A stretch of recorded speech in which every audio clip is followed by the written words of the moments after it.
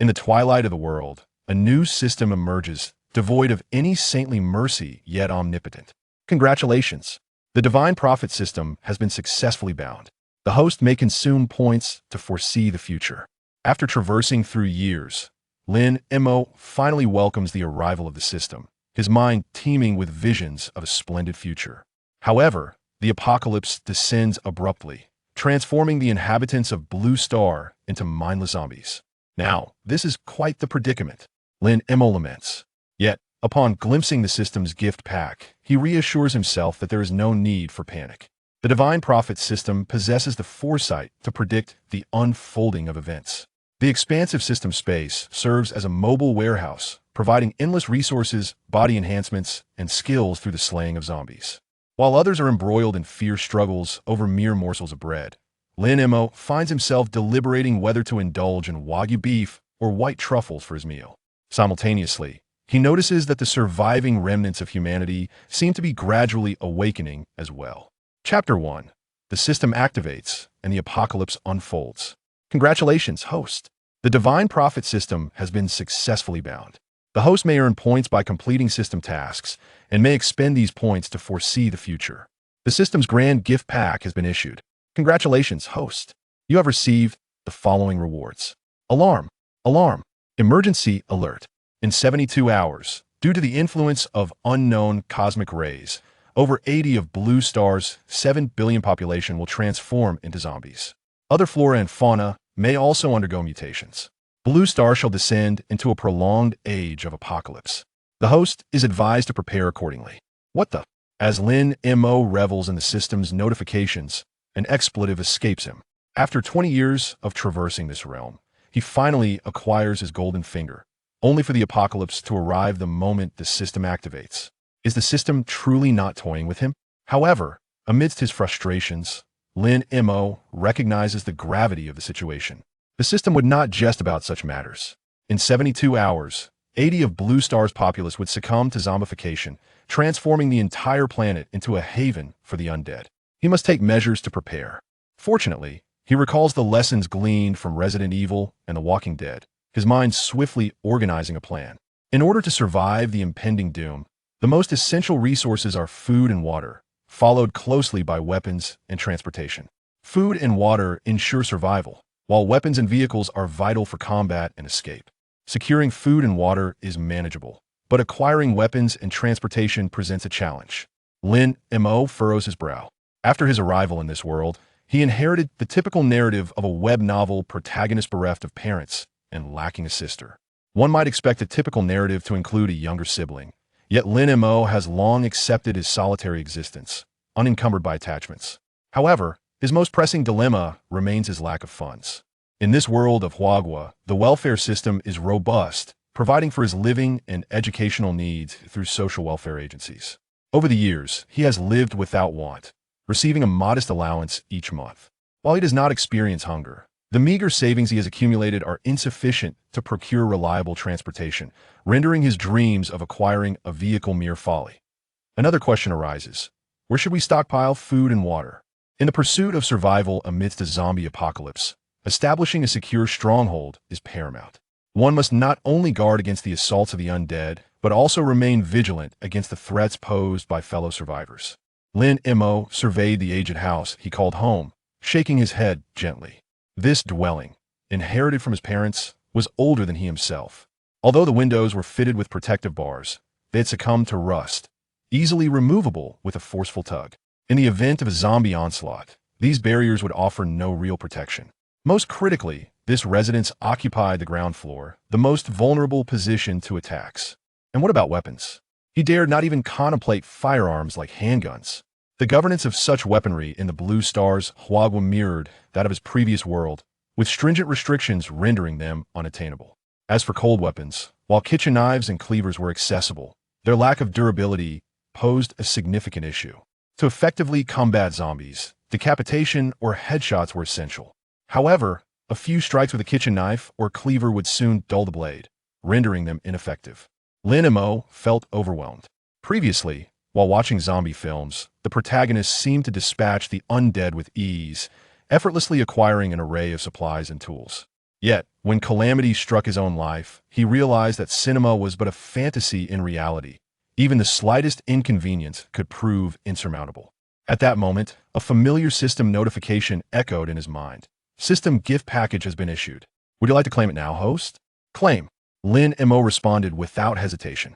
He had almost forgotten about it, momentarily interrupted by the alarm sound during the package's issuance. Congratulations, host.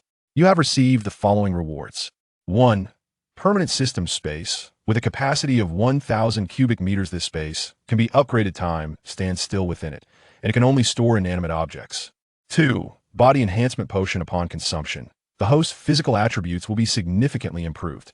3. 1,000 points, which can be used to predict the future and purchase items in the system mall. This reward is truly tailored for me. Lin Mo's eyes sparkled with excitement. A storage space of 1,000 cubic meters, if filled with food and water, would alleviate his concerns regarding sustenance for an extended period. Furthermore, the body enhancement potion would endow him, an ordinary student, with fundamental combat capabilities, dramatically increasing his chances of survival in the early days of the apocalypse. Then there were the 1,000 points. He opened the system mall to explore its offerings. The items were broadly categorized into 4 main types: attributes, props, skills, and living necessities. Attribute items could fundamentally alter an individual, such as the ancient saint body, immortality, vampire bloodline, and various attribute points. Acquiring any of these would initiate a profound transformation in one's existence. Prop items ranged widely, encompassing tools of all kinds, from the legendary sword of extermination to the Eastern Emperor's bell, and even down to Gatling guns and Nepalese knives. There was an abundance of options. As for the skills category, as the name suggests, it comprised an array of abilities, ranging from basic combat techniques and swordsmanship to the esoteric and formidable arts, such as the reverse chaos 8 forms and the heavenly emperor's fist, encompassing a vast spectrum of expertise. Lastly, we delve into the realm of everyday necessities. To put it simply, one can procure an array of essentials for daily life within this domain, and at prices that are astonishingly low. Take Lin Mo's 1,000 points as an example. He need not ponder over attribute-related purchases for the moment, as the cheapest attribute point costs a staggering 2,000 points. In terms of items, acquiring a Nepalese army knife might suffice for recreation, yet firearms start at 2,000 points. The same holds true for skills, with the most affordable ones beginning at 2,000 points as well. However, when it comes to daily necessities, the landscape shifts dramatically. A bottle of 1982 Lafite can be purchased for a mere 1 point. The finest Wagyu beef steak is available for just 1 point per dozen. As for other items, such as clothing, footwear, and toilet paper, one can amass a considerable stockpile for just 1 point. To say that if Lin Mo were to allocate all 1,000 points solely for purchasing daily necessities, it would suffice to ensure his comfort and well-being for several years, is no exaggeration. He succinctly summarized his findings: a mobile warehouse of system space, enhancing potions for combat prowess, and an inexhaustible supply of daily necessities within the system shop. In a post-apocalyptic world teeming with zombies, possessing a certain level of combat ability, abundant resources, and a mobile warehouse, could there be anything more exhilarating? Thus, Lin Mo declared that this grand package was tailor-made for him. The concerns that had previously troubled him were now mere trifles. He proceeded to open the system panel. Godly Prophet System Sole Host, Lin Mo. Intelligence. 98 normal adult intelligence ranges from 90 to 110. Strength. 90 normal adult average is 100. Endurance. 95. Agility. 95. Spirit. 85,100. 100 denotes maximum energy. 85 indicates current mental state. Race. Descendant of Yin and Huang ordinary. Special attributes. None. Skills. None. Items. None. Points. 1,000. System store. Activated. Overall attributes seem somewhat lacking. I wonder how much this potion can enhance me. Lin Mo mused, as a vial containing a blue potion materialized in his hand with a mere thought. Chapter 2. Attributes Surge. Preparations before the apocalypse. Upon consuming the potion, a warm sensation spread throughout his body, enveloping him in an instant. Lin Mo then experienced a series of mild stings, akin to countless fine needles pricking various parts of his body. After approximately 10 minutes, the tingling subsided, prompting Lin Mo to rise and approach the mirror. Is this truly me? He gasped in astonishment at the reflection before him. Previously, he stood at 180 centimeters and weighed 130 gene, with slender limbs that rendered him somewhat wiry. Yet now, the figure in the mirror boasted a height of 185 centimeters, broad shoulders, a narrow waist, and long legs, a quintessential inverted triangle physique. While not overweight, his muscles were well-defined and firm, exuding explosive strength. In comparison to his former self, he appeared entirely transformed. His facial features, while not drastically altered, had evolved from merely handsome to strikingly chiseled, with sharp brows and captivating eyes that emanated an undeniable charm. If he were to stroll through a club, the affluent women willing to support him could likely queue from the eastern to the western parts of the city. Alas, the apocalypse is imminent otherwise. Wouldn't it be delightful to indulge in the company of campus beauties? Lin Mo murmured as he reopened the system panel. Supreme Prophet System Sole Host. Lin Mo Intelligence. 98 normal adult intelligence ranges from 90 to 110. Strength. 200 normal adult average is 100. Endurance. 200. Agility. 200. Spirit. 200,200. Race. Descendant of Yin and Huang Ordinary. Special talent. None. Skills. None. Items. None. Points. 1,000. Systémal. Open. Except for intelligence, all other attributes have been elevated to twice that of an ordinary person. A faint smile graced Lin Mo's lips. The effects of this potion exceeded his expectations by a remarkable margin. While the mutated zombies were indeed terrifying before the emergence of more advanced evolutionary forms, their physical capabilities were merely on par with those of normal humans. The doubled strength would certainly facilitate his encounters with the undead. He donned his coat and ventured out, intending to procure some supplies. Although the system mall offered an abundance of items, it was prudent to conserve points whenever possible. Moreover, in the aftermath of the apocalypse, currency would become virtually worthless. It would be wasteful to hoard it rather than utilize it effectively. Upon leaving his residence, he first visited the bank to withdraw his long-saved deposit of 8,000 yuan. Subsequently, he went to the local steel market, commissioning the fabrication of a spike club. This decision was the result of careful contemplation during his journey. When confronting zombies, the most effective weapons are undoubtedly cleavers or axes, facilitating swift strikes and easier decapitation. Initially, he envisioned commissioning a long blade similar to the Qinglong Yanyue Dao for convenient slashing. However, considering that blades might dull or become lodged in the bones of the undead, he ultimately opted for a spike club instead. A solid strike to the head would yield an unequivocal result. Even if it did not result in a decapitation, the immense force could send approaching foes sprawling in many respects. It was safer than wielding a large blade. Most importantly, this implement would not dull, ensuring a longer lifespan than that of a sword. In addition to the spike club, he also ordered 2 cleavers of varying lengths, one measuring 1.2 meters and the other 60 centimeters. In confined spaces where the spike club could not be effectively utilized, these cleavers would serve as suitable alternatives. The total expenditure for these 3 items amounted to 3,000 yuan. The primary cost stemmed from materials to ensure durability. Lin Mo selected the finest tungsten steel available at the steel market. Additionally, he paid a rush fee of 500 yuan to guarantee that he would receive the items within 3 days. Afterward, Lin Mo proceeded to a wholesale market, purchasing a substantial quantity of daily necessities, including rice, flour, oil, meat, eggs, milk, fruits, vegetables, beverages, and assorted sundries. An impressive haul indeed. He returned home only after nearly depleting all of his savings. While traversing the streets, he paused momentarily as he passed by a police station. There must be firearms within. He then recalled the local armed police force, where firearms would undoubtedly be more plentiful. Perhaps I could attempt to procure some once the apocalypse commences, Lin Mo thought, resuming his journey homeward. To venture forth in search of weapons now would be tantamount to courting death. Upon returning home, Lin Mo reassessed the current situation. The provisions and water within the system's space should suffice for at least 6 months, alleviating any immediate concerns regarding supplies. As for weaponry, my current arsenal is adequate for the time being. In addition to the 3 custom weapons, he had also procured a variety of tools earlier that afternoon, including watermelon knives, pickaxes, heavy hammers, and ropes. However, I am still in need of a means of transportation and a secure stronghold capable of withstanding the initial chaos of the apocalypse. The following day, with over 50 hours remaining until the onset of the apocalypse, Lin Mo set out early.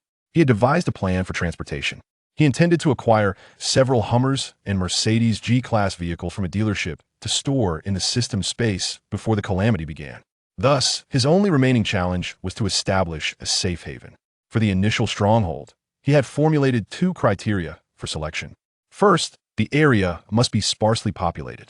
Fewer individuals would mean a reduced number of zombies once the apocalypse began, leading to enhanced safety and survival prospects. Second, it must be sufficiently concealed and defensible.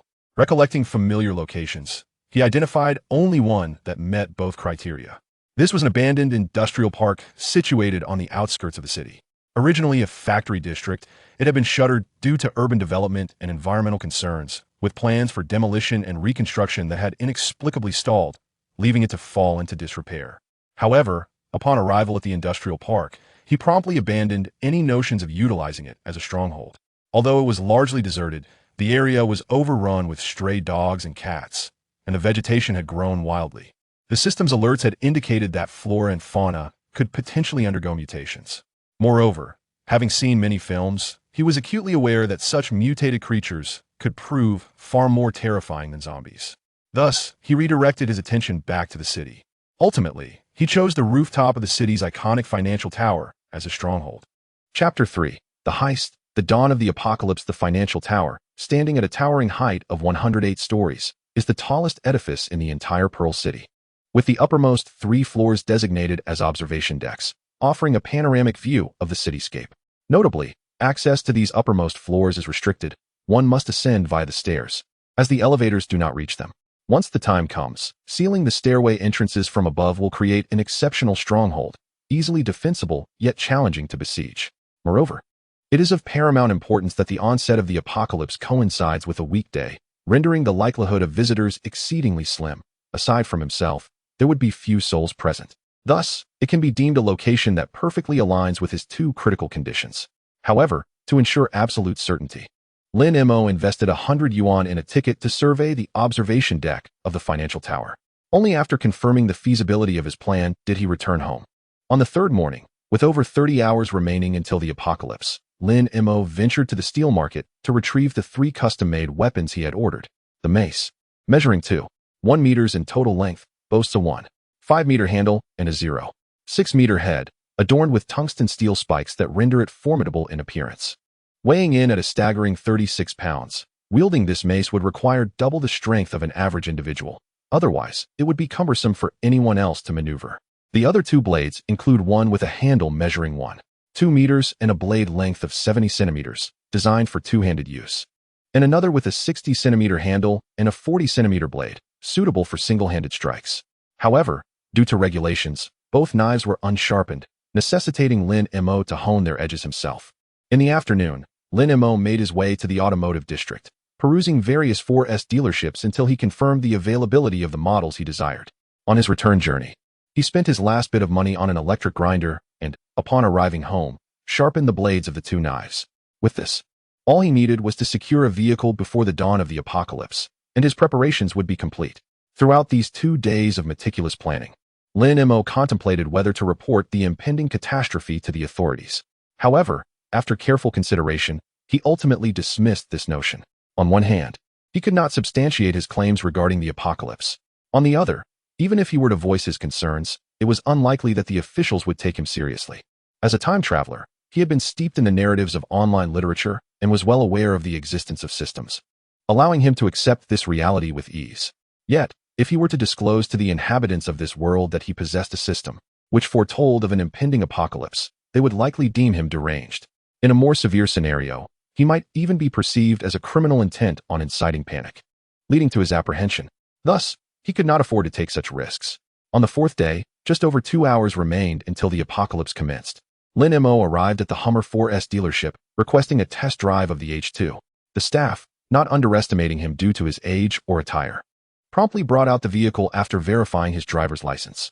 Gazing upon the imposing, rugged automobile, reminiscent of a beast in its majesty, Lin Mo's eyes sparkled with excitement. Every man harbors dreams of luxury cars, and he was no exception.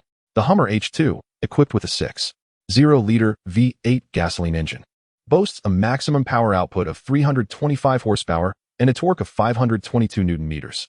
Its towering height reaches 2 meters, with a ground clearance exceeding 0 for meters. The vehicle utilizes a double A-arm independent suspension system, enabling it to conquer inclines of up to 30 degrees and traverse water depths of 0.76 meters, showcasing exceptional off-road capabilities. It is often hailed as the most unstoppable off-road vehicle in the world, earning the esteemed title of the king of off-road vehicles. Additionally, the integrated winch at the front and the robust bumper synchronized with the engine hood serve as formidable enhancements to its off-road prowess. Such a vehicle undoubtedly stands as the ultimate means of transportation in a post-apocalyptic scenario. Lin Mo took it for a test drive and immediately fell in love with the H2. Subsequently, he deceived the salesperson into stepping out of the vehicle and drove off triumphantly.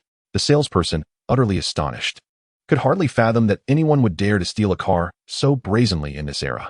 It was only when the taillights vanished from sight that the realization struck, prompting an immediate call to the police.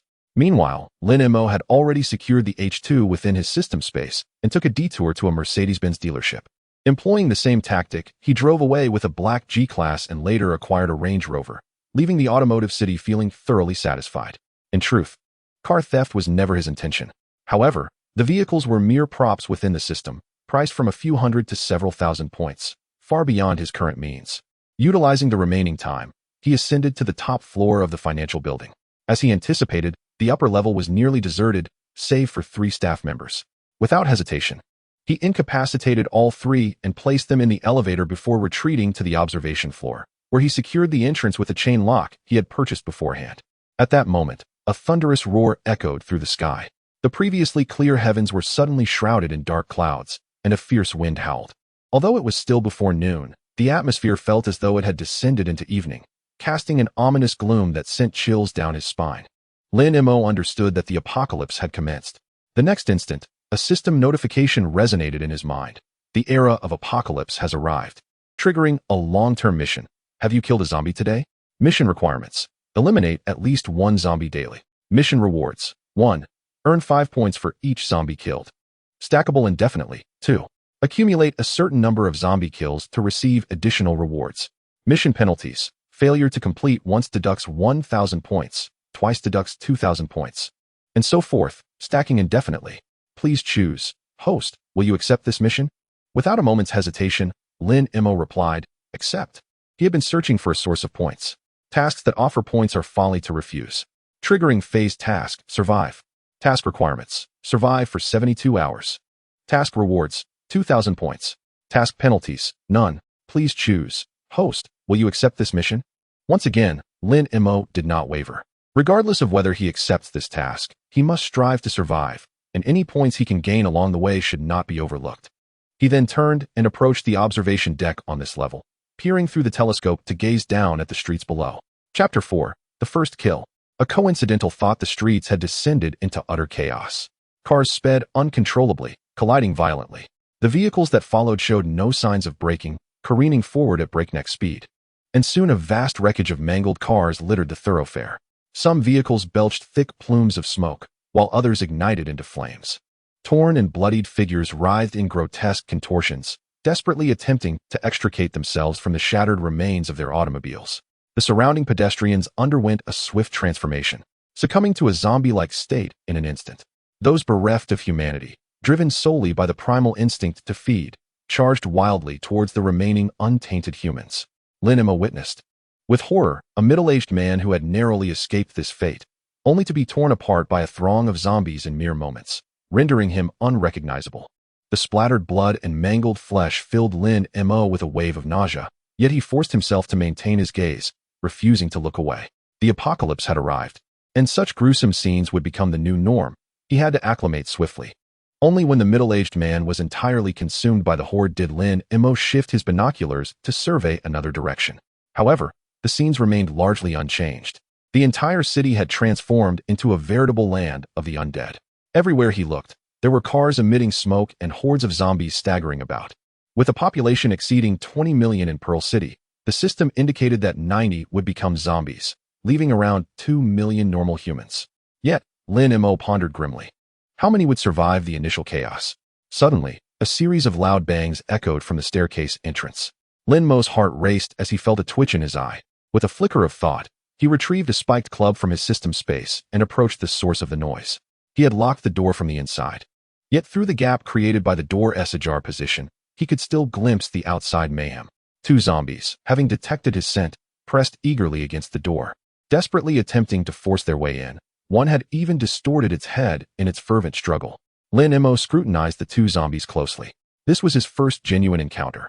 Witnessing them from such proximity, judging by their attire, they were likely employees of the financial tower. Unlike the gruesome, disfigured corpses outside, these two appeared relatively intact. If one disregarded their rolling white eyes and their rigid, jerky movements, they could almost be mistaken for ordinary humans. However, being undead meant they had to die.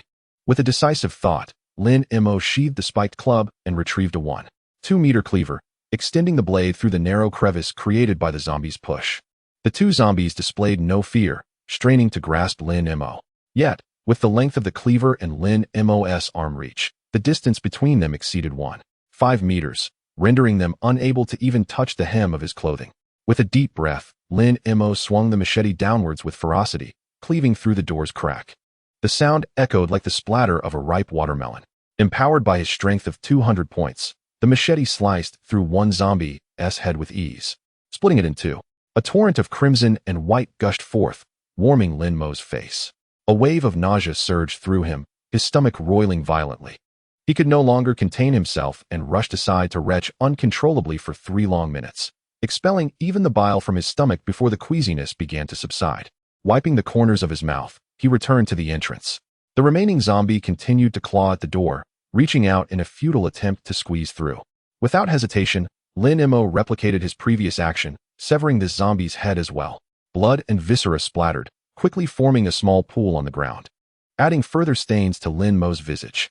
The intense urge to vomit surged again, yet this time he steeled himself, forcing his gaze upon the gruesome heap of flesh and blood, compelling himself to inhale the air thick with the metallic scent of blood. He needed to adapt to this environment swiftly. Only when the nausea had completely dissipated did he rise and move aside to access the system panel. Points, 1010. The two zombies had granted him 10 points. He then opened the system store and navigated to the skill category. Basic swordsmanship, entry level. Price, 2,000 points. Basic club techniques, entry level. Price, 2,000 points. Sonda, beginner. Price, 2,000 points. Once the initial chaos subsided, he must earn more points promptly. In actual combat, zombies would not merely stand still for him to strike. If surrounded, brute force alone would be ineffective. He needed to enhance his combat skills. Suddenly, a powerful engine roared from afar. Anyone capable of driving in such times must be a normal person. Lin Mo hurried to the observation window, searching for the source of the sound. To his astonishment, a land cruiser sped down the road, heading towards the financial building. Could this align with my intentions? Lin Mo furrowed his brow. He was not opposed to forming a team, but in this chaotic phase, recklessly teaming up was certainly unwise. Moments later, the land cruiser screeched to a halt with a dramatic drift at the entrance of the financial building. The door swung open, revealing a striking woman clad in leather, her lithe figure accentuated by a high ponytail. In her hand, she wielded a bloody baseball bat as she swiftly approached the trunk, retrieving a professional climbing backpack before striding confidently into the building. Chapter 5. The Fierce Woman Tanya, Seduction and Provocation. She truly came here. Lin Mo's brow furrowed even tighter. Then, with a thought, he retrieved a backpack from the system space, filling it with some food and water before slinging it over his shoulder. The existence of the system space must remain a secret for now. Moments later, he heard a chime. The elevator had arrived at the designated floor. As the sound of clear footsteps drew near, the figure of a woman appeared at the entrance of the observation deck. Upon seeing the two zombies sprawled on the ground, she momentarily froze. Then, stepping forward, she nudged the door with her baseball bat. Catching sight of Lin Mo through the crack, she revealed a radiant smile. "Handsome, could you please open the door? If we team up, it will be much safer. Apologies, but I have no intention of teaming up with anyone at the moment. You should seek elsewhere." Lin Mo firmly declined.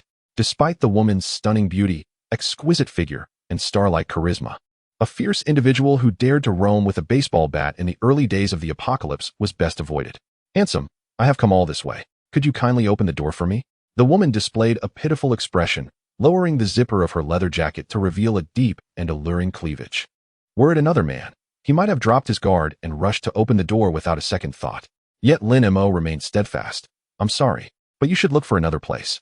The woman paused, evidently taken aback that her usual tactics had failed. Hey, are you afraid to open the door? A big man like you, afraid of a little woman like me? Failing to seduce him, she resorted to provocation. Lin Mo glanced at her cleavage. You are hardly little. Indeed, my figure is quite impressive. The woman's smile grew brighter, her demeanor tinged with a hint of bashfulness. Little brother, just let me in. It's just the two of us here, and perhaps we could. What she left unsaid lingered in the air. Her half-spoken words paired with a shy expression evoking a sense of imagination. Lin Mo remained unmoved. If you were to discard that baseball bat, your performance might be more convincing. The woman glanced at the blood-stained bat in her hand, then narrowed her eyes. Let me ask you once more, will you open the door or not? From a little woman to suddenly addressing him as old lady? Lin Mo shook his head. No matter what you say, I will not open the door. You still have time to leave while there are no zombies around. Bang! No sooner had he spoken than a loud crash erupted. The woman had struck the chain lock on the door with her bat. Sparks flew as the lock's head shattered. With a swift kick, she forced the door open and stepped inside. Stupid man, I was giving you face. Did you really think this flimsy lock could stop me? Lin Mo remained silent, gripping the machete tightly, his gaze icy as he regarded her. He contemplated whether to strike her down immediately. However, considering the combat prowess she had displayed, he found himself uncertain if he could overpower her. After all, an ordinary woman would not possess the capability to effortlessly break the lock on a door, nor would she have the audacity to venture here alone. The woman sensed the chill emanating from Lin Mo glancing at the bloodied machete in his hand. Her demeanor softened slightly. Let us not harbor such hostility, she said. I am compelled to act this way. My vehicle has run out of fuel, leaving me stranded. This place is vast, and you must find it dull to be alone. Why not agree to maintain a distance, dividing this floor as a boundary between us? Lin Mo hesitated for a moment before nodding in agreement. Given her combat skills, even if he were to triumph, it would likely result in mutual destruction. At this stage, such a course of action was unwise. The woman sighed in relief and began to move away from him. Once she had distanced herself, Lin Mo retrieved a lock from his bag and secured the door once more. The woman paused, momentarily taken aback by this action, her expression revealing a hint of complexity. Yet she chose to remain silent.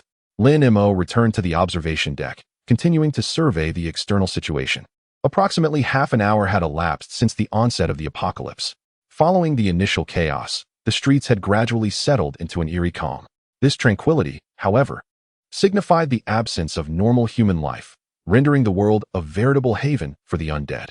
With a sigh, Lin Mo leaned against the wall, sat down, and extracted a chocolate bar from his backpack, beginning to replenish his strength. Combat could erupt at any moment. He needed to ensure he was always in peak condition. Meanwhile, the woman also took a seat, producing bread and water to eat. Yet, after merely 2 bites, she stood and approached Lin Mo, swallowing the chocolate. Lin Mo immediately grasped his machete. Do not be alarmed. I harbor no ill intentions, she said, settling near the dividing line. My name is Tanya. And you? Lin Mo slowly relaxed his grip on the machete. Lin Mo. Tanya gently repeated, then inquired, what did you do before? And you? Lin Mo countered. What do you think? Tanya replied, her curiosity piqued. Disinterested in engaging in riddles, Lin Mo chose silence. Boring. Tanya scoffed, then added, have you heard of Lanya? Lanya? Lin Mo's interest was piqued, and he looked at her. The special forces of Huagua? This time, it was Tanya who appeared surprised. You actually know of Lanya. Who are you, really? Lin Mo's lips twitched. To be honest, he had never truly heard of Lanya. Yet, he had read extensively in novels. Names like Lanya, Langya, or Longxi often indicated a similar nature. He had merely spoken the name casually, not expecting it to be a correct guess. Nevertheless, if Tanya was indeed from Lanya, her formidable abilities began to make sense. After all, those who manage to enter such institutions must possess strength that ranks at the level of a military elite, likely among the top in the entirety of Huagua. His decision to refrain from taking action previously was indeed remarkably astute. Chapter 6. Brushing teeth with purified water. What an abomination. The two engaged in a desultory conversation as time gradually slipped into the evening. What should have been a vibrant metropolis, illuminated and bustling with colorful lights and a steady flow of traffic, now lay shrouded in darkness. The city's silhouette, illuminated by the moonlight, appeared as a colossal beast lying in the shadows, on the brink of death, exuding a stifling and frigid aura. What are your plans? Tanya spoke again, her voice tinged with a hint of weariness. Survive. Lin Mo replied resolutely. Today marked the first day of the apocalypse. His ability to remain unscathed in this dire situation was due to his extensive preparations and his choice of an excellent stronghold. However, as time progressed, circumstances would inevitably worsen. Particularly as the zombies reached the peak of their hunger, they would wander throughout the city in search of sustenance. At that point, there would be no safe haven left within the urban confines. Any faint sound, scent, or glimmer of light could attract hordes of the undead. In such dire circumstances, even with a system at his disposal, survival would not be a simple endeavor. To survive, Tanya glanced at Lin Mo. Once a notion as simple as breathing, it now resonated as a precious and rare aspiration. I will rest upstairs. If you come up, I will regard you as an enemy. Lin Mo cast a fleeting look at Tanya before ascending the stairs. The observation deck of the financial building spanned 3 levels, and they were currently situated on the first floor, the 106th. Upon reaching the 107th floor, he retrieved a box of thumbtacks, scattering them evenly at the stairwell's entrance. He then placed several mouse traps around the vicinity of the stairway. Finally, he ventured to the farthest corner from the stairwell, extracting a sleeping bag from his system space and settling in. Just as he closed his eyes, he abruptly opened them again, activating the system marketplace to search for infrared alarm devices. Smart infrared detector, item type, priced at 500 points. 360-degree no dead angle infrared detection device, item type, priced at 1,000 points. Civilian linear infrared detector, living supplies type, priced at 1 point for 10 units. Civilian grid infrared detector, living supplies type, priced at 1 point for 2 units. The discrepancy in pricing between item types and living supplies was stark. Of course, their functionalities differed significantly as well. The item type detectors could connect directly to the system, providing immediate mental alerts in case of issues, and were endowed with more comprehensive and intelligent features. In contrast, the living supplies type was merely an ordinary detection device. After a moment of contemplation, Lin Mo spent 1 point to acquire 2 grid infrared detectors. Once activated, the devices would create a 10 meter by 10 meter square infrared grid. Anything that breached the grid lines would trigger an alarm. He activated both units, forming a rectangular grid measuring 10 meters by 20 meters between himself and the stairwell. This configuration afforded him a 20-meter buffer to react should anything approach, which was ample time for him. Having arranged everything to his satisfaction, he finally closed his eyes with a sense of peace. The night passed without incident. As dawn broke on the second day, Lin Mo awoke. Thanks to the presence of the infrared device, he had enjoyed a restful night. Rising from his sleeping bag, he meticulously packed away the infrared apparatus, along with the mouse traps and thumbtacks he had set, before descending the stairs. Upon reaching the 106th floor, he found Tanya, who had been resting against a pillar, suddenly springing to her feet, instinctively grasping the baseball bat beside her. Only upon recognizing Lin Mo did she gradually relax her guard, stretching her weary limbs as she spoke. "You're up so early?" It was evident that she had not slept soundly the previous night. "I need to step out for a while. You can rest a bit longer," Lin Mo replied, moving towards the exit. Tanya paused, her expression shifting. "It's dangerous outside. Why would you go out?" "Staying here is the wisest choice at this stage. Just a matter of urgency," Lin Mo said, unlocking the door. After a moment's hesitation, he tossed the key to Tanya. "Take good care of the key. I don't have a spare." With those words, he opened the door and descended. Was he deliberately mentioning the lack of a spare key to allow me to rest peacefully? Unexpectedly thoughtful for a handsome young man, Tanya mused, watching the door close automatically. A smile graced her lips as she locked the door and leaned back against the pillar, drifting back to sleep. Last night, not only had Lin Mo been wary of her, but she had also been on guard against him, resulting in a restless night. Lin Mo's purpose for leaving the observation deck was straightforward. He intended to slay zombies. His original plan had been to lay low for 3 days, amassing 2,000 points for the survive mission to enhance his abilities before venturing out. However, Tanya's presence instilled a sense of urgency within him. Given her strength, had she harbored any ill intentions, he might have met his demise the previous day. He could not guarantee that every individual he encountered would share Tanya's benign disposition. Therefore, he needed to strengthen himself swiftly. Additionally, the task "Have you killed a zombie today?" required him to eliminate at least 1 zombie each day, or risk losing points. Upon reaching the 105th floor, he stowed away his 60-centimeter machete and equipped a spiked bat. This floor had once been an aerial restaurant, with tables and chairs arranged by the windows, allowing patrons to gaze upon the cityscape while dining. Naturally, the prices here had been exorbitant, and Lin Mo had never ventured into such an establishment before. Stepping into the restaurant, he noted the profound silence. The tables and chairs remained largely intact, showing little sign of damage. Presumably, The 2 zombies he had dispatched the previous day had been staff members of this restaurant, as it had not yet opened for business. And thus, there had been few employees present. Nonetheless, Lin Mo remained vigilant. Clutching the spiked bat, he meticulously examined the kitchen, restrooms, and other areas to ensure no zombies lurked within, before returning to the restroom. Turning on the faucet, he discovered, as anticipated, that the water had ceased to flow.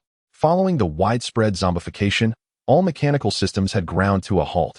Power outages and water shortages were to be expected. With a thought, he retrieved his toiletries and bottled water from the system space and began his morning routine. If others were to witness this scene, they would undoubtedly berate Lin Mo for his extravagance. In a post-apocalyptic world, drinking water is undeniably one of the most precious resources, yet he uses it to brush his teeth, which seems utterly sinful. However, for Lin Mo, a bottle of purified water is merely a trifle. He can purchase a multitude with just 1 point, making it unnecessary to suffer for the sake of conserving such a trivial amount. After completing his morning routine, he proceeded to the kitchen, ignited the gas stove, and began to sear steak. The fuel used was not natural gas, but rather bottled liquefied gas, thus unaffected by power outages or water shortages. As for the steak, it was procured during his previous visit to the supermarket. While it may not compare to the premium Wagyu available in the system's marketplace, he saw no reason to waste points on such a luxury when he had already stocked up. Soon, the steak began to sizzle and the delightful aroma permeated the air. Lin Mo swiftly shut the kitchen door to contain the enticing scent and prevent attracting any zombies. In no time, the steak was ready. He sprinkled it with the black pepper sauce he had previously stored and, without ceremony, picked it up with chopsticks and took a bite. The succulent meat burst with flavor in his mouth, filling him with an unprecedented sense of satisfaction and happiness.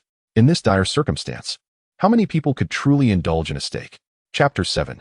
Combat. Exploiting my strengths against their weaknesses. After finishing his steak, Lin Mo deftly stored several canisters of liquefied gas and a gas stove into his system space.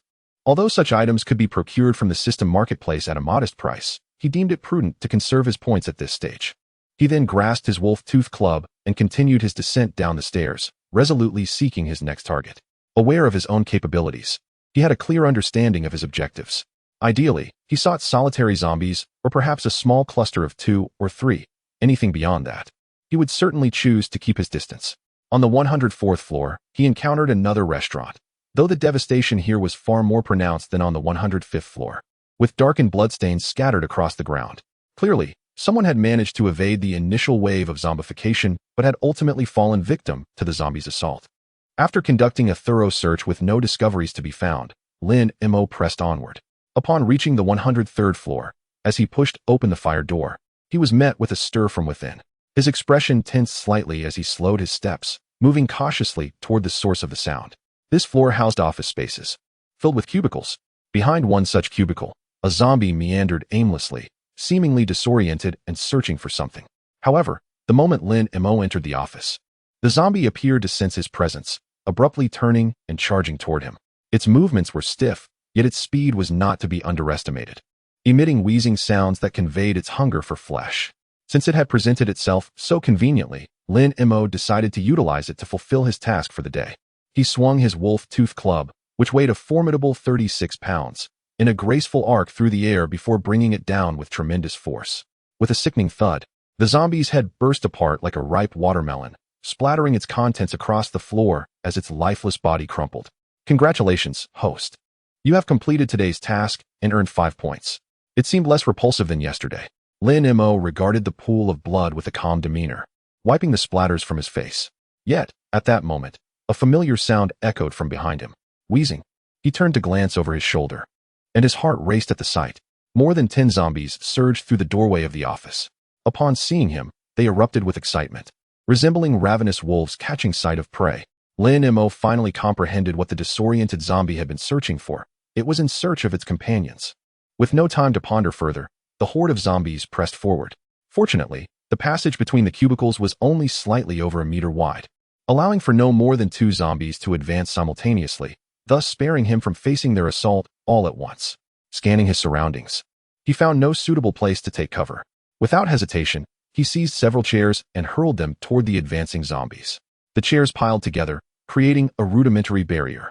The zombies, devoid of intelligence, were swiftly toppled to the ground by the first 2 in line. The following horde, despite the ensuing chaos, continued to stumble forward, falling in disarray. Yet, undeterred, they struggled to crawl toward Lin Mo, irresistibly drawn by the scent of the living. Seizing the opportunity, Lin Mo advanced. His muscles tensed as he swung his spiked club down upon the nearest zombie. With a sickening crunch, its skull shattered, rendering the creature motionless. However, in that fleeting moment, another zombie lunged at him with ferocious intent. Lin Mo barely had time to retract his club. With a flick of his mind, a 60-centimeter short-handled cleaver materialized in his grasp, and he unleashed a powerful horizontal slash. The blade cleaved through, sending a head flying. Blood gushed forth, splattering Lin Mo's face and even entering his mouth, but he paid it no heed. He swiftly retreated, retracting his club, and without a moment's thought, he swung once more in a sweeping motion. The impact sent two advancing zombies hurtling away, the spikes of the club embedding deeply into their bodies, their bones snapping and twisting from the force. Yet, as if oblivious to their injuries, they crashed to the ground only to rise again, contorting their bodies in a relentless charge toward Lin Mo. Meanwhile, several other zombies on the ground were also struggling to surround him. A sense of foreboding settled in Lin Mo's heart. He feared he might meet his demise here today. "Hey, over here." Suddenly, a woman's voice pierced through the chaos from the entrance of the office. Dressed in sleek leather, the statuesque Tanya appeared at the doorway, wielding her baseball bat.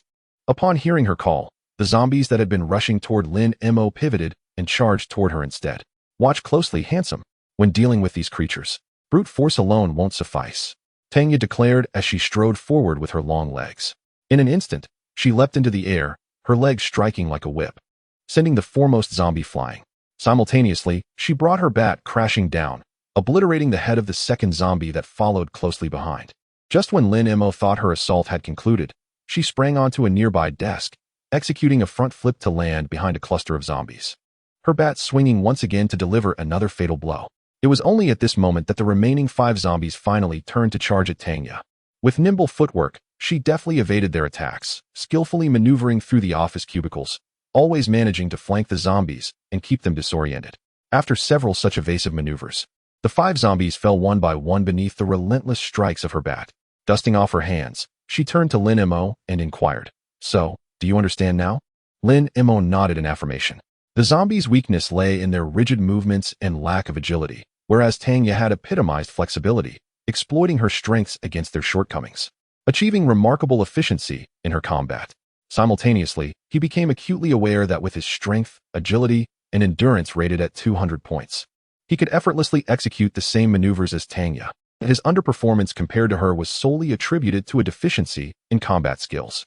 This realization intensified his yearning for mastery. He could not help but reflect once more on how astutely he had chosen not to engage Tanya yesterday. Otherwise, he feared he might very well be lying cold as a corpse at this moment. Chapter 8. In the apocalypse, solely sustaining on meat is inadequate. Let us return above. It is safer there. Tanya turned to ascend the stairs. "You may go ahead. I wish to try again," Lin Mo replied, striding downwards. Tanya paused, glancing at Lin Mo. "Have you forgotten that you nearly perished at the hands of those monsters?" "Of course not. It is precisely because I wish to evade such a fate that I intend to persist in my endeavors," Lin Mo declared, having already descended the stairs. Observing Lin Mo's retreating figure, Tanya murmured to herself, her expression a blend of emotions. His manner of action bears a striking resemblance to that individual. However, she quickly shook her head and turned back to the stairs. Her descent had been fueled by curiosity regarding Lin Mo's intentions, and having just rescued him, she felt that she had repaid the favor he had extended to her yesterday in granting access to the observation deck. Thus, whether Lin Mo lived or died was of no concern to her. She had no interest in playing the role of a guardian for a man she had known for less than 24 hours, despite his undeniable handsomeness. On the 102nd floor, which also served as an office level, Lin Mo emerged from the stairwell to be warmly greeted by a quartet of zombies, who lunged toward him in unison. Employing my strengths to counter their weaknesses, Lin Mo recalled the guiding principle, wielding his spiked club to send the foremost zombie flying. The creature collided with the 2 behind it, resulting in a trio of zombies tumbling to the ground. Seizing the moment, Lin Mo advanced, using his machete to behead the only remaining standing zombie. He then grasped the corpse and hurled it towards the 3 zombies, who had just begun to rise, sending them crashing to the floor once more. Lin Mo stepped forward, muscles taut, as he brought down his spiked club with a whistling force. With a sickening squelch, one zombie's head burst open. Amidst the splatter of blood, Lin Mo drove his machete downward, penetrating the gaping mouth of another zombie. A soft snap echoed as the blade emerged from the back of its skull, embedding deeply into the floor. At that moment, the final zombie had managed to rise. It lunged at Lin Mo, jaws agape, aiming for his neck. Lin Mo, unable to retrieve his weapons in time, remained surprisingly composed. He relinquished both weapons, bent his legs, and half-kneeled on the ground, allowing the creature to leap over him. Quickly, he rolled to his feet, seizing the spiked club and delivering a crushing blow to the zombie's head. With a sound reminiscent of a watermelon bursting, all 4 zombies lay defeated. That seemed rather manageable. Lin Mo mused, a faint smile gracing his lips. In truth, his current physical abilities were likely on par with Tang Yu's, if not equal. What he lacked was combat technique and experience. After all, prior to the apocalypse, he had been merely an ordinary student, with little experience in brawls. After observing Tang Yu's combat style, he experienced a moment of enlightenment, leading to significant progress. With this newfound success, Lin Mo's confidence grew considerably. As long as the number of zombies did not exceed 5, he dared to confront them head-on. For those exceeding 5, he remained unperturbed. By setting a few snares and utilizing his speed to evade, he could easily cause the zombies to scatter, allowing him to pick them off one by one. Congratulations, host. You have accumulated the kills of 10 zombies, earning an additional reward of 100 points. Congratulations, host. You have accumulated the kills of 20 zombies, earning an additional reward of 100 points. Congratulations, host. You have accumulated the kills of 30 zombies, earning an additional reward of 100 points. By noon, Lin Mo had swept through to the 96th floor. At this point, hunger gnawed at him, compelling him to take a break. He glanced at the system panel. Points, 1489. In the course of the morning, he had slain 36 zombies, earning 180 points. With the additional rewards of 300 points, he amassed a total of 480 points. Such a yield was indeed quite substantial. Securing the fire door of the staircase on the 96th floor to prevent any zombies from infiltrating, he returned to the restaurant on the 105th floor, retrieved the liquefied gas and stove, and began to cook a steak. While waiting for the steak to cook, he prepared a vegetable salad with some greens and salad dressing, recognizing that in a post-apocalyptic world, a balanced diet was crucial. Once the dressing was ready, the steak was also done. He divided the food into 2 portions and brought it to the 106th floor. Tang Yu was still leaning against the same pillar, sipping purified water and helping the bread go down. Lin Mo noticed that the water she held was still from the previous day, as was the bread, and both had considerable amounts remaining. This indicated that since yesterday, Tang Yu had consumed less than half a bottle of water and half a pack of bread. To think you could survive and return. Upon seeing Lin Mo, Tang Yu attempted to tease him, but her words faltered halfway. Her gaze drawn to the steaming plate of steak in his hand, generously drizzled with black pepper sauce and sizzling enticingly. Despite having indulged in countless delicacies before, she could not help but swallow hard at the sight. For you, thank you for saving my life. Lin Mo placed 1 portion of steak and salad in the center, then retreated to his designated area with his share. Gratitude was one thing, but he remained vigilant. He would not let his guard down simply because Tang Yu had once saved him. Is it too extravagant to eat this in such circumstances? Although Tang Yu voiced her concern, she quickly rose and sat down in front of the steak, eagerly grabbing it to eat. Extravagance? Lin Mo did not think so. Once the provisions stored in the system space were depleted, he planned to indulge in the caviar and bluefin tuna from the system's marketplace, true gourmet ingredients. After all, for him, it was merely a matter of 1 point. The points he had earned that morning were sufficient to sustain him comfortably for years to come. How did you acquire these ingredients? Tang Yu had already devoured the steak and was now indulging in the salad. I inspected several restaurants downstairs when I arrived yesterday, and found that there were hardly any usable ingredients. Lin Mo remained silent, quietly eating his meal. The restaurants below were all upscale establishments operating on a reservation basis. They procured ingredients only as per customer requests, emphasizing freshness and refinement, and thus could not afford to stockpile supplies. After satisfying their hunger and thirst, Lin Mo contemplated for a moment, then retrieved a bottle of water from his bag and tossed it to Tang Yu before turning to descend the stairs. His goal for the day was to accumulate 2,000 points. Tang Yu stared at the water Lin Mo had thrown, somewhat taken aback. Was this guy oblivious to the significance of resources, or was he simply naively kind-hearted? Chapter 9. 2,000 points. Skill selection on the 96th floor. Lin Mo inspected the lock on the fire door, finding no signs of tampering. He then proceeded down to the 95th floor. A dozen zombies congregated in the office, aimlessly wandering about. At this stage, the zombies were driven solely by their instinct to feed, yet their hunger had not reached a critical point. Thus their aggression remained relatively subdued. Lin Mo adeptly set up 2 snares, creating a slight disturbance to draw the zombies closer. The frontmost zombies were ensnared, while those behind continued their pursuit, only to be caught by the second trap. Just like that, the dozen zombies were divided into 3 small groups. Lin Mo swiftly retreated back to the staircase, leveraging his agility to elongate the battle line, occasionally turning back to deliver a well-placed headshot. In no time, all the zombies had been reduced to points for him. Following his customary routine, he began to inspect each room on this floor, ensuring that no stragglers remained. Upon checking one office, he discovered the door was locked from the inside, causing him to pause momentarily. "Is anyone in there?" he inquired. After a brief silence, a trembling voice responded, "Yes, there is someone. Come out, it's safe outside." Lin Mo stepped back a few paces, distancing himself from the door. A few seconds later, the sound of the lock turning echoed. The door opened a crack, revealing a plump, round face peering out. Upon catching sight of Lin Mo, a startled gasp escaped the individual, and the door was swiftly locked again. Lin Mo stood momentarily stunned. Was he truly that frightening? However, glancing down at himself, he understood. After a morning of battling zombies, he was splattered with blood, a visage far more terrifying than the intact zombies. "Come out, I am human," Lin Mo called out. After a few more seconds, the door creaked open, and a short, chubby young man timidly emerged, his eyes filled with trepidation as they met Lin Mo's gaze. "This floor is now secure. You may choose to stay or leave," Lin Mo stated before continuing his inspection of the other rooms. Once he confirmed that no additional zombies lurked on this level, he proceeded downward. May I follow you?" the young man asked, filled with anticipation. "No," Lin Mo replied without hesitation but paused before adding, "In this apocalyptic world, if you wish to survive, you must rely on yourself." With that, he descended the stairs. It was not that he was devoid of compassion. Rather, at this stage, he could barely ensure his own safety. Dragging along a burden would be tantamount to courting death.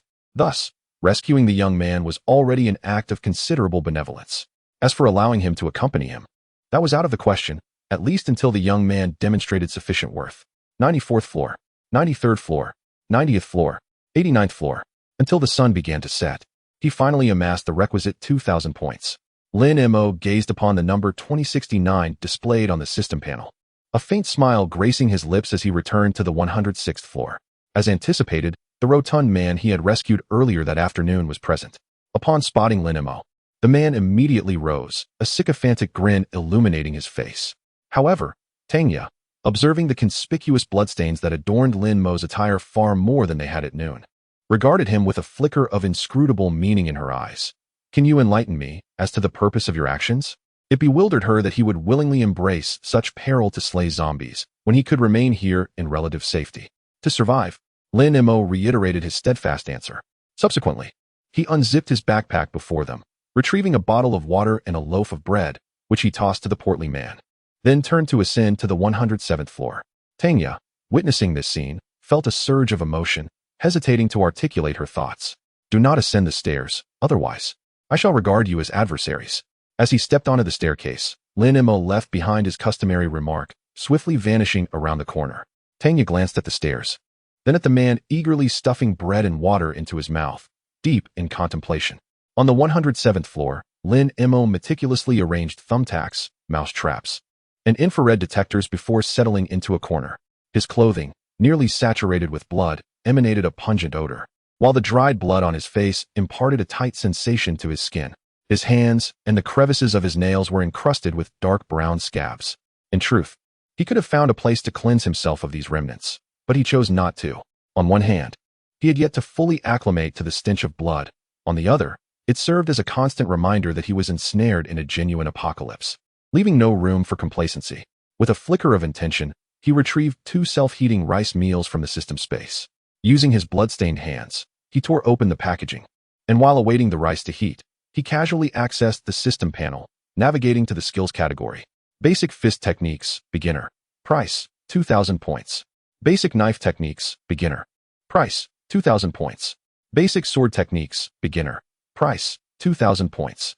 Basic spiked club techniques, beginner. Price, 2,000 points. Free fighting, elementary. Price, 2,000 points. Mixed martial arts, elementary. Price, 2,000 points. 2,000 points was the base price for skills, yet the variety available was notably extensive.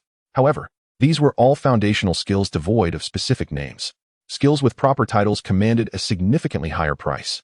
For instance, Lin Mo beheld a knife technique known as chaotic wind, beginner, which claimed one could master it to the extent of splashing water without it seeping in. Should he acquire this technique, he could withstand an assault from over 10 zombies for a considerable duration.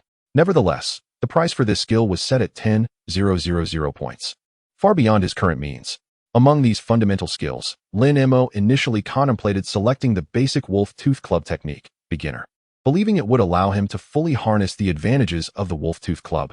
However, after a day of practical combat experience, he realized that the wolf tooth club was significantly constrained in certain situations. Once restricted, the skill he invested 2,000 points to learn would become futile. Therefore, at this stage, what he truly required was a more comprehensive skill that could be utilized in the vast majority of scenarios. Consequently, he ultimately set his sights on combat skills such as Sanda and freestyle fighting. Nevertheless, he still needed to ponder carefully over which specific skill to choose. Chapter 10. The next step, acquire a firearm.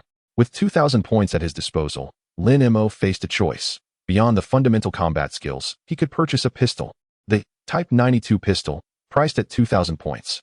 The ammunition for the Type 92 pistol was available at a rate of 1 round for 1 point. At this juncture, possessing a firearm would significantly enhance his self-defense capabilities. However, upon careful consideration, Lin Mo ultimately decided against this option for 3 reasons. Firstly, he originally planned to acquire a firearm only after the situation stabilized. If his strategy succeeded, he anticipated obtaining a substantial number of guns and ammunition, rendering the expenditure of hard-earned points on a pistol unnecessary. Secondly, ammunition is consumable and not particularly inexpensive. With his current points, purchasing a gun would allow him to acquire a maximum of 69 rounds. Given his lack of prior experience with firearms, it was likely that he would fail to eliminate a single zombie with several shots. This implied that using a gun to dispatch zombies could result in a deficit of points.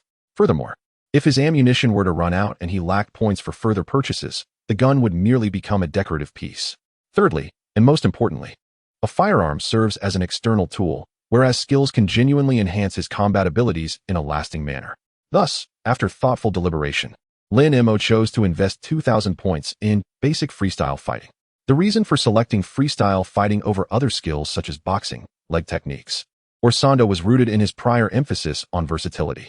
Boxing primarily utilizes the fists, leg techniques focus on kicks, and while Sanda employs both punches and kicks, it limits the use of knees and elbows. Other foundational combat skills exhibit similar shortcomings. In contrast, freestyle fighting, while perhaps not the most powerful, is undoubtedly the most comprehensive and adaptable, aligning perfectly with Lin Mo's current circumstances. Congratulations, host. You have successfully purchased the skill for 2,000 points. As the system notification resonated, Lin Mo's points dwindled to 69.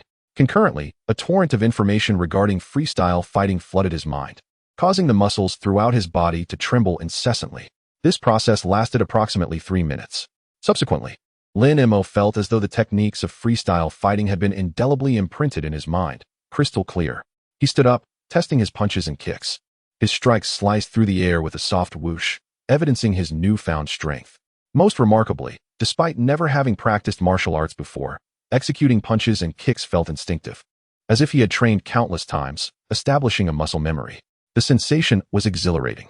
Now, when confronted by zombies, he believed he could face them with the same ease as Tanya. With a smile, Lin Mo picked up a portion of preheated self-heating rice and began to eat heartily. His meal consisted of mushroom beef. The flavor, of course, pales in comparison to that of freshly stir-fried dishes.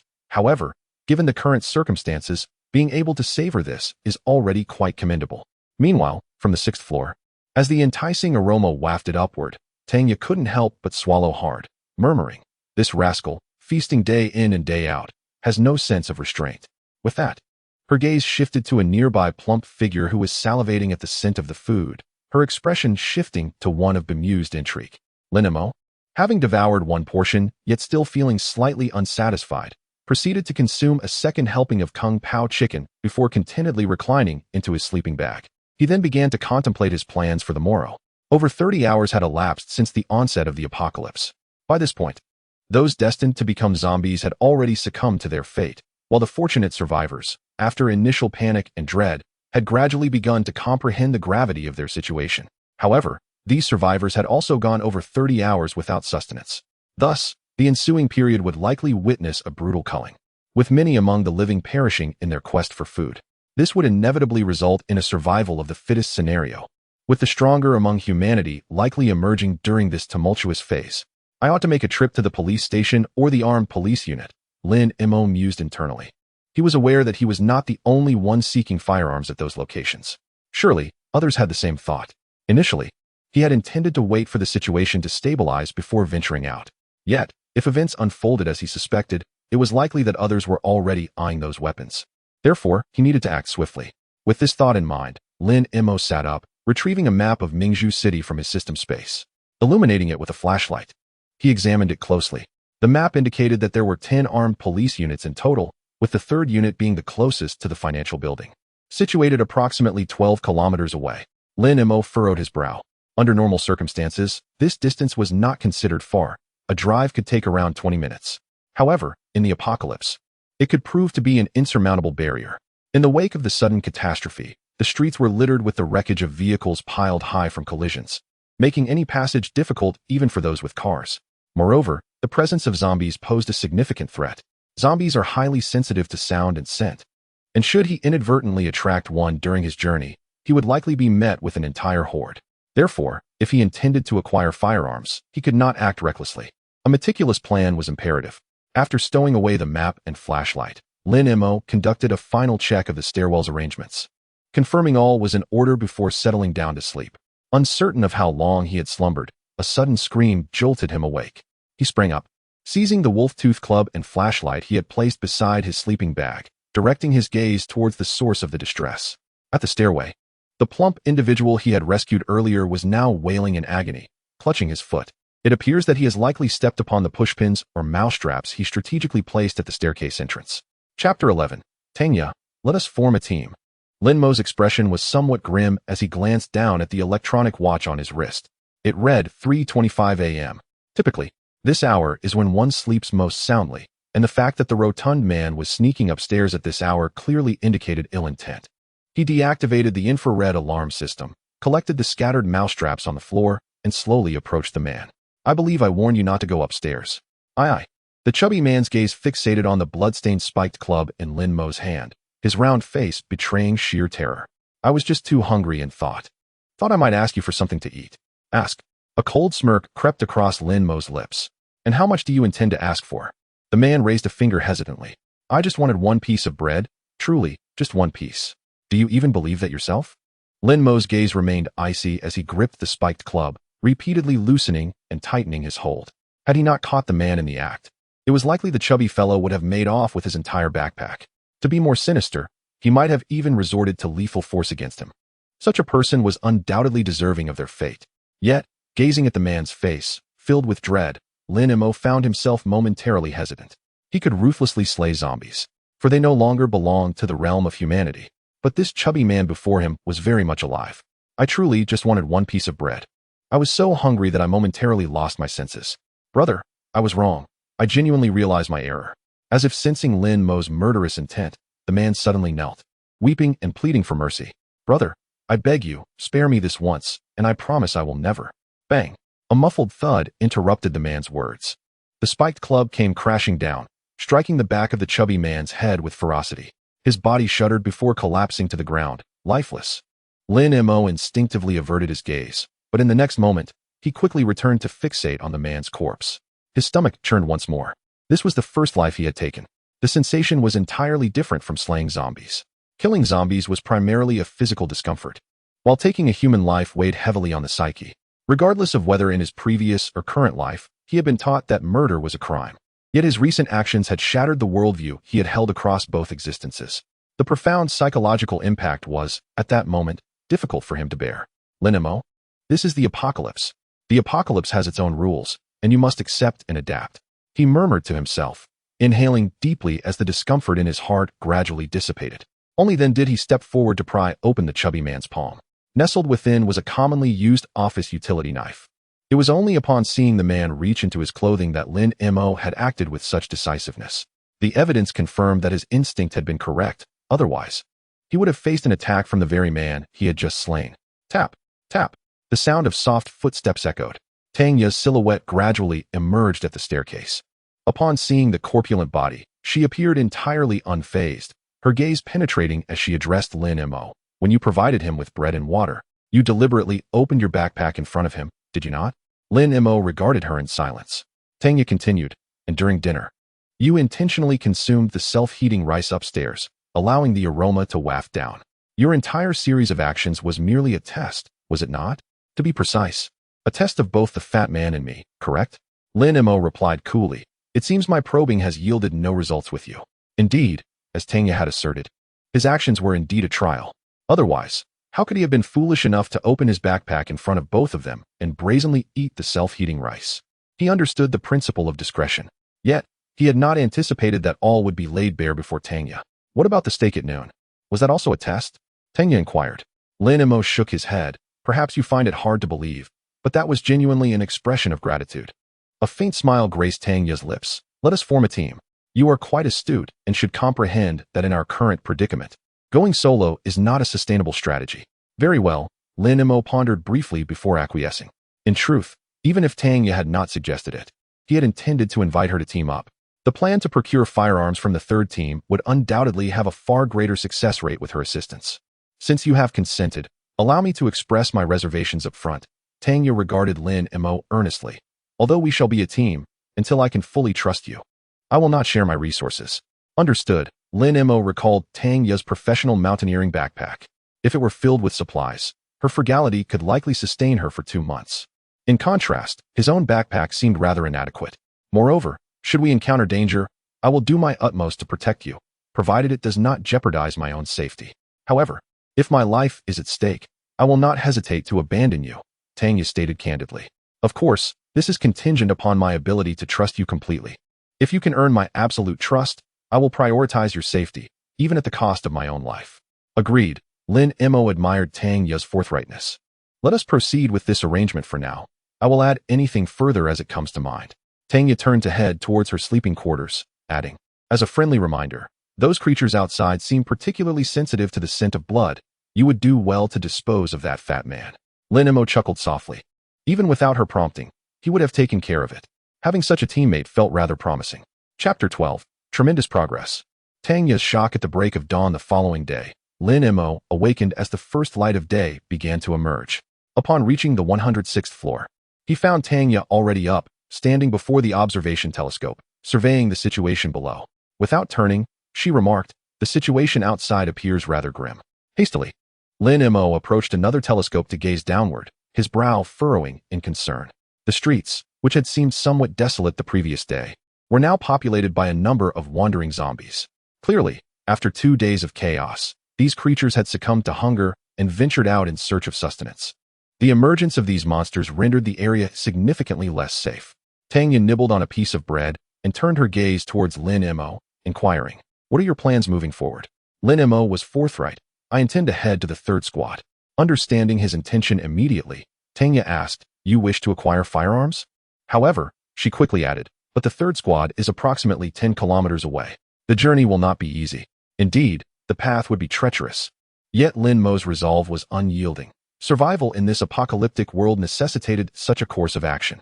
If he could procure a weapon and ammunition, he would be able to amass substantial points swiftly, thereby establishing a significant early advantage. This would lay a solid foundation for future survival. Thus, from both immediate and long-term perspectives, a visit to the third squad was imperative. Tanya regarded him thoughtfully. When do you plan to set off? Right now? Lin Mo replied, retrieving a map from his backpack, system space, and handing it to her. This is the route I devised last night. Please take a look. Surprised to see a map, Tanya glanced at Lin Mo before focusing on the document. Are you planning to drive? Lin Mo nodded. But what if the roads are impassable? She queried. We will attempt to navigate as best we can, and if necessary, we will abandon the vehicle. Lin Mo had already contemplated this scenario. Acquiring that firearm was non-negotiable. Then let us proceed, Tanya exclaimed, shouldering her backpack as she made her way outside. There should be several vehicles available in the underground parking lot. Lin Mo followed closely behind, carrying his backpack and wielding the spiked club. Since being seen with it by Tanya the previous day, he had not put it away. Otherwise, he would have had difficulty explaining its presence. descending the stairwell. They efficiently dispatched a few stray zombies, and after approximately 20 minutes, they arrived at the underground parking garage. "You have commendable stamina," Tanya remarked, glancing at Lin Mo. Remarkably, he had descended over 100 floors without breaking a sweat, his breathing steady. "Not bad. I used to work out regularly," Lin Mo replied casually, secretly grateful for the significant enhancement in his physique due to the strengthening agent. Otherwise, the mere descent of those 100-plus floors would have left him utterly exhausted. "Remain vigilant. There may be monsters lurking here," Tanya said, leading the way, gripping her baseball bat tightly. "I believe you could refer to them as zombies," Lin Mo suggested, brandishing his spiked club as he surveyed their surroundings. In this underground garage, numerous vehicles are parked, predominantly luxury cars. Zombies? The term is indeed vivid. "Did you coin that phrase?" Tanya halted before a Land Rover Discovery 4. "Sort of," Lin Mo nodded. In this world, there are no zombie-themed films, so his acknowledgement posed no issue. Tanya turned to Lin Mo, stating, "To start this vehicle, the alarm will inevitably trigger. I will need 2 minutes. Can you manage that?" Lin Mo inhaled deeply and replied, "Let's begin." Zombies are exceedingly sensitive to sound. Once the alarm blares, a horde is likely to converge. Yet, at this moment, he had no alternative. In the next instant, bang. Tanya smashed the driver's side window of the Discovery 4 with a heavy blow, then leaped into the vehicle. Beep, beep. The shrill alarm blared instantly, accompanied by the flashing lights of the Discovery 4. The strobing illumination imbued the dimly lit garage with an eerie ambience. Simultaneously, heavy, familiar breaths echoed from the left. Lin Mo turned to look, and 3 zombies clad in security uniforms were rigidly charging toward him. Their eyes, wide and devoid of life, glistened unsettlingly under the flickering lights. Before he could react, the same heavy breathing emanated from the right, and this time, there were many more, over a dozen. Lin Mo's eyelids twitched, and without hesitation, he seized his spiked club and dashed toward the left. Bang! As he approached, the spiked club swept outward, sending all 3 zombies flying. Lin Mo advanced, taking advantage of their momentary disarray, and brought the club crashing down on the nearest one, shattering its skull. "Congratulations, host. You have completed today's task and earned 5 points." The system notification chimed, yet Lin Mo seemed oblivious, continuing to swing the club and dispatching the remaining 2 zombies with similar efficiency. Inside the Discovery 4, Tanya had just opened the wiring box when she witnessed this scene, a flicker of astonishment crossing her eyes. Lin Mo's actions were fluid and seamless, a stark contrast to his clumsiness the previous day. Had he possessed such prowess yesterday, she would not have needed to intervene. She puzzled over how Lin Mo could have exhibited such remarkable growth overnight. However, there was no time for contemplation. She promptly focused on the wiring. After neutralizing the 3 zombies on the left, Lin Mo swiftly turned toward the right, having heard footsteps and collisions from the stairway.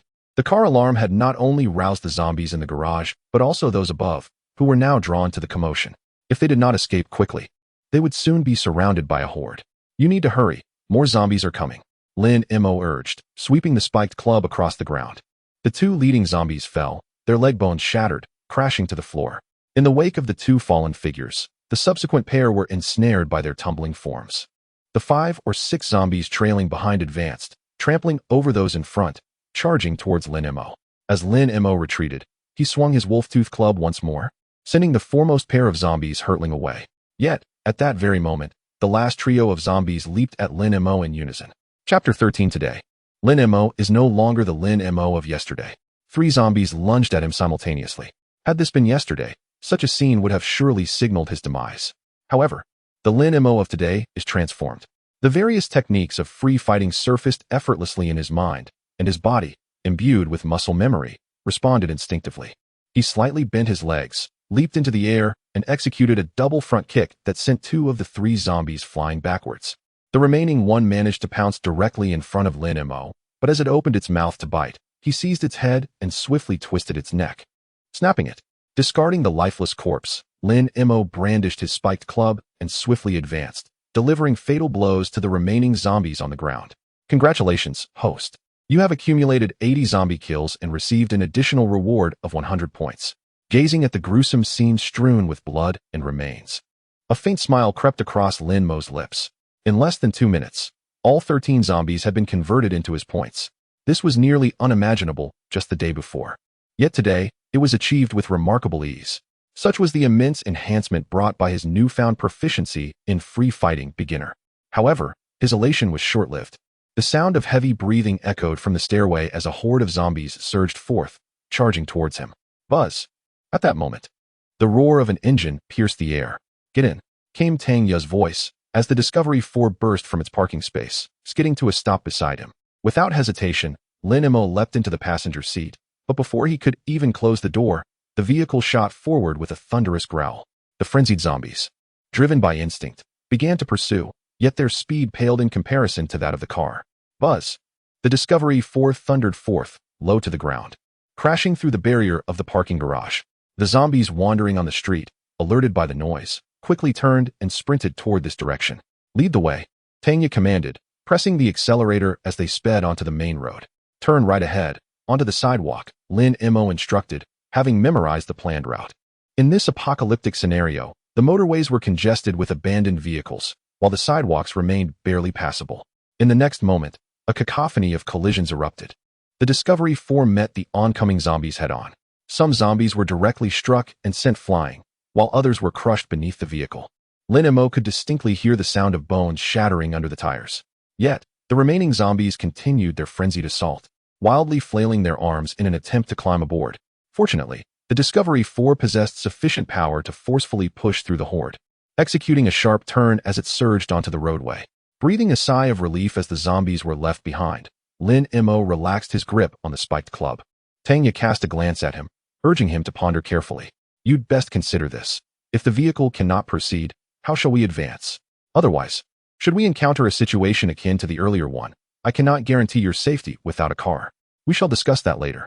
Lin Mo noted that Tang Ya had used the phrase cannot guarantee his safety, implying that even in the absence of a vehicle, she could at least fend for herself. This revelation compelled him to reassess her capabilities. The car sped along the route Lin Mo had devised.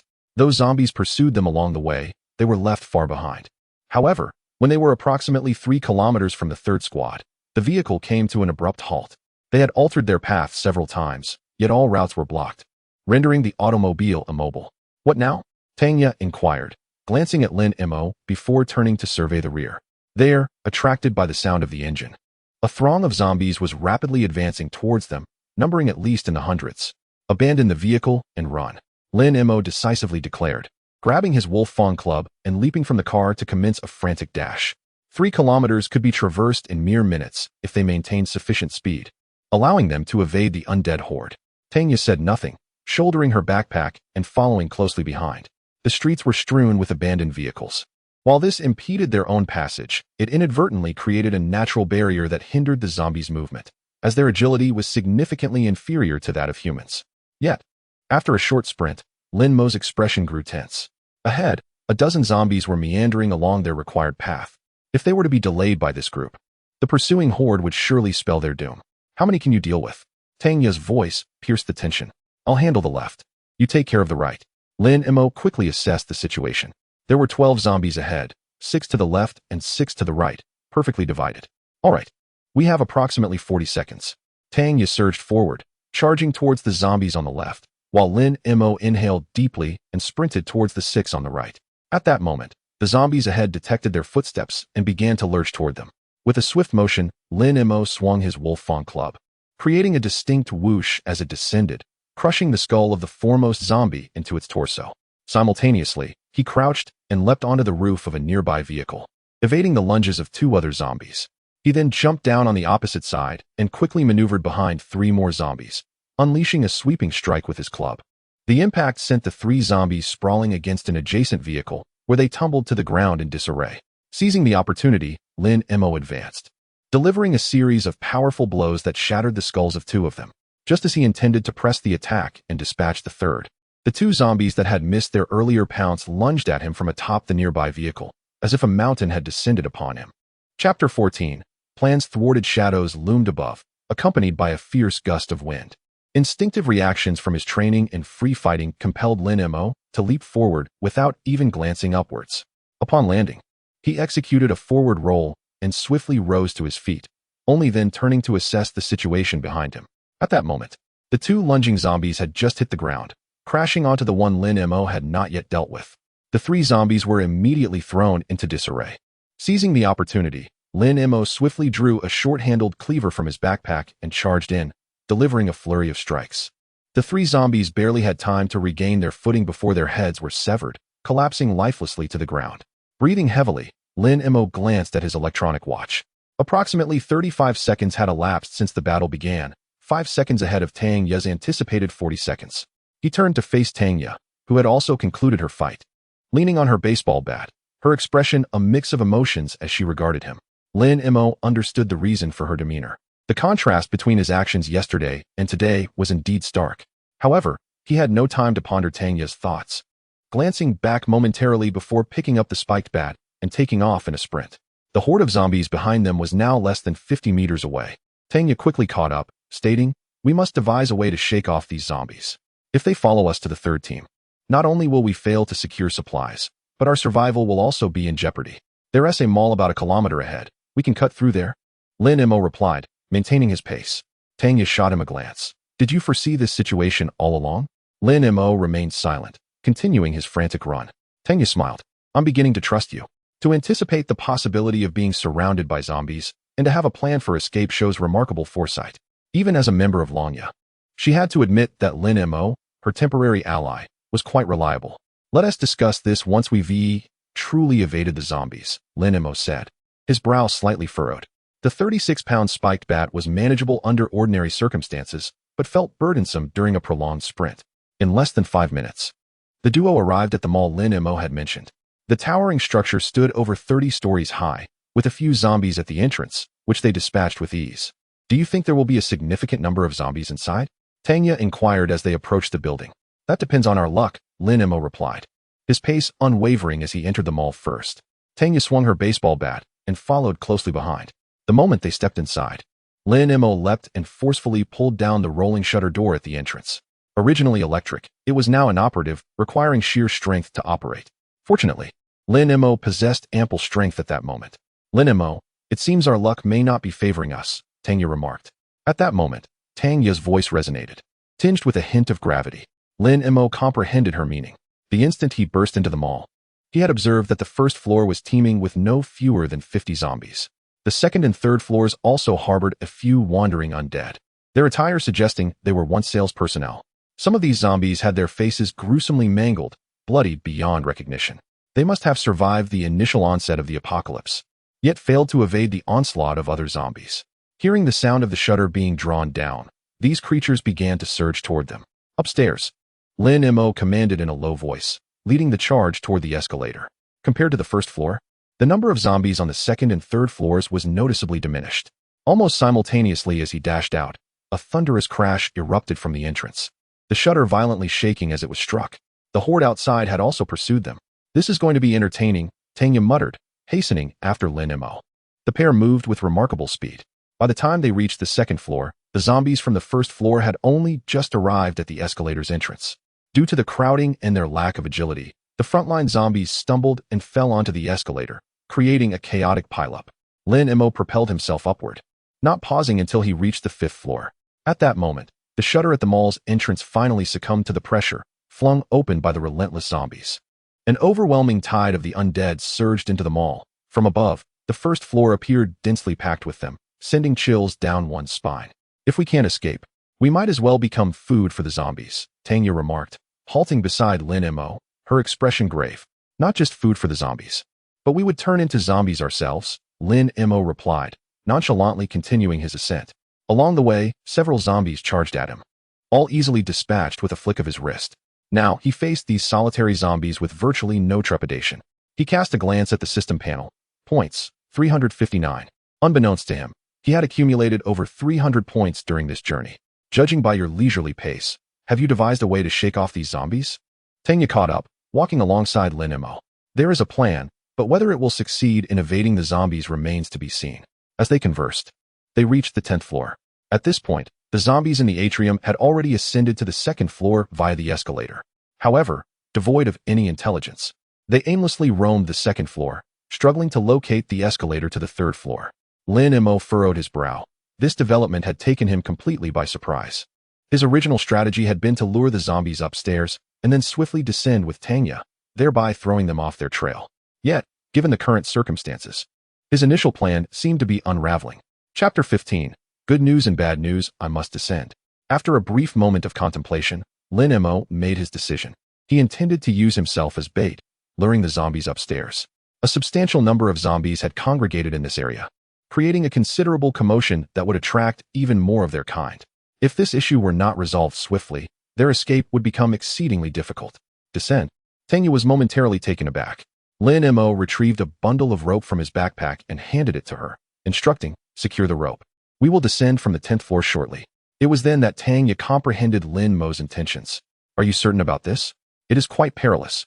There are many scattered zombies on the lower floors. Should Lin Mo be ensnared, he could easily fall victim to the horde, resulting in certain death. It is indeed dangerous. But we have no alternative, Lin Mo replied, hesitating briefly before setting down his wolf fawn club and taking only a short-handled machete as he proceeded down the stairs. Tanya observed Lin Mo's retreating figure, wanting to voice her concerns, yet after a moment's hesitation, she ultimately remained silent. Lin Mo descended, effortlessly dispatching 7 or 8 wandering zombies before successfully reaching the 3rd floor. Simultaneously, a notification echoed within his mind. Congratulations, host. You have accumulated a total of 100 zombie kills, earning an additional reward of 1,000 points. 1,000. Lin Mo's eyes sparkled with delight as he immediately glanced at the system panel. Points, 1399. A smile crept upon his lips. This additional reward was far more generous than he had anticipated. Taking a deep breath, he continued down the escalator to the 2nd floor. Without any effort on his part, a throng of wandering zombies, upon spotting him, surged towards him in a frenzy. Lin Mo's expression sharpened. He swiftly turned and ascended. However, unlike his previous reckless dash, upon reaching the 3rd floor, he paused, waiting for the zombies to ascend the escalator before he began his frantic sprint. Though the zombies lacked agility, their speed on flat ground was not to be underestimated. Once they reached the upper floor, they fervently pursued him, closing the distance to a mere 3 to 5 meters. Tanya, observing this scene from above, couldn't help but break into a cold sweat for Lin Mo. In such a situation, any misstep on his part would result in being overwhelmed by the zombies. Almost as if her thoughts had summoned fate, a zombie leaped from the horde behind him. Extending its arms towards Lin Mo. Watch out. Tanya instinctively called out. At that very moment, Lin Mo sensed the rush of wind behind him, swiftly pivoting to the right and charging forward. Bang! To his left, a zombie crashed heavily to the ground. Lin Mo's heart raced. Had he not changed direction in time, the creature would have collided with him. Fortunately, he had now reached the escalator leading to the 4th floor. With great urgency, he ascended the steps in leaps, while the zombies became mired in a crush at the escalator's entrance, granting him a brief respite. Subsequently, Lin Mo employed the same tactics, leading the zombies to the 9th floor with minimal danger, while he swiftly ascended to the 10th. Observing the zombies milling about on the 9th floor, he exhaled a slight sigh of relief and turned to Tanya, suggesting, "Let us proceed. Rappelling should pose no challenge for you. Would you like to rest for a moment?" Tanya inquired, aware that the recent series of maneuvers had been physically taxing. Lin Mo shook his head, responding, "No need. Delaying further may invite unforeseen complications." Immediately, the two began to descend along the secured rope, one following the other. Tanya executed the descent with practiced ease, her movements fluid. In contrast, Lin Mo appeared somewhat clumsy, as this was his first experience with rappelling. Nevertheless, his extraordinary strength compensated for any awkwardness. Soon, the pair landed safely on the ground. Tanya glanced at the throng of zombies, resembling headless flies, swirling chaotically on the 9th floor, and looked at Lin Mo, saying, "You seem quite knowledgeable about these creatures. If you observe carefully, you too will quickly understand them," Lin Mo replied nonchalantly, then dashed through the roll-up door that had been toppled by the zombies.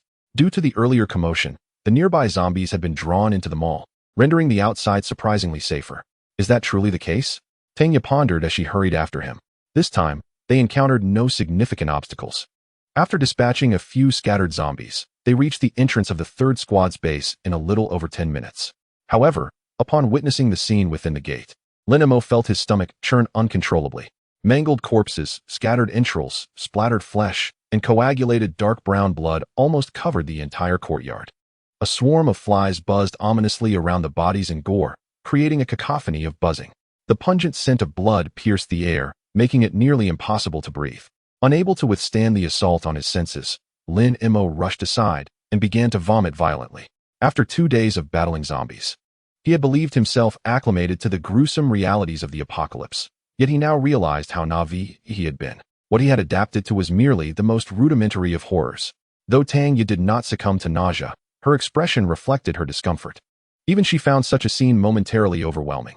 However, her rigorous training enabled her to maintain control and refrain from vomiting. Yet, watching Lin Mo retch, an unexpected thought crossed her mind. This version of Lin Mo resembled an ordinary person. His previous displays had made it difficult for her to associate him with the common man. 2 minutes later, a pale-faced Lin Mo returned to the entrance, meticulously examining the corpses. Although many were grotesquely disfigured, it was evident that these zombies had been dispatched by gunfire. This revelation was both a harbinger of hope and despair. The good news was that the third squad had survivors. The unfortunate news is that the use of a barrage to eliminate such a multitude of zombies incurs a considerable expenditure of ammunition. The regular ammunition reserves of the armed police force are finite.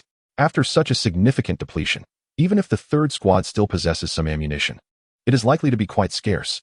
Let us proceed. Lin Mo beckoned to Tanya as they ventured into the courtyard.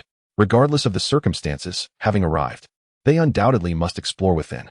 Chapter 16. The irreversible law. As they entered the courtyard, the soles of their shoes inevitably trod upon the remnants of flesh and blood. The sticky, repulsive sensation churned Lin Mo's stomach once more. Fortunately, he had already purged himself earlier, allowing him to bear it with relative fortitude. Tanya, observing Lin Mo in this state, could not help but feel a twinge of surprise at his remarkable adaptability. Traversing the yard, they approached a towering administrative building, standing over 10 stories high. However, the main entrance had been barricaded from within, indicating that there had once been survivors inside. Lin Mo exchanged a cautious glance with Tanya, signaling her to be vigilant, before softly inquiring, "Is anyone there?" After a tense silence of over 10 seconds without a response, he was about to force the door open when a wary voice emerged from within. "Who are you? What do you want here?" "Survivors like you, here too. Seek weapons." Lin Mo replied candidly. The voice inside responded without hesitation. "We cannot share our weapons with you. Please leave. How about allowing us to come in for a discussion? You are aware of the dangers outside. We have struggled to reach this place." Lin Mo persisted, undeterred by the rejection. In such circumstances, even a stockpile of weapons could not guarantee safety, making their reaction entirely understandable. "There is nothing to discuss. You should leave quickly. If those creatures outside come here, I will eliminate you along with them." The voice retorted coldly. Tanya stepped forward, challenging, "Is this how you uphold your identity and duty as a soldier?" Identity and duty. The voice carried a note of desolation. At this point, don't you find this conversation rather absurd? Tanya was about to respond, but Lin Mo interjected, his tone earnest. "You mentioned it yourself. Given the current situation, should we leave, how long can you survive? No matter how many bullets you possess, they will eventually run out. No matter how much food you have, it will be consumed. What will you do then? Can you continue to hide indefinitely?" After a moment of silence, the voice inside replied, "That is a concern for the future. For now, we are alive." Seeing the firmness in their stance, Lin Mo realized further discussion would be futile. After contemplating, he proposed, "What if I offer supplies in exchange? Surely you must be in need of essential resources?" Tanya's attention shifted to Lin Mo with newfound interest. In their current predicament, the significance of supplies could rival that of firearms. Lin Mo shook his head, signaling her to remain calm. As anticipated, the tone from within softened considerably. "What supplies do you have? What do you need?" Lin Mo countered with a question. "What do you require?" "Medical supplies, food, and water," came the urgent reply. Lin Mo's expression shifted slightly. "Has someone been injured?" The reality struck him.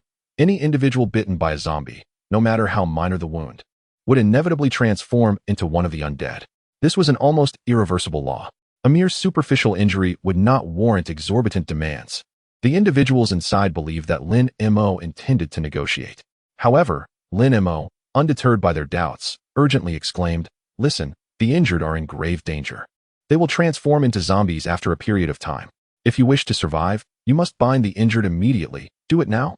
In truth, the most effective solution would have been to eliminate them outright.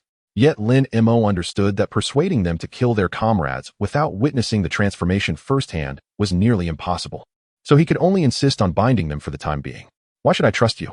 The people inside clearly expressed their skepticism. "What benefit would I gain from deceiving you?" Lin Mo replied, his anxiety evident.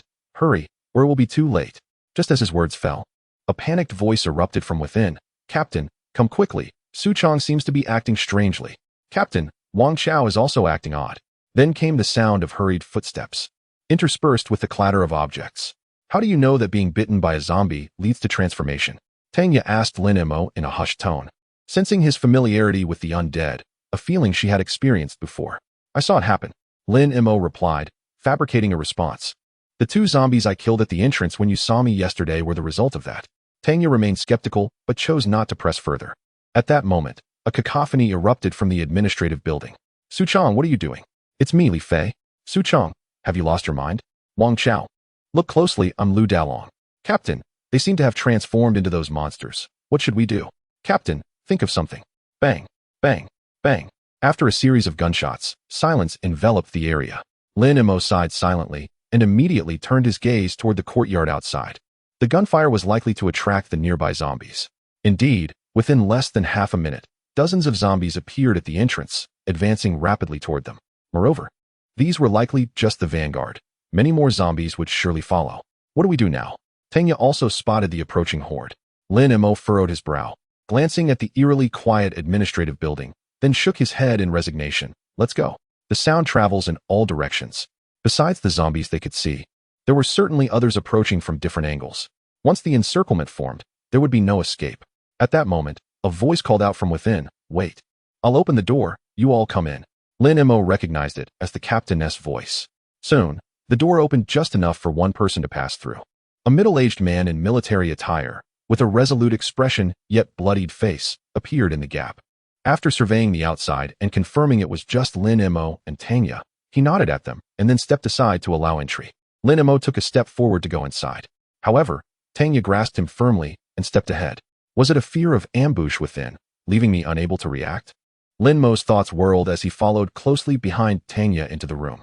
With a resounding thud, the door slammed shut behind them as they entered. The interior revealed a hall, yet the absence of light, due to the sealed entrance, rendered it somewhat dim. Lin Mo took a moment to adjust his eyes before discerning the surroundings. Opposite them, 8 fully armed soldiers were dispersed, their dark gun muzzles unwaveringly aimed at them. Should they make any sudden movements, they would be met with a barrage of gunfire. "I am the captain here, Li Jianmin," announced a middle-aged man with a square face, stepping forward to confront the 2. However, his gaze was fixed intently on Lin Mo. "Now, we can discuss our transaction." Chapter 17. Negotiation. Before we delve into the transaction, I wish to confirm, was anyone injured during the earlier chaos? Lin Mo inquired. A flicker of sorrow appeared in Li Jianmin's eyes. After a moment of silence, he replied, "We have managed the situation." Lin Mo refrained from probing further about their methods of resolution. Given the recent events, Li Jianmin, provided he was not foolish, must have understood the appropriate course of action. He then shifted to the crux of the matter. "What supplies do you require?" "Food and water," Li Jianmin stated. "This is acceptable." Lin Mo feigned hesitation before acquiescing. Although these items were classified as essentials within the system, allowing him to procure a substantial quantity for a single point. The current apocalyptic context necessitated a cautious approach. A swift agreement might raise suspicions. "Let us discuss the price," Li Jianmin suggested. "What can you offer in exchange? What weapons can you provide?" Lin Mo countered. "I have rifles, submachine guns, handguns, and sniper rifles. All available.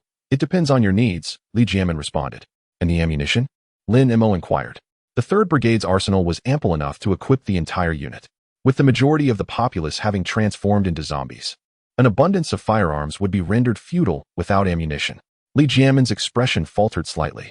This inquiry struck at his Achilles heel. After a moment's hesitation, he confessed, "To be frank, we have 700 rounds for handguns, over 2,300 rounds for rifles, more than 1,200 for submachine guns, 220 for sniper rifles, and 8 grenades. This constitutes our entire stock of ammunition." Lin Mo furrowed his brow. The quantity was far below his expectations.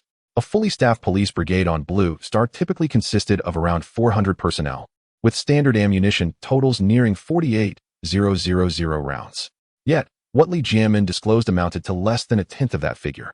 They had either expended too much ammunition in prior confrontations, or Li Jianmin was being deceitful. However, dwelling on this was now futile. He gazed at Li Jianmin. "How many of these bullets do you intend to offer in exchange?" "At most, a tenth," Li Jianmin replied. Lin Mo shook his head. "That is insufficient," Li Jianmin countered. "You have seen the number of people I have here. If the ammunition is too scant, our self-preservation becomes exceedingly difficult. What about 1/5? You mentioned the size of your group. A tenth would yield too few supplies," Lin Mo argued. After a moment of contemplation, Li Jianmin clenched his teeth. "Very well, 1/5 it shall be, but I require 500 bottles of 500 milliliters of water and 500 pounds of various long-term storage food items. You are being unreasonable. Tanya, who had remained silent until now, interjected. 1/5 of the ammunition amounts to fewer than 1,000 rounds. Yet, the supplies Li Jianmin demanded totaled a staggering 1,000 pounds, and the food must be suitable for storage. This is utterly absurd. What do you deem a reasonable offer? Li Jianmin calmly retorted. Evidently, he was aware of his exorbitant demands. Thus he awaited Lin Mo to settle the debt. 350 bottles of water, along with 350 jin of readily consumable food items. Lin Mo pondered before proposing a price. Instinctively, Tangyo attempted to intervene. The quantity of food and water, if conserved judiciously, would suffice for their consumption for at least half a year. This price would undoubtedly be a significant loss for them. No worries, I have it under control. Lin Mo reassured Tangyo with a shake of his head. He recognized that the price was indeed unfavorable. However, had it not been for the concern of raising suspicion, he would have preferred to offer even more. Firstly, these items held little value for him. As he had just mentioned, they wouldn't even be worth a single point. Secondly, individuals like Li Jianmin, who were willing to contribute during peacetime, naturally deserved some consideration in these dire circumstances, particularly as he possessed the means to assist. He turned to Li Jianmin and inquired, "Is this price acceptable?" "Absolutely." Li Jianmin responded readily, finding the offer considerably higher than his initial expectations. "However, I have a condition." Lin Mo interjected, "While I shall take that amount of ammunition, you must provide me with a greater variety of firearms. Additionally, you ought to have bulletproof vests, shields, and riot sticks. I require some of those as well. Furthermore, I would like 2 grenades." After a moment of contemplation, Li Jianmin replied, "We can provide firearms and bulletproof vests, but for the 2 grenades, you must add 50 more bottles of water." "Agreed." Lin Mo promptly consented. Observing Lin Mo's decisiveness, Tanya felt a surge of frustration. It wasn't that she was stingy. As a soldier herself, she held an innate fondness for Li Jianmin and his group. If circumstances allowed, she would naturally wish for them to fare better. But this was the apocalypse. To her, Lin Mo's actions appeared to be that of a fool. "So how shall we conduct this transaction?" Li Jianmin inquired. Lin Mo fell into deep thought. In truth, he possessed a system space, making the transaction feasible. Yet the challenge lay in executing it in a manner that seemed reasonable and would not arouse suspicion. After all, the existence of the system could not be revealed at this juncture. "Here's what we shall do," he finally said, regaining his focus. "Prepare the items I requested, and tomorrow at this time, I shall return with the supplies for our trade." "Excellent." Li Jianmin felt relieved, as he had been concerned that Lin Mo might suggest conducting the transaction elsewhere, which would undoubtedly pose significant risks for them. To his surprise, Lin Mo proactively suggested trading here, which greatly favored them. "Shall we be on our way?" Lin Mo turned to Tanya. However, she shook her head, her expression grave as she pointed outside. "It seems we cannot leave just yet." Lin Mo immediately approached the sealed door, peering through the crack, only to furrow his brow in alarm. The zombies, attracted by the earlier gunfire, had arrived and were now wandering about in the yard. Additionally, there were numerous zombies lingering on the street outside, with an estimated count exceeding 100. If they attempted to exit now, they would likely find themselves surrounded in an instant. Li Jianmin, upon witnessing the scene, couldn't help but let out a bitter laugh. "This is precisely the reason we possess ammunition yet hesitate to venture out in search of supplies. The gunfire would summon an endless horde of zombies, and no amount of ammunition would suffice." "There should be a back door here, right?" Lin Mo inquired. "Yes, but I suspect the situation is likely similar to this one," Li Jianmin replied. "Perhaps you should wait here for a while. These creatures may wander aimlessly and eventually leave if they find no target." Lin Mo shook his head. "Unless there is a new target or they are drawn by some other commotion, they will not depart. Please take me to the back door to have a look." Li Jianmin nodded and led Lin Mo to the rear entrance. The back door was a small one, also sealed shut. However, through the cracks, they could observe the situation outside. Indeed, as Li Jianmin had stated, numerous zombies were roaming outside. Yet, after observing for a moment, Lin Mo's eyes brightened slightly. He spotted a well-maintained car in the courtyard. Chapter 18. The last days and the slaying of the Holy Mother is the key to that vehicle available? Lin Mo inquired. Li Jianmin shook his head. "That is the captain's assigned vehicle. After the incident, the captain succumbed to becoming a zombie, and the whereabouts of the key remain unknown." Lin Mo turned to Tanya. "It seems we must rely on you. Now you remember me." Tanya shot Lin Mo a displeased glare. The thought of Lin Mo's actions resembling those of a gullible fool provoked her ire. However, it was merely a moment of venting. After surveying the situation outside, she remarked, Starting the vehicle will take some time. I am somewhat familiar with military vehicles, but it will still require about a minute. Can you hold out? Lin Mo glanced back at the courtyard beyond the rear door. There were no fewer than 30 zombies, scattered yet formidable. Although they were dispersed, dealing with them would not be an easy task. Nevertheless, he found himself devoid of alternatives. Gripping the wolf fang club tightly, he inhaled deeply. Let us proceed. Are you certain? Perhaps we should reconsider? Waiting a moment might yield a favorable turn of events. Our transaction could be postponed by a couple of days. Li Jianmin urged hastily. The current circumstances rendered venturing outside tantamount to seeking death. No need. Once we exit, you must immediately seal the door and strive to remain silent. With that, Lin Mo swiftly dismantled the wooden barricade sealing the door and pushed it open, stepping outside. Tanya, clutching her baseball bat, followed closely behind. Seeing this, Li Jianmin hesitated for a moment, but then hastily closed the door and secured it with the wooden bars. Huff! Huff! The instant Lin Mo stepped outside, 3 nearby zombies were instantly drawn by the scent and charged toward him. Come on! A glimmer of battle fervor ignited in Lin Mo's eyes as he swung the wolf fang club and charged forward. Simultaneously, the distant zombies, alerted by the commotion, began to rush toward the same direction. Tanya, unwilling to linger, seized the opportunity while the zombies were preoccupied with Lin Mo and sprinted towards the vehicle. With a swift strike, she shattered the car window, triggering a piercing alarm. Many of the zombies advancing towards Lin Mo abruptly turned and headed for the car. Witnessing this, Lin Mo swept the wolf fang club low, knocking down several zombies in close proximity before hurrying towards the vehicle. When confronted by more zombies in his path, he employed the same tactic, dispatching them with efficiency. Yet, even so, by the time he reached the car, 7 or 8 zombies had already encircled him. His eyes twitched slightly as he swung the wolf fang club, sending the 2 nearest zombies hurtling away.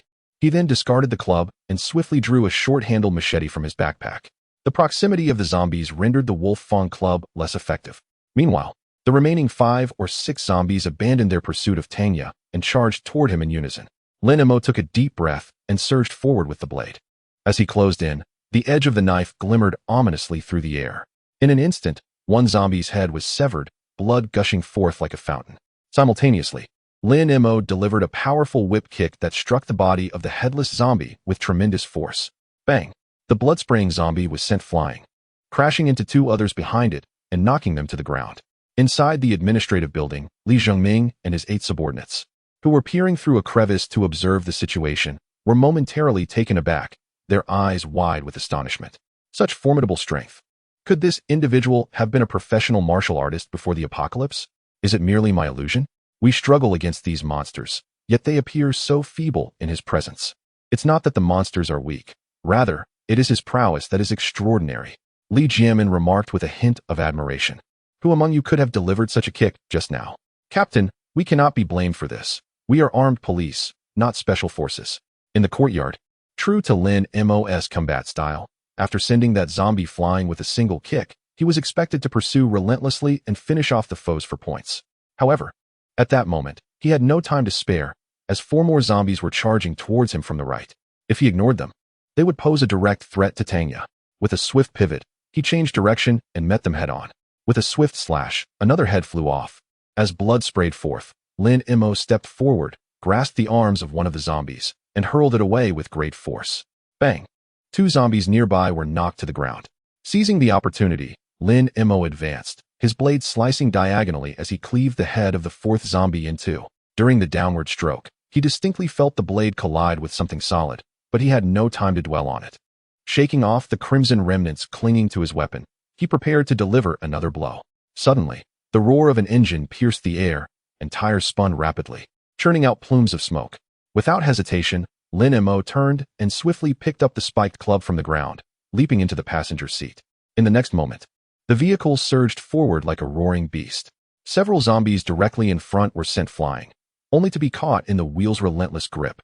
Lin Mo could even hear the sound of bone fragments striking the car's fender. How should we proceed? Tanya asked as she executed a sharp drift, sending several zombies on the side flying as well. Circle the courtyard twice, then head for the main entrance, Lin Mo instructed. I truly don't know whether to commend your kindness or chastise your naivety, Tanya retorted, yet complied with his command.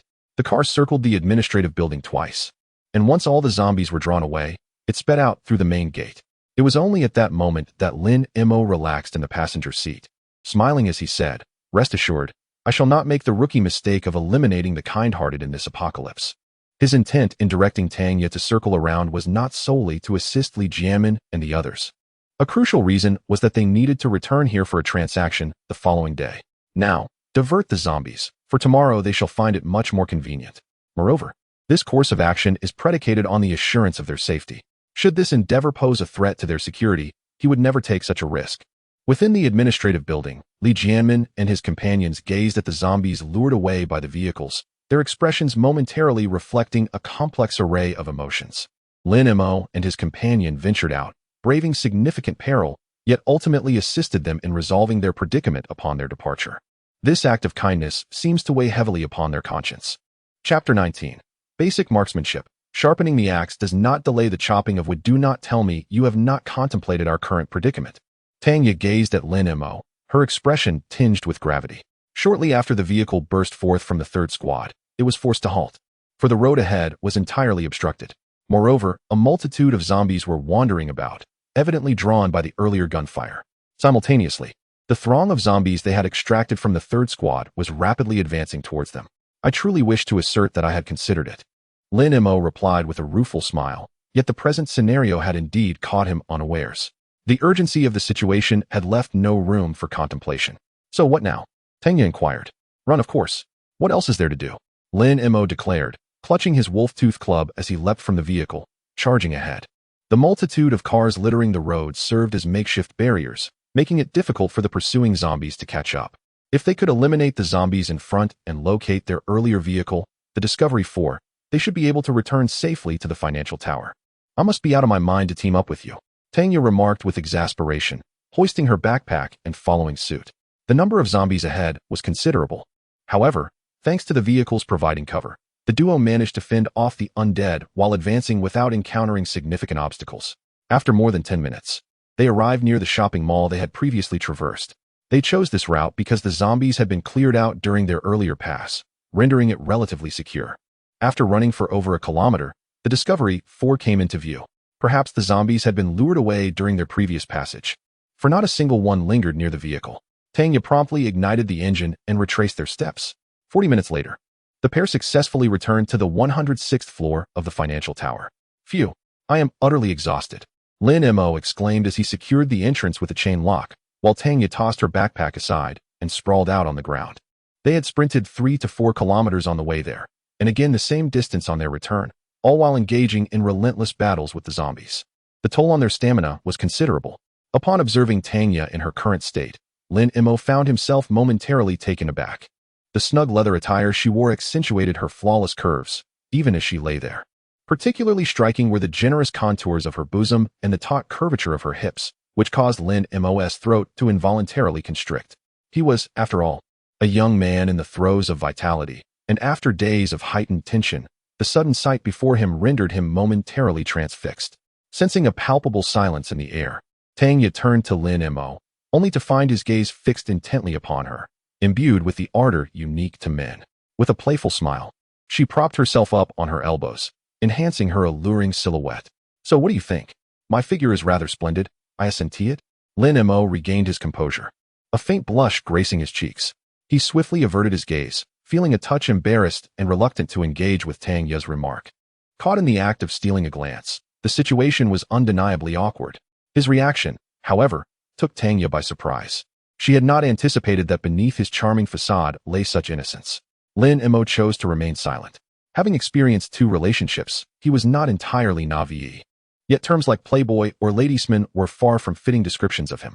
All right, I won't tease you any further, Tanya declared, rummaging through her backpack to retrieve a bottle of water.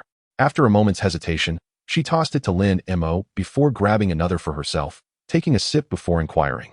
What are your plans for the supplies we need for trade? Catching the water she threw, Lin Mo was slightly taken aback.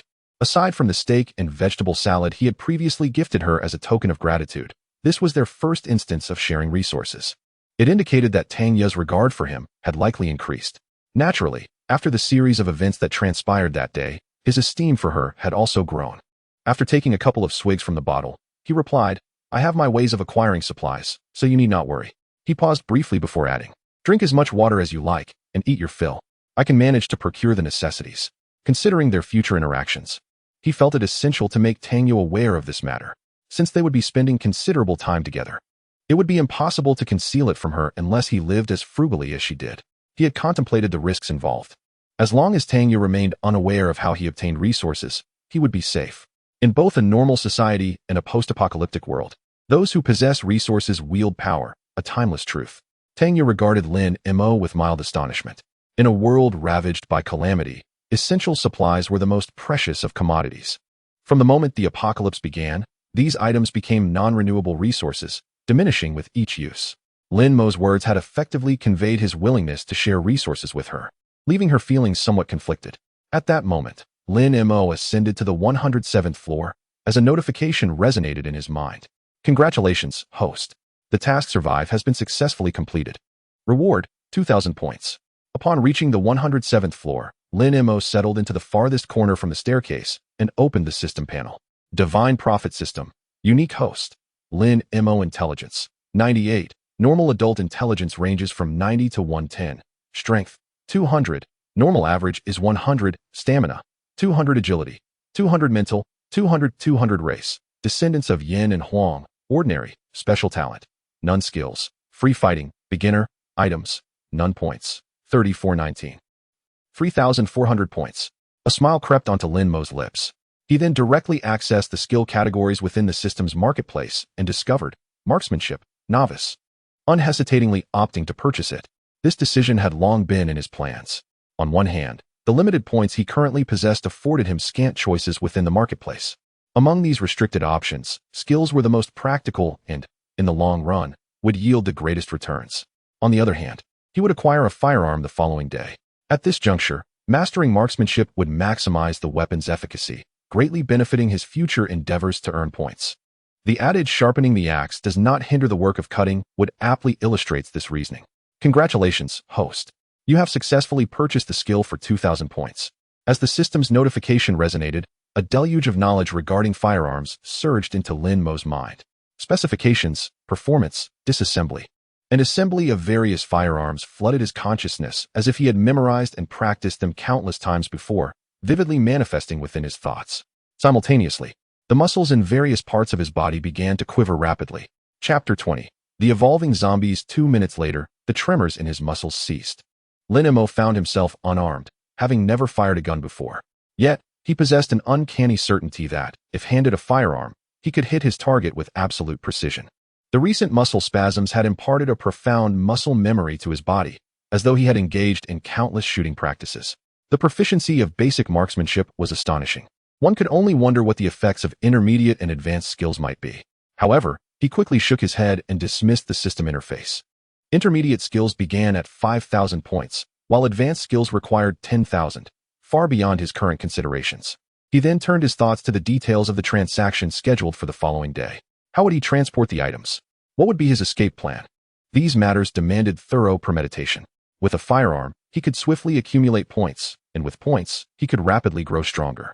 Thus, tomorrow's transaction was of utmost importance and must not falter. The following morning at 7 o'clock, Lin Mo descended promptly. Upon reaching the 106th floor, he noticed Tangya, who had been resting against a pillar, awaken with a start. Seeing Lin Mo, she lazily propped herself up and remarked, "You're up rather early." Lin Mo retrieved a bottle of milk and a bread roll from his backpack, offering them to her, and he took a portion for himself, eating as he spoke. "I need to step out for a bit." Tangya glanced at the milk in her hands and replied, "I'll wait for you here. Please be careful."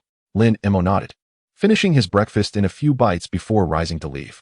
Tangya undoubtedly understood his intentions, yet she refrained from further inquiry. He cherished this unspoken understanding between them. Upon reaching the ground floor, Lin Mo deliberately chose a direction visible from a sightseeing telescope as he exited the financial building. Since he was walking, he made minimal noise, thereby avoiding attracting too much attention from the zombies.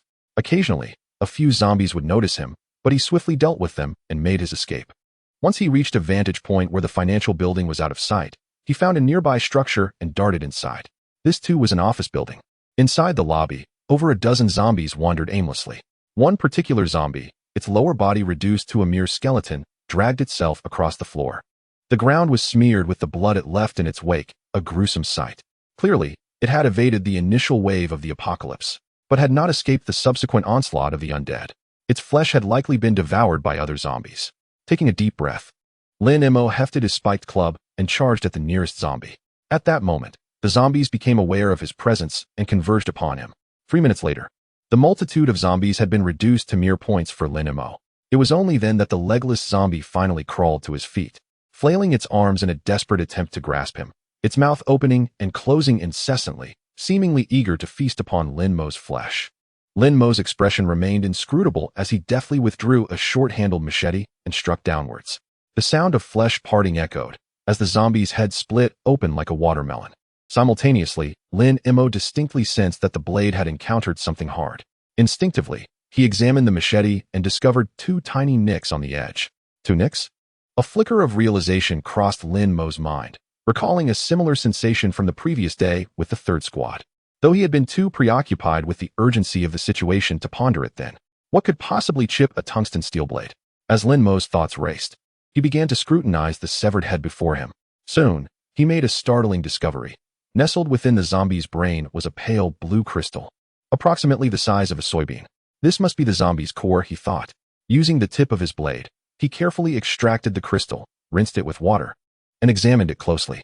The crystal, a light blue and roughly oval in shape, resembled a bead crafted from blue quartz. Ignoring its origins, it appeared rather exquisite. Furthermore, its hardness was remarkable. He placed the crystal on the ground and struck it with the machete. The floor tiles cracked under the blow, yet the crystal remained unscathed. Such an object could never exist within a normal human brain. If this truly was a zombie's core, it indicated that the zombies were beginning to evolve. A surge of urgency gripped Lin Mo's heart. Once zombies began to evolve, their strength would increase exponentially, making them far more difficult to handle than they were now. With this thought, he swiftly rose and dispatched the remaining 10 or so zombies, severing their heads with precision. Fortunately, he found no second crystal, suggesting that only a select few zombies had begun to evolve, which was a reassuring sign for him. Afterward, Lin Mo sought refuge in a secure room for over 3 hours. Sensing that enough time had passed, he descended to the basement of the building. The basement contained only a handful of scattered zombies, which he eliminated with ease. He then approached an empty parking space, and with a mere thought, summoned a Mercedes G-Class from his system space to the spot. He retrieved the agreed-upon provisions and water, loaded them into the vehicle, secured the doors, and set off toward the financial tower. In truth, he was reluctant to utilize the vehicle from his system space. As the cost was quite steep, this G-Class was priced at 500 points, necessitating the elimination of 100 zombies to earn. However, he had no alternative. Using the vehicles in the basement would trigger alarms, attracting a horde of zombies, making it impossible to transport his supplies safely. Upon returning to the financial tower, it was already noon. Tanya sighed in relief at Lin Mo's return and inquired, "Is the supply ready?" Lin Mo extracted 2 boxes of self-heating rice from his backpack, unwrapping them as he replied, "It's all prepared. Soon, we shall drive to collect the supplies and deliver them to the third squad." "What do you plan to do for the last 3 or 4 kilometers?" Tanya inquired. That stretch of road was impassable for vehicles, and transporting over 700 pounds of supplies with just the 2 of them would be quite a challenge. "We'll use a tricycle," Lin Mo replied. "There are many small vendors nearby, so finding a pushcart shouldn't be difficult." Tanya nodded in agreement, choosing to remain silent thereafter. "Let us eat, and then get to work." Lin Mo offered her a portion of the preheated self-heating rice. Tanya accepted it without hesitation, taking a generous bite and revealing an expression of immense satisfaction. After subsisting on bread for several days, she had nearly forgotten the taste of a proper meal. Once they had finished eating, the 2 of them drove the well-worn Discovery 4 towards the building where Lin Mo had stashed the supplies. He had already mapped out their route, alleviating any concerns about blocked roads. However, the sound of the engine was unmistakable. As they sped into the building, a horde of zombies followed closely behind them. Chapter 21. Tanya's imagination, follow me. Lin Mo called out, leaping from the vehicle and dashing toward the stairwell. Tanya, burdened with her hiking backpack, glanced back at the throng of zombies closing in, her heart racing. If they couldn't escape, she and Lin Mo would surely succumb to the same fate as the undead. They sprinted with fervor, quickly entering the stairwell. To her astonishment, Tanya watched as Lin Mo retrieved a chain lock from his backpack and secured the fire door. This scene elicited a flicker of surprise in her eyes. Since morning, she had witnessed Lin Mo produce 2 bottles of milk, 2 loaves of bread, 2 servings of self-heating rice. And now this chain lock from what seemed to be an enchanted satchel always producing precisely what was needed in critical moments. However, there was no time for reflection. As the zombies had arrived, a multitude of them pressed against the fire door, incessantly pushing and pounding, the cacophony echoing ominously. Many zombies thrust their hands through the gaps, desperately attempting to breach the door. At this rate, the barrier would not hold for long. "Let us go," Lin Mo urged once more, racing toward the basement. Tanya hurried to follow, having surmised Lin Mo's plan. Presumably, he had stashed supplies in the basement. Yet, upon reaching the basement and catching sight of the pristine, unregistered vehicle, her eyes widened in disbelief. How had he silently acquired such a vehicle? But as she observed Lin Mo unlocking the door, the pieces fell into place. This vehicle was evidently his. "I didn't realize you were so affluent," Tanya exclaimed, eagerly taking the driver's seat and starting the engine. Lin Mo merely smiled, choosing to let her maintain her misconception. Moments later, the vehicle roared out of the basement, speeding toward the financial tower. 40 minutes later, they were forced to halt. "You guard the supplies. I'll go find a cart," Lin Mo declared, already jumping out of the passenger seat. Tanya glanced back at the horde of pursuing zombies and retorted, "You'd better hurry, or I might just meet my end here." With that, she cracked her neck and exited the vehicle, clutching her baseball bat. Lin Mo did not respond to her words. His intent to search for a cart stemmed from a desire for speed, as he could procure one from the system. After running approximately a kilometer, he swiftly accessed the system's marketplace for supplies, spending 1 point to acquire a human-powered tricycle. In truth, the cost of this item was far below 1 point. But the system's minimum deduction was set at 1 point, resulting in a slight loss. Nevertheless, Lin Mo was unconcerned. For him, 1 point was merely a trifling expense. With a machete, he slashed the seat of the tricycle, delivering a couple of kicks to the cargo area, and then he procured some zombie blood to splash around, giving the vehicle an air of weariness. Only then did he mount the tricycle and head towards Tanya. From a distance, he observed Tanya fiercely battling amidst a horde of zombies. This woman was truly formidable. Alone, she faced a throng of the undead, her expression betraying not a hint of fear, and she seemed to thrive in the chaos. However, the surrounding environment played a significant role. The cars piled along the road effectively segmented the zombies into smaller groups, providing Tanya the space she needed to maneuver. Creaking, Lin Mo abruptly halted the tricycle beside a large vehicle and swiftly began to transfer supplies. A box of mineral water contained 24 bottles. 400 bottles amounted to approximately 16 or 17 boxes. As for food, each box weighed around 30 to 40 pounds, totaling about 10 boxes. Nevertheless, even with such a modest haul, the tricycle's cargo area was crammed into a small hill to prevent anything from falling during transit. Lin Mo secured the supplies with a rope before setting off again. The entire process took less than 3 minutes. Tanya continued to fend off the zombies attempting to surge towards Lin Mo. It was only when she caught sight of Lin Mo riding away at a distance that she swiftly leaped onto the roof of a nearby car and pursued him. The zombies, of course, were relentless, waving their arms and baring their teeth as they chased after her. After more than 10 minutes, the two arrived near the shopping mall they had visited earlier. Lin Mo glanced back at the multitude of zombies in pursuit and furrowed his brow. He jumped off the tricycle, instructing, "You ride ahead." "What about you?" Tanya instinctively asked. "I need to divert these zombies," Lin Mo replied. If these zombies latched onto the third team, their transaction would be impossible, and it would endanger Li Jianmin and the others. "But this is extremely dangerous." Tanya bit her lip. "How about this? You deliver the supplies, and I'll draw them away." Lin Mo shot her a surprised glance. Had this woman truly begun to regard him as a teammate? Yet he shook his head. "Just do as I say. Trust me, I have a plan." Without allowing Tanya a chance to argue, he charged towards the horde of zombies. Seeing this, Tanya hesitated no longer and promptly rode away on the tricycle. As she turned at the intersection, she glanced back and saw Lin Mo wielding a spiked club as he plunged into the mass of zombies. A pang of anxiety gripped her heart, and before she could utter a word, the tricycle had already rounded the corner. Gritting her teeth, she continued pedaling forward. Meanwhile, Lin Mo did indeed charge towards the large group of zombies, but he was not foolish enough to engage them directly. At the moment he was about to confront the zombies, he made a sharp turn into a narrow alley. By then, Tanya's figure had vanished around the corner, and the zombies, without hesitation, pursued Lin Mo. As he entered the alley, Lin Mo's eyes widened in alarm. There were 6 or 7 zombies wandering within. Should he be ensnared by these few zombies, it would be but a matter of moments before he found himself surrounded by those lurking behind. There was no room for even the slightest hesitation. With a mere thought, he sheathed his wolf-toothed club and drew forth a short-handled machete, charging towards the advancing undead. The moment they sensed the commotion, the zombies surged towards Lin Mo. As they closed the distance to 3 meters, Lin Mo swung his arm, releasing the machete, which flew through the air with precision. The blade, forged from tungsten steel, struck true, embedding itself deep within the forehead of one zombie. Its body stiffened momentarily before it toppled backward. In that instant, Lin Mo's figure darted forward, effortlessly retrieving the machete before sweeping it horizontally. With a sickening thud, the head of the second zombie was sent soaring into the air. Simultaneously, Lin Mo executed a powerful sidekick with his left leg, sending the third approaching zombie sprawling. From the moment he hurled the blade to the time the third zombie hit the ground, a mere 3 seconds elapsed. This sequence of movements flowed seamlessly, executed with fluid grace. Most importantly, throughout the entire encounter, Lin Mo's pace remained unbroken, his speed wholly unaffected.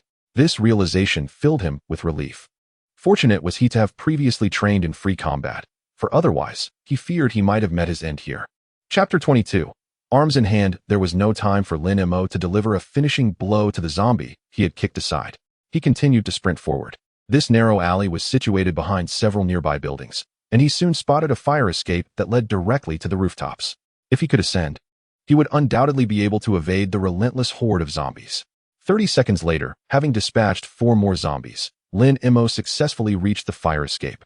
The metal staircase clanged with each step he took, its sound echoing through the alley due to its confined nature. However, at that moment, Lin Mo was oblivious to the noise. He had no alternative route. Upon reaching the 6th floor, he dared to glance down, and his heart sank. At least 1,000 zombies had congregated in the alley, nearly filling it to capacity. All the undead turned their heads upwards, gazing intently in his direction. The grotesque visages, some bloodied and others disfigured, crowded together, enough to induce a fainting spell in anyone afflicted with a fear of dense clusters. At the foot of the staircase, numerous zombies clamored to ascend, yet their frantic pushing and shoving rendered the ascent impossible. Lin Mo exhaled in relief and swiftly continued his ascent. At the top of the staircase stood a fire door. Pushing it open, Lin Mo entered the building's uppermost level. Judging by the interior decor and furnishings, this space was once a fitness club. 6 zombies clad in yoga and workout attire roamed aimlessly. Lin Mo's expression remained impassive as he brandished his machete, dispatching them with ease, before hastening back downstairs. Upon reaching the ground floor, Lin Mo exited through the front entrance. The zombies had been lured to the rear alley, leaving this area surprisingly tranquil. He oriented himself and made his way toward the 3rd squad. Along the route, he frequently encountered several fallen zombies, likely the handiwork of Tanya. After more than 10 minutes, he finally arrived at the 3rd squad's location. The gruesome scene in the courtyard was still shocking. Yet upon entering, he noted a change. The door of the administrative building creaked open slightly. Tanya appeared in the gap, waving eagerly at him. Lin Mo offered a faint smile and quickly dashed inside. Bang! Li Jiamin promptly shut the door and sealed the gap with cloth. "Are you injured?" Tanya inquired. Concern etched on her face as she approached Lin Mo. "I'm fine." Lin Mo collapsed onto the floor, gasping for breath. After a series of strenuous activities that day, even with his extraordinary stamina, he felt the weight of exhaustion. After resting for several minutes, he turned to Li Jiamin. "Is everything we requested ready?" Li Jiamin nodded and led them to a room on the 2nd floor. "These are prepared for you." Inside the room stood a wooden rack, upon which lay an array of weaponry: 10 handguns, 10 rifles, 10 submachine guns, 2 sniper rifles, and 2 grenades. In addition, at the bottom of the iron rack, there were more than a dozen bulletproof vests, numerous riot shields, an array of batons, and several sheathed military knives. Finally, there were bullets. Lin Mo roughly counted: 200 rounds of pistol ammunition, 500 rounds of rifle ammunition, 300 rounds of submachine gun ammunition, and 50 rounds of sniper ammunition. This quantity exceeded their previous agreement of 2/5 by a considerable margin. He gazed at Li Jiamin, perplexed. Just yesterday, they had been meticulously calculating. Yet today he was so generous? Li Jiamin explained, "You diverted the zombies for us yesterday, so these extra supplies are our way of repaying your goodwill." "All right. We shall not be courteous then." Lin Mo casually picked up a pistol and weighed it in his hand. The moment he grasped the grip, a wave of familiarity washed over him, as if he had fired this very gun countless times before.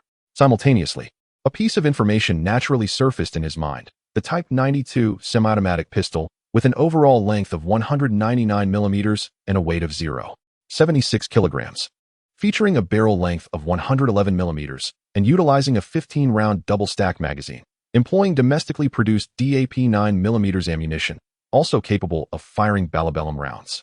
The current weight and parameters of the firearm aligned with the presence of a magazine, albeit devoid of bullets. A glimmer of astonishment flickered in Lin Mo's eyes. The ability to ascertain the presence of ammunition was astonishingly perceptive. Immediately, he picked up a magazine and began deftly loading it with bullets. Witnessing this, Li Jianmin inquired with surprise, "Have you served in the military?" The Type 92 pistol is domestically produced in Huaxia and is exclusively for military use, with very few ever circulating outside. It would be improbable for someone without military experience to load bullets so adeptly. "No," Lin Mo fabricated a response. "However, I am an enthusiast and have practiced with models in the past." Li Jianmin nodded in understanding. Yet, Tanya, standing nearby, cast a deep glance at Lin Mo. She had noticed two details. First, the magazine for the Type 92 holds 15 rounds, but Lin Mo only loaded 14. This was to prevent the magazine spring from being overly compressed, thus avoiding potential jams during use, a nuance only known to seasoned firearm users. Second, after loading the magazine, Lin Mo did not chamber a round directly. Instead, he pulled back the slide and loaded another bullet into the chamber. Consequently, the actual capacity of the firearm remained 15 rounds while perfectly circumventing any risk of jamming, a practice only familiar to battle-hardened veterans. Even she had learned this from the captain of Longya. Most importantly, such details and experiences could not be gleaned merely from handling firearm models. Who exactly was Lin Mo? Tanya mused internally. Though she had known him for a mere 3 to 4 days, his extraordinary qualities were undeniably numerous. First and foremost was his exceptional physical strength. This is by no means an achievement attainable through mere fitness. It necessitates years of rigorous training to accomplish. Furthermore, the terrifying acceleration of strength enhancement is noteworthy. Upon first encountering Lin Mo, he was merely a novice, unable to contend with even a dozen zombies. However, now, his prowess is likely only marginally inferior to hers.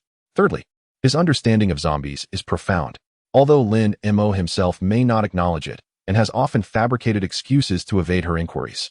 She is certain that his knowledge of zombies far surpasses that of the average individual. Lastly, his familiarity with firearms is commendable. Lin Mo's comprehension of weaponry is undoubtedly on par with hers, if not more extensive, and his practical experience may very well equal hers. All these factors indicate that Lin Mo is exceptionally remarkable, simultaneously igniting her curiosity towards him. Chapter 23, Lin Mo. Your kindness will make me fall in love with you. Lin Mo remained oblivious to Tanya's thoughts.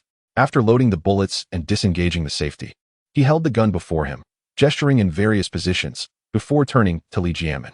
You must have holsters here, right? In truth, he possessed a system space, allowing him to summon the weapon with a mere thought, rendering a holster unnecessary. However, to maintain the facade, he deemed it prudent to engage in some superficial efforts. We have prepared a variety of styles, likely located beneath the bulletproof vests, Li Jianmin replied.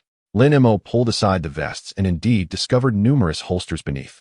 There were thigh holsters, waist holsters, and underarm holsters, all crafted from the latest alloy thermoplastic materials. These holsters, being lighter, more durable, and allowing for swifter draw than traditional leather holsters, piqued his interest. After a moment's contemplation, he selected a shoulder-mounted underarm holster, favoring its comfort and minimal interference with his combat movements. Simultaneously, Tanya stepped forward briskly, donning a holster as well. However, she opted for thigh holsters, adorning both legs. This choice imbued her already alluring figure with an additional air of valor. Lin Mo was not surprised by Tanya's selection, as thigh holsters are renowned for their rapid draw speed, often favored by special forces. Subsequently, with the assistance of Li Jianmin and others, they loaded all their provisions onto the tricycle. Dozens of firearms, each equipped with at least 2 magazines, along with ammunition, bulletproof vests, and riot shields, piled high in the tricycle's bed, surpassing the height of their initial load. However, secured with ropes, there was no concern of them tumbling down. May I inquire about your plans moving forward? Li Jianmin asked suddenly as the two prepared to depart. He understood that their prolonged hiding was not a sustainable strategy and began to contemplate long-term solutions. Yet, after much deliberation, he found himself at a loss for direction. Upon hearing this, Tanya glanced at Lin Mo, eager to hear his perspective. No particular plans, Lin Mo replied, shaking his head. If I must assert something, it is simply to strive to survive. He felt an acute sense of urgency, as he had yet to grow stronger while the zombies were already evolving. Thus, his singular focus became accumulating points. Now armed and proficient in free combat, he felt confident that as long as he was not surrounded by hordes of zombies, he could extricate himself unharmed. He needed to establish a significant advantage before the emergence of evolved zombies. Li Jianmin's expression revealed a flicker of disappointment. Just then, Lin Mo's voice rang out again. However, I can offer you a piece of advice. Li Jianmin's eyes brightened. Do tell. After the initial chaos, most individuals, driven by the instinct for survival, would subconsciously opt to band together. Lin Mo remarked, you possess manpower and weaponry, which constitutes a significant advantage in the early stages. If you seek to strategize for the long term, my counsel is to select an appropriate location to establish a stronghold and subsequently gather more individuals. Once your stronghold reaches a certain scale, survival will no longer pose a challenge for you. Establish a stronghold? Li Jianmin pondered, but what about supplies? The more people there are, the greater the demand for resources. Lin Mo nodded, affirming, indeed, consumption will increase. However, with more individuals, the acquisition of supplies will also expand. As long as a reasonable distribution system is devised, allowing each member of the stronghold to assume their respective roles, the issue of resources can be effectively managed. Reasonable distribution, each fulfilling their role. I understand now, thank you. Li Jianmin expressed his gratitude earnestly. Lin Mo's suggestion indeed illuminated a path forward for him. No need for formality. Lin Mo smiled, and then turned to Tanya. Shall we depart? Tanya nodded in agreement. Immediately, the pair set off. One riding a bicycle while the other pushed it, swiftly departing from the third team and retracing their steps.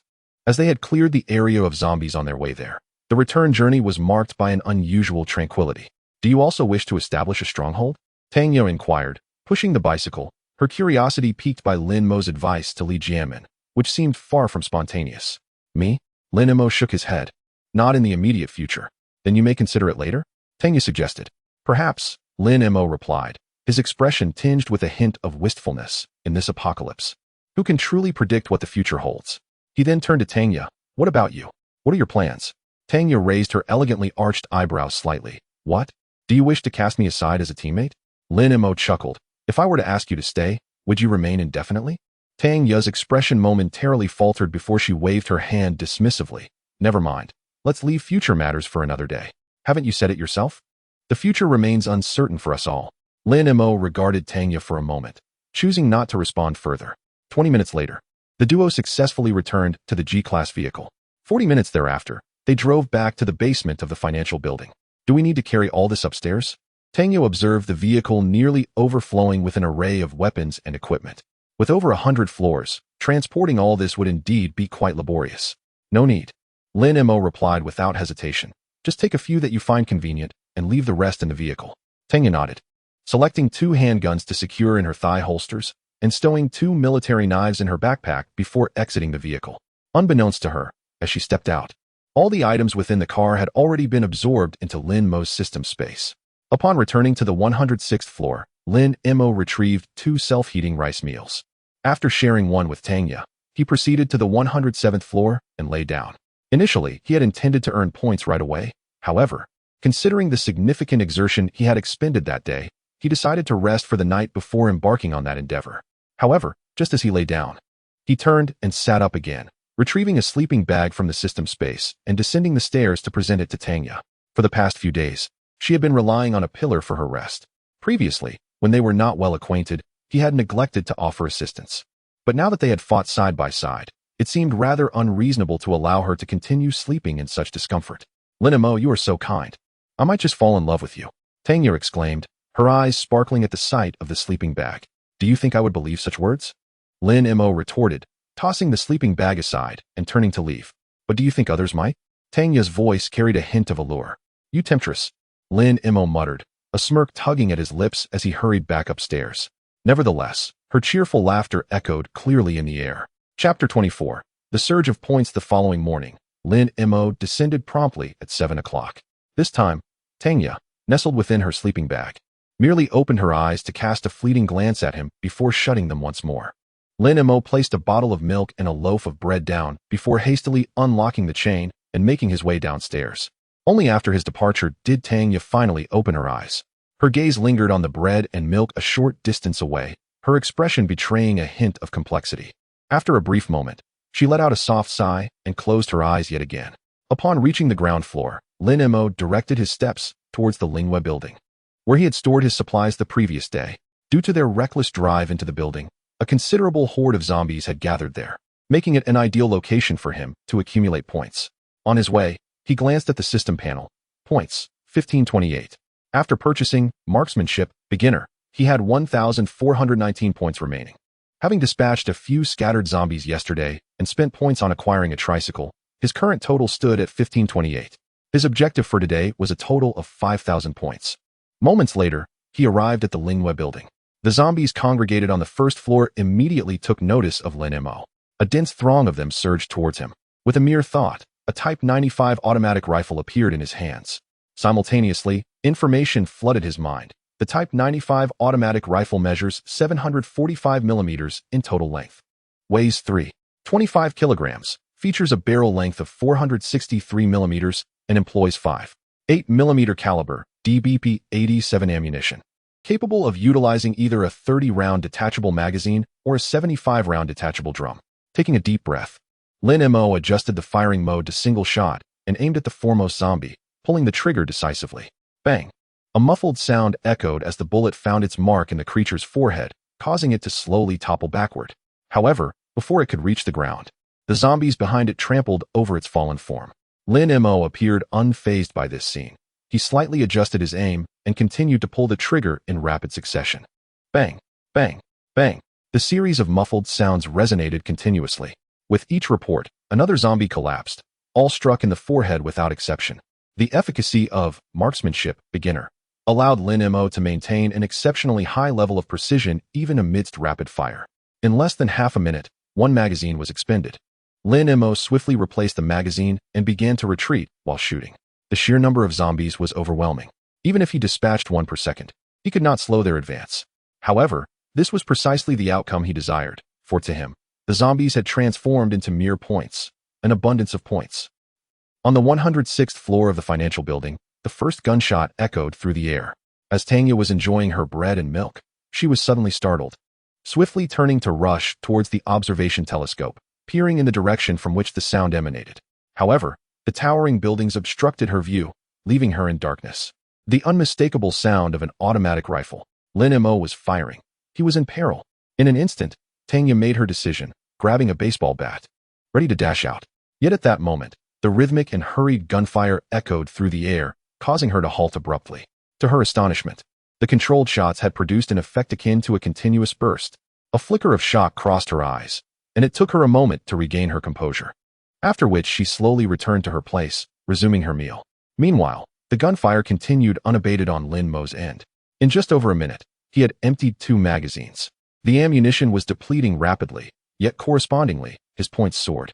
Each zombie rewarded him with 5 points. Thus, the 60 bullets from 2 magazines brought him a total of 300 points. The pace at which he accumulated points was undeniably swift. A hint of a smile graced his lips as he swiftly loaded a new magazine, resuming his shooting. Congratulations, host. You have accumulated the kills of 200 zombies, earning an additional reward of 1,000 points. Congratulations, host. You have accumulated the kills of 300 zombies, earning an additional reward of 1,000 points. Congratulations, host. You have accumulated the kills of 400 zombies, earning an additional reward of 1,000 points. With one final shot, Lin Mo ceased firing, for there were no zombies left. All the undead that had gathered were now vanquished, leaving behind a small mountain of corpses. Lin Mo himself was taken aback, realizing he had unknowingly eliminated so many. However, upon seeing his points, he couldn't help but burst into laughter. Points, 5,828. He was experiencing unprecedented wealth. His goal for the day was accomplished, yet it was still insufficient. A glint of determination sparkled in his eyes as he continued onward, venturing further afield. The rate at which he was earning points through shooting exceeded his expectations. Thus, he could not let this golden opportunity slip away. Finally, he paused, on the 106th floor of the financial building. Hearing the gunfire cease, Tanya couldn't help but breathe a sigh of relief. They had exchanged for a total of 500 rounds of rifle ammunition from Li Jiamin. Yet, in such a brief span, Lin Mo had already expended nearly 300 rounds. If this continued, the remaining ammunition would soon be exhausted. What on earth was he thinking? Risking so much to acquire bullets, only to use them here to slaughter zombies, left Tanya utterly perplexed. Ultimately, these bullets were procured through Lin Mo's resources. Thus she felt reluctant to interfere. Yet, just when she believed Lin Mo had ceased her activities, approximately 10 minutes later, The unmistakable sound of gunfire echoed once more. However, this time, the shots were considerably softer, indicating they originated from a greater distance. So, the previous lull in fire was merely a strategic relocation?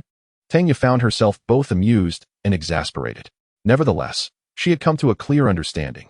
Lin Mo would not relent until every last bullet was expended. Chapter 25. Who needs martial arts when one can cultivate immortality? Bang! Bang! Congratulations, host. You have accumulated the elimination of 500 zombies, earning an additional reward of 1,000 points. Congratulations, host. You have accumulated the elimination of 1,000 zombies, earning an additional reward of 10,000 points. 10,000. Lin Mo's eyes sparkled with excitement. This was undoubtedly an unprecedentedly generous reward. However, before he could revel in his joy, the system notification chimed once more. Congratulations, host. You have accumulated the elimination of 1,000 zombies, earning the title of Zombie Slayer. Zombie Slayer. Due to your extensive extermination of zombies, they now harbor a sense of fear towards you, reducing their speed by 5% when entering a 10-meter radius around you. Congratulations on acquiring the title of Zombie Slayer, receiving an additional reward, a 50 discount card for the system shop, a one-time item, valid for the purchase of a single item. A radiant smile involuntarily spread across Lin Mo's face. A title, a discount card. These two rewards were undoubtedly exceptional, particularly the discount card, which effectively doubled the purchasing power of his points. For him, this was akin to being offered a pillow when feeling drowsy, simply delightful. With the last few bullets, he cleared the zombies surrounding him and jogged back to the 106th floor of the financial building. Upon seeing Lin Mo, Tanya seemed to want to say something, but ultimately remained silent, instead handing him a bottle of water. Thank you. I'll head upstairs to rest for a bit.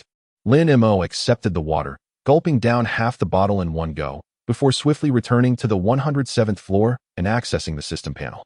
Points, 24,528. This was the sum of his endeavors throughout the day.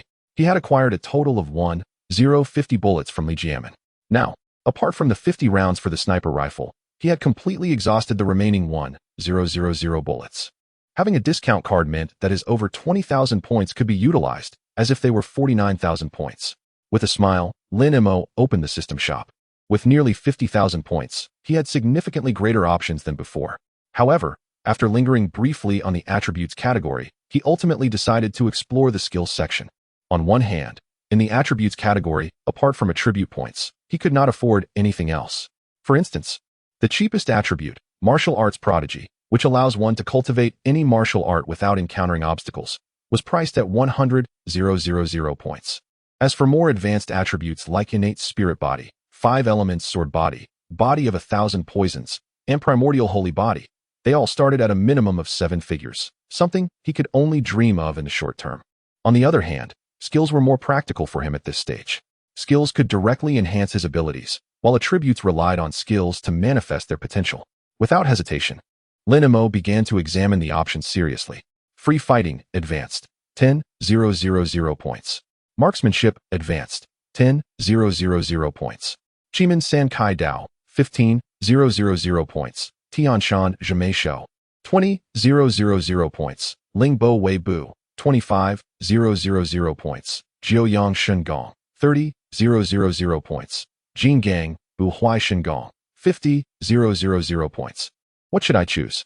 Lin Mo pondered. It is not that he suffers from indecision. Rather, the selection of skills this time holds paramount importance. The zombies have begun to evolve, and as time progresses, their strength will only increase. Thus, his choice of skills must extend beyond immediate considerations to encompass long-term development. Ideally, the skills selected should possess growth potential, and the greater the potential, the better. With his thoughts racing, Lin Mo continued to browse the store page. San Fun Gui Yuan Chi, 70,000 points. Jian Air Shi San, 80,000 points. Basic Cultivation Method, first 3 levels of Qi Refinement, 100,000 points. Oh! Lin Mo's expression shifted dramatically. A cultivation method. Although it is merely a rudimentary technique lacking a proper name, and only encompasses the first 3 levels of Qi refinement, the ability to cultivate transcends martial arts. Moreover, in terms of growth potential, there is likely no skill that can rival a cultivation method. Most importantly, he currently possesses a 50% discount card, meaning that the 100,000 000 points would only require 50,000. With a concerted effort, he stands a significant chance. With this thought, Lin Mo promptly closed the skill category and navigated to the item category. Pistol bullets, 1 point each. Rifle bullets, 2 points each. Submachine gun bullets, 2 points each. Sniper rifle bullets, 4 points each. This pricing, using a pistol, is the most economical. Currently, he needs over 25,000 points to reach 50,000, which means he would have to eliminate approximately 1,000 zombies to gather enough. This implies that he must purchase at least 1,000 rounds of ammunition. After careful consideration, Lin Mo steeled himself to make the purchase. But just then, a flash of inspiration struck him, and he quickly navigated to the firearms page. Type 92 pistol, 2,000 points. Desert Eagle, 2,500 points. Type 95 rifle, 5,000 points. Type 92 pistol, unlimited bullets, 10,000 points. After staring at the store page for a moment, Lin Mo made a decisive choice. Congratulations, host. You have consumed 10,000 points and successfully purchased the Type 92 pistol, unlimited bullets. This was a decision he arrived at after careful deliberation. Although the investment of 10,000 points is substantial for him, the frequency of using a firearm in the near future will undoubtedly be high. If he were to continually purchase bullets, the cumulative points required would be considerable. Most importantly, purchasing bullets with points means that once they are expended, he would be left with nothing. However, acquiring a pistol with unlimited bullets is an entirely different matter. As long as he slays more than 10,000 zombies with this firearm, he would have effectively acquired a handgun with infinite ammunition, a remarkable gain indeed. With a mere thought, Lin Mo summoned the Infinite Bullet 92 style handgun into his grasp. Concurrently, the performance parameters and specifications of the weapon unfurled in his mind. Its weight, functionality, dimensions, and appearance bore an almost indistinguishable resemblance to the 92 style handgun he had obtained from Li Jiamin. The sole distinction lay in the fact that the magazine of this infinite bullet variant was non-detachable. The absence of the need to replace magazines presented a considerable advantage. A smile played upon Lin Mo's lips. In truth, changing magazines was not particularly troublesome. The real inconvenience lay in loading the bullets. Taking 1,000 rounds as an example. To load such a multitude of bullets into the magazines would require a relentless effort, likely consuming a couple of hours.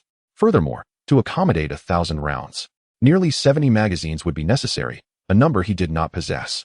Purchasing additional magazines would entail a significant expense. Therefore, from any perspective, acquiring this weapon was exceptionally worthwhile. In the ensuing 2 days, Lin Mo ventured out early and returned late, driven by a singular purpose: to accumulate points. Devoting himself entirely to the horde of zombies, he found his fingers blistered from the incessant trigger pulling. Yet, the arduous efforts yielded bountiful rewards. His points soared to 50,028.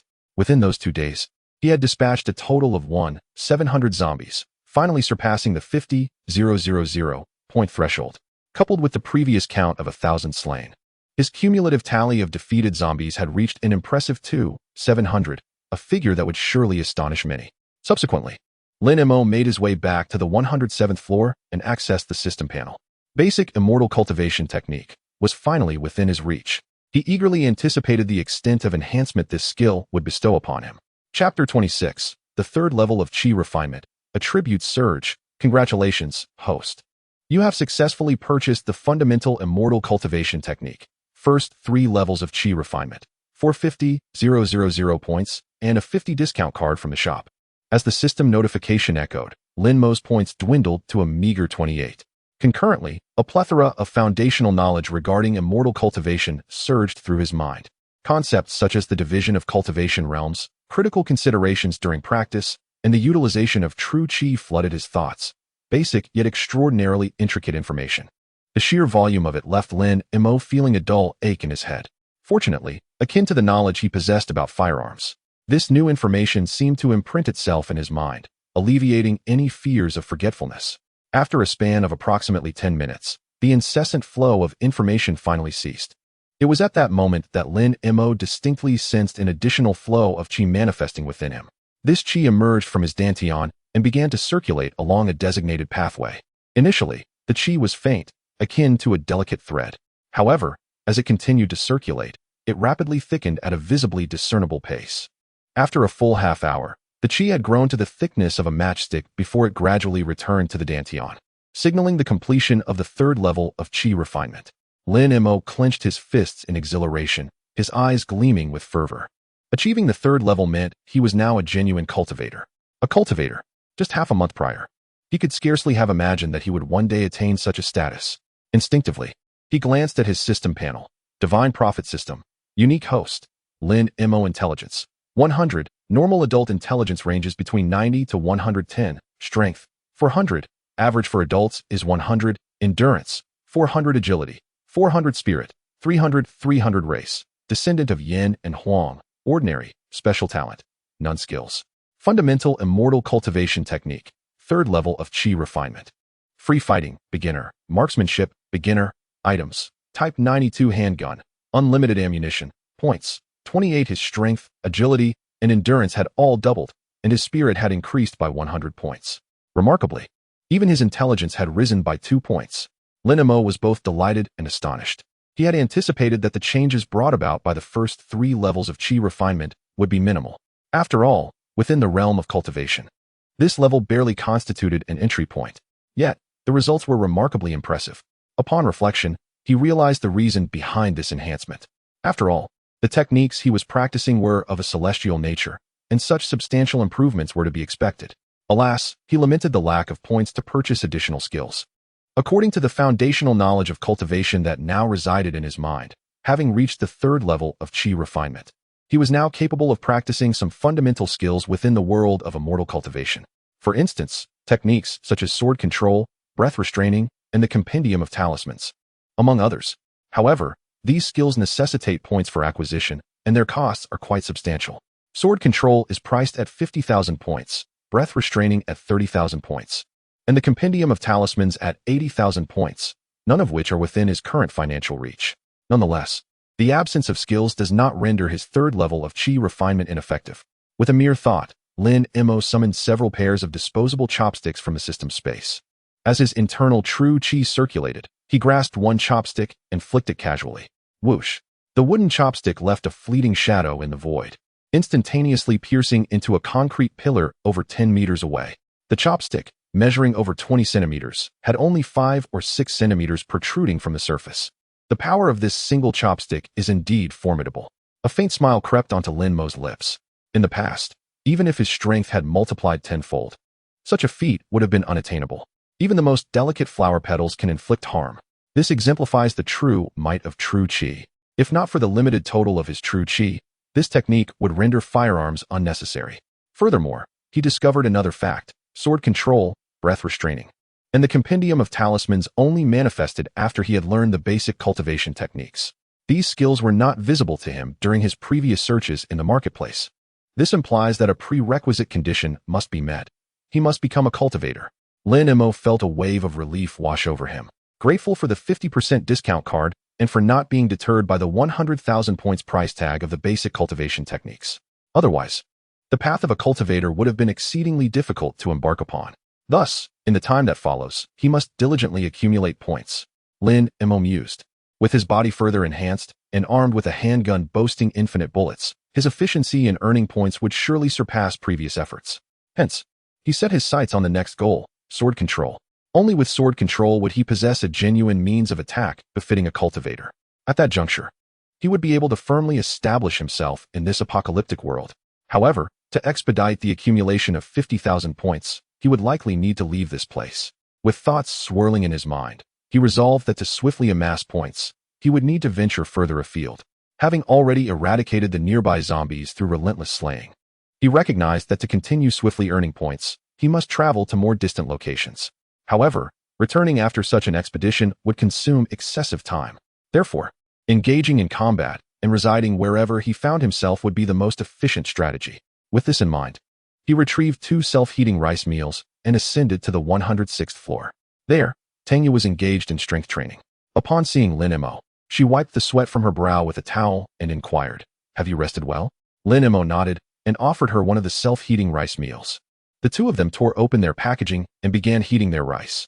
As they awaited their meals to warm, I. The two individuals spoke simultaneously, only to halt in unison. Lin Mo smiled slightly, gazing at Tanya. You go first.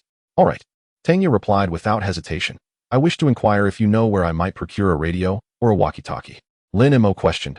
What do you need these devices for? These items could be easily acquired from his system's marketplace at a modest price of 200 or 300 points.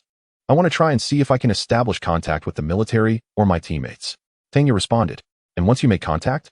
Lin Mo further inquired. Tanya's expression grew somewhat complex. Naturally, I would seek to reunite with them. In this apocalyptic world, survival is impossible alone, and she glanced at the self-heating rice before her. I do not wish to keep taking advantage of you. I have never felt that you were taking advantage of me.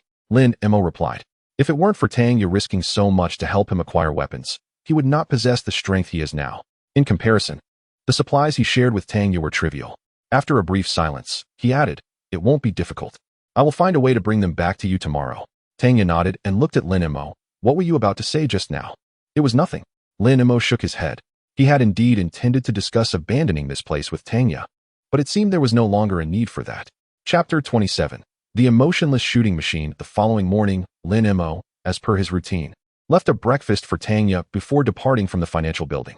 However, this time he did not walk. Instead, he drove off in a Mercedes-Benz G-Class. On one hand, the nearby zombies had mostly been dealt with, and he needed to venture further afield, where traveling by car would prove more efficient. On the other hand, the roar of the engine would serve to attract the zombies. Lin Mo reflected on this change of perspective. Previously, he had feared that the sound of the engine would draw the undead, making him hesitant to move. Yet now, he found himself hoping that the noise would summon even more of them. The contrast was indeed stark. As he drove, Lin Mo headed straight towards the direction of the third squad. Earlier, while procuring firearms, he had lured a large number of zombies into a narrow alley. If all went as expected, those zombies should still be congregated there. For him, it would be an excellent spot to accumulate points. Half an hour later, Lin Mo arrived at his destination. The alley was indeed teeming with zombies. However, he did not act recklessly. Instead, he entered through the main entrance of a building and made his way to the gym. Exiting through the back door, he found himself at an iron fire escape. As Lin Mo stepped onto the stairs, a faint sound echoed. Instantly, the previously wandering zombies in the alley turned their heads in unison towards him. Their bloodied, grotesque faces, drained of color due to their undead state, were particularly unsettling. In the next moment, all the zombies surged towards the fire escape as if invigorated. However, the narrow entrance caused them to jostle and push against one another, preventing them from climbing up. Lin Mo observed this scene with an expressionless face, drawing out his pistol with infinite bullets, and began to pull the trigger repeatedly. Bang! Bang! With each gunshot, a zombie fell, each shot striking true to the forehead. 10 minutes, 20 minutes. Rather than diminishing, the number of zombies in the alley only increased. Drawn in by the sound of gunfire, Lin Mo felt as though he had transformed into an emotionless shooting machine. Yet, he reveled in the activity.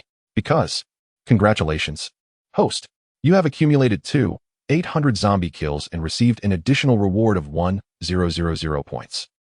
Congratulations, host. You have accumulated 3,000 zombie kills and received an additional reward of 10,000 points. Congratulations, host.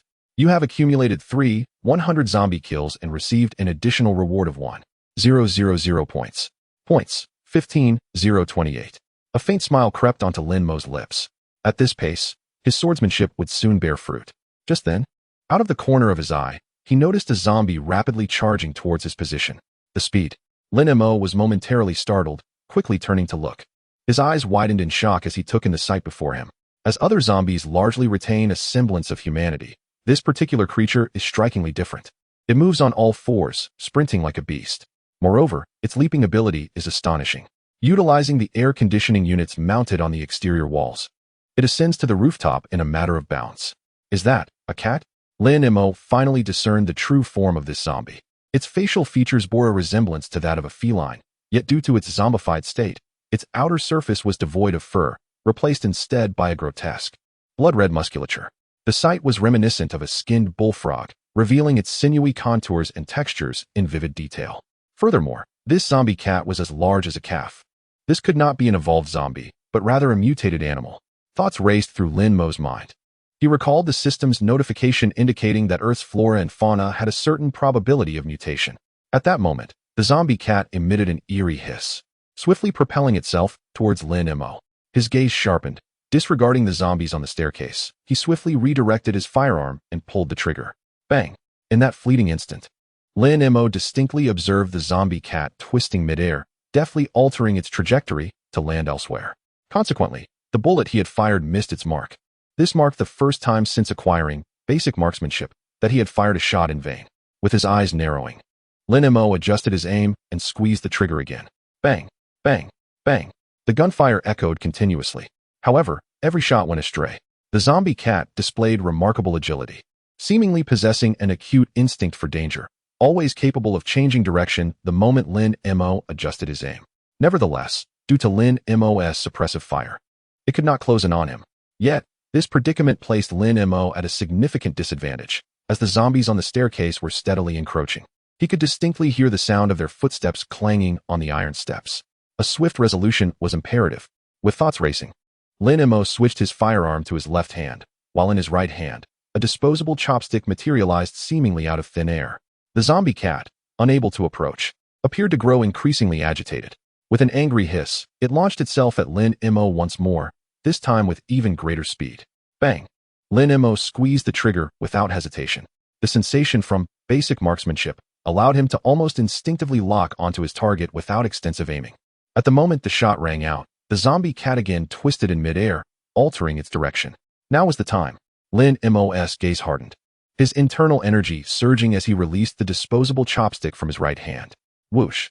The air split with a sharp sound as it tore through. The disposable chopstick struck like a bolt of lightning, piercing precisely into the forehead of the zombie cat before exiting from the back of its head. Unknown where it flew thereafter. With a thud, the lifeless body of the zombie cat fell heavily to the ground. Lin Mo exhaled slightly in relief. Yet he did not pause. He swiftly pivoted his firearm towards the staircase, relentlessly squeezing the trigger. Due to the brief delay, a multitude of zombies had already surged onto the rooftop. He had to eliminate these undead beings. Otherwise, he would be unable to preserve this precious stronghold. Bang! Bang! Bang! With each gunshot, a series of zombies continued to collapse. Merely 2 minutes later, Lin Mo had successfully reclaimed his position at the staircase. The swiftness of his response was entirely owed to his infinite ammunition pistol. The absence of the need to reload saved him considerable time, significantly enhancing his efficiency. Thus, Lin Mo transformed once more into a merciless machine of gunfire. Chapter 28. A bountiful harvest perched atop the staircase. The vantage point was both advantageous and defensible, rendering the approaching zombies mere targets for S. Congratulations, host. You've accumulated 200 zombie kills, earning an additional reward of 1,000 points. Congratulations, host. You've accumulated 4,000 zombie kills, earning an additional reward of 10,000 points. Congratulations, host. You've accumulated 100 zombie kills, earning an additional reward of 1,000 points. As the final notification from the system echoed, Lin Mo ceased his firing and holstered his weapon. For every zombie in the alley had been vanquished by his hand. Gently flexing his slightly sore fingers, he summoned the system panel with a mere thought. Points, 39,028. A smile involuntarily graced Lin Mo's lips. When he set out that morning, he possessed a mere 28 points, yet now he boasted over 39,000. In just one day, he had accrued nearly 40,000 points, a remarkable windfall indeed. Such was the advantage conferred by firearms. In the past, he would have never dared to imagine achieving such efficiency. Fortuitously, he had purchased the handgun with infinite ammunition that day. Lin Mo couldn't help but feel a surge of gratitude. He had dispatched 400 zombies today alone, and with the previous 700 included, his total stood at 100. This meant that after eliminating another 900 zombies, he would effectively earn the handgun as a net gain. Had he opted for bullets instead that day, he would now be out of ammunition and his points would be diminished by over 3,000. Lin Mo sighed inwardly at his own discernment and hastened downstairs, driving his G-Class back to the financial skyscraper. Upon reaching the basement, he did not park the G-Class in a designated spot, but instead stored it directly in the system's spatial realm, as this was evidently more secure than the garage. He then proceeded to the restaurant on the 105th floor, retrieving the portable gas stove he had previously stowed away. The ingredients were procured from the system's marketplace: 2 portions of top-grade Wagyu steak, a bottle of 1982 Lafite, a vegetable salad, and an assortment of small bread rolls, all of which amounted to less than a single point. Once prepared, he laid the sumptuous spread upon a table and, lifting it with ease, returned to the 106th floor. Such extravagance! Are we living in luxury? Exclaimed, her eyes widening at the sight of the feast Lin Mo had brought forth. Wagyu, red wine. Had it not been for the lingering scent of zombie blood clinging to Lin Mo, she might have suspected that the apocalypse was, indeed, over. Wait a moment. I shall fetch a couple of chairs. Lin Mo set the table down and hurried back to the 105th floor to retrieve 2 chairs. They then sat opposite each other and began to enjoy the meal. Lin Mo's culinary skills were modest. The steak was not sealed properly, resulting in it being slightly overcooked. Nevertheless, due to its premium quality, the flavor remained delightful. The small bread rolls, purchased as ready-made items from the system, required only a brief warming to be delectable, and their taste was equally commendable. Lavished praise upon the meal, thoroughly enjoying every bite. A table laden with food, both individuals feasted to their fill, yet a considerable amount remained uneaten. In a post-apocalyptic world, such wastefulness is indeed a grave sin, yet I simply cannot consume another morsel. Tanya rubbed her belly, her expression tinged with distress. She had never envisioned a day in the apocalypse where she would overindulge. Come, try this wine. Lin Mo raised his glass, having procured it from the restaurant on the 105th floor. Uncertain of which wine suited which glass, he had simply selected 2 clean ones at random. Tanya lifted her glass and clinked it against Lin Mo's, then narrowed her eyes at him. You're not planning to intoxicate me and take advantage, are you? I assure you my tolerance for alcohol is quite commendable. Lin Mo chuckled lightly. If I wish to take advantage of you, it seems I wouldn't need to get you drunk. It was not mere arrogance, aside from his current prowess in the 3rd level of chi refinement. Tanya's physical capabilities were no match for his. Such confidence, shall we test it? Tanya promptly set her glass down, eager for a challenge. Forget it. Lin Mo shook his head, reluctant to diminish her spirit. After all, Tanya hailed from a special forces background, and just days ago, his strength had been inferior to hers. Boring. Tanya raised her glass and downed the contents in one gulp, her eyes sparkling slightly. This wine is quite good. She then eagerly grabbed the decanter to pour herself another glass. Lin Mo observed her. Are you no longer afraid I might take advantage of you? You? Tanya shot him a sidelong glance. You lack the courage. Lin Mo recognized her intent to provoke him, smiled, and turned to retrieve the backpack behind him, handing it to her. Here is the radio you wanted. Tanya paused momentarily, her expression faltering, before accepting the radio with a quiet, thank you. Lin Mo remained silent, raising his glass to drain it in one swift motion. After I leave tomorrow, I likely want to return. Tanya, engaged in examining the radio, halted at his words, then abruptly lifted her gaze to meet his. She scrutinized him for over 10 seconds before finally speaking. I had suspected this meal might be significant, but I never anticipated it would serve as our farewell dinner. Lin Mo regarded her. In truth, you had already prepared yourself for this, had you not? If you weren't ready, why would you have asked me for the radio? On their way back with the firearms, they had discussed future plans. He had inquired of Tanya, if I asked you to stay, would you remain here indefinitely? To which she had evaded an answer. It was then that she likely harbored intentions of seeking her teammates. Yet, perhaps due to certain reservations, she did not bring up the radio until yesterday. This indicated that Tanya had finally made her decision. I'm sorry. A hint of regret flashed across Tanya's face. What do you have to apologize for? Lin Mo replied with a smile.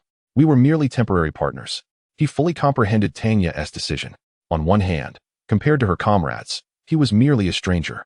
Naturally, she would lean toward her teammates over him. On the other hand, his aspirations for the future diverged from those of Tanya.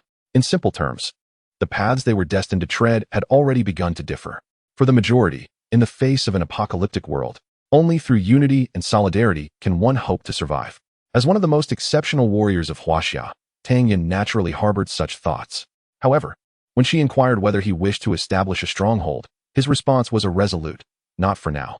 Thus, it was only inevitable that Tanya would seek out comrades. In truth, I too contemplated the idea of us searching for allies together. Tanya regarded Lin Mo and reflected, yet, upon getting to know you, I realized that you are not one to be easily confined by others, and you possess your own convictions. Therefore, accompanying me may not necessarily be in your best interest. I understand. Lin Mo poured himself another glass of wine and raised it in a toast. Take care, and I hope we may meet again in the future. Tanya also lifted her glass. We shall undoubtedly meet again. The gentle clink of their glasses resonated in the air. Chapter 29. Invaluable kindness. The resonant hum of the engine reverberated through the air, swiftly fading into the distance. On the 106th floor, Tanya stood before the observation telescope, her gaze lingering on the Mercedes-Benz G-Class as it vanished around the corner, before she gradually withdrew her sight, turning her attention to the backpack left behind by Lin Mo. She discovered not only a radio but also two specialized combat uniforms designed for special forces, combat boots, 200 rounds of handgun ammunition, and 2 grenades. Remarkably, the grenades had been left untouched. With a complex expression, Tanya whispered to herself, "I told you you're a saint. I was not mistaken." With those words, she stepped forward and donned one of the combat uniforms. When the apocalypse had begun, she had been on a mission, clad in leather attire. In the face of imminent danger, she had only managed to gather some food and water before arriving here. Although she had contemplated changing her clothes afterward, the opportunity had never presented itself, leaving her in her leather outfit until now. Unbeknownst to her, it was Lin Mo who had ultimately resolved this predicament. The combat uniform fit her perfectly. Tanya gazed at her reflection in the floor-to-ceiling window for a moment, a smile subtly gracing her features. That dog of a man must have stolen more than a few glances at me.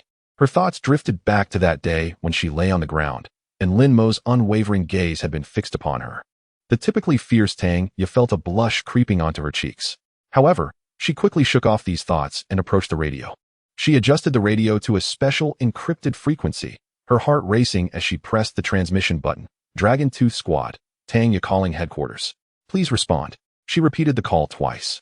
After waiting 3 minutes with no reply, she switched to another frequency and sent the same message. Yet, after cycling through 5 different frequencies, she received no response. Could it be that everyone had turned into zombies? Tanya's expression grew serious. The frequencies she had called were all emergency channels for Dragon Tooth. The inability to connect on these channels suggested that the headquarters had likely fallen. Nevertheless, she quickly regained her composure. Among ordinary people, there were bound to be survivors. How could there be none within Dragon Tooth? She believed that not only was she trying to reach her teammates, but other surviving members were surely seeking to connect with one another as well. As long as she persevered, she would eventually establish contact with others. It was merely a matter of time. With that thought, she casually switched off the radio. The device was powered by batteries, and with no way to recharge it. She needed to conserve energy. Even so, it wouldn't last long. She had to find a location with a generator. Tanya quietly calculated her next steps. Meanwhile, the Mercedes-Benz G-Class sped along, soon arriving at the location where points had been accumulated the previous day. As Lin Mo had anticipated, there were indeed very few zombies remaining here. After stopping the vehicle, he effortlessly dispatched over 10 zombies drawn by the sound of the engine and pulled out a map of Pearl City to examine it. In the past, he perused maps to devise ways to evade the undead. Now, however, he studies maps in pursuit of densely populated areas. For him, a mere handful of zombies no longer satiates his appetite. Consequently, his next objective must be a locale teeming with inhabitants. Only in such places can he encounter a multitude of zombies to vanquish, thereby swiftly accumulating points and enhancing his strength. Before long, he pinpointed a location on the map, an aged residential community known as Ziju Garden. This antiquated neighborhood, characterized by its narrow spaces between buildings, towering structures, and high population density, perfectly aligned with his requirements. Most importantly, this enclave lay less than 3 kilometers from his current position. Even if the vehicle, the Big G, could not traverse the roads, he could easily make the journey on foot. Stowing the map away, Lin Mo set off in the Big G. Indeed, less than a kilometer into his journey, the road became utterly impassable. The thoroughfare was choked with colliding vehicles. Given the narrowness of the streets surrounding the old community and the mere 2-meter width of the sidewalks, cars could not maneuver at all. Lin Mo had no choice but to store the Big G in the system space and proceed on foot towards Ziju Garden. As he approached within approximately 1 kilometer of Ziju Garden, Lin Mo suddenly halted. He had heard the sound of a voice amplified by a megaphone. "Apples, fresh apples. 4 yuan a gene, 10 yuan for 3 gene. Taste before you buy. If they're not sweet or crisp, you don't pay." The voice, tinged with a rural cadence, mechanically repeated the phrases. It emanated from a narrow alley adjacent to the main street. Yet, this was not the crux of the matter. The apocalypse had persisted for 7 or 8 days. How could the megaphone still possess battery life? Survivors must be nearby. This megaphone was likely employed by them to divert the zombies. Instantaneously, Lin Mo made his judgment and proceeded toward the source of the voice. However, just as he was about to enter the alley, a faint sound echoed nearby. Snap! He turned his gaze toward the origin of the sound and discovered a 1 yuan coin lying on the ground. Intrigued, he stepped forward to pick it up and surveyed his surroundings. Indeed, from the 3rd-floor window of a commercial building by the street, he spotted someone eagerly waving him up. Nodding in acknowledgement, he located the stairway entrance and ascended swiftly. As he reached the third floor, the door to one of the rooms swung open. A middle-aged man, approximately 35 or 36 years old, with a simple and earnest demeanor, rushed out, pulling him into the room before hastily closing the door. The space was modest, roughly 20 square meters in size. Against the wall stood a double bed. On the bed, a small girl, around 7 or 8 years old and with a dirty face, regarded him with a curious gaze. Lin Mo smiled at the girl and continued to assess the room's environment. The furnishings were Spartan, yet the atmosphere was imbued with a palpable sense of life. The duo, one large and one small, had presumably resided here even before the world fell into chaos. Little brother, how dare you venture out alone? If those monsters find you, you will surely perish, the middle-aged man said, a look of dread etched on his face. Lin Mo began to respond, but the man interrupted. You must be looking for something to eat, right? In this dire situation, who would dare to venture outside unless driven by unbearable hunger? As he spoke, the man hesitated for a moment before approaching the bedside, lifting the bed frame to reveal a stash of supplies, including instant noodles, bread, and bottled water. It was evident that these provisions could sustain the two of them for at least half a month. Lin Mo recalled seeing a convenience store nearby when he ascended the stairs, surmising that these items were likely procured by the man at great risk. Thank you, brother. Lin Mo expressed his gratitude, holding the bread with a sense of appreciation. In this apocalyptic world, where everyone was consumed by fear, this middle-aged man not only offered him assistance, but also shared his food. Such kindness was indeed a rare treasure, especially as he noticed the little girl on the bed gazing longingly at the bread in his hand, reminding him that their lives were also fraught with hardship. I'm not hungry. You should eat. Lin Mo tore the bread in half and offered it to the little girl. However, she did not reach for it, but instead looked towards the middle-aged man. Little brother, you eat it. She just had something to eat not long ago. She can hold on, the man said. I'm truly not hungry. Let the child have it. Lin Mo then produced a bottle of milk from his backpack and, after opening it, handed it along with the bread to the child. Upon seeing the milk, the little girl instinctively swallowed hard, but still refrained from eating or drinking. Her gaze fixed on the middle-aged man. Go ahead. Thank you, uncle. The man nodded in encouragement. Thank you, uncle. The little girl chirped. And only then did she begin to eat and drink heartily. Lin Mo gently ruffled the little girl's hair with affection and struck up a simple conversation with the middle-aged man. The man introduced himself as Du Yang, a local vendor who made a living selling fruits and vegetables. The little girl was named Du Xiaoming, his daughter. Du Yang also had a wife, and the family of 3 had rented this room prior to the apocalypse. When the catastrophe struck, the couple was selling fruit on the street, and Du Yang's wife was tragically transformed into a zombie. Miraculously, he managed to escape and returned home at the first opportunity. Du Xiaoming, having been ill that day, had not gone to school and thus evaded the disaster. Since then, the father and daughter had remained hidden in their room, too fearful to venture outside. It was only at noon today, seeing his daughter on the brink of starvation, that Du Yang risked a trip to the convenience store for provisions. The man had placed a loudspeaker in the alley to distract the zombies. Thank goodness you didn't enter that alley, Du Yang said, his expression still shaken. You have no idea how desperate I was. I wanted to call out to you, but was too afraid to make a sound. Are there many zombies in that alley? Lin Mo inquired. Initially, there were many individuals in the small market, bustling with activity. However, just a couple of days ago, some noises from the nearby residential area attracted those monstrous beings away, allowing me to dare place the loudspeaker there. Du Yang remarked, yet, I suspect there are still quite a few around. After I set down the loudspeaker, I personally witnessed numerous monsters returning to the alley. Lin Mo nodded, noticing that Du Xiaoming had finished her bread and milk, and then pulled out a packet of chips from her bag, extending it toward her. Du Xiaoming's face lit up with desire, yet she hesitated to take it, glancing at Du Yang instead. Go ahead. Your father will approve, Lin Mo said, tearing open the package and placing it into Du Xiaoming's hands. This little girl possessed a level of understanding that tugged at the heartstrings. Du Yang initially intended to refuse, but upon seeing the eager look in his daughter's eyes, he could not bring himself to deny her, merely nodding in acquiescence. Thank you, uncle. Du Xiaoming finally accepted the chips and began to eat. Unlike her earlier consumption of the bread, she savored each chip slowly, taking several bites from each piece. Lin Mo discerned that this was not due to her being full, but rather her reluctance to consume them too quickly. Undoubtedly, chips were not a regular indulgence for her before the apocalypse. By the way, Lin Mo, where were you planning to go just now? Du Yang inquired. He had assumed Lin Mo was seeking food, but judging by his demeanor, it appeared he was not in want of sustenance. Lin Mo suddenly noticed the gas stove in the corner of the room. Brother Du, you can cook, right? Du Yang was momentarily taken aback by Lin Mo's abrupt change of subject, but nodded. Yes. Why do you ask? Lin Mo gestured towards the gas stove. Is there gas left? Most residential areas now utilized natural gas, with gas stoves only found in certain rental properties.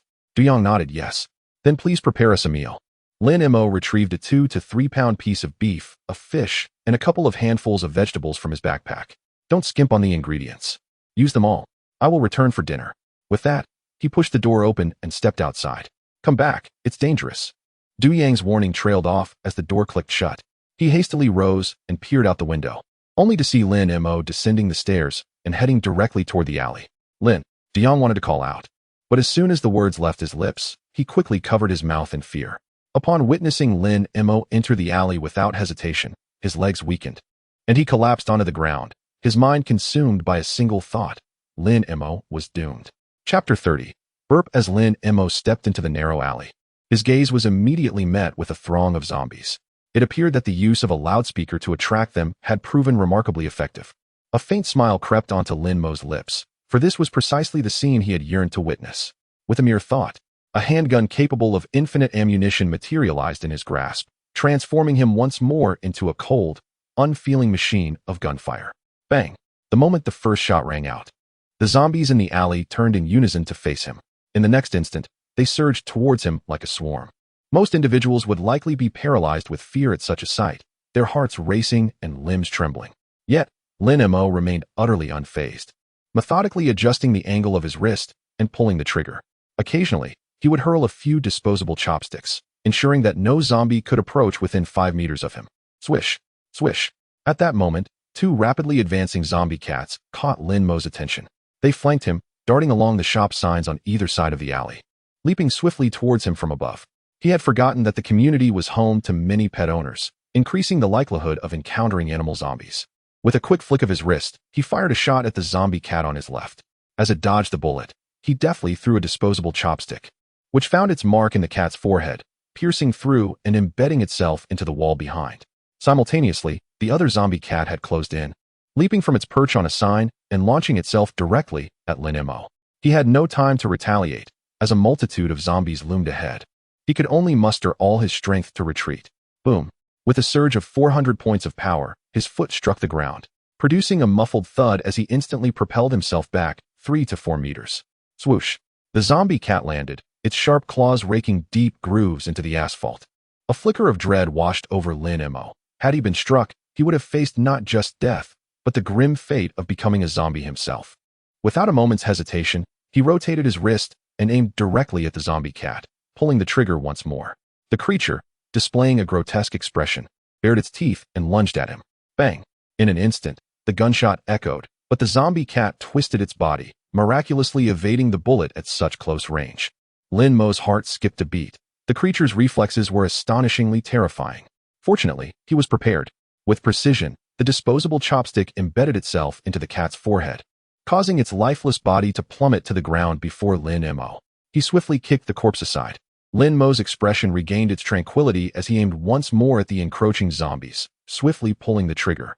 Congratulations, host. You have accumulated 200 zombie kills, earning an additional reward of 1,000 points. Congratulations, host. You have accumulated 5,000 zombie kills, earning an additional reward of 10,000 points. Congratulations, host. You have accumulated 100. Amidst the series of system notifications, time slowly elapsed. By 7 in the evening, the sky began to darken. Lin Mo surveyed the alley, strewn with lifeless bodies, a satisfied smile gracing his features. Over the course of the day, he had dispatched more than 1,000 zombies. Including the additional rewards, these creatures had bestowed upon him over 24,000 points, coupled with the previous day's total of 39,000. And after deducting the expenses for the radio he purchased for Tanya, his current points totaled 62,777. The sword mastery was finally within reach. A hint of a smile appeared on Lin Mo's lips as he briskly made his way toward Du Yang's rental apartment. Inside the apartment, Du Xiaoming sat on the bed, her gaze fixed intently on a small table beside her, swallowing hard repeatedly. The table bore 4 dishes, braised beef, a steamed fish, and 2 plates of stir-fried greens. At that moment, the dishes were steaming, filling the room with an enticing aroma that stirred one's appetite. After swallowing once more, Du Xiaoming licked her lips and softly inquired, "Daddy, when will Uncle Lin Mo be back?" Du Yang, glancing at the darkening sky outside, wore a solemn expression. He should be back soon. Let us wait a bit longer. Yet, he could not discern whether he was reassuring his child or himself. After all, he had witnessed Lin Mo enter that alley with his own eyes. Prior to Lin Mo's arrival, he had also seen a multitude of zombies drawn into the alley by a loudspeaker. In such circumstances, could Lin Mo truly return? Du Yang held no confidence. Even while cooking, he pondered whether to prepare less food. After all, the ingredients Lin Mo had brought were ample enough to sustain them for several days if conserved wisely, especially the fresh meat, which was nearly a luxury in this post-apocalyptic world. However, after some hesitation, he decided to follow Lin Mo's instructions and prepare all the dishes. Regardless of whether Lin Mo returned, this decision allowed him to act with a clear conscience. Suddenly, a knock echoed through the room. Du Yang instinctively grabbed a steel bar from behind the door, whispering, "Who is it?" "Brother Du, it's me," came Lin Mo's voice from the other side. Du Yang's eyes brightened, and he quickly opened the door, pulling Lin Mo into the room. "Brother Lin Mo, you're safe. That is wonderful." Lin Mo smiled, glancing at the 4 dishes on the table. "Brother Du, your cooking skills are impressive." "Oh, just a haphazard effort," Du Yang replied, pulling over a small stool to place beside the table. "Please, have a seat.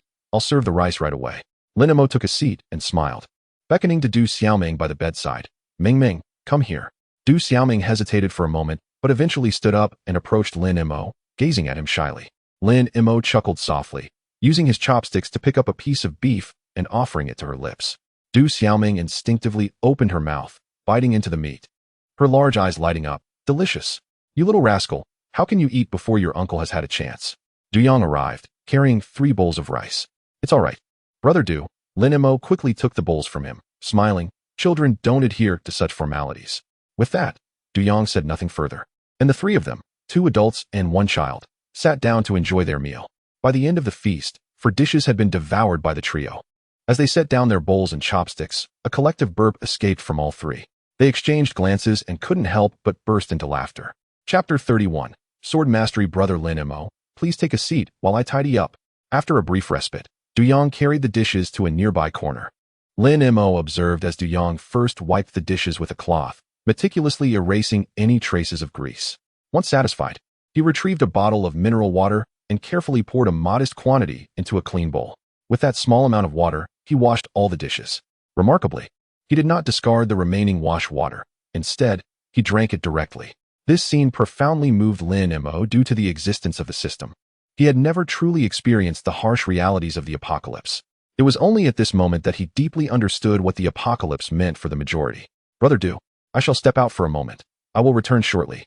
With that, Lin Mo abruptly pushed the door open and exited, moving so swiftly that Du Yang had no time to intervene. Upon descending the stairs, Lin Mo made his way to a nearby convenience store. The shelves within the shop were mostly bare, with several toppled over, and the floor was strewn with shattered items and debris, presenting a scene of utter chaos. He ventured into the back storeroom, which too was in disarray, yielding no usable goods. Clearly, the supplies here had been looted. However, Lin Mo paid this little heed. His purpose for coming was not to seek provisions, but rather to create the illusion for Du Yang that he was doing so. Casually pulling out a chair from behind the counter, he sat down and activated the system's marketplace. "Congratulations, host. You have successfully purchased Sword Mastery for 50,000 points." As with previous occasions, the system's notification resonated, and a torrent of information flooded his mind. As he began to digest this information, a radiant smile blossomed upon Lin Mo's face. It turned out that Sword Mastery encompassed more than mere sword manipulation. This so-called Sword Mastery was fundamentally a skill that employed true energy to control objects. It was named Sword Mastery because the predominant weapon among practitioners in the realm of cultivation is the sword. In truth, once he mastered this skill, he could wield any object capable of channeling true energy, provided its weight did not exceed his physical limits. With his current cultivation at the 3rd level of Qi refinement, he could manage up to 300 pounds. However, the heavier the object he controlled, the greater the consumption of true energy over time. Thus, it was generally advisable to manipulate lighter objects. Additionally, his current range of influence was limited to a 10-meter radius. Any object exceeding this range would slip from his control and fall to the ground. While this range was not extensive, it sufficed for his current capabilities.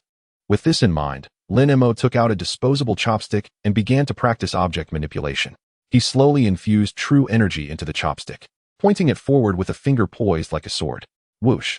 The disposable chopstick shot forth like an arrow. Just as the chopsticks were on the verge of soaring out of the convenience store, he flicked his fingers as if an invisible thread were pulling them back, and they immediately reversed course. Subsequently, Lin Mo engaged in a variety of experiments, such as commanding the disposable chopsticks to trace circles in the air, perform figure eights, come to sudden stops, and execute sharp turns. After completing these feats, he was left with a singular sensation of control, as if the disposable chopsticks were an extension of his own arm, responding to his every whim. A smile flickered in Lin Mo's eyes for now. Dealing with those zombie cats would not be such a daunting task. The zombie cats could effortlessly evade bullets, but they would certainly not escape his flying sword. However, given his current total of true energy, he could only sustain the sword technique for a maximum of 10 minutes. Thus, unless in a critical situation, it was best to refrain from its use, Lin Mo mused. He had practiced the sword technique for a mere 3 minutes, during which his true energy had depleted by a third.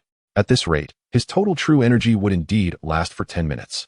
He also noted that the sword technique, besides consuming true energy, also drained his spirit. Spirit, 225-300. The former represents his current mental state, while the latter indicates his maximum capacity. Upon leaving his rented room after a meal, his spirit attribute was recorded at 235-300.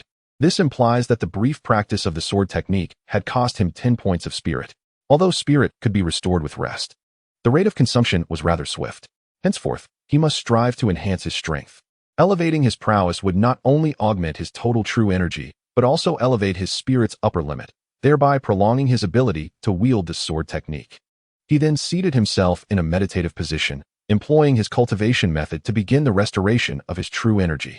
This marked the first occasion he had utilized his skills for recuperation since learning the basic immortal cultivation technique, as he had not previously expended much energy. 20 minutes later, Lin Mo opened his eyes, his brow slightly furrowed. To his astonishment, his true energy failed to recover. Or rather, to be precise, the recovery was exceedingly sluggish. Based on the rate of recovery experienced during his meditation, if he wished to fully replenish the 1/3 of his true energy that he had lost, it would take at least 7 to 8 days. In other words, should his true energy be entirely depleted, a full month would be required for restoration. Moreover, this was under the condition that his cultivation was merely at the 3rd level of chi refinement. As his strength increased, so too would his total true energy, resulting in an even longer restoration period. Was it due to the insufficient concentration of spiritual energy in the environment? Lin Mo murmured softly, drawing upon the vast reservoir of basic immortal cultivation knowledge in his mind, quickly identifying the cause, which only served to deepen his frown. The concentration of spiritual energy in the environment was certainly beyond his current capabilities to alter.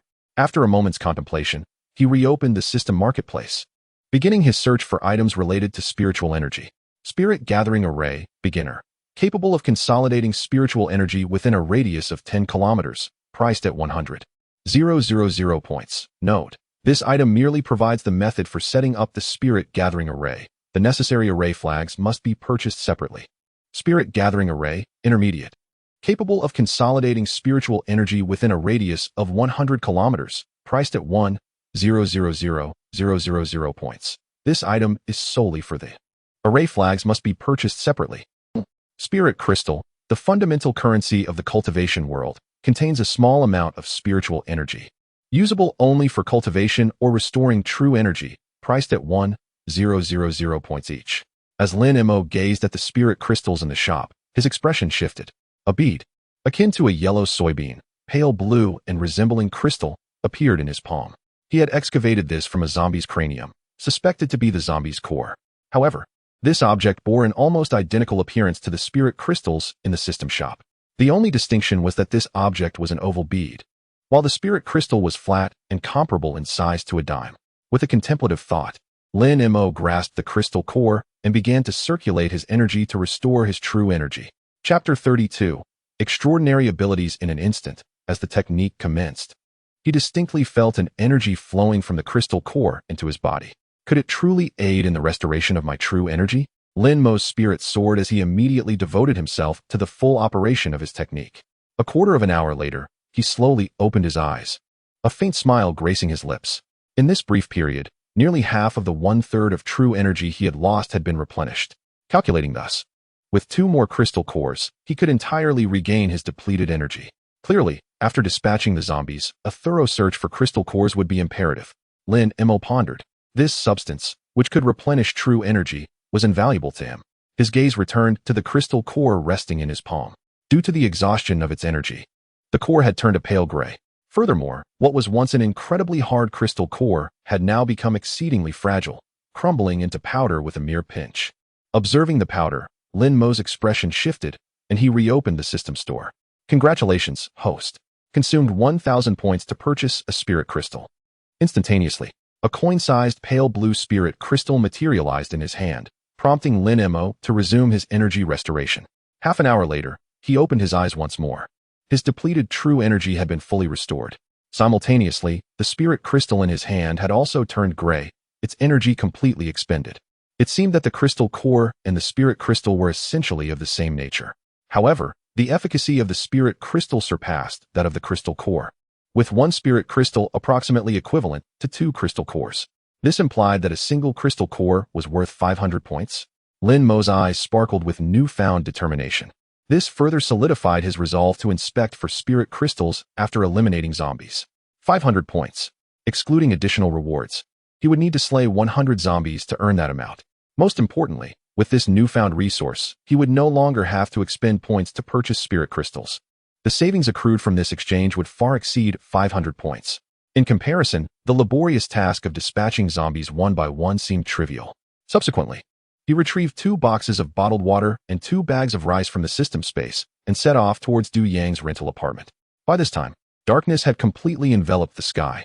The vast city was devoid of any light, causing the stars above to gleam with exceptional brilliance. After gazing at the stars for a few moments, Lin Mo suddenly thought of Tanya. I wonder how that woman is faring. Has she managed to contact her teammates? Nevertheless, these thoughts were fleeting. He hastened his pace and returned to the apartment. Upon seeing the pile of items Lin Mo was carrying, Du Yang was immediately struck with astonishment. Where on earth did you acquire all this? It's not difficult to find such things around here, Lin Mo replied casually. Du Yang, hearing this, was even more astounded. Aren't you afraid of encountering those creatures? His sentence trailed off abruptly as he recalled Lin Mo's safe return from that narrow alley. Lin Mo had a vague understanding of what Du Yang was contemplating and smiled slightly. I suppose I'll be staying here for a few more days. I can't just indulge in free food and drink. As he spoke, his gaze swept across the dimly lit room. Thanks to the starlight, there was a semblance of illumination, preventing complete darkness. However, in such circumstances, there was little to be done besides sitting idly. After some contemplation, he instructed Du Yang to draw the curtains, sealing any gaps, and then retrieved a substantial number of candles from his backpack. Once lit, the room was instantly aglow. Watching Du Xiaoming play with the flickering flame, Lin Mo's expression softened, and he pulled out a few storybooks from his bag. Ming, these are for you. Storybooks. Thank you, uncle, Du Xiaoming exclaimed, her eyes sparkling as she eagerly held the books up to the candlelight. Observing that the light was somewhat dim, Lin Mo lit another candle. Du Yang, visibly concerned, remarked, This is too wasteful. One is sufficient. Not to worry, these are easily obtainable, Lin Mo replied, handing a bundle of candles to Du Yang. With his points, he could procure dozens of tons of these. Burning them one after another could last for decades. As Du Xiaoming immersed herself in her reading, Lin Mo and Du Yang engaged in a casual conversation. Perhaps due to the silence of the preceding days, Du Yang was particularly loquacious, sharing amusing anecdotes from the past. Lin Mo listened attentively, occasionally responding. This scene inexplicably bestowed upon him a sense of tranquil contentment. They conversed for over an hour until the clock struck 10. Xiaoming, it's time for bed, Du Yang announced, turning to Lin Mo. You and Xiaoming can share the bed. I'll take the floor. No need. You both can have the bed. I'll sleep on the floor, Lin Mo insisted, pulling out his sleeping bag from his backpack. Despite Du Xiaoming being merely 8 years old, it felt inappropriate for her to share a bed with a stranger. All right, Du Yang conceded. Seeing that Lin Mo had already prepared his sleeping bag, once settled, 2 even breaths soon resonated from the bed, and Lin Mo gradually drifted into slumber. During his first night of sleep, he had not set up thumbtacks, mouse traps, or a grid-like infrared detector. This was neither due to a lapse in vigilance nor an excessive trust in Du Yang, but rather the heightened alertness afforded by his third-tier qi refinement strength. Now, he could sense anyone approaching within 10 meters, even in the depths of sleep, rendering such precautions unnecessary. Uncertain of how long he had been asleep, Lin Mo was awakened by a faint light. He swiftly turned towards the source of illumination, only to pause in surprise. The glow emanated from Du Xiaoming, whose forehead bore a small white light, no larger than a mung bean, flickering gently. The light was not bright, resembling a firefly that pulsed on and off. Yet Lin Mo was entirely certain that it was no mere insect. In a state of utter astonishment, Lin Mo gradually unzipped his sleeping bag and rose to his feet, making his way towards the bed to scrutinize the mysterious light point. However, just as he stood up, the luminous vanished abruptly, as if it had never existed. Lin Mo paused momentarily, yet gently approached to examine Du Xiaoming's forehead. To his dismay, he found nothing amiss. Her forehead remained as smooth and unblemished as ever, with no trace left by the enigmatic light. Could it be that she was on the verge of awakening some extraordinary ability? Lin Mo recalled the myriad online novels he had perused in his past life, and this seemed to be the only plausible explanation. After all, if zombies were beginning to evolve, it would hardly be surprising for superhumans to emerge among the surviving humans. The question lingered, though, what sort of power was this little girl destined to awaken? Chapter 33. Observation and Inquiry. On the following day, Lin Mo awoke promptly at 7 o'clock. Upon rising, his first glance was directed towards Du Xiaoming, who lay soundly asleep, exhibiting no signs of distress. After a moment's hesitation, he abandoned his intention to venture outside. Initially, he had planned to continue accumulating points. However, considering the peculiar behavior of the young girl the previous night, he resolved to remain and observe. Half an hour later, Du Yang also stirred awake and began preparing breakfast. As it was just the two of them, they would typically forego breakfast. However, with Lin Mo's presence and the 2 bags of rice he had brought back the night before, he decided to cook some porridge. When the porridge was ready, perhaps drawn by the enticing aroma, Du Xiaoming gradually opened her eyes. Lin Mo, seated nearby, immediately turned his attention to her. The little girl sat up, yawned, and rubbed her eyes before donning her clothes. After getting out of bed, she glanced at Du Yang, seemingly intending to speak, but upon noticing Lin Mo, she held her tongue. Lin Mo's expression shifted as he realized the child must need to use the restroom. "I'll step outside," he said, rising to exit. "Wait," Du Yang called out, a hint of embarrassment in his voice. "Could you take us out for a moment? There's a public restroom nearby." Before Lin Mo's arrival, they had resorted to using plastic bags for such needs. Now, however, Du Yang felt uncomfortable continuing that practice with Lin Mo present. "All right, let us go," Lin Mo replied, once again experiencing the inconveniences the apocalypse had imposed on ordinary lives. He escorted the father and daughter to resolve their physiological concerns.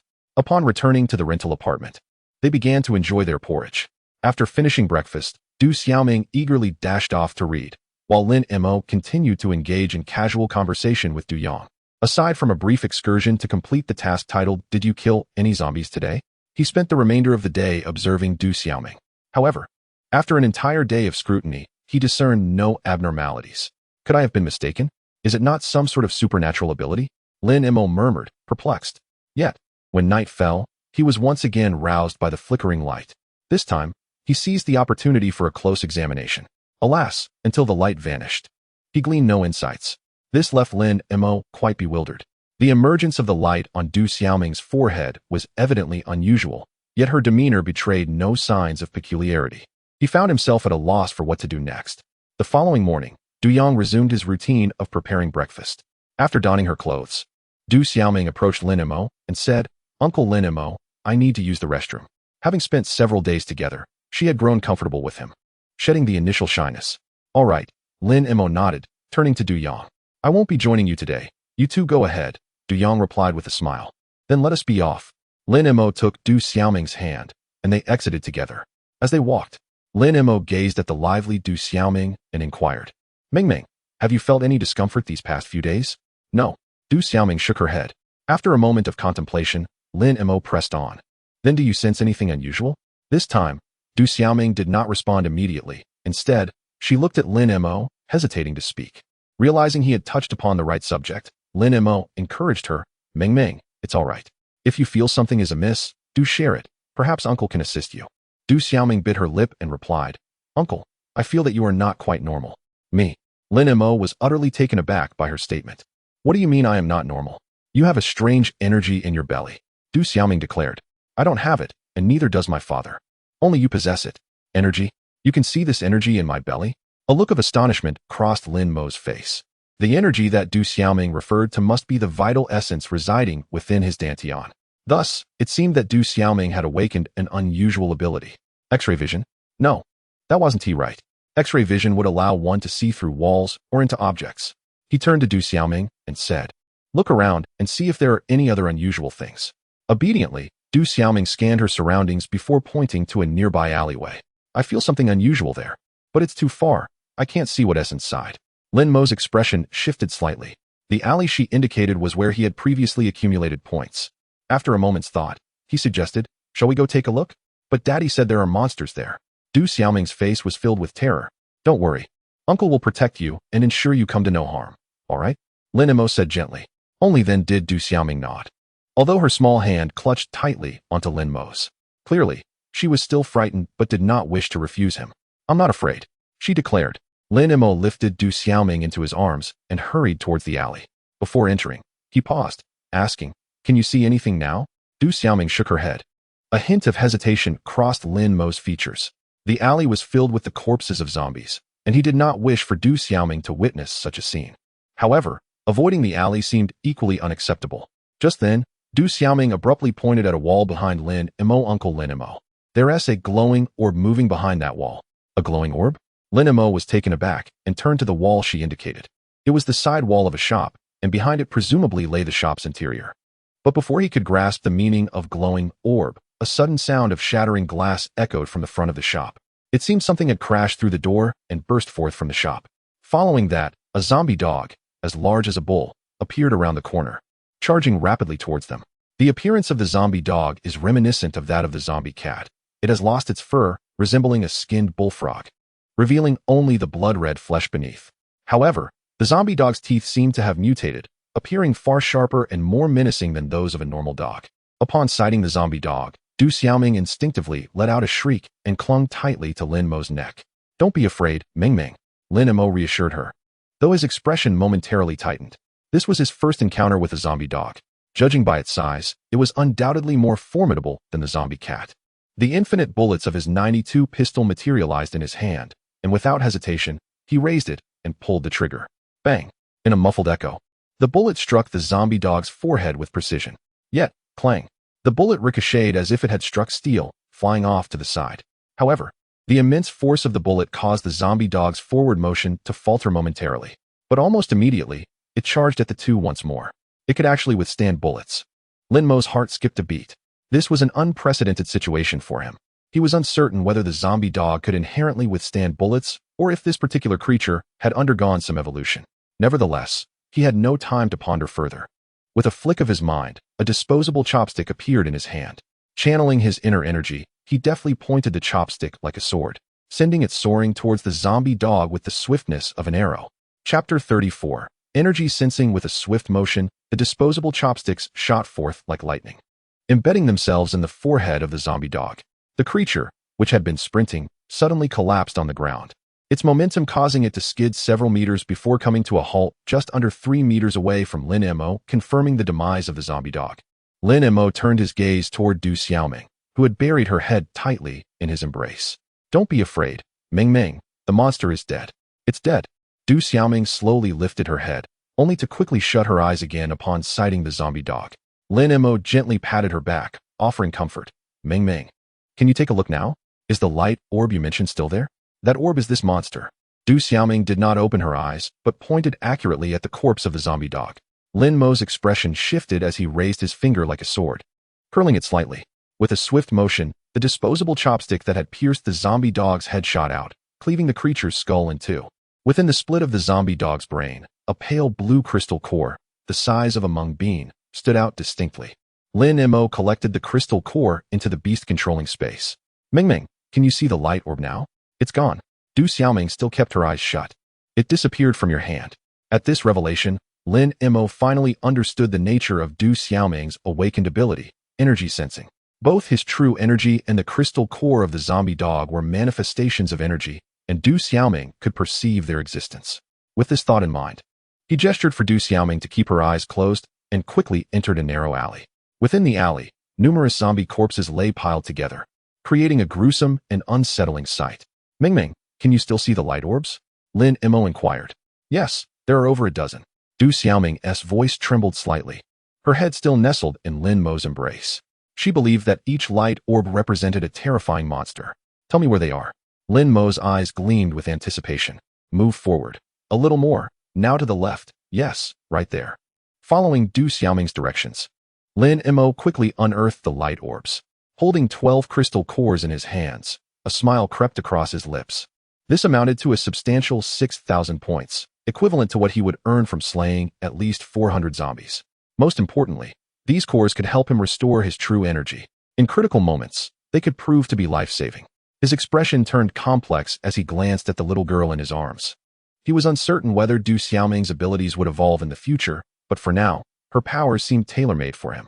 With her by his side, he could precisely locate the zombie crystal cores without having to slice open each zombie's head, significantly alleviating his burdens. After securing the crystal cores, he attended to their basic needs and then swiftly returned to their rented accommodation. You're finally back. I was so worried, Du Yang exclaimed upon seeing the two, visibly relieved. Dad, we encountered a monster, but Uncle Lin Mo killed it. Du Xiaoming's small face radiated with joy. In the past, when they saw zombies, she and Du Yang could only hide cautiously and anxiously await the departure of the undead. Yet today's experience felt like the opening of a new world for her. He killed it. Du Yang's face betrayed a hint of astonishment. From the moment Lin Mo returned alive from the alley, he had sensed that Lin Mo was no ordinary person. However, hearing that Lin Mo could slay a zombie truly astonished him. When the apocalypse began, he had witnessed someone drive a car into a zombie. Yet even when struck by a vehicle, those zombies could rise again to continue their assault. Thus, the notion of killing a zombie was beyond his imagination. Uncle Lin Mo is so impressive. Du Xiaoming's words brimmed with admiration for him. The zombies' weakness lies in their heads. As long as you target the head, killing them is not particularly difficult, Lin Mo explained, also intending to impart knowledge to Du Yang about how to deal with zombies. This way, when he departed, the father-daughter duo would not be entirely defenseless against any future encounters. After breakfast, Lin Mo set out once more. The awakening of Du Xiaoming's abilities served as a reminder to him. Among the human survivors, it was certain that Du Xiaoming was not the only one to awaken powers. Once these awakened individuals mastered their abilities, their strength would undoubtedly escalate rapidly. If he wished to maintain his advantage, he must continuously enhance his own capabilities.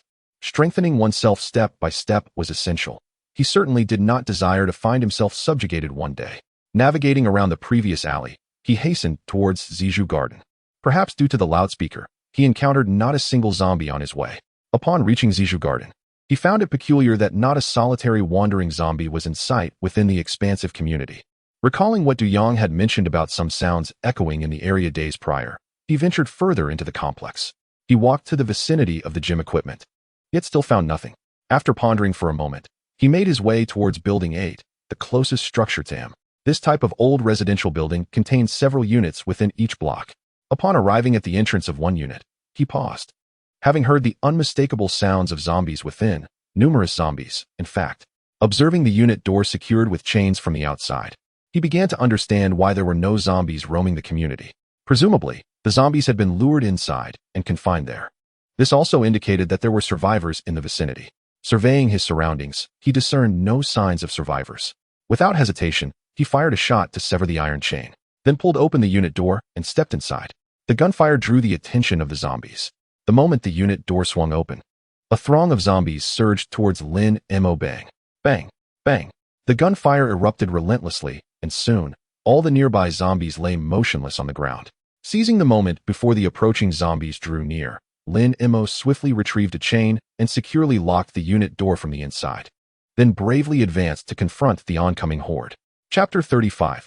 Strike first. As Lin Mo entered Unit 1 of Building 8, not far away in Room 12 of Building 10, a young man clad in black, approximately 23 or 24 years of age, wore a look of shock upon witnessing the audacity of a man charging in with nothing but a handgun.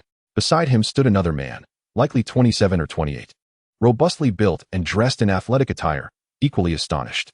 This individual is either a fool or a master, he mused. But what if he releases the zombies? We have painstakingly contained them. The black-clad man's face twisted with anger. This bastard wants to die, but he shouldn't drag us down with him. Yet, lamenting their situation bore no fruit. The athletic man slowly took a seat, sipping from a bottle of water, Let us observe the unfolding events. In Unit 1 of Building 8, gunshots echoed through the corridor. This building boasted 33 floors, each housing 4 units. Aside from the throngs of zombies amassed in the hallway, there were also scattered undead within each room. However, Lin Mo need not seek them out. The gunfire would lure them forth. Thus, his slaying was swift. An hour later, having cleared the entire unit, Lin Mo ascended to the rooftop.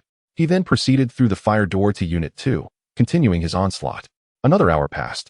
With a resounding thud, the last zombie in Unit 2 collapsed to the ground. Lin Mo glanced at his system panel. Points: 19, 576. After purchasing swordsmanship and spiritual crystals the previous day, his balance had been 11, 777. Following additional expenditures on candles and storybooks, he had used another point. Thus, over the course of 2 hours, he had dispatched more than 500 zombies, earning over 7,000 points, a commendable efficiency. Yet it was not enough. He recalled that the basic immortal cultivation method, 4th level, required 100,000 points, while other skills for cultivators also demanded tens of thousands, even hundreds of thousands. His current tally fell far short. Determined, he strode towards Unit 3. Congratulations, host. You have accumulated 700 zombie kills, earning an additional reward of 1,000 points. Congratulations, host. You have accumulated 6,000 zombie kills, earning an additional reward of 10,000 points. Congratulations, host.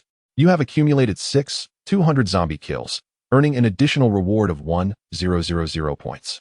2 hours later, Lin Mo exited Building 8, his points now totaling 36,676. All the zombies across the 4 units of this building had been eradicated. Shifting his gaze, he made his way towards the adjacent Building 9.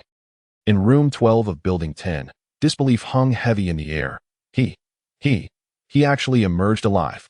How is this possible? Before the window, the young man clad in black beheld Lin Mo emerge, nearly causing his eyes to bulge in disbelief. Beside him, the robust youth, upon hearing this revelation, swiftly turned and gazed out the window.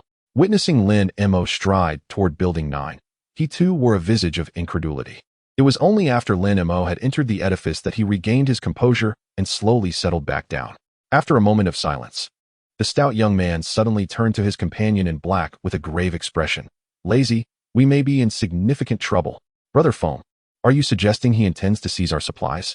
Sun Lei's countenance shifted, instinctively glancing toward the corner of the room, where a considerable stash of essential provisions lay. Bottled water, instant noodles, bread, sausages, canned goods, altogether amounting to roughly 70 or 80 boxes. Lu Feng nodded affirmatively. Given the current circumstances, if it weren't for sustenance, no one would dare venture out. Therefore, this individual is undoubtedly in search of resources. What shall we do? Sun Lei inquired with concern. These provisions had been procured at great personal risk by the two of them, and he was loath to share them with anyone else. If his demands are modest, we might consider offering him some, but there is a fear that he could be ruthless, willing to take drastic measures for resources. Lu Feng remarked. Sun Lei's expression shifted once more. After all, Lin Mo was armed. If he chose to attack, their chances of survival were slim. Brother Feng, you decide. What course of action shall we take? I will follow your lead. Lu Feng paused, a steely glint emerging in his eyes. At this juncture, we may have no choice but to strike first. Sun Lei's eyes widened slightly. Are you implying? He gestured across his throat. Lu Feng nodded. But what if he is a good person? Sun Lei hesitated. Perhaps he is benevolent, yet. Lu Feng fixed his gaze on Sun Lei. Can we afford to take that risk? If Lin Mo truly is a good soul, it would be no great loss to part with a bit of our supplies. However, if he is malevolent, failing to act would be tantamount to courting death. Thus, they could neither afford to gamble nor dare to do so. Sun Lei inhaled deeply and grasped a gleaming watermelon knife from the nearby table. When shall we make our move? Not yet. Lu Feng narrowed his eyes. Let us first observe if he can exit Building 9 alive. Sun Lei nodded, feeling a slight sense of relief. Should Lin Mo perish within the confines of Building 9, it would indeed represent the most favorable outcome for them. 4 hours later, Lin Mo slowly exited Building 9. Score: 57, 276. The number of zombies in Building 9 was fewer than those in Building 8, yielding him just over 21,000 points. At this moment, he had accumulated over 7,000 zombie kills. Lin Mo felt a renewed sense of gratitude for having purchased the handgun with infinite ammunition. Otherwise, the cost of bullets alone for such a high kill count would have depleted over 6,000 of his points. Now, He needed to eliminate just 4,000 more zombies to effectively earn a handgun with infinite bullets. Glancing at the sky, he assessed the situation. Lin Mo relinquished his intention to continue the sweep of building number 10. By this time, it was already past 5 in the afternoon, and the sun hung low in the west, casting a dim light within the power-deprived residential building. The confined spaces of the apartment complex posed a considerable risk. Should a zombie cat or a zombie dog suddenly appear, even he might not have the time to react. Thus, for the sake of safety, it would be best to return the following day. Moreover, he could bring along Du Xiaoming and take the opportunity to examine the corpses from today, checking for any crystal cores. A little over 10 minutes later, Lin Mo arrived back at the foot of his rented building. Just as he was about to ascend the stairs, a faint metallic scent of blood reached his nostrils. Simultaneously, the suppressed sobs of a child pierced the air. It was Du Xiaoming.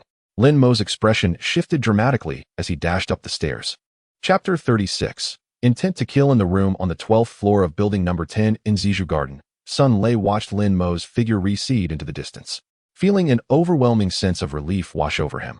Beside him, Lu Feng gradually relaxed his tense demeanor. He had no desire to reach an irreversible conclusion unless absolutely necessary. Brother Feng, there must be at least 2,000 zombies in those two buildings. Where do you think that kid got so many bullets? Sun Lei's curiosity surged, alleviating his concerns about Lin Mo pilfering supplies. The fact that Lin Mo had emerged unscathed from the building indicated that he had dealt with the zombies. Moreover, they had heard gunfire throughout the day. Given the stringent gun control in Huaxia, it was likely that such an abundance of ammunition could only be sourced from the armed police or the police station, Lu Feng remarked. Sun Lei was immediately taken aback. With so many monsters outside, this guy actually dared to seek out firearms? He must be incredibly bold. Lu Feng gazed at Sun Lei and expressed his deeper concern. What worries me more is whether he will return tomorrow. Sun Lei's expression shifted dramatically. Lin Mo had swept through buildings number 8 and number 9 today. If he returned tomorrow, their own building number 10 would undoubtedly be at the forefront of danger. Should we follow him to see where he goes? Sun Lei suggested. If we know where he is headed, we can ascertain whether he will come back tomorrow. Lu Feng contemplated for a moment, then shook his head. Forget it. It's getting dark, and it's unsafe to go out. Let us wait until tomorrow. If he doesn't come, that is fine. But if he does, then he is courting death, and we can't be blamed for it. Bang! Lin Mo burst onto the 3rd floor, forcefully kicking open the door to the rental room. However, the sight before him made his heart tremble. Du Yang lay in a pool of blood, clutching his abdomen. Du Xiaoming was cradling Du Yang, quietly sobbing, her clothes drenched in crimson. Upon seeing Lin Mo, her face lit up with hope, and she cried out, "Uncle Lin Mo, please save my daddy. I beg you to save him." Lin Mo remained silent as he rushed forward to assess Du Yang's injuries, his expression turning grave. A knife was deeply embedded in Du Yang's abdomen, and his complexion was ashen, devoid of blood, having lost too much and fallen unconscious. It was evident that this was beyond Lin Mo's capacity to remedy. "Uncle Lin Mo, please save my daddy. I'm begging you." Du Xiaoming's pleading eyes were brimming with tears, her heart-wrenching sorrow tearing at Lin Mo's heart. Lin Mo was momentarily at a loss under her desperate gaze. Then, gritting his teeth, he opened the system shop and began searching. However, his face soon contorted into a bitter smile. Blood replenishing pill stimulates the body's potential, rapidly producing blood, remarkably effective for severe blood loss injuries, priced at 200,000 points each. Restoration pill can heal severe external injuries, with gentle medicinal properties and exceptional efficacy, priced at 300,000 points each. The Great Return Pill. As long as there is a breath of life, no matter how severe the injuries, one can swiftly recover. It is priced at 600,000 points each. The system's marketplace offers a plethora of medicinal elixirs, yet only 3 are suitable for Du Yang's current predicament. Unfortunately, none of these are within his financial reach. After a moment of contemplation, he delved into the skills category of the marketplace. Congratulations, host, you have successfully purchased basic medicine for 2,000 points. Congratulations, host. You have successfully purchased intermediate medicine for 5,000 points. Congratulations, host, you have successfully purchased advanced medicine for 10,000 points. He was uncertain whether these medical skills could save Du Yang. However, at this moment, he could no longer afford to ponder. If he did nothing and merely watched Du Yang perish, he would likely be unable to face Du Xiaoming in the future. As the system's notification echoed in his mind, a wealth of medical knowledge began to flood his consciousness. Simultaneously, the muscles in his arms started to quiver. 3 minutes later, the trembling ceased. Lin Mo promptly approached, resuming his examination of Du Yang's injuries. By now, his medical proficiency rivaled that of a chief physician in a top-tier hospital. Upon witnessing the severity of the injuries, he sighed in resignation. The knife had penetrated the abdomen, damaging the intestines and spleen, with the rupture causing significant blood loss. Had he returned 2 hours earlier, there might have been hope, but now, even with his advanced skills, it seemed futile. Shaking his head, he focused his thoughts. Congratulations, host. You have purchased a vial of 5 milligrams of adrenaline for 2,000 points. Injecting the adrenaline into Du Yang's body, Lin Mo turned to Du Xiaoming. Meng, say your goodbyes to your father. This was the last act he could perform for this father and daughter. Just as his words faded, a soft cough escaped Du Yang, and he gradually awoke. Dad, Du Xiaoming cried, throwing herself into Du Yang's embrace, her sobs overwhelming. Meng, don't cry, don't cry. Du Yang struggled to raise a hand, gently patting her back, tears cascading down his own cheeks. Then his gaze slowly shifted to Lin Mo. Brother Lin Mo, I wish to ask you for a favor. A flicker of hesitation crossed Lin Mo's eyes, yet he ultimately nodded. Rest assured, I will take good care of Meng. Thank you. A sudden flush illuminated Du Yang's face as he looked at the daughter nestled in his arms. Meng, after I'm gone, you must listen to Uncle Lin Mo, okay? Dad, please don't die, don't leave Meng. I can't bear to be without you. Du Xiaoming wept inconsolably. Meng will promise to listen to Uncle Lin Mo, right? Du Yang's flush began to fade, replaced by a pallor. I promise, I will listen to Uncle Lin Mo. Dad, please don't leave Meng, okay? Du Xiaoming's voice was heart-wrenching. Lin Mo, who believed himself to have steeled his heart since the apocalypse, found his eyes stinging in this moment. Father will not leave, he will become a star, watching over the adorable one from the heavens. Du Yang spoke, a faint smile gracing his lips, before his eyes slowly drifted shut. Father. Du Xiaoming collapsed onto Du Yang, weeping inconsolably. Such heart-wrenching cries could potentially attract the undead. Yet, Lin Mo did not intervene. At merely 8 years of age, Du Xiaoming needed to express her emotions. Otherwise, they could fester within her. She wept for over half an hour, and eventually, exhaustion overcame her, leading her to drift off to sleep atop Du Yang. Even in her slumber, she continued to call out for her father. Lin Mo sighed softly, lifting Du Xiaoming and laying her on the bed. He then procured a body bag from the system's marketplace and carefully placed Du Yang's remains within it. Subsequently, he began to survey the surroundings of the room. Upon his return, he had noticed signs of a struggle within the confines of the house. Furthermore, the bottled water and rice he had retrieved the previous day were now missing, as were the supplies from the bed storage. It was evident that Du Yang had encountered other survivors, individuals who, in their greed for resources, had taken his life. This realization stirred a cold glint of murderous intent in Lin Mo's eyes. Chapter 37. The agreement. Early the next morning, Lin Mo, accompanied by Du Xiaoming, laid Du Yang to rest in a nearby greenbelt. This act served a dual purpose, to grant Du Yang the peace of eternal rest, and to prevent his body from becoming fodder for the undead. After a modest funeral, Lin Mo returned to their rented apartment with the reluctant Du Xiaoming. However, it was clear that they could no longer remain there. After hastily gathering some of Du Xiaoming's personal belongings and preserving a few cherished photographs of the three of them, Lin Mo set off towards Zizhu Garden with the young girl in tow. He had made a thoughtful decision to bring Du Xiaoming along to accumulate points. He had contemplated whether the young girl, still so tender in years, could endure the grotesque scenes that awaited them. Yet, the reality was that for the foreseeable future, she would be by his side. He could not forsake the pursuit of points simply because she was present. Thus, the only viable solution was to help Du Xiaoming acclimate to the harshness of their new reality. He believed that with gradual exposure and gentle guidance, she would soon adapt. As they approached Zizhu Garden, Du Xiaoming suddenly inquired, Uncle Lin Mo, can you teach me how to slay monsters? Lin Mo regarded her intently and asked, why do you wish to learn such skills? I want to kill those bad people and avenge my father. Du Xiaoming's voice was bright, yet her tone was resolute. Lin Mo felt a tremor of unease within him.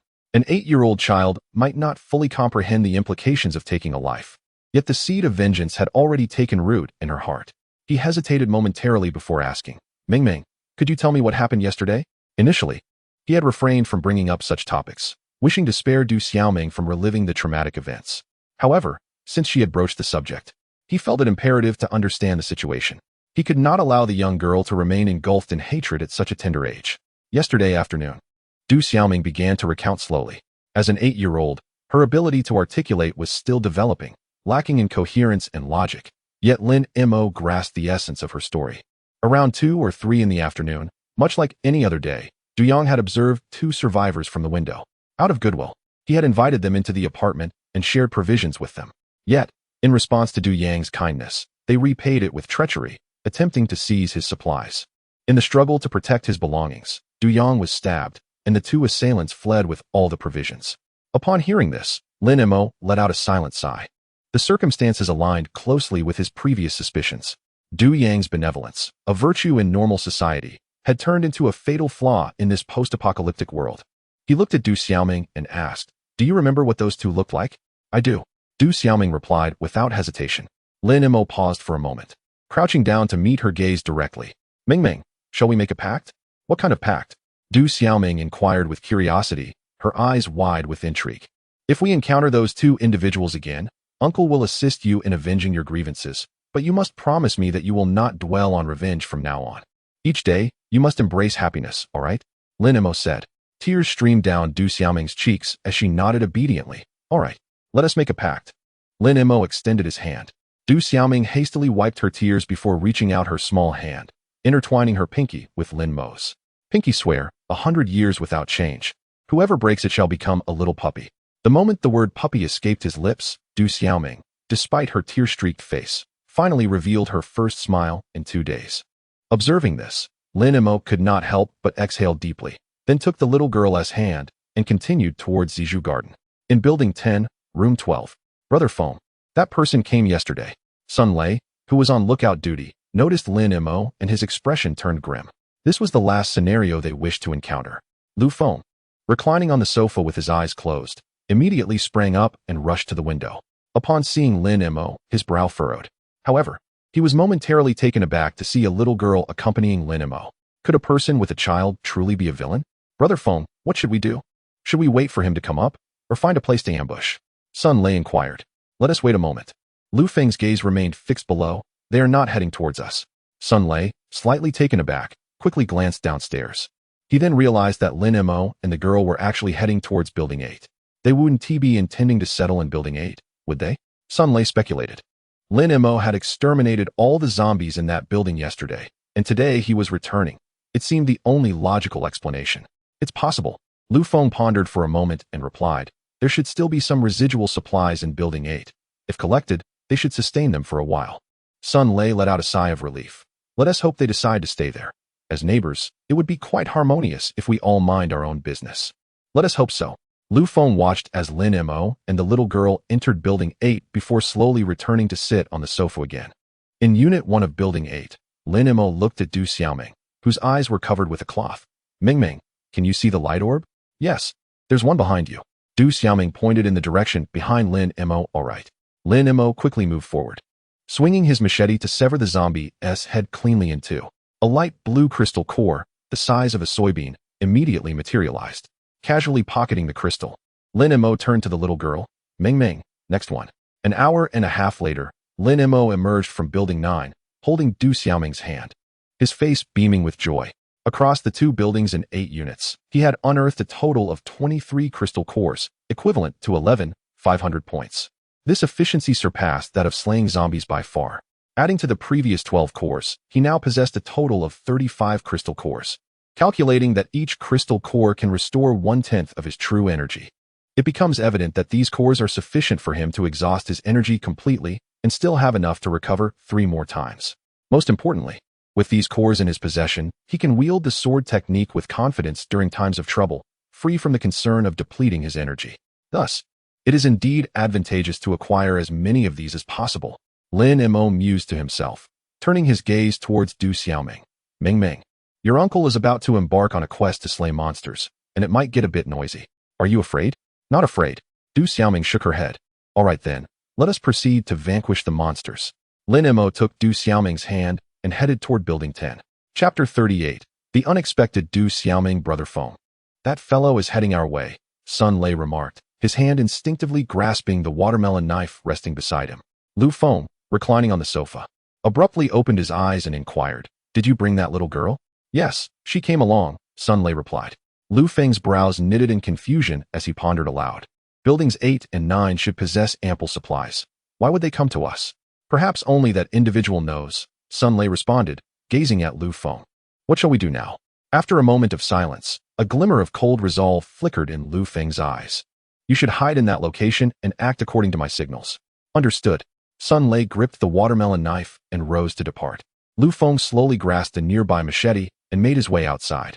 At the entrance of Unit 1 in Building 10, Lin Mo paused, his expression revealing surprise.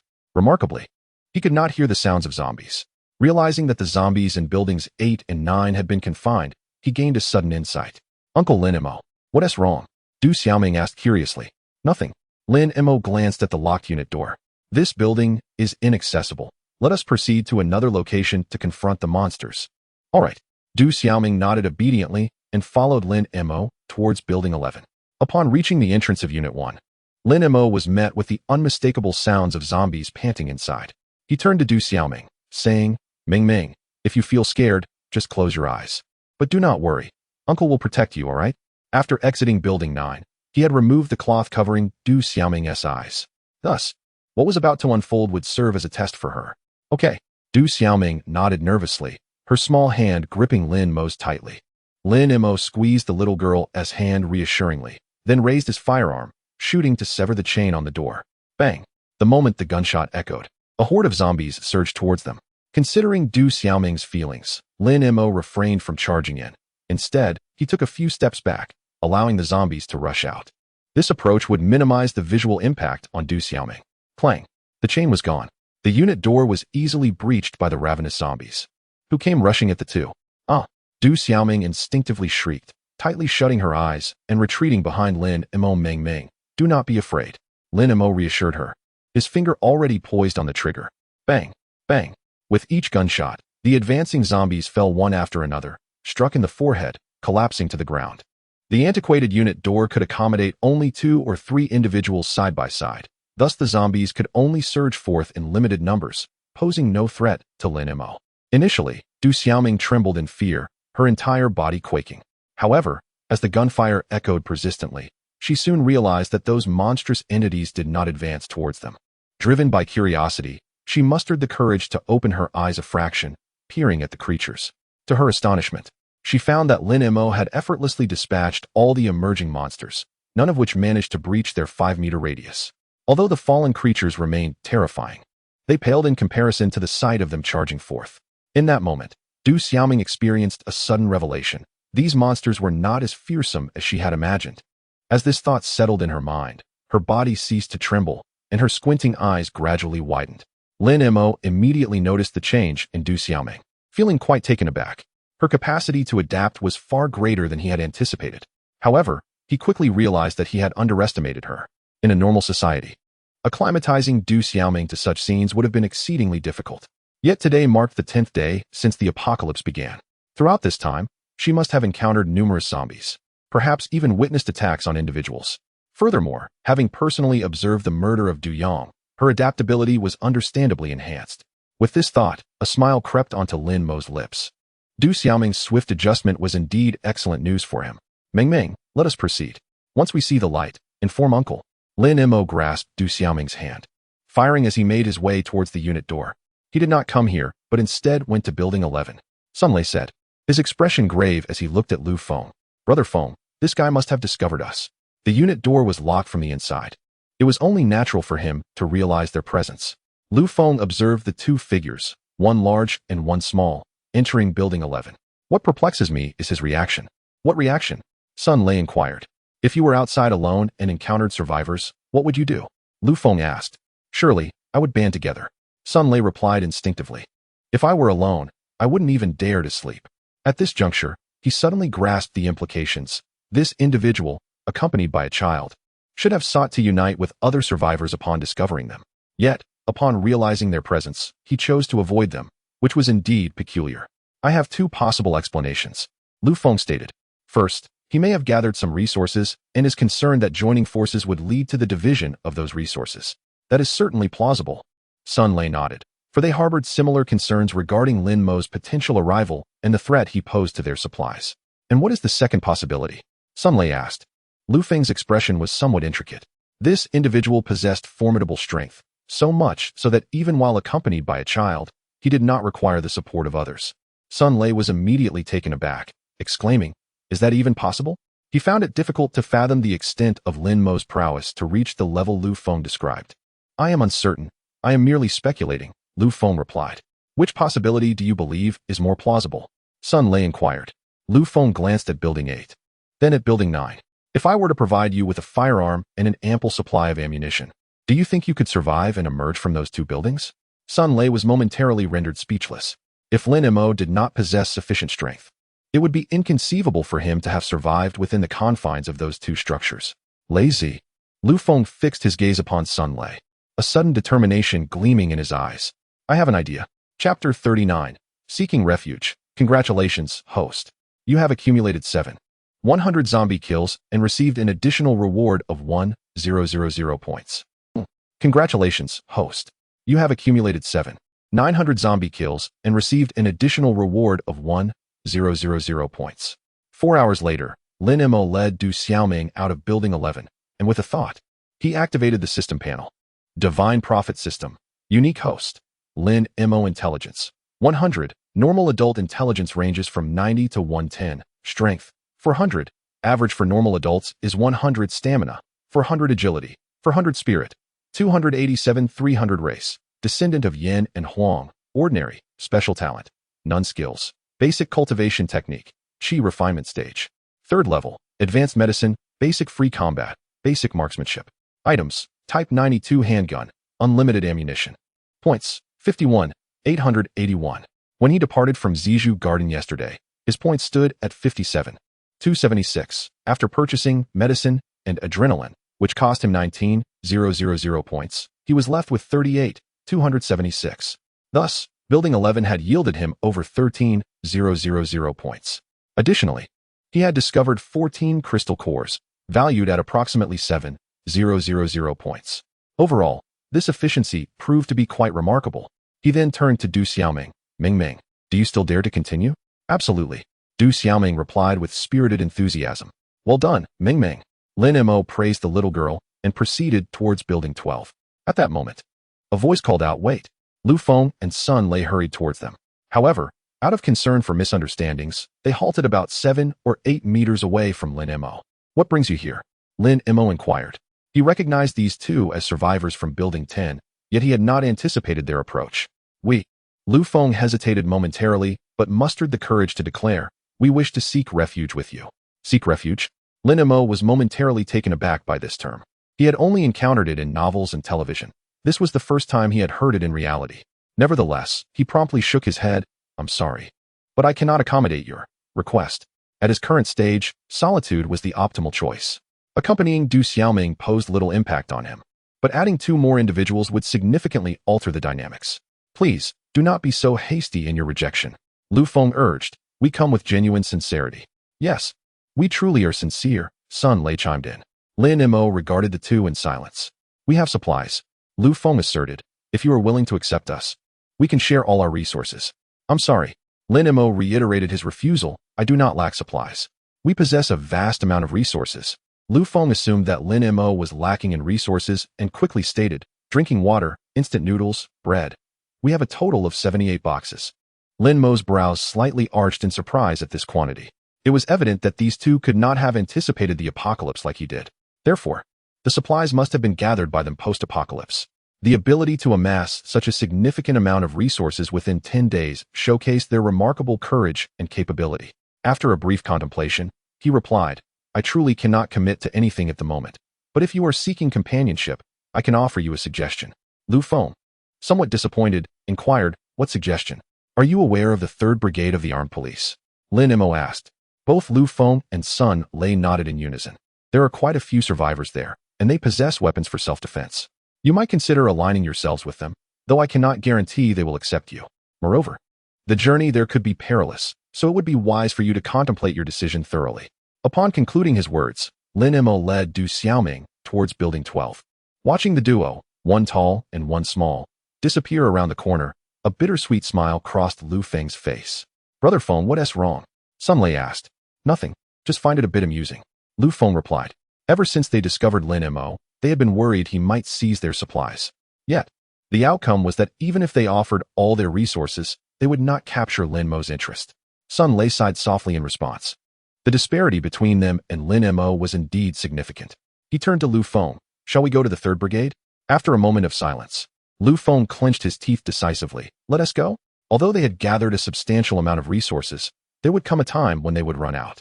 Furthermore, over the past few days, he had realized that their strength was exceedingly limited in this apocalypse. If they wished to survive, they must seek companionship. This was the very reason he chose to ally with Lin Mo after recognizing his formidable prowess. Thus, they simply had to pursue the 3rd Brigade. 5 hours later, Lin Mo and Du Xiaoming emerged from Building 12. Points, 71, 381. Crystal cores, 60. This building had granted him over 19,000 points and 11 crystal cores. At this moment, the number of zombies he had eliminated had exceeded 600. In 10 days. That averaged to 860 each day. If this figure were to be disclosed, it would undoubtedly leave everyone astounded. However, for Lin Mo, this was merely insufficient. Basic cultivation technique, 4th level of Qi refinement, priced at 100,000 points. Basic cultivation technique, 5th level of Qi refinement, priced at 120,000 points. Basic cultivation technique, 9th level of Qi refinement, priced at 200,000 points. The elevation of his strength required a substantial amount of points. Naturally, he could also cultivate independently. Upon mastering the art of cultivation, he found himself capable of self-training. Yet, given the current ambient spiritual energy, relying solely on personal efforts to elevate his realm would likely prove futile. Even a lifetime of relentless practice might not suffice to attain the 9th level. Additionally, he yearned to acquire a flying sword. On one hand, having already learned the sword control technique, he found it rather beneath him to wield disposable chopsticks as a makeshift sword. On the other hand, a flying sword would be more harmonious with the sword control technique, significantly reducing the energy expenditure required for its use. This, in essence, would effectively prolong the duration he could wield the technique. Most importantly, wielding disposable chopsticks necessitated the prior infusion of true energy before he could command it. Conversely, a refined flying sword could be stored within his body, ready to be summoned at a moment's notice to strike down foes. The disparity between the two was incomparable. However, within the system's shop, even the most rudimentary flying sword, classified as a low-grade magical artifact, demanded a staggering 100,000 points. The paltry points he currently possessed were but a mere drop in the ocean compared to his aspirations. Thus, his upcoming endeavor was singularly focused on an intense accumulation of points. Lin Mo took a deep breath, his eyes ablaze with determination. Chapter 40. Forecasting the Future. Congratulations, host. You have accumulated 700 zombie kills and received an additional reward of 1,000 points. Congratulations, host. You have accumulated 9,000 zombie kills and received an additional reward of 10,000 points. Congratulations, host. You have accumulated 10,000 zombie kills and received an additional reward of 10,000 points. Congratulations, host. You have accumulated 10,000 zombie kills and earned the title of Zombie Slayer. Zombie Slayer. Due to your substantial zombie kills, zombies now harbor a fear of you, reducing their speed by 10% when entering your 20-meter range. Congratulations, host, on acquiring the title of Zombie Slayer, along with an additional reward, one free opportunity to predict the future, valued within 50,000 points. The incessant notifications from the system brought a radiant smile to Lin Mo's lips. Points, 103, 401. For the first time, his points had truly surpassed the significant threshold of 100,000. Simultaneously, the number of crystal cores he had amassed reached 83. With his current total of true energy, these crystal cores were sufficient to allow him to exhaust and restore his energy 8 times. As for titles, he had previously held the title of Zombie Hunter, which reduced the speed of zombies entering his 10-meter range by 5%. However, he felt that this deceleration effect was not particularly pronounced, likely due to the inherently slow nature of zombies. Yet, upon obtaining the title of Zombie Slayer, he noticed a distinct slowdown in the movements of zombies entering his 20-meter range. It was akin to a smoothly playing film suddenly transitioning to 0.9 speed, a remarkable change. This advantage was immensely beneficial for him. For instance, if a horde of zombies surged towards him from 20 meters away, he might have had time for only 10 shots before. Now, he could manage at least 11, effectively granting him additional time to respond and strategize. This was especially crucial when confronting agile and swift enemies like zombie cats and zombie dogs, as the deceleration effect scaled with the enemy's speed, enhancing the impact. Lastly, there was the free opportunity to predict the future. His system, designated Divine Prophet System, allowed him to expend points to foresee future events. However, he had never utilized this function before, as each use required a minimum of 10,000 points, with the cost escalating the further into the future he wished to predict. In the early days of the apocalypse, his points barely sufficed to enhance his strength, let alone consider future predictions. However, with this complimentary opportunity, he was eager to give it a try. After escorting Du Xiaoming to a secure location, he focused his thoughts. Congratulations, host, on using your free opportunity to predict the future, valued within 50,000 points. Please select the time you wish to predict. As the system's voice faded, a faint blue screen materialized before Lin Mo, visible solely to him. On the luminous screen, 5 options were presented. 1 month later, view future scenes for 10 minutes. 3 months later, view future scenes for 5 minutes. 6 months later, view future scenes for 2 minutes. 1 year later, view future scenes for 30 seconds. And 1.5 years later, view future scenes for 5 seconds. A staggering 50,000 points was required to glimpse the future a year and a half ahead. And for a mere 5 seconds, the cost of predicting the future was exorbitantly steep. Lin Mo was momentarily taken aback. However, he quickly reconciled with it. After all, this was an opportunity to foresee the future. Gaining insight into the trajectory of impending doom would allow him to prepare with purpose, a tremendous advantage indeed. After a brief contemplation, he made a choice. 6 months later, the options for 1 month and 3 months felt too immediate, lacking substantial significance. Meanwhile, the glimpses offered at 1 year and 1.5 years were far too brief, as it was his inaugural use of this feature. He yearned for a longer view to deepen his understanding of its capabilities. Thus, selecting 6 months later seemed most appropriate. Selection complete. The future scene is about to commence. With the system's prompt echoing, a 3-second countdown appeared on the blue screen before him. 3, 2, 1. The image materialized. Initially, it presented an aerial view, as if he were gazing down from a great height upon the earth. Whether it was a mere illusion or not, he perceived that the entire landscape seemed shrouded in a layer of dusty gray, lacking the vibrancy and life it once possessed. The scene then swiftly zoomed in, transporting him into a city. Lin Mo recognized it as Mingzhu City, his own locale. Yet, the Mingzhu City before him was starkly different from his memories. The once pristine and orderly city now exuded an aura of desolation and silence. The smooth asphalt roads were cracked, resembling a spider's web, with wild grasses sprouting through the fissures. Some buildings had developed a coat of moss on their exteriors. The trees and plants in the green belts flourished unchecked due to neglect. The billboards that lined the streets had fallen into disrepair from a lack of maintenance. Debris littered the streets, blown about by the wind. Even the towering skyscrapers, once symbols of prosperity and vibrancy, appeared as cold, monstrous beasts, intimidating in their stillness. Aside from the wandering zombies, the occasional rat emerging from the sewers, and the flies circling the refuse and corpses, the city was devoid of any moving life. The scene then shifted once more, arriving at a location Lin Mo was well acquainted with, the financial building. A roar, audible only to Lin Mo, resonated. Not far away, a colossal zombie, towering over 10 meters, was rapidly advancing toward the financial building. This was an evolved zombie. A look of shock flickered in Lin Mo's eyes. The giant zombie still bore a semblance of humanity, yet its muscles were grotesquely twisted and bulging, emanating a dark brown metallic sheen, as if its entire form were sculpted from molten iron. Its arms were exceptionally long, even in a standing posture. Its palms could easily graze the ground. However, what once could be termed hands had now transformed entirely into claws, with sharp, menacing talons extending over an inch in length, presenting a truly fearsome appearance. A cacophony erupted as a throng of survivors burst forth from the financial edifice, brandishing an array of firearms and unhesitatingly pulling the triggers at the colossal zombie. A dense barrage of bullets whistled through the air. Yet, upon striking the massive creature, the bullets merely sparked, inflicting no damage whatsoever.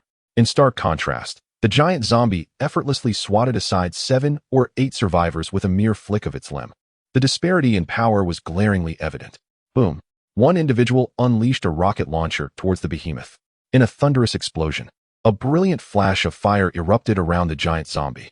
However, as the flames dissipated, the creature remained utterly unscathed. Stand aside. At that moment, a voice, light yet commanding, pierced through the chaos. as a strikingly beautiful woman emerged from the crowd. Indeed, she appeared unscathed. A smile crept across Lin Mo's lips. For the woman who had just appeared was none other than Tanya, whom he had parted with not long ago. Then, he beheld as a flicker of electric light materialized in her hands. With a swift motion, she transformed that electric spark into a lightning spear, exceeding 2 meters in length. Lin Mo's expression shifted. Tanya had awakened her extraordinary abilities. Chapter 41. Enhancement of Strength, the fourth layer of Qi refinement. In an instant, Tanya waved her hand, and the lightning spear shot forth, striking the massive zombie with a resounding crash. Crackle! The spear erupted, enveloping the giant's entire form in a dazzling display of electric light. Roar! The colossal zombie let out a pained howl, clearly suffering significant damage from the electric spear. Witnessing this, the survivors collectively exhaled in relief. However, in that fleeting moment, boom! The giant zombie lunged forward, its tremendous weight causing the ground beneath to shatter, debris flying in all directions. Towering over 10 meters. Its massive body, propelled by the force of its own momentum, surged towards Tanya like an arrow, its claws slicing through the air with a menacing whistle as they descended upon her. Tanya appeared taken aback by the creature's astonishing speed.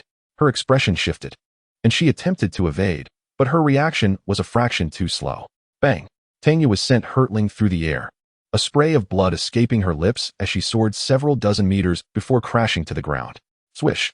The light screen flickered, reverting to its original pale blue hue before gradually dissipating.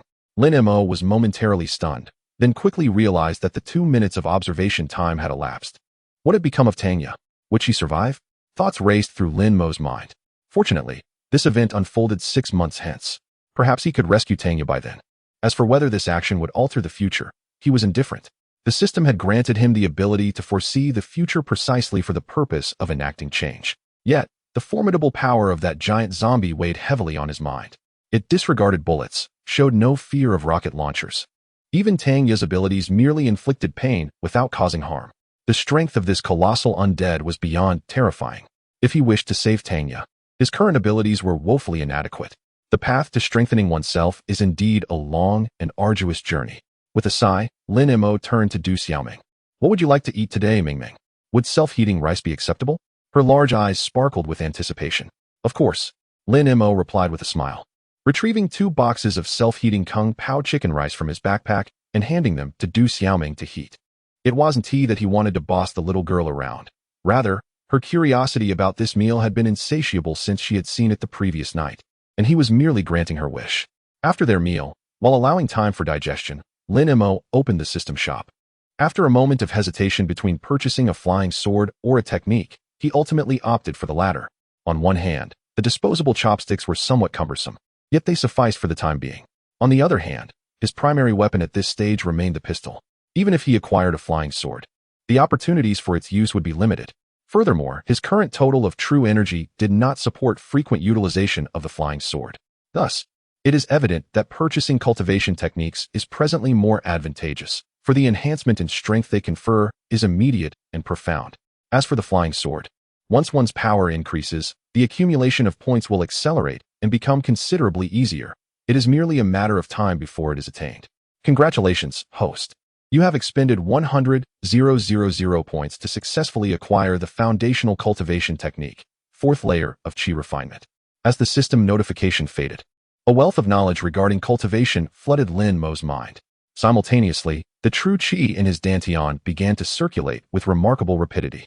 Lin Mo astutely observed that the path of this Qi circulation was notably more intricate than before. Approximately a quarter of an hour later, the flow of true Qi ceased and gradually returned to the dantian. Lin Mo slowly opened his eyes, a subtle smile gracing his lips. Transitioning from the third to the fourth layer of Qi refinement, although his strength had only risen by 1 tier, the total volume of true Qi within his dantian had doubled. Previously, the true Qi had coalesced to the size of a longan, but now it had expanded to that of a walnut. Most significantly, the doubling of true Qi volume meant that his duration of sword control could also be extended, allowing him to sustain it for approximately 20 minutes. This enhancement is undeniably substantial. He then accessed the system panel. Godly Prophet System. Unique host, Lin Mo. Intelligence, 105. Normal adult intelligence ranges from 90 to 110. Strength, 500. Average for adults is 100. Stamina, 500. Agility, 500. Spirit, 400 race, descendant of Yin and Huang, ordinary.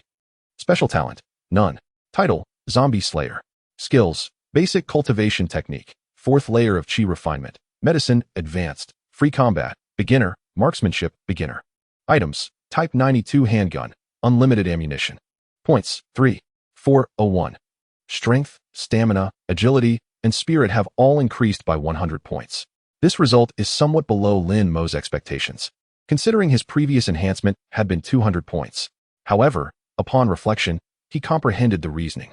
The prior substantial increase was due to his inferior foundation. As his physical attributes continue to improve, unless there is a significant breakthrough in realm, such as advancing from Qi refinement to foundation establishment, the changes brought about by mere techniques and strength will invariably diminish. After all, he specializes in Qi refinement, not physical enhancement. Additionally, the increase in intelligence by 5 points is a pleasant surprise. The rationale behind such a notable enhancement is quite simple. The 4th layer of Qi refinement serves as a watershed moment. For practitioners, the first 3 layers merely represent a threshold. Only upon entering the 4th layer does one truly cross this threshold and enter the realm of cultivation. Thus, the improvements associated with this layer are particularly pronounced. Closing the panel, Lin Mo turned to Du Xiaoming. Ming, have you rested well? Du Xiaoming nodded, rising eagerly to grasp Lin Mo's hand. Come, Uncle Lin Mo. Let me take you to slay some zombies. Lin Mo rose with a smile, following the little girl's lead as they made their way towards the next building. Chapter 42. More frightening than zombies in the following days, Lin Mo decided to reside permanently in Zizhu Garden. It was only after he had thoroughly scoured every building in the community that he and Du Xiaoming ventured outside. By this point, he had accumulated a staggering total of over 14,000 zombie kills. According to his previous calculations, he had effectively earned himself 3 infinite ammunition handguns. This led him to once again marvel at the astuteness of his initial decision to purchase the infinite ammo handgun. His current points stood at 99,676. After acquiring the basic cultivation technique, 4th level of Qi refinement, his points approached the significant threshold of 100,000 once more. Simultaneously, the number of crystal cores in his possession had reached 166, exactly double what he had before. However, due to the enhancement of his abilities, these cores would only suffice for him to exhaust his true energy and recover 8 times. This also indicated a heightened demand for crystal cores. Uncle Lin Mo, can you take me home to have a look again? Du Xiaoming suddenly asked with a hint of sadness as they exited Zizhu Garden. Let us go. Lin Mo gently ruffled the little girl's hair, recognizing her longing for her parents. Upon returning to the rented apartment, the room remained unchanged from when they had left. After confirming that the surroundings were secure, Lin Mo turned to descend the stairs, leaving the little girl alone in the room. At that moment, she needed some time for solitude. 20 minutes later, Du Xiaoming emerged with red eyes. Uncle Lin Mo, I'm ready. Then let us go? Lin Mo took her hand and headed towards the financial tower. The visions he had seen of the future instigated a desire to revisit the place. He was uncertain whether Tang Yu was still there. As they walked through the congested areas, Lin Mo glanced at Du Xiaoming. Ming, would you like to see a magic trick? With that, he willed it, and a Mercedes-Benz G-Class materialized on the pavement beside them. Wow. Du Xiaoming's eyes widened in astonishment. That's amazing. Uncle Lin Mo, you're incredible. Chuckling softly, Lin Mo ushered Du Xiaoming into the car. The reason he revealed such abilities in front of her was twofold. First, Du Xiaoming relied on him completely and would never wish him harm. Second, with the emergence of supernatural beings, even if his powers were discovered, he could attribute them to the existence of these abilities. Therefore, from this point onward, many of his capabilities no longer needed to be concealed as they once were. Off we go. After securing Du Xiaoming's seatbelt, Lin Mo pressed the accelerator, and the G-Class surged forward. Since he had traversed this route before, he effortlessly returned to the financial tower in just half an hour. On the 106th floor, he discovered that Tang Yu was no longer there.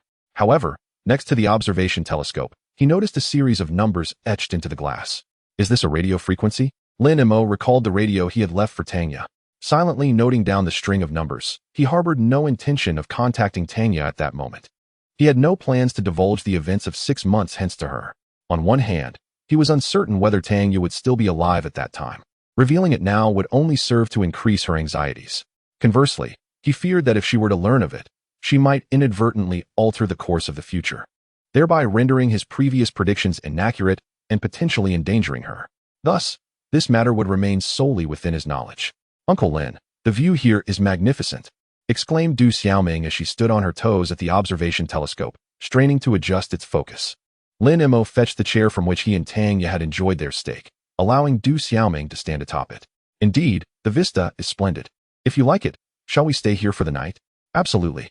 Du Xiaoming's eyes sparkled with delight. You look first. I shall prepare our meal. With a brisk pace, Lin Mo ascended to the 105th floor to begin his culinary preparations. Recently, they had been subsisting on convenience foods like self-heating rice and instant noodles to save time, and he yearned for a proper meal. He procured some fresh ingredients from the system's marketplace. Setting a pot over the fire, he soon prepared a feast of 4 dishes. A soup and a pot of fragrant rice. Wow, braised pork ribs, large crabs, and orange juice. When the meal was served on the 106th floor, it elicited a chorus of exclamations from the little girl. Would you like some? Lin Mo inquired with a smile. Yes. The little girl's eyes widened in anticipation, her mouth watering at the sight of the food, prompting Lin Mo to chuckle. Then what are we waiting for? Come and eat. He placed the dishes on the table, drew over a chair, and they sat across from each other, indulging in their meal. However, the warmth of the moment was soon disrupted. Tap, tap, tap. A series of footsteps echoed clearly from the stairwell. Uncle Lin, is it a monster? Du Xiaoming asked, stuffing a piece of rib into her mouth. Having witnessed Lin Mo vanquish zombies on numerous occasions, she had become entirely unafraid of them, convinced that he could eliminate any number that might appear. Lin Mo shook his head. It's human. There is a significant difference between the footsteps of zombies and those of people. These sounds are distinctly human. And there is more than one. Du Xiaoming paused in her eating, a flicker of panic crossing her face. After all, her father had been killed by a human. To her, people were far more frightening than zombies. Ming is not afraid. Lin Mo took hold of the little girl's hand. Trust me, whether human or monster. I will protect you. Du Xiaoming nodded earnestly, her fear gradually dissipating. She then picked up a piece of rib and offered it to Lin Mo. Uncle. You eat too. Thank you, Ming. Lin Mo chewed on the rib, his emotions complex as he regarded the remarkably resilient and understanding little girl. He then slowly turned to face the door at the entrance. He contemplated locking the door, yet swiftly dismissed the notion. If these individuals were determined to enter, a mere lock would prove futile. Additionally, he was curious to ascertain who had arrived and their intentions. Just as his thoughts meandered, 5 figures, 4 men and 1 woman, appeared at the threshold. Upon noticing that only Lin Mo and Du Xiaoming occupied the entire floor, the 4 men exchanged glances, a subtle smile gracing their faces. As their eyes fell upon the dishes laid out on the table, they instantly lit up, hastening toward the 2. Chapter 43. To gamble or not to gamble? Stop.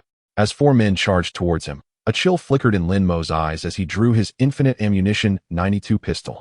The footsteps of the 4 men instantly faltered. The 3 at the back displayed expressions of fear, their gazes turning in unison to the one at the front. He was a young man of approximately 24 or 25, sporting a buzz cut and dyed red hair. Upon seeing the gun in Lin Mo's hand, a hint of trepidation appeared in the red-haired youth's eyes. However, he soon raised both hands slowly and chuckled. Brother, don't misunderstand.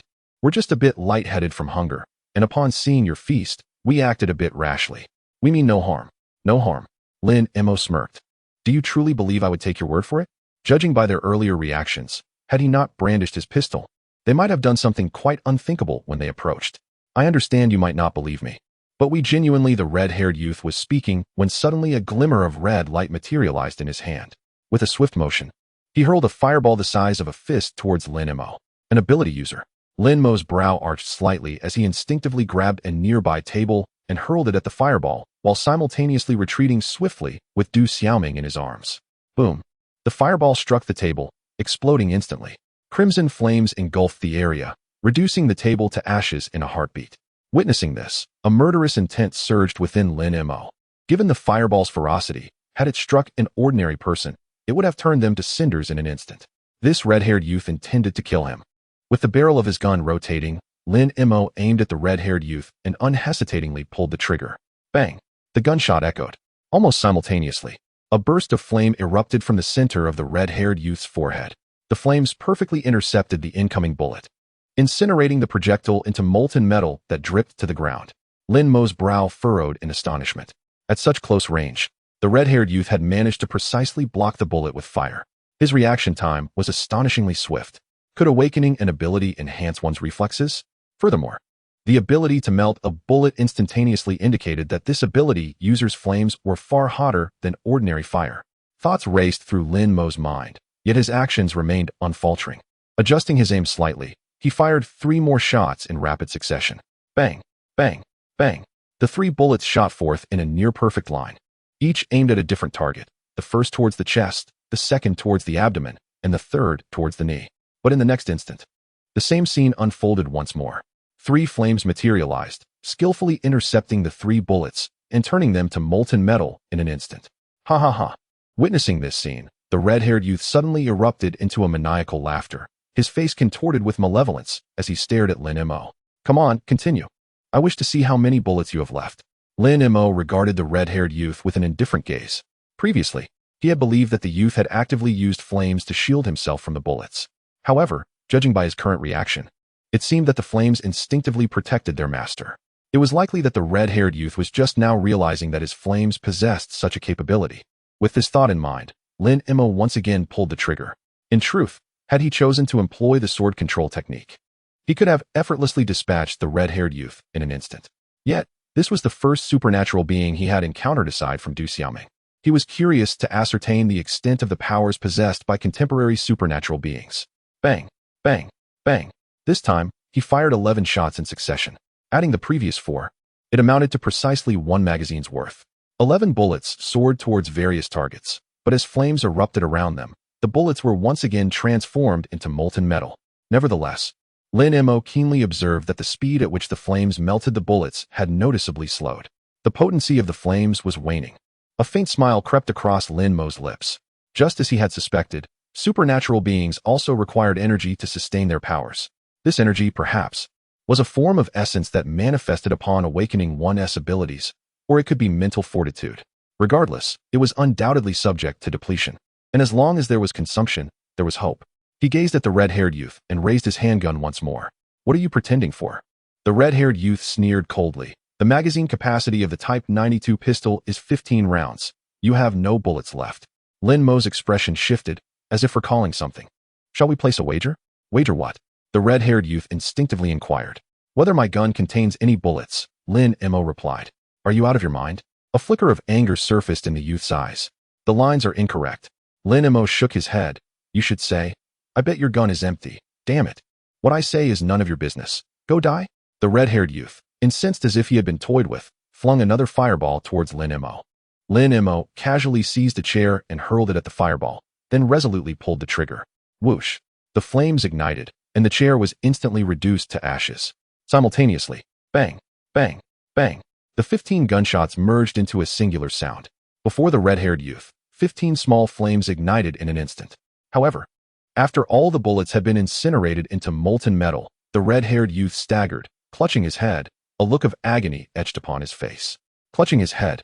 So, the consumption of abilities drains mental fortitude? Lin Mo pondered to himself, raising his hand to fire yet another shot. Bang!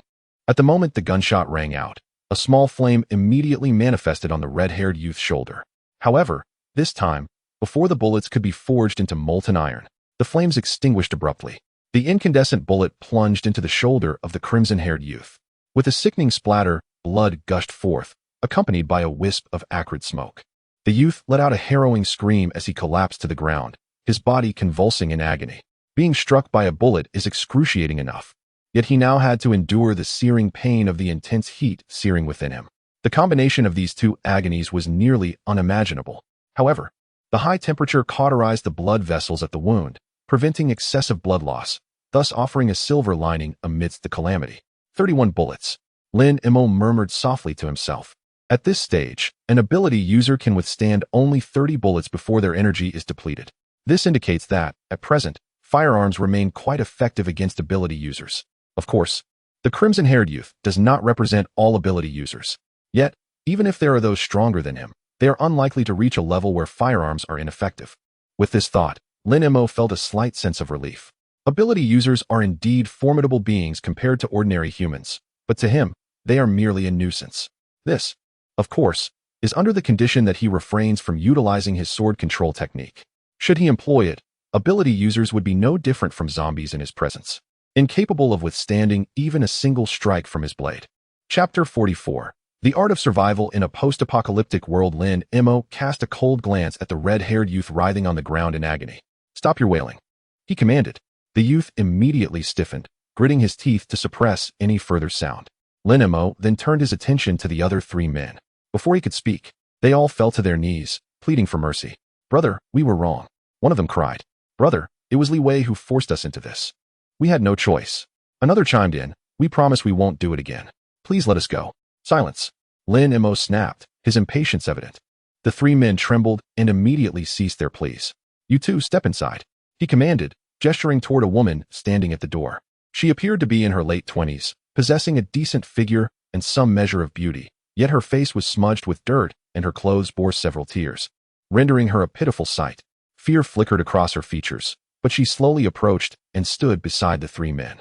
I will ask questions, and you will answer. Provide satisfactory responses, and I may consider sparing you. Do you understand? Lin Mo inquired. Yes, yes. The three men on their knees nodded vigorously. The woman, however, remained silent. Lin Mo paid her no mind and continued. What were you here to do? To rob supplies, stammered the youth in the white shirt. Position on the left. We saw you arrive at the financial tower, and Wei Gu, Li Wei, said you must have abundant resources. Lin Mo pressed further. When did Li Wei awaken his abilities? The three men shook their heads in unison.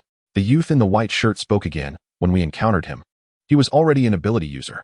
7 days ago. The woman interjected suddenly, then appeared to recall something painful, a shadow crossing her face. Lin Mo's expression shifted. Today marked the 15th day of the apocalypse. If it was indeed 7 days ago, that would coincide with Du Xiaoming's timeline. One final question. Lin Mo's gaze turned icy. How many people have you robbed? I did it for the first time today. I did it for the second time. So did I, the second time. The three men responded in succession. Lin Mo raised his pistol, aiming it at them. I want the truth. Brother, what I said is the truth. The youth in the white shirt insisted urgently. What we said is also true. The other two quickly echoed. Lin Mo remained silent, instead directing his attention to the woman. Based on the current circumstances, she had been with Li Wei the longest. It is true, she affirmed with a nod. Only then did Lin Mo lower his weapon. After a brief inquiry, he swiftly pieced together the situation. The three men were identified as Su Jiwen in the white shirt on the left, Lu Yang in the center, and Ning Lishuan on the right. After awakening his powers, Li Wei had begun to act recklessly, taking advantage of his strength. He first seized the supplies from Lu Yang and Ning Lishuan. Recognizing Li Wei's formidable strength, the two willingly became his subordinates. Subsequently, Li Wei, accompanied by these two, robbed Su Jiwen, who likewise fell under Li Wei's influence. Today, Li Wei, along with his three subordinates, came to rob him. Among the trio, it was Su Jiwen's inaugural experience in plundering resources, while the other two had engaged in such activities before. As for the woman beside them, they only knew her name was Zhang Li and that she was Li Wei's partner. Further details remained unclear. All right, you may leave. Lin Mo gestured dismissively. From the inquiries conducted, it was evident that the mastermind was Li Wei. Although the three had committed reprehensible acts, they had done so under duress, rendering them not entirely unforgivable. Leave? Su Jiwen and the others stared in disbelief, fearing they had misheard. What? Do you wish to stay? Lin Mo inquired coolly. Yes, we will leave at once. The three hastily rose, nearly sprinting away. Lin Mo then turned his gaze toward Zhang Li. You may depart as well. I will not leave. Zhang Li shook her head, looking at Lin Mo with a plea in her eyes. Can you spare his life? Li Wei, lying on the ground in agony, was momentarily taken aback, evidently surprised that Zhang Li would plead on his behalf. Lin Mo also paused, slightly bewildered. Why? Do you not harbor hatred for him? Although Su Jiwen and the others claimed Zhang Li was Li Wei's woman, her reactions suggested she had been coerced. The torn fabric of her clothing bore the marks of violence. Hate. A trace of sorrow crossed Zhang Li's face. Compared to the futility of hatred, I would rather strive to survive. Lin Mo grasped her intent. Though Li Wei had forced her, he was simultaneously her lifeline in this apocalyptic world. In such dire circumstances, everyone devised their own means of survival, and Zhang Li's method was dependency, exchanging her body for a chance to live. He refrained from passing judgment on her choices. However, he must die? Lin Mo spoke with an air of finality. From the moment Li Wei had hurled his first fireball at him, his fate had been sealed. What Zhang Li would do after Li Wei's demise was her own concern. He would not spare a life that sought to take his own merely out of pity for her plight.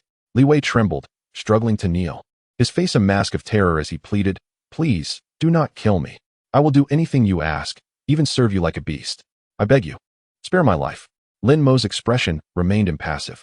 Ming Ming, close your eyes. Du Xiaoming obediently complied, shutting her eyes tightly. Bang! The sound of a gunshot rang out. A flash of fire erupted from Li Wei's forehead, but it was fleeting.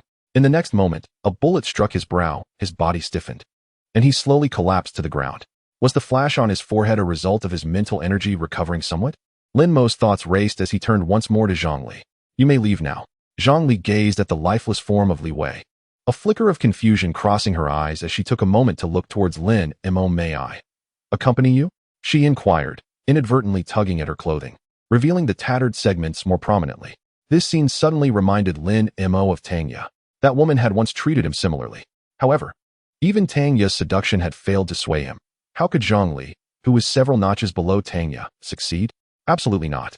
Lin Mo's demeanor was as frigid as that of a heartless cat. Disappointment washed over Zhongli's face, and she implored, then, may I stay here until tomorrow before I leave? Lin Mo glanced at the dimming sky outside and chose not to refuse her. He then turned to Du Xiaoming. Ming Ming, have you eaten enough? I have, but all this food has gone to waste, Du Xiaoming lamented, her eyes fixed on the scattered dishes on the ground. Uncle Lin Mo, why don't we gather this food? The ground isn't too dirty. It should still be edible. Although Lin Mo had always provided for her well, the young girl understood the preciousness of food in this apocalyptic world. There's no need, Lin Mo replied, casting a glance at Zhongli in the distance as he guided Du Xiaoming towards the 107th floor. I can still acquire these things, so we need not be so frugal. Oh, Du Xiaoming nodded, falling silent thereafter. Upon reaching the stairway to the 107th floor, Lin Mo turned to Zhongli, stating, you are not permitted to ascend, otherwise you will bear the consequences. With that, he ascended the stairs with Du Xiaoming. As Zhongli watched their figures vanish, her gaze involuntarily drifted back to the food strewn across the ground. She swallowed hard and swiftly made her way toward it. Chapter 45. A Treasure Discovered. Taking advantage of the remaining daylight outside, Du Xiaoming immersed herself in a captivating storybook, while Lin Mo meticulously examined a map of Mingzhu City. His primary objective remained the accumulation of points, necessitating the search for a location akin to Zizhu Garden. By the way, Uncle Lin Mo, there's something I forgot to mention. Du Xiaoming suddenly interjected. What is it? He inquired. The villain with the red hair has a luminous orb in his head, she revealed. Lin Mo was taken aback. What kind of orb? Is it similar to the one in the zombies' heads? Not at all, Du Xiaoming replied. The orb in the zombies' heads is white, whereas the villain's orb is red. Lin Mo nodded thoughtfully, his expression shifting as he asked, when did you see that orb? I noticed it as soon as he arrived, she explained. Lin Mo's eyes sparkled with interest. The fact that Du Xiaoming could instantly discern who among the crowd was an ability user was immensely beneficial to him. For instance, had he known that Li Wei was an ability user from the outset, he could have taken precautions, thereby preventing any chance of a surprise attack. A faint smile graced his lips. Ming Ming, if you ever spot someone with a luminous orb in their head, please inform Uncle immediately, all right? Okay, I'll remember. Du Xiaoming nodded obediently before asking, Uncle Lin Mo, do you need my help to extract that orb? Lin Mo promptly shook his head. You're still young. Such matters are not for you to handle. I can manage it myself. Uncle, you misunderstood, Du Xiaoming hurriedly corrected him. I meant that I can extract the orb without splitting open a head. Lin Mo was taken aback. Are you certain? Although I haven't tried it, I somehow just know that I can. Du Xiaoming replied, a hint of puzzlement in her voice. Wait a moment. Lin Mo quickly dashed downstairs to retrieve Li Wei's lifeless body, placing it before Du Xiaoming. After enduring numerous encounters with zombies, he was no longer concerned that the corpse would frighten her. Du Xiaoming nodded and, without any visible action, a faint red glow illuminated Li Wei's forehead. Gradually, a red crystal, roughly the size of a broad bean and nearly spherical, floated out from his brow and settled into Du Xiaoming's palm. Lin Mo stood in stunned silence, astonished at how effortlessly it had occurred. Did this mean he would no longer need to crack open zombie skulls in search of crystal cores? Uncle Lin Mo here. Du Xiaoming extended her hand towards him. Snapping back to reality, Lin Mo gazed at her in disbelief. How did you accomplish that? I can't quite explain it. She scratched her head. I simply thought of it coming out, and it did. How did you know you could extract it? Lin Mo pressed further. I'm not sure. It felt like I suddenly just knew, Du Xiaoming replied. Lin Mo nodded, refraining from further comment. Yet, his expression was rather intricate, if his judgment was accurate. Then Du Xiaoming's awakened ability was not mere energy sensing, but rather a more advanced form of energy manipulation. The distinction between sensing and manipulation is, in essence, a chasm. Energy sensing can merely be deemed as a supplementary skill at best, while energy manipulation constitutes a formidable combat skill. The disparity between the two is indeed substantial. Most importantly, from the current circumstances, it appeared that Du Xiaoming's ability had not yet fully awakened. This implies that there remains potential for further enhancement. Such a revelation left Lin Mo, a cultivator, awestruck. He felt as though he had stumbled upon a treasure. The potential of this young girl was nothing short of terrifying. As for why Du Xiaoming suddenly realized her capabilities, he surmised it was likely due to an accompanying explanation upon her abilities awakening, akin to how knowledge surfaces in his mind after acquiring a new skill. Upon awakening, an ability user should also concurrently grasp the methods and knowledge related to their newfound powers. Having pieced this together, he picked up the crystal core, scrutinizing it closely. It was the size of a broad bean, red and circular. Aside from its color and size, it bore an almost identical resemblance to the crystal cores he had discovered within the brains of zombies. This object ought to be termed a fire attribute crystal core, Lin Mo pondered. Whether it was the crystal cores he obtained from zombies or the spiritual crystals he purchased from the system's shop, they all contained formless energy. Yet, this one was evidently not the same. He could distinctly sense that the energy encapsulated within was unlike any he had absorbed before. This meant that he could not assimilate the energy contained within. Consequently, this object held little usefulness for him. With a slight shake of his head, tinged with regret, he nonetheless decided to store the crystal core away. Just because it was of no use now did not imply it would remain so in the future. One could never tell when it might prove advantageous. At that moment, he suddenly heard footsteps approaching from downstairs. A glint of cold light flickered in his eyes as he turned to gaze at the staircase. The footsteps had ascended the stairs, but seemingly recalling something. They came to an abrupt halt. Shortly thereafter, Zhang Li's panicked voice echoed from below. "Did you see that? There are suddenly many more zombies downstairs." "Understood," Lin Mo replied nonchalantly, then looked outside through the floor-to-ceiling glass.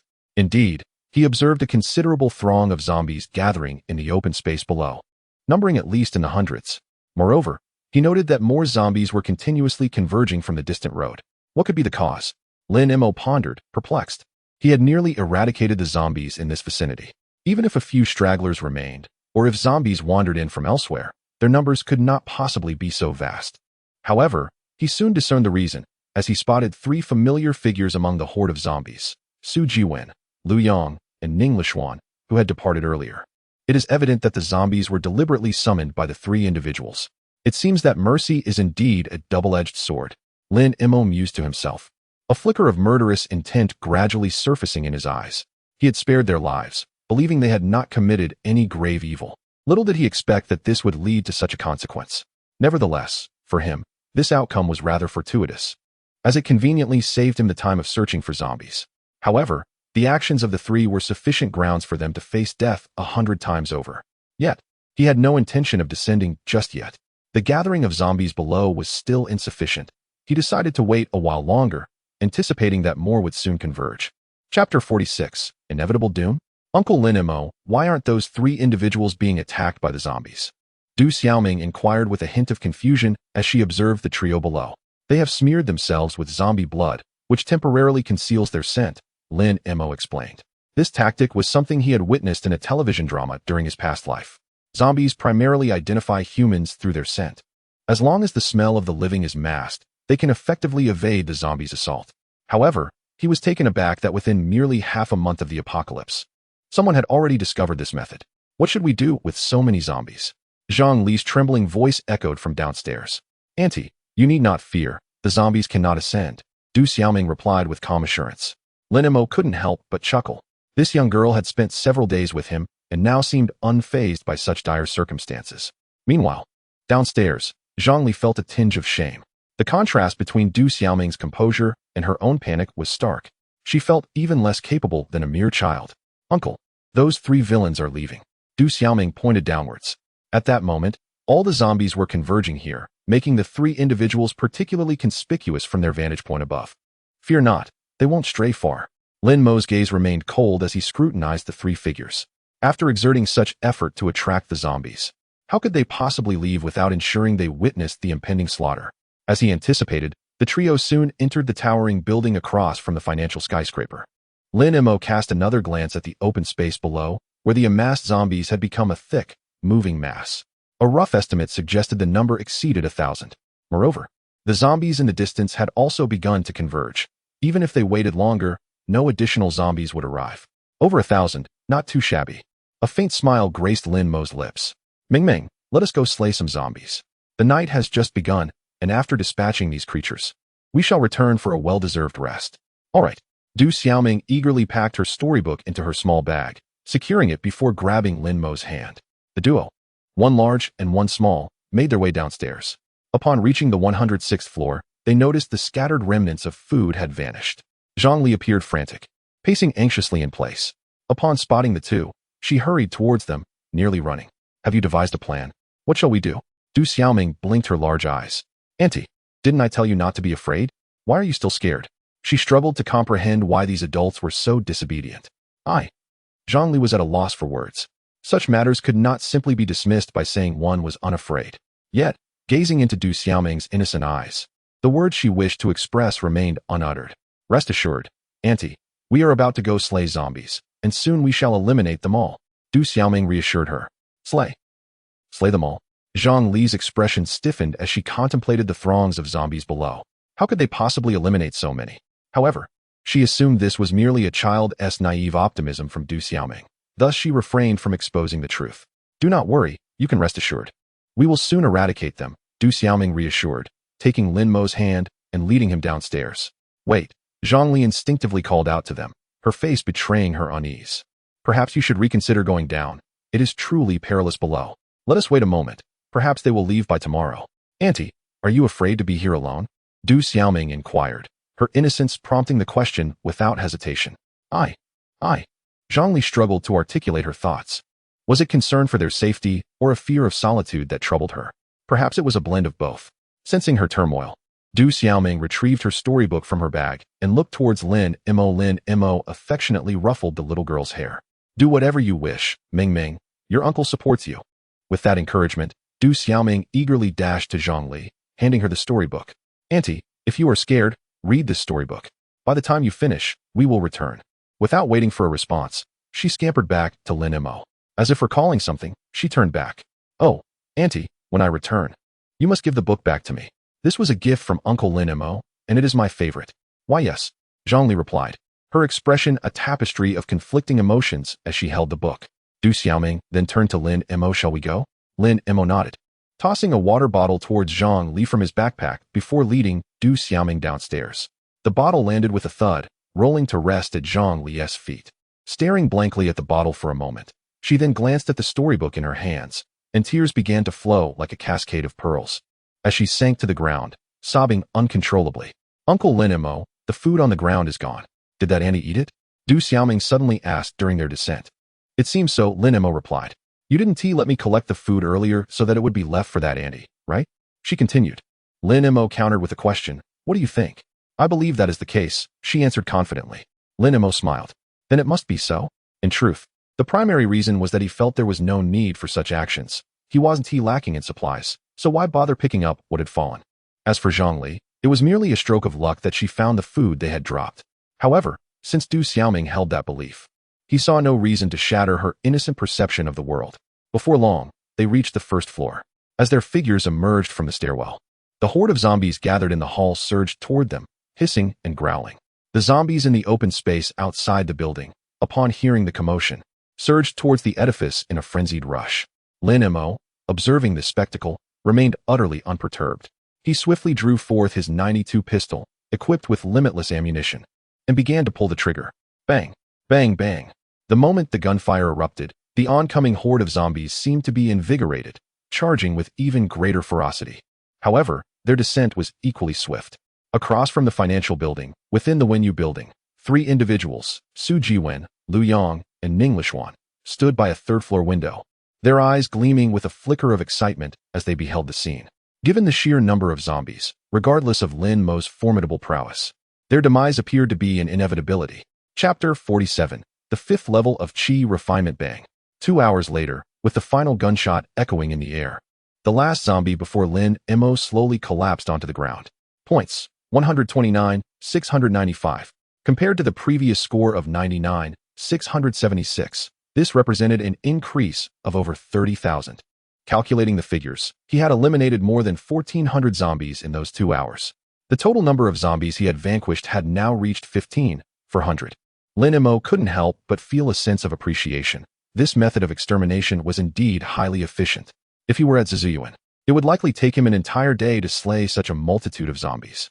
Turning his gaze to the rear, he addressed Du Xiaoming. Ming. It's your turn now.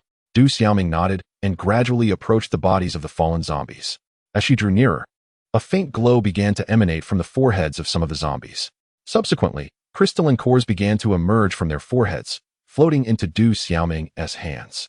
After a brief moment, Du Xiaoming presented 18 pale blue crystalline cores to Lin Mo, stating, "This is all there is."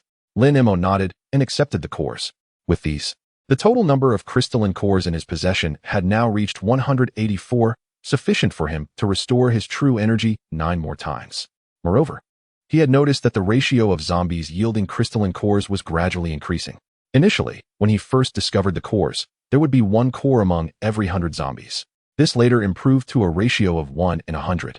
However, now, from the 1 for 100 zombies he had encountered, finding 18 cores indicated that the ratio had fallen below 1 in 100. This suggested that the number of evolving zombies was on the rise, which was undoubtedly unsettling news for most survivors. I must hasten my efforts to accumulate points. Lin Mo mused inwardly. He was increasingly concerned that, as the zombies evolved, the effectiveness of firearms would diminish, potentially rendering them entirely useless. At that juncture, if he wished to swiftly accumulate points, he might have no choice but to resort to the sword control technique. Yet, employing that technique would involve the issue of true energy recovery. In simple terms, with a handgun that had infinite bullets at his disposal, his current zombie extermination was cost-free. However, once he began to utilize the sword control technique, he would inevitably deplete crystalline cores, thereby increasing his operational costs. Furthermore, the crystalline cores he currently possessed were insufficient to support prolonged use of the sword control technique. Thus, every additional zombie he dispatched now was an unmitigated gain.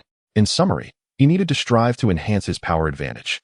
As long as his rate of improvement outpaced the zombies' evolution, he should find it manageable to continue slaying them. Conveniently, his current points were sufficient to purchase the cultivation method for the 5th level of Qi refinement. With his thoughts racing, Lin Mo directly accessed the system store. Congratulations, host. Consuming 120,000 points, you have successfully purchased the foundational cultivation method, 5th level of Qi refinement. As the system notification faded, a wealth of cultivation knowledge flooded his mind, and his internal true energy began to circulate, its pathways more intricate than those at the 4th level. Feeling the burgeoning power within him, a faint smile crept across Lin Mo's lips. In the past, he had always considered the price of the basic cultivation technique to be exorbitantly high. Each level demanded tens of thousands of points, which seemed utterly exploitative. However, after experiencing several enhancements in his abilities, he began to perceive the cost as negligible. For these points, he had acquired not merely a technique, but also formidable strength. Upon purchasing the technique, his power was immediately elevated to the corresponding realm, yielding benefits of extraordinary magnitude. Primarily, it saved an immense amount of cultivation time. According to the foundational knowledge of cultivation swirling in his mind, in the realm of cultivation, progressing from the 1st to the 5th level of Qi refinement would take no less than 5 or 6 years, even for a prodigy. Yet, how long had he been cultivating? 7 days? Or perhaps 8? Furthermore, he encountered no cultivation bottlenecks. The path of cultivation is fraught with obstacles, with each step presenting potential hurdles. Any single barrier could confine one for years, even decades, or a lifetime. However, as long as his points were sufficient, he could directly augment his strength without any hindrances or barriers. The advantages were simply astounding. Thus, although the tens of thousands of points seemed substantial, they could hardly be deemed expensive.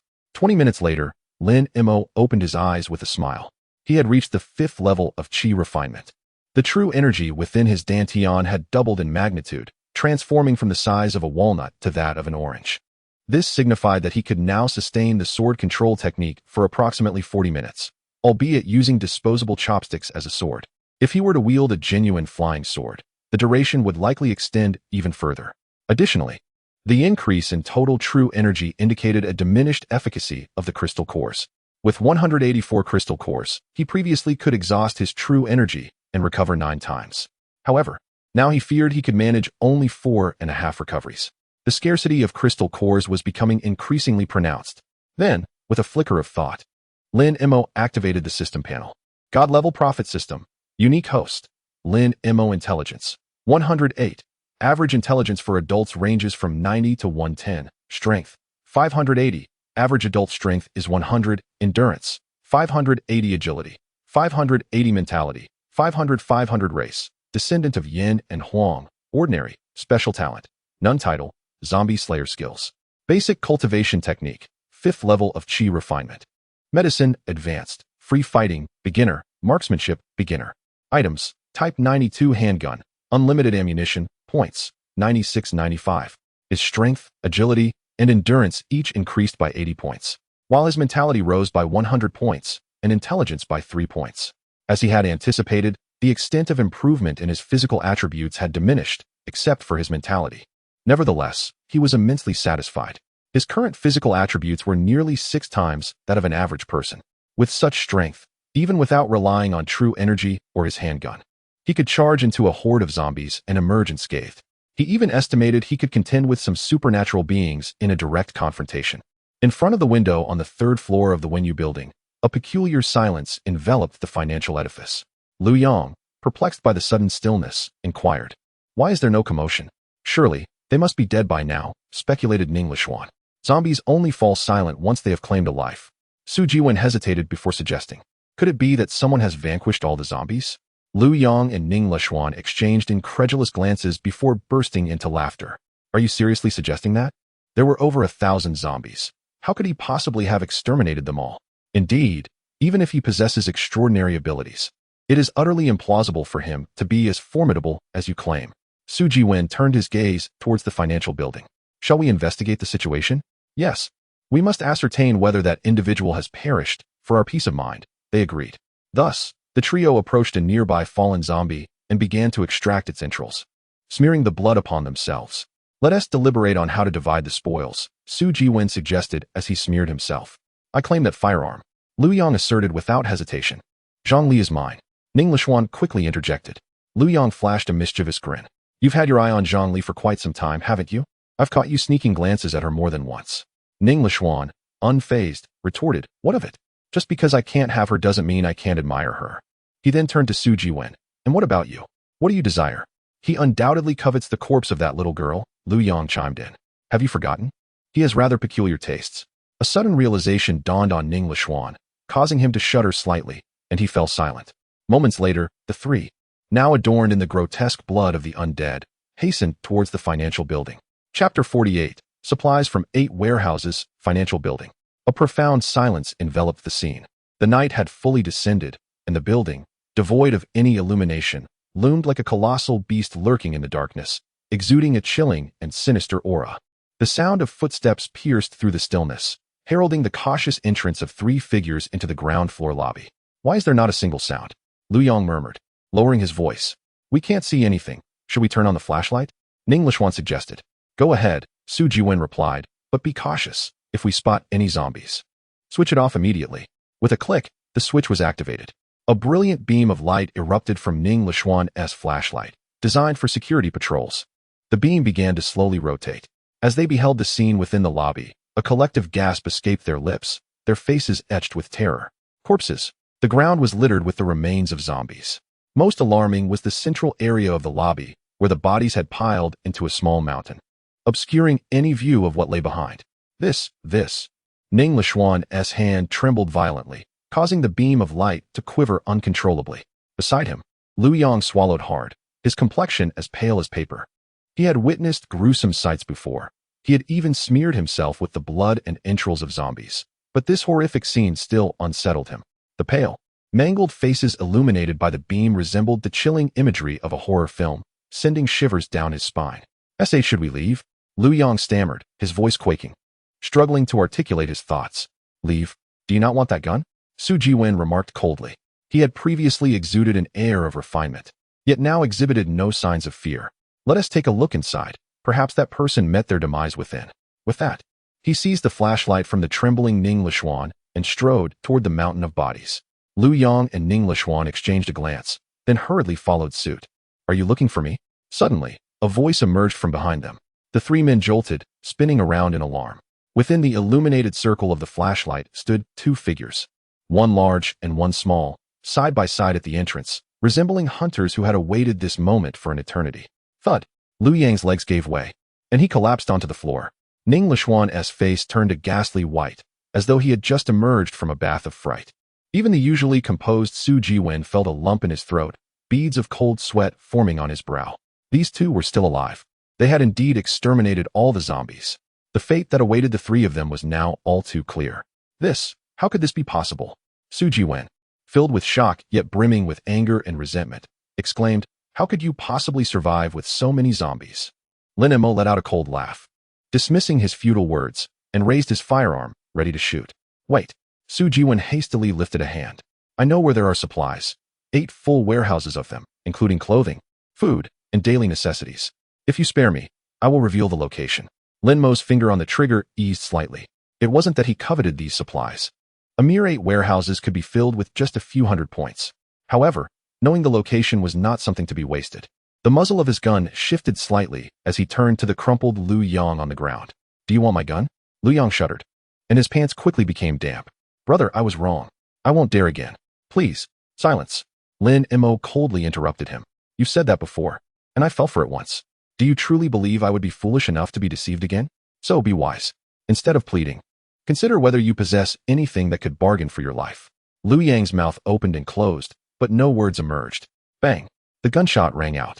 Liu Yang trembled, a bullet piercing his brow, and he collapsed to the ground. Nearby, Su Jiwen and Ning Lishuan instinctively recoiled, their bodies trembling uncontrollably. Now it's your turn. Lin Mo directed the gun at Ning Lishuan. I'm a bank employee. I know where the vault keys are. Does that count? Ning Lishuan's teeth chattered slightly. Bang! Ning Lishuan fell to the ground in response. A vault? Lin Mo scoffed. With his current strength, did he really need a key to access a vault? Yet, Ning Lishuan's words sparked an idea. He might consider visiting various banks. While money had become worthless, the gold reserves in major banks could prove valuable. The apocalypse had only just begun, and everything was still in chaos. However, as time passed, a new order would gradually emerge in the world. At that point, hard currencies like gold would regain their significance. Thus, acquiring it now would be a prudent measure. With this thought, Lin Mo turned his gaze back to Su Jiwen. Where are the warehouses? What if I tell you, and you don't spare me? Su Jiwen inquired. Bang! A bullet struck the ground beside Su Jiwen's feet, causing shards of stone to ricochet painfully against his leg. Lin Mo replied indifferently. Do you truly believe you have the standing to negotiate with me?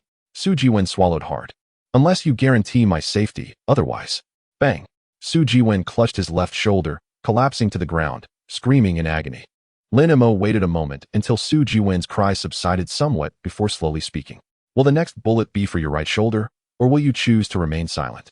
To speak is to die, and to remain silent is also to die. Why should I grant you this favor? Su Jiwen's face was etched with agony, seemingly resigned to his fate, his demeanor growing ever more resolute. Lin Mo chuckled softly. Just a moment ago, I was uncertain whether these 8 warehouses were mere fabrications of your desperate mind to save your life. Now, however, I am convinced of their existence. Nevertheless, if you think you can use these warehouses as leverage against me, you are gravely mistaken. He aimed his gun at Su Jiwen, declaring, this is your final opportunity. Should you choose silence, this bullet shall find its mark in your forehead. Su Jiwen's eye twitched violently, a flicker of hesitation crossing his features. You have 3 seconds. Lin Mo commenced a countdown. 3, 2, 1. I'll speak. Su Jiwen shouted, hastily divulging an address. Upon finishing, he seemed to expend all his strength, collapsing helplessly to the ground. That location. I should have anticipated it. Lin Mo reflected on the address Su Jiwen had just revealed. It was likely an official emergency supply storage facility. Every city in Huaxia maintains a stockpile of emergency provisions, including food, potable water, clothing, bedding, tents, frozen meat, and more. In the event of natural disasters such as earthquakes or floods, these supplies become crucial lifelines. Moreover, these provisions are regularly replenished, ensuring they are available for immediate use. Contemplating this, his expression shifted, and he turned to the prostrate Su Jiwen. You may leave. Su Jiwen paused, his face a mask of disbelief. You truly will not kill me? He chuckled bitterly, lamenting that had he known this would be the outcome, he need not have faced the gunfire. Clutching his shoulder, he hastened towards the exit. Yet, just as he reached the doorway, a zombie suddenly lunged from the left, tackling Su Jiwen to the ground. He cried out in terror, struggling desperately. But with one arm injured, he stood no chance against the undead. Quickly succumbing to a bite to the neck, the zombie then feasted upon him, blood gushing forth in a steamy torrent, staining both the creature and Su Jiwen crimson. Even Du Xiaoming, accustomed to chaos, could not help but close her eyes at the gruesome sight. Soon, as Su Jiwen was being devoured, he moved slightly. At that very moment, the zombie halted its gnawing. Then, both the zombie and Su Jiwen rose from the ground, charging swiftly towards Lin Mo and the others. Lin Mo observed this scene with a calm demeanor, raising his weapon and pulling the trigger. Bang! Bang! 2 shots rang out, one to slay the zombie, the other to eliminate the now undead Su Jiwen. I promised not to kill you, but I never stated I would spare the zombie you became, Lin Mo murmured, slowly holstering his pistol. Du Xiaoming, gazing at the fallen Su Jiwen, suddenly inquired, Uncle Lin Mo, may I ask you a question? Of course, Lin Mo nodded in response. You heard the sound of zombies, which is why you made that villain leave, right? Du Xiaoming inquired. Lin Mo couldn't help but chuckle. Ming Ming, did your previous teacher ever tell you something? What? Du Xiaoming blinked her big eyes, filled with curiosity. Lin Mo playfully pinched the chubby little face of Du Xiaoming. If a little one is too clever, she ceases to be adorable. He. Du Xiaoming was amused by Lin Mo's gesture and tone.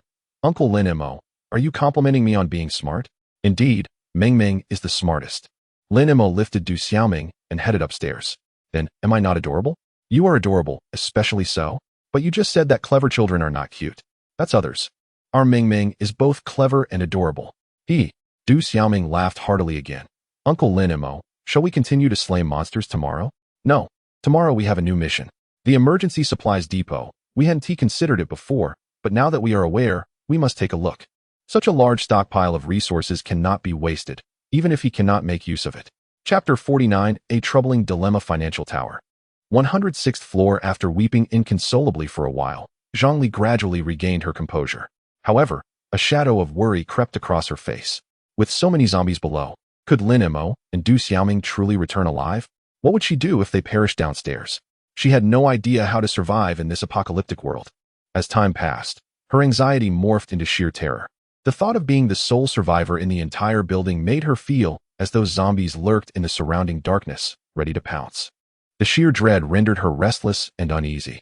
At that moment, her gaze fell upon the storybook in her hands. Auntie, if you're scared, read the storybook. We'll be back once you've finished. The pure, melodious voice of Du Xiaoming echoed in her mind, almost as if compelled by an unseen force. Zhongli found herself opening the book and delving into its pages. The light was dim. She had to lean against the floor-to-ceiling glass to catch the faint starlight illuminating the text. Yet, before she realized it, she was completely absorbed, reading with an unprecedented level of focus. Time slipped away unnoticed. Eventually, the storybook reached its concluding page. Zhongli snapped back to reality, rubbing her sore, tired eyes. And a bittersweet smile crept across her face. The book had come to an end, yet the two had not returned. Nevertheless, she felt gratitude for you, dear little girl. At least your book helped me momentarily escape my fears, she murmured softly, her voice imbued with an unfamiliar warmth. Just then, a clear, innocent voice drifted from the hallway. Uncle Lin Mo, what are we having for breakfast tomorrow? What do you want to eat? The man's voice responded. Zhongli froze, then suddenly sprang to her feet and rushed toward the entrance. However, having sat for too long, her legs were numb, and she stumbled heavily to the ground. Yet, she felt no pain. Instead, she gazed toward the entrance, laughter bubbling forth uncontrollably. I want to drink millet porridge and eat meat buns. Is that okay? The little girl's voice grew ever closer. Zhongli imagined the sound of the child swallowing in anticipation. No problem. With that affirmation, 2 figures, one large and one small, appeared at the entrance. Zhongli hurriedly rose, limping forward, and handed the storybook to Du Xiaoming. Here's the book back. The stories were delightful. Thank you.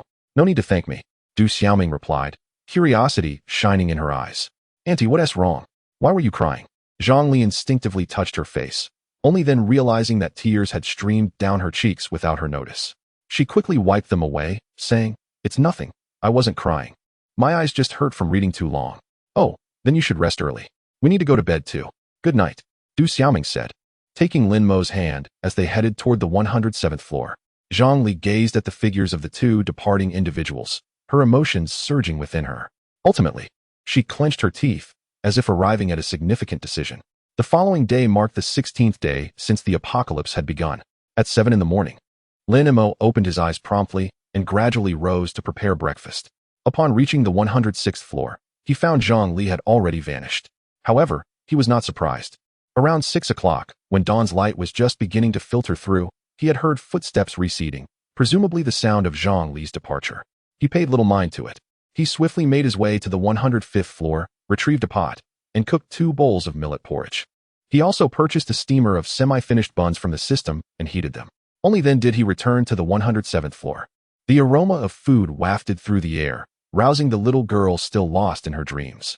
Upon seeing the buns and porridge, she leaped up in excitement, exclaiming, "Wonderful! I have buns to eat." Lin Mo couldn't help but smile, urging her to wash up. Du Xiaoming promptly rummaged through her small bag, producing a toothbrush and cup, and poured half a cup of mineral water before darting to the corner to brush her teeth.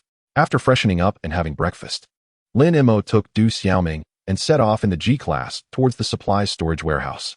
On the journey, he began to ponder how to manage these supplies. The resources from the 8 warehouses would undoubtedly exceed the capacity of his system space. 1,000 cubic meters sounds vast, but in reality, it is merely equivalent to a standard swimming pool. Furthermore, his system space already housed 2 vehicles and a substantial amount of supplies he had amassed before the apocalypse, significantly occupying the available space. Hence, a pressing issue arose: how to store these supplies once acquired. Emergency supplies typically fall into 4 broad categories: medical supplies, daily necessities, essential provisions, and miscellaneous items. Among these, certain medical supplies and some daily necessities, primarily food, require refrigeration or freezing for storage. However, it had been 16 days since the power outage. Even if the cold storage's residual temperature still lingered, it would likely not last much longer. Thus, these supplies needed to be retrieved and utilized promptly. As a lone wolf, Lin Mo clearly could not manage this on his own. Should he consider upgrading the system space? Lin Mo mused, but quickly dismissed that thought.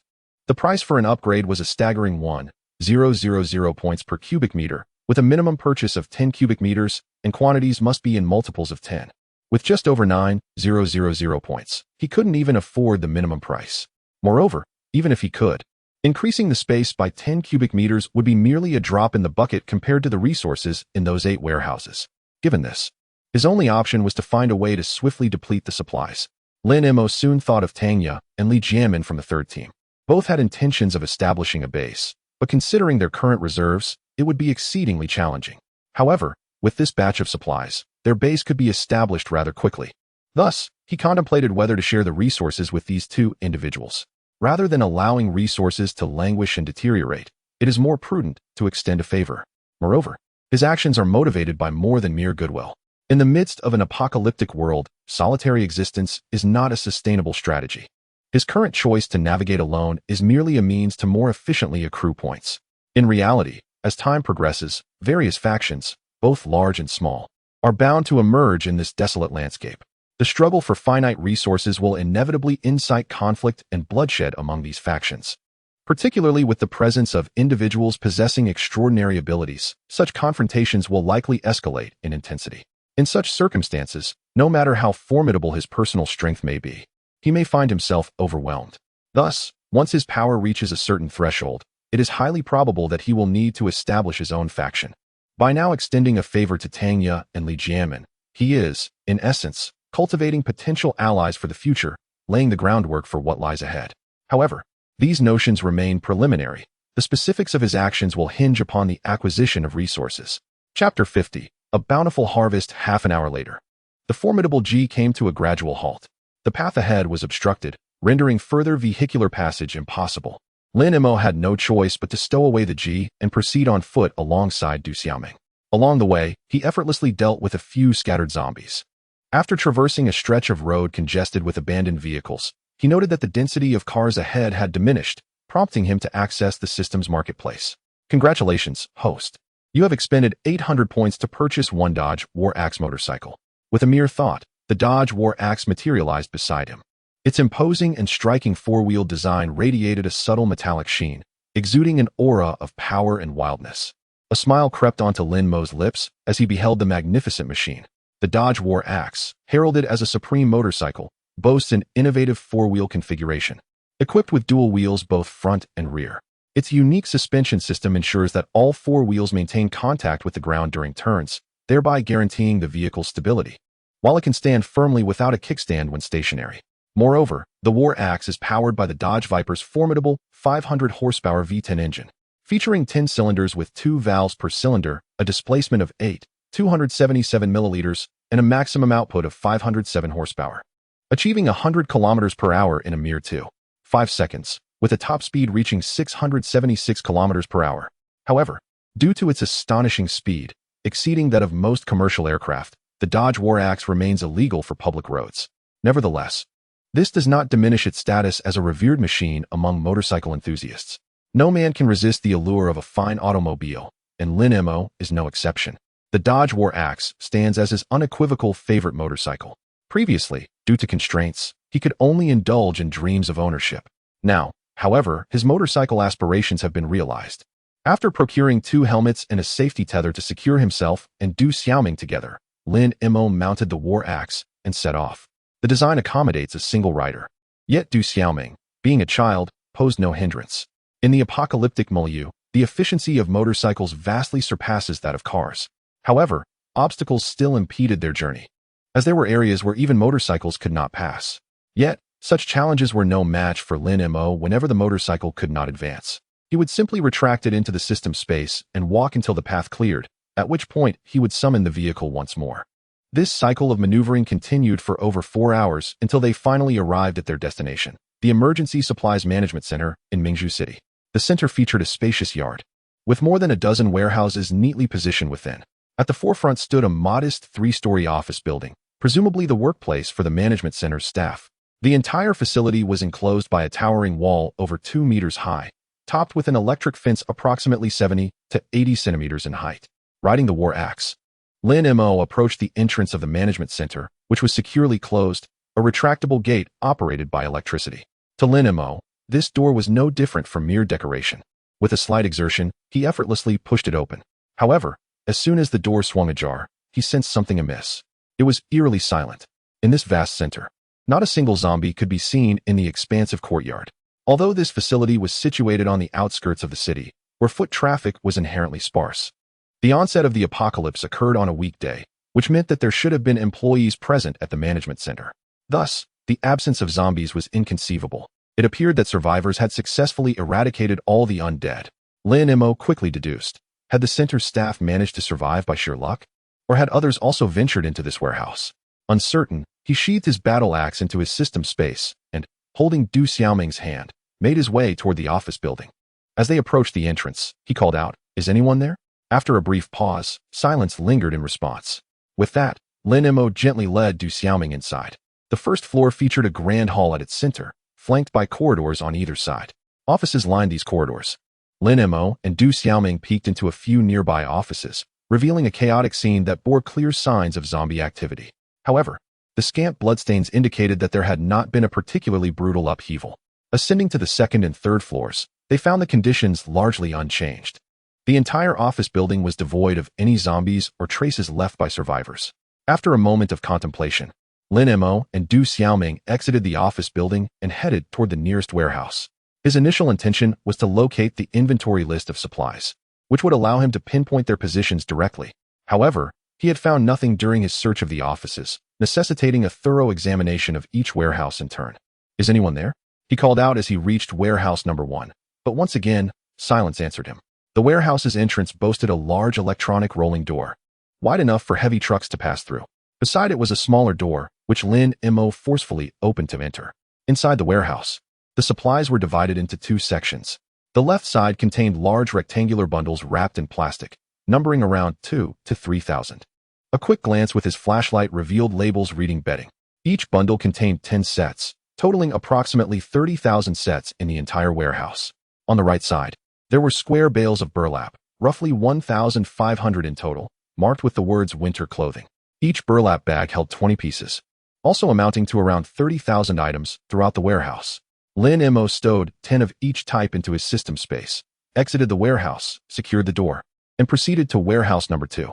Warehouse number 2 housed disaster relief tents, raincoats, and boots, from which he also took several items before moving on to warehouse number 3. Upon entering warehouse number 3, Lin Mo's eyes widened in astonishment. Within, he discovered two emergency communication command vehicles.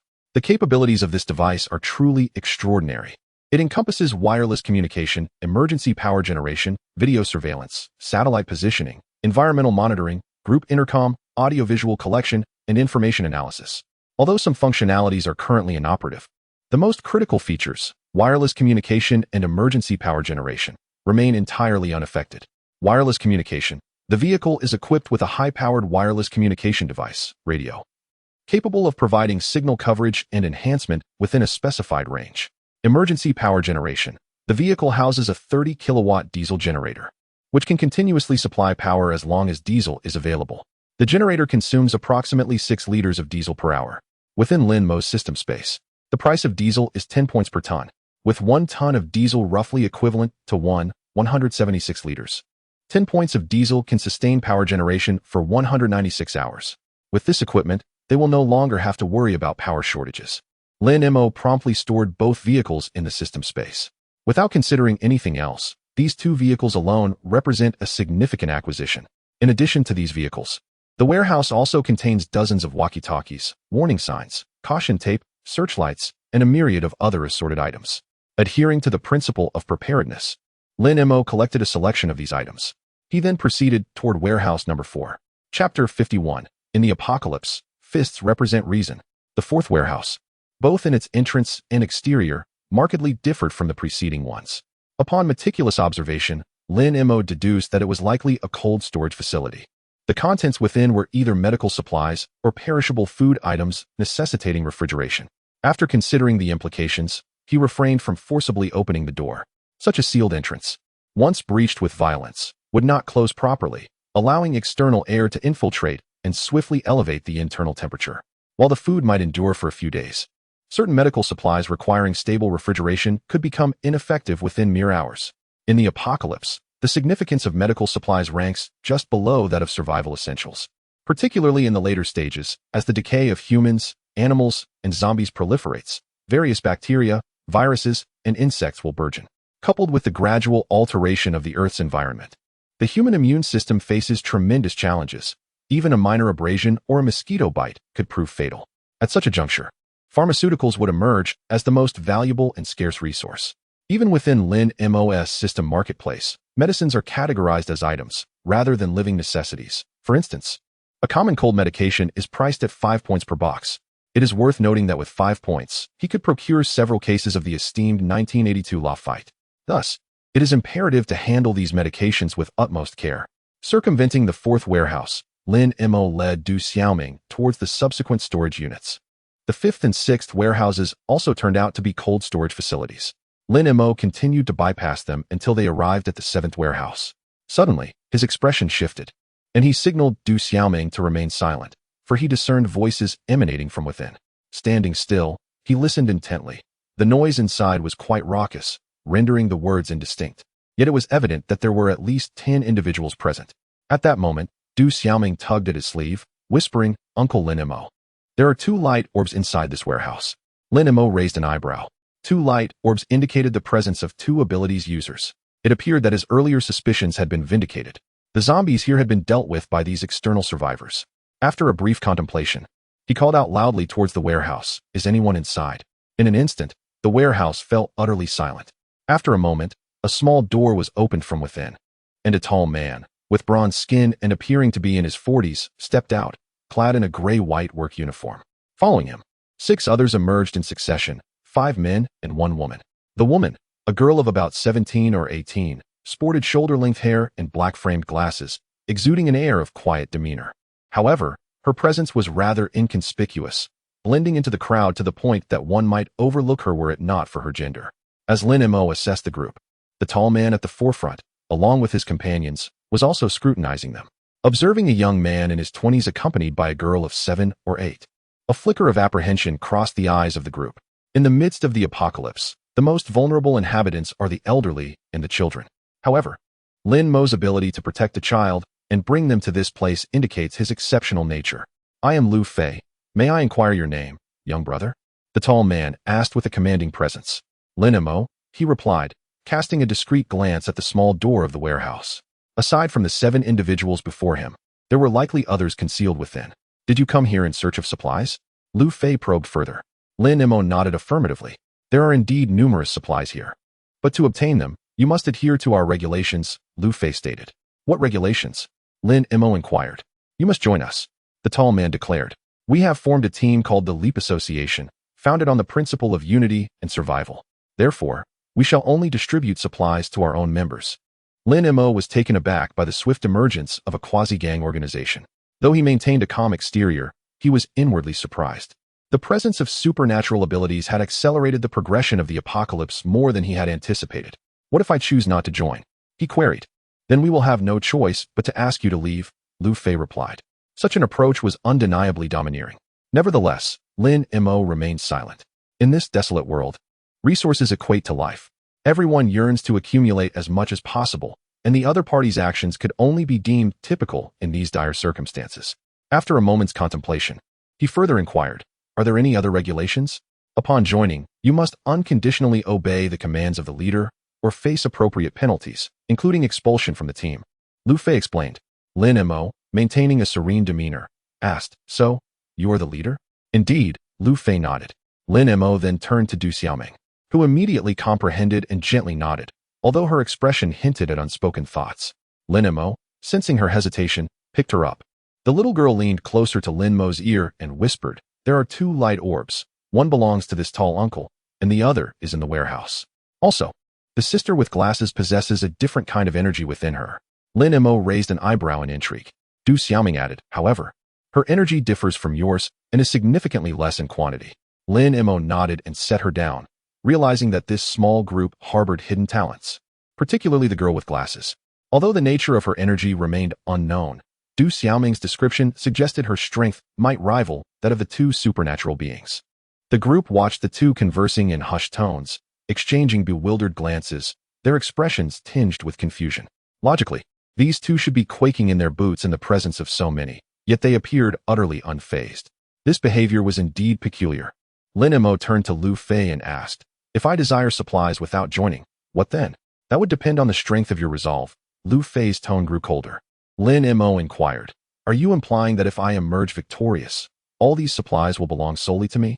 Upon hearing this, the 5 men behind Lu Fei erupted into laughter, their faces adorned with mockery as they regarded Lin Mo, as if he had uttered a jest.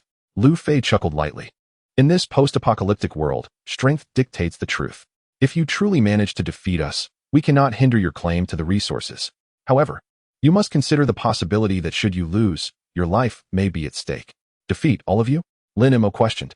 Certainly. We are a unified team, and we should face challenges together. Lu Fei replied. That is a valid point. Lin Mo remarked, a sudden smile gracing his lips. In that case, let all of you come at me together. Chapter 52, 91-9, I take 9, you take 1. Come at me together. Upon hearing these words, Lu Fei and the 6 individuals behind him were momentarily taken aback, convinced they had misheard. A person accompanied by a child dared to challenge their group, inviting them to confront him collectively. Surely, he must have lost his senses. Yet, they quickly regained their composure. Lin Mo's audacity suggested he possessed some degree of confidence.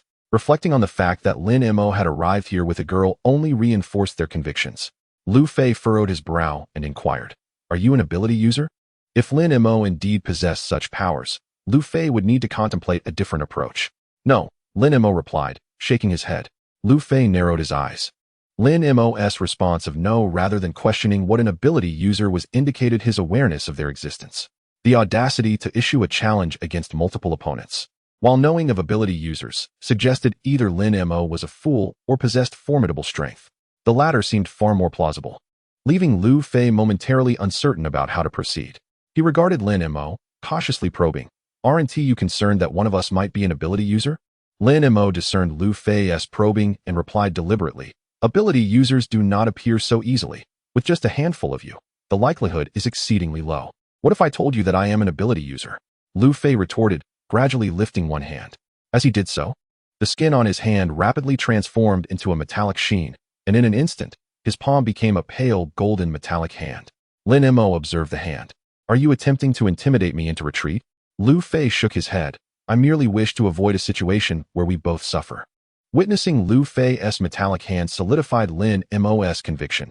His strength was indeed formidable, potentially rivaling that of an ability user. With a smile, Lin Mo remarked, "Let us discuss resources. What do you intend to do? If you do not wish to join us, you certainly cannot remain here.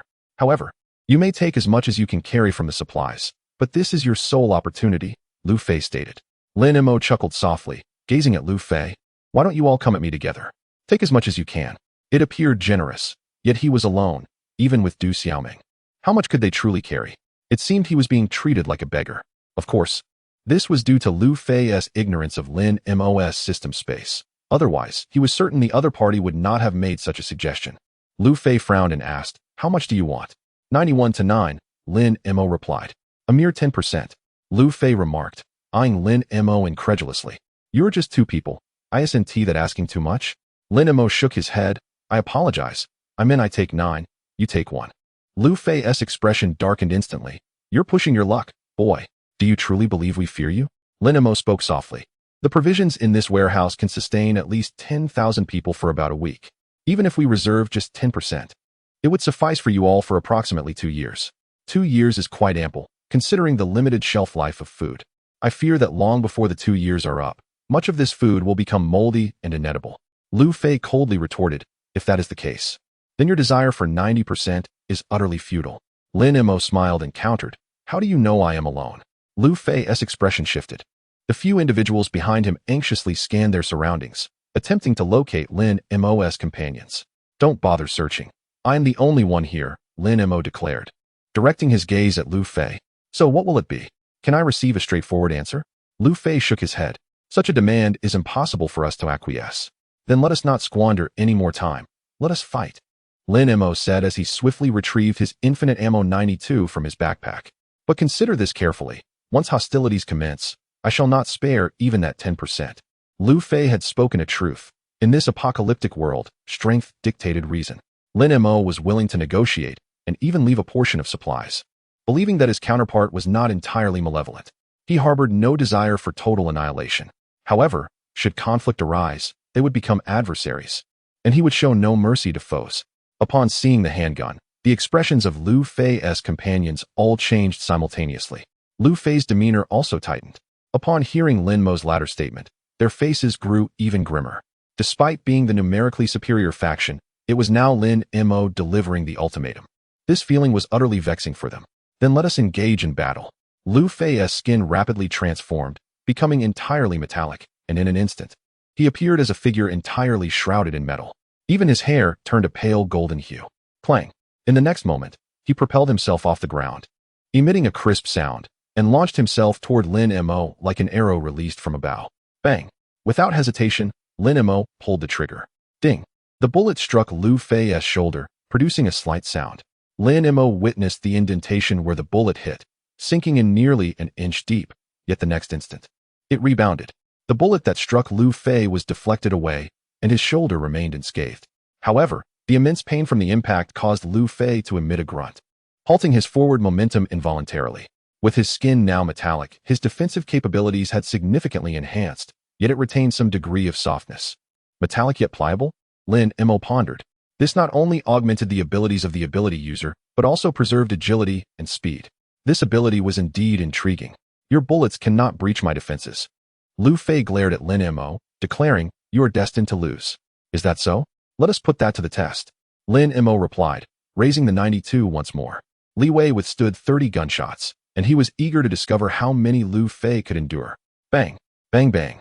The sound of gunfire echoed incessantly. Lu Fei desperately attempted to evade the onslaught. However, Lin Mo's marksmanship was exceptional. The bullets seemed to anticipate his every move, striking him with uncanny precision. Ding! Ding! Ding! After being hit over a dozen times, Lu Fei stumbled, his face contorted in agony as he collapsed to the ground. Though he was not pierced by bullets, the pain was unbearable. His metallic skin could deflect the projectiles, yet the excruciating sensation of the impacts remained indelible. Enduring such relentless strikes felt akin to being repeatedly jabbed with a sharp awl, a torment that was truly agonizing. Just as Lu Fei fell, a sharp ice pick, nearly 2 feet in length, hurtled through the air like lightning, aimed directly at Du Xiaoming, who stood beside Lin Mo at the entrance of the warehouse. Chapter 53. slaughtering ability users as one would chop vegetables, a path to death. Upon the instant of perceiving the icy spear, an astonishing bloodlust surged in Lin Mo's eyes. With a single stride, he positioned himself protectively in front of Du Xiaoming. Bang! The ice spear detonated against Lin Mo's chest, dispersing into a flurry of icy shards that scattered in all directions. Du Xiaoming gasped in alarm and rushed to Lin Mo's side, her face etched with concern. Don't worry. Ming, I'm fine. Lin Mo reassured her with a smile, swiftly pulling her behind him. He then glanced down at his chest, where his clothing had been reduced to tatters, revealing his robust torso, yet astonishingly, he was unscathed. How could this be possible? From the small door of the warehouse, a gasp of astonishment erupted. Lu Fei and the 6 individuals behind him wore expressions of sheer shock as they beheld Lin Mo. They had witnessed the potency of the ice spear, capable of effortlessly piercing through walls. Yet, this very spear had failed to inflict any harm upon Lin Mo. Was his body more resilient than that of a wall? Lin Mo slowly raised his head, his eyes ablaze with murderous intent. Aside from the one who launched the ice spear, the rest of you have one final opportunity. If you wish to live, vacate this place immediately. Just moments prior, he had utilized his vital energy to shield himself from the ice spear, rendering it harmless. Had he not intervened, Du Xiaoming would likely have met a tragic fate. Thus, the one who unleashed the ice spear must perish. As for the remaining individuals, the choice was now theirs to make. A slight twitch manifested at the corner of Lu Fei's eye. He could discern that Lin Mo was genuinely intent on killing. Should they defy his command, their lives were indeed in grave peril. Behind Lu Fei, while the 5 men hesitated, a poised girl with shoulder-length hair and black-rimmed glasses turned away, heading in the direction away from the warehouse. Buying you. One man could not help but exclaim. Buying paused momentarily, her tone icy and devoid of her usual calm demeanor. I have no desire to die. If you wish to perish, do not drag me down with you. With that, she resumed her pace, swiftly departing. The 5 men, witnessing this scene, exhibited an even more pronounced hesitation. What are we afraid of? At that moment, a grim-faced middle-aged man emerged briskly from the warehouse's small door. With our numbers, I refuse to believe he can fend us all off. As his words fell, 4 more individuals stepped out from the warehouse, each wielding axes, steel bars, or clubs. They promptly distributed weapons to the hesitant 5. Faced with the weapons and their companions, the 5 men gritted their teeth and moved to stand behind Lu Fei. They were unwilling to face death, yet equally reluctant to relinquish the resources that this place provided. Here, they could live in comfort and ease without concern for sustenance. Once they depart, they must venture forth daily in pursuit of sustenance, living in a state of perpetual trepidation. Most crucially, the malevolent middle-aged man aptly stated that with their number, Lin Mo may not be able to withstand their onslaught. Should Lin Mo be slain, the resources here would remain theirs. It appears you have made your decision. Lin Mo cast a cold gaze over the assembly and, without hesitation, raised his firearm and pulled the trigger. Bang! As the gunfire erupted, Lu Fei bellowed and charged towards Lin Mo. Behind him, the 9 armed individuals brandished their weapons and followed suit. Simultaneously, the sinister middle-aged man conjured a 2-foot-long ice spear with a swift motion, launching it towards Lin Mo with lightning speed. Observing this scene, Lin Mo's expression remained unperturbed.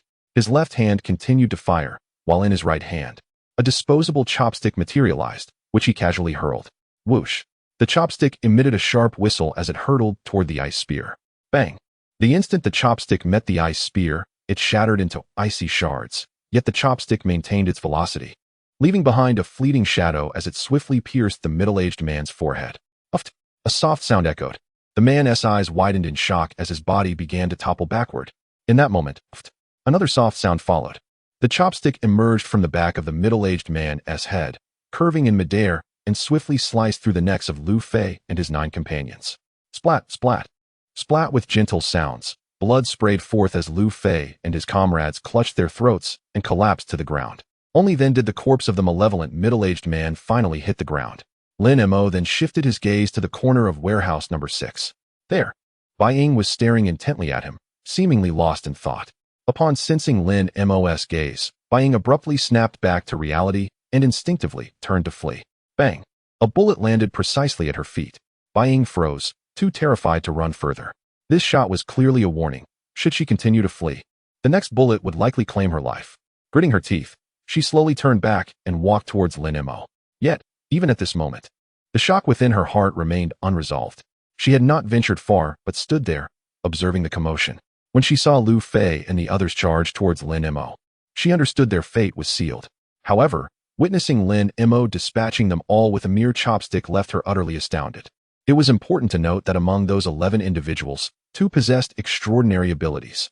Moreover, Lu Fei's powers were primarily defensive.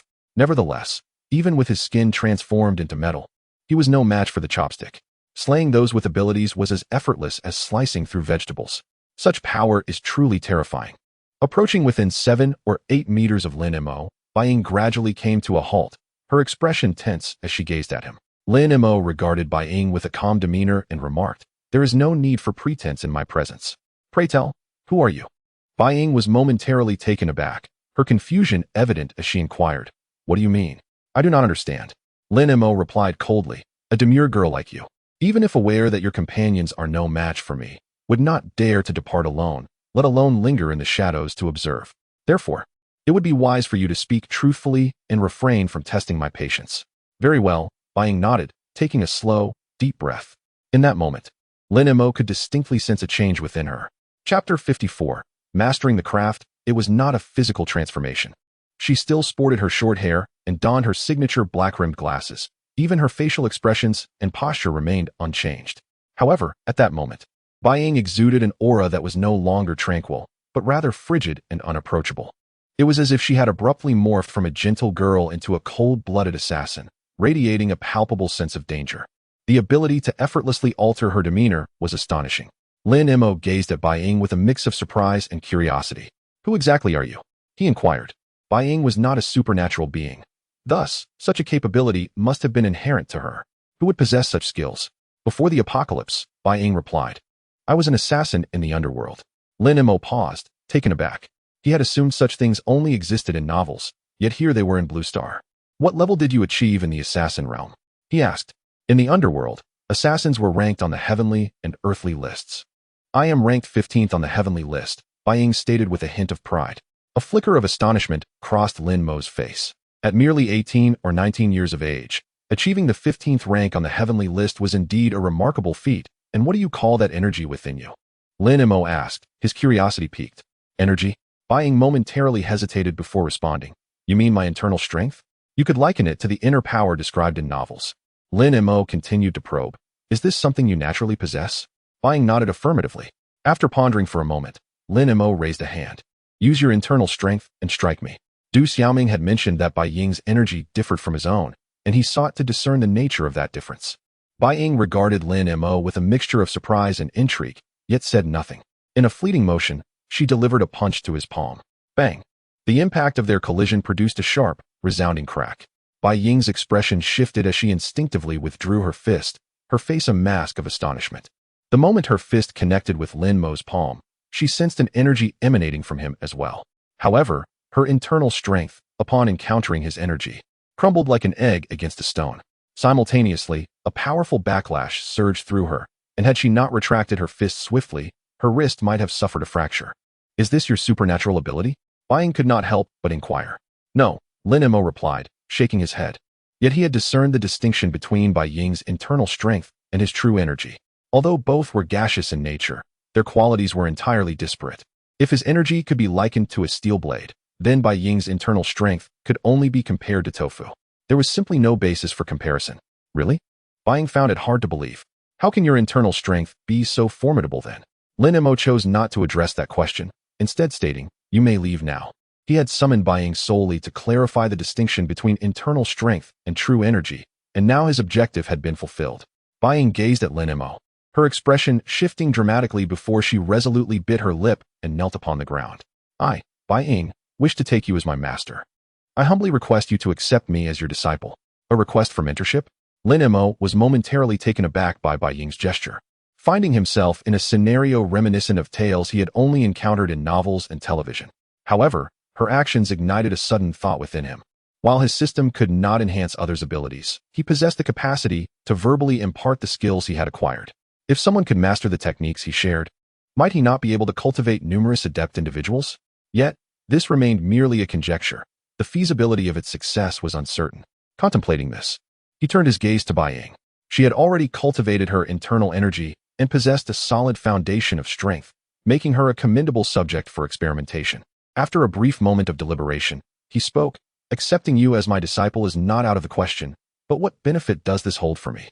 Bai Ying's eyes sparkled with hope. "As long as you are willing to take me as your disciple, I am prepared to do anything you ask, even at the cost of my own life." Lin Mo shook his head. Such a promise, devoid of any binding force, held no significance for him. He regarded Bai Ying intently. "If you wish to be my disciple, you must place your life in my hands. Are you willing?" During the pause in their conversation, he perused the system's marketplace. There were numerous items within the category of tools capable of controlling life and death. "I am willing," Bai Ying responded without hesitation.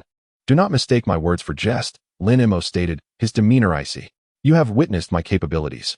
I truly possess the means to grasp your life within my hands. At a mere thought, you could meet your end in an instant. Would you still consent to this arrangement?" This time, Bai Ying hesitated for 2 seconds before replying. "I am willing." As a renowned assassin in the underground world, she was among the most formidable individuals on Blue Star. However, with the advent of the apocalypse and the emergence of superpowered beings, even the weakest among them now surpassed her strength. This realization stirred within her a potent sense of crisis. Hence, she was prepared to pay any price to grow stronger. "Very well," Lin Mo nodded at last. "Then I shall accept you as my disciple.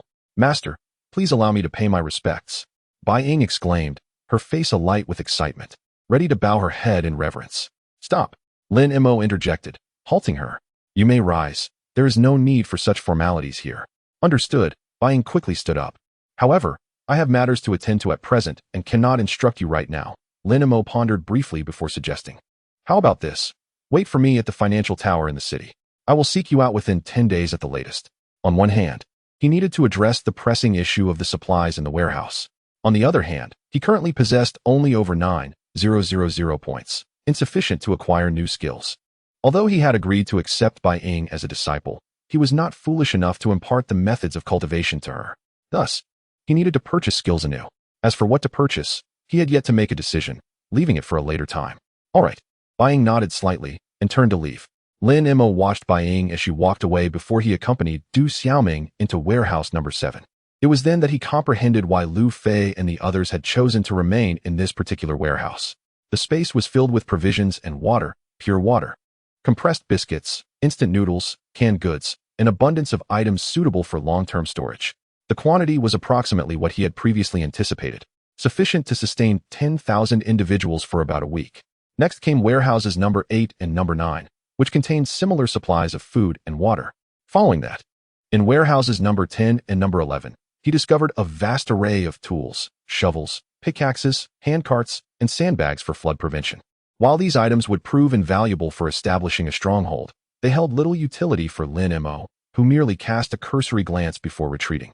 Subsequently, he retrieved an emergency command vehicle and began to examine it. However, after half an hour of scrutiny, he remained utterly perplexed. The multitude of buttons within the vehicle rendered it nearly impossible to decipher their functions in a short span of time. In his frustration, he resorted to accessing the system's marketplace. "Congratulations, host. You have successfully purchased Special Vehicle Operation, Beginner, for the expenditure of 2,000 points. As the system's prompt concluded, a torrent of information began to flood his mind. Moments later, Lin Mo glanced at the buttons before him, and their functions became immediately clear. Skillfully, he activated the radio and adjusted it to the frequency left by Tanya. Chapter 55. What is efficiency? Tanya, please respond upon receipt. Tanya, this is Lin Mo, please acknowledge. Lin Mo had been calling on the radio for 5 consecutive minutes, yet received no reply. Was the radio not turned on? Or had they exceeded the communication range? Lin Mo was uncertain.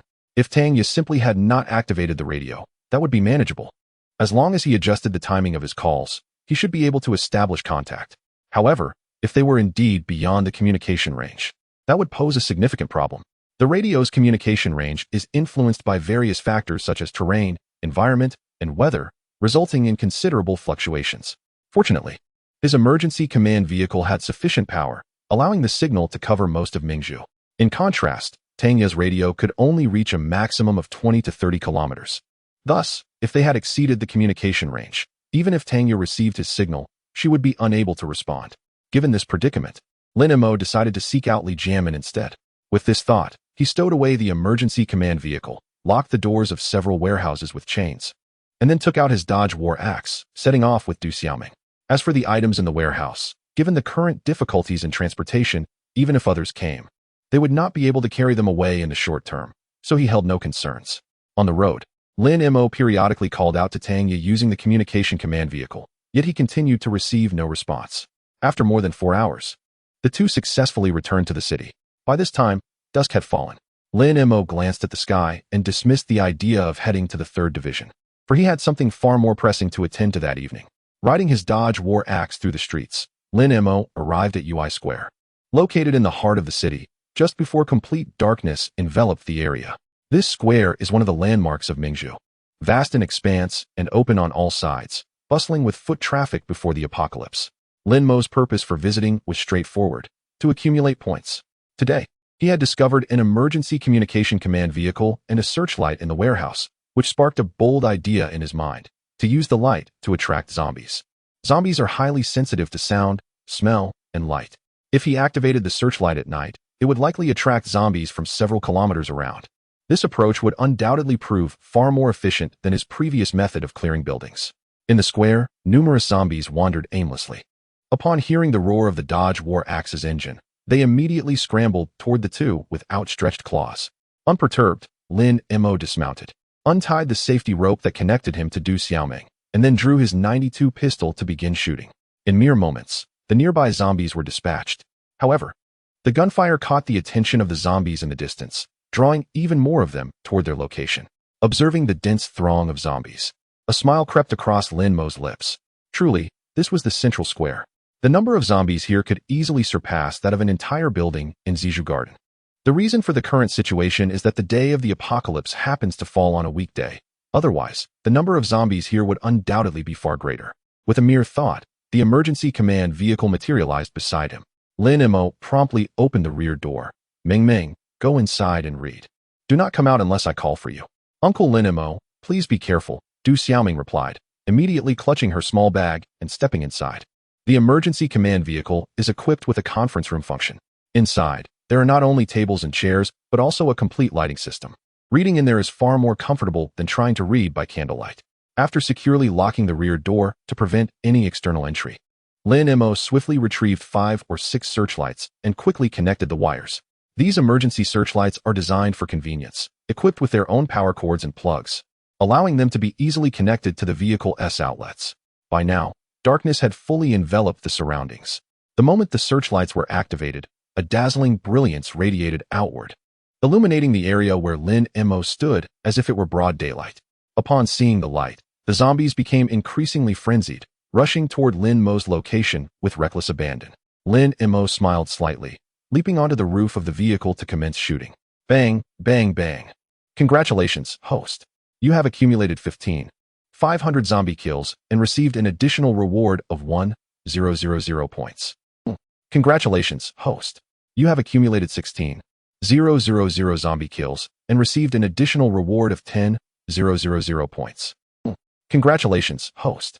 You have accumulated 16,500 zombie kills and received an additional reward of 1,000 points. The gunfire continued unabated. Almost every 2 or 3 minutes, a system notification chimed in. In just over half an hour, Lin Mo had eliminated more than 1,000 zombies. Previously, his fastest kill count in a single session was last night at the financial building, where he dispatched over 1,400 in 2 hours. However, now, achieving 1,000 kills in just half an hour was more than 3 times faster than the previous day. He felt as if he had never fired his weapon with such intensity before. Yet, there was no choice. Due to the searchlights, the encroaching zombies were far too numerous. If he did not fire rapidly, they would approach too closely. After another 10 minutes or so, Lin Mo's total zombie kills surpassed 17,000. At that moment, he suddenly felt the .92 pistol in his hand becoming somewhat hot. A glance at his weapon revealed that the barrel was faintly glowing red in the darkness. The prolonged rapid firing had begun to take its toll on the firearm. Continuing this way risked a catastrophic malfunction. The knowledge imparted by his basic marksmanship skill allowed Lin Mo to make a swift judgment. He decisively holstered the .92 and retrieved a disposable chopstick, flinging it away. Whoosh! The chopstick whistled sharply through the air, swirling around the emergency command vehicle like a darting dragon. Thud, thud, thud. The sound of zombie skulls being pierced resonated continuously. Wherever the chopstick passed, the zombies fell to the ground instantaneously. Congratulations, host. You have accumulated 100 zombie kills and earned an additional reward of 1,000 points. A smile graced Lin Mo's lips. This efficiency far surpassed that of using a firearm.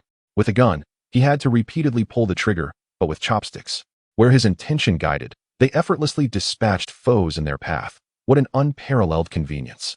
Soon, as the chopsticks whirled around the command vehicle in a swift, slicing motion, Lin Mo once again experienced the true meaning of efficiency. Previously, with a gun, he had to shoot rapidly to ensure that the zombies did not draw too close. However, now not a single zombie could approach within 30 meters of him. This was due to his attainment of the 5th level of chi refinement, where the control radius of the sword control technique was limited to 30 meters. Otherwise, that distance would have been even greater. In such an expansive range, a single rotation of the chopsticks resulted in dozens of zombies collapsing to the ground. Consequently, the system notification, which had previously sounded every 2 or 3 minutes, now chimed almost every few seconds, a testament to the remarkable efficiency achieved. Chapter 56, 160,000 points. The Baishuang Sword. Congratulations to the host for accumulating 18,000 zombie kills, earning an additional reward of 10,000 points. Congratulations to the host for accumulating 19,000 zombie kills. Congratulations to the host for accumulating 20,000 zombie kills. The chopsticks whistled as the zombies fell to the ground. The system notification resonated. For a considerable period, this had become a mechanized routine. Yet, Lin Mo found no tedium in the repetition. Instead, he experienced an unprecedented exhilaration. This was due, in part, to the rapid increase in his points accompanying the routine. However, after a few more minutes, he decisively leapt from the rooftop, retracting all the searchlights. Having employed the sword mastery technique for 20 continuous minutes, his vital energy had dwindled to below half. To avert any unforeseen circumstances that might leave him without vital energy, he knew he must retreat immediately. The chopsticks continued their swift clearance of the approaching zombies. Lin Mo quickly opened the rear hatch and called out to Du Xiaoming, then stowed away the command vehicle, beginning his escape towards the plaza's outskirts. With a swish, the chopsticks swept horizontally, and all zombies obstructing their path collapsed instantaneously. In a matter of moments, Lin Mo led Du Xiaoming out of the plaza and into a nearby high-rise building. Though some zombies resided within, they posed no hindrance to Lin Mo. Before long, he had escorted Du Xiaoming to the rooftop terrace. Securing the fire door leading to the terrace, he retrieved the emergency command vehicle once more, ushering Du Xiaoming into the rear compartment. The interior of the vehicle was brightly lit, a far more pleasant environment than the darkened building. They resolved their dinner with 2 boxes of self-heating rice. Du Xiaoming sat beneath the light, engrossed in her storybook, while Lin Mo accessed the system panel. God-tier profit system. Unique host, Lin Mo. Intelligence, 108. Normal adult intelligence ranges between 90 to 110. Strength, 580. Average for a normal adult is 100 stamina, 580 agility, 580 spirit, 500 race. Descendant of Yin and Huang, ordinary. Special talent, none. Title, Zombie Slayer. Skills, basic cultivation technique, 5th level of chi refinement, medicine, advanced, special vehicle operation, beginner, free fighting, beginner, marksmanship, beginner. Items, Type 92 handgun, unlimited bullets, dodge battle axe. Points, 161,045. 160,000. Lin Mo's eyes brightened slightly, a radiant smile illuminating his face. After purchasing the dodge battle axe and special vehicle operation, beginner, his points should have totaled 6,895. This indicated that he had amassed over 154,000 points that evening alone, all within just over an hour of zombie slaying. Such efficiency was truly astonishing. He then navigated to the item category in the system's store, commencing his search for flying swords. Tonight's experience made him realize that he should prepare a flying sword at the earliest opportunity. Firstly, his infinite bullet 92 pistol has begun to fall short of his needs. He indeed requires a more formidable weapon. Secondly, the flying sword would enhance the efficiency of his sword control technique. If he could wield chopsticks as a flying sword and achieve such terrifying efficiency in dispatching zombies, what level of efficacy could he attain with a true flying sword? Thirdly, the flying sword would prolong the duration of his sword control technique, thereby indirectly augmenting his power. Soon, Lin Mo identified a suitable target. Congratulations, host. Consuming 100,000 points, you have purchased the inferior grade magical artifact, White Frost Sword, as the system notification resonated. Lin Mo focused his mind. A small white sword, only the size of his palm and appearing to be crafted from a material reminiscent of both gold and jade, materialized in his hand. He then settled into a cross-legged position and began to cultivate and refine the sword according to the knowledge of cultivation that filled his mind. As he performed his movements, the small sword in his palm began to tremble gently. Approximately 20 minutes later, with a swift motion, the sword soared into the air, circling him twice before vanishing like a fleeting light into his dantian. A faint smile graced Lin Mo's lips as he slowly opened his eyes. With a mental command, the White Frost Sword instantly shot forth from his dantian, hovering before him. As he examined the small sword, Lin Mo could distinctly sense a peculiar connection forming between him and the blade. It felt as though the sword had transformed into an extension of his consciousness, almost as if it had become an intrinsic part of his very bloodline. This was an experience he had never encountered with the disposable chopsticks he had previously wielded.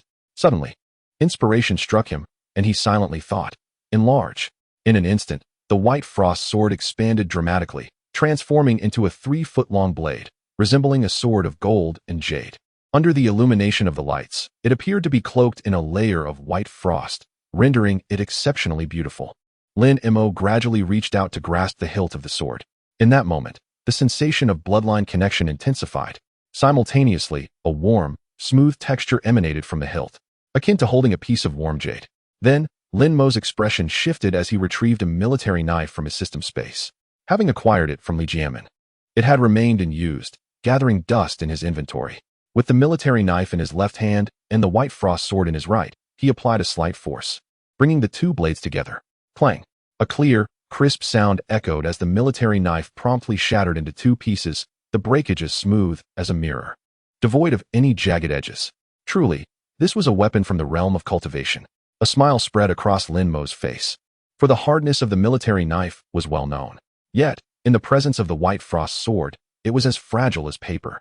The sharpness of the White Frost Sword was indeed remarkable. Satisfied, he stored the White Frost Sword back in his dantian and turned his gaze towards Du Xiaoming. Then, she noticed the little girl staring at her with wide eyes, a look of astonishment etched across her face, as if she had witnessed something utterly extraordinary. In truth, Du Xiaoming was indeed experiencing a profound shock. The moment the White Frost Sword entered Lin Mo's dantian, she had witnessed it, and she also saw the sword burst forth from the dantian, growing larger in size. The little girl was utterly dumbfounded, for such scenes were ones she had only ever encountered in Xinsha television dramas. Ming. Seeing the girl still in a daze, Lin Mo gently called her name. Du Xiaoming snapped back to reality and gazed at Lin Mo with excitement, exclaiming, "Uncle Lin Mo, are you one of those immortals from the television?" "Of course not." Lin Mo chuckled, shaking his head. "Uncle is far from the immortals portrayed on TV. Although my current strength may seem considerable in the realm of cultivation, I am merely a novice taking my first steps. But I feel you are much more formidable than those immortals on television," Du Xiaoming declared, her eyes filled with admiration. "Why is that?" Lin Mo inquired. "Because the immortals on TV are all fictitious, while you, Uncle Lin Mo, are real," Du Xiaoming replied earnestly, her eyes sparkling. Haha. Lin Mo couldn't help but laugh. "If that's the case, it does seem I might be a bit more impressive." Chapter 57. The vast disparity between flying swords and chopsticks. Upon hearing Lin Mo's words, Du Xiaoming's petite face revealed a hint of hesitation, her lips poised to speak, yet faltering. Lin Mo moved closer, taking a seat opposite her. Ming, if you have something to say, do so without reservation." It was then that Du Xiaoming mustered the courage to voice her thoughts. "Uncle Lin Mo, could you also take me as your disciple and teach me your skills? I wish to become stronger so I can assist you when you are battling zombies, alleviating some of your burdens." Lin Mo gazed at the earnest expression on the young girl's face, and a wave of compassion washed over him. Du Xiaoming's mention of apprenticeship was evidently inspired by his recent decision to accept Bai Ying as his disciple. He had previously promised to teach Du Xiaoming the art of zombie slaying, but had hesitated to do so, as her abilities were not yet stable. Initially capable of energy sensing, she had progressed to energy control, yet he remained uncertain about the ultimate nature of her powers. His intention was to wait until her abilities stabilized before imparting complementary skills that would yield a synergistic effect. However, he felt that Du Xiaoming was still quite young, which was why he had refrained from sharing this plan with her. Realizing that she might have misunderstood his reluctance to teach, thinking that only through formal apprenticeship could she learn, he felt a surge of remorse. Ming, he said with genuine sincerity, You need not become my disciple to learn. I have long since promised to teach you. I have not forgotten.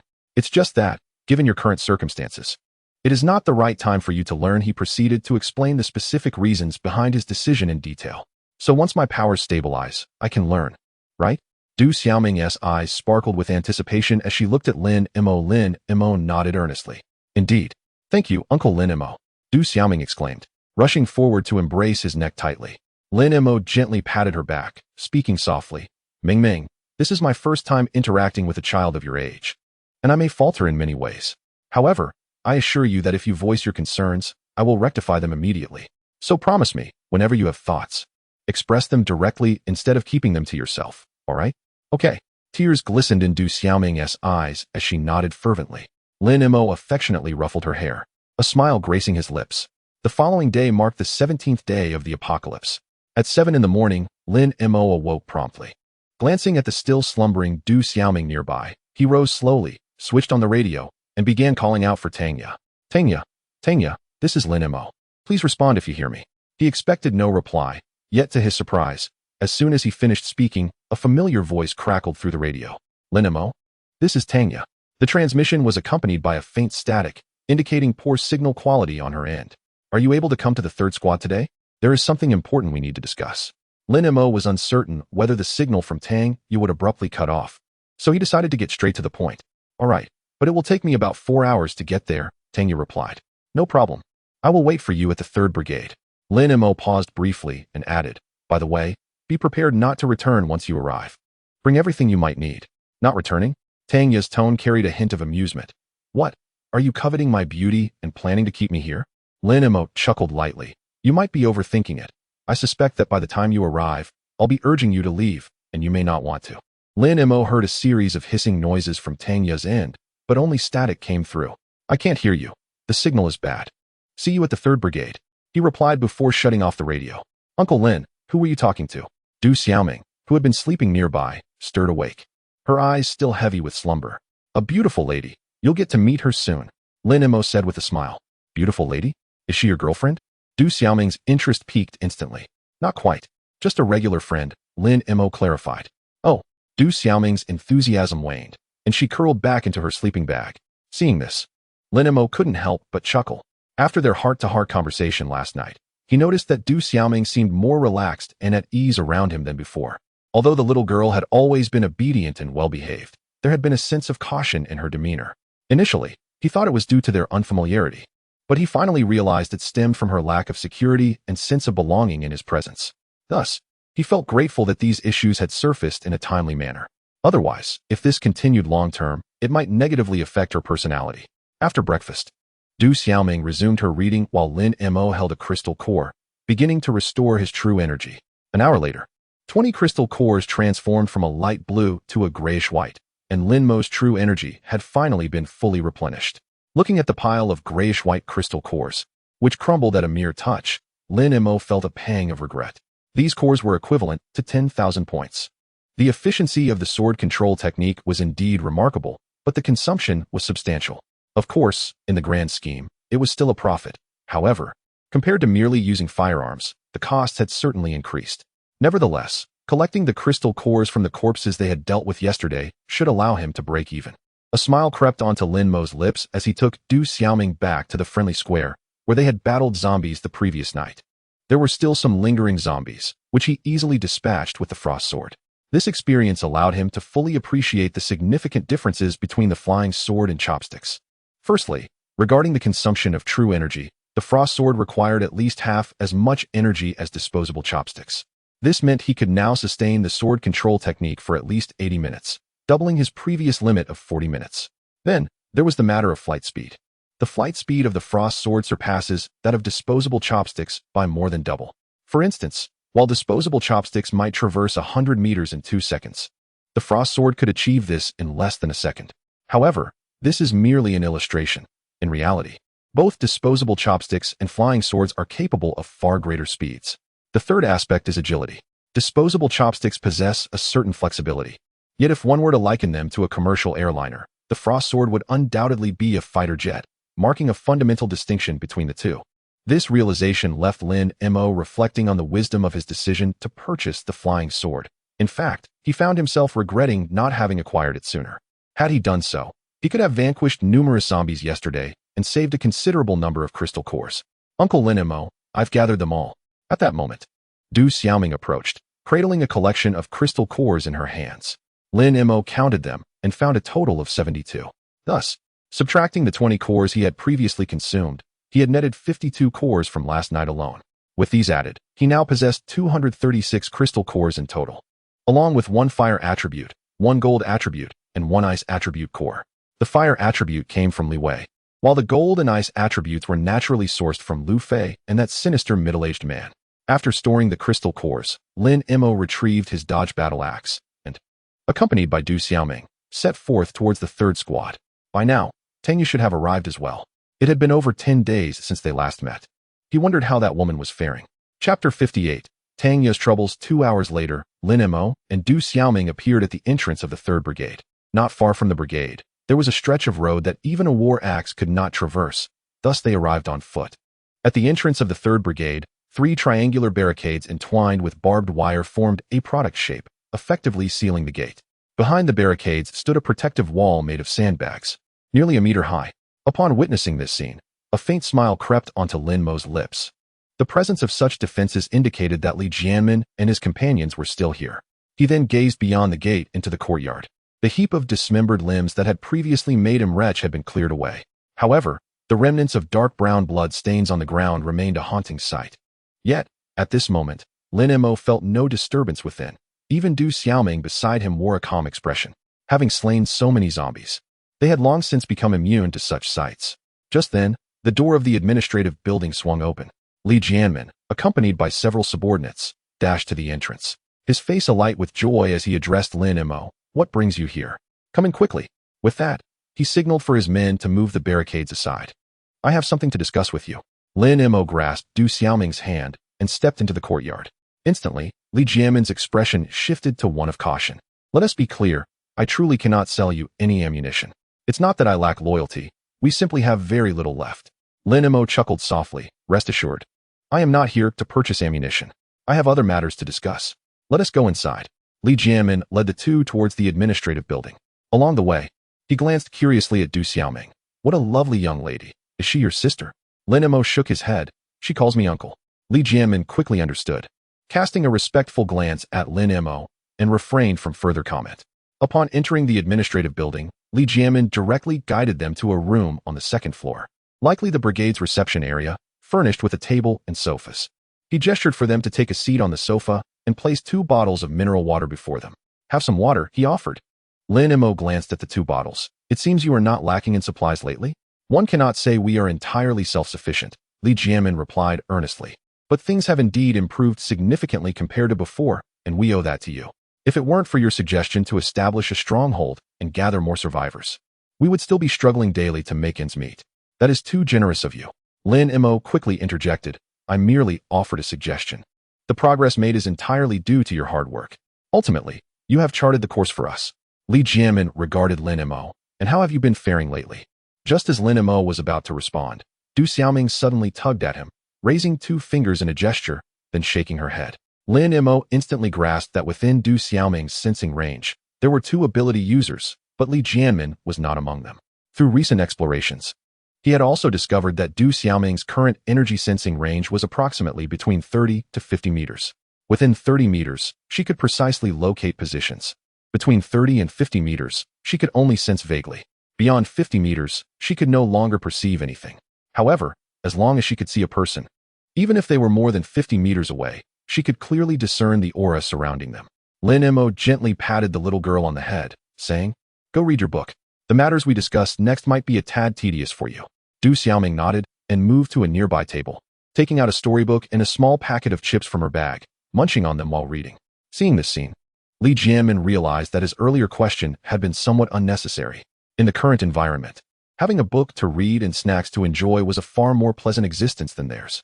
He looked at Lin Mo and asked, You mentioned you had something to discuss. What is it? I've also invited others to join us. We can wait for everyone to arrive before we talk. Lin Mo glanced out the window towards the entrance and checked his watch. By all accounts, Tang Yu should have arrived by now. However, there was no movement outside the door, making him wonder if Tanya had encountered any trouble. Nonetheless, recalling that she would still be alive in 6 months eased his concern. By the way, I introduced 2 individuals previously. Have they arrived? Lin Mo recalled the 2 who were seeking to ally with him from Zizhu Garden. You're referring to Lu Feng and Sun Lei, right? They've both arrived. Li Jiamin replied. Speaking of which, we owe you our gratitude. They brought a considerable amount of supplies when they arrived. After joining us, they've helped us locate even more resources and are now core members of our supply team. Supply team? Lin Mo inquired, curiosity piqued. Li Jiamin nodded. In addition to the supply team, there are also logistics, patrol, and support teams. In short, we adhere to the 8-character principle you initially established, with each team fulfilling its designated role and resources allocated efficiently. Without these 8 characters, our base likely wouldn't have survived this long. So, when I express my thanks, I genuinely mean it. Lin Mo shook his head. Gratitude is unimportant. What matters is that the methods are effective. The 2 then resumed their discussion about the current state of the 3rd team. Lin Mo learned from Li Jiamin that there were a total of 67 survivors in the entire team, and after some time of adjustment, they had begun to establish a preliminary order and system suitable for survival in the apocalypse. This pace of development could be deemed remarkably swift. Just as they were engrossed in their serious conversation, a sudden knock echoed on the door. After Li Jiamin responded, a soldier clad in camouflage entered briskly. Captain, the patrol team has reported that there is a large number of zombies pursuing several survivors on the street 2 kilometers to our southwest, and those survivors are quickly approaching our location. Li Jiamin's expression hardened. How many zombies are there? Conservatively estimated to be over 300 and still rapidly increasing. The supply team has ventured out and has yet to return. Currently, only 2 patrol squads remain at home. If these zombies are attracted here, we may not withstand the onslaught. The soldier spoke urgently. Li Jiamin pondered briefly before making a decisive decision. Inform Xiechun and Zhuangyu, instructing them to gather the available personnel and prepare for battle. Understood, the soldier replied, turning to leave. Wait. Lin Mo called out to the soldier. Rising to his feet and addressing Li Jiamin, there is no need for you to prepare. I shall handle this matter myself. He suspected that these survivors were none other than Tanya and her companions. Chapter 59. You are simply no match for him, no. This is far too perilous. Li Jiamin immediately dismissed Lin Mo's proposal. He was acutely aware of Lin Mo's formidable prowess. He had witnessed it firsthand when Lin Mo had come to procure firearms. However, this situation was markedly different. With over 300 zombies rapidly multiplying, to engage them head-on would be tantamount to courting death. Don't worry, I am confident, Lin Mo assured as he beckoned to Du Xiaoming. The young girl had already prepared her small backpack the moment Lin Mo had mentioned he would handle the situation. She promptly approached his side. Confident, Li Jiamin was taken aback. Who would dare to assert such certainty in circumstances like these? Suddenly, a realization struck him. Have you awakened your abilities? Lin Mo nodded. The existence of the system must remain concealed, hence his vague assertion. Nevertheless, it remained an exceedingly dangerous endeavor. Li Jiamin, still unconvinced, suggested, I propose we remain here. When your friends and those zombies arrive, we could utilize the terrain and the building to fortify our defense. Our chances of survival would be significantly enhanced. Lin Mo shook his head. I should go. I fear they may not reach this place safely. He was not particularly worried about Tanya, knowing she would survive for at least another 6 months. However, he could not say the same for Tanya's companions.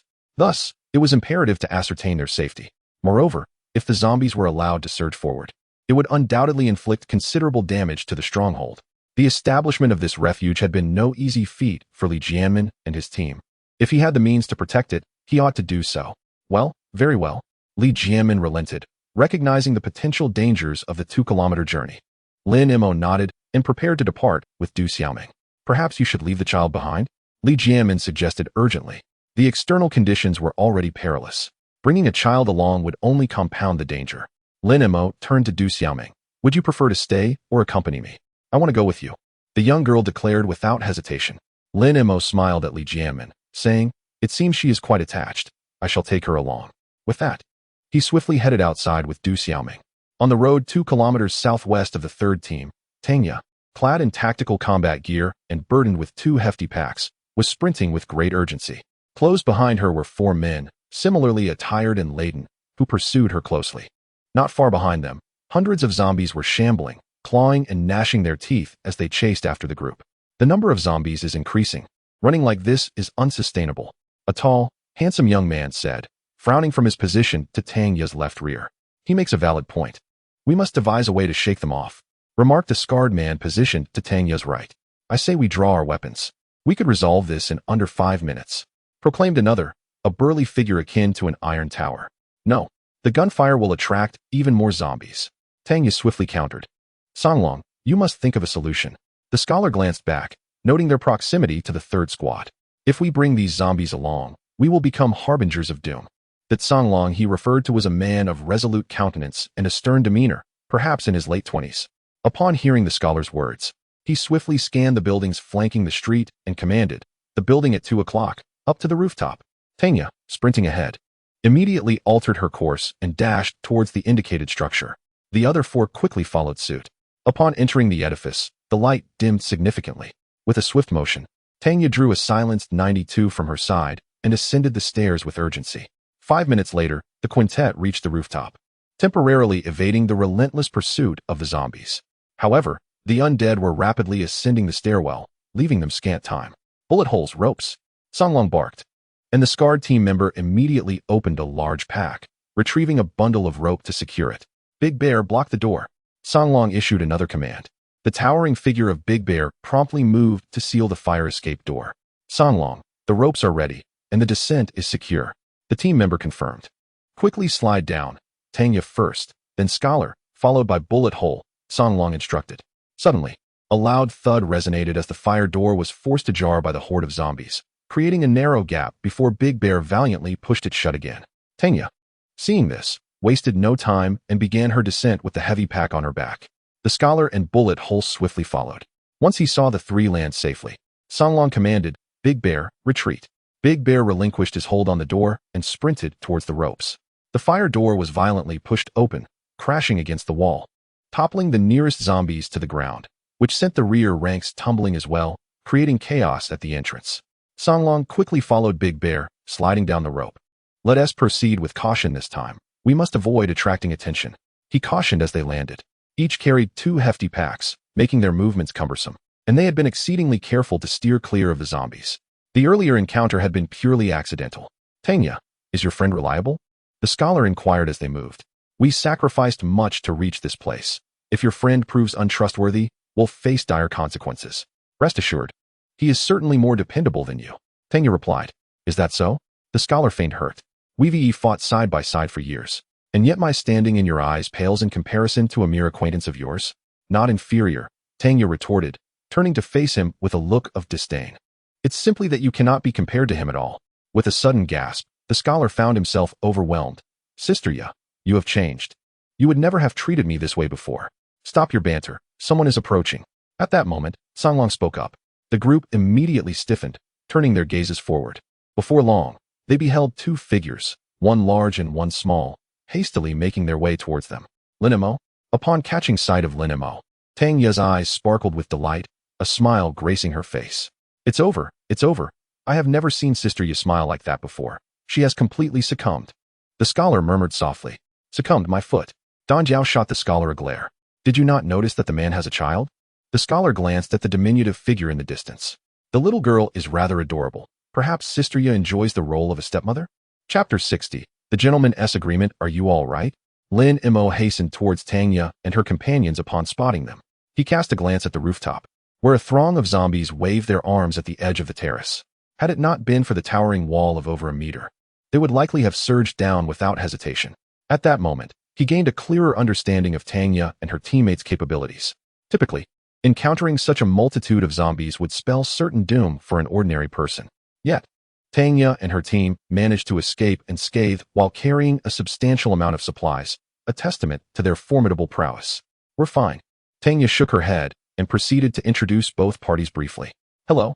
Lin Mo greeted them simply before leading his 5 companions towards the third team. Along the way, Tang Ye couldn't help but steal curious glances at Du Xiaoming. When she last parted from Lin Mo, this young girl was not by his side. Hello, beautiful auntie. I am Du Xiaoming.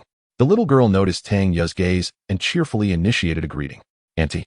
Tang Ye instinctively touched her face. She was merely 24 years old, yet she was already being called an aunt. She looked at Du Xiaoming and said, I believe it would be more fitting for you to call me sister.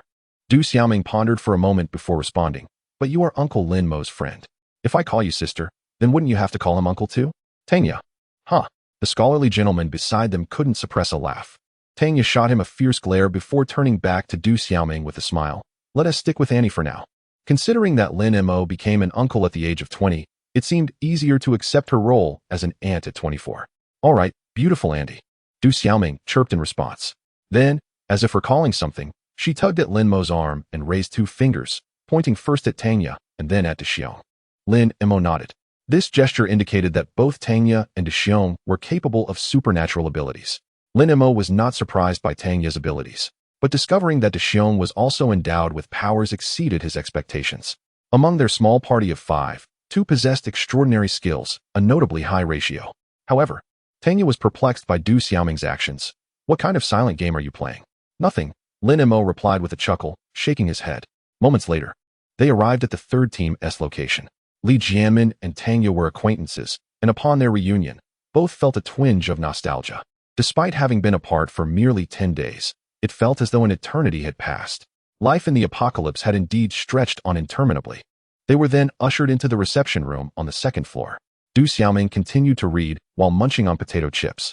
Meanwhile, Lin Mo, Li Jianmin, and Tanya gathered around a table, adopting a formal demeanor as they prepared for serious discourse. Speak your mind. What brings you here? We have left our homes and livelihoods in search of you, so please do not let me down, Tanya said, twisting open a bottle of mineral water offered by Li Jianmin and taking a sip. To persuade her teammates to seek out Lin Mo, she had made a solemn vow. Beside him, Li Jianmin's gaze also turned towards Lin Mo, as he too was eager to discover the answer.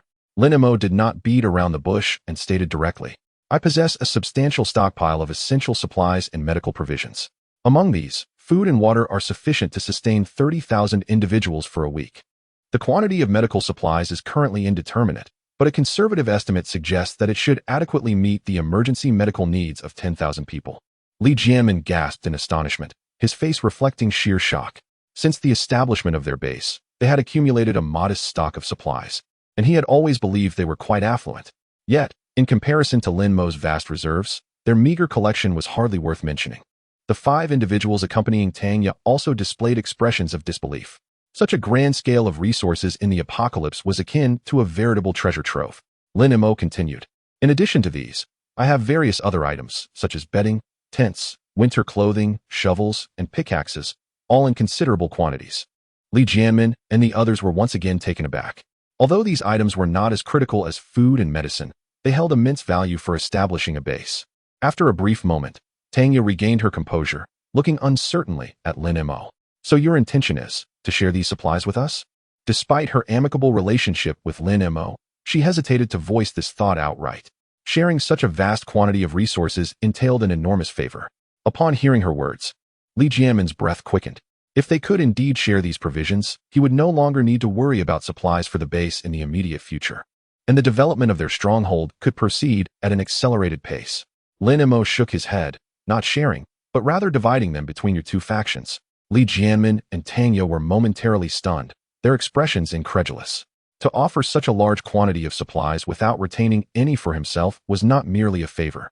It was an extraordinary act of generosity. What would we need to offer in exchange? Song Long inquired, directing a critical question at Lin Mo. Li Jianmin's demeanor turned tense. He could not conceive what could possibly be exchanged for such a substantial amount of resources. Nothing is required, but if I must specify, it would be a promise from you. Lin Mo regarded them with calm assurance, saying, with the emergence of abilities, the future of this apocalypse will inevitably be marked by the rise of numerous factions and relentless conflict. I too intend to establish my own power. And when that time comes, I may require your assistance. A gentleman's agreement? Song Long scrutinized Lin Mo. Are you not concerned that we might turn against you when the time arises? Lin Mo chuckled softly. Having summoned you here, I naturally trust you. There was an additional thought he refrained from voicing. If that day were to come, he would undoubtedly possess the means to ensure they returned what they had consumed. Song Long, upon hearing this, chose not to press further.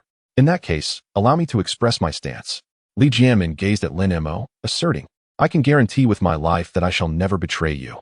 Should you ever find yourself in need of assistance, merely utter a word, and the 3rd Brigade will unhesitatingly plunge into peril.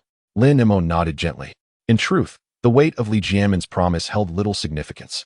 It was not that he doubted Li Jianmin's integrity. Rather, in the event that such a day were to arise, it was likely that Li Jianmin would no longer wield command over the 3rd Brigade.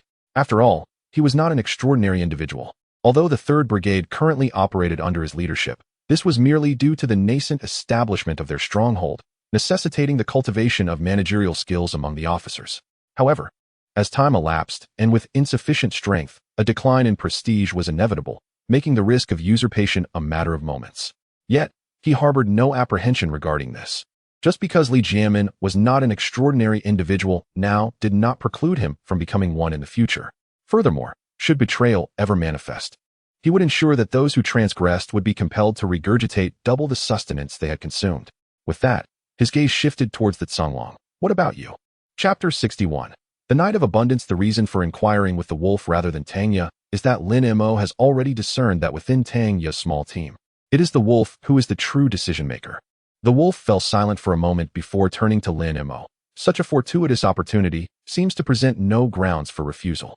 Lin Mo nodded in agreement. If that is the case, then let it be settled. You all should rest for the night. Tomorrow I will escort you to procure supplies. He then glanced at Li Jianmin. Captain Li, managing a dinner for them shouldn't pose much of a challenge, should it? Of course. Li Jianmin affirmed with a nod. I have other matters to attend to, so I shall take my leave. With that, Lin Mo turned and led Du Xiaoming out. It was already afternoon, and he needed to return to UI Square before dusk. He planned to replicate the method he had employed the previous night. Lin Mo, wait. As he reached the lobby on the 1st floor, Tang Ye hurriedly caught up with him. Lin Mo smiled and inquired, is there something you wish to discuss? Tang Ye raised an eyebrow. What? After such a long separation, can I seek a conversation with you? Of course you can, Lin Mo responded, nodding. What would you like to talk about? Tang Ye looked at Lin Mo, a hint of hesitation crossing her face, but ultimately she said, how about you join our team? And then what? Lin Mo asked. Tang Ye paused, taken aback. What do you mean, and then what? If you join us, then? Lin Mo interjected. Then what follows? Tang Ye continued. Naturally, we would fight side by side, combating the zombies together, sharing both fortunes and hardships. Lin Mo regarded Tang Ye. You are surely planning to establish a stronghold next, correct? Tang Ye nodded. Lin Mo then posed a rather direct question. If I were to join you, once the stronghold is established, who would assume the leadership? That would be. Tang Ye faltered, unable to complete her thought. She intended to say it would naturally be the wolf, for he had been the captain of Dragon Tooth. Possessing both formidable strength and extensive combat experience, coupled with exceptional management skills. Yet, she also recognized that Lin Mo was not one to willingly occupy a subordinate position. Conversely, if Lin Mo were to be made the leader, her teammates would undoubtedly disagree. She had shared life and death experiences with Lin Mo, while her teammates had not. Thus they could not possibly trust him as she did. It was an insurmountable dilemma. Never mind, let's not dwell on that. Tang Ye shook her head. How have you been during this period? Not bad. Same as always, Lin Mo replied. What about you? You must have been faring quite well lately. He had previously noticed the large bundles on the 5 members of Tang Ye's team, which contained not only basic supplies, but also a considerable amount of weaponry and ammunition.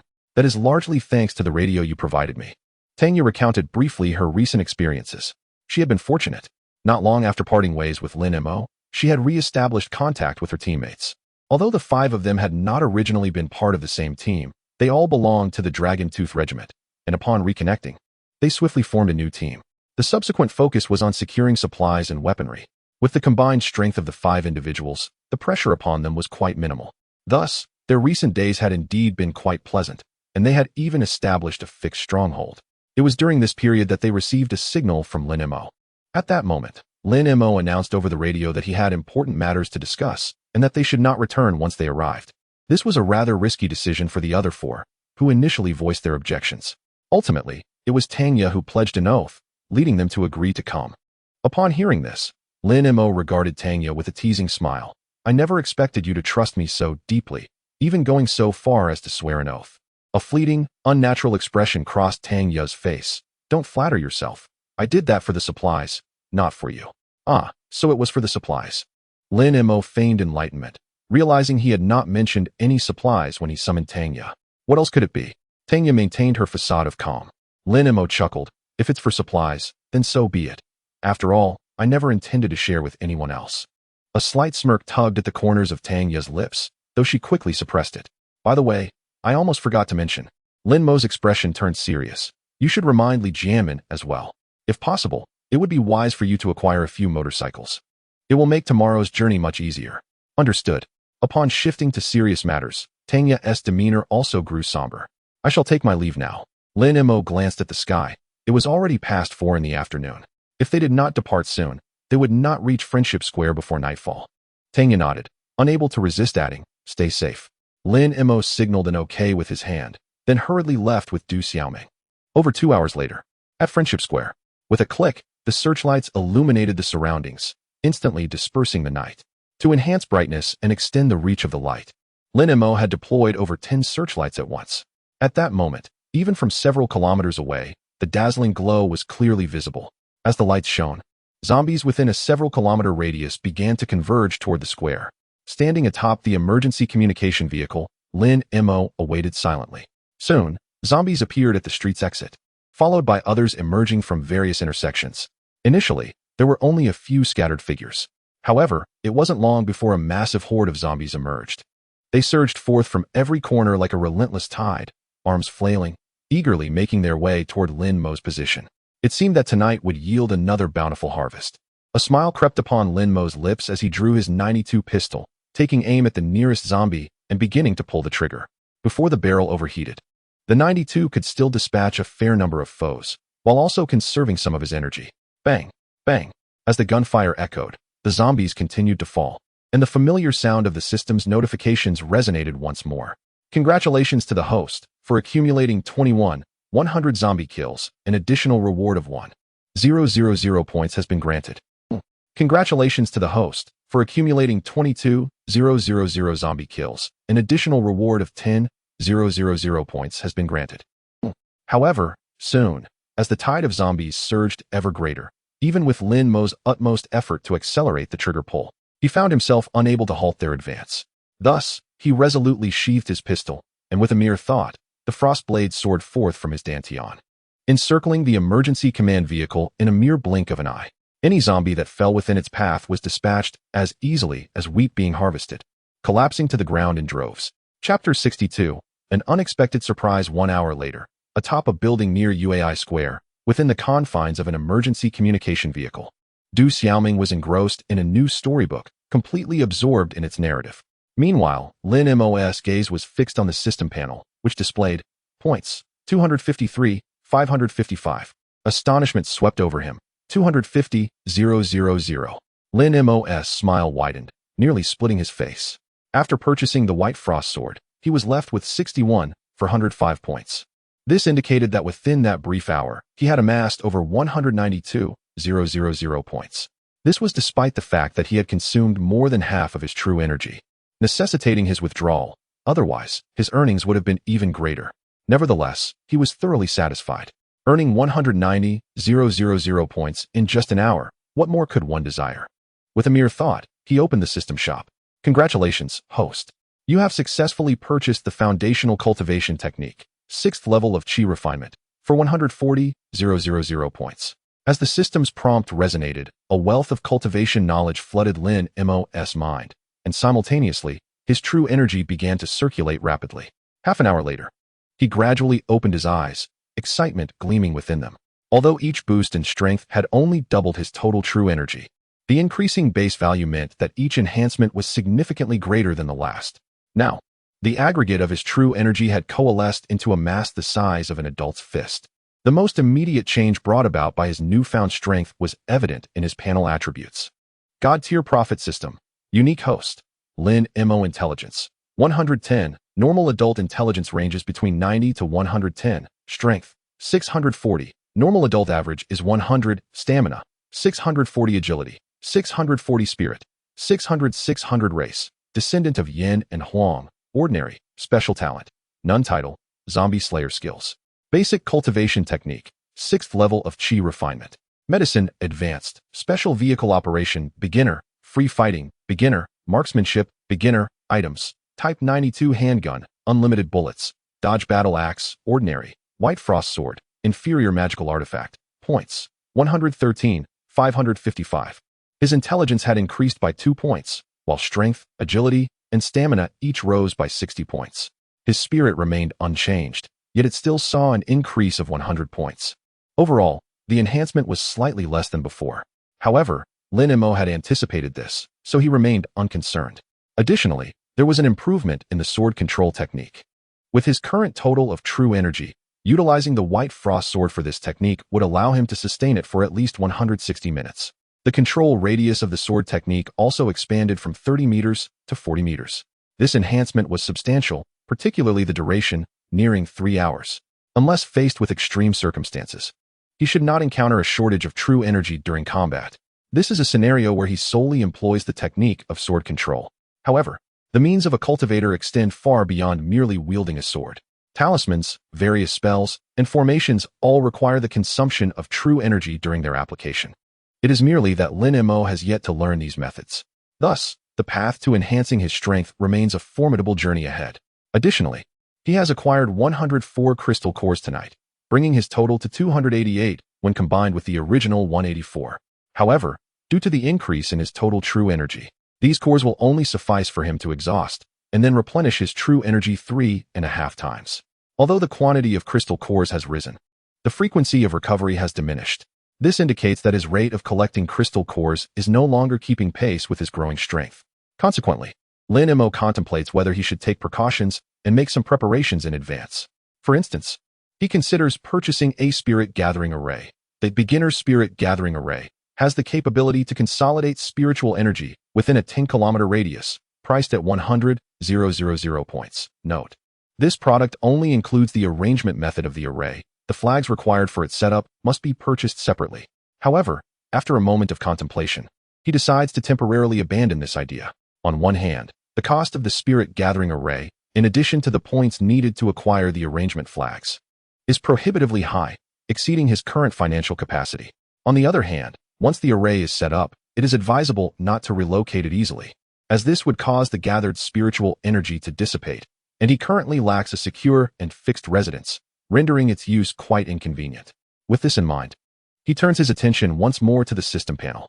There are still 110,000 points remaining. Perhaps he should consider what skills to impart to Bai Ying. Taking Bai Ying as a disciple is, in essence, an experiment he has undertaken. Therefore, the choice of skill is of utmost importance. Firstly, it must be one that yields rapid results or demonstrates effectiveness swiftly upon cultivation. Only in this way can he quickly ascertain whether his ambition of crafting a master holds any feasibility. Secondly, the power of the skill must not be trivial. He requires a true master. If the skill's potency is too weak, its contribution to strength enhancement would be minimal, and even if he could produce them in bulk, it would bear little significance. Thirdly, the cost of the skill should not exceed his budget, which he has set at 50,000 points. This experiment carries the potential for failure. Should it falter, his points would be squandered. Although earning points has become somewhat easier than before, they do not come effortlessly. Thus it is prudent to conserve them. Opening the system marketplace, he diligently searches within the skill category. Soon, Lin Mo discovers a suitable candidate. The 9 Bone Claw, priced at 20,000 points, aligns perfectly with the criteria of rapid mastery and substantial power. While this technique is deemed sinister and requires human heads for cultivation, in a post-apocalyptic world, human heads are in ample supply. Therefore, Lin Mo perceives this as a martial art tailor-made for his current experiment. Congratulations, host. You have successfully purchased the martial skill 9 Bone Claw for 20,000 points. As the system prompt echoed, a torrent of information surged into Lin Mo's mind, accompanied by a series of fleeting images. Before him lay an array of skulls, each adorned with 5 holes pierced by fingers atop their craniums. Simultaneously, a peculiar energy materialized within his dantian, eager to commence its circulation. Yet, at that precise moment, the true energy within him seemed provoked, awakening to action as well.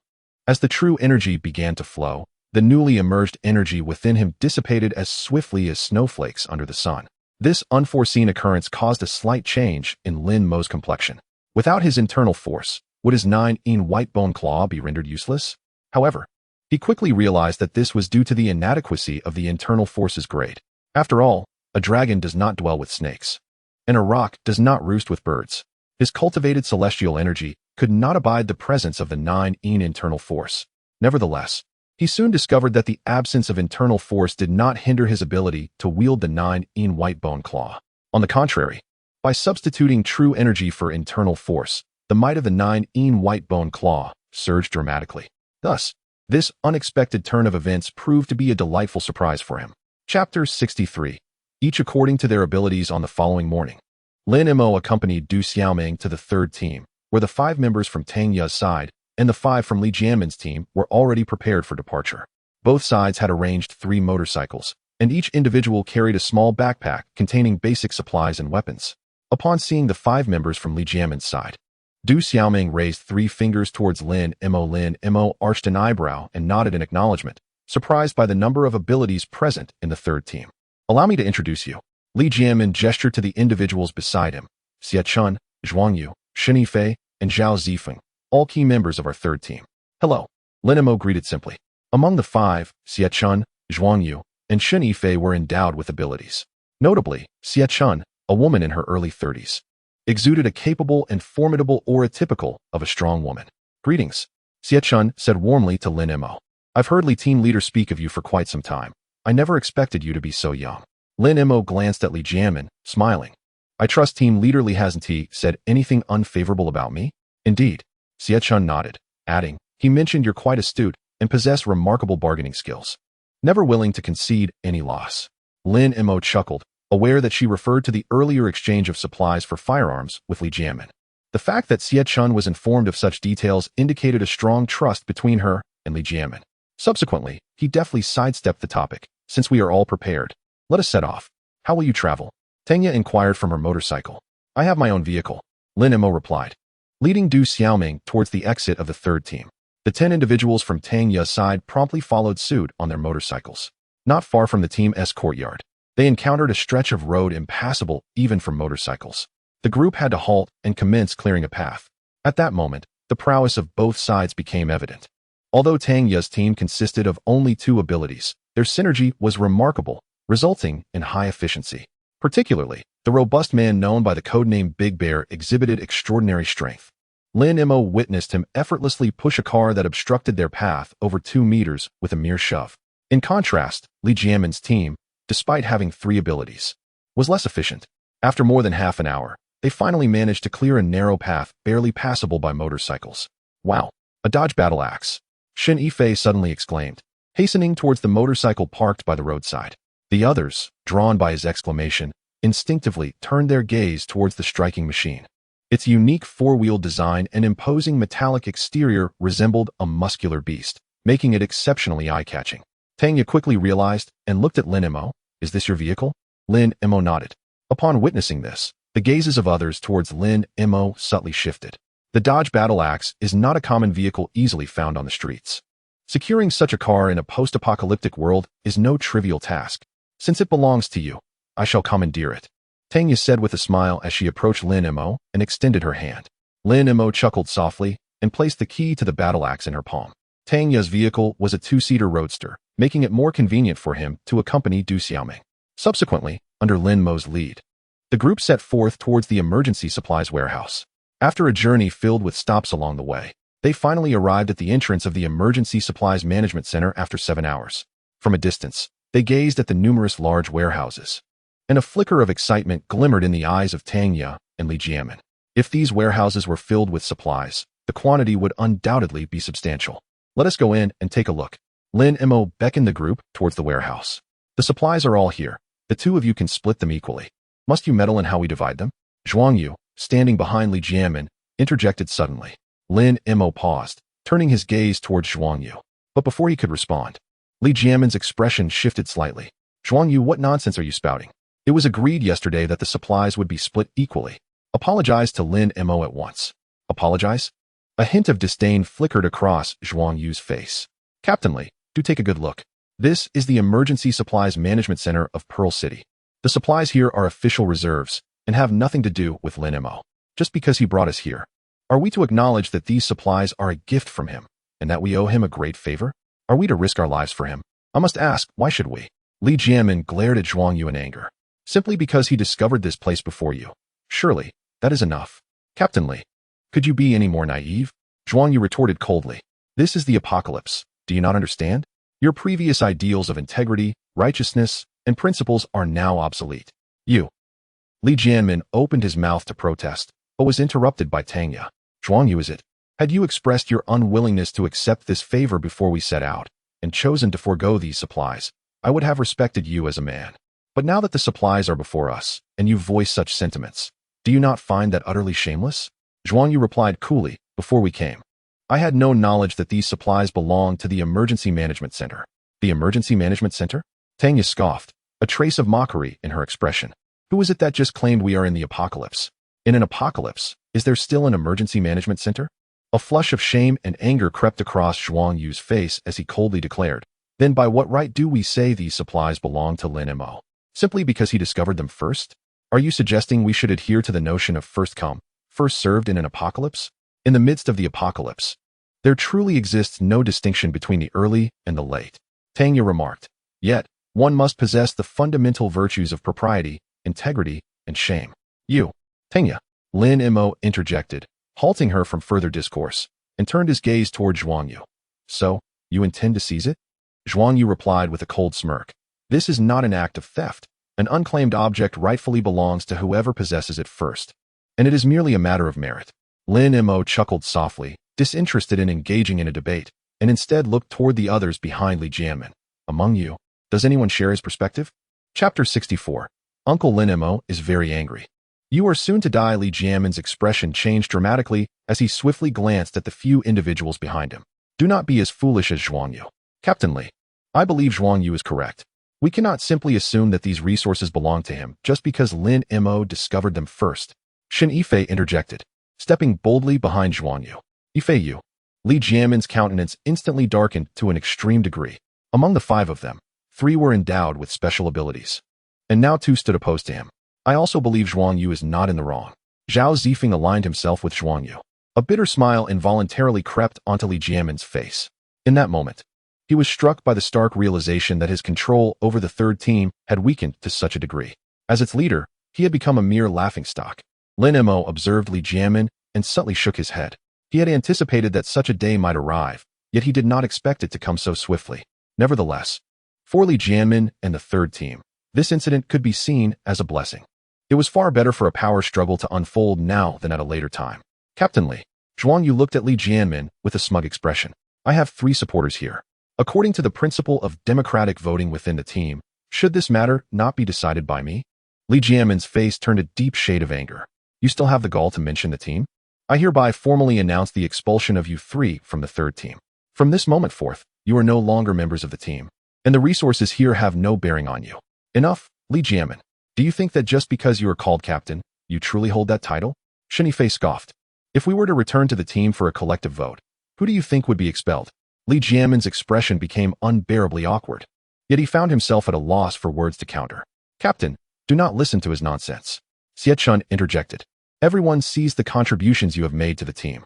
Should a vote occur, I am certain many would support you. She then cast a cold glance at Zhuang Yu and his companions. I advise you all to be cautious. Those who unite for personal gain will eventually turn against one another. Such clumsy attempts at sowing discord. Zhuang Yu let out a cold laugh. Xie Chun, I always thought you were quite astute, but it appears you are nothing more than mediocre. I'm merely imparting a truth. Whether you consider it incitement is up to you. Xie Chun replied coolly. Zhuang Yu chuckled derisively before turning his gaze to Lin Mo. On account of Captain Li, I shall take half of these resources. Is that unreasonable? Half? Lin Mo raised an eyebrow, unable to suppress a laugh. I am quite curious as to who endowed you with the audacity to utter such a demand. Gazing at Lin Mo with a hint of pride, Zhuang Yu replied, Li Jianmin has likely not informed you that I am an ability user. As he spoke, a green vine, over 5 meters in length and as thick as a finger, began to unfurl gently from his palm. As the vines emerged, they seemed to possess a life of their own, gently swaying around Zhuang Yu like a venomous serpent poised to strike. Be cautious. Tang Ye's expression tightened slightly as she swiftly approached Lin Mo, a flicker of lightning shimmering in her palm. You are also an ability user, Zhuang Yu remarked, somewhat taken aback. Among the 67 survivors of Team 3, only 3 possessed such abilities, leading him to believe that the occurrence of ability users was exceedingly rare. Thus, he had never anticipated that Tanya would also be one of them.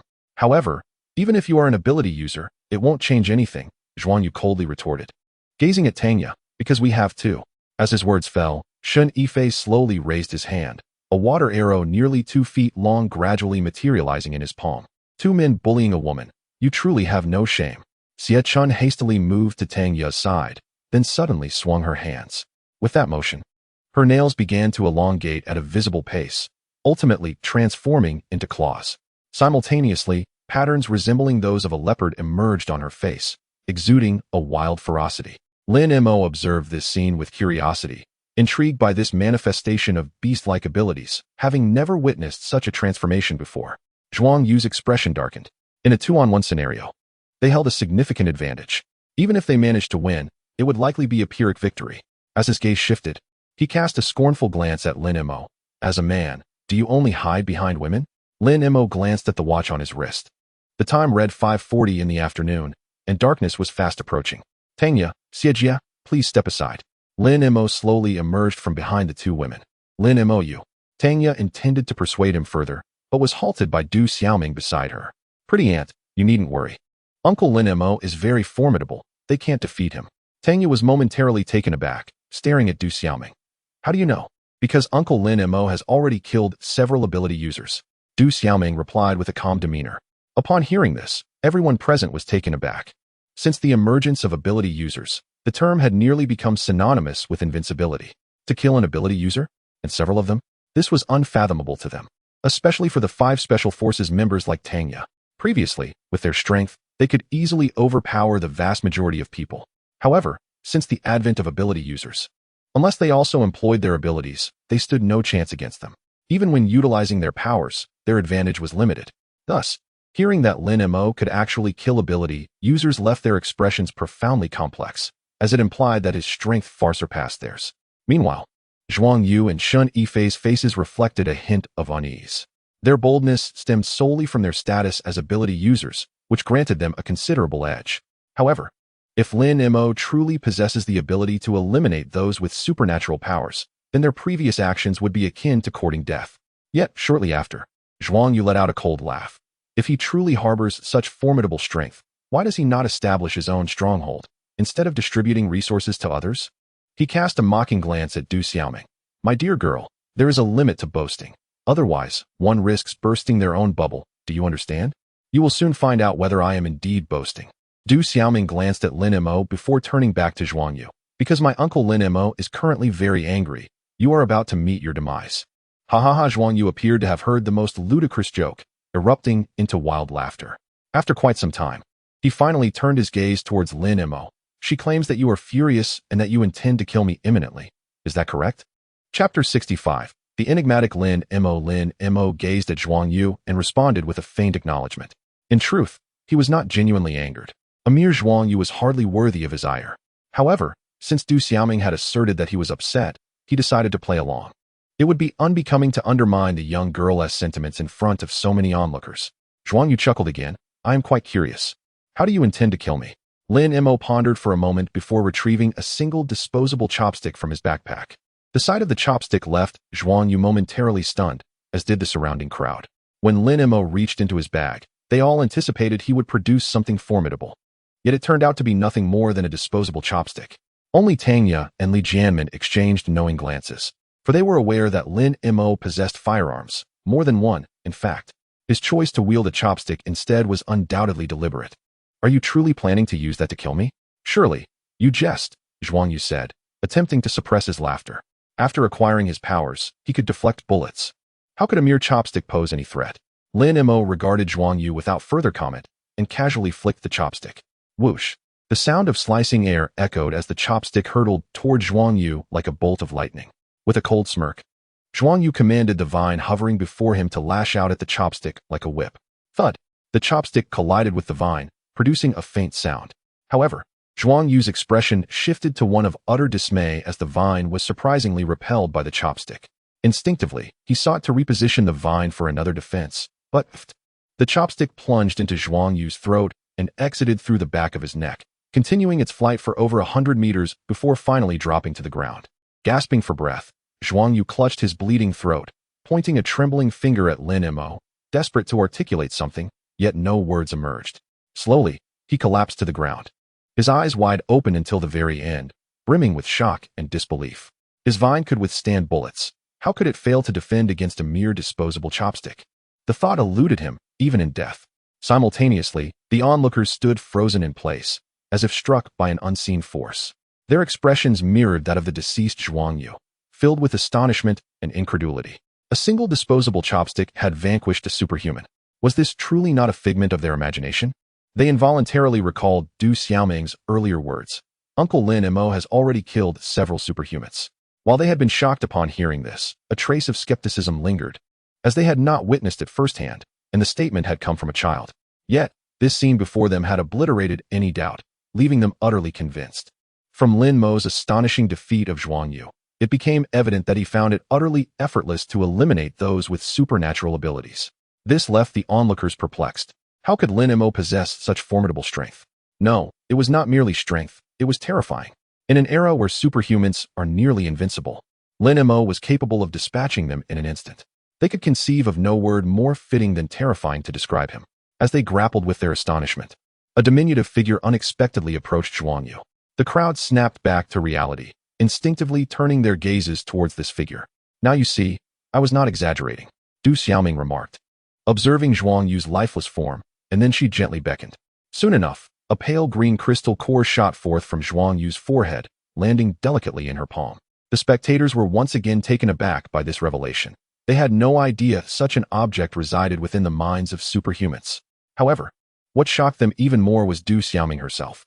They had always assumed her to be an ordinary girl, but it now seemed evident that she was anything but simple. Their gazes shifted back to Lin Mo, their expressions transforming into a complex tapestry of emotions. Not only was his own power unfathomable, but even the girl beside him was extraordinary. The depth of Lin Mo's character left them in awe. Uncle Lin Mo here. Du Xiaoming presented the crystal core to Lin Mo. Thank you, Ming Ming. Lin Mo casually stored the wooden crystal core away and then turned his attention to Xin Yifei and Zhao Zifeng. Upon sensing Lin Mo's gaze, the two snapped back to reality, their bodies trembling slightly as fear unconsciously etched itself onto their faces. In the presence of Lin Mo, even Xin Yifei, as a superhuman, could not muster a shred of defiance, for such thoughts would only hasten his demise.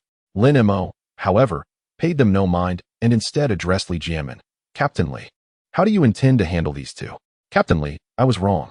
Zhao Zifeng rushed forward, kneeling before Li Jianmen. I was blinded by foolishness before.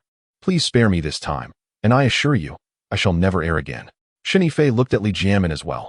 Captain Li, we have indeed made mistakes. Considering our past contributions, grant us a chance to redeem ourselves. I swear, such behavior will never occur again.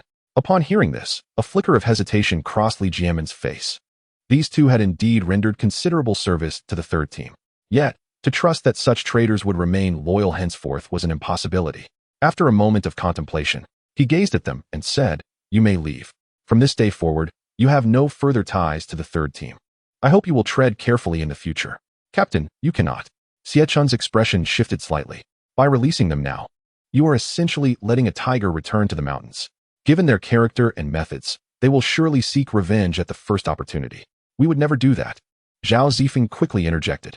Xin Yifei wore a bitter smile and said, Sister Xie, I admit that we value our interests. But is that not for the benefit of the team? We have fought side by side, after all, and are comrades. You need not perceive us in such a dismal light. Enough, do not say more. You may leave. Li Jianmen gestured dismissively. Captain Li. Xie Chun attempted to persuade further, but was abruptly interrupted by Li Jianmen. Xie Chun, I have made up my mind. Thank you, Captain Li. Thank you, Captain Li. Zhao Zifeng and Xin Yifei expressed their gratitude hurriedly before turning to leave. As Xie Chun watched the two retreating figures, a flicker of anxiety crossed her eyes. Yet she felt utterly powerless. At that moment, a sudden bang, bang, echoed unexpectedly. Zhao Zifeng and Xin Yifei, who were just departing, collapsed to the ground in an instant. Chapter 66. Is that merely a slight advantage? It is an immense one indeed. An unexpected scene drew the collective gaze of everyone present towards the direction of the gunfire. They then beheld Lin Mo slowly withdrawing his firearm. Li Jianmen was momentarily taken aback and inquired with confusion, Why did you have to kill them? Lin Mo regarded Li Jianmen and, after a brief silence, elucidated, Captain Li, being magnanimous towards others is commendable, and cherishing old sentiments is also admirable. However, it is imperative to discern whom you can treat thus and whom you cannot. Otherwise, not only will you jeopardize yourself, but you will also endanger the third team and all those who place their trust in you. Consider this. If I had not possessed a modicum of strength, who would have fallen lifeless on the ground now. Li Jianmin's expression shifted dramatically, a shadow of fear crossing his face. Had Lin Mo not been sufficiently powerful, it was likely that not only he but also the other individuals present would have faced dire consequences. Meanwhile, Song Long and the others, upon hearing Lin Mo's words, could not help but twitch their lips in unison. If I had but a modicum of strength, is that truly the case? It is, in fact, in abundance. My apologies, I was foolish and nearly committed a grave error. Li Jianmin returned to his senses, his countenance filled with shame. Captain Li. Lin Mo hesitated momentarily before proposing. If you still trust me, I have a suggestion for you. Speak. Li Jianmin replied hastily. Delegate authority, Lin Mo stated plainly. Entrust all crucial decision-making to Sister Xiechan. Given the current circumstances, she is far more suited to lead a stronghold than you are. In truth, Lin Mo did not require Li Jianmin's opinion on how to deal with Shun Yifei and Zhao Zifeng. His inquiry was merely a test of Li Jianmin's judgment. Although Zhuang Yu deserved his fate, he had spoken a truth. One cannot lead in the apocalypse as one did in the past. Reality had indeed demonstrated that Li Jianmin's approach was somewhat overly compassionate. This was why he proposed the suggestion. No. Before Li Jianmin could respond, Xiechun quickly shook her head. The third team is something Captain Li has painstakingly built. How could I? Xiechun, Li Jianmin interrupted her. Lin Mo is correct. Under the current circumstances, I am indeed unfit to retain power. Firstly, I am not an ability user, and my strength is insufficient. Without strength, my authority wanes. Lacking authority, I cannot command respect. Even if I do not relinquish my power now, it may be seized from me later. Secondly, my character and approach do not align with the current environment. Therefore, let us heed Lin Mo's counsel. His suggestion genuinely considers our best interests. Sister Xiechan, Lin Mo added, entrusting you with leadership merely designates you as the ultimate decision-maker. It does not entail ousting Captain Li. My recommendation is for you both to collaborate. Captain Li would manage the team, while you would oversee various decisions. As long as both of you remain united in purpose, the third team is bound to prosper. Very well. Xiechan acquiesced. She genuinely desires the continuous improvement of the third team. Lin Mo, thank you. Li Jianmin gazed at Lin Mo with gratitude. If Xiechun were to decline, he truly could not fathom the future of the third team. Lin Mo chuckled, shaking his head as he gestured for Du Xiaoming to extract the crystal core from Shun Yifei's mind before leading the group towards the warehouse. What purpose does this serve? Tang Ye inquired curiously upon seeing the crystal core. It should aid the energy recovery of those with similar abilities. Lin Mo responded, his expression shifting. By the way, what is the energy consumed by ability users? He had previously researched this and believed it to be primarily mental strength. Now he sought to confirm this. How should one describe it? Tang Ye pondered. According to the narratives and novels, it should be referred to as mental strength. Is it true that the stronger the mental strength, the greater the power? Lin Mo asked again. After a moment of thought, Tang Ye replied, this can be understood in that manner, as greater mental strength correlates with more potent attacks and increased speed. What about the recovery rate of mental strength? Lin Mo inquired. If your mental strength is entirely depleted, how long does it take to recover? I have never completely exhausted it, Tang Ye remarked. But based on my previous experiences with my abilities, it takes at least around 3 days. A hint of surprise flickered in Lin Mo's eyes. To recover fully in just 3 days was significantly faster than his own pace. Given his current total vital energy, complete depletion would require at least 8 months to fully restore through mere cultivation. Of course, there are pros and cons. In terms of sustained combat duration, the continuous operational capacity of ability users was incomparable to his own. Wait a moment. Tang Ye suddenly regarded Lin Mo with curiosity. Did you not awaken your own abilities? Why then, do you inquire about these matters? Lin Mo shook his head. I have not awakened any abilities. This remained a small regret of his. Although he could effortlessly defeat ability users, awakening an ability would undoubtedly elevate his strength to a higher echelon. Regrettably, to this day, he had yet to exhibit any signs of awakening. What? Tang Ye exclaimed in astonishment. The surrounding Songlong and others also looked at Lin Mo with expressions of disbelief. They had assumed his earlier act of tossing the chopsticks was a manifestation of some ability, yet it turned out to be otherwise. So, what was that you just demonstrated? Tang Ye asked curiously. You may understand it as martial arts, specifically internal energy. Lin Mo replied. This notion stemmed from Bai Ying's inspiration. If Bai Ying could cultivate internal energy, it indicated the existence of such a phenomenon in this world. This explanation was far more plausible than fabricating an ability and was less likely to be exposed. I had no idea you were also a master of martial arts. Tang Ye readily accepted this answer. as she was indeed aware of the existence of internal energy, and she possessed a slight foundation in it herself. Although she had only grasped the surface, she understood that at advanced levels, internal energy could indeed yield formidable strength. Lin Mo smiled but remained silent. Soon, they arrived at the warehouse. However, upon seeing the large gate, Lin Mo's expression subtly shifted, for the chain lock securing the entrance had been tampered with. What's wrong? Tanya immediately noticed Lin Mo's unease. Someone has been here, Lin Mo exclaimed, leading the group directly towards warehouse number 7. This warehouse contained essential supplies, and if other survivors had arrived, they would undoubtedly have sought refuge there. As he and his companions approached the exterior of warehouse number 7, they were met with the sounds of laughter and cries emanating from within. Chapter 67. Damn them all. This bunch of beasts. Anger surged across Tanya's face.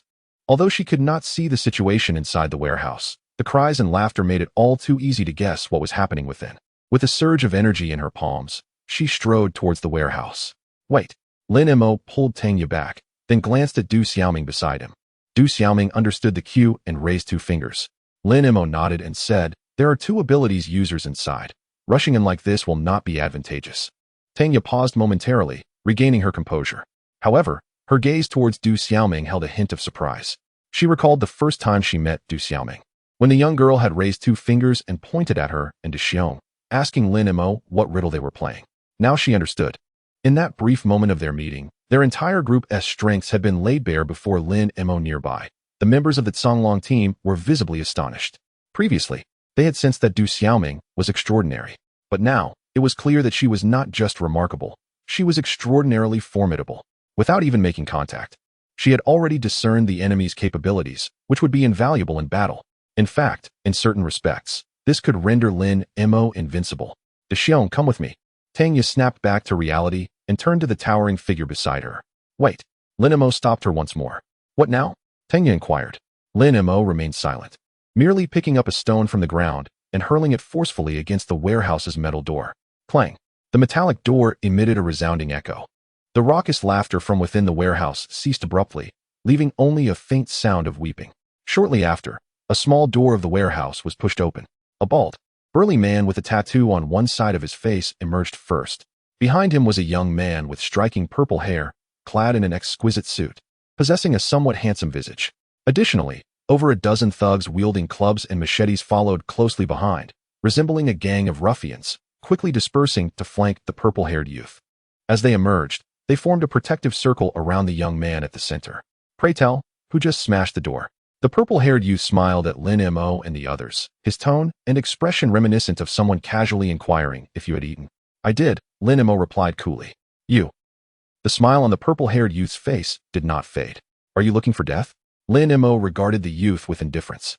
Do you honestly believe that speaking in such a pretentious manner makes you seem impressive? The purple-haired youth's smile faltered slightly. It seemed Lin Mo had struck a nerve. Unable to suppress a smile, Lin Mo added, hasn't your lackeys ever told you how foolish you look? The corners of the purple-haired youth's mouth twitched as his expression gradually contorted with rage. You're asking for it. Is this really your breaking point? Lin Mo smirked. It appears you truly are nothing more than a lowly underling. The young man with purple hair roared in fury and charged directly at Lin Mo. In response, Lin Mo retrieved a disposable chopstick, preparing to strike. Allow me. Tanya's expression was as cold as frost as she stepped forward. Just moments ago, through the small door ajar in the warehouse, she had witnessed a horrific scene within. Several women, completely bare and bound, were trapped inside, some bearing the marks of whips upon their skin. It was evident what they had been subjected to prior to their arrival.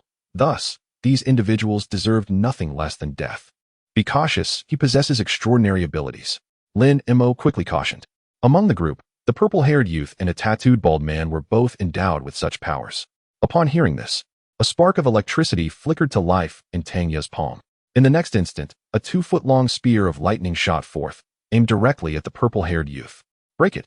The youth's fist ignited with an eerie blue flame as he struck the lightning spear. The sound of an explosion resounded, scattering the electric light in all directions. The purple-haired youth staggered back involuntarily, shock etched across his face as he regarded Tanya. Not only was this woman an extraordinary being, but her power was evidently superior to his own. However, Tanya offered him no respite. With a swift motion, she launched another lightning spear. The 2-foot-long projectile, trailing a gleam of electric light, hurtled toward the youth's face. Once again, He retaliated with a punch, shattering the spear, yet he was forced to retreat half a step, his expression turning increasingly grim. To be continuously pushed back in front of his subordinates was an unbearable humiliation for him. Hutu, join me. The purple-haired youth called out to the tattooed bald man. I will make this wretched woman wish she were never born. Understood, the bald man replied, striding confidently to the center of the arena. As he moved, small, fist-sized, silver scales resembling fish scales emerged across his skin. By the time he reached the center, his entire body was enveloped in these scales, transforming him into a monstrous figure. Another beast-like extraordinary being. Lin Mo could not help but think of Xiechun. However, compared to Xiechun, who only exhibited beast-like features on his hands and face, this bald man, fully transformed, appeared to possess even greater strength. Yet, the distinction in the potency of such beastly transformations remained unclear. You think you are the only one with allies? Tanya proclaimed with a hint of mockery. Gesturing behind her, without hesitation, De Xiong approached her side. While he bore no obvious signs of extraordinary abilities or beastly transformation, Lin Mo keenly observed that De Xiong's physique seemed to have grown even larger than before, especially the fists, which appeared to be twice their normal size, resembling enormous hammers. Upon witnessing this spectacle, the violet-haired youth's eyes twitched slightly at the corners. He had not anticipated that the opponent would also possess two supernatural beings. In light of this, he and Tanya found themselves at a distinct disadvantage. Should the battle persist, he might very well face defeat. His gaze shifted slightly as he addressed Tanya, suggesting, in a 2-against-2 scenario, continuing this conflict would only lead to mutual destruction, yielding no benefit for either of us. Perhaps it would be wiser for us to cease hostilities here.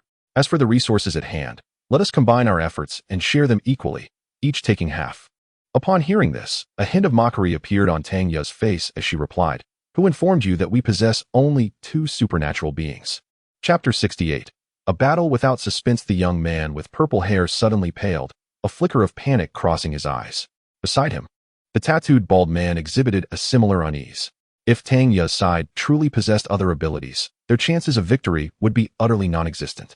Meanwhile, the group of subordinates behind the purple-haired youth exchanged anxious glances, their expressions betraying an unmistakable sense of trepidation.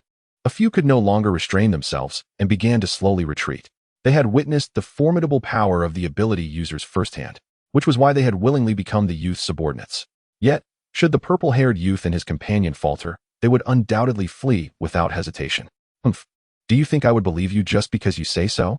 The purple-haired youth forced himself to regain composure, reasoning that if ability users were so easily found, then everyone present would surely be won. Upon hearing this, the anxious group of ruffians quickly calmed down. The apocalypse had persisted for some time now, and based on their experiences, ability users were indeed a rarity. Tanya turned to Lin Mo with a resigned expression. It seems that it falls upon you to take action. Lin Mo nodded, preparing to step forward. There's no need to use a sledgehammer to crack a nut. Allow me, said Xiechun, who had already approached Tanya's side. At the same time, her nails silently transformed into claw-like appendages, and the patterns of a leopard began to emerge on her face. Indeed, there is a third ability user. A ruffian behind the purple-haired youth exclaimed in shock, immediately turning on his heel to flee. His action triggered a chain reaction. The other ruffians swiftly followed suit, scattering in all directions. Even the purple-haired youth felt the urge to move, but as he did, he sensed a gaze locking onto him. The thought of fleeing filled him with dread, knowing that should he dare to run, a devastating blow awaited him. Thus, he was forced to remain rooted in place. The tattooed bald man found himself in a similar predicament, and the two could only watch helplessly as their subordinates fled in a frenzy. Bang! At that moment, the sharp crack of a gunshot echoed through the air. Following it, Lin Mo's cold, steely voice resonated. Who dares to run, shall die. Upon hearing the gunfire, several ruffians who had yet to escape flinched and halted their steps. A few others, however, driven by a desperate hope, quickened their pace. Bang! Bang! Bang! The sound of 3 consecutive shots rang out, and the 3 ruffians at the front collapsed one after another. The remaining ruffians were taken aback, halting in unison. Return. Lin Mo spoke with an icy calm. The group trembled, but fear held them captive as they slowly approached him with terror etched on their faces. Those two. Lin Mo gestured towards the purple-haired youth and his companion, turning to Tanya. Shall you handle it, or shall I? I will. Tanya's gaze was frost-laden as she fixated on the purple-haired youth. I cannot swallow this indignation without personally incapacitating him. With that, she charged directly towards him.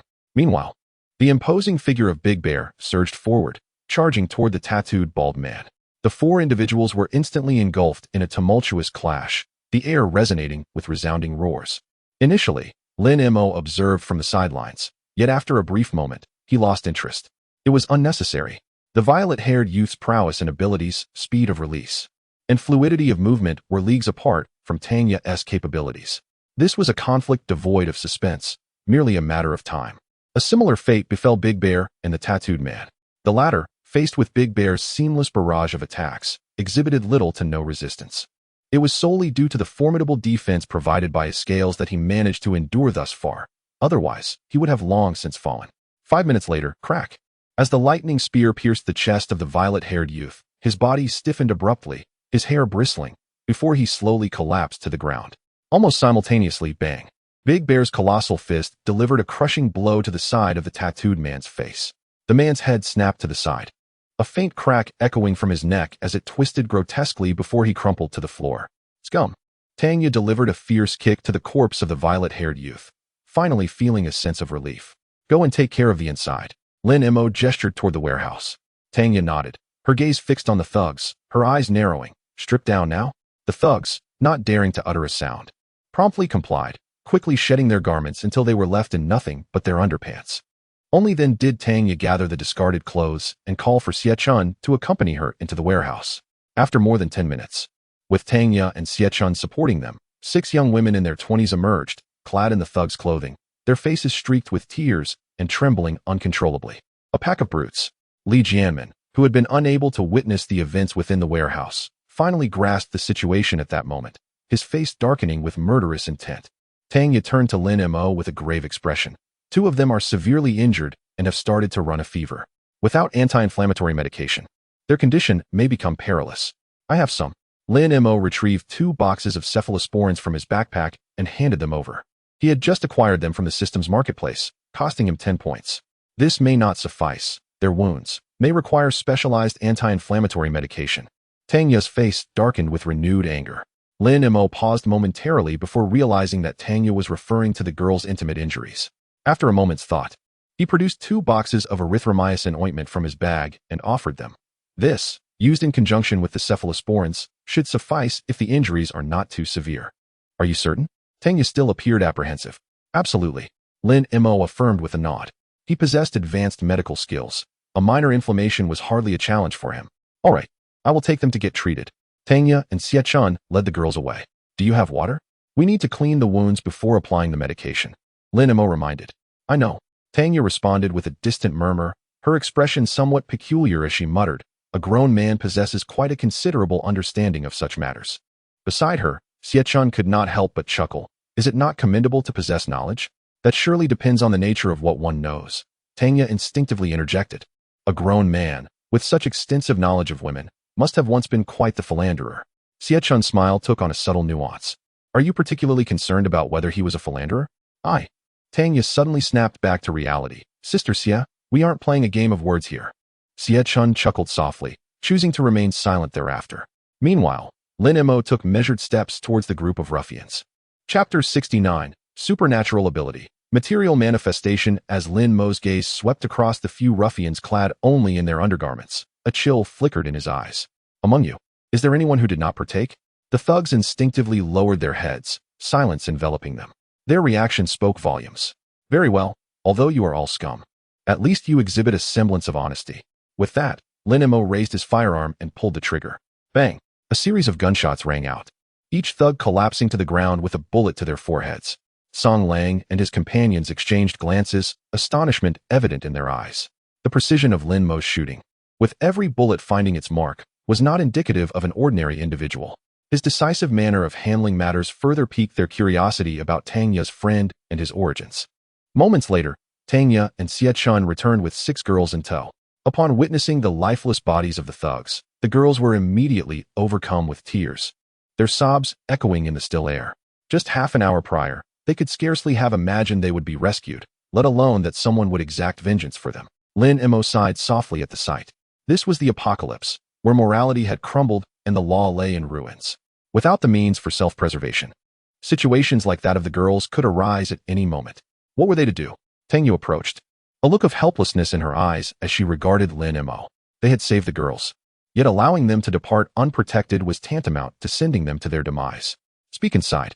Lin Mo gestured towards the warehouse and, accompanied by Du Xiaoming, stepped inside.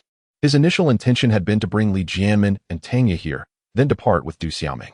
There were still numerous zombies at Friendship Square, and he could have garnered additional points. Yet, given the current situation, it was evident he could not leave today. Seeing this, Tangya and the others promptly followed him inside. The warehouse was stocked with a plethora of non-perishable food items and drinking water. Song Lang and Li Jianmin couldn't help but display their astonishment at the sheer volume of supplies. In the apocalypse, such resources were akin to a gold mine. The realization that there were a dozen similar warehouses heightened their astonishment even further. Everyone sit. Lin Mo pulled over a crate of mineral water and perched himself atop it, casually lighting several candles. The night had fallen outside, and once the warehouse door was closed, it was enveloped in darkness. The candlelight instantly infused the space with a warm ambience. Gathered together, the group turned their attention to Lin Mo. Let us address the matter at hand. Lin Mo stated directly. The supplies are here. How to distribute them is for you both to negotiate. However, one thing is paramount. Do not let discord spoil the harmony. Li Jianmin and Song Lang nodded in agreement. As Lin Mo's gaze drifted towards the 6 girls huddled together nearby, he was about to speak when one of them called out, Uncle Lin Mo. Du Xiaoming tugged at his hand and pointed at one of the girls, exclaiming, that sister just awakened her powers. Lin Mo was momentarily taken aback, following Du Xiaoming's gesture to observe the girl. She was in her early 20s, with medium-length hair, a slender figure, and a rather attractive appearance. Tangya and others nearby also turned their attention to the girl. Awakening powers at such a moment was undoubtedly a tremendous stroke of luck for her. Sensing the gaze of the crowd upon her, the girl's eyes flickered with a hint of panic, her fingers nervously twisting the hem of her clothing. Could you come over here for a moment? Lin Mo endeavored to soften his voice, wishing not to startle her. After a brief hesitation, the girl rose and approached Lin Mo and the others. Please, have a seat. There's no need to worry. We mean you no harm. Tangya kindly placed a box of water in front of the girl. Thank you, she said cautiously, her voice revealing a slight hoarseness. What is your name? Lin Mo inquired. Zhou Beibei, the girl replied. Lin Mo nodded and further asked, what power did you awaken just now? I'm not sure how to explain, Zhou Beibei stammered, her anxiety evident. It's all right. You could demonstrate it for us instead, Lin Mo suggested. Okay, Zhou Beibei nodded, slowly raising one hand and closing her eyes. In an instant, the onlookers beheld a pure white butterfly hairpin gradually materializing in her palm. It truly emerged gradually, reminiscent of a 3D printer, appearing bit by bit until the complete hairpin was revealed. Remarkably, this transformation took less than 2 seconds, showcasing remarkable speed. What is this ability?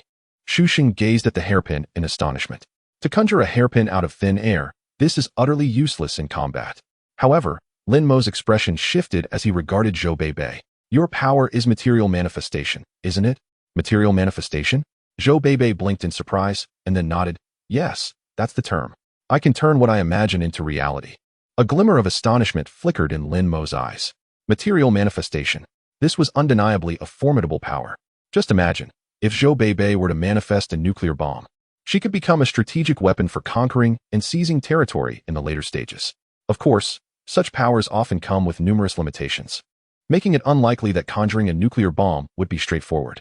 Nonetheless, this ability's might could not be denied. Meanwhile, Song Lang, Li Jianmin, and the others were expressions of sheer shock. Upon hearing the term material manifestation, they initially struggled to comprehend its meaning. However, Zhou Beibei's declaration of I can turn what I imagine into reality instantly illuminated the terrifying potential of her ability. Consequently, their gazes towards Zhou Beibei transformed entirely. Possessing such extraordinary abilities, Zhou Beibei is truly a rare gem in a post-apocalyptic world. Observing the reactions of those around her, Lin Mo smiled faintly before turning to Zhou Beibei. You must have gleaned some information regarding this ability. Please take a moment to organize your thoughts and inform me of its limitations. Zhou Beibei nodded and promptly closed her eyes. After a brief moment, she looked at Lin Mo and stated, there are primarily 3 limitations. First, I must be exceptionally familiar with the object I wish to materialize. For instance, in order to manifest a clock, I need to understand the appearance of each component in detail. Second, I cannot materialize living beings. Third, the objects I create cannot be too distant from me. Otherwise, they will dissipate and vanish within 3 days at most. Lin Mo nodded in acknowledgement, finding the outcome to align closely with his predictions. Were it not for these constraints, this ability would be overwhelmingly formidable. After a moment of contemplation, he retrieved a bullet for a 92 pistol from his pocket and placed it before Zhou Beibei. Give it a try and see if you can manifest it. Chapter 70. A fleeting shadow. Zhou Beibei gazed intently at the bullet, then slowly raised her hand. Soon, an identical 92 bullet materialized in her palm. Lin Mo picked up the bullet and examined it closely. Every aspect, its appearance, size, color, and material, mirrored the bullet he had produced. However, the moment he held it, he discerned that this bullet was non-functional. It was too light, indicating the absence of gunpowder within the casing. Such a bullet would not fire even if he pulled the trigger. Casually setting the manifested bullet aside, Lin Mo employed brute strength to dismantle the genuine 92 bullet. Placing the casing before Zhou Beibei. Inspect it and try manifesting it again, he instructed. Following his directive, she quickly manifested another bullet. Lin Mo picked up the newly created one, scrutinizing it, and a flicker of astonishment crossed his eyes. This bullet was indistinguishable from the real one, to the point that if it were mixed with an authentic bullet, he would be unable to tell them apart. After a moment's hesitation, he retrieved a 92 handgun and loaded the bullet into the chamber. He then stepped aside and aimed at the warehouse wall, pulling the trigger. Bang! The sound of the gunshot echoed, and a distinct bullet hole appeared on the wall. The onlookers once again displayed expressions of shock. This manifested bullet had actually fired. Lin Mo then loaded a genuine 92 bullet into the chamber and fired another shot at the wall. Bang! Another bullet hole emerged. Approaching the wall, Lin Mo observed the two bullet holes, noting their depths were nearly identical. Considering the potential differences in wall density at various spots, he could confidently conclude that the power of these two bullets was the same. Returning to his original position, Lin Mo regarded Zhou Beibei and inquired, given your current abilities, how many of such bullets do you believe you can manifest? Perhaps 30 or 40, though I'm not entirely certain. Zhou Beibei replied. Nearby, Song Lang and Li Jianmin were once again taken aback. 30 or 40 bullets could indeed be life-saving in critical moments. Lin Mo turned his gaze to Song Lang and Li Jianmin, asking, surely, you both would desire someone like her? Absolutely. Li Jianmin responded without hesitation, and Song Lang nodded in agreement. Who would not want someone with such abilities? Lin Mo acknowledged their responses before shifting his attention back to Zhou Beibei. As you can see, due to your extraordinary talent, you have become highly sought after. Thus, you now face two choices: align yourself with one of them or leave independently. I assure you, regardless of your decision, no one will trouble you. You may choose according to your heart's desire without any reservations. And what about them? Zhou Beibei glanced at the 5 girls beside her. Whichever side you choose, they shall follow you. A glimmer of appreciation flickered in Lin Mo's eyes. Even though she had just settled herself, her immediate concern was for others, which indicated that Zhou Beibei was indeed a kind-hearted soul.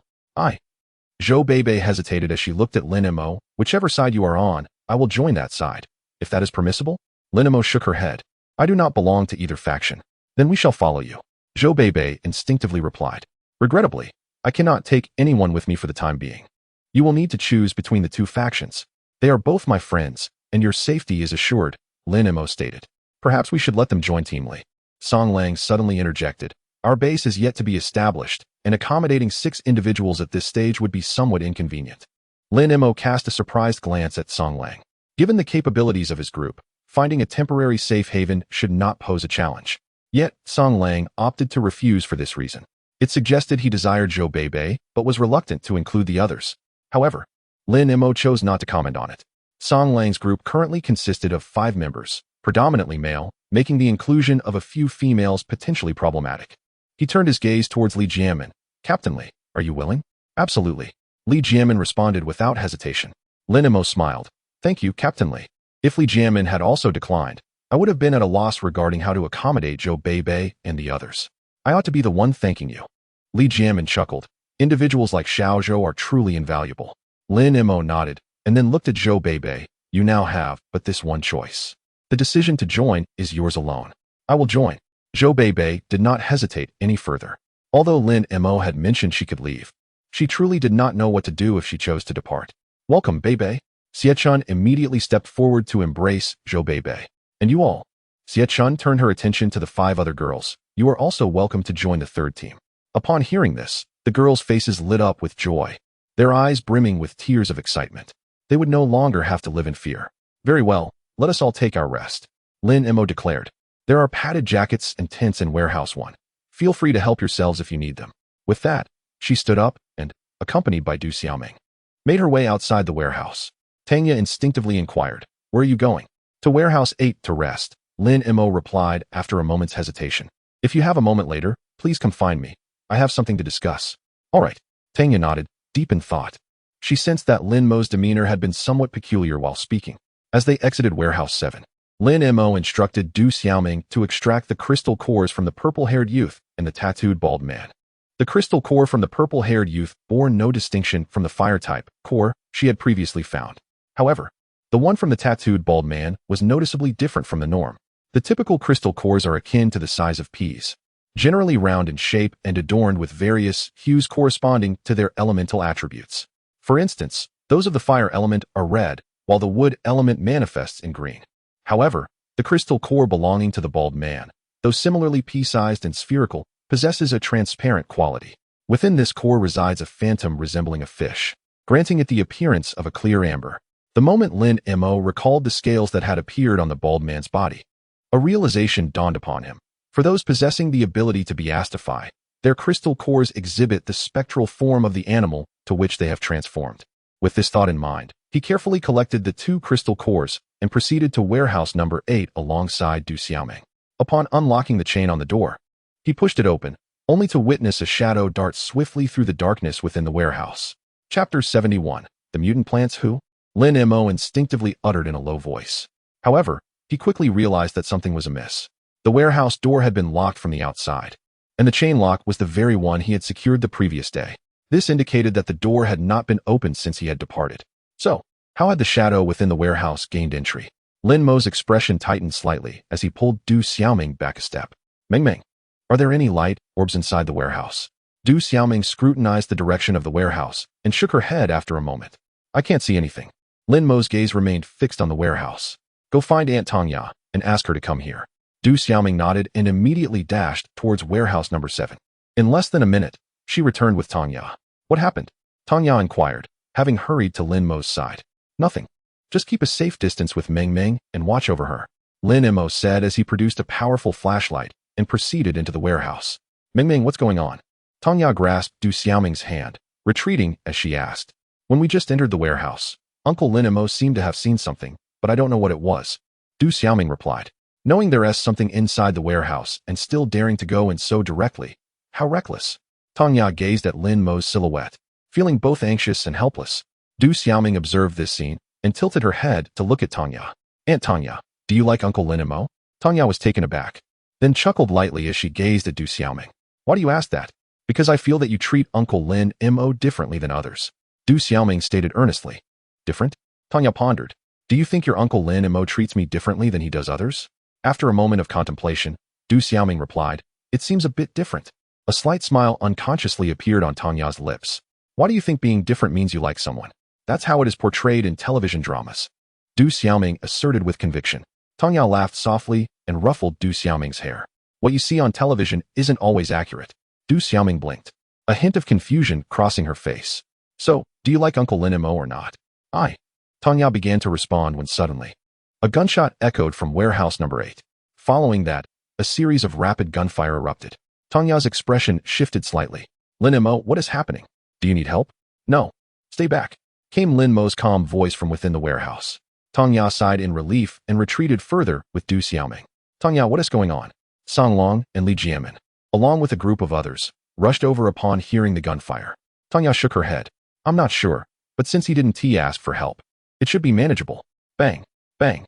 Several more shots rang out from the warehouse, and Song Long and the others exchanged solemn glances, their expressions growing grave. With Lin Mo's marksmanship, what kind of target could compel him to fire so many shots? At this moment, within the confines of the warehouse, Lin Mo's expression bore a hint of gravity. Upon entering the warehouse, he quickly discerned the trace of a shadow, illuminated by the beam of his powerful flashlight. However, due to the shadow's extraordinary speed, he could not discern it clearly, only faintly perceiving something akin to a serpent.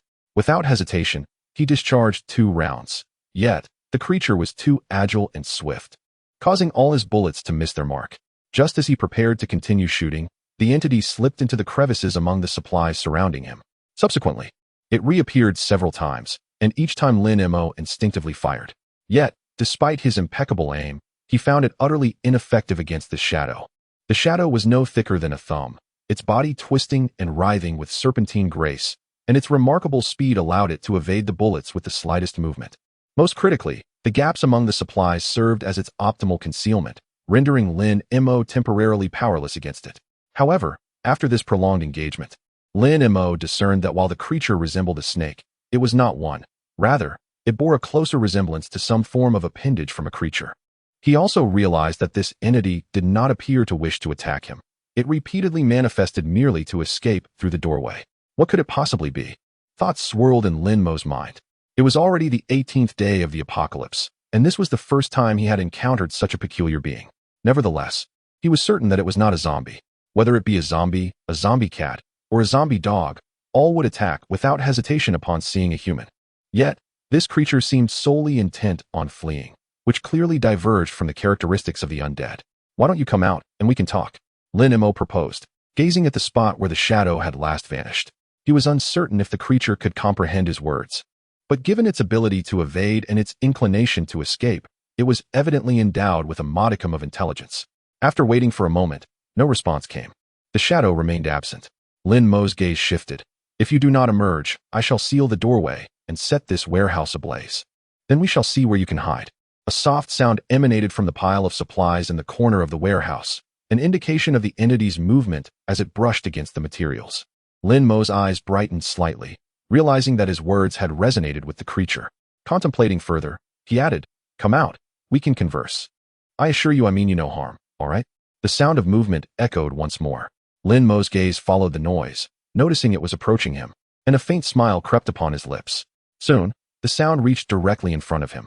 Lin Mo subtly adjusted his flashlight, directing its beam toward the source of the noise.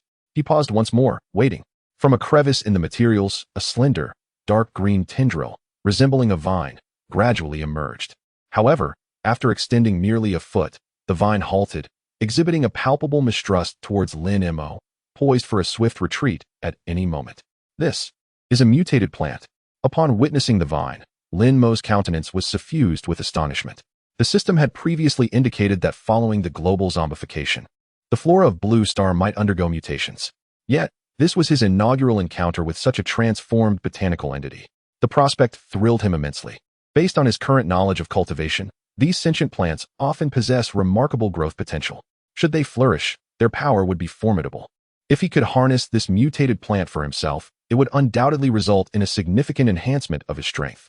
Chapter 72. The Comprehensive Guide to Talismans.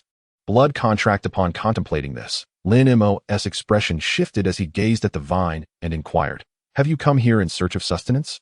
Like humans, mutated plants are living entities that require energy to survive. When rooted in soil, they extract energy from the earth. However, once uprooted, they must seek energy from alternative sources. In response to Lin Mo's words, the tip of the vine bobbed up and down, seemingly nodding. Yet, it was clear that what it sought was not found here. Correct? Lin Mo had previously discerned that the supplies in this warehouse remained largely untouched, implying that the food and water were of no use to the mutated plant. The vine nodded once more. "Then, tell me, is this what you desire?" Lin Mo's thoughts shifted, causing a core devoid of attributes to materialize in his hand. With a sudden rush, the vine lunged forward, extending its length beyond 3 meters. However, in the next instant, it swiftly recoiled, leaving only a foot of its length protruding. A hint of amusement danced at the corners of Lin Mo's mouth. This reaction indicated that the core held significant allure for it. He observed the vine. "You are quite eager for this, aren't you?" The vine nodded again. Lin Mo's smile grew ever broader. "Then let us make a deal.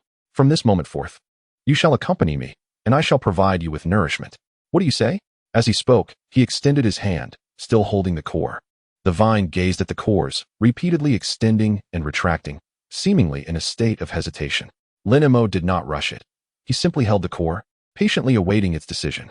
This mutated plant was still quite weak and lacked the ability to procure cores on its own, even if it possessed the capability.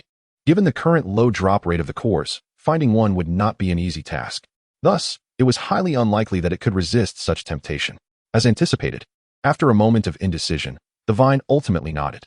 "Your agreement is appreciated." Lin Mo's eyes brightened. However, to avoid mere words. It would be prudent for us to establish a contract. Congratulations, host. You have consumed 80,000 points and successfully purchased the comprehensive guide to talismans.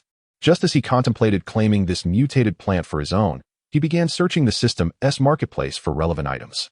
While the benefits of claiming a mutated plant were substantial, the prerequisite was to possess appropriate means of control to ensure one's safety. Otherwise, carelessly harboring it would be akin to keeping a ticking time bomb in one's vicinity. Such folly was not one Lin Mo would entertain. In the system's space, there were numerous items capable of controlling mutated plants. Spirit Binding Nail, a nail forged from condensed spirit essence. Once embedded in the target's body, it can cause instant demise at the mere thought of the wielder. Price, 20,000 points each. Purchase requires the consumption of a fragment of the host's spirit. Art of Mind Control, a technique that ensures absolute obedience from the target towards the caster. Price, 50,000 points. Utilizing this technique slightly diminishes the target's intellect, and the target's strength must not exceed that of the caster. Otherwise, the technique becomes ineffective. Heart-Devouring Insect, composed of a mother insect and a child insect. The holder of the mother insect can control the life and death of the individual bound to the child insect. Price, 80,000 points. The heart-devouring insect remains inescapable unless the mother insect is used to dispel it. Symbiotic Seal. This allows the caster's life to become intertwined with that of the target, enabling a profound mental connection, but both will share the same fate. If one perishes, the other will instantly follow. Price, 60,000 points. However, after careful consideration, Lin Mo ultimately chose the tome titled Compendium of Talismans. This book encompasses nearly all talismanic arts within the realm of cultivation. Examples include the Diamond Talisman, the Swift Movement Talisman, the Blazing Fire Talisman, the Thunderclap Talisman, the Soundproof Talisman, the Flight Talisman, the Invisibility Talisman, the Spirit Melding Talisman, and many more. Lin Mo's purchase of this tome was primarily motivated by the inclusion of the Contract Blood Talisman. This particular talisman does not cause the target to perish instantly, nor does it dictate their life and death or compel absolute obedience. Its functions are limited to two. First, it renders the target incapable of causing harm to the caster. Should the individual become afflicted by this talisman, any malevolent thought towards the caster would result in excruciating torment, rendering their existence a living hell. Second, due to the nature of the contract, it establishes a mental link between the caster and the target, facilitating telepathic communication. Although these abilities may not be as overpowering as instant demise, control over life and death, or absolute subservience, they are more than sufficient for Lin Mo's purposes. Crucially, it imposes no adverse effects on either Lin Mo or the mutated plants, remaining unaffected by their strength, once successfully cast. It is permanent unless Lin Mo chooses to revoke it. In fact, Lin Mo could have opted to purchase solely the Contract Blood Talisman, which is priced at 20,000 points. However, considering the Compendium of Talismans contains hundreds of talismanic forms for 80,000 points, he felt that acquiring just the Contract Blood Talisman would be a considerable loss.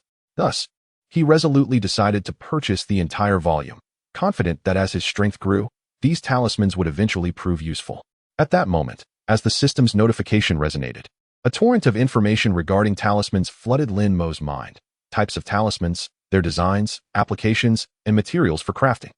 The sheer volume and complexity of this knowledge rivaled his initial experience with the basic cultivation technique. It took a considerable amount of time for him to fully assimilate the information. Subsequently, Lin Mo pricked the tip of his right index finger with his nail, extracting a drop of blood, using his mental energy as a brush, his vital energy as a guide, and his blood as ink. He swiftly began to inscribe in the air. In the blink of an eye, a palm-sized talisman, woven in crimson and gold, materialized and hovered before him. Lin Mo turned his gaze towards the vine. This is the Contract Talisman. If you are willing to accept the terms proposed earlier, do not evade. The vine hesitated momentarily before nodding in agreement. Go. With a flick of his finger, Lin Mo sent the incantation soaring through the air, where it landed upon the vine and gradually merged into its being, vanishing from sight. Simultaneously, Lin Mo keenly sensed the emergence of a subtle mental connection between himself and the vine. Even with his eyes closed, he could discern the vine's location and its actions, and he was able to perceive its thoughts with clarity. At this moment, he sensed the vine's rising panic as the incantation integrated within it. A faint smile graced Lin Mo's lips. From this instant onward, the vine was undoubtedly his. Moreover, he felt a sense of relief, recognizing that this mutated plant had likely undergone its transformation not long ago and was still relatively weak. Had it possessed greater strength, it would have undoubtedly launched an immediate attack upon encountering him, for human flesh is a highly sought-after nourishment for mutated plants. At that point, attempting to tame this mutated specimen would not be as effortless as it was now. "Do not be afraid," Lin Mo said, gazing at the anxious vine now. "We can have a proper conversation." Chapter 73. The ingenious uses of the infinite vines. What shall we talk about? A voice, somewhat juvenile yet distinctly neutral, resonated in Lin Mo's mind, devoid of any gender identification. "Please introduce yourself," Lin Mo inquired. "For instance, what kind of plant are you, and what are your characteristics?" "I am the diamond vine," the voice articulated, providing an extensive description. Upon completion, Lin Mo acquired a fundamental understanding of the diamond vine. To succinctly summarize, its characteristics could be encapsulated in 9 words: as supple as silk, as hard as steel, and as resilient as sinew. In its flexible state, it can bend and intertwine like a rope. Conversely, in its rigid form, it possesses the hardness of iron, capable of effortlessly penetrating walls. The term resilient specifically refers to its elasticity. It can be stretched like a rubber band and subsequently return to its original shape. However, these attributes can only be fully realized once the diamond vine reaches a certain level of maturity. Currently, its strength falls significantly short of that threshold. Otherwise, it could have seamlessly pierced through the warehouse wall and made its escape. Moreover, it is noteworthy that mutated plants have the potential for further evolution. As the diamond vine continues to grow and enhance its capabilities, it may very well evolve into an entirely new species. The precise nature of this evolution will be contingent upon its subsequent experiences. Different encounters will yield varying evolutionary outcomes. Thus, neither Lin Mo nor the diamond vine itself can predict what it will eventually become. "All right, you may come out now." Lin Mo beckoned to the diamond vine. Until now, he had yet to behold its complete form. The mental connection established by their contract created a foundation of trust between them. This time, the diamond vine did not hesitate, slowly emerging from the crevice and standing before Lin Mo. Indeed, it stood.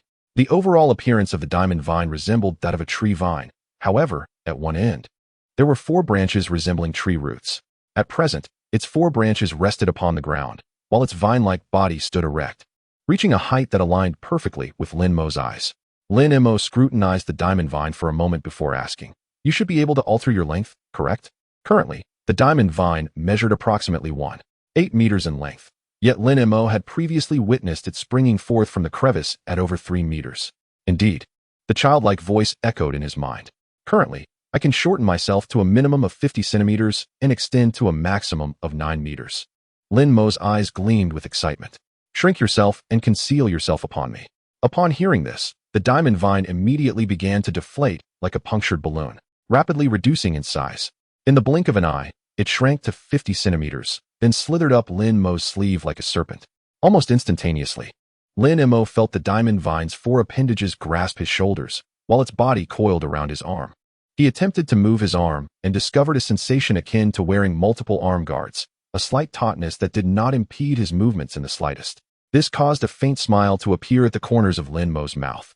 Just imagine, during a battle, if a vine capable of attack were to suddenly emerge from his sleeve, what would the enemy think?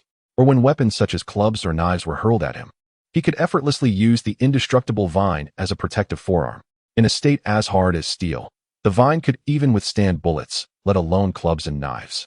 Furthermore, he could utilize the vine as a rope, a sling, or even as a third hand. Thus, the indestructible vine was truly a source of endless utility for him. "Lin Mo, are you all right?" A voice tinged with concern came from outside the warehouse, belonging to Tanya. "I'm fine," Lin Mo replied as he turned to exit. "Have the troubles been resolved?" "What was it?" Tanya quickly approached with Du Xiaoming in tow. The others, including Songlong and Li Jianmen, followed closely, their curiosity piqued. They too wished to know the answer. "Nothing much, just a mutated plant that has already been dealt with," Lin Mo replied succinctly. Mutated plant. The group gasped in shock at the term. It was their first encounter with the concept that plants could also undergo mutations. Yet, after the initial astonishment, fear and anxiety followed closely. In the city, there was no shortage of plants, trees, vegetation, flowers. If these too could mutate, they would not only have to evade zombies, but also tread carefully around plants in the future. "You needn't worry too much," Lin Mo reassured them. "The likelihood of a plant mutating is significantly lower than that of humans developing abilities. It's not something one encounters frequently." Upon hearing this, the group's expressions softened somewhat. Songlong looked at Lin Mo and suddenly asked, "How do you know all this?" They were hearing about mutated plants for the first time, yet Lin Mo seemed quite familiar with the topic. "Of course, I learned it from the system, and the indestructible vine also shared some insights."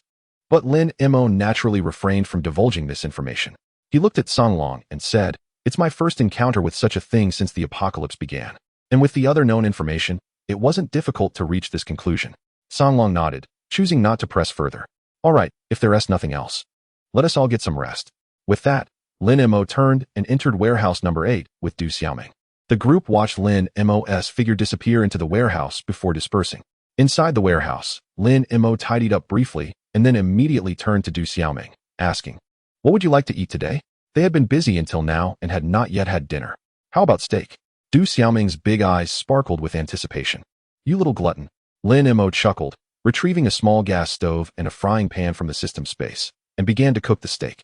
Soon, the sizzle filled the air, and the enticing aroma of the steak wafted through the warehouse. Du Xiaoming, unable to resist, crouched by the stove, watching the steak change color as she began to salivate. Lin Mo observed the scene before him, unable to suppress a smile. It was only at this moment that the little girl revealed her youthful innocence. Soon, the perfectly seared beef was plated and generously drizzled with the tomato sauce that Du Xiaoming adored, resulting in a delectable steak. Presenting the dish to Du Xiaoming, Lin Mo then procured another piece of meat to grill for himself. Just as he finished cooking and added a splash of black pepper sauce, Tanya strode in, her steps confident.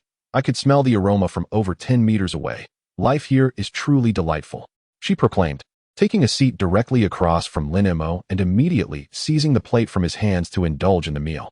Lin Mo remained silent, retrieving another piece to continue grilling. However, as soon as it was ready, Tanya snatched it away once more. "How long has it been since you've had meat?" Lin Mo inquired, casting a glance at Tanya before pulling out another piece to cook. "I do get to eat meat occasionally," Tanya replied, savoring the steak. "But this freshly made, warm variety is something I haven't enjoyed in ages. Would you like some wine?" Lin Mo asked, flipping the steak in the pan. Tanya's eyes sparkled. "Is there any?" Lin Mo deftly extracted a bottle of Lafite from his backpack, along with a corkscrew, and handed them over. "Oh, you truly know how to indulge," Tanya exclaimed, taking the bottle and uncorking it to take a couple of swigs. Lin Mo chuckled lightly, lifting the perfectly cooked fourth steak. "Ming, would you like some more?" Du Xiaoming, her cheeks puffed, quickly shook her head.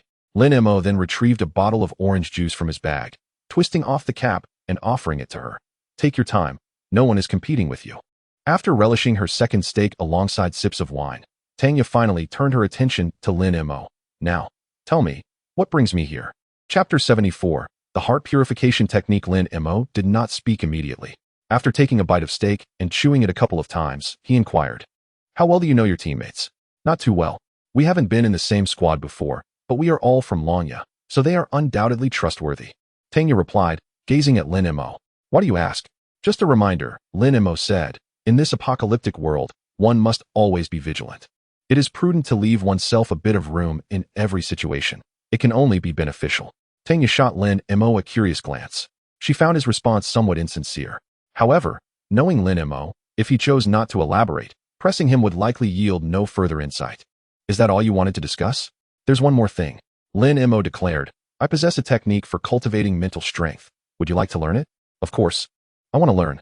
Tanya's eyes brightened. For those with supernatural abilities, the potency of one's mental strength directly correlates to their overall power. With such a remarkable opportunity at hand, only a fool would decline. Lin Mo took another bite of steak and stated, "I have 2 conditions." Immediately, Tanya crossed her arms and exaggeratedly leaned back. "You're not thinking of something inappropriate, are you?" Lin Mo rolled his eyes at her and said, "The first condition is that you cannot share this technique with anyone without my permission. That is only reasonable. I would do the same even without you saying so." Tanya's demeanor grew serious. "What is the second condition?" Lin Mo swallowed his bite of steak and replied, "You must not disclose to anyone that I taught you this technique, nor can you let anyone know that you are practicing it, including your teammates." "Why is that?" Tanya was puzzled. She could understand not revealing that the technique was imparted by Lin Mo, given his tendency for discretion. However, it struck her as odd that she couldn't even let others know she was training in it. "There is no particular reason. Just tell me if you can comply," Lin Mo insisted. "Yes, I absolutely can," Tanya responded without hesitation. Although she did not comprehend Lin Mo's rationale, She was certainly willing to comply. Lin Mo nodded and, with a thought, activated the purchase. Congratulations, host. You have spent 10,000 points and successfully acquired the heart purification technique. The heart purification technique is a specialized method for cultivating mental strength, but it does not belong to the realm of immortal cultivation, even amongst martial arts. It is considered of the lowest tier, thus its modest price. It is not that Lin Mo did not wish to provide Tanya with a superior technique. It was simply that after acquiring the 9 white bone claw and comprehensive talismans, he was left with merely 13,555 points, which allowed for the purchase of this one. Nonetheless, although the heart purification technique may be the most basic of mental cultivation methods within the current context, it undoubtedly qualifies as a high-level technique. With this technique, Tanya's prowess would undoubtedly advance rapidly, surpassing her peers in no time. At this moment, as the system's prompt faded, a surge of information flooded Lin Mo's mind. Simultaneously, he distinctly felt a refreshing coolness emanating from his sea of consciousness, akin to having his mind thoroughly cleansed, which was exceptionally pleasant.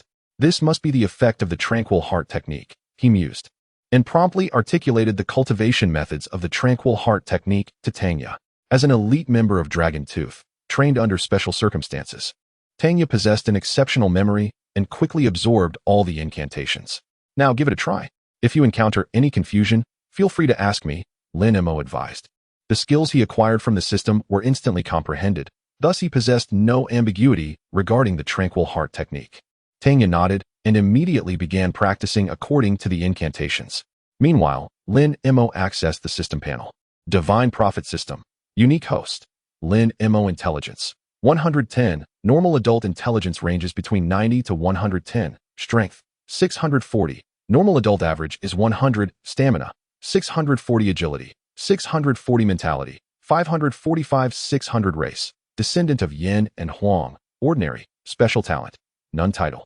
Zombie Slayer skills. Basic cultivation technique. Chi refinement stage. 6th level. Comprehensive talismans. 9 white bone claw. Tranquil heart technique. Advanced medicine. Special vehicle operation. Beginner. Free fighting. Beginner. Marksmanship. Beginner. Items. Type 92 handgun. Unlimited bullets. Dodge battle axe. Ordinary. Frostblade. Inferior magic tool. Points. 3555. The mental limit remains at 600 points, indicating that the tranquil heart technique does not enhance my mental capacity. However, my mental clarity seems considerably improved. A faint smile graced Lin Mo's lips. The ability to purify his mental state was worth the expenditure of his 10,000 points. As for the lack of enhancement in mental capacity, he quickly rationalized it. The tranquil heart technique was merely a rudimentary skill within martial arts, while he was practicing a level of cultivation that surpassed it.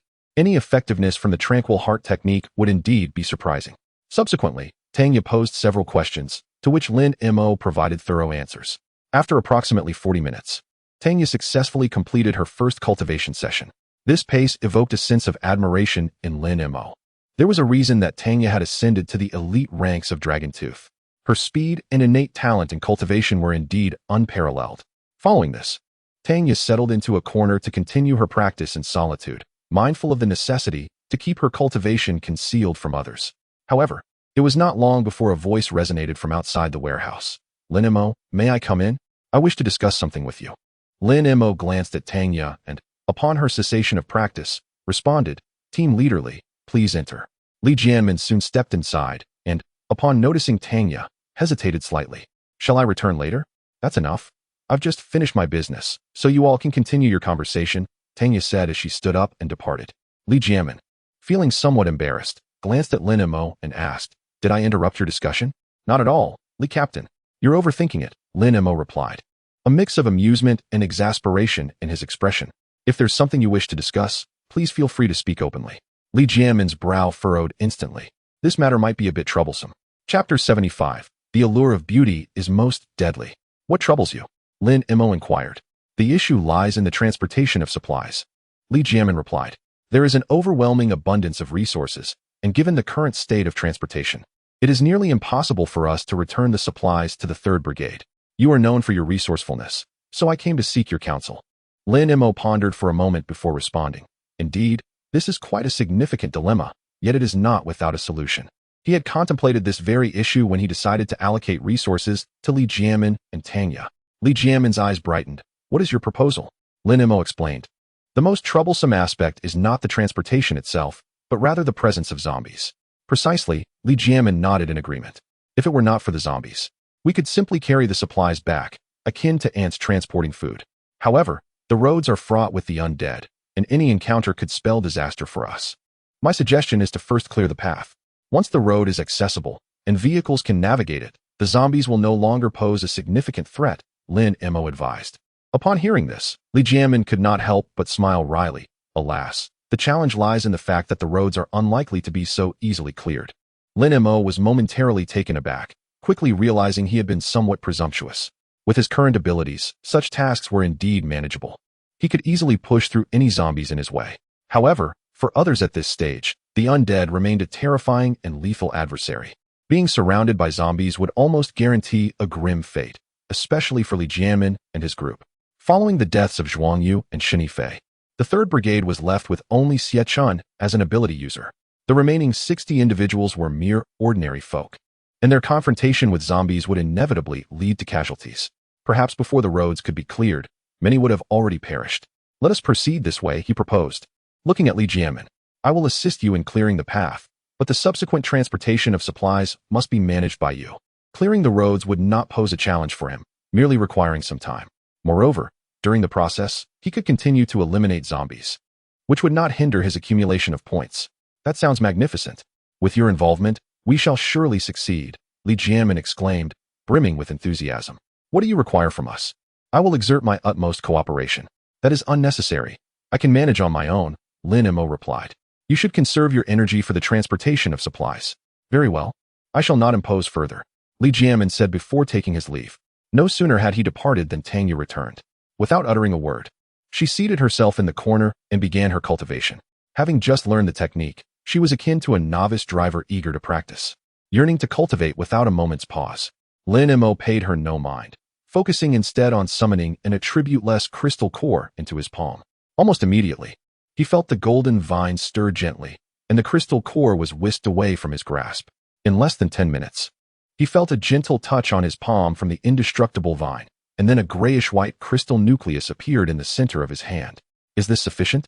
Lin Mo inquired with his thoughts. Not enough. I am still hungry, came the voice of the indestructible vine within his mind. How many more do you require? 2. Lin Mo's lips twitched slightly. Usually, 3 crystal nuclei were needed at once. Such an appetite. He pondered momentarily and asked, how long can you sustain yourself with this amount? If there is no significant expenditure, approximately 7 days. Lin Mo nodded, saying nothing further. 3 crystal nuclei for 7 days was a consumption rate he could accept. Immediately, he retrieved 2 more crystal nuclei and handed them over to the indestructible vine. After all, today marked the first day of the vine accompanying him. He ought to ensure it had a hearty meal. Soon, the 2 nuclei transformed back into a grayish-white hue. How delightful! The indestructible vine emitted a satisfied sound. A faint smile appeared on Lin Mo's lips as he gestured for Du Xiaoming to sleep. Then he himself crawled into his sleeping bag. The following day, the 19th day of the apocalypse. Morning at 7 o'clock. Lin Mo awoke punctually. Sitting up from his sleeping bag, glancing at the corner, he saw Tanya still sitting cross-legged, absorbed in her cultivation. She had actually practiced throughout the entire night. A hint of surprise flickered in Lin Mo's eyes. He anticipated such diligence from this woman. Uncle Lin Mo, what are we having for breakfast? Du Xiaoming, awakening from her sleeping bag nearby, inquired. Having spent time with Lin Mo, her biological clock had essentially synchronized with his. Ming, how about some pan-fried buns? Tanya suggested. Having emerged from her meditative state, it has been ages since I last enjoyed pan-fried buns. Sounds great. Du Xiaoming sat up. Pan-fried buns paired with soybean milk are the best. With that, she looked at Lin Mo eagerly. Uncle Lin Mo, is that all right? Lin Mo, may we? Tanya mimicked Du Xiaoming, gazing at him with anticipation. Lin Mo was momentarily taken aback.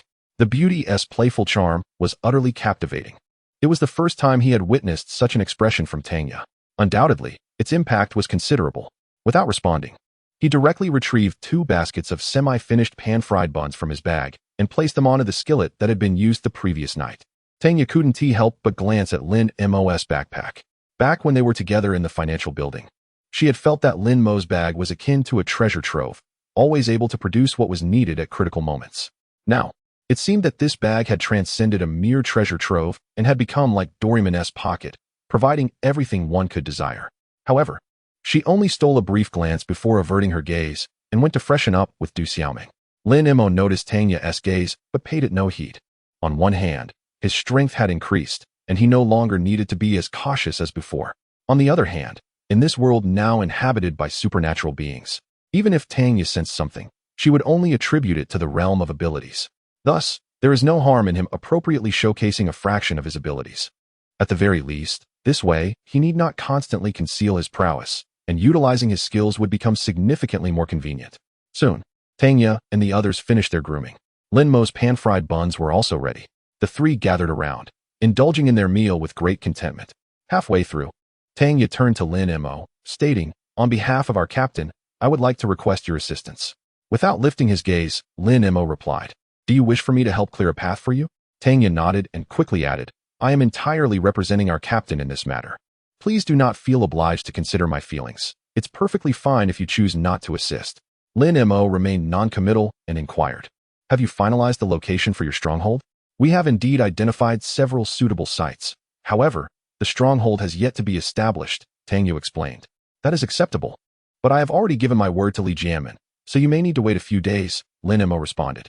Since both parties had made identical requests, he felt compelled to honor his commitment to Li Jianmin without favoritism. "No problem.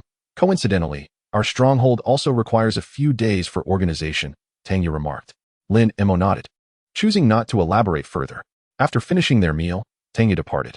After exchanging farewells with the others, Lin Mo set off with Du Xiaoming. His goal for the day was to clear at least 1/5 of the route. Chapter 76. The tyrannical devouring ability. The roads near the Emergency Supplies Management Center required no clearing. This area, typically devoid of foot traffic, saw little vehicular movement, allowing for unobstructed passage. It was only as one approached the city center that the number of vehicles increased, necessitating some form of clearance. "Congratulations, host. You have consumed 200 points to purchase a Model 90 bulldozer." With a mere thought, Lin Mo summoned a bulldozer beside him. This was one of the reasons he had agreed to assist Li Jianmin in clearing the roads. With this machine at his disposal, the task became remarkably manageable. The Model 90 bulldozer could scoop approximately 5 to 6 tons, with a rated load of 9 tons, making it effortless to push aside vehicles. Accompanied by Du Xiaoming, Lin Mo climbed into the driver's seat and maneuvered the controls. Possessing the special vehicle operation beginner skill, he found the bulldozer obedient to his commands. The only drawback was its deafening noise, which he found somewhat bothersome. However, considering that the sound would attract zombies, he paid little heed. He stuffed some cotton into his and Du Xiaoming's ears and set off in the bulldozer. In a normal society, clearing these vehicles might pose a challenge. But in the current apocalyptic context, there was little room for niceties. His sole aim was to push aside the vehicles enough to create a passage wide enough for a truck. Thus, his speed was commendable. In less than 10 minutes, he had cleared nearly a kilometer of road. However, the tremendous roar of the bulldozer drew the attention of nearby zombies. Hundreds of them surged from all directions toward the source of the noise. Among them were 2 zombie cats and a zombie dog. They moved significantly faster than the average zombie, leaping onto the roofs of cars as they rushed forward with remarkable speed. Lin Mo observed this scene with an unperturbed demeanor, merely focusing his thoughts. In an instant, the frostblade shot forth from his dantian, swiftly piercing the skulls of the 3 undead animals. Subsequently, the frostblade returned to his dantian as Lin Mo retrieved his infinite ammunition Model 92 and began firing. Bang, bang, bang. With each gunshot, the approaching zombies began to fall in rapid succession. At that moment, a voice resonated in Lin Mo's mind. "Can I absorb these energies?" Taken aback for a moment, Lin Mo quickly realized that the energies referred to the bodies of the zombies. "Certainly," he replied without hesitation. If the corpses could satiate the energy needs of the golden vine, it would save his crystal cores. With a swift motion, the golden vine erupted from his left sleeve. In midair, its tendrils extended rapidly, reaching an impressive length of 9 meters in the blink of an eye. Lin Mo then watched as the tendrils of the golden vine snaked swiftly beneath the car, arriving at the corpse, and its tip, sharp as a needle, plunged fiercely into the flesh of the lifeless body. As it executed this motion, the corpse visibly shriveled, transforming into a desiccated cadaver in less than a minute. What an overwhelming ability to consume! A flicker of astonishment appeared in Lin Mo's eyes. To wield such power on the living, the mere thought sent shivers down his spine. At that moment, after draining the first zombie, the the vine unfalteringly pierced the body of another. Observing this, Lin Mo decided to disregard the vine entirely. The remnants of the zombies served no purpose but to decay, breeding bacteria and viruses. Allowing the vine to absorb them was not only a means of waste utilization, but also a way to diminish the pathogens, achieving a dual benefit. He then turned his gaze towards the surrounding zombies and resumed pulling the trigger. Congratulations, host. You have cumulatively killed 29,300 zombies and earned an additional reward of 1,000 points. Congratulations, host. You have cumulatively killed 29,800 zombies and earned an additional reward of 1,000 points. In less than 5 minutes, all the approaching zombies had been transformed into lifeless corpses. He instructed Du Xiaoming to collect the crystal cores and set off again in the bulldozer. However, the vine did not accompany Lin Mo. Instead, it burrowed into the heap of corpses, voraciously feeding. Lin Mo was unconcerned. With the binding blood contract in place, he had no apprehension about the vine getting lost or fleeing. The ensuing events were merely a repetition of the previous cycle, clearing the path, slaying zombies, then clearing and killing anew. The process was somewhat monotonous. Yet, witnessing the cleared road and the surging points brought Lin Mo a sense of satisfaction. Soon, a day had passed. At 6:30 in the evening, observing the dimming sky, Lin Mo stowed the bulldozer and, accompanied by Du Xiaoming, ascended to the rooftop of a nearby high-rise, entering the emergency command vehicle. Over the course of nearly 11 hours, he had managed to clear approximately 30 kilometers of roadway. This pace was slightly swifter than he had anticipated. If he could maintain this momentum, he would fully establish a route to the third squad within 3 days at most. However, he was aware that such speed was unsustainable. Currently, he was situated in the outer ring of the city, where vehicle density was relatively low. Once he reached the inner ring or the city center, the clearing process would undoubtedly become more arduous. Thus, he estimated that it would take at least 5 to 6 days to completely clear the route. Nonetheless, he felt no urgency, for his earnings for the day were quite substantial. Points: 243,760. After purchasing the Purifying Heart technique, he had 3,555 points remaining. In other words, he had amassed over 240,000 points in a single day.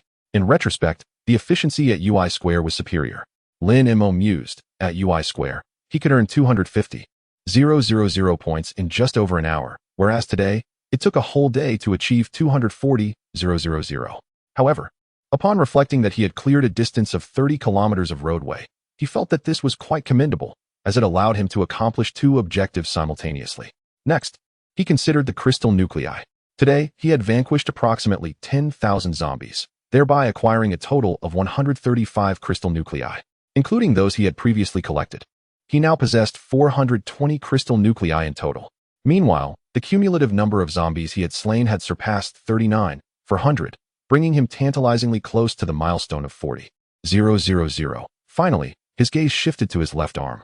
The most significant reward of the day was, in fact, the indestructible vine concealed within his sleeve. Chapter 77. The 7th level of Qi refinement. Externalization of mental power.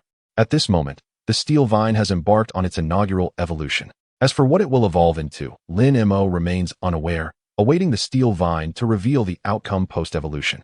However, the current form of the steel vine appears markedly different from before.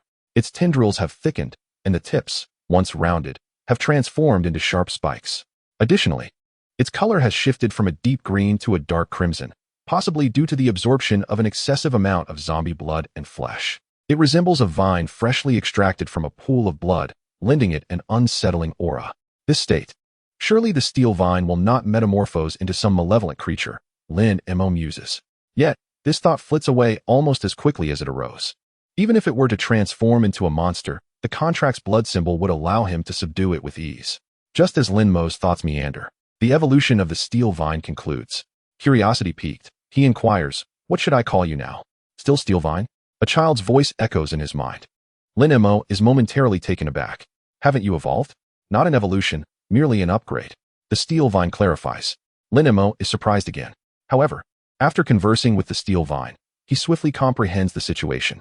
In essence, mutated plants undergo a growth process akin to humans. If the previous steel vine was akin to a 7 or 8-year-old child, then post-upgrade, it now resembles a youth of 11 or 12. To put it simply, it has just ascended from level 1 to level 2.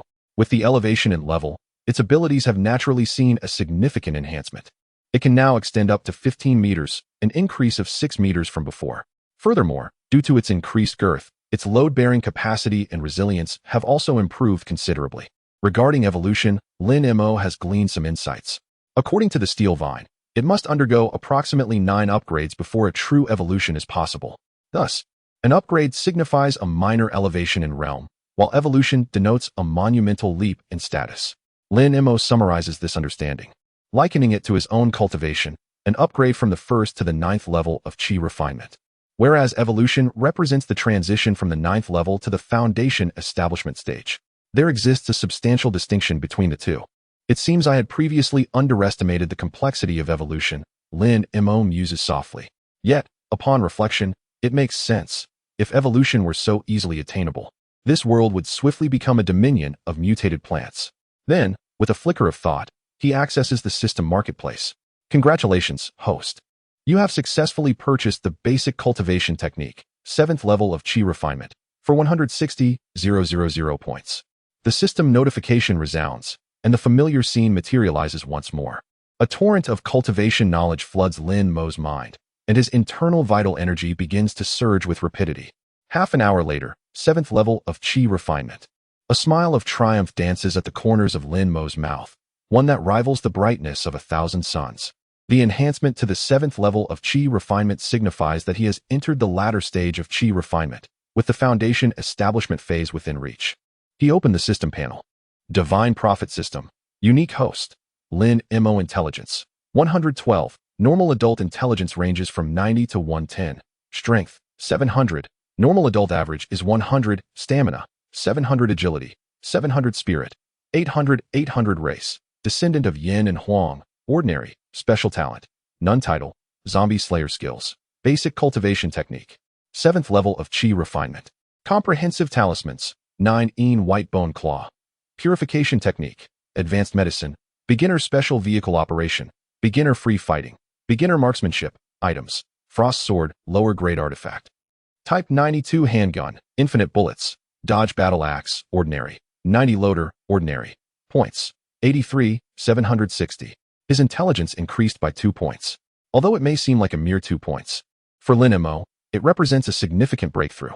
Given that the normal adult intelligence ranges from 90 to 110, his current level of 112 surpasses that of an average person.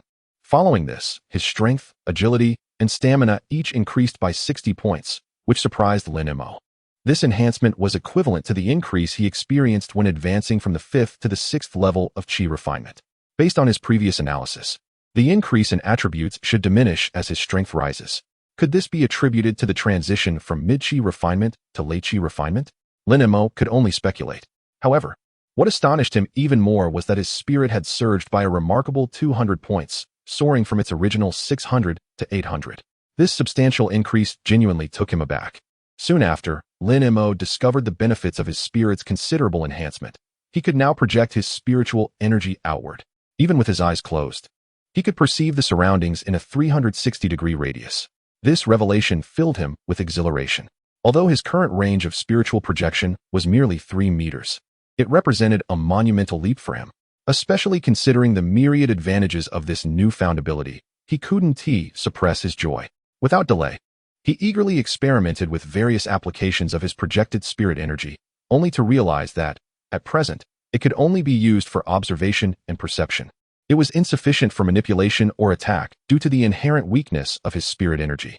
To wield it for manipulation and offense, he would likely have to wait until his spirit energy transformed into spiritual consciousness, Lin Mo mused. According to the cultivation knowledge flooding his mind, once a practitioner enters the foundation establishment stage, their spirit energy will automatically transmute into spiritual consciousness.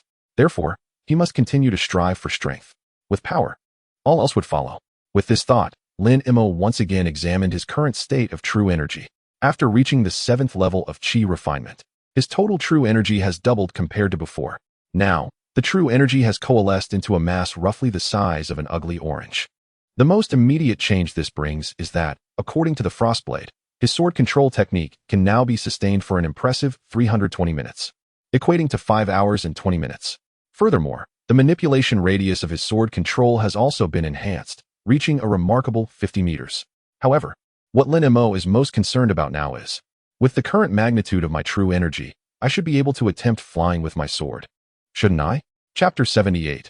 Soaring with the Sword, Abundant Rewards. As Lin Mo contemplated the art of flying with a sword, his heart raced with anticipation.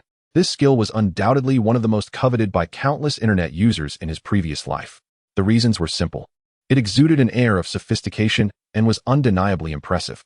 Beyond these two aspects, the most significant reason for his yearning was that it served as a life-saving technique. With the ability to soar on a sword, no terrain could confine him. Even if surrounded by zombies, he could effortlessly escape. From the lofty heavens to the depths of the sea, there would be no place on earth that he could not reach. In truth, since he had mastered the technique of sword control, he had been eagerly anticipating this day. However, until today, he had never attempted to fly with the sword. The reason was that the greater the weight of the item wielded in sword control, the more spiritual energy it consumed over time. If he were to fly with the sword, it would be akin to wielding a sword weighing over 140 pounds, which would deplete his spiritual energy considerably. Given his previous reserves, he would not be able to sustain it for long. However, now he felt ready to give it a try. He needed to ascertain how long he could fly with his current level of spiritual energy, allowing him to prepare and avoid panic during critical moments. Thus, he reassured Du Xiaoming to continue her reading while he departed from the emergency command vehicle alone. Standing atop the building, he focused his mind, and the frost blade instantly flew from his dantian, transforming into a 3-foot-long sword that hovered at his feet. Taking a deep breath, Lin Mo stepped onto the sword, only to fall back down immediately. It was his first attempt at flying with the sword, and he lacked experience and balance. Once more, he inhaled deeply, adjusted his posture, and stood up again. This time, he maintained his balance firmly atop the frost blade. However, he did not rush to fly. Instead, he practiced mastering his equilibrium. Flying with a sword was akin to riding a bicycle. Those who had not learned would inevitably fall, while those who could perform various tricks with ease. After approximately 10 minutes, Lin Mo had completely mastered his balance. Now, he could turn in any direction atop the frost blade, change his posture, and even sit down before standing up again. Then, with his gaze fixed ahead, he focused his mind. Go. In an instant, the frost blade shot forth with Lin Mo, resembling a brilliant rainbow streaking across the sky, swift beyond measure. Standing with his hands clasped behind his back upon the blade, he felt the exhilarating rush of wind against his face, observing the rapidly passing skyscrapers below. He finally understood why so many people in his previous life were enamored with skydiving and wingsuit flying. The exhilarating sensation of racing through the air and the overwhelming feeling of conquering the world beneath one's feet could truly stir one's soul, offering unparalleled joy. After flying in a straight line for a distance and confirming his ability to control the flight, Lin Mo began to maneuver the frost blade to perform various stunts, sudden stops, sharp turns, dives, and rapid ascents along the facades of buildings, weaving through the narrow gaps between various structures and billboards. He could even fly with his head downward, feet upward. After approximately 10 minutes of flight, Lin Mo descended and returned to the emergency command vehicle. From the onset of his practice to his landing, a mere 20 minutes had elapsed, yet it had depleted 2/3 of his true energy. This meant that if he were to embark on sword flight again, he could sustain it for no more than half an hour. Although this duration may seem brief, it suffices for his current needs. Subsequently, Lin Mo produced a crystal core to begin replenishing his true energy. 3 hours later, his true energy was fully restored. However, upon gazing at the 110 crystal cores transformed into a grayish hue on the ground, he couldn't help but display a wry smile. A mere 20 minutes of sword flight had cost him over a quarter of his crystal cores. This level of consumption. It seems prudent to avoid sword flight whenever possible. He was left with only 310 crystal cores, barely sufficient for 2 more cycles of depleting and replenishing his true energy. For someone like Lin Mo, who was accustomed to being prepared and proactive, this quantity was alarmingly low. Moreover, he needed to consider his future cultivation methods with urgency. His thoughts meandered as he reflected on his current practice of the fundamental cultivation method, a well-known foundational technique within the realm of cultivation, designed specifically to establish a base for newcomers. This method could only be cultivated up to the 9th level of Qi refinement. To advance to the foundation establishment stage, he would need to select a more advanced technique. Furthermore, once a technique was chosen, switching to another in the future would prove to be quite cumbersome. Thus, he needed to exercise caution and select a superior method if possible. However, the superior techniques available in his system shop often demanded millions, even several million points. If he wished to avoid hindering his cultivation progress, This matter required immediate attention. Therefore, after clearing the path for them, his sole task became the relentless accumulation of points.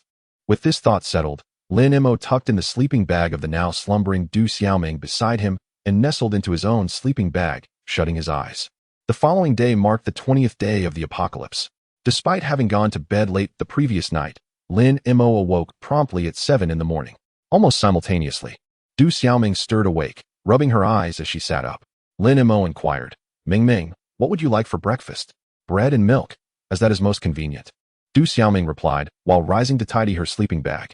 Lin Mo smiled, recognizing that the little girl was mindful of his pressing matters and thus saving him time. However, given the current circumstances, he indeed had no time for anything elaborate. After retrieving the bread and milk to satisfy their hunger, he commenced the labors of a new day, clearing roads, slaying zombies, collecting crystal cores, and repeating the cycle. This routine persisted not only for that day, but for the next 4 days as well. The first 2 days unfolded without incident, but by the third day, conditions began to shift as he ventured into the city center. As he had anticipated, the difficulty of clearing the roads escalated sharply upon entering the urban area, causing his pace to slow considerably. Originally, he could clear 30 kilometers in a single day. However, now, managing to clear 15 kilometers in a day is considered commendable. The overwhelming number of vehicles necessitates the relocation of some to alleviate traffic congestion. This process is exceedingly time-consuming. Fortunately, he possesses a spatial system that allows him to transport these vehicles. Otherwise, the clearing process would be even more sluggish. Thus, by noon on the 5th day, which marks the 25th day of the apocalypse, the vehicular passage from the Emergency Supplies Management Center to the 3rd Brigade was finally opened. What an arduous journey it has been. Gazing at the narrow path that accommodates only a single truck, Lin Mo could not help but express his sentiments. For a full 6.5 days, he has either been operating the bulldozer or traversing the route to do so. If this continues, he might find himself nauseated by the very act of driving. Nevertheless, it is worth celebrating that his gains are remarkably substantial. Chapter 79, with grain in hand. 1 remains unperturbed.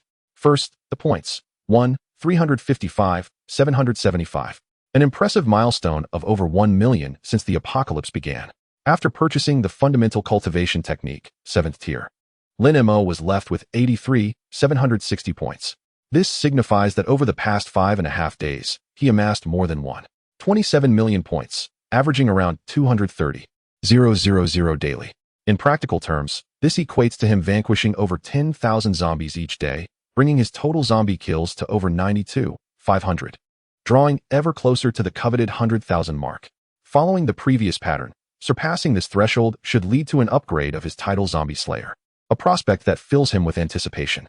What unique effects might the new title bestow? Next, the crystal cores. In this span, he collected a total of 746 cores. Coupled with the remaining 310, his current total stands at 1056.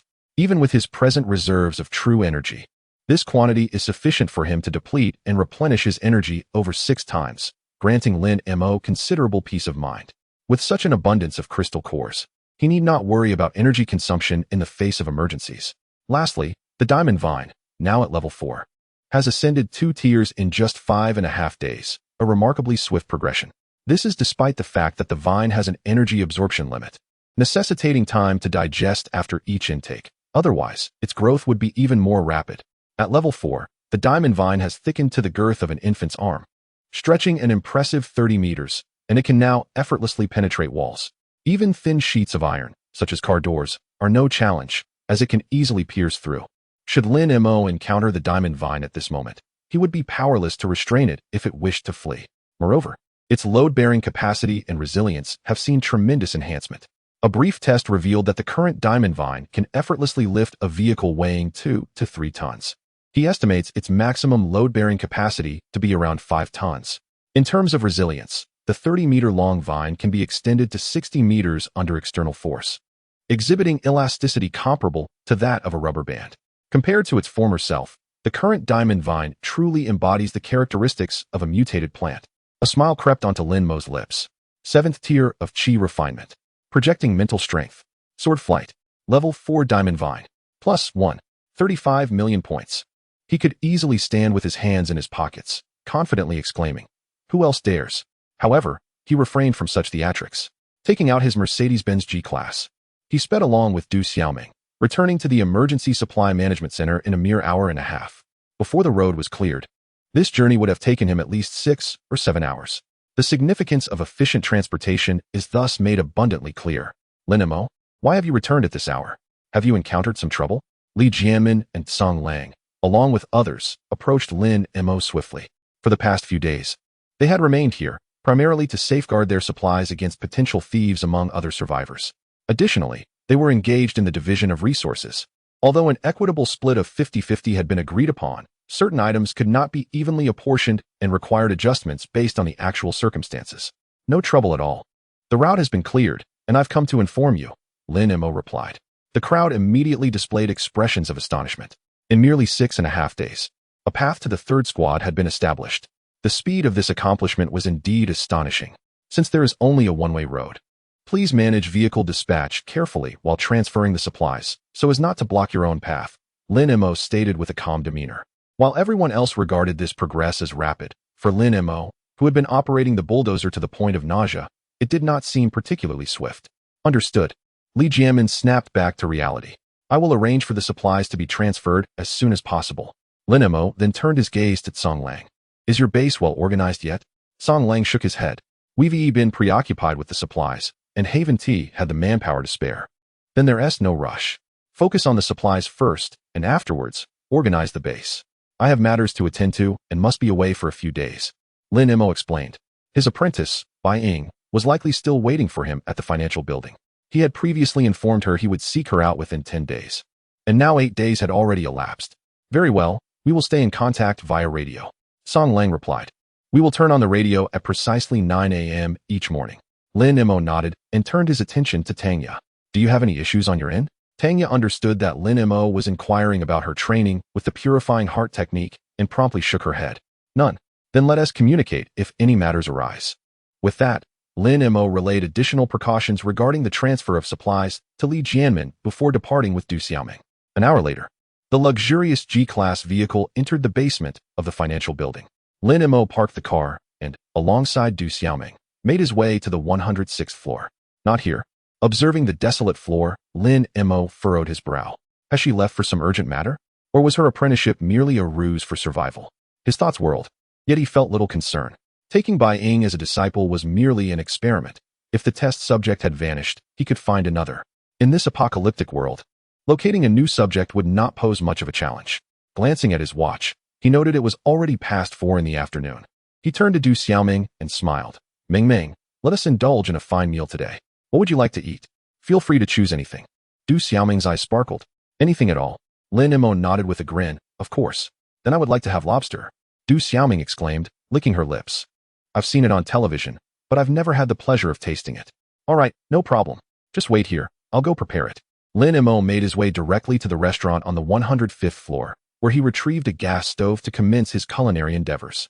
He prepared a delicately steamed lobster for Du Xiaoming, while crafting a spicy rendition for himself, accompanied by a selection of homestyle dishes. The two of them settled beside the floor-to-ceiling windows on the 106th floor, indulging in their meal with great contentment. Du Xiaoming, cradling a large lobster claw in her small hands, savored each bite with delightful relish. Just as they were enjoying their feast, the sound of footsteps echoed from the staircase.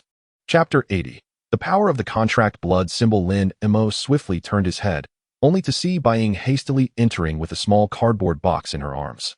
Upon spotting Lin Mo and Du Xiaoming, Bai Ying momentarily froze, her face lighting up with joy as she approached. Master, you have arrived.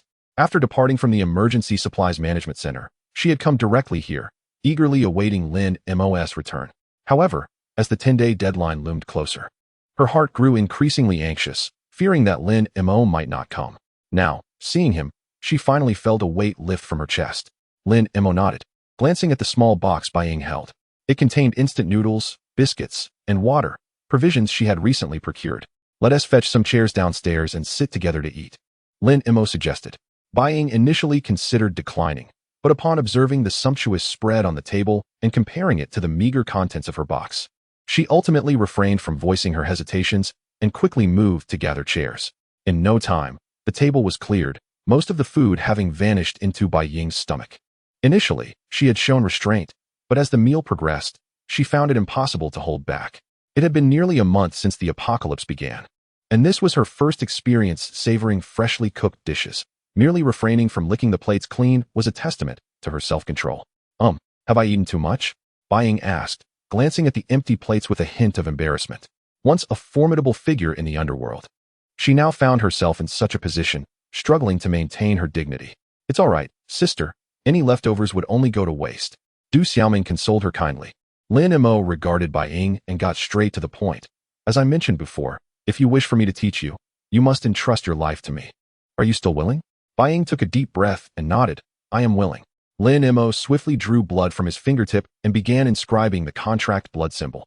In the blink of an eye, a palm-sized emblem of gold and crimson floated before Bai Ying's eyes. She gazed in astonishment, her eyes wide with disbelief.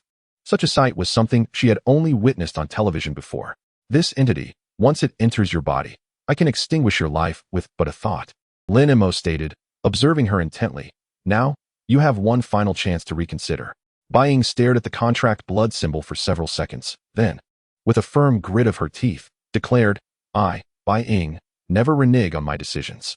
Without further ado, Lin Mo lightly tapped his finger, and the contract blood symbol instantly embedded itself into Bai Ying's forehead, gradually vanishing from sight. Bai Ying was momentarily taken aback. She had expected the process to be painful or at least to elicit some sensation. In reality, she felt nothing at all, as though the entity had never existed.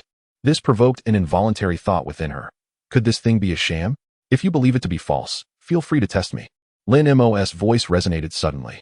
Seated upon her chair, Bai Ying jolted upright, her face awash with terror as she gazed at Lin Mo. The words he had just spoken resonated directly within her mind. Despite her acceptance of the existence of supernatural abilities in this world, Lin Mo's actions still sent a chill down her spine. Lin Mo regarded Bai Ying with an impassive expression. If you remain unconvinced. He produced a military knife from his backpack and placed it before her. You may attempt to envision harming me, not through action, merely in thought. Instinctively, Bai Ying grasped the knife, conjuring the notion of killing Lin Mo. In the next instant, a horrified scream escaped her lips as she collapsed to the ground, her body convulsing violently. The very moment the thought of killing Lin Mo emerged, she felt as if countless steel needles had sprouted within her. These needles erupted from her marrow, piercing through bones, fascia, and flesh, growing outward with excruciating pain that surpassed the horrors of dismemberment 100-fold.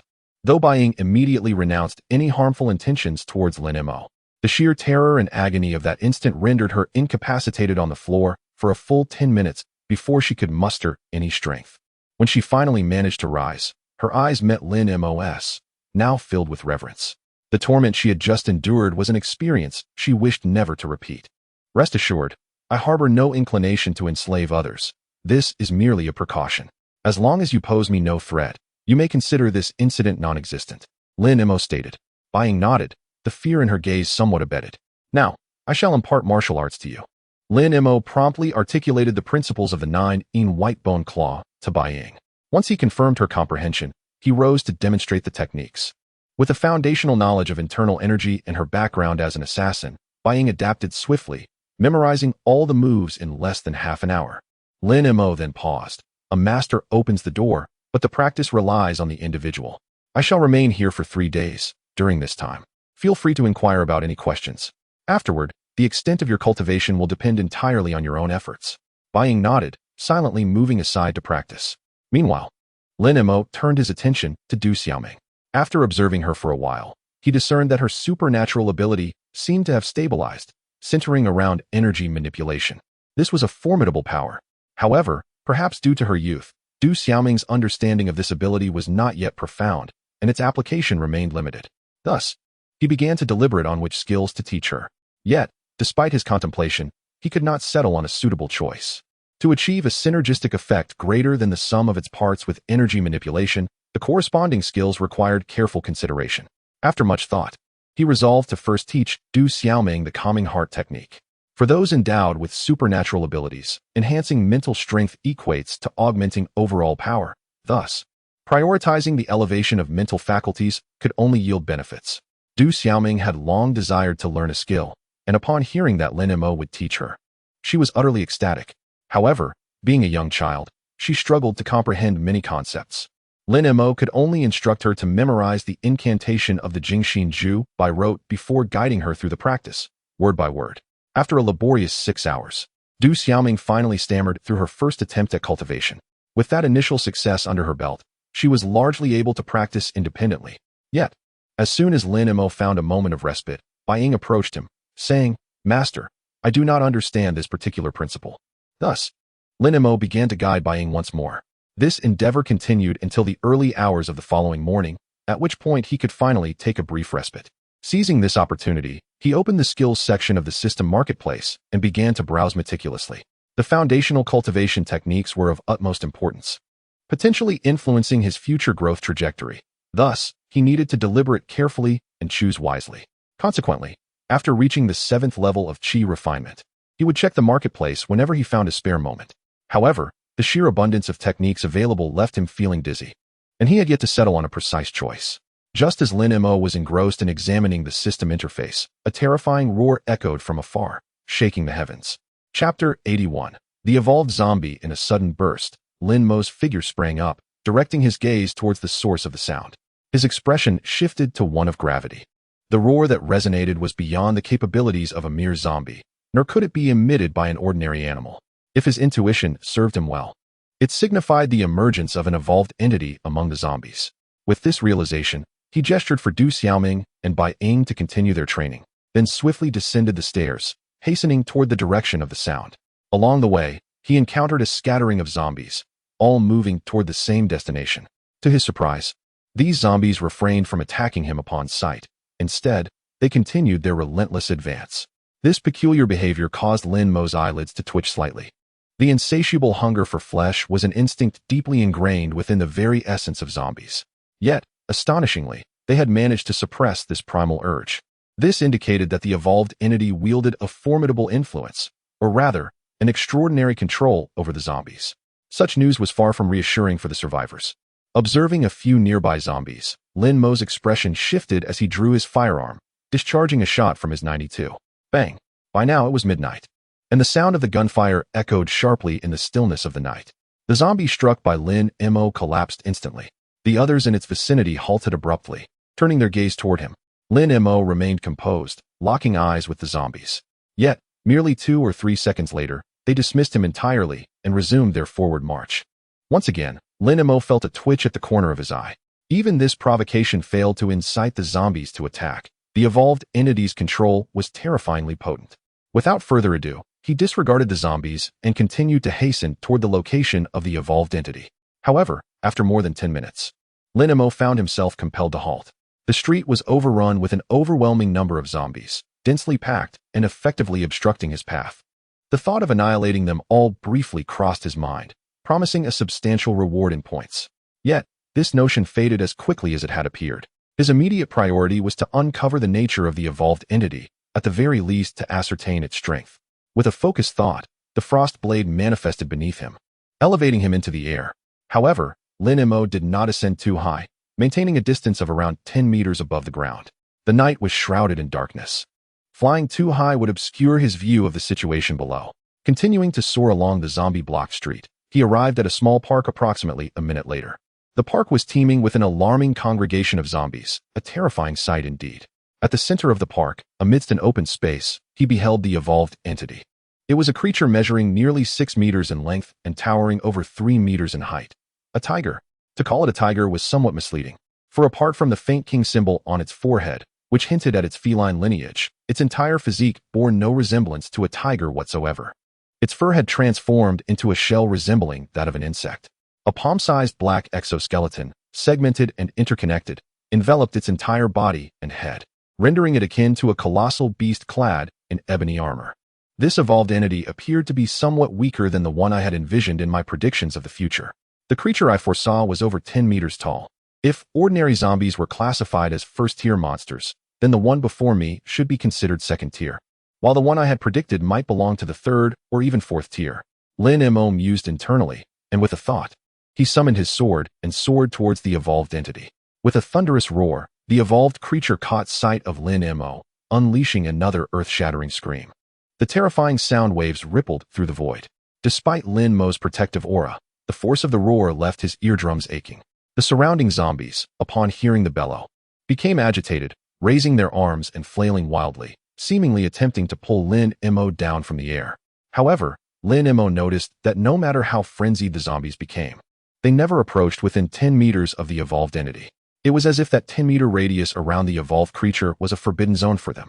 Was it true that higher-level beings exerted a strong control over lower-level ones, thereby enforcing a strict hierarchy? Lin Mo pondered, hovering 30 meters above the evolved entity.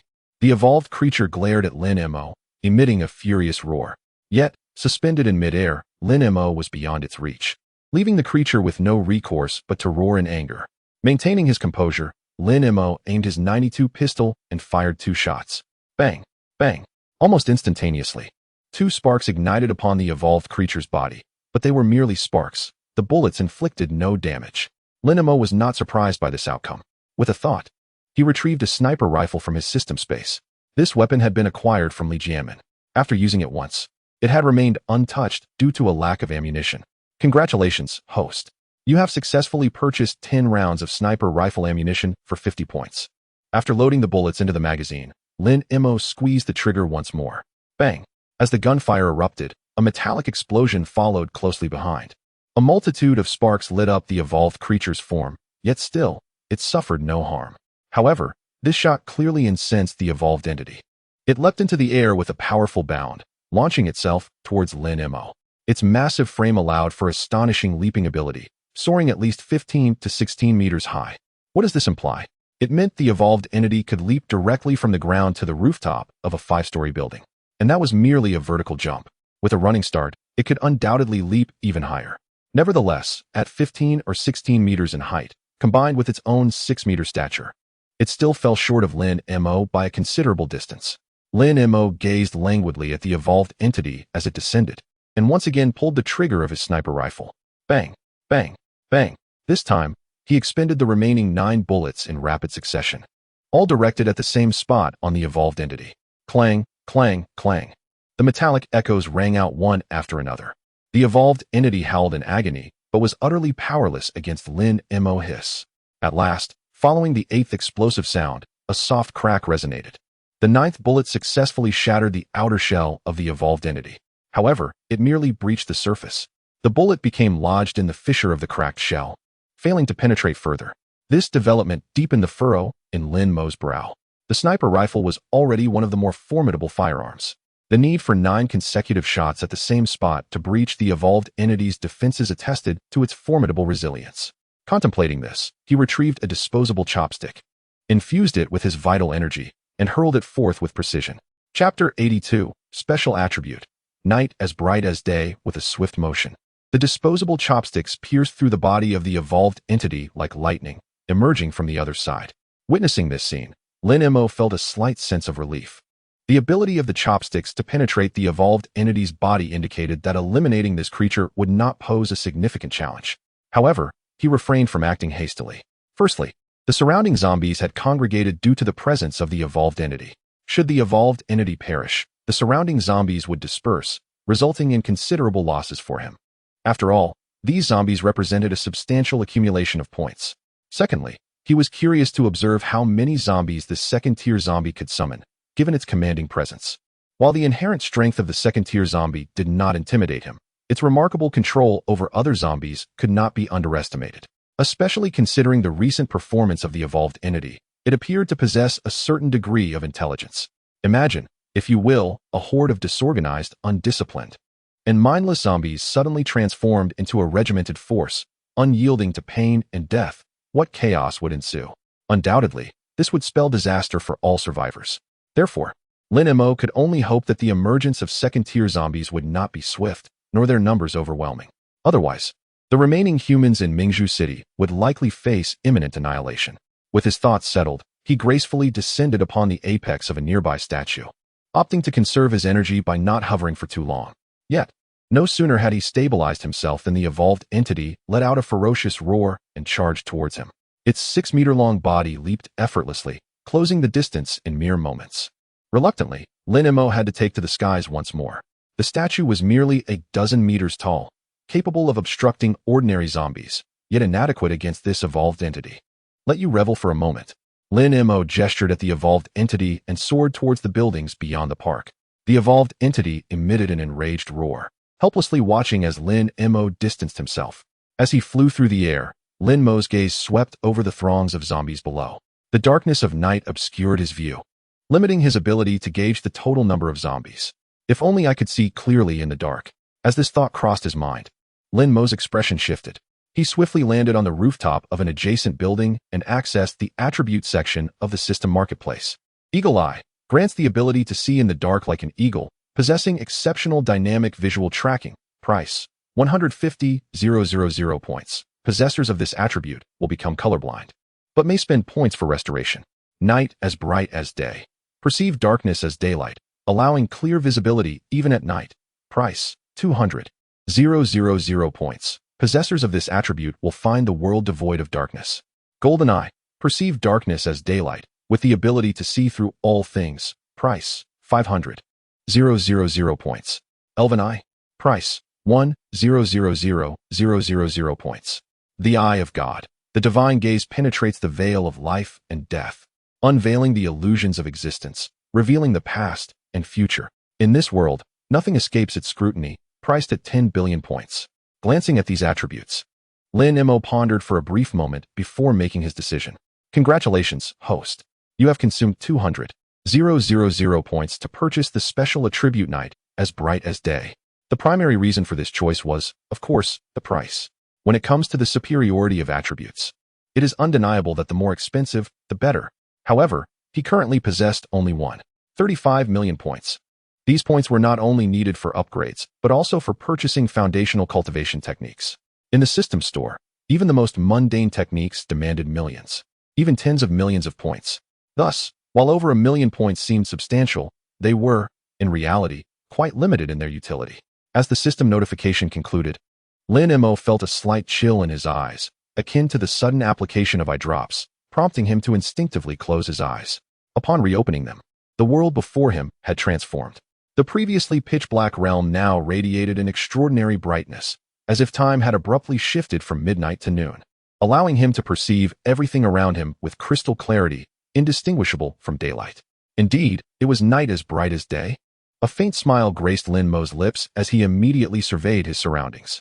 As he had surmised, not only on the street he occupied, but also in the surrounding streets converging towards the small park, hordes of zombies were gathering. He estimated that the number visible to him exceeded 50,000. If one were to account for those hidden from view, the figure would certainly surpass 100,000. This realization caused Lin Mo to draw a sharp breath. A single second-tier zombie could command over 100,000 of its kind. Such a scale, should it launch an assault on humanity, would leave the survivors with no option but to flee. Moreover, even high-tier zombies retained their instinct to feed. Thus, an assault on humans by zombies was merely a matter of time. From the moment the apocalypse descended, humanity and zombies had existed in an irreconcilable dichotomy. Either one would perish, or the other. Contemplating this, Lin Mo drew forth his 92 handgun and began to rapidly pull the trigger. At this moment, the zombies, summoned by the second-tier zombie and fixated on gathering, presented an opportune moment for him to accumulate points. Bang, bang, bang. The gunfire resounded relentlessly as the zombies below collapsed in droves. However, the gaps created by their fall were swiftly filled by the relentless tide of incoming zombies. Thus, Lin Mo hardly needed to adjust his aim. He merely continued to squeeze the trigger. Congratulations, host. You have cumulatively slain 92,600 zombies, earning an additional reward of 1,000 points. Congratulations, host. You have cumulatively slain 93,000 zombies, earning an additional reward of 10,000 points. A furious roar erupted from the direction of the park. Then Lin Mo observed the second-tier zombie in the park charging swiftly towards his direction. Simultaneously, the zombies beneath the building he occupied began to disperse in all directions. This caused Lin Mo's gaze to sharpen slightly. Since the apocalypse began, he had slain nearly 100,000 zombies. Yet this was the first instance he encountered a retreat among them. Indeed, it appeared that with a leader, the zombies had grown more cunning. Paying no heed to the scattering zombies, Lin Mo directed his attention towards the rapidly approaching second-tier zombie. Initially, he had intended to clear out the surrounding zombies before confronting this one. However, It became evident that he could not focus on accruing points without addressing this foe first. Thus, he resolved to deal with this creature first. As Lin Mo's thoughts crystallized, the frost blade surged forth like a radiant arc, hurtling directly towards the second-tier zombie. Chapter 83, Zombie Destroyer. Random skill card. As the frost blade hurtled towards him, the second-level zombie, racing forward, let out a furious roar and raised a forepaw to swat it away. With a slight sound akin to tofu striking a blade, the zombie's claw was swiftly severed, for digits flying off in an instant. Before it could react, another soft thud echoed as the frost blade penetrated its forehead, emerging from the back of its skull. With a resounding thump, the massive body of the second-level zombie crashed to the ground, rolling forward for several meters before coming to a halt. Congratulations, host. You have slain a second-level zombie and gained 500 points. 500. Lin Mo raised an eyebrow. A first-level zombie yielded merely 5 points, while a second-level one granted a staggering 500 points. The second level was indeed a full 100 times more lucrative. If there were more second-level zombies, accumulating points would be an exhilarating endeavor. Yet, this thought flickered away just as swiftly. Should second-level zombies proliferate, the other survivors would likely face dire consequences. Although he dispatched the second-level zombie with ease, it was due to his significant advantage in strength compared to others. Even the most formidable of current ability users would likely falter against a second-level zombie. Thus, he sincerely wished for a decrease in their numbers. However, he was acutely aware that events would not necessarily align with his desires. Based on his current observations regarding the collection of zombie cores, approximately 13 or 14 out of every 1,000 zombies possessed a core. Should these core-bearing zombies evolve into second-level ones, it would not be long before every 1,000 zombies included 13 or 14 second-level zombies, an evolution rate exceeding 1%. This was a truly alarming statistic. Moreover, from his current observations, this ratio seemed to be on the rise. Contemplating this, Lin Mo's expression turned notably grave. The mass emergence of second-level zombies would pose a disaster of apocalyptic proportions for the current survivors. He silently hoped that these zombies would not evolve too swiftly. His gaze shifted to the zombies below on the street. Following the demise of the second-level zombie, these creatures reverted to their previous states. Upon noticing him, they began to thrash their arms wildly, surging towards the building he occupied. Ignoring them, Lin Mo felt a surge of inspiration as the diamond vine shot forth from his sleeve, deftly coiling around and retrieving the corpse of the second-level zombie. Lin Mo scrutinized the body closely. Muscles were taut and well-defined, presenting a striking aesthetic that seemed entirely crafted for combat. Particularly noteworthy was the layer of black carapace covering it. While its defensive capability could withstand bullets, it felt surprisingly supple to the touch, reminiscent of leather. If fashioned into armor, it would undoubtedly provide exceptional protection. Lin Mo's mind whirled as he opened the skill classification in the system shop. Refining equipment, level 1. Upon learning, one may become a level 1 refiner. Price, 300,000 points. Refining requires the true fire of a cultivator, necessitating at least foundational cultivation. 300,000. Lin Mo hesitated momentarily, dispelling the notion of acquiring this skill at present. On one hand, he needed to amass points to purchase foundational cultivation methods. On the other hand, even if he bought it, he could not utilize it yet. It would be wiser to wait until he was capable. Nevertheless, even without the ability to refine, such materials could still be fashioned into armor, albeit with slightly diminished efficacy. Speaking to himself, Lin Mo drew forth the frost blade and cleaved the head of a level 2 zombie with precision. Within its cranial cavity, a pale blue crystal core, roughly the size of a broad bean, stood out conspicuously. Picking up the core for examination, he noted that aside from its increased size, it bore no significant differences from a level 1 core. Stowing the core away, he murmured, "Little vine, this is for you." Whoosh. The diamond vine shot forth from his sleeve, its spiky tendrils piercing the corpse of the level 2 zombie, swiftly commencing its energy absorption. The moment the level 2 zombie perished, the diamond vine had been eager to absorb energy, only to be restrained by Lin Mo.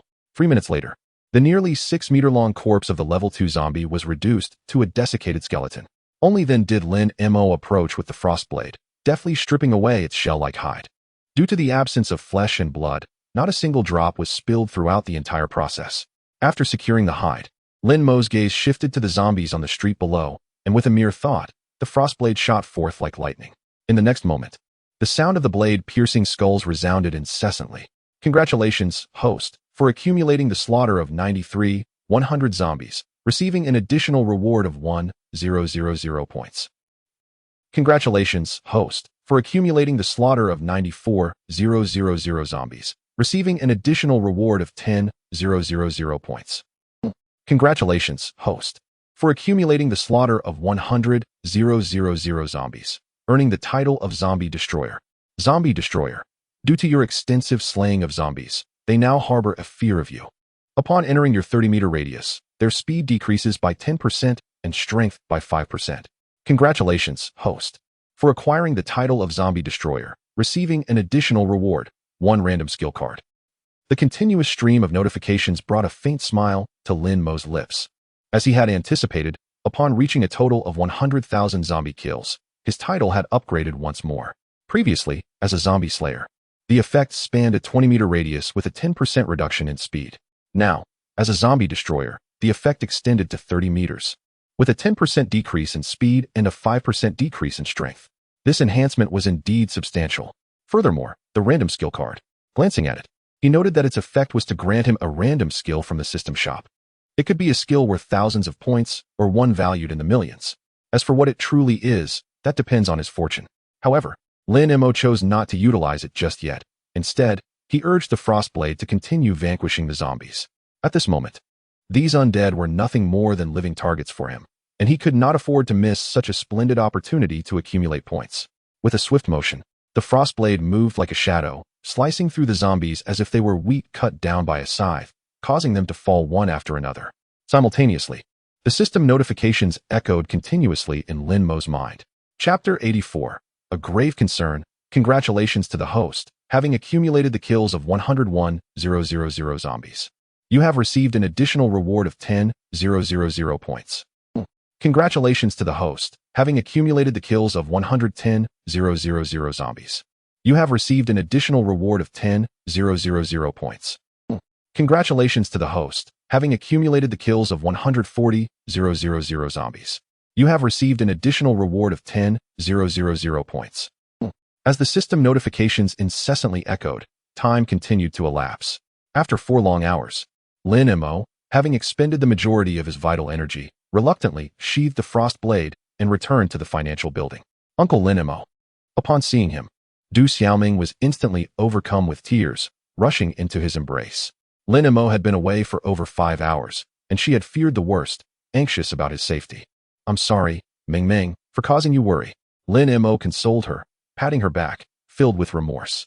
He had been solely focused on accumulating points, oblivious to the concern his prolonged absence might evoke in the young girl.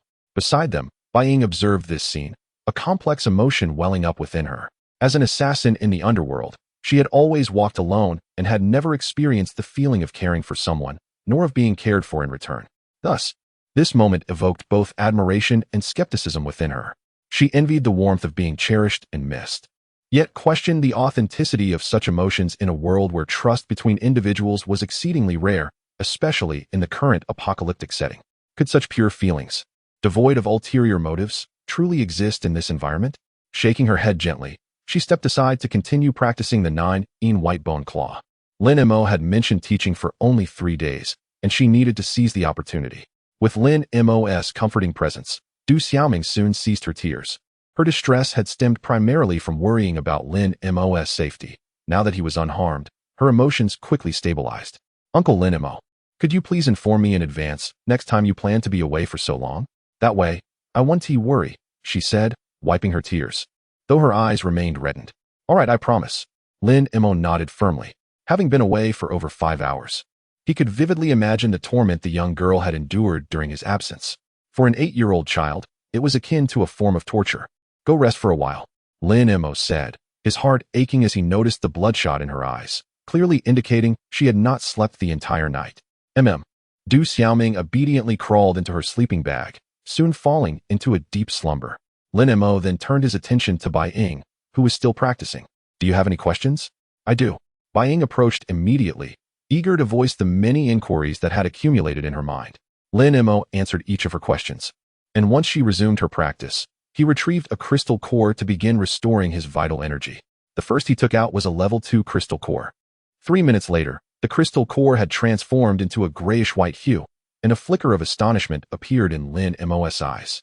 The restorative effect of this second-tier crystal core astonishingly surpasses that of a first-tier crystal core by tenfold. In other words, the recuperative capacity of a single second-tier crystal core is equivalent to that of 10 first-tier crystal cores. Furthermore, the recovery speed when utilizing the second-tier crystal core is noticeably swifter than that of its first-tier counterpart. He estimated that if he were to employ exclusively second-tier crystal cores, the time required to restore his vital energy could be reduced by at least one-third. Alas, he possessed but a solitary one. Shaking his head, Lin Mo retrieved a first-tier crystal core and resumed his restoration of vital energy. An hour and a half later, as 110 crystal cores transformed into a grayish-white hue, his vital energy was once again replenished. At this moment, the red sun ascended, illuminating the outside world. Lin Mo then discerned that although his ability to see in the dark was akin to perceiving daylight, there remained subtle distinctions between night and day. Firstly, the brightness of daylight varies across different times, whereas his night vision maintained a constant luminosity. Secondly, shadows appeared much fainter under his night vision. While he could distinctly perceive object shadows during the day, they were scarcely visible at night. Thus, despite his nocturnal vision, he could effortlessly distinguish between day and night. Glancing at Bai Ying, who was still practicing the 9-in white bone claw beside him, he hastened to the 105th floor to prepare breakfast. He took out a gas stove and fried several eggs, then sautéed slices of bread and luncheon meat in butter. Spreading peanut butter on the bread and layering it with lettuce, fried eggs, and luncheon meat, he swiftly assembled a few simple sandwiches. Returning to the 106th floor, he found Du Xiaoming still asleep. Choosing not to rouse her, he instead called out to Bai Ying. Without pretense, Bai Ying sat down across from him and began to eat.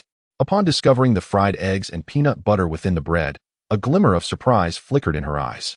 At this stage, having bread was already quite commendable, and the addition of peanut butter and eggs felt positively luxurious. However, recalling the lavish feast from the previous night, she felt reassured. If they could manage to procure lobster, then eggs and peanut butter hardly seemed extravagant. Having swiftly finished breakfast, Bai Ying rose to continue her practice. Wait, Lin Mo called out to her. Haste makes waste. You should rest first. Since last night, Bai Ying had already practiced for over 10 hours, and at this pace, even with her robust constitution, she would struggle to endure. It's fine, I'm not tired. Bai Ying shook her head. This set of 9-in white bone claw techniques was profoundly intricate for her. Having practiced until now, she had only grasped less than 1/5 of the moves, and that was merely the physical execution. As for the variations of the techniques and their internal energy coordination, she had yet to even begin. If she did not seize the opportunity, once Lin Mo departed, she would likely find herself at a loss. Lin Mo looked at Bai Ying with a hint of helplessness. I mentioned only staying for 3 days, but I never said I wouldn't return after leaving. Hence, there is no need for you to be so anxious. Go rest. Bai Ying was momentarily taken aback, then nodded in relief, making her way towards a corner. Lin Mo observed that in that corner lay several foam boards and cardboard boxes, which appeared to be Bai Ying's resting place during this period. Shaking his head, he retrieved a sleeping bag from his backpack and tossed it over. Here, take this. Upon seeing the sleeping bag, Bai Ying was momentarily taken aback, casting a surprised glance at Lin Mo before picking it up and retreating to a corner to rest. Meanwhile, Lin Mo was beset by a grave concern. It was only early October, and the weather remained quite mild. The lack of a proper place to sleep and bedding was not yet a pressing issue. However, as winter approached, the absence of shelter and warmth could prove fatal, especially in the depths of winter, when the quest for resources would become increasingly arduous. Without adequate clothing to fend off the cold, heating supplies, and a reasonable stockpile of provisions, enduring the winter would be exceedingly challenging. Thus, it was inevitable that this winter would pose a formidable test for the survivors. Regrettably, many may not survive the season. Contemplating this, Lin Mo let out a heavy sigh, and with a flicker of thought, he produced the random skill card. He wondered what skills this card might bestow upon him. Chapter 85. The first 3 levels of body refinement. Congratulations to the host for consuming a random skill card and acquiring the skill basic body refinement technique. First 3 levels. Upon hearing the system's prompt, a flicker of disappointment crossed Lin Mo's face. The basic body refinement technique, first 3 levels, was something he had previously encountered in the system shop, priced at 150,000 points. In comparison to the advanced skills that often commanded prices in the hundreds of thousands or even millions, his acquisition felt rather mediocre.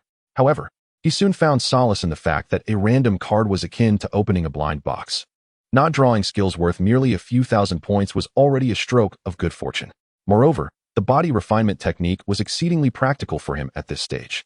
Simultaneously, as the system's notification faded, he felt a vigorous tremor coursing through his skin and muscles. It was akin to being subjected to the rhythmic pounding of countless massage guns, simultaneously kneading every inch of his body, eliciting both comfort and discomfort. This sensation persisted for about 5 minutes. Suddenly, a faint hum resonated from within him, reminiscent of a plucked string, causing every tendon in his being to vibrate in unison. A series of gentle echoes continued to emanate from within.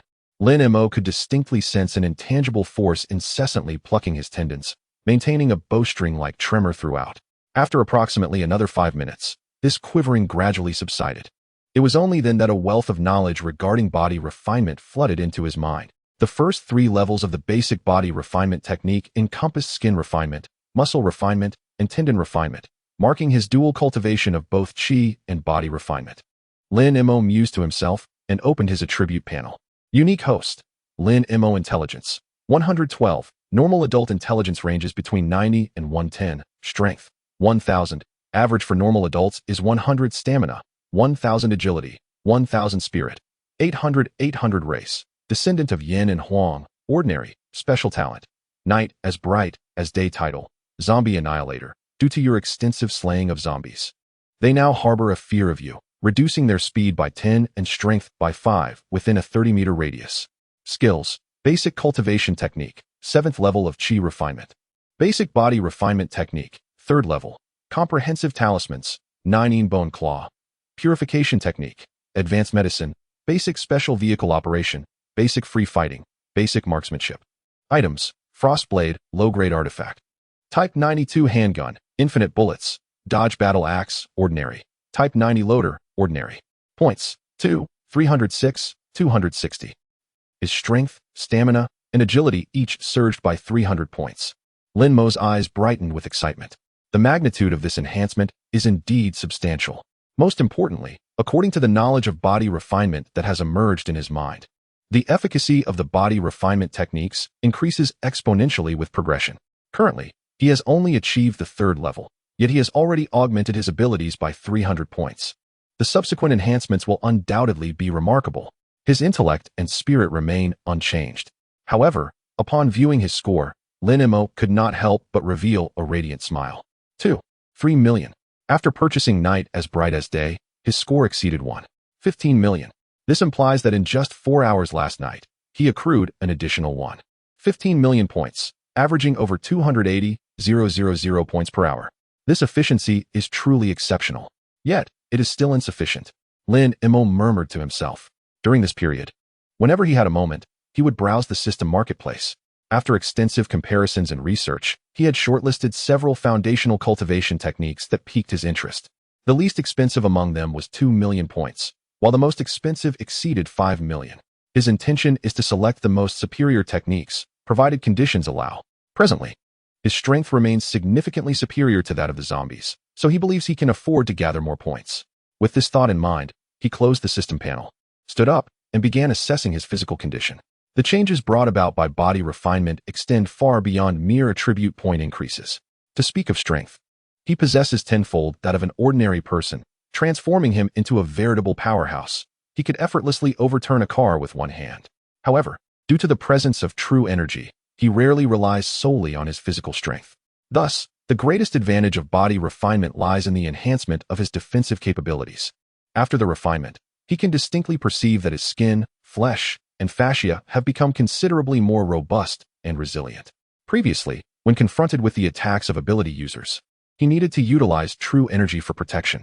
Yet now, even without employing true energy, he can withstand the attacks of ability users unscathed.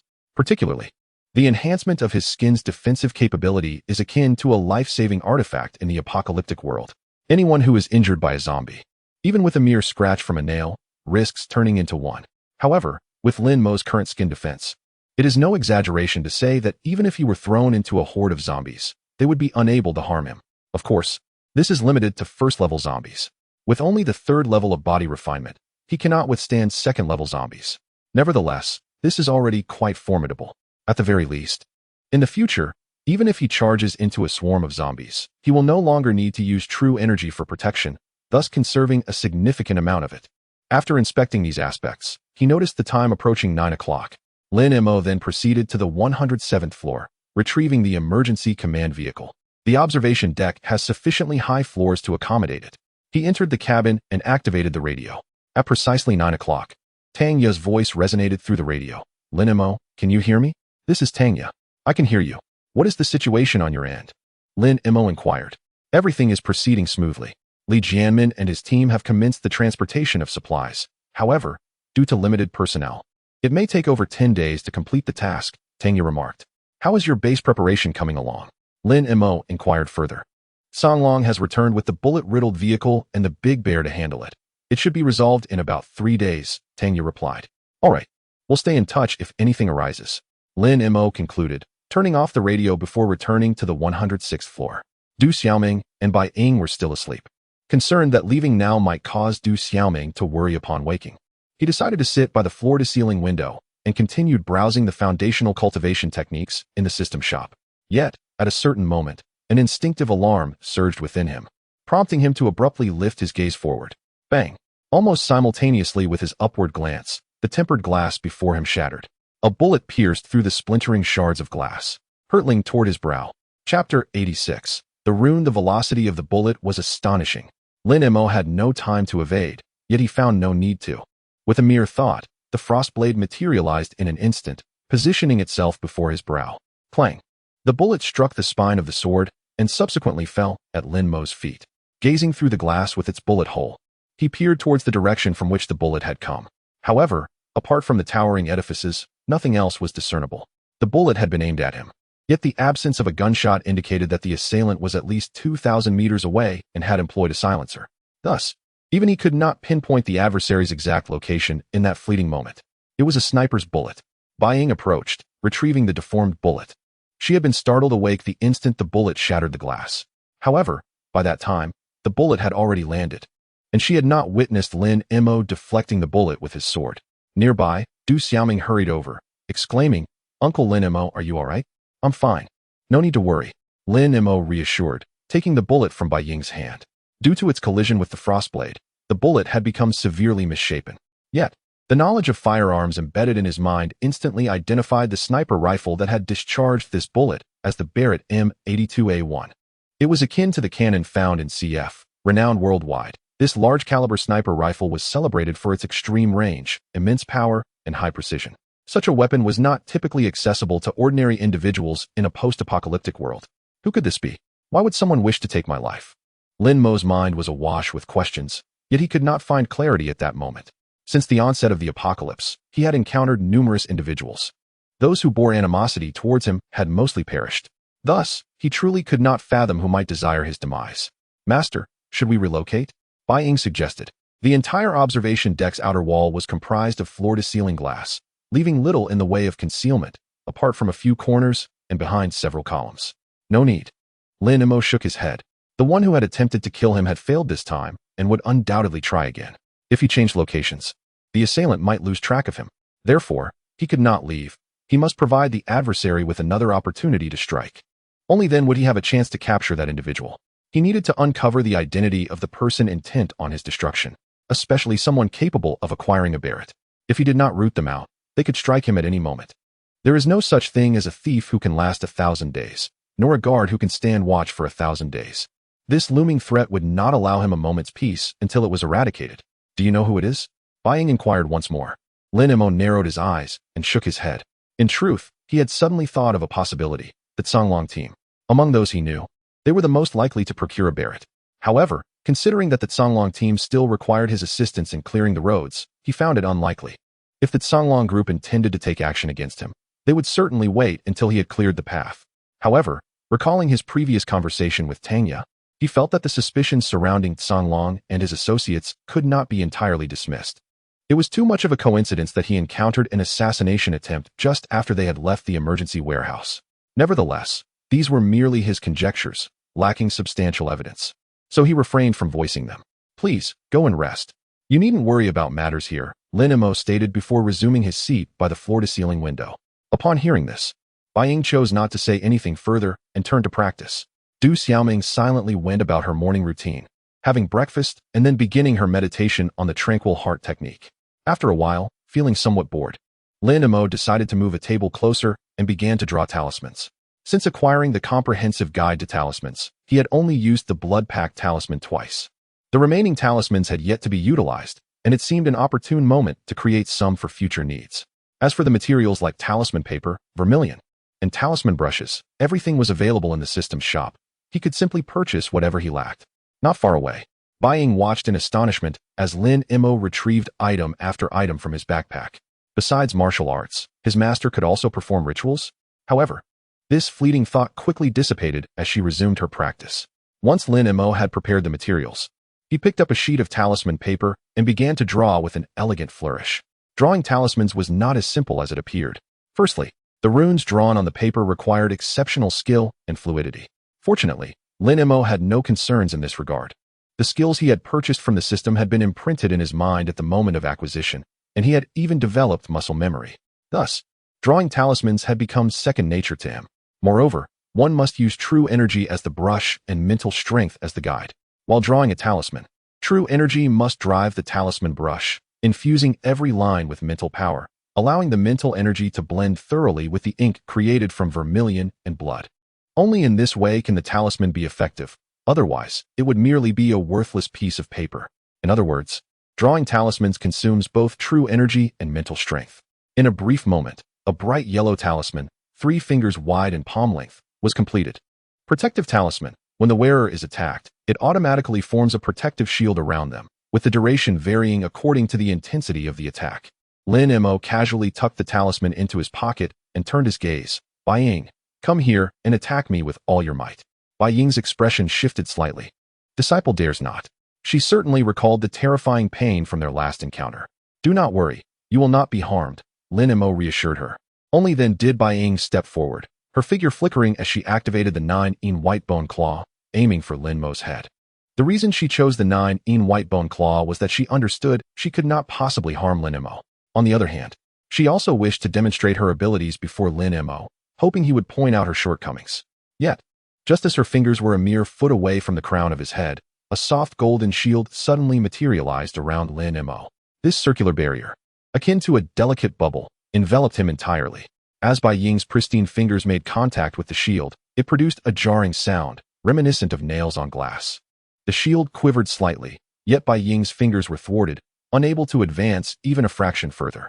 A look of profound astonishment instantly spread across Bai Ying's face, reminiscent of scenes she had previously only witnessed in films. Continue your assault, Lin Mo stated calmly, eager to ascertain the limits of this protective talisman. Upon hearing this, Bai Ying promptly took a step back before launching her attack once more. Chapter 87. Just one word, delight. 5 minutes later, with a soft sound, the protective shield surrounding Lin Mo shattered and vanished. Master, be careful. Bai Ying, who was fiercely attacking, changed her expression slightly. She had not anticipated the shield to break at this moment, and her strike could not be retracted in time.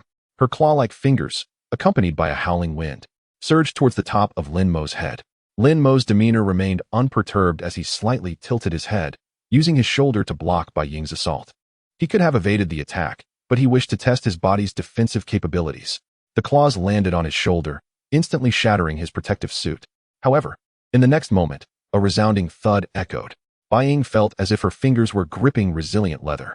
Despite the force of her fingers pressing into Lin Mo's skin and muscle, her nails could not penetrate that layer of leather.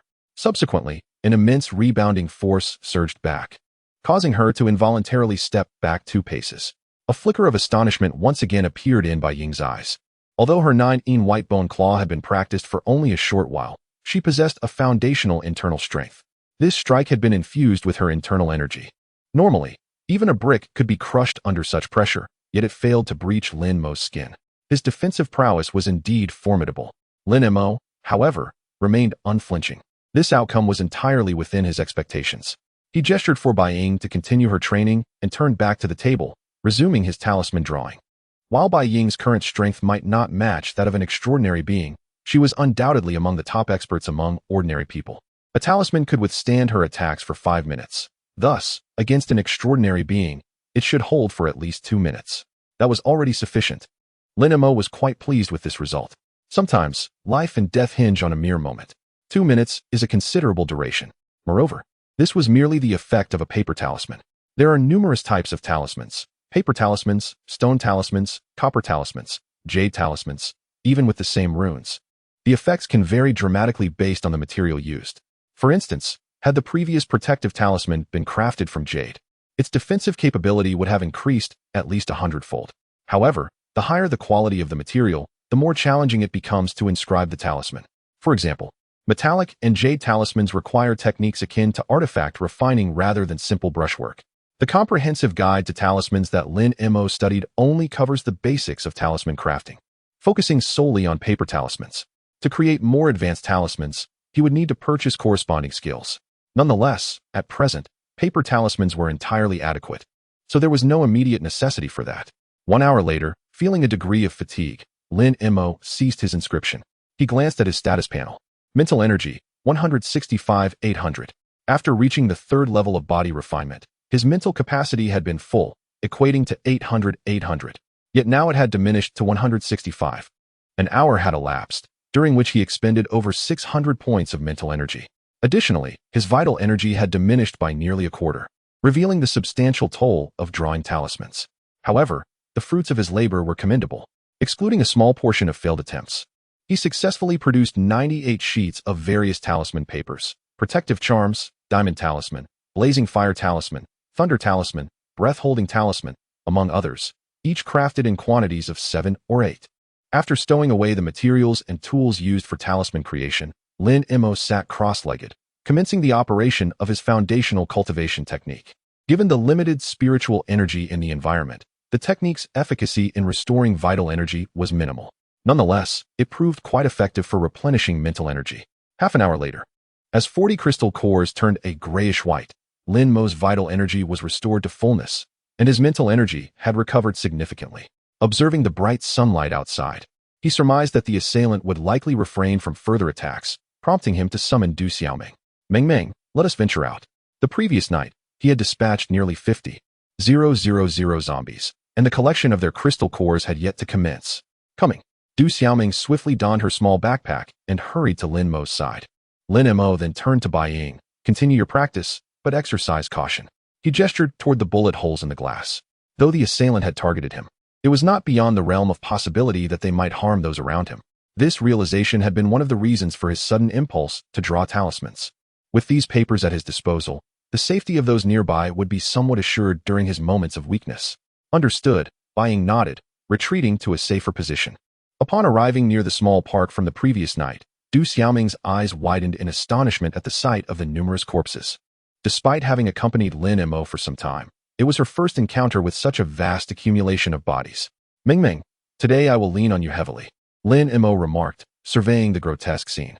The sheer volume of bodies made it clear that even with Du Xiaoming's energy control, collecting the crystal cores would not be a trivial task. Uncle, it's no trouble at all. I'm delighted to assist you, she exclaimed, moving toward the heap of corpses. An hour later, Lin Mo found himself in possession of 652 crystal cores.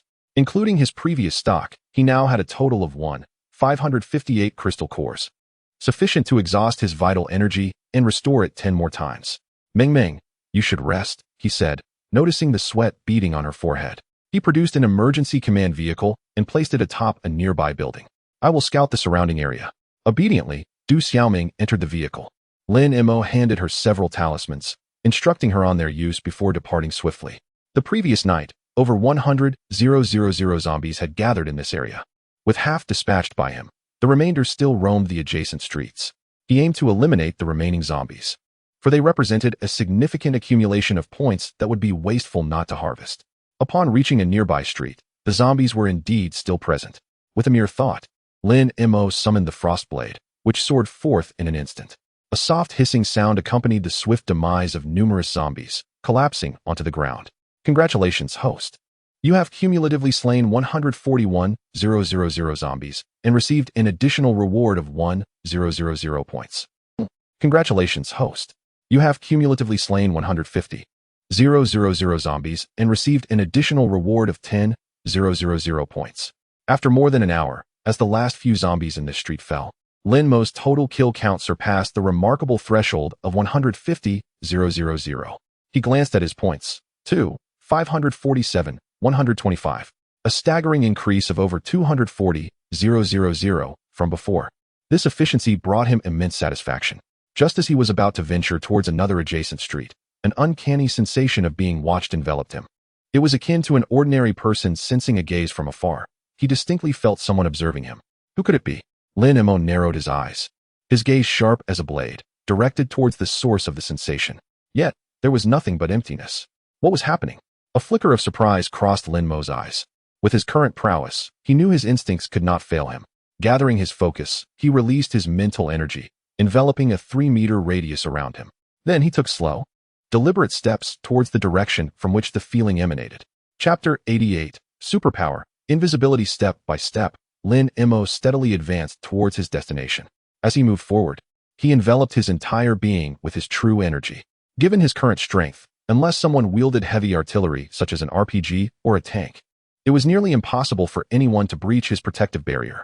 As he approached within 3 meters of his target, his mental acuity discerned a girl clad in a school uniform, seemingly around 17 or 18, cautiously shifting to the side, evidently attempting to evade his search. Lin Mo's gaze instinctively drifted towards her position, yet he perceived nothing visually. However, his mental faculties clearly registered her movements the moment his eyes fell upon her. She abruptly halted. Invisibility, perhaps? Lin Mo mused, his gaze turning icy as he directed it towards her location. If you do not reveal yourself soon, do not blame me for being impolite.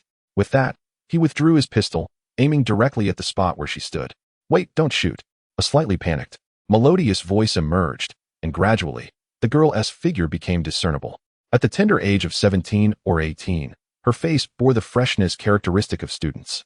Although her uniform appeared somewhat disheveled and dirty, her fair skin, exquisite features, and slender figure rendered her a striking beauty. Who are you? Why have you been following me? Lin Mo inquired coldly. I wasn't following you.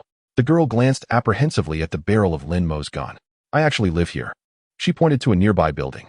Last night, this place was suddenly overrun by zombies, and I was trapped inside. I saw you eliminate them, so I thought I could finally escape. Then why not walk out openly? Lin Mo pressed. I was too scared, she stammered, her gaze instinctively drifting to the corpses of zombies scattered around. To her, these zombies were already terrifying. Yet, Lin Mo dispatched them with ease. A man capable of such feats posed a far greater threat should he wish her harm, leaving her utterly defenseless. Though still a student, she understood the treachery of human nature and thus hesitated to reveal herself.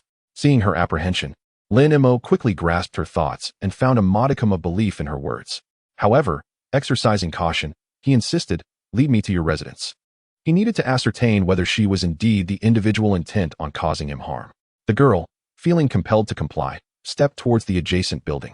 It was a modest hotel, only 12 stories tall. Upon entering the stairwell, she paused and addressed Lin Mo. There are zombies at the second-floor staircase. I need to become invisible to avoid detection. Which floor do you reside on? Lin Mo queried. The top floor. Follow me. Without hesitation, Lin Mo took the lead. Upon reaching the second-floor staircase, they indeed encountered several zombies, but he swiftly dealt with them with minimal effort. In the subsequent layers, scattered zombies lingered, yet they posed no hindrance to Lin Mo. Shortly thereafter, they reached the top floor. The girl led Lin Mo to a room nestled in the corner. This room was a lavish suite of the hotel, and the various signs within indicated that she had indeed spent a considerable amount of time there. Lin Mo then lowered his guard against her and inquired, "What is your name?" "Su Eugene," she replied. Lin Mo continued, "What are your plans moving forward?" With a hint of confusion, Su Eugene shook her head. "Aside from seeking a safe place to hide, I am uncertain of what else I can do. I know of a stronghold that has gathered numerous survivors. If you are willing, I can take you there," Lin Mo offered. Su Eugene's eyes sparkled with enthusiasm. And without hesitation, she replied, "I am willing." Humans are inherently social creatures. Throughout the apocalypse, she had been entirely alone, devoid of even a conversational partner. Naturally, the prospect of encountering other survivors was immensely appealing. However, as soon as she spoke, she seemed to recall something and cautiously asked, "Is that place safe?"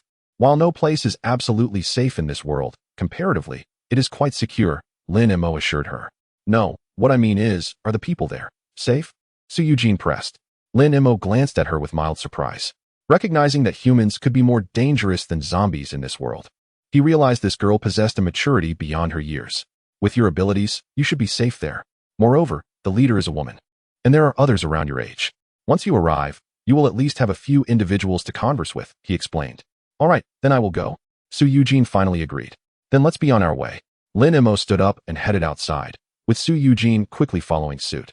5 minutes later, the two returned to the rooftop where the emergency command vehicle was stationed. Upon seeing the vehicle parked atop the building, Su Eugene's face revealed a hint of astonishment.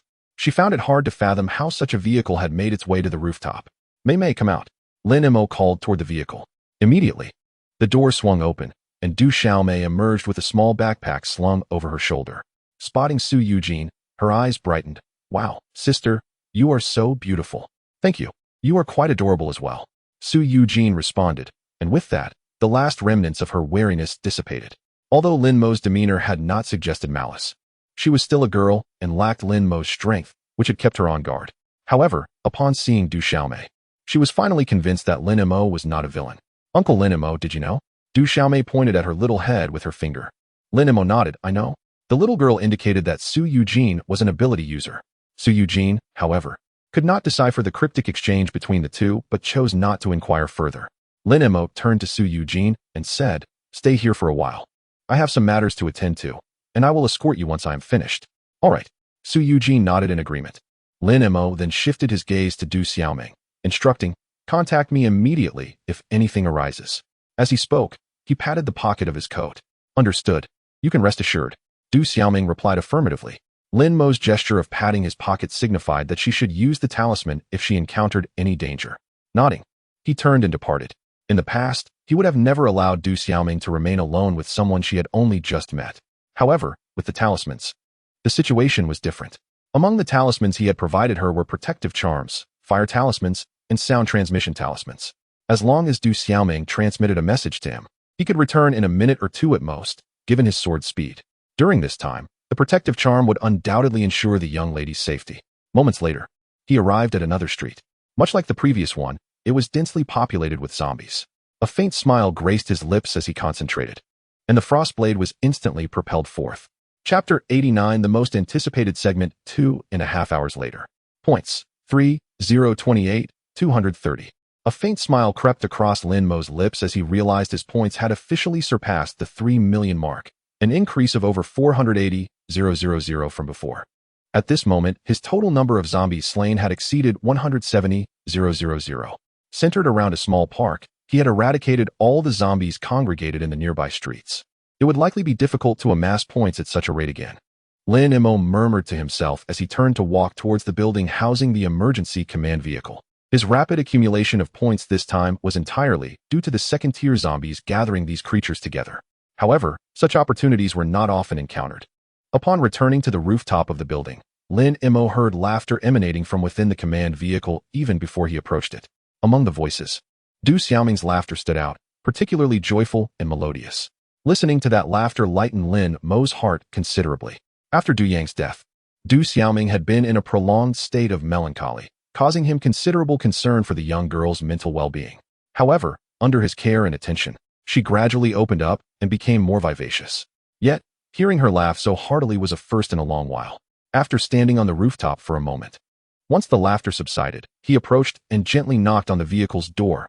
Ming, I'm back. Uncle Lin Mo. The little girl exclaimed as she dashed out from the vehicle, her face still illuminated with the remnants of her laughter. Does that mean we should go collect crystal cores? Lin Mo nodded. Then let us go? Du Xiaoming turned to grab her small backpack and hopped down from the vehicle. What is a crystal core? Su Eugene also descended from the vehicle.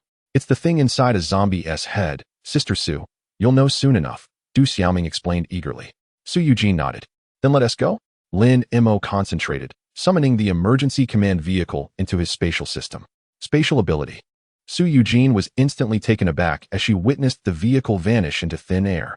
Abilities varied in strength, and spatial abilities were undoubtedly among the most formidable.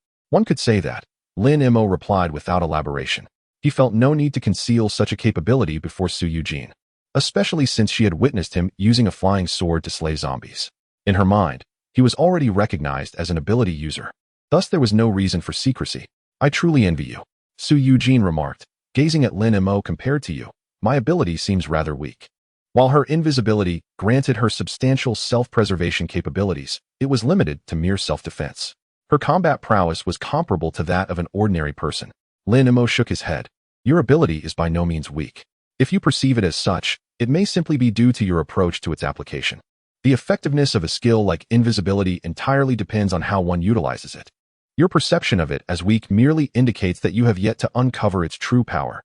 To provide a simple illustration, Bai Ying, the 10th-ranked assassin in the underground world, would undoubtedly ascend to the pinnacle of the leaderboard with such an extraordinary ability. Su Eugene paused momentarily, lost in thought.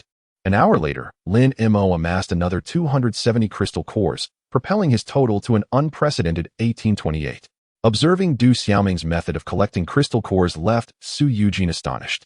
She had always perceived Du Xiaoming as an ordinary girl, never suspecting she was also an extraordinary being, her powers seemingly formidable. This revelation left her both shocked and somewhat disheartened. Lin Mo merely smiled faintly in response. The deceptive youthfulness of Du Xiaoming often elicited similar reactions from those discovering her abilities for the first time. Let us return, Lin Mo said, leading the two towards the financial tower as twilight approached. While he possessed the ability of night as day to remain unaffected by the encroaching darkness, Du Xiaoming and Su Eugene did not share this advantage. With the zombies eradicated, it was time for him to rest. Upon reaching the 106th floor of the financial tower, Bai Ying, engaged in her training, hurried over upon seeing Lin Mo's return. Master, I have a few questions, she began, but halted upon noticing Su Eugene behind him. Ming, please take Sister Su to rest, Lin Mo instructed before turning his attention to Bai Ying. What questions do you have? It's this particular move. I always feel something is amiss when practicing it, Bai Ying explained, demonstrating the problematic technique. Su Eugene, watching from a distance with Du Xiaoming, was momentarily taken aback by the display. Blue Star, much like Earth, thrives in a modern technological society, leaving martial arts feeling quite distant to her. Curiously, she inquired of Du Xiaoming, Ming, does your uncle practice martial arts? Indeed, Du Xiaoming replied proudly. Not only martial arts, Uncle Lin Mo possesses a myriad of skills. Su Eugene's curiosity deepened. Could you elaborate on what else your uncle can do?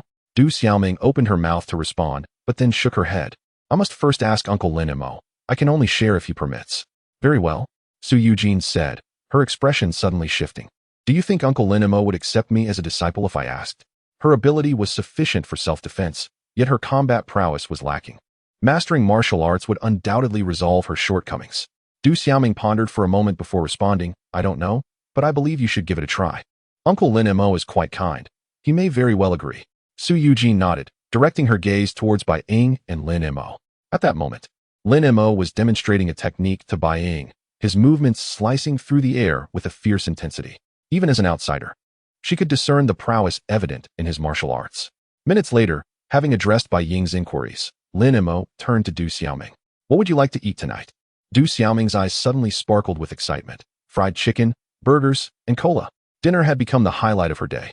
Hearing this request, Su Eugene beside her couldn't help but feel a mix of amusement and exasperation. This little girl certainly had the audacity to voice such desires. In these apocalyptic times, simply having something to fill one's stomach was a blessing. Fried chicken, burgers, and cola. Those were likely just fantasies now. All right, just wait, Lin Mo replied, turning towards the dining hall on the 105th floor. Watching this scene, Su Eugene was left in a state of shock. It took her a while to regain her senses. Ming, what does your uncle mean by just wait? It means to wait for food. Du Xiaoming looked at Su Eugene in confusion, not understanding her question. Wait for food. Su Eugene's face was instantly filled with astonishment. The shelf life of fried chicken and burgers was quite short. With nearly a month having passed since the onset of the apocalypse, any remnants from before would have long since spoiled. If they wanted to eat, it would have to be freshly made. But given the current circumstances, how could that even be possible?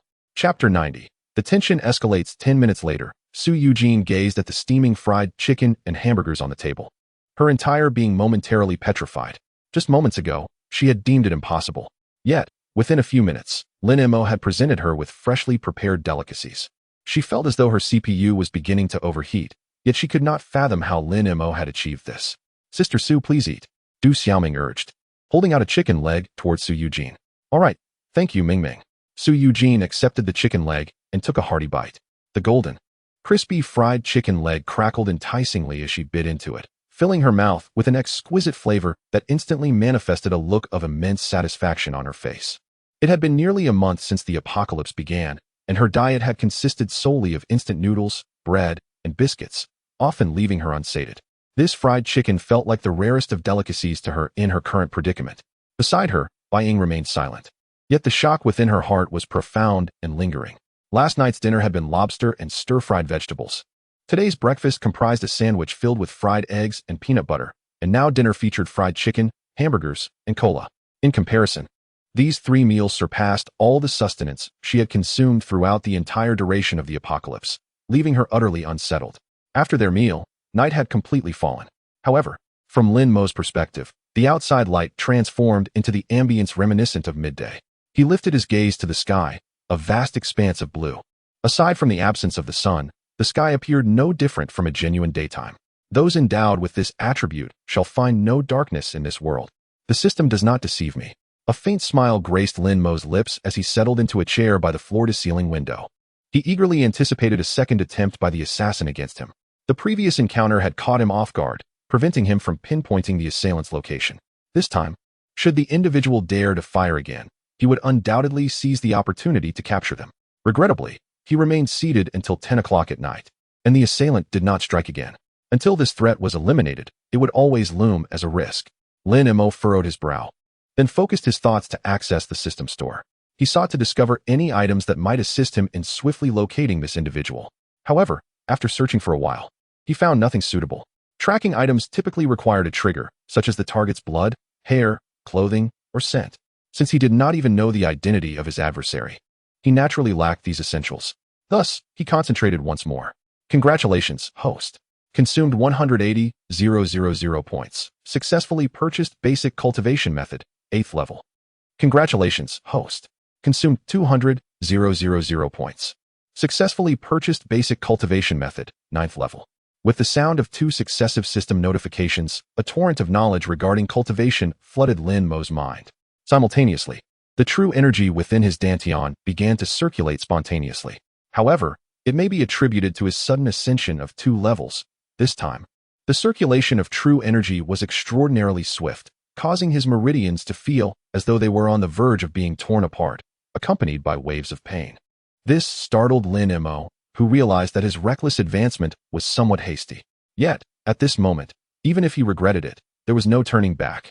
Should the true energy indeed rupture his meridians, he would face light injuries such as spitting blood, and in more severe cases, the possibility of disability. Although recovery from disability could be achieved through purchasing elixirs from the system store, it would undoubtedly incur a significant expense. He needed to devise a solution. Thoughts raced through Lin Mo's mind. Soon, he found a remedy amidst the knowledge of cultivation he possessed. Congratulations, host. You have consumed 180,000 points and successfully purchased the 4th level of the foundational body refinement technique, refining organs. This was the solution he had just conceived. If the meridians could not withstand the impact of the true energy, it indicated their lack of resilience. Therefore, if he could strengthen his meridians, the impending crisis would naturally be resolved. As the notification sounded, Lin Mo felt as though a vibrating device had been inserted into his abdomen. His internal organs began to tremble violently. 10 minutes later, the trembling ceased, signifying that Lin Mo's body refinement skill had reached the 4th level. However, the true energy continued to surge rapidly, and the pain radiating from his meridians, along with the lingering sensation of impending rupture, did not diminish significantly. His body refinement prowess was still insufficient. Gritting his teeth, Lin Mo pressed on. Congratulations, host. You have consumed 220,000 points and successfully purchased the 5th level of the foundational body refinement technique, molding meridians. With the announcement, Lin Mo distinctly sensed a warm current enveloping all of his meridians within. As this warm flow emerged, it was akin to spring water pouring into a parched rice field, swiftly permeating his meridians. As this flow was absorbed, Lin Mo immediately felt his meridians becoming significantly more resilient. If the meridians were compared to water pipes, his previous ones resembled flimsy plastic tubes, whereas now, they had at least achieved the sturdiness of PVC. The two were incomparable. With the fortification of his meridians, the sensation of impending rupture dissipated. Only at this point did Lin Mo finally exhale in relief. Nevertheless, he remained cautious, for the true energy within his meridians was still circulating rapidly. The enhancement from the 8th to the 9th level of Qi refinement appeared to be considerably greater than that from the 7th to the 8th level. This was one of the reasons his meridians struggled to cope. 40 minutes later, The true energy within the meridians ceased its tumultuous flow and gradually returned to the dantian. The 9th level of qi refinement was achieved. A faint smile graced Lin Mo's lips as he opened the system panel. Unique host, Lin Mo. Intelligence, 120. The average intelligence of a normal adult ranges between 90 and 110. Strength, 1400. The average for normal adults is 100 stamina, 1400 agility, 1400 spirit, 1200 race. Descendant of the Yin Huang. Common, special talent. Night, as day title. Zombie annihilator skills. Basic cultivation technique. 9th layer of qi refining. Basic body refinement technique. 5th layer. Shooting technique, beginner. Items. Frostblade, low-grade magical artifact. Type 92 handgun, unlimited bullets. Dodge battle axe, common. Type 90 loader, common. Points, 2, 248, 230. Upon observing this data, a flicker of astonishment instantly appeared in Lin Mo's eyes. The magnitude of this enhancement far exceeded his expectations. Chapter 91. A monumental enhancement. Firstly, there has been a remarkable increase in intellect, rising from 112 to 120. An impressive elevation of 8 points. Although this surge is partly due to the ascent of 2 levels, it is significantly greater than the previous increments of merely 2 points each. Following this, strength, agility, endurance, and spirit have each been augmented by 400 points, an astonishing enhancement indeed. To elaborate on strength, agility, and endurance, these improvements are entirely attributable to the physical cultivation. This is not to suggest that the energy cultivation has not contributed. Rather, its effects have been overshadowed by the gains from the physical training. In simpler terms, the advancement in energy cultivation alone would elevate these 3 attributes from 1,000 to 1150. In contrast, the progress in physical cultivation has escalated them from 1,000 to 1,400. Thus, even in the absence of energy cultivation, these attributes would still experience a 400-point increase. Calculating the increments, the 4th and 5th levels of physical cultivation have, on average, bestowed Lin Mo with 200 points of enhancement per level, whereas the first 3 levels only provided an average of 100 points each. This indicates that the magnitude of increase for each level has doubled compared to before. Now, regarding the enhancement of the spirit attribute, it stands in stark contrast to the previous 3. This improvement is solely the result of energy cultivation. Admittedly, physical cultivation does provide a certain degree of enhancement to the spirit, but this contribution has been eclipsed by the advancements gained from energy cultivation. Upon analysis, the 8th and 9th levels of energy cultivation have, on average, increased the spirit by 200 points per level, with each increment also being double that of previous levels. The reason for such a substantial enhancement, as Lin Mo himself deduces, is that his power is nearing the foundational stage of cultivation.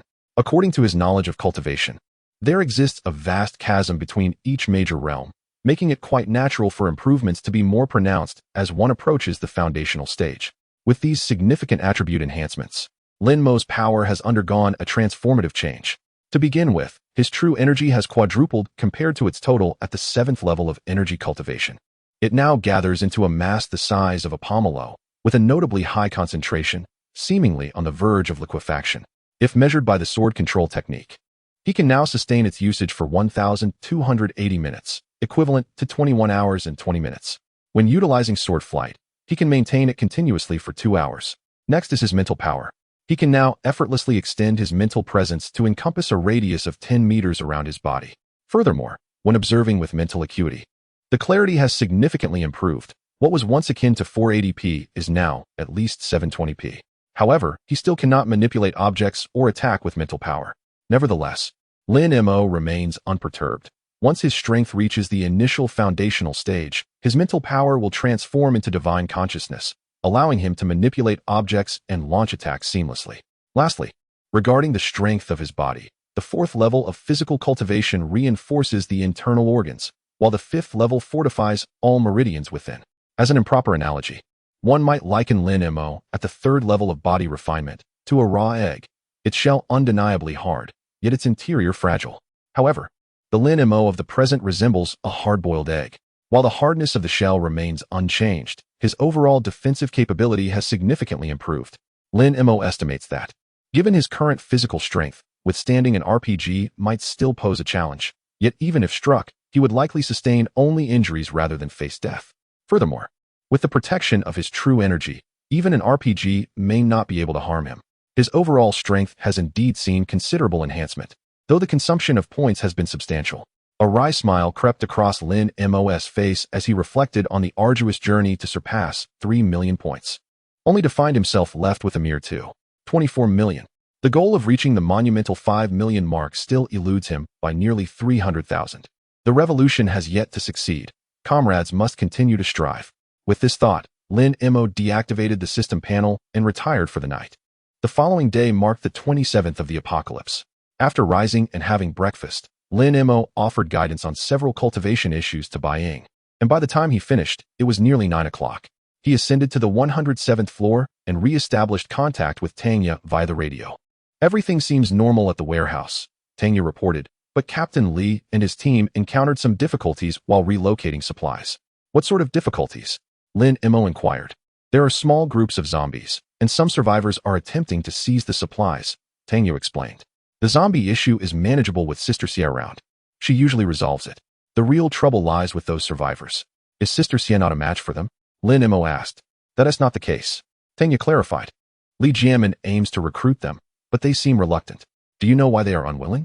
Lin Mo probed. He found Li Jianmin's strategy rather astute. The third team is currently well supplied, making it an opportune moment for rapid expansion. I'm not sure, Tanya replied. Li Jianmin didn't elaborate. And I didn't inquire further. Have the issues been resolved? Lin Mo asked again. Yes, they have. Li Jianmin provided them with some supplies, and they ceased their demands. Tanya confirmed.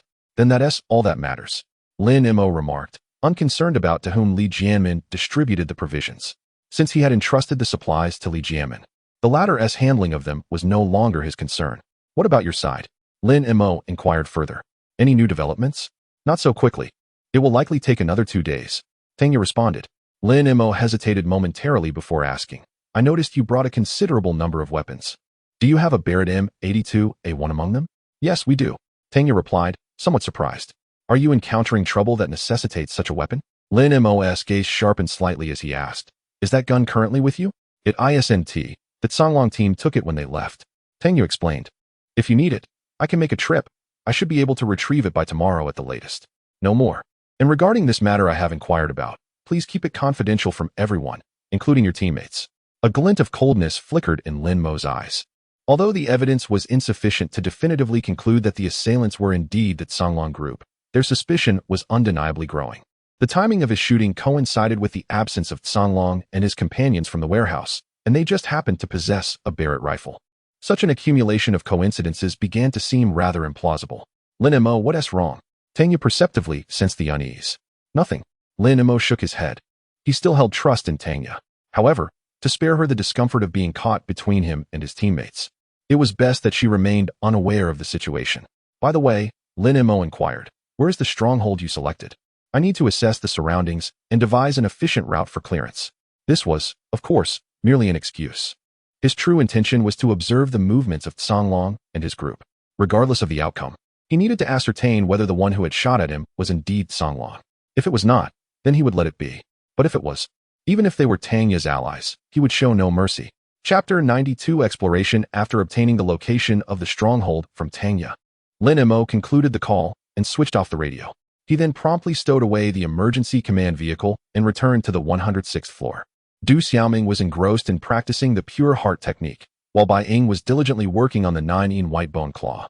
Only Su Yujin appeared somewhat idle, thoroughly absorbed in a storybook belonging to Du Xiaoming. Upon seeing Lin Mo, she immediately rose to greet him and inquired, Can I opt out of joining the third team you mentioned? Of course, Lin Mo replied. It is entirely your prerogative to choose where you wish to go, and if you decide to leave, you are free to do so at any time.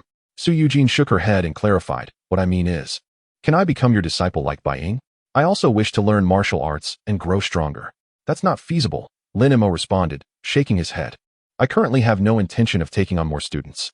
Accepting Bai Ying as a disciple was an experiment, and until I ascertain the results of that endeavor, I will not be taking on anyone else. Why not? Su Yujin pressed. Is there a specific requirement to become your disciple? That is one aspect, Lin Mo explained. Moreover, martial arts training is not something that can be mastered overnight. Since you have already awakened your abilities, it would be more prudent to focus on enhancing those skills rather than dedicating time to martial arts. But as you know, my abilities have their limits. And no matter how much I improve, My combat effectiveness will always be constrained. Su Eugene looked at Lin Mo. Please tell me what your requirements for taking on a disciple are. Perhaps I could meet them?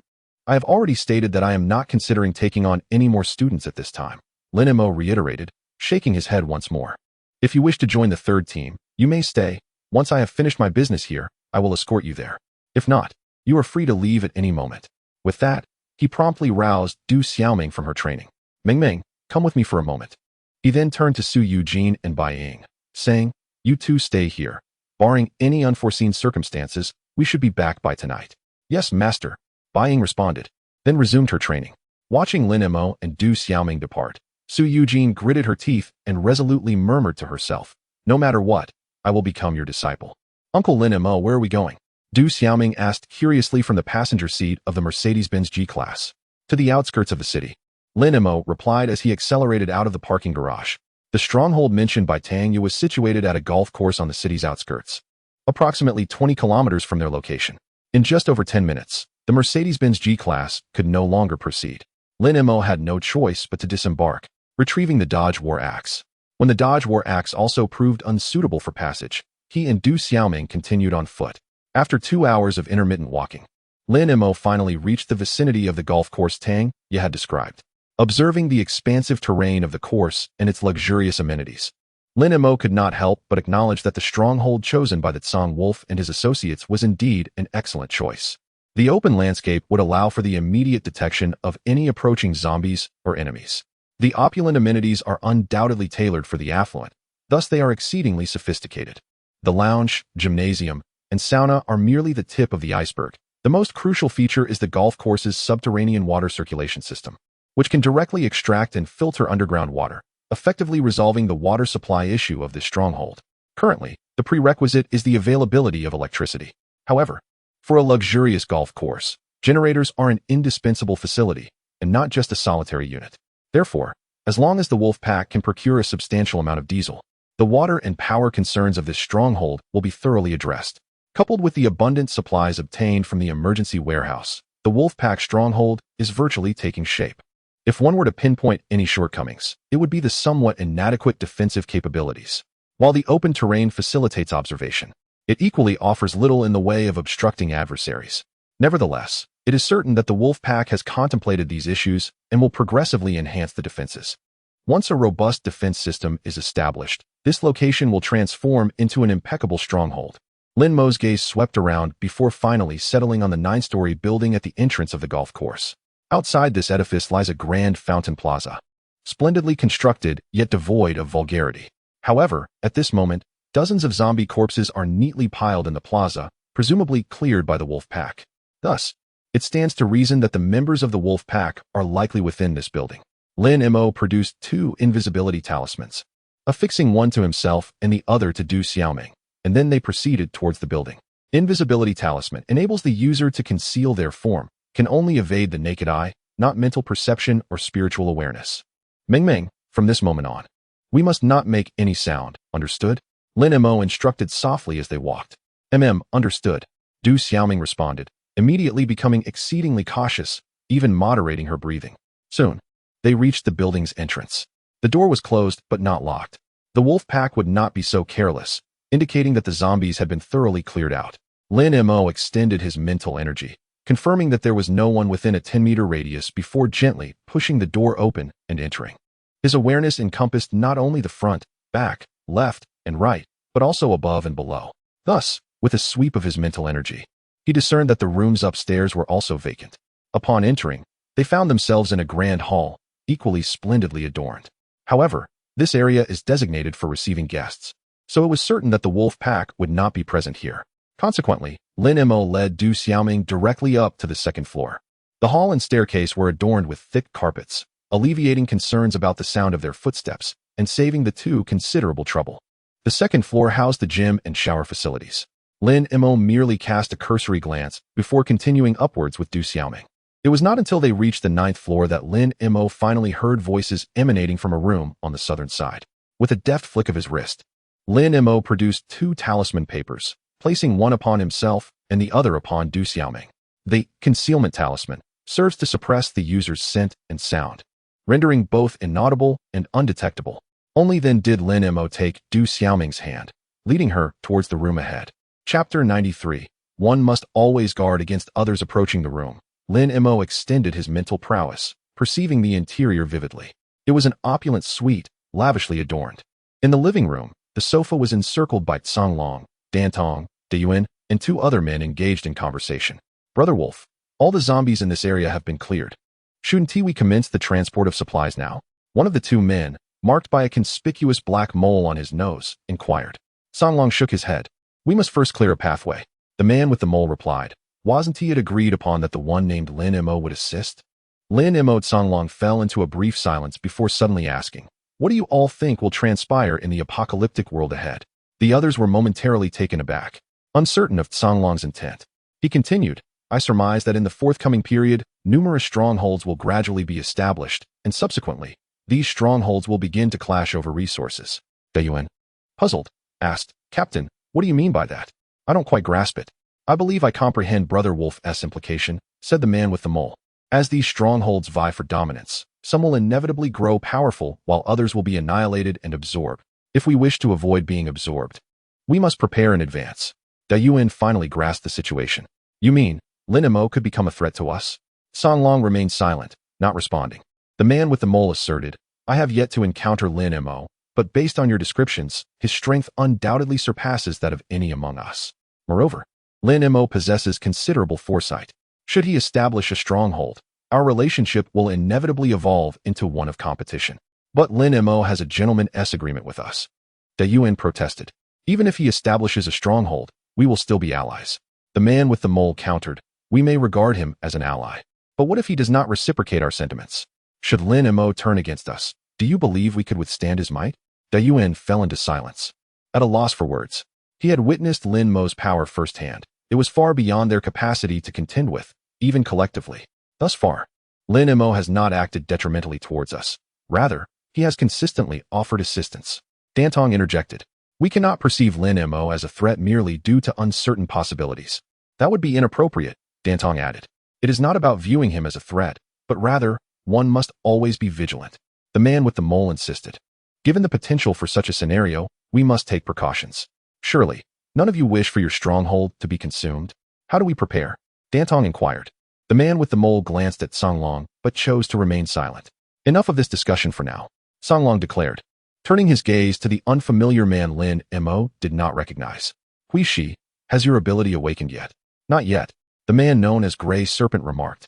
It will likely take another 2 or 3 days. The Cold Wolf nodded in response. You 2 should continue to remain at the second outpost. Unless there is a matter of utmost importance, do not come this way. The girl beside Lin Mo can identify those with abilities. You 2 are my greatest assets, and must remain concealed. Understood. Gray Serpent and his companion replied, rising to prepare for their departure. Phantom. Cold Wolf then cast his gaze upon the man with a mole beside his nose. Are you certain that no traces were left behind regarding that matter? Phantom thoughtfully recalled the events before shaking his head. Rest assured, there are absolutely none. Cold Wolf nodded in agreement. Very well, then you may leave. With that, Phantom and Gray Serpent exited the room. Outside the door, Lin Mo immediately pulled Du Xiaoming a few steps aside and instinctively covered her eyes. Aware that a soldier's intuition is sharp, he feared her gaze might arouse suspicion. Almost simultaneously, the door to the room swung open, and Phantom and Gray Serpent emerged before hastily descending the stairs. Lin Mo glanced back into the room, hesitated for a moment, and then swiftly pursued them with Du Xiaoming in tow. The trio of Cold Wolf would not be able to escape, but he needed to ascertain the location of the second outpost mentioned by Cold Wolf. Additionally, he sought to uncover any other clues from the 2 men. The previous conversation among Cold Wolf and his associates struck him as exceedingly dubious. Although their words were vague, it was evident that Cold Wolf regarded him with considerable caution. Moreover, Cold Wolf had evidently classified him as a potential adversary for the future. Under such circumstances, it was entirely reasonable for Cold Wolf to contemplate an assassination attempt against him. Particularly unsettling was Cold Wolf's mention of that matter and his inquiry to Phantom about whether any traces had been left behind. This only intensified Lin Mo's suspicions regarding Cold Wolf. However, it remained mere suspicion, for thus far, he possessed no concrete evidence to prove that Cold Wolf intended to investigate him, nor could he ascertain if that matter referred to an assassination attempt. This uncertainty was precisely why he decided to follow Phantom and Gray Serpent. if Cold Wolf orchestrated the plot and Phantom was the executor. Tracking Phantom would likely yield greater chances of uncovering leads. Upon reaching the first floor, Lin Mo produced 2 invisibility talismans, applying one to himself and the other to Du Xiaoming. The talisman's effect lasted 15 minutes, and the previous ones were nearing expiration. This realization prompted Lin Mo to silently commend the efficacy of talisman paper. He would need to procure more when time permitted. Upon exiting the building, Phantom and Gray Serpent jogged swiftly to the entrance of the arena, where they retrieved 2 motorcycles from the nearby woods and sped away. Lin Mo concentrated, causing the frost blade to levitate, propelling him and Du Xiaoming into the sky. The effect of the concealment talisman could not muffle the sound of the motorcycles. Hence he had no choice but to follow in this manner. As they soared into the air, Du Xiaoming instinctively gasped in astonishment, quickly covering her mouth. Her face a canvas of shock as she gazed at Lin Mo. It was her first revelation that Lin Mo possessed the ability to fly. To her, this was nothing short of miraculous, even more enchanting than magic. Lin Mo chuckled softly and remarked, "You need not cover your mouth. You may speak quietly now." It was only then that Du Xiaoming, utterly astonished, exclaimed, "Uncle Lin Mo, how is it that you can fly?" Lin Mo replied with a smile, "Do not be overly surprised. If you diligently practice the heart purification technique, perhaps one day you too shall soar through the skies." "Yes." Du Xiaoming nodded vigorously, her large eyes brimming with longing. To fly among the heavens is a dream every child harbors, and she was no exception. The prospect of being able to fly by simply practicing the heart purification technique filled her with an eagerness to return and begin her training immediately. Lin Mo then turned his gaze downward toward the specter and the gray serpent. The two had altered their course and were now hastening toward the city. Lin Mo's expression shifted as he realized, is the second stronghold of the Wolf clan located in the city? Chapter 94. The incident. The motorcycle journeyed for approximately 20 minutes before the road ahead became impassable, forcing Ghost and Gray Snake to dismount and proceed on foot. However, rather than abandoning their vehicle, they expertly concealed it within a small structure by the roadside, indicating that this was not their first endeavor of such nature. Subsequently, they hastened into the city at a brisk pace, ultimately arriving at the courtyard of the 7th Armed Police Corps in Pearl City. Witnessing this scene, Lin Mo could not help but marvel once again at the exceptional discernment of the Zonglong in selecting strongholds. If there were a location within the city that was most suitable for establishing a base, it would undoubtedly be a place akin to the Armed Police Corps. This site boasted a training yard with ample space, as well as all essential amenities such as dormitories, a mess hall, showers, warehouses, and generators. Most importantly, it harbored an array of firearms, ammunition, and vehicles left over from the pre-apocalypse. Occupying such a place meant that aside from provisions, there was little need for additional preparations, truly an enviable convenience. This was also the reason Li Jianmin chose to establish the base at the 3rd Corps. There was no need to seek resources far afield. Lin Mo, accompanied by Du Xiaoming, descended from the rooftop of a tall building opposite the 7th Corps. Just before landing, he activated an invisibility charm, ensuring that they remained undetected. He then produced a pair of binoculars to survey the structures within the Corps. After observing for a while, Lin Mo's brow furrowed in concern. Within this stronghold, aside from Ghost and Gray Snake, there were at least 30 to 40 other survivors, indicating that this base had been established for some time. Yet, Zonglong had never mentioned this fact, and even Tangya seemed unaware of its existence. How profound the scheming of Zonglong. Pondering these thoughts, Lin Mo swiftly led Du Xiaoming into the courtyard of the 7th Corps. The traces within the yard indicated that it had been meticulously cleaned and tidied. Crossing the courtyard, the two quickly entered the building where the survivors were located. This appeared to be a dormitory area, filled with individual rooms. Lin Mo expanded his mental perception and soon detected the presence of Ghost and Gray Snake in a relatively larger room on the 3rd floor. They seemed fatigued from their journey, each resting on their respective beds. "Ghost, what is the matter that Zonglong mentioned?" Gray Snake inquired, turning over in his bed. A hint of discomfort appeared on Ghost's face as he replied, "It is not that I wish to keep this from you, but Zonglong specifically instructed that this matter must remain confidential." Gray Snake smirked slightly. "Ghost, in terms of our relationship, I believe I am far closer to you than you are to Zonglong, am I not?" "Indeed," Ghost responded without hesitation. Gray Snake continued, "In a normal society, I would respect your silence due to disciplinary issues and refrain from probing further. However, in this apocalyptic world, for the sake of our safety, there are many matters I must clarify. And have you not noticed? The demeanor of Zonglong has transformed completely from what it once was. Thus, we can no longer naively adhere to absolute obedience as we did in the past." lest we find ourselves betrayed without a hint of warning. He turned to Ghost, inquiring, "Pray tell, what task has Songlong entrusted you with?" Ghost's expression revealed a flicker of conflict, as if weighing the decision of whether or not to divulge this information to Huesa. Observing this, Huesa felt a pang of disappointment, turning away to face the wall in silence. Outside the room, Lin Mo witnessed this exchange with a sense of helplessness. The query posed by Huesa was pivotal. Should Ghost respond, Lin Mo might ascertain whether Songlong indeed intended to eliminate him. Yet, Ghost remained reticent, which troubled him greatly. At that moment, Ghost finally spoke. "Very well. I shall reveal it. But you must promise me. This information must remain confidential." Huesa slowly turned to face Ghost, affirming, "I assure you." Ghost continued, "Songlong has instructed me to eliminate a person." "Who?" Huesa's demeanor shifted. "Is it Lin Mo?" "No." Ghost shook his head. "Not him." Huesa was momentarily taken aback. Simultaneously, Lin Mo outside the door felt a jolt of surprise. When Ghost mentioned a target, he had nearly convinced himself it was Songlong who sought his demise. The unexpected denial left him bewildered. "Then who is it?" Huesa pressed. "Hu Yin, codename Heishan, the former leader of Tang Ye's team," Ghost revealed. Realization dawned on Huesa. Songlong fears that if Tang Ye discovers Heishan is alive, she might abandon the team. Ghost nodded in affirmation. Heishan not only survives, but has also established a small stronghold. Should Tang Ye become aware, she would undoubtedly seek him out. However, given Tang Ye's formidable strength and her awakened lightning abilities, Songlong cannot afford to let her leave. Is it possible that Tang Ye remains oblivious? Huesa queried. After all, she has been monitoring the radio station. Songlong had encountered Heishan long before meeting Tang Ye, and they privately agreed upon a radio frequency. Tang Ye is unaware of this frequency and thus cannot receive Heishan's signals, Ghost elucidated. Huesa nodded, then inquired, "Did you succeed?" Ghost fell silent for a moment before nodding. "You." A hint of exasperation flared in Huesa's eyes. "You have acted unwisely. Although Heishan is not part of our squad, we all belong to Longya. He is still a comrade. How could you turn against him?"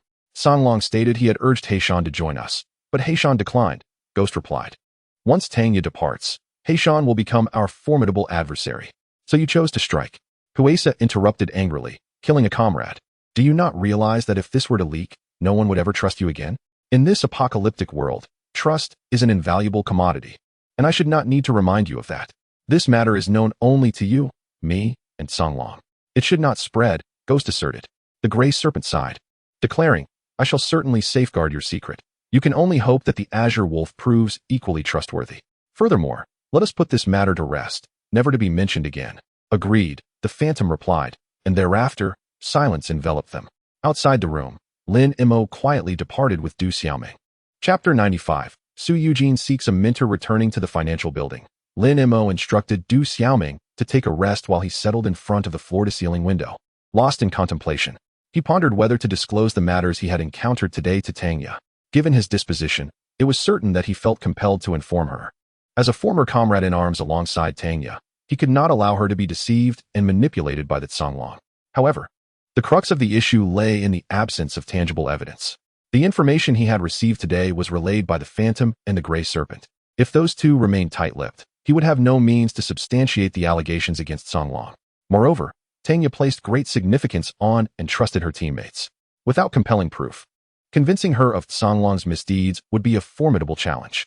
Thus, it would be prudent to first unearth some evidence before approaching Tang Ye. With his thoughts racing, Lin Mo opened the system marketplace in search of relevant items. Soon, he discovered several tools that could extract the truth from the Phantom and the Gray Serpent. However, after a moment's reflection, he closed the marketplace. It dawned on him that once he entered the Foundation establishment stage, his spiritual energy would transform into divine consciousness, allowing him to subtly influence the two into revealing the truth, thus rendering unnecessary any expenditure of points on additional items. With that resolution, he retrieved a crystal core to restore his vital energy. Although his pursuit of the Phantom and the Gray Serpent with his sword had not lasted long, it had consumed a quarter of his energy. The added weight of Du Xiaoming on the sword had significantly increased the expenditure compared to when he was alone. After half an hour, Lin Mo slowly opened his eyes. As the 160 crystal cores turned a grayish-white, he realized that his vital energy had fully replenished. Presently, should he exhaust all his energy, he would require 640 crystal cores for complete restoration. Thus, 160 cores merely sufficed to restore a quarter. His gaze shifted as he peered through the expansive glass towards the distance.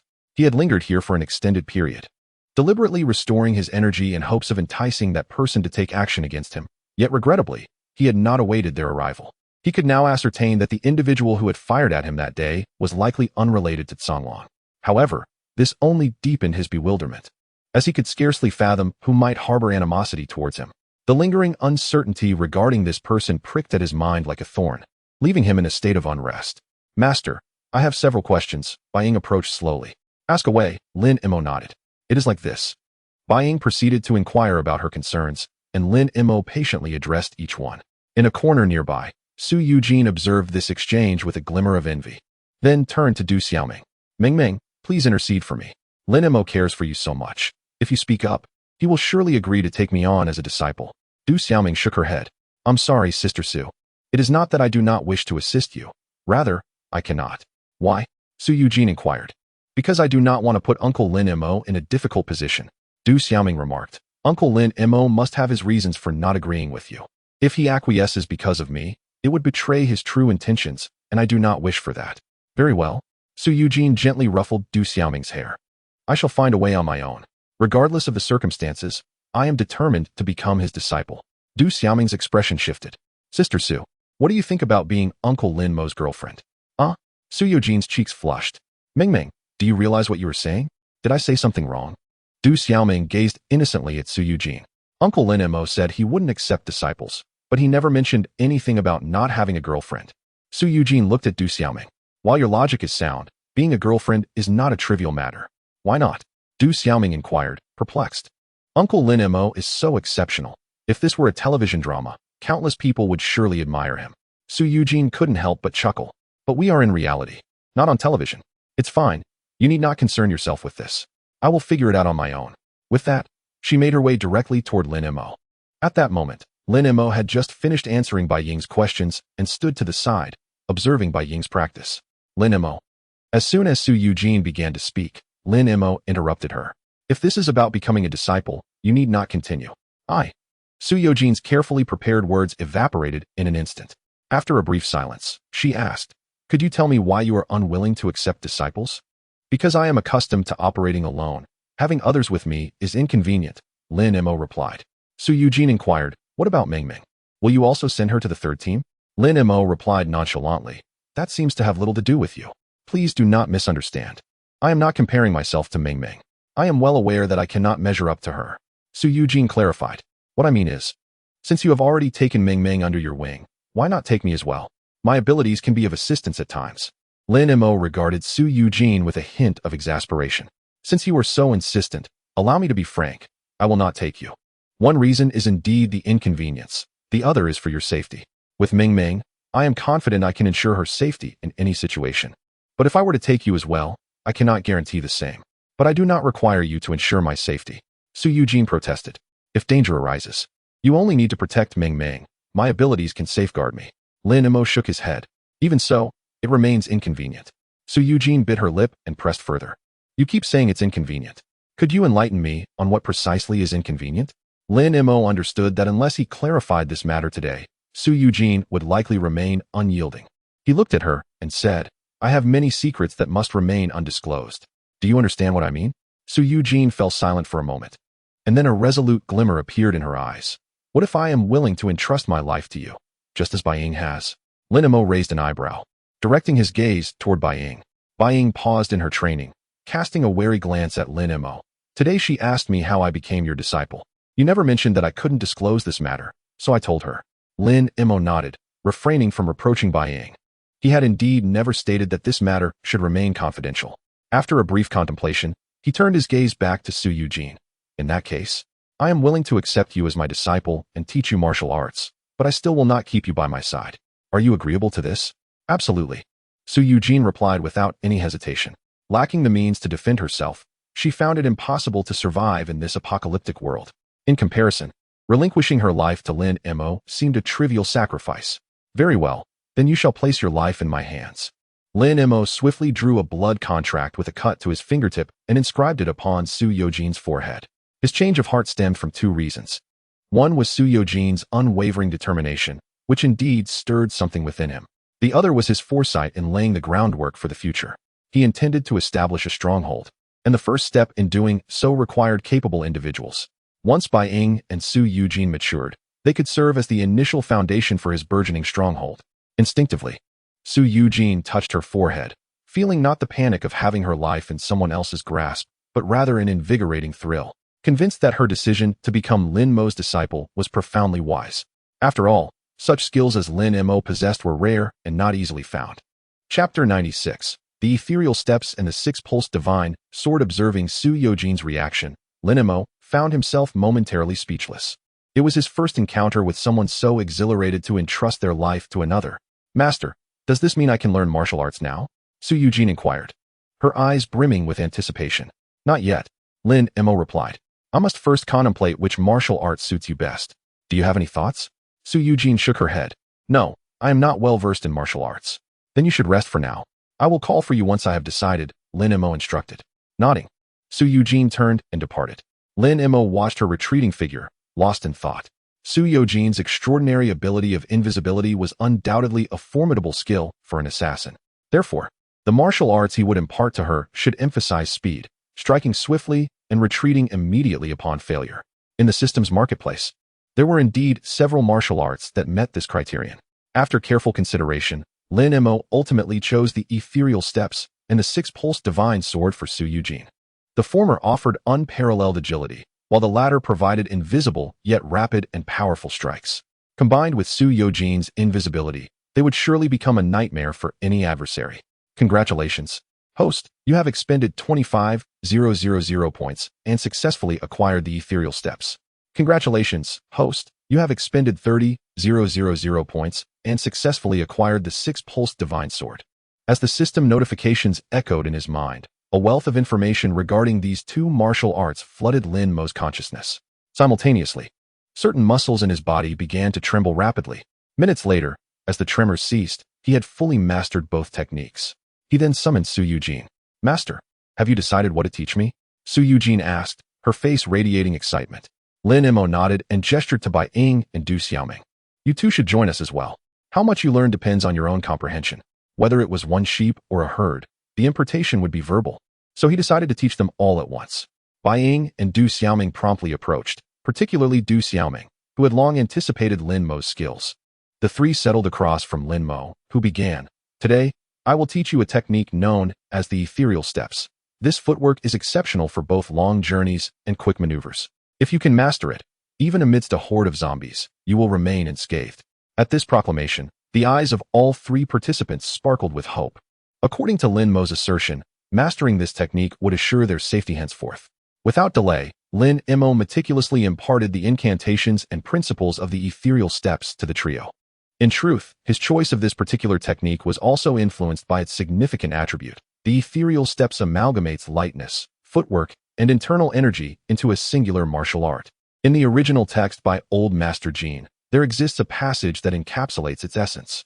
The Lin Mo micro-step technique involves the practice of internal martial arts through dynamic movements, traversing the 64 hexagrams in a complete cycle. Consequently, with each iteration, one's internal energy naturally circulates, leading to gradual enhancement. For Du Xiaoming and Su Yujin, who lack any foundational internal martial arts training, mastering this footwork and lightness skill simultaneously accumulates internal strength, yielding multiple benefits and a notable elevation in their capabilities within a short span. After half an hour, Bai Ying and Su Yujin had memorized all the incantations and mental techniques. However, their situations differed slightly. Bai Ying, having a background in the 9-in white bone claw, found it relatively easy to grasp the concepts through analogous reasoning. In contrast, Su Yujin relied solely on rote memorization, forcing herself to recall the material. Du Xiaoming, being younger, took a bit longer, requiring nearly an hour to commit everything to memory. Nonetheless, this pace was considered swift among children, especially given the numerous obscure characters and the complexity of the phrases involved. Once the incantations were memorized, they moved on to practical application, where the trio encountered significant challenges. The Lin Mo micro-step relies on the orientation of the 64 hexagrams, yet the three were entirely unfamiliar with what the hexagrams represented, let alone their corresponding directions. Thus, Lin Mo took it upon himself to educate them on the pertinent knowledge of the 64 hexagrams. By the time they had comprehended both the hexagrams and their respective orientations, it was already midnight. After a night's rest, upon rising and having breakfast the following day. Lin Mo instructed the three to further familiarize themselves with the orientations of the hexagrams. He then ascended alone to the 107th floor, retrieving the emergency command vehicle. At precisely 9 a.m., he re-established contact with Tanya. After briefly inquiring about the situation on her end and confirming that all was normal, Lin Mo transitioned to the crux of the matter. Tanya, is there a sniper in Longya known by the codename Ghost? Yes, she replied. He's a well-known marksman in Longya, but he's not in my squad. Tanya then asked, why? Have you encountered Ghost? Lin Mo chose not to respond directly, instead asking, have you seen Ghost recently? No. Tanya answered, the only teammates I've been in touch with are Songlong and a few others. If you do meet Ghost, be sure to have him reach out to us. He should be willing to come. Lin Mo's brow furrowed at her response, which confirmed his earlier suspicions. Tanya was unaware of Ghost's and Gray Snake's existence, nor did she know that Songlong had a secondary base. These details were known to Dan Kong and Big Bear, yet they deliberately concealed them from Tanya, indicating that Songlong did not fully trust her. More bluntly, it suggested that Songlong was merely exploiting Tanya, valuing her strength rather than considering her as one of his own. After a moment's contemplation, he inquired, do you have time today? I would like to take you to a certain place. He had already devised a plan to unveil Songlong's true nature. Chapter 97. The next plan, establishing a base. I fear it may not be feasible, Tanya remarked. The commotion surrounding the transfer of supplies has been rather pronounced these past few days. It appears that a considerable number of survivors have gathered around the warehouse, and they may attempt to seize the supplies at any moment. I must remain vigilant at the warehouse. Very well, we shall wait until you are finished, Lin Mo nodded, recognizing that there was no immediate rush. As for the other survivors that Tanya mentioned, he was not at all surprised. It would have been abnormal for them to traverse the several dozen kilometers from the emergency supply warehouse to the third team without being noticed. However, given the strength of the third team and Tanya, along with the abundance of firearms at her disposal, they would surely be able to fend off any threats unless 3 or more supernatural beings collaborated in their assault. Thus, he felt no significant concern. After concluding the call, he returned the emergency command vehicle to the 106th floor. Du Xiaoming and her companions were still diligently practicing the positions represented by the 64 hexagrams. Though their movements lacked refinement, they had evidently grasped the fundamentals. He stepped forward and said, now, you may begin to practice your footwork. However, remember to proceed slowly. Do not rush, or you may risk injury. The three nodded in acknowledgement and earnestly resumed their training. Lin Mo then moved aside, retrieving his tools and materials for drawing talismans, as he needed to replenish the supply he had expended on the invisibility and concealment talismans the previous day. He had not fully appreciated the utility of talisman paper until he began using it. It proved to be remarkably convenient and effective, warranting a substantial stock for future needs. After a little over an hour, Lin Mo successfully produced 106 various talismans. Just as he was about to tidy up his drawing tools, Du Xiaoming and her companions hurried over. Uncle Lin Mo, we have a question, Du Xiaoming began. Go ahead, Lin Mo nodded. He had noticed that they had frequently glanced in his direction while practicing, but had hesitated to interrupt him until now. When I reach this point, I feel quite awkward. My steps and the incantation never seem to align, Du Xiaoming expressed, demonstrating her struggle before him. Lin Mo quickly discerned the issue with a mere glance and provided an effective solution. 2 hours later, the question and answer session finally concluded, and it was nearly 1 o'clock in the afternoon. Observing the three individuals who remained deeply engaged in their practice, showing no signs of fatigue, he chuckled softly and made his way to the 105th floor. Half an hour later, Lin Mo returned to the 106th floor, carrying a table and several chairs. With a thought, he summoned the 8 dishes and soup he had just prepared, which appeared steaming hot on the table. The delectable aroma wafted through the air, instantly attracting the 3 practitioners. Wow, there are my favorite spare ribs, beef brisket, and prawns, Du Xiaoming exclaimed, her eyes sparkling with delight. There's even lotus root and greens, Su Yujin added, her face alight with astonishment. Master, how did you manage to acquire such exquisite dishes? You are truly remarkable. Enough flattery, let us eat. Lin Mo took a seat and was about to reach for the rice when Su Yujin swiftly interjected, Master, allow me. She promptly picked up a bowl and spoon, adding, it's our duty to assist you in any way we can. While there are many tasks we cannot help with, you may rely on us for serving tea and water. As she spoke, she had already served the rice before Lin Mo half an hour later. The 8 dishes and soup were consumed in their entirety by the 4 of them, the majority of which had been devoured by Du Xiaoming and her companions. The rigorous training in martial arts demanded a considerable amount of energy, thus increasing their appetites. This was precisely why Lin Mo had prepared such an abundance of food. Subsequently, the trio resumed their practice of the Lingbo Weibo technique, while Lin Mo departed from the financial building, making his way to Ui Square. After purchasing both Lingbo Weibo and 6 Meridian's Divine Sword, his current points totaled to 193, 230, still falling nearly 3 million short of his goal of 5 million. Therefore, his quest to accumulate points remained unceasing. 40 minutes later, at Ui Square, Lin Mo spent several points to acquire an extensive sound system. He set up an emergency command vehicle, connected the power supply, and started playing music. The zombies were sensitive to sound, smell, and light. Since he could not use floodlights during the day, he resorted to sound as a lure. Additionally, he hoped this method might attract some survivors. With a population exceeding 20 million in Mingzhu City, the system indicated that 80% of people would turn into zombies after the apocalypse. This implied that at least 4 million survivors remained, even after accounting for those who had perished in zombie attacks. Yet, nearly a month into the apocalypse, he had encountered merely 100 or so survivors, a number that felt alarmingly scarce. Thus, he yearned to encounter more survivors. The apocalypse would be a prolonged ordeal. Those fortunate enough to survive would need to establish strongholds, band together for support, gradually restore production, create order, and even revive industry, all of which were contingent upon human presence. Perhaps it was time for me to establish my own stronghold, Lin Mo pondered. Without a secure base, gathering a substantial number of survivors would prove exceedingly difficult. And without sufficient numbers, the notions of restoring production and establishing order would remain mere fantasies. Previously, he had chosen to go solo to maximize his strength, but now, he felt confident in his capabilities. He was uncertain how long it would take for second-tier zombies to evolve into third-tier ones, or how formidable the latter would be. However, for the time being, his strength was entirely sufficient to confront any challenges before the emergence of third-tier zombies. With this in mind, Lin Mo resolved to initiate the establishment of a stronghold once his power reached the foundational stage. Consequently, the selection of a site for the stronghold would need to be prioritized. Moreover, the points required for this endeavor would be significantly greater. Lin Mo mused to himself, contemplating the various details involved in establishing his stronghold. Beyond the selection of the stronghold's location, the completeness of the facilities within, the assurance of safety, and the convenience for future production and daily life are all of paramount importance. These factors must be thoroughly considered prior to the selection process. The more comprehensive the preliminary considerations, the fewer complications will arise later, and the higher the safety quotient will be. However, these matters cannot be resolved in a fleeting moment, at least not at this juncture. The overwhelming effect of the sound system has already begun to manifest.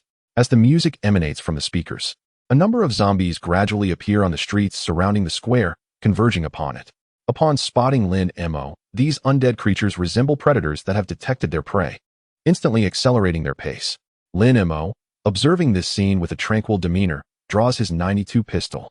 The current number of gathered zombies is still insufficient, rendering it unworthy of deploying the Frostblade. Bang!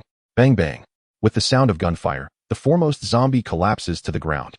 Chapter 98. Selection of Strongholds. Congratulations to the host for accumulating 180,000 zombie kills, earning an additional reward of 10,000 points. Congratulations to the host for accumulating 210,000 zombie kills, earning an additional reward of 10,000 points. At 6 p.m., as the last zombie collapsed onto the ground, the Frostblade gradually sank into Lin Mo's Dantian. Points: 3, 154, 575. Compared to before, this reflected an increase of over 960,000 points. A faint smile appeared at the corner of Lin Mo's mouth. He had arrived here around 3 p.m. In 3 hours, he had amassed nearly 1,000,000 points. Although this pace was slower than the previous 2 days, it was still commendable. At this rate, within 3 days at most, he would elevate his strength to the initial stage of foundation establishment. Contemplating this, a glimmer of anticipation surfaced in Lin Mo's eyes. According to the knowledge of cultivation in his mind, upon reaching the foundation establishment stage, his true energy would liquefy and transform into true essence. At that time, not only would he be able to fly with his sword for extended periods, but he could also employ true fire for weapon forging and pill concoction. Simultaneously, his spiritual force would evolve into divine consciousness, expanding its coverage and enabling him to manipulate objects or launch attacks with it. This transformation would significantly enhance his power.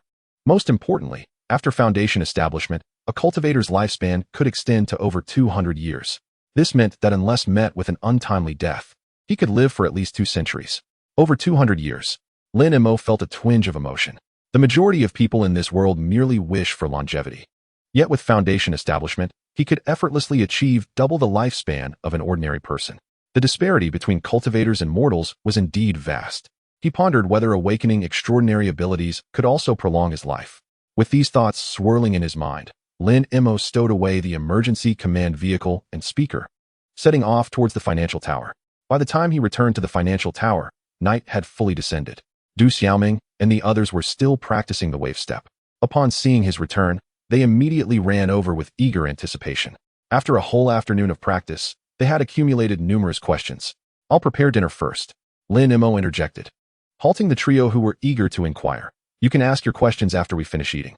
With that, he descended to the 105th floor. Half an hour later, a spread of 8 dishes and a soup was laid out on the table. The 4 of them gathered around the table and began to dine. After a few bites, Lin Mo turned to Bai Ying and Su Yujin, inquiring, "Are both of you from Mingzhu?" Su Yujin quickly swallowed her food and nodded. "I am a native of Mingzhu." "I am not from Mingzhu, but I have lived here for 5 years before the apocalypse," Bai Ying added. Lin Mo then asked, "What do you think would be the most suitable location for establishing a stronghold?" Although he himself was also a native of Mingzhu, having grown up in an orphanage, his experiences were limited, and thus his understanding of Mingzhu was quite shallow. "Master, are you planning to establish a stronghold?" Su Yujin's eyes sparkled. "Does this mean I can follow you indefinitely, without having to go to the 3rd squad?" Bai Ying, standing nearby, also displayed a flicker of excitement as she gazed at Lin Mo. Lin Mo had previously mentioned that he would only guide her for 3 days, and today marked the end of that period. The teachings over these 3 days had been immensely rewarding for her. If Lin Mo were to establish a base, she could continue to receive his guidance. However, this was merely a thought for now. Lin Mo replied, "Moreover, the establishment of a base requires time, so you may still need to stay for a while." "That is perfectly fine." Su Yujin beamed with joy. Previously, Lin Mo had intended to keep her in the 3rd squad, and compared to that, staying for a short period was hardly a concern. Bai Ying also rarely showed a hint of a smile. Lin Mo observed the two. "You haven't answered my question yet." "I need to think about that," Su Yujin responded. Falling into contemplation, Bai Ying interjected, "I believe there are quite a few suitable locations for establishing a base. Master, could you please specify your exact requirements?" Lin Mo picked up a piece of meat for Du Xiaoming and said, "Firstly, the area must be spacious and defensible. On that basis, it would be ideal to have some basic living facilities as well." Upon hearing this, Bai Ying also pondered deeply. Places that are large and defensible were indeed plentiful. However, adding the latter condition made the search considerably more challenging. "I have thought of a location." Su Yujin looked at Lin Mo, "The university town in Mingzhu, would that work?" Lin Mo shook his head and replied, "The university town is large and has the necessary infrastructure, but it is not defensible." "What about Changxin Island Wild Park?" Bai Ying suggested. "Changxin Island is only connected to Mingzhu by 2 bridges. As long as we control that bridge, the entire island would be absolutely secure. No, there must not be any dense vegetation or proximity to the sea near the base," Lin Mo stated. He was familiar with Changxin Island, which is an independent island located at the estuary. If only zombies were present, it could indeed be a suitable place for establishing a base. However, in the apocalypse of Blue Star, there were also mutated plants and animals. The island's dense vegetation and coastal location made it far more perilous for establishing a base than on land. "I had just thought of the mountains near Mingzhu, but now it seems those won't work either," Su Yujin remarked. Lin Mo nodded. "No worries, this matter is not urgent. You both should eat first and take your time to think." "Uncle Lin Mo, I have thought of a place." At that moment, Du Xiaoming suddenly chimed in. "Where?" Lin Mo inquired. "The underground space demonstration hall in Mingzhu City," Du Xiaoming exclaimed. "Of course, how did I not think of that?" Su Yujin's eyes widened with excitement. "Master, the place Mingming mentioned is absolutely suitable." "Underground space?" Lin Mo said with keen interest. "Please elaborate." Su Yujin turned to Du Xiaoming. "Mingming, since this is your idea, you should present it." "Sister Su, I think you should explain it." Du Xiaoming shook her head, stating, "Our school has only organized a visit there once. I do not possess extensive knowledge about the place." "All right." Su Yujin nodded and turned to Lin Mo, explaining. "This underground space demonstration hall is a pilot project spearheaded by the government, aimed at expanding urban capacity and alleviating congestion within the city. As far as I know, the underground construction area of the demonstration hall in Mingzhu City has reached an astonishing 1.49 million square meters. 49 million square meters. Lin Mo raised his eyebrows in astonishment. Typically, a residential complex consisting of 40 buildings encompasses roughly 50,000 square meters. Thus, 49 million square meters is equivalent to 30 such complexes. This area is indeed extraordinarily vast. However, merely establishing the base is insufficient. He turned to Su Eugene and inquired, "What about other aspects?" Chapter 99. A martial arts prodigy in other respects, Su Eugene reminisced about the news she had once read and remarked, "This underground demonstration hall, though diminutive, is remarkably comprehensive. While it is situated below ground, it embodies a novel type of composite underground complex, integrating functions such as transportation, commerce, municipal services, and disaster prevention. Not only does it facilitate connectivity with the surrounding areas, but it also boasts a complete and independent municipal infrastructure, encompassing electricity, communication, gas, heating, and water supply systems. If we can resolve the electricity issue, this place could easily transform into a small underground city, undoubtedly an exceptional choice for a base." Upon hearing this, Lin Mo's eyes gleamed with interest. "If all that you have stated is indeed accurate, then this demonstration hall is certainly an excellent location for a stronghold. Where exactly is it located?" "I shall pay a visit tomorrow. It is positioned at the northeastern corner of Mingzhu City, not far from the ring road," Su Eugene replied. "This is also one of the reasons for its convenient transportation." Lin Mo nodded, gesturing for the trio to continue their meal. After dining, an extensive question-and-answer session ensued, lasting over 2 hours. It was not until 11 o'clock at night that Lin Mo finally found some leisure time, during which he unfolded a map of Mingzhu City. Before long, he pinpointed the underground demonstration hall that Su Eugene had mentioned. Geographically speaking, it was indeed a prime location. There were no mountains or lakes nearby, and the surrounding roads crisscrossed, ensuring remarkably convenient access. It was certainly a commendable stronghold. Lin Mo circled the location of the demonstration hall on the map, a faint smile gracing his lips. This place was far superior to the Canlong golf course. The following day, on the 29th day of the apocalypse, after breakfast, Lin Mo set forth towards the demonstration hall, accompanied by Du Xiaoming, Bai Ying, and Su Eugene. "I never imagined I would still be able to ride in a car during the apocalypse," Su Eugene exclaimed from the back seat of the Mercedes-Benz G-Class, her face filled with astonishment. It was her first time in a vehicle since the onset of the disaster. Du Xiaoming and Bai Ying, however, wore expressions of indifference. Du Xiaoming had already experienced numerous rides, while Bai Ying was unsurprised, having known that Lin Mo possessed a vehicle. After winding through the roads for half an hour, they encountered a section where vehicles could no longer proceed. Lin Mo promptly stowed away the G-Class and retrieved the Dodge War Axe. Upon witnessing this, Su Eugene's face lit up with envy. Spatial abilities are truly convenient.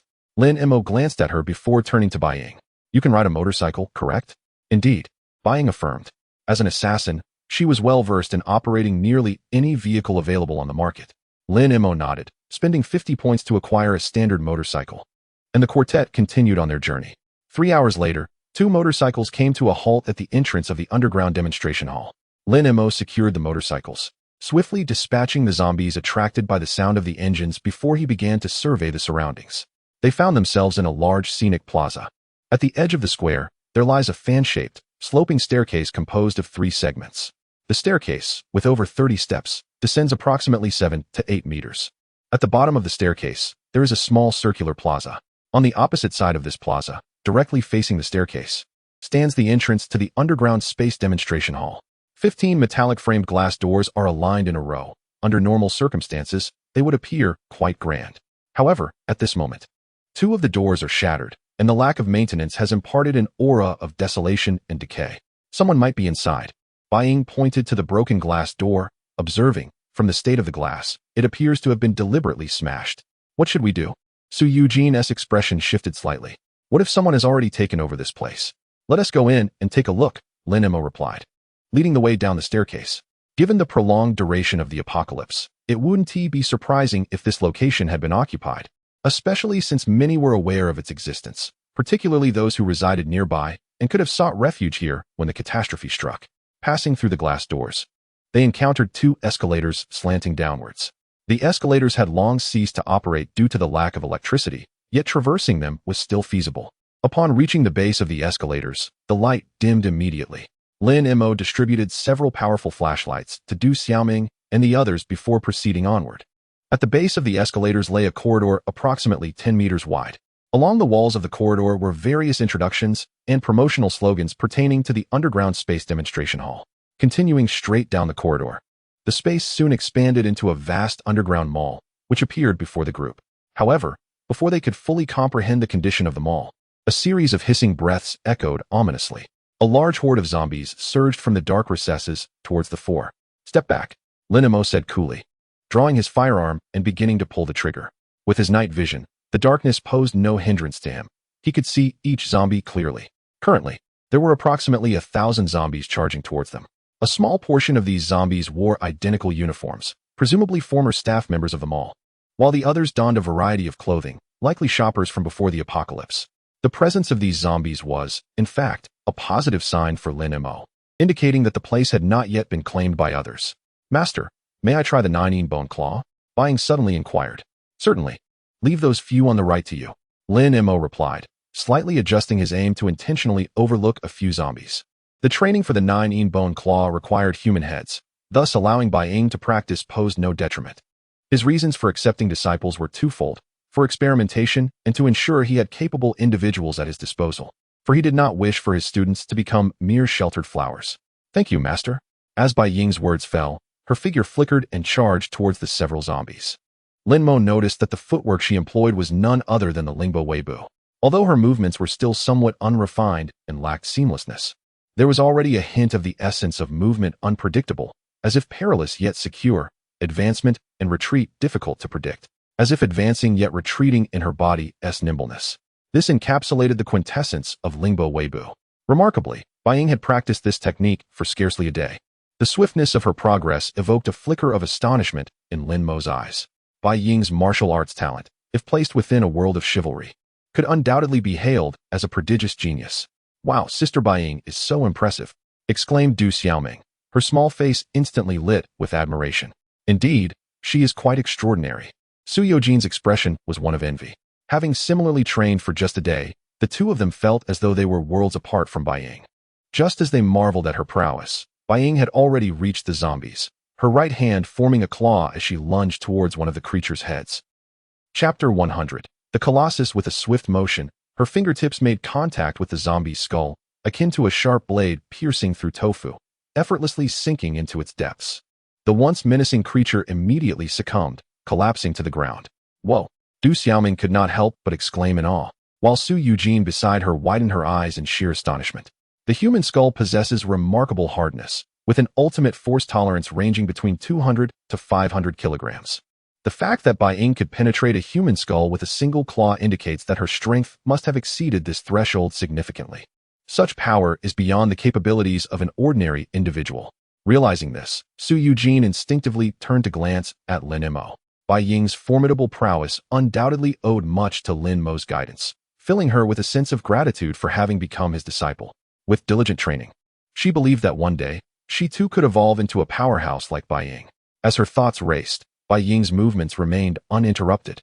Disposing of the fallen zombie with ease, she swiftly maneuvered to the side of another, striking down once more. Thud, thud, with the familiar sounds resonating. Within a mere 30 seconds, all 5 zombies that Lin Mo had deliberately allowed to pass were vanquished beneath Bai Ying's claws. "Continue."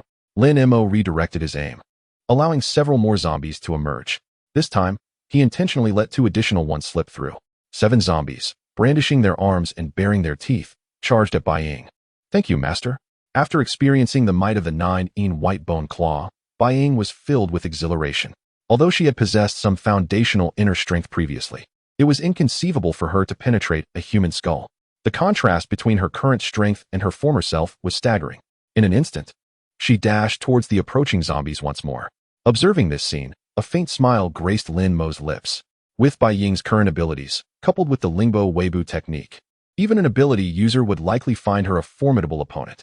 This signified that his experiment in cultivating experts had been largely successful, bolstering his confidence in the growth of Su Yujin and Du Xiaoming. Despite their lesser talent and foundation compared to Bai Ying, he believed that with persistent practice, they too would reach a commendable level of prowess.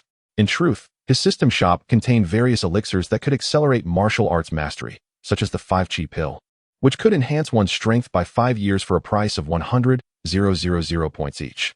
However, Lin Mo felt that since these two were just beginning their journey, Allowing them to experience the hardships of training would serve to strengthen their resilience and willpower. Providing them with elixirs at this early stage would merely offer a shortcut, which would not benefit them in the long run. Thus, unless extraordinary circumstances arose, he had no intention of enhancing their abilities in the near future. Master, bring on a few more. Bai Ying's voice resonated with enthusiasm. As Lin Mo's thoughts whirled, the 7 zombies that had just slipped through were swiftly dispatched by her. Do you still have enough internal energy? Lin Mo inquired. Bai Ying sensed her condition for a moment and replied, if another 7 or 8 come, I should manage. Nodding slightly, Lin Mo released another 8 zombies for Bai Ying to handle, simultaneously quickening the pace of his trigger pulse. Moments later, all 8 zombies on Bai Ying's side lay defeated, and she, panting, retreated behind Lin Mo to sit cross-legged and begin replenishing her internal energy. After more than 10 minutes, the zombies before Lin Mo also collapsed to the ground. The score, 217-250, an increase of over 20,000 from before, bringing Lin Mo's total kills to over 211,000. Subsequently, Du Xiaoming stepped forward to assist Lin Mo in collecting 14 crystal cores. Seeing this unfold, Su Yojin's eyes flickered with a tinge of disappointment. While Bai Ying could aid Lin Mo in combat, and Du Xiaoming could assist in collecting crystal cores, it seemed she was the least useful among the 3. I must strengthen myself as soon as possible. Su Yojin's thoughts raced. In this apocalyptic world, no place would accommodate an ineffectual individual. Though she was officially Lin Mo's apprentice, if she could not demonstrate her own worth and value, it would only be a matter of time before she found herself unwelcome, without Lin Mo needing to expel her. With this in mind, she sat cross-legged beside Bai Ying and began her own cultivation. An hour later, Bai Ying opened her eyes and rose to face Lin Mo. Master, I have fully recovered. Lin Mo nodded, though a hint of surprise danced in his eyes. Despite Bai Ying's internal energy being quite feeble, her recovery within an hour was remarkably swift. However, he quickly understood, internal energy differs from true qi. The generation of internal energy stems from the cultivator themselves, hence its recovery rate is not influenced by external conditions. Let us proceed. This place is vast, and we must hasten our pace, Lin Mo declared, stepping forward towards the expansive shopping mall. Bai Ying and the others hurriedly followed. The mall was extensive, with shops designed as individual cubicles, intertwining in a maze of commerce, offering a plethora of goods. As they passed a row of clothing stores, Lin Mo suddenly paused, turning to Bai Ying and Su Yujin. Why don't you select some new clothes? Thank you, master. Bai Ying and Su Yujin chorused in gratitude before dashing into the nearby clothing store. Their garments had long since become soiled and lacking clean changes. They had been forced to endure. Now, presented with such an opportunity, they were utterly thrilled. In the past, selecting clothes would have required careful consideration, trying on, and comparisons. But now, they could hardly afford such luxury. They hastily grabbed a large bag from the store and stuffed it with suitable styles. The notion of suitable was not about aesthetics or fit, but rather convenience of movement. Thus, skirts were entirely dismissed. In less than 5 minutes, the two emerged, each carrying a large bag. Lin Mo casually accepted the bags and stored them in the system space before leading the trio onward. After walking for a short while, they passed by a lingerie shop. Lin Mo said nothing, merely pausing his steps slowly. Bai Ying and Su Yujin exchanged glances and, without hesitation, dashed inside. This time, their pace was even swifter. Within 2 minutes, each of them emerged with a bag in hand. Lin Mo once again assisted in placing their acquisitions into the system space before they continued their journey. Along the way, they encountered numerous stores catering to women's needs, such as cosmetics, shoes, and accessories, all of which Bai Ying and Su Yujin eagerly explored. By the time they traversed the shopping district, each of them bore at least 7 or 8 substantial bags. Were it not for Lin Mo's system space, it would have been impossible for anyone else to carry such burdens. Upon exiting the shopping area, they approached a long corridor, over 10 meters wide. After walking down the corridor for a short distance, they arrived at a fork in the road, marked by signs indicating 3 paths leading to the technology zone, finance zone, and livelihood services zone. After a brief contemplation, Lin Mo guided the group towards the livelihood services zone. After traversing approximately 100 meters down the passage, they entered a vast hall. However, as soon as they stepped into the hall, Lin Mo's expression shifted slightly. For at the center of the hall, he beheld a colossal entity. Chapter 101. The intelligent zombie. The height of this grand hall is approximately 9 meters, equivalent to 3 stories. At the center of the hall stands a colossal zombie towering over 7 meters. This creature appears to be a mutation of a gorilla. Its head, particularly its facial features, retaining the recognizable traits of a chimpanzee. However, much like the previous tiger zombie, its fur has transformed into a shell of dark armor-like carapace, giving it the appearance of wearing a heavy suit of armor, exuding an impressive and formidable presence. This is likely a level 2 zombie, Lin Mo mused to himself. As for the presence of a tiger and a gorilla in the city, he was not the least bit surprised. After all, Mingzhu City boasts several zoos. For mutated animal zombies, escaping the confines of their enclosures is remarkably simple. At that moment, as Lin Mo beheld the gorilla zombie, it abruptly turned its head, directing its gaze toward Lin Mo and his companions. Its eyes, as large as a human fist, emitted a sinister crimson glow in the darkness, creating an unsettling atmosphere. "What is that?" Bai Ying exclaimed, noticing the glow from the gorilla zombie's eyes. Instinctively, she shined her powerful flashlight in its direction. In the next instant, her body quivered slightly, a flicker of fear evident in her eyes. Upon catching sight of the gorilla zombie, Su Eugene could not suppress a sharp scream. However, as soon as the sound escaped her lips, she quickly covered her mouth and instinctively leaned closer to Lin Mo. Even Du Xiaoming, who had been accustomed to grand spectacles after following Lin Mo for a long time, felt a surge of tension and grasped his sleeve. This was the first time they had encountered such a gigantic zombie. "There's no need to be afraid. This is an evolved zombie, which I shall refer to as a level 2 zombie." Lin Mo reassured the three of them, his brow furrowing slightly. He realized that this gorilla zombie differed from the previous ones. Unlike the earlier tiger zombie, which had attacked him at first sight, this gorilla zombie merely observed them without making any hostile moves. It felt as though it was studying them. This led him to an unsettling thought. This zombie might possess a significant degree of intelligence. It is widely acknowledged that the greatest weakness of zombies has always been their lack of cognition. They act purely on instinct, driven solely by the need to feed. Yet now, a zombie had seemingly evolved to possess intelligence, a disconcerting development for them. "Master, why isn't it attacking us?" Bai Ying inquired, having also noticed the gorilla zombie's peculiar behavior. "Indeed, why isn't it attacking?" Su Eugene echoed, her expression one of confusion. Lin Mo, after a moment of contemplation, fixed his gaze upon the gorilla zombie and asked, "Can you understand what I am saying?" The three girls stared at Lin Mo in astonishment, unable to believe their ears. Did he just attempt to converse with a zombie?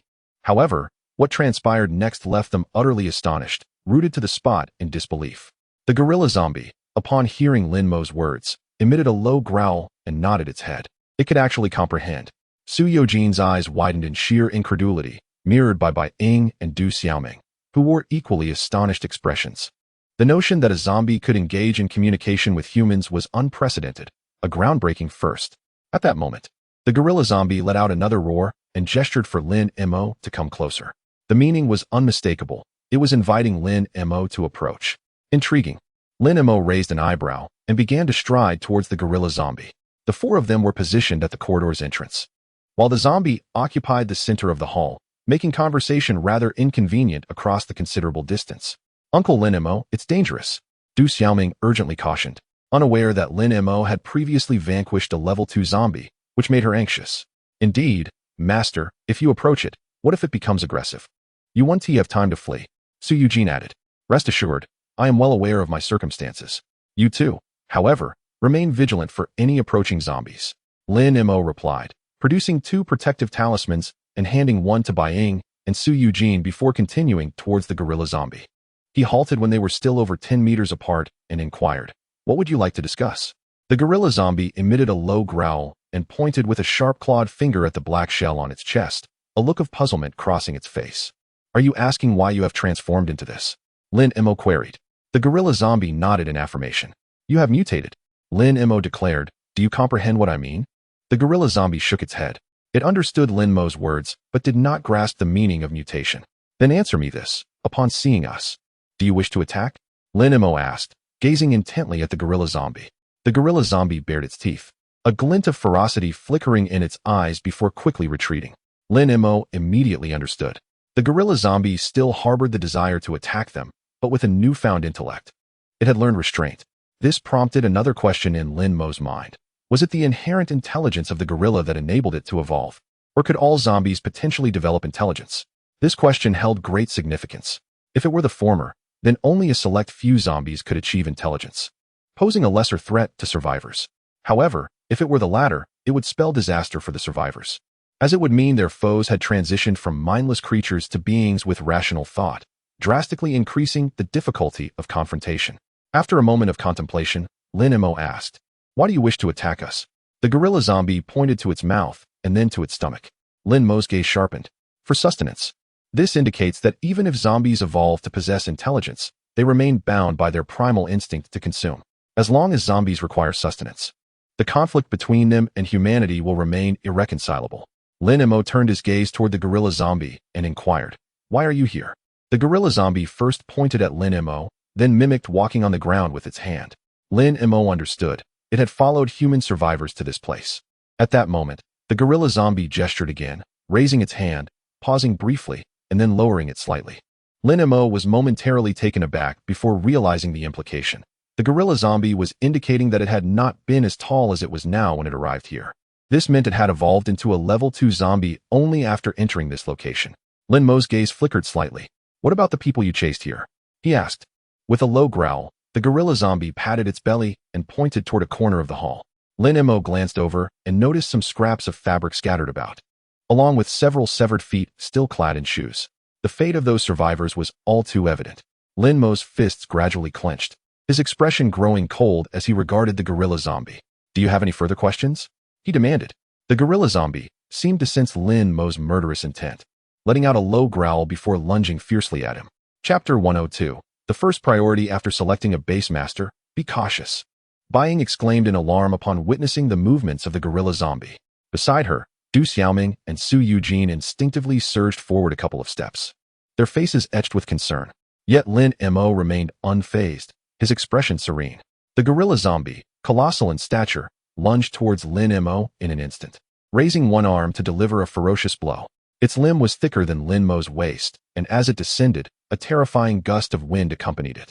Before the fist could land, the force of the wind had already caused Lin Mo's clothing to billow violently. Observing this, Lin Mo gradually clenched his right fist and met the impending strike with a punch of his own. Bang! The collision of fists produced a deafening sound. The tumultuous shockwave radiated outward from the point of impact, scattering papers strewn across the ground in disarray. Yet at the center of this maelstrom, Lin Mo and the gorilla zombie remained locked in their struggle, their fists still pressed against each other. In this encounter, it appeared that neither party had gained the upper hand. Witnessing this scene, Bai stood at the corridor's entrance, her face a portrait of astonishment. Compared to the massive gorilla zombie, Lin Mo resembled a mere child standing against a giant. Yet he had managed to withstand the creature's ferocious strike, indicating that his strength was no less formidable than that of the gorilla zombie. How could a man of merely 1.8 meters in height possess such power to rival a 7-meter behemoth? Bai found it utterly incomprehensible. Beside her, Su Yujin and Du Xiaoming shared similar expressions of disbelief. They had witnessed Lin Mo's prowess with his flying sword and knew it to be formidable, but they were unaware that his physical strength was equally impressive. Roaring in fury upon realizing that its punch had been thwarted, the gorilla zombie raised its other arm, preparing to strike horizontally at Lin Mo. The gust of wind preceded the palm, whipping Lin Mo's hair into disarray. With the immense power of the gorilla zombie, any ordinary individual would surely meet their demise if struck by such a hand. However, Lin Mo merely pivoted slightly, turning his back to meet the blow. The previous strike was a test of his strength. This time, he sought to gauge his physical resilience. Bang! The palm struck him, sending Lin Mo sliding over 10 meters across the ground before he finally came to a halt. Yet a smile played at the corners of his mouth, for the blow had inflicted no harm upon him. This meant that his current physical defenses were sufficient to withstand the attacks of a second-tier zombie. His gaze shifted to the gorilla zombie. "You've struck me twice. Now it is my turn to retaliate." With that, he raised his right thumb and pointed directly at the creature. The 6 Meridian's Divine Sword's Lesser Merchant Sword. Swish! An invisible sword aura shot forth, instantly creating a bloody hole in the gorilla zombie's forehead, causing its massive body to crash to the ground with a resounding thud. Bai and her companions stood frozen, their expressions a mixture of disbelief as the sound of the zombie's collapse echoed around them. How could such a formidable gorilla zombie have been so easily vanquished by Lin Mo? Just how powerful was Lin Mo? "Meng Meng, it's your turn," Lin Mo called out. "Oh, coming." Du Xiaoming snapped back to reality, hurrying forward to retrieve the gorilla zombie's crystal core, which she handed to Lin Mo. He stored the core away, and with a mere thought, the golden vine shot out from his sleeve, its spiked tendrils piercing the flesh of the gorilla zombie. swiftly beginning to siphon its vitality. In less than 3 minutes, the once fearsome creature was reduced to a mere skeleton. Lin Mo then drew the frostblade, preparing to strip away the hardened hide. Uncle Lin Mo, what are you doing with that skin? Du Xiaoming inquired with curiosity. This hide boasts formidable defensive properties. It can be fashioned into armor for you. Lin Mo replied. Armor? Like the magical girl outfits in cartoons? Du Xiaoming blinked in surprise. Quite similar. Lin Mo chuckled. You'll see once it's made. Oh. Du Xiaoming nodded eagerly, her eyes sparkling with anticipation. After all, the armor from cartoons was undeniably beautiful. Let us continue our exploration. Lin Mo beckoned as they ventured deeper into the underground exhibition hall. So far, they had merely skimmed the surface of this vast space. After circling the main hall, Lin Mo gained a clearer understanding of the civil service area. Essentially, it resembled a small civic center designated for various public services. As they traversed a passage on the side of the hall, they stumbled upon rows of rooms reminiscent of single dormitories. Each room was furnished with a bed, bedding, and basic necessities, likely the accommodations for municipal staff. Master, considering the initial establishment of the base, this place should suffice, right? Su Eugene remarked. Lin Mo nodded affirmatively. Absolutely. There are about 70 to 80 rooms here. If we assume 2 occupants per room, it should accommodate us comfortably until the population exceeds 200. He continued. With a little tidying up, this hall can serve as a daily activity area as well. Should we continue to investigate the rear areas? Su Eugene asked, noting the building's considerable size. Not for now, Lin Mo replied, shaking his head. This exhibition hall is extensive. It could take several days to thoroughly inspect every section. He pondered before inquiring, how many entrances and exits does this exhibition hall have? I'm not certain, Su Eugene admitted, shaking her head. Buying interjected.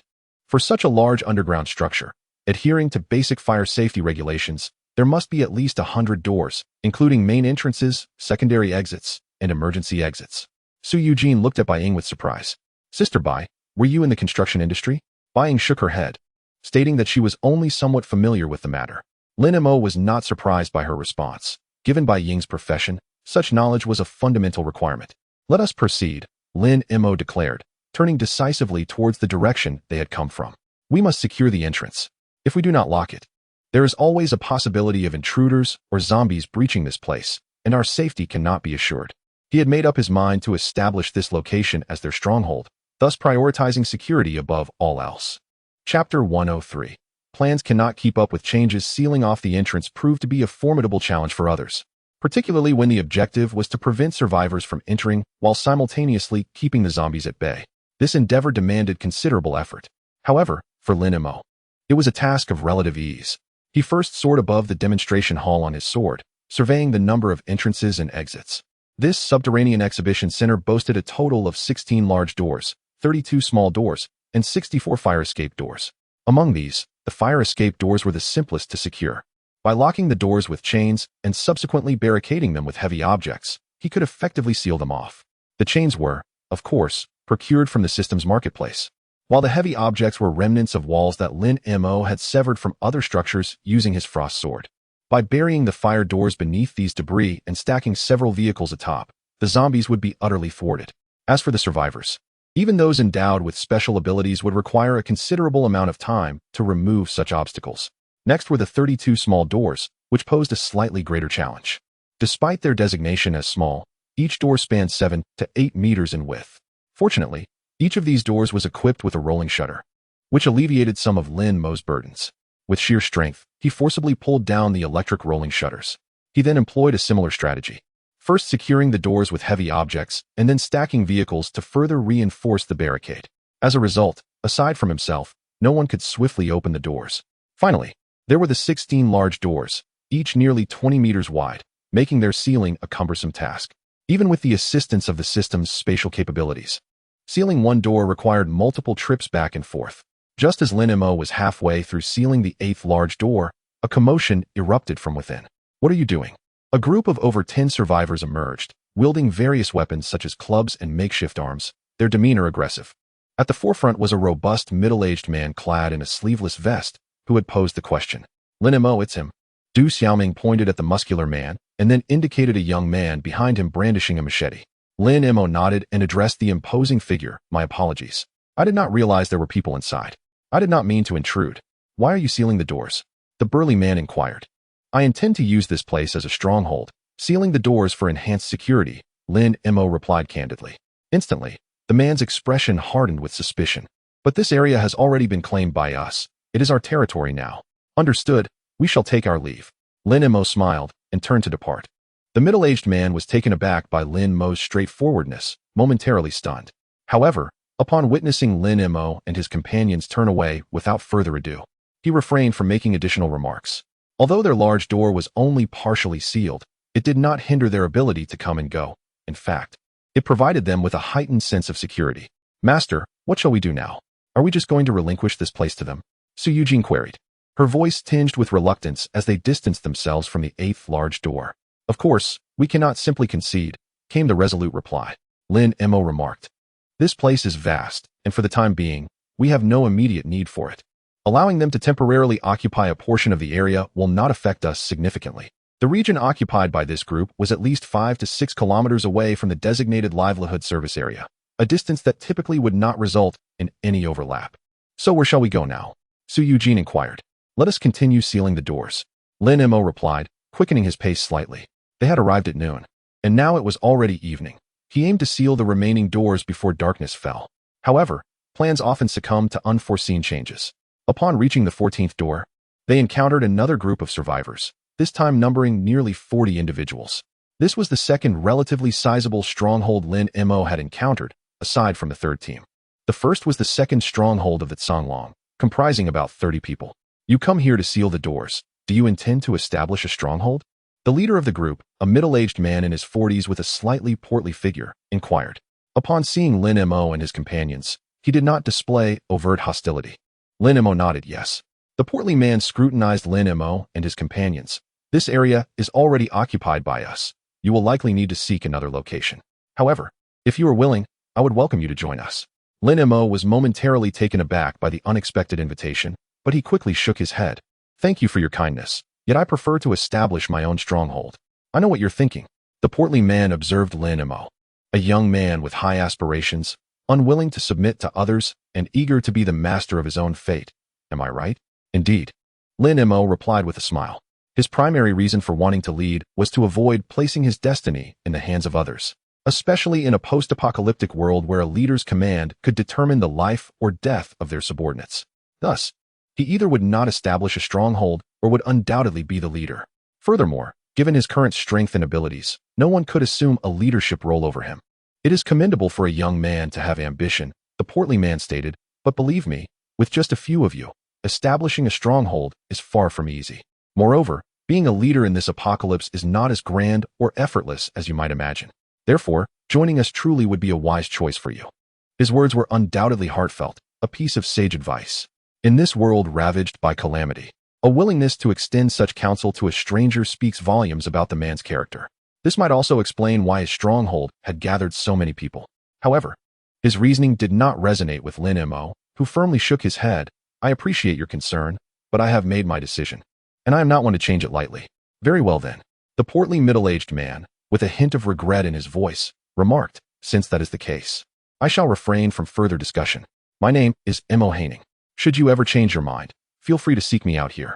All right, Lin Mo responded affirmatively, turning to leave with Du Xiaoming and the others.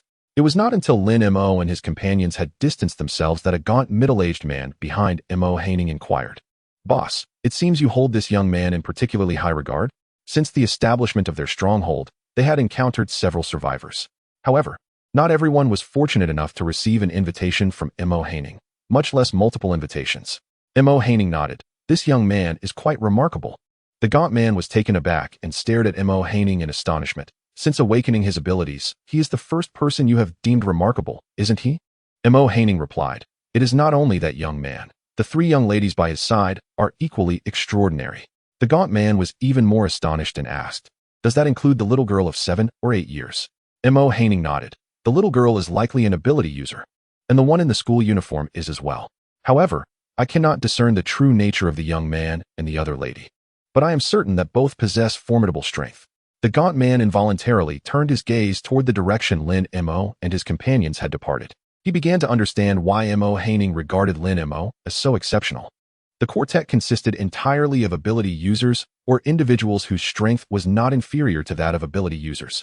To assemble such a formidable team, Lin Mo could not simply be an ordinary person. Chapter 104. Imminent crisis. An hour later, darkness enveloped the surroundings entirely. At this moment, Lin Mo sealed the remaining 4 large doors. Thus, within the underground demonstration space, he had secured 108 out of 112 doors. Aside from the 8th and 14th doors, he left 2 exits in their current area, one being the entrance they used to access the demonstration hall, and the other a fire escape. However, to prevent any unexpected intrusions by either humans or zombies, he locked the fire escape door from the inside. Only then did the 4 of them return to the hall of the people's service area. They lit dozens of candles, illuminating the hall. Lin Mo then took out a gas stove, frying steak while sinking into contemplation. The entire underground section of the demonstration space was interconnected. This meant that from their location, they could directly reach the other 2 strongholds. Conversely, individuals from those strongholds could also access their location via the underground space. Therefore, it was imperative to block off the pathways leading here from the other areas. Lin Mo's mind was racing with thoughts. He was not particularly concerned about those individuals posing a threat to them.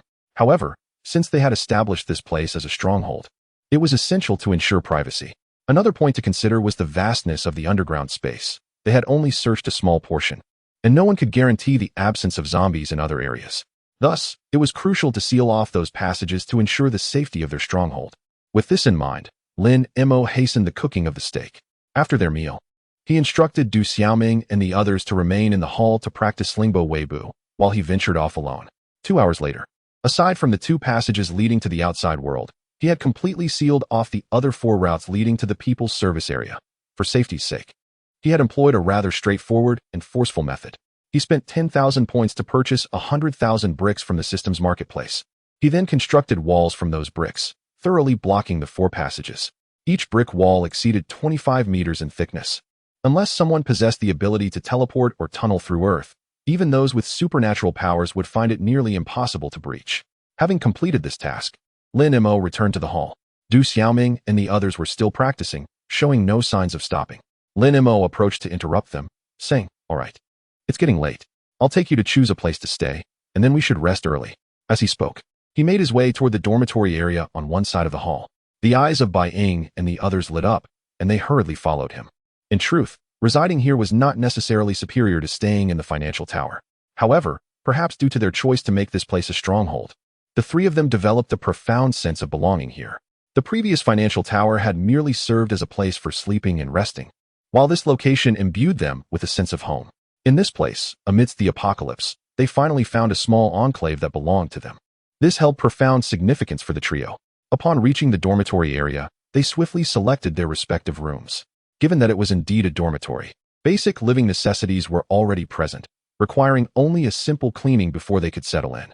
Du Xiaoming, apprehensive about sleeping alone, temporarily shared a room with Su Yujin. The room contained only a single bed, but this posed no challenge for Lin Mo. He purchased a bunk bed from the system's shop to replace the original single bed, acquired fresh bedding, and then exited the room. He then casually sought out another room for himself. After enduring the apocalypse for so long, most of his time had been spent in the financial building or in the emergency command vehicle. Suddenly residing in a room and being able to sleep in a bed gave Lin Mo a surreal sensation. He had to admit, however, that the experience of sleeping in a bed was indeed quite delightful. The following day marked the 30th day of the apocalypse. After breakfast, Lin Mo took out several talisman papers and handed them to Bai Ying before departing the stronghold alone. While the stronghold was decent, it had one significant drawback: its distance from the emergency warehouse. One was located in the east, the other in the west, and the radio communication range was utterly insufficient. Thus, to contact Tanya, he needed to make his way towards the warehouse. At 9 o'clock, Lin Mo arrived punctually at the financial building and promptly activated the radio. Lin Mo, are you there?" Tanya's anxious voice immediately came through. Lin Mo's expression tightened slightly. "I'm here. What's the matter? Come quickly. Someone is attempting to seize supplies, and we are on the verge of being overwhelmed." Tanya spoke rapidly. As she communicated, Lin Mo could distinctly hear shouts from the other end. Li Jianmin was directing personnel to prepare defenses. "All right, I'm on my way. Do not engage recklessly. If you cannot hold them off, retreat to minimize casualties." Lin Mo concluded, switched off the radio, stowed away the emergency command vehicle, and soared into the sky on his sword.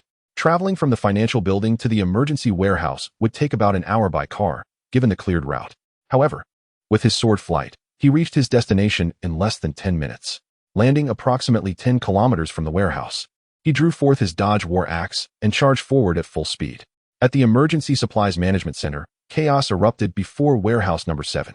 More than 20 members of the third team were engaged in a brutal melee, wielding clubs, machetes, and various other weapons against over 30 adversaries. Both sides consisted of ordinary individuals lacking any formal combat training, resulting in a chaotic brawl reminiscent of street gang skirmishes. Outside the fray, Tangya, Shusheng, and Xiechun faced off against 4 others, 3 men and 1 woman. On both palms, extraordinary radiance flickers incessantly. A grand battle is on the brink of eruption. Chapter 105. Your strength is quite lacking. Are you truly determined to resist until the end? A short, stout middle-aged man sneered at Tangya and her companions. Given the current circumstances, should a confrontation arise, you stand no chance whatsoever. If that is the case, why partake in such futile sacrifices? Do not speak so prematurely. Tangya's palm crackled with electric energy. When it comes to actual combat, the outcome remains uncertain. Do you even believe your own words? The stout man scrutinized Tangya. We have all recently awakened our abilities. Despite variations in strength, the disparities are not substantial. We possess 4 ability users, while you have merely 2. What do you have to secure a victory? And if we cannot win? Tangya retorted coldly. As long as I can drag down 2 with me, I do not believe your future will be any easier. The corner of the stout man's eye twitched slightly. This was precisely why they had yet to make a move. On one hand, no one wished to be the one to fall as Tangya had suggested. On the other hand, any casualties among ability users would severely impair their strength and significantly impact their future endeavors. My dear girl, why resort to such extremes? The stout man altered his approach. We only require 70% of the resources. We do not aim to annihilate you entirely. There is no need for such radical measures. You shameless fiend. Behind Tangya, Li Jianmin could no longer contain himself, exclaiming angrily, when you obstructed our path previously, I already granted you a portion of resources. You also agreed to coexist peacefully with us. Yet now, is this your version of peaceful coexistence? You cannot blame me for this. Wang Yong assessed the surrounding warehouses with an innocent expression. You did not inform me previously that you possessed such ample supplies. You. Li Jianmin's face turned ashen with rage, yet he felt utterly powerless against the man. The day after they had begun transporting supplies, they encountered Wang Yong and his band of survivors. At that time, Wang Yong and his group had blocked the road, with zombies pursuing the convoy from behind. In an effort to minimize casualties, Li Jianmin had no choice but to promise Wang Yong a portion of the materials, and they had agreed to coexist peacefully. However, little did he expect that just a few days later, Wang Yong would come to seize their supplies, demanding 70% right from the outset. Such terms were unacceptable to him, leading to the current predicament. Li, do not waste your breath on him. Xiechun urged. You go direct the others. We will handle this. In the brief moment they conversed, many involved in the melee had already sustained injuries. The third team, being smaller in number, had evidently suffered more casualties. All right, be careful, Li Jianmin replied, grasping a riot baton and charging towards the fray. Upon witnessing his members getting injured, Wang Yong also furrowed his brow. These individuals were hard-won allies he had gathered.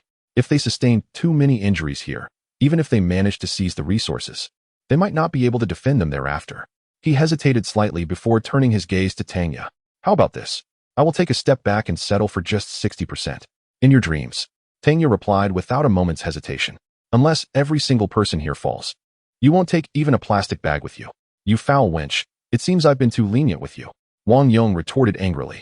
In that case, I shall see if your strength is as formidable as your words. As he spoke, he strode directly toward Tangya. Simultaneously, a layer of gray-brown rocks swiftly covered his skin, transforming him into a veritable stone giant. Witnessing this, Tangya's eyes ignited with battle fervor. With a swift motion of her hands, a half-meter-long lightning spear materialized, which she then hurled at Wang Yong. Zing! The lightning spear sliced through the air, instantly striking Wang Yong. Boom! The spear exploded, electric currents surging forth. Wang Yong was illuminated by blinding arcs of electricity. However, he merely paused momentarily before charging toward Tangya once more. The rocky layer on his skin provided formidable defense, though the electric shock caused a slight tingling sensation. It inflicted no real harm. Seeing this, Tangya conjured another lightning spear with a flick of her hands. Yet this time, she did not throw it. Instead, she gripped it tightly and lunged directly at Wang Yong. A fierce glint appeared in Wang Yong's eyes as he retaliated with a punch aimed at the lightning spear. Bang! The lightning spear detonated once more. Tang Ye's expression tightened as she quickly retreated. Wang Yong retracted his fist, sneering at her. It seems your strength does not match your bravado. Tang Ye remained silent, drawing a military knife from her waist. In an instant, she vanished and charged at Wang Yong. Your abilities cannot harm me. What difference will a knife make? Wang Yong scoffed, raising his fist to confront her. However, just as they were about to collide, Tang Ye pivoted, appearing at Wang Yong's side, and thrust the knife toward his neck. Wang Yong sensed her movement, but did not evade. Instead, he transformed his punch into an elbow strike aimed at her. Clang! The military knife met Wang Yong's neck with a sharp sound, sparks flying. Simultaneously, electric currents swirled around Tang Ye's other hand, blocking the incoming elbow strike. Boom! Tang Ye stumbled back a couple of steps, shaking her slightly numb arm. I will give you one last chance. Wang Yong twisted his neck, glaring at Tang Ye. If you hand over your resources, I will cease my assault and spare you. Who will spare whom is yet to be determined. Tang Ye declared, electric energy crackling around her fist as she vanished and charged at Wang Yong again. If you refuse my goodwill, then face your demise. Wang Yong's eyes glinted with ferocity as he swung his fist to meet her. Bang! The thunderous clash of the lightning fist against the rocky punch resonated through the air. Tang Ye involuntarily stepped back half a pace. However, the intense current caused Wang Yong's body to stiffen momentarily. At that precise moment, Tang Ye forcefully pushed off the ground, swiftly closing the distance. Her military knife glinting with a cold light as it pierced into Wang Yong's left eye with lightning speed. With his body turned to stone, his eyes became Wang Yong's sole vulnerability. A piercing scream erupted, echoing with unimaginable agony. Wang Yong clutched his left eye, his expression contorted in pain. Yet he still swung his fist towards Tang Ye. Bang! Tang Ye crossed her arms to shield herself from the blow, her body instinctively retreating, dissipating the force of the punch. Then, with a mocking gaze, she regarded Wang Yong. Your strength is quite underwhelming. Wang Yong's remaining eye quickly filled with rage, turning a furious red. You filthy bitch, if I do not kill you today, I vow never to be human again. With that, he waved his hand, commanding, everyone, attack together, annihilate them. Upon hearing this, the three individuals beside Wang Yong charged forward alongside him, rushing towards Tang Ye, Xu Sheng, and Xie Chun. Chapter 106. The power of a single finger as four individuals charged towards them. Tang Ye, the scholar, and Xie Chun simultaneously felt a tightening sensation in their chests. Despite Wang Yong's injuries, the odds remained unfavorable for them in a 3-against-4 confrontation. This was primarily due to the fact that the scholar among them was not an ability user in the face of those with powers. His previous strength was rendered nearly useless. His only function was to buy time. Scholar, use this, don't skimp on the bullets, Tang Ye said, brushing her hand against her thigh holster to retrieve a 92 pistol and toss it to him. This particular 92 was a gift from Lin Mo, and since she had scarcely used it, the magazine was still full. As the scholar caught the firearm, a newfound confidence flickered in his eyes. Just as he raised the weapon to fire, a thunderous roar akin to a beast's growl erupted from the distance. The individuals present instinctively halted their movements, turning towards the source of the sound. They soon beheld a uniquely designed and strikingly cool motorcycle speeding towards them. It was Lin Mo. Tang Ye's eyes brightened slightly, and a smile involuntarily crept onto her lips. Nearby, the scholar and Xie Chun also released a collective sigh of relief. Amidst the chaos, Li Jianmin's spirit surged as he signaled the members of the third team to retreat and regroup. Meanwhile, Wang Yong's group wore expressions of wariness. Unfamiliar with Lin Mo, they could deduce from Tang Ye and her companions' reactions that he was no ordinary individual. The Dodge Warhammer came to a halt not far from Tang Ye. Lin Mo turned off the engine and stepped out, surveying Tang Ye and the others. Confirming that they were unscathed, he remarked, "Didn't I say you could withdraw first?" Tang Ye responded with a smile. "Occasionally engaging in a skirmish aids in enhancing our strength. We can't just run away every time you're not around." "That is indeed a valid point," Lin Mo nodded, glancing at Wang Yong. "It seems your combat results are quite commendable. That's because you arrived just in time," Tang Ye replied. "Had you come any later, we might not have been able to retreat unscathed." This was the truth. Had Wang Yong's group charged earlier, at least one among them would likely have sustained injuries, and that individual would most probably have been her. "Damn, have you finished chatting?" Wang Yong, nearly exploding with rage, could hardly believe that they were casually conversing amidst the tension, blatantly disregarding their presence. Lin Mo furrowed his brow, directing his gaze at Wang Yong. "How many people do you currently have in your stronghold?" Wang Yong scoffed. "What? Are you trying to assess my strength? You're overestimating your importance. Lin Mo replied coolly. I merely wish to ascertain whether you hold any value for recruitment. Recruitment? Wang Yong paused for a moment, then looked at Lin Mo with a face full of derision. Are you joking? Do you think it would be difficult to bring you under my wing? Lin Mo retorted. Are you suggesting it would be easy? The mockery on Wang Yong's face deepened, convinced that Lin Mo was nothing but a reckless fool. Lin Mo pointed towards the individuals who had just emerged from the chaotic skirmish. Do you believe that if all 4 of you extraordinary beings were to perish, how many among them would be eager to join my ranks? Wang Yong's expression shifted subtly. In this apocalyptic reality, strongholds merely served as a refuge for warmth. These individuals chose to follow them, primarily due to their formidable strength and the sheer number of their stronghold, which facilitated easier access to resources.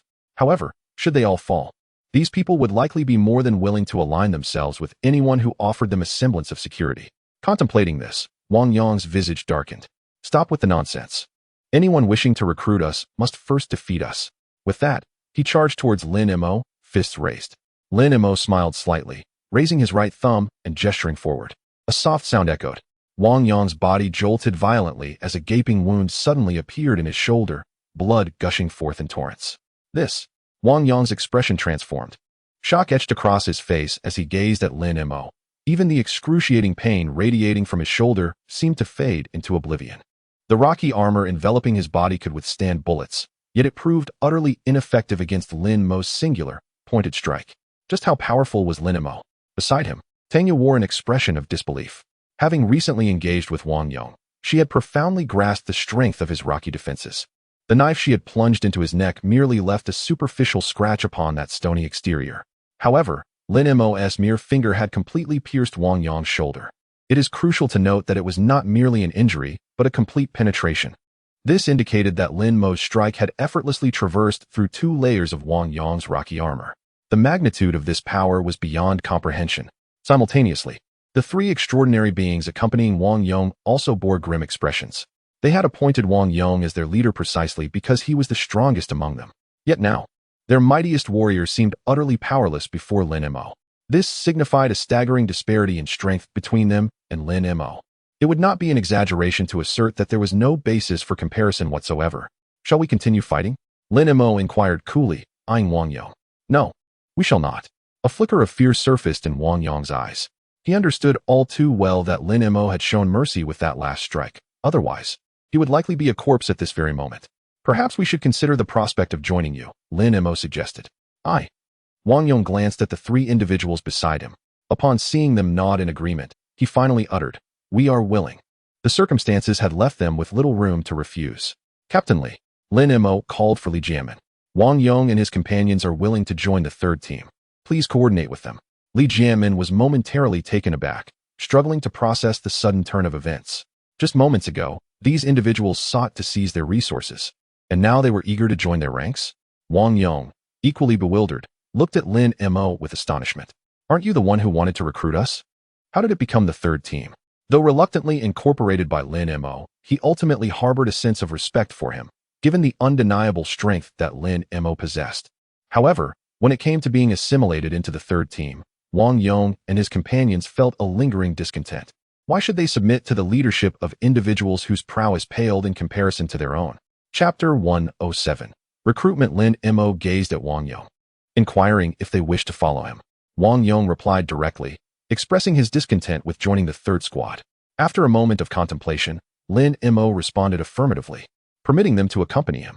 His intention to recruit these individuals into the 3rd squad stemmed from the latter's pressing need for personnel, and he sought to lend a helping hand. However, given Wang Yong's current disposition, forcibly integrating them into the 3rd squad could prove detrimental, potentially sowing discord within its ranks. Therefore, allowing them to join him seemed a prudent choice, especially since his newly established base required additional hands for various tasks. Nearby, Xie Chun's expression subtly shifted upon hearing this exchange, casting a glance at Li Jianmin. Yet, Li Jianmin appeared lost in thought, oblivious to Xie Chun's gaze. All right, Wang Yong acknowledged, promptly directing the group he had brought to stand behind Lin Mo. Lin Mo's mental acuity swiftly assessed the situation, revealing that, including Wang Yong and 3 other ability users, there were a total of 36 individuals. However, more than half bore injuries, the majority being minor, yet 4 were gravely wounded. Without immediate medical attention, their survival was bleak. Lin Mo then turned his attention to Li Jianmin's group. Apart from Xiechun and Li Jianmin, there were 24 others, nearly all injured, with 7 sustaining severe wounds. One individual was in critical condition, having succumbed to significant blood loss and was now unconscious. Unfortunately, aside from applying cloth to staunch the bleeding, Li Jianmin and the others were powerless to provide further aid. This was the harsh reality of the apocalypse, devoid of hospitals, doctors, or medicine. The injured and ill had to endure alone, and those unable to cope faced death. With a soft sigh, Lin Mo hastened to the ailing individual, evaluating the situation. The ruptured artery in the leg had led to excessive blood loss. With timely transfusions, there was a chance for survival. When I call for you, bring him inside, Lin Mo instructed before swiftly entering the adjacent warehouse. Congratulations, host. 20,000 points expended to purchase an ambulance. Congratulations, host. 200 points expended to acquire a set of basic surgical instruments. Congratulations, host. Following a series of notifications, Lin Mo willed forth a pristine ambulance that materialized within the warehouse. He quickly opened the rear door, extracted a stretcher, and gestured for Li Jianmin to carry the injured man inside. Li Jianmin and his companions complied without hesitation.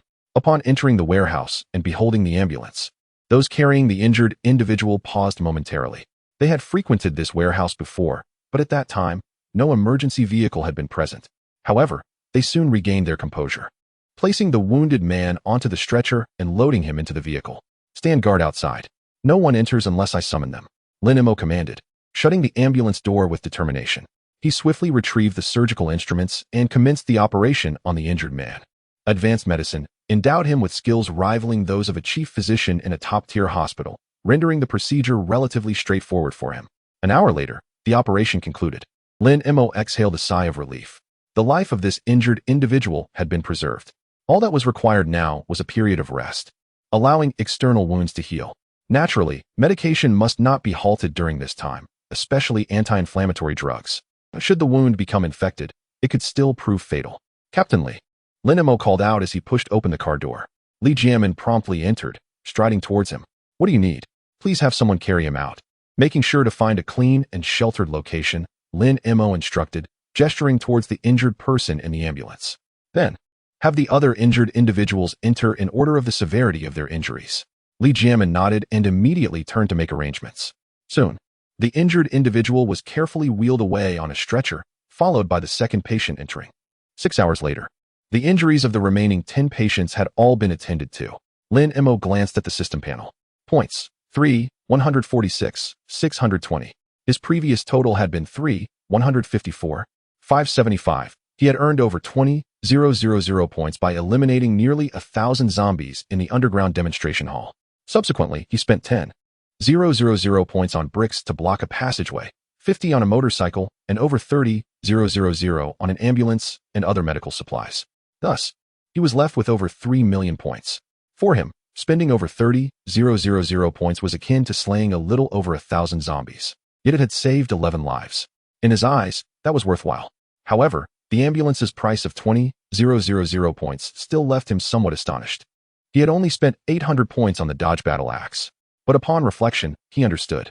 The Dodge Battle Axe was categorized as a living resource in the system store, while medical supplies were classified as items. The prices of living supplies and items were inherently incomparable.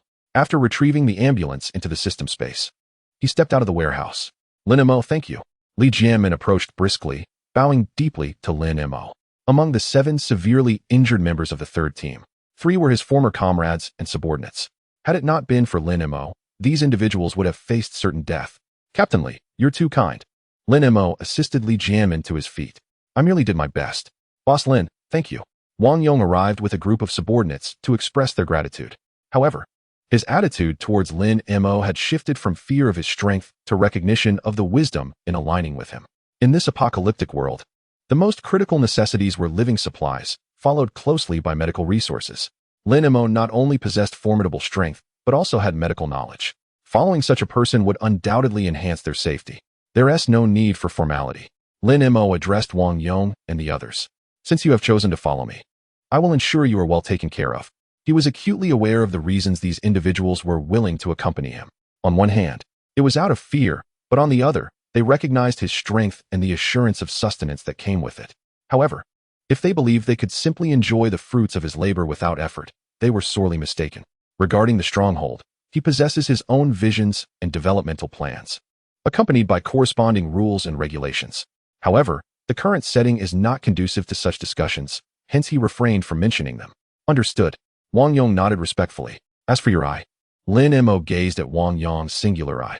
I possess the means to restore it completely, yet at this moment, you do not merit such an investment from me. Do you comprehend what I am conveying? Wang Yong stared at Lin Mo in disbelief.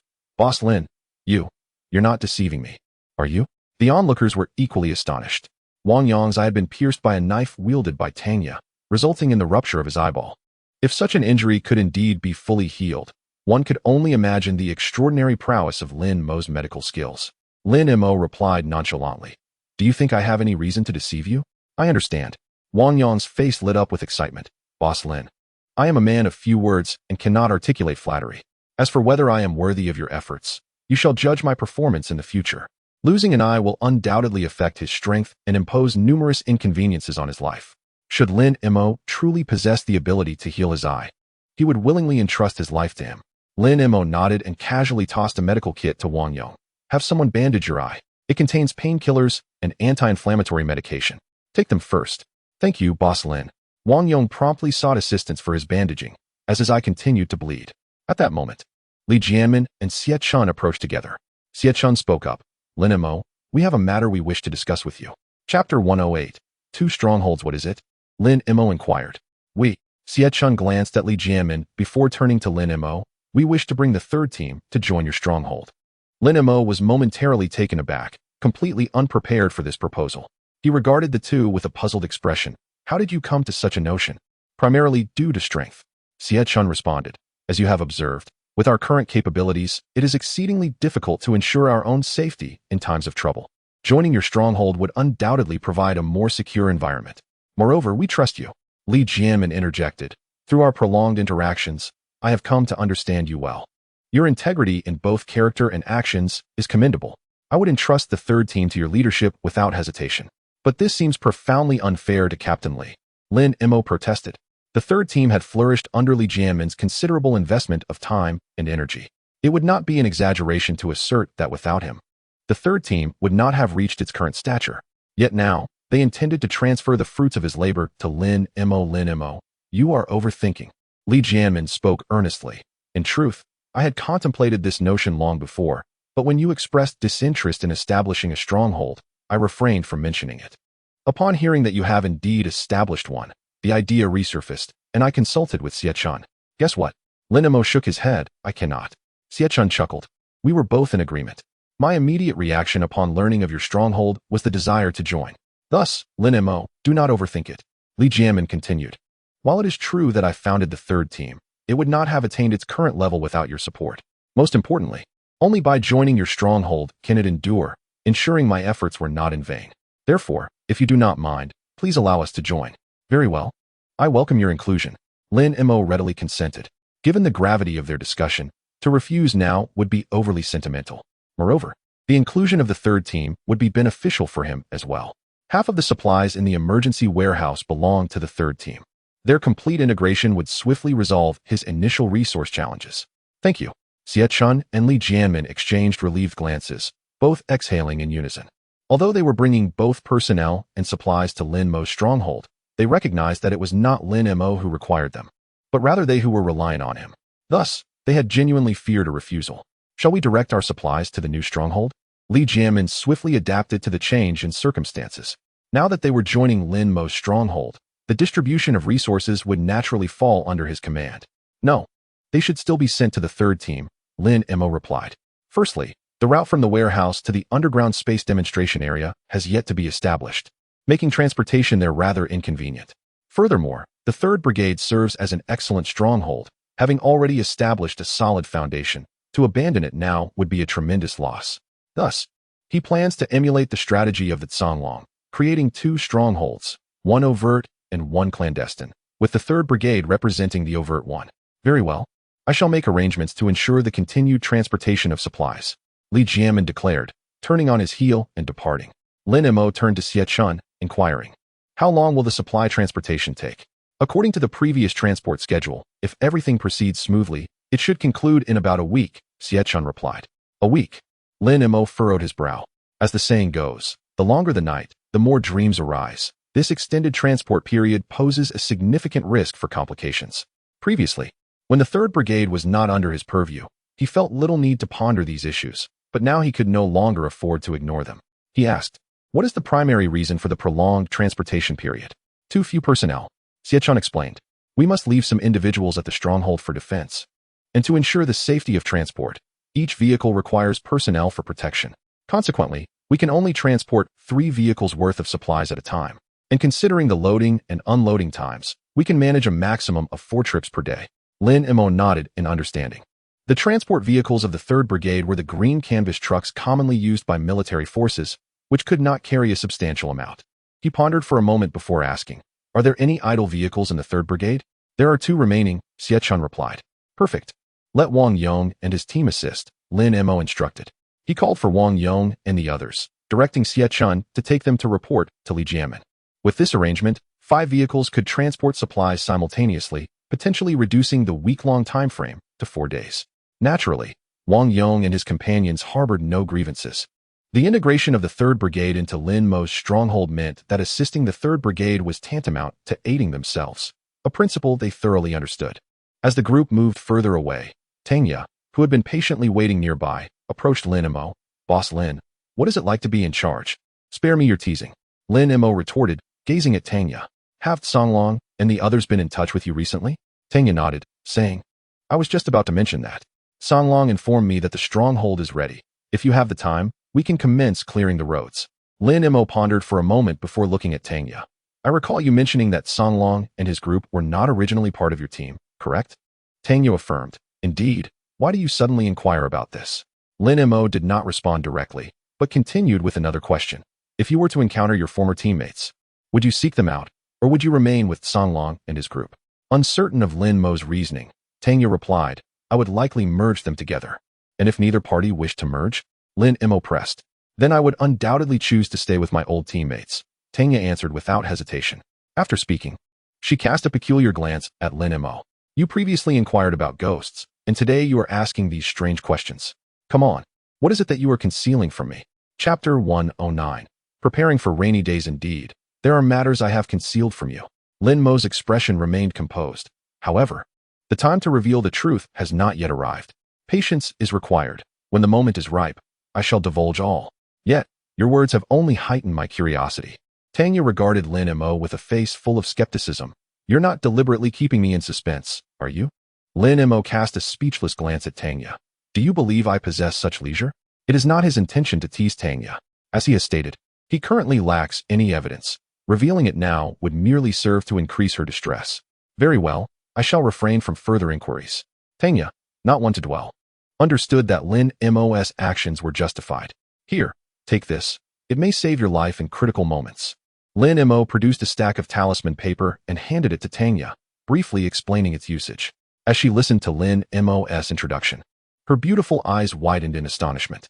Even in a world transformed by supernatural powers, the existence of these talismans left her feeling as though her understanding had been upended. After a long pause, she regained her composure and hastily replied, "This is far too precious. I shall keep 2 sheets, and the rest you should retain for yourself." Saying this, she extracted 2 sheets and returned the remainder to Lin Mo. "You take them, as I instructed." Lin Mo pushed Tanya's hand back. "I possess an abundance of these talismans." Tanya was once again taken aback, staring at Lin Mo in disbelief. Speechless for a moment. To her, each of these talisman sheets was exceedingly valuable, especially the protective amulets, which could undoubtedly serve as lifesavers in crucial moments. That he claimed to have an inexhaustible supply left her utterly astonished. "Truly, if you don't believe me, look." Lin Mo retrieved a thick stack of talisman paper from his bag and displayed it before Tanya. It was not out of a desire to boast, but rather a concern that Tanya might hesitate to use something she deemed precious. Fine. Only then did Tanya trust Lin Mo's words. Cautiously storing away the talisman papers. "Do not hesitate to use them. When you run out, ask me for more." Lin Mo, still uneasy, reiterated his advice. "Rest assured, while these items are undoubtedly valuable, my life takes precedence." Tanya comprehended Lin Mo's concerns. "I'm glad you understand." Lin Mo paused momentarily before adding, Furthermore, informed Song Lang that I shall commence clearing the path starting tomorrow, and it should conclude within 3 days. The route to Song Lang's stronghold primarily circumvents the city, making the task significantly easier. Very well, I understand. Tang Yin nodded. I must take my leave now. Meng Meng is awaiting me at the stronghold. After bidding farewell, Lin Mo turned and departed. Upon returning to the underground demonstration hall, it was already 6 in the evening. Du Xiao Meng and the others were still engaged in their training. Lin Mo organized dinner for the trio and assisted in resolving the questions they had accumulated throughout the day, subsequently contemplating the future development of the stronghold. Beginning with the situation regarding the third team. The third squad originally comprised 71 individuals, and with the addition of 36 brought by Wang Yong, the total has now exceeded 100. In the current phase, this scale can be considered a relatively substantial stronghold. Furthermore, with the acquisition of a significant supply of resources, the third squad is poised to enter a period of rapid development. However, this growth will inevitably bring forth a myriad of challenges. To illustrate with a simple example, how shall the issue of sanitation for such a large number of individuals be addressed?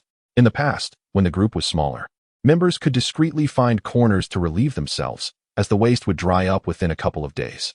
Yet, with the current population, if the same approach continues, the stronghold will soon be engulfed in foul odors. Such scents will attract insects and flies, leading to the proliferation of various viruses and bacteria, significantly heightening the risk of illness among the members. More alarmingly, these odors could potentially attract hordes of zombies, resulting in the stronghold being besieged. In essence, any minor issue, if not managed properly, could escalate into a major problem. This is but one of many such challenges that lie ahead. Therefore, he must take proactive measures and devise strategies in advance. As for this stronghold, everything appears satisfactory at present. However, with the increase in population, it too must confront the same issues faced by the third squad. Thus, the foremost concern should be to resolve the problems of water and electricity supply. Lin Mo mused quietly to himself. As a public service area, it is equipped with hot water facilities and restrooms. Unfortunately, due to the suspension of water and electricity, everything has come to a standstill. If he can restore these utilities, the sanitation issues here will be temporarily alleviated. With this thought in mind, Lin Mo rose and proceeded to the distribution room located in the middle of the corridor. Each area of the underground demonstration hall features a standard distribution room, which centralizes all the wiring, electrical switches, and various instruments. Upon seeing the myriad of wires, Lin Mo felt overwhelmed. While the wiring was neatly arranged, the sheer volume posed a significant challenge for someone untrained. Merely distinguishing what each colored wire represented was daunting. Congratulations, host. You have consumed 2,000 points and successfully acquired the skill, Electrician, Beginner. As this announcement echoed in his mind, a flood of information began to surge. Once he had thoroughly processed this information, Lin Mo turned his attention back to the wires. This time, he could comprehend some aspects, albeit not entirely. Congratulations, host. You have consumed 5,000 points and successfully acquired the skill, Electrician, Intermediate. Another wave of information inundated his mind. After digesting this new information, Lin Mo finally grasped the layout of the wires. Congratulations, host. You have consumed 10,000 points and purchased a 200 kW diesel generator.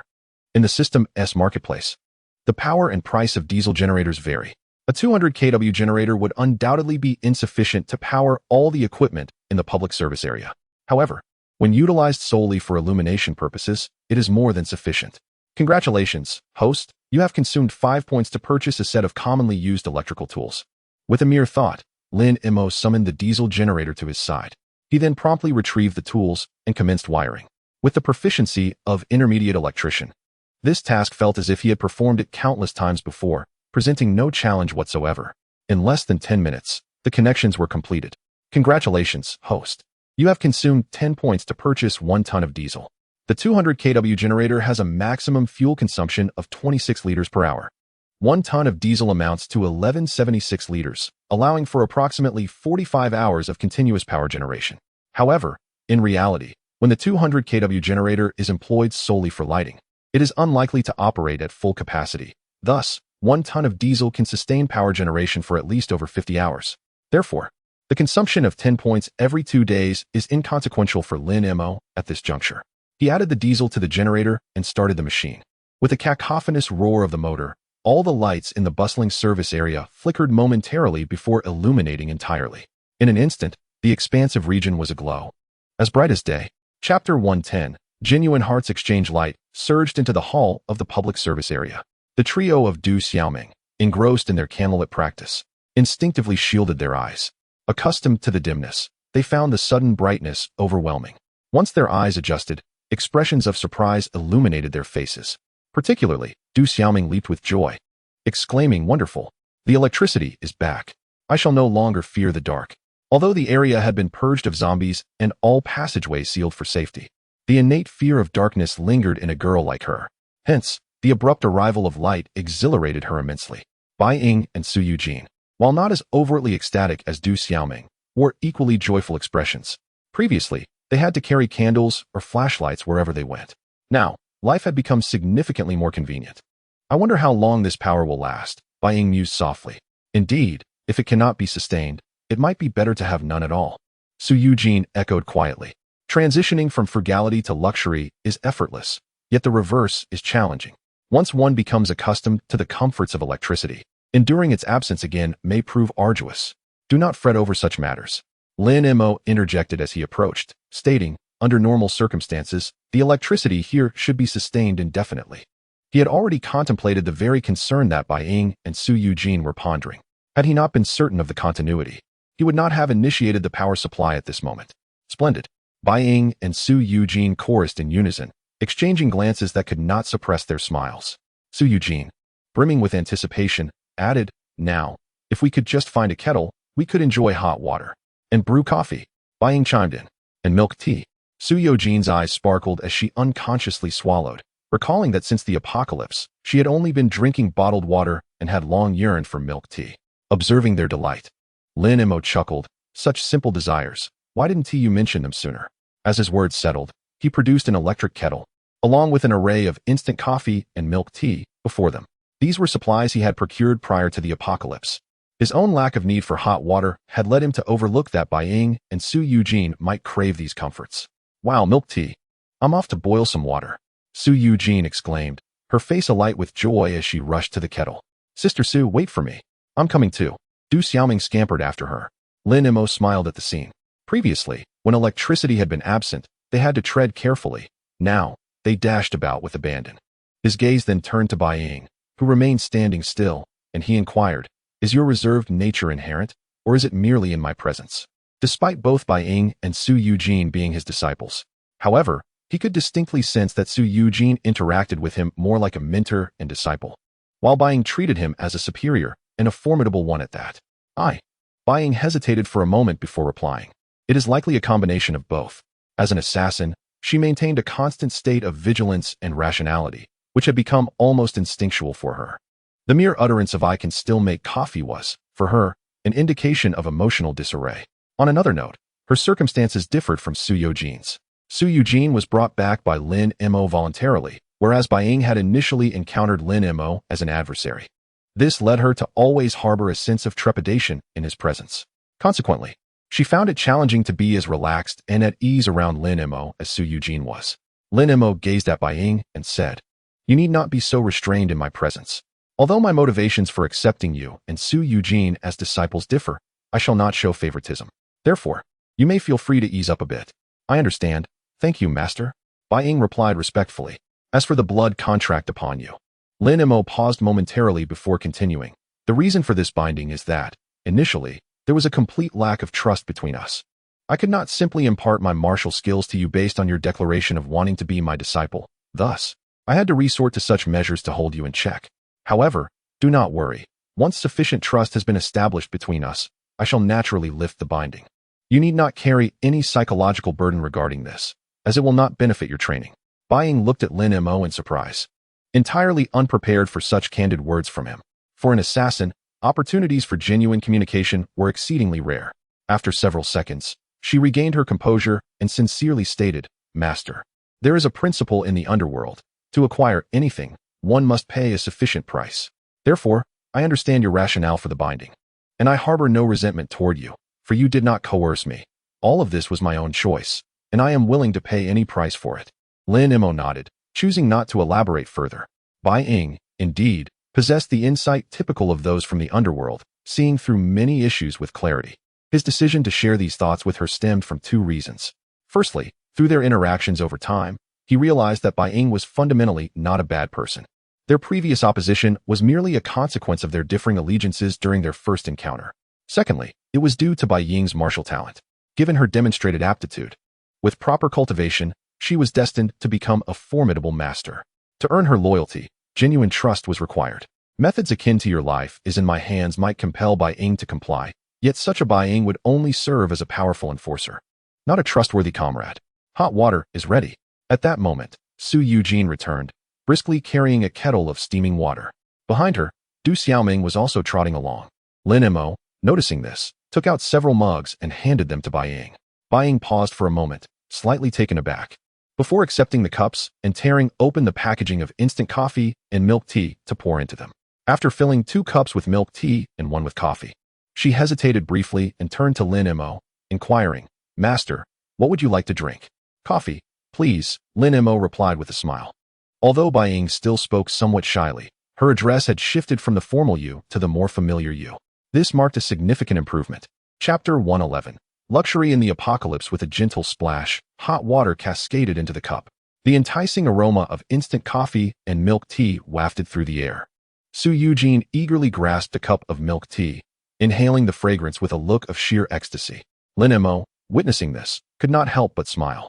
In fact, the system's marketplace offered the finest coffee beans and the best milk tea ingredients.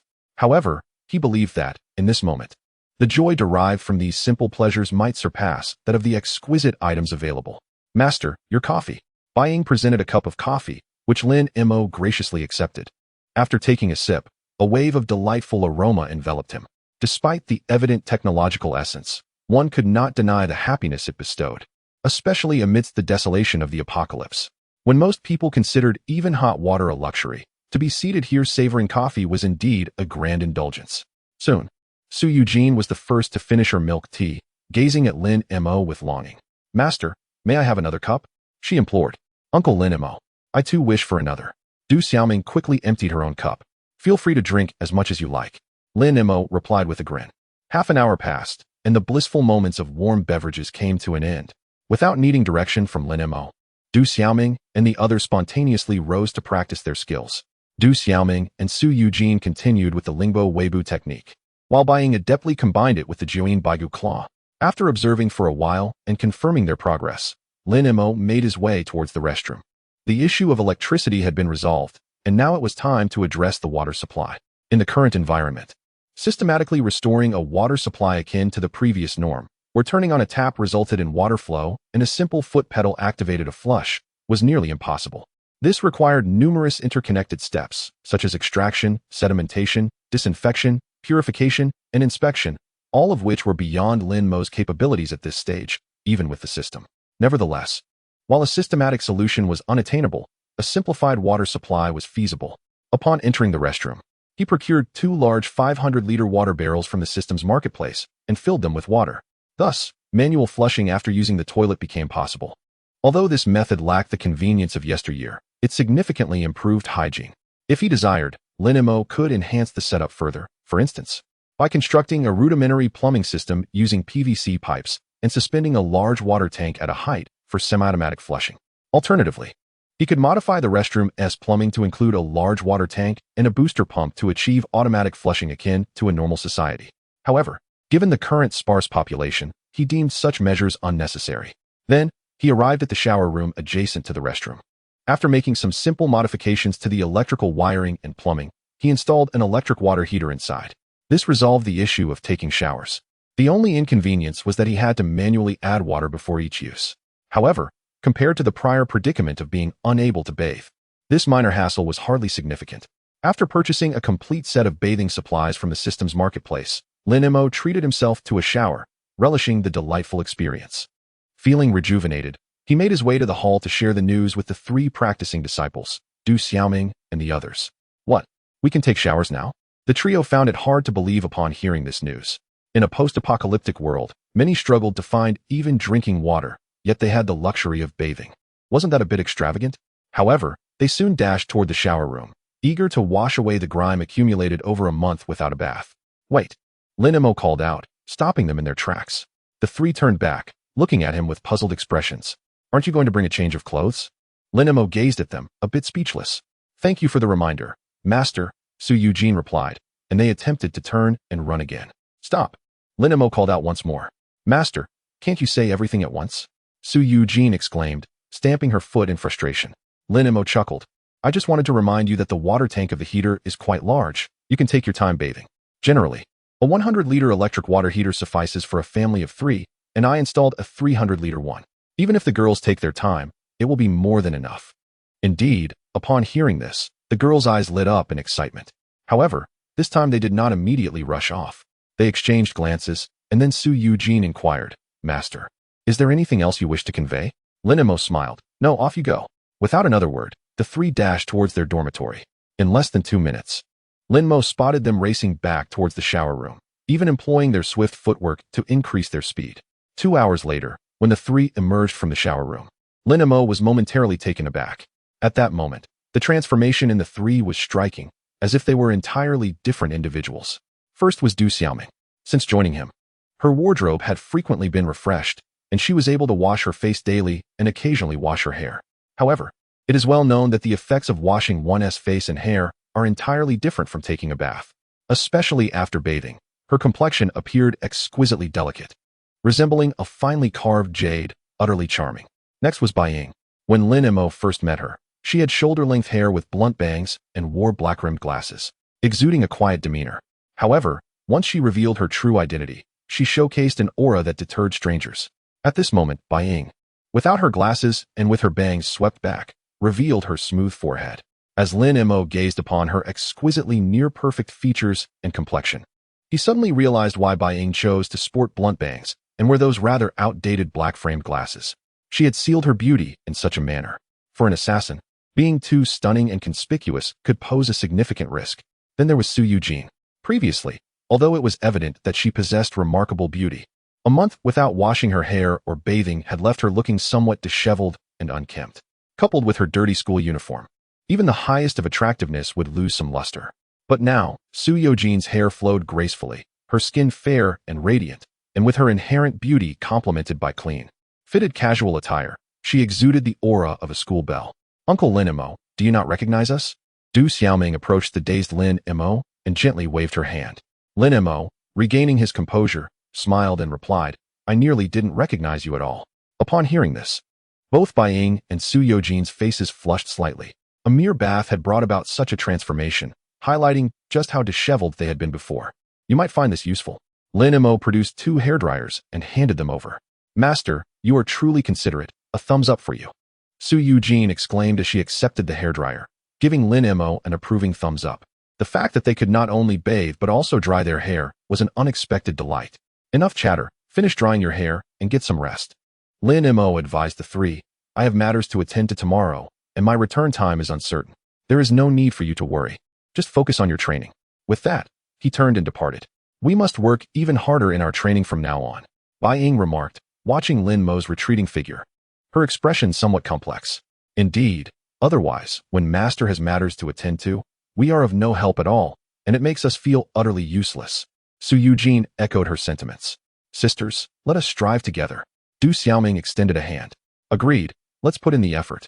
Su Eugene placed her hand atop Du Xiaoming's. Then, both turned to Bai Ying.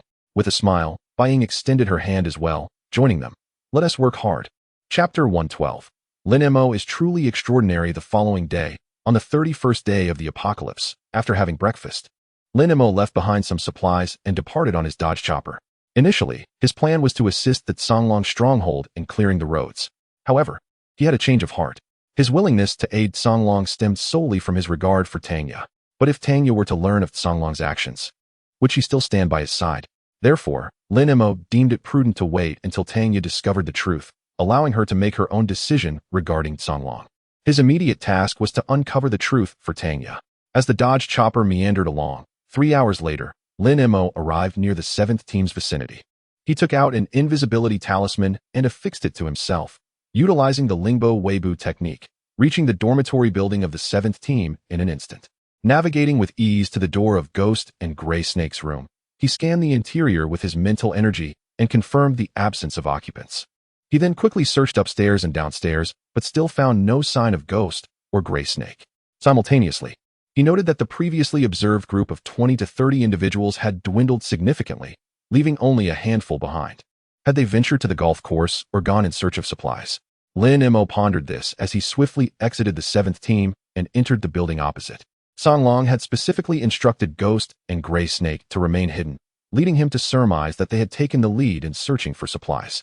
Once the stronghold was established, the quest for resources became a daily necessity. Otherwise, if expenses outweighed income, few strongholds could endure for long. Thus, he resolved to wait here. And wait he did, throughout the entire day. It was not until dusk that the sound of a car engine echoed down the road. Lin Mo promptly rose and retrieved a high-powered telescope to investigate. He soon spotted a military green vehicle speeding into the 7th team's compound. Inside the driver's cabin were Ghost and Gray Snake, while the back of the truck was filled with a dozen or so survivors and several boxes of supplies. It appeared that this group had made a commendable haul today. Lin Mo activated another invisibility talisman and re-entered the 7th team, arriving once more at Ghost's room. Today's yield was quite satisfactory, though our losses in personnel were substantial, Gray Snake lamented. It's unavoidable. Without a vehicle, the amount of supplies we can transport is minimal.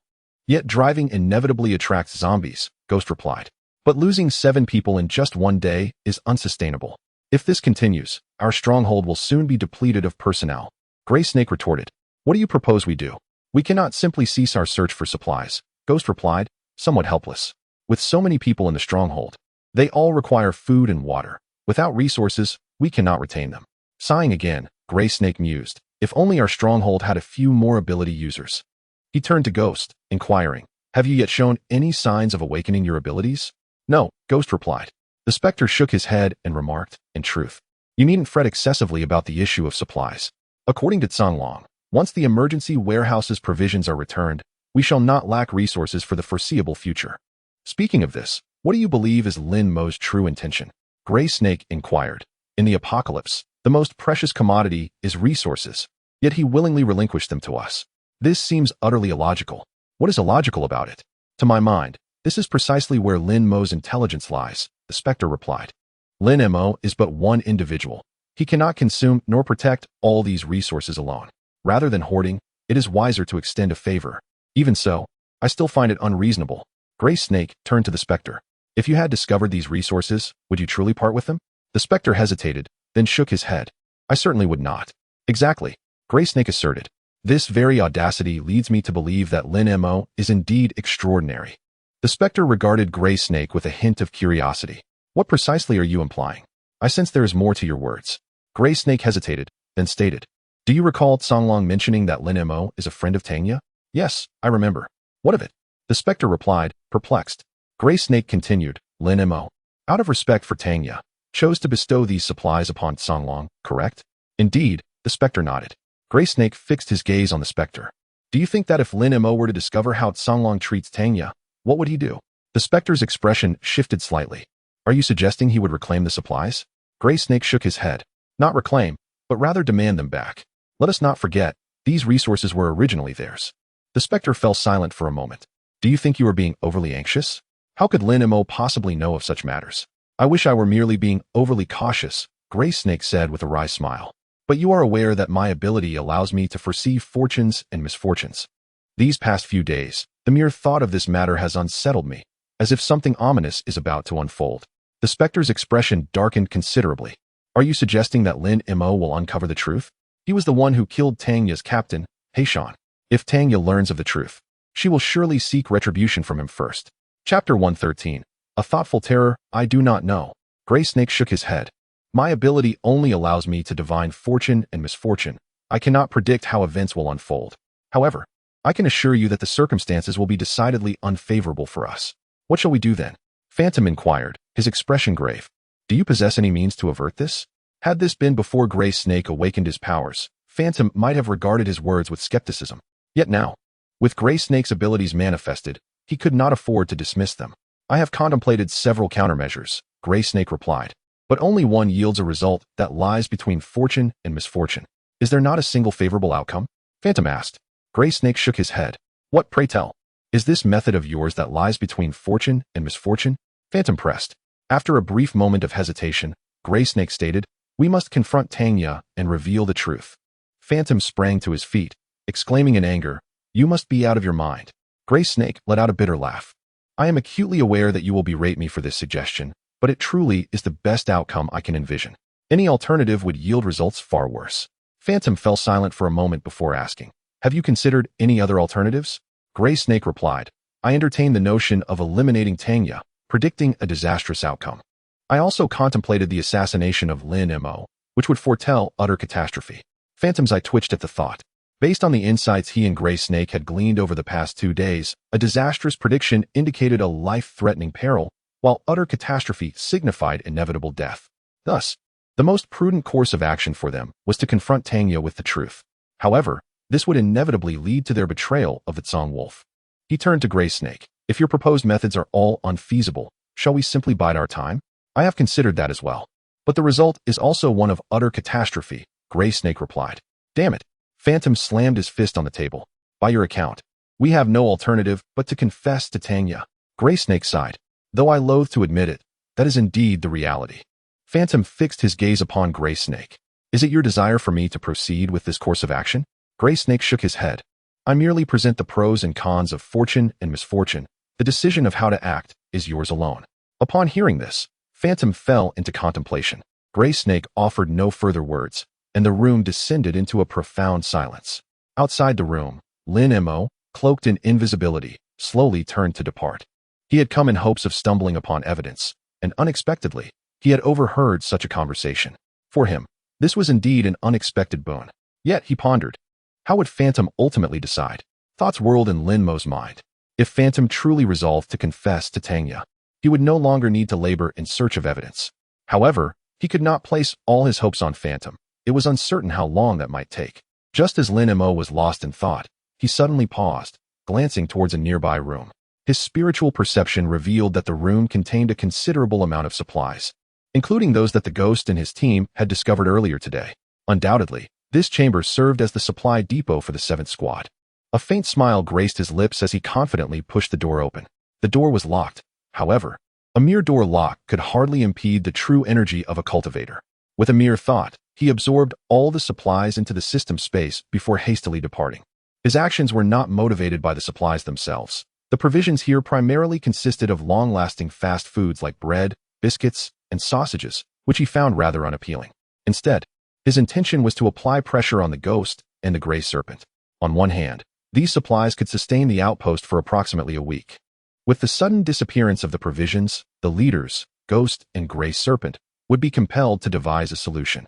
On the other hand, the vanishing of such a significant quantity of supplies would undoubtedly amplify the anxiety already plaguing the two, who were already troubled by the notion of fortune and misfortune. In this scenario, whether it be surrender or some other course of action, Ghost would be forced to make a swift decision. Shortly after Lin Mo's departure, a loud bang echoed as the door to Ghost and Gray Serpent's quarters was violently thrust open. A middle-aged man, bespectacled with gold-rimmed glasses and dressed in a disheveled suit, stormed in. The previously irritated Ghost was instantly incensed. Hu Lin, if you want to die, just say so. Don't you know how to knock? Hu Lin paid no heed to Ghost's furious tirade, gasping for breath as he exclaimed, the supplies. Our supplies are missing. Gray Serpent abruptly sat up in bed, demanding, what do you mean missing? Clarify. All the supplies. They are gone, Hu Lin stammered, his face pale and his eyes wide with panic. Ghost and Gray Serpent exchanged a glance before hastily rushing towards the supply room. However, upon arriving, they were both taken aback. The entire room lay empty, devoid of even a single plastic bag. After a full half-minute of stunned silence, Gray Serpent regained his composure and sharply turned to the still following Hu Lin. What on earth happened? Explain yourself. It was like this. Hu Lin, now somewhat steadied, quickly recounted the situation. Having previously worked as a warehouse manager, he had been entrusted with the responsibility of managing the supplies since his arrival at the 7th Squad. He was the one who distributed and recorded the supplies daily. Just a few minutes earlier, he had gone to unlock the door, as was his routine, to distribute dinner for the day. However, upon entering the room, he discovered the supplies were missing and immediately rushed to inform Ghost and Gray Serpent. The lock has been tampered with, Ghost exclaimed, inspecting the door lock with a grim expression. Gray Serpent's face also reflected a grave concern. To prevent theft, this supply room was located not far from their living quarters. Yet, despite the lock being compromised, they had remained completely unaware. Most importantly, how could such a considerable amount of supplies be stealthily taken away by the thief? It is utterly chilling upon reflection. After a moment of contemplation, Gray Serpent turned to Hu Lin. Gather everyone at the base, including those stationed at all entrances and exits. Understood. Hu Lin promptly dashed away. Only then did Gray Serpent direct his attention to Ghost. What are your thoughts on this matter? The ability to silently tamper with the door locks and abscond with such a large quantity of supplies. This individual must be a superhuman, and a remarkably powerful one at that. Ghost replied. Gray Serpent nodded in agreement. I share your sentiments. However, I wonder if this incident has any connection to Tanya. Have you lost your mind? Ghost retorted, somewhat irked. Why does everything somehow relate back to Tanya? Let's first check if anyone else has noticed anything. Gray Serpent dismissed Ghost's attitude and turned to leave. Ghost, observing Gray Serpent's retreating figure, took a deep breath and followed suit. Chapter 114, A Glimpse Soon. The two arrived at the hall located on the first floor. By this time, the outside world had succumbed to darkness. The hall was illuminated by the flickering light of two candles, casting a dim glow.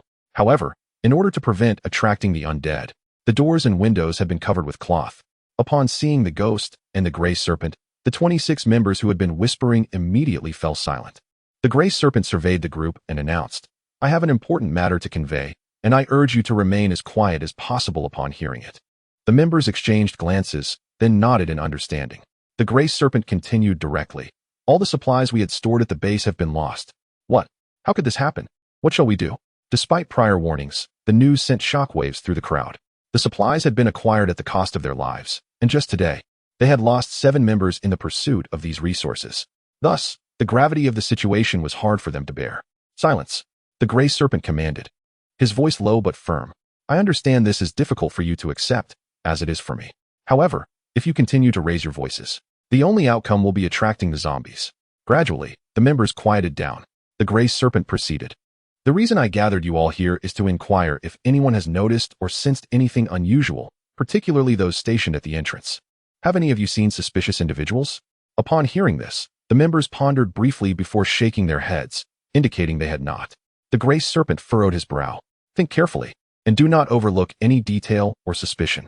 They once again deliberated, yet still shook their heads in unison. The Gray Serpent's frown deepened.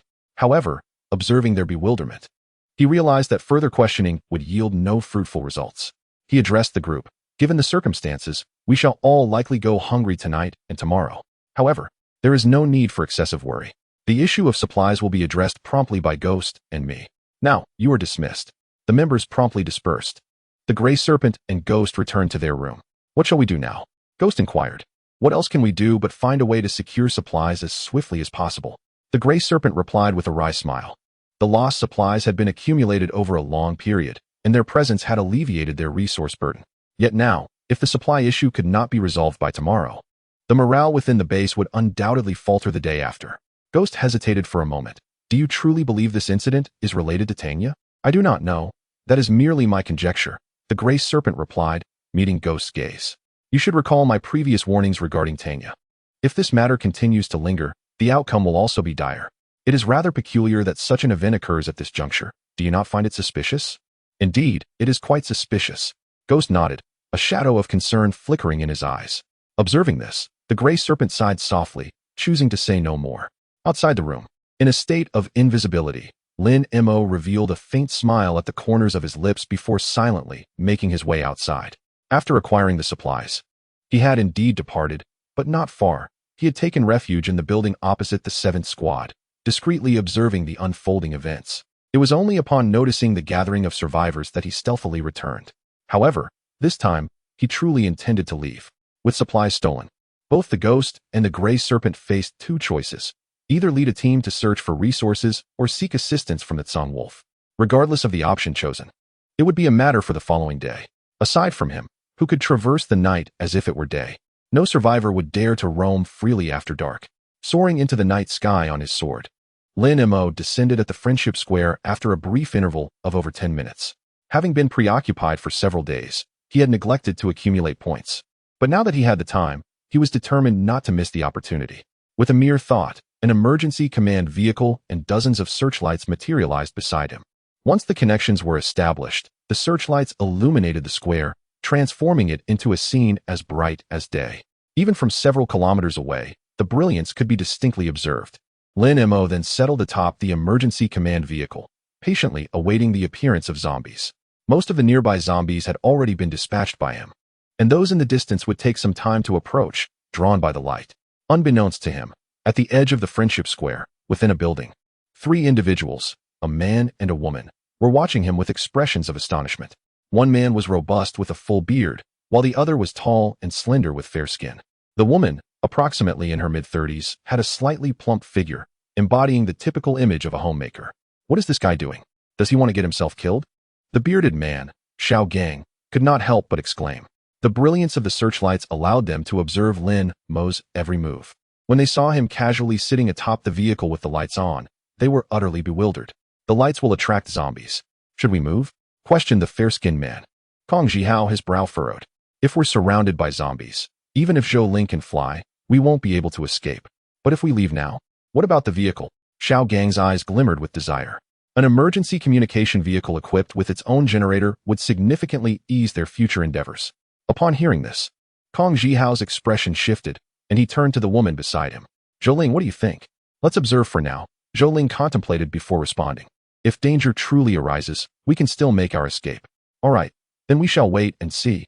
Kong Jihao nodded, unconsciously brushing his hand against the 2 daggers strapped at his waist. Meanwhile, as the 3 conversed, zombies had already begun to appear on the nearby streets. Though their numbers were few, in groups of 2 or 3, collectively, the zombies emerging from all surrounding streets numbered well over 100. He was indeed deliberately attracting the zombies. Xiao Gang exclaimed in shock to himself. Beside him, Zhou Ling and Kong Jihao also trembled slightly at the corners of their eyes. In this apocalyptic world, everyone was struggling to survive, fervently wishing to avoid encounters with the undead. It was their first experience encountering someone like Lin Mo, who actively sought to draw the zombies. Meanwhile, in the emergency command vehicle, Lin Mo slowly rose to his feet and retrieved his 92, preparing to pull the trigger. Chapter 115, Relief and Trepidation. Bang. Bang bang. As the gunfire erupted, the zombies began to fall one after another. In no time, the first 100 zombies lay lifeless on the ground. Within the confines of the buildings surrounding the square, Xiao Gang and his companions stared at the scene, momentarily bewildered. They were utterly perplexed by Lin Mo's actions. This fellow, even with an abundance of ammunition, surely did not need to squander it so recklessly, did he? Xiao Gang's expression was one of anguish. In this apocalyptic world, bullets were an exceedingly rare commodity. To him, Lin Mo's behavior seemed nothing short of profligate. Wasteful. Kong Jihao pondered, then turned to Xiao Gang. Did you just see him reload? Xiao Gang was momentarily taken aback, then his face transformed with astonishment.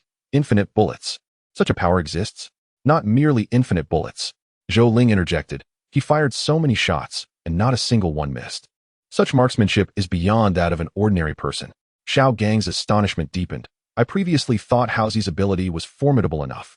I never anticipated there could be something even more powerful. Kong Jihao quickly shook his head. Old Xiao, in this age of abilities, such arrogance and complacency are ill-advised. More zombies are appearing. Zhou Ling's voice prompted Xiao Gang and Kong Jihao to glance outside. They beheld an overwhelming tide of zombies pouring forth from every street surrounding the square. The densely packed horde of undead surged towards Lin Mo like a black wave, sending a shiver down their spines. This person must be mad. Xiao Gang's heart raced. With such a multitude of zombies, even with firearms and infinite ammunition, they could not possibly fend them all off. Should we relocate? Kong Jihao's expression grew grim. He had already noted that the street adjacent to their building was also teeming with zombies. Their only option to escape was to flee into the air. Let us wait a bit longer. Zhou Ling's gaze remained fixed on Lin Mo at the center of the square. These zombies are all drawn by him. I want to see how he responds. I want to see too. Xiao Gang echoed. Very well. Kong Jihao ceased his insistence. He too was curious about Lin Mo's strategy. In the center of the square, at last, they have arrived. As he observed the zombies surging like a tidal wave, a smile crept across Lin Mo's lips, and he immediately quickened his trigger pull. Bang bang bang. The 92 pistol was wielded with such precision that it mimicked the effect of an automatic rifle. However, as the zombies drew nearer, the 92 quickly became insufficient. Lin Mo holstered the pistol and, with a mere thought, summoned the frost blade, which shot forth in an instant. Swish, swish, swish. The sound of slicing flesh echoed as countless zombies fell to the ground, akin to wheat being harvested. Congratulations, host, for cumulatively slaying 212,000 zombies, earning an additional reward of 10,000 points. Congratulations, host. Within the buildings bordering the square, when Xiao Gang and his companions witnessed the zombies collapsing in droves, they were momentarily rendered speechless. Despite the prolonged apocalypse, they had never before encountered anyone capable of exterminating zombies in such a manner. The impact of this scene was overwhelming. It took them a considerable amount of time to regain their senses. What sort of supernatural ability is this? Xiao Ning exclaimed, his face a mask of astonishment as he gazed at Kong Zhihao. It bears a striking resemblance to your telekinesis. Indeed, it is quite similar. Yet his prowess far surpasses mine. Kong Zhihao replied, equally astonished. The sword he wields possesses a power, agility, and speed beyond my capabilities. Thank goodness we refrained from seizing the vehicle. Xiao Gang expressed his relief, though a sense of dread lingered. Looking once more at the emergency command vehicle, he felt no desire for it whatsoever. Had they attempted to confront Lin Mo earlier, they would likely have met the same fate as the slain zombies. Lying lifeless on the ground. Such an individual is not one we can afford to provoke. We must make our departure post-haste. Kong Zhihao's expression grew grave. If Lin Mo turned his attention towards them after dispatching the zombies, they would likely be unable to escape. Let us go, Zhou Ling declared without hesitation. Turning towards the rooftop, Xiao Gang and Kong Zhihao hurriedly followed her.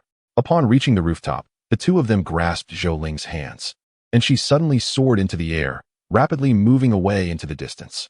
An aerial supernatural being. In the center of the square, Lin Mo observed the trio swiftly departing, his brow slightly raised. Thanks to the brilliance of the floodlights, he had spotted them as soon as they ascended to the rooftop. Initially, he suspected they intended to pose a threat, but to his surprise, they simply fled. However, he paid it little mind. Whether it was the infinite bullets of his 92 or the flying sword, both could easily be attributed to supernatural abilities. Thus, even if others bore witness, it was of little consequence. Casting a glance in the direction the trio had taken, he dismissed any stray thoughts and resumed his focus on eliminating the zombies. 3 hours later, as the final zombie fell to the ground, the Frostblade swiftly merged with Lin Mo's Dantian. He then displayed a somewhat helpless expression and murmured to himself, "It seems I must choose a different location next time." Despite the brilliance of the searchlight, its illuminating range was ultimately limited. All the zombies within this area had been eradicated. To attract zombies again with the searchlight, he would need to relocate. Fortunately, there were numerous squares like this in Pearl City, so he need not worry about a lack of options. Glancing at the system panel, he noted, points, 4, 298, 645. A staggering 4.29 million.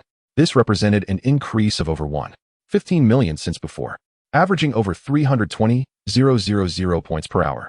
While this efficiency did not match his peak performance, it was still quite commendable. Additionally, according to the system notification, he had now accumulated a total of 259,000 zombie kills. This meant that over the course of these 3 hours, he had eliminated more than 48,000 zombies. Predictably, he would have collected around 650 crystal cores, resulting in a significant overall gain. Most importantly, he is now merely 700,000 points away from the remarkable milestone of 5 million. This signifies that his strength is on the verge of entering the foundational stage, an achievement that is truly imminent. Chapter 116. The surprising buying 20 minutes later. Lin Mo returned to the underground base, soaring back with his sword. It was already midnight, yet in the hall of the base, Du Xiaoming and her companions were still diligently practicing. Only upon seeing Lin Mo did they pause their efforts. "Uncle Lin Mo, you have finally returned. I have several questions I wish to ask," Du Xiaoming exclaimed, rushing to Lin Mo with her delicate face glistening with sweat. Lin Mo took out a tissue and gently wiped the perspiration from her brow. "Save your questions for tomorrow. It's late, and you must get some rest. But I want to ask now. I'm afraid I'll forget by morning. Uncle Lin Mo, please let me ask before I sleep, all right?" Du Xiaoming pleaded earnestly. "Very well. Ask away." Lin Mo relented, not wanting to dampen the girl's enthusiasm for her practice. "Thank you, Uncle Lin Mo," Du Xiaoming cheered, promptly unleashing a torrent of questions. Upon hearing them, Lin Mo could not help but display a hint of surprise. A teacher can gauge a student's level through the inquiries they make. From the questions posed by Du Xiaoming, it was clear that she had completely mastered the Lingbo Weibo. While she had merely learned it, she was still a considerable distance from truly grasping it.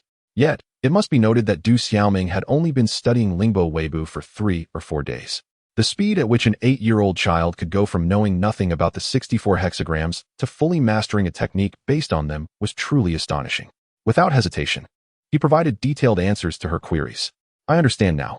Thank you, Uncle Lin Mo," Du Xiaoming exclaimed, and she immediately returned to her practice. Lin Mo did not stop her. This was indeed the best time for her to train. "Master, have some water." Su Yujin offered a cup of warm water to Lin Mo. He accepted it and took a few sips, saying, "You too must have questions as well?" "Master is wise."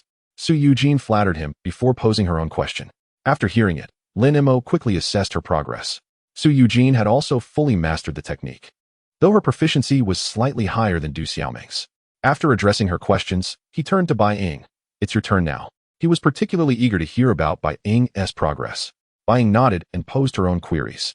Upon listening, Lin Mo's eyes lit up, and a smile crept onto his lips.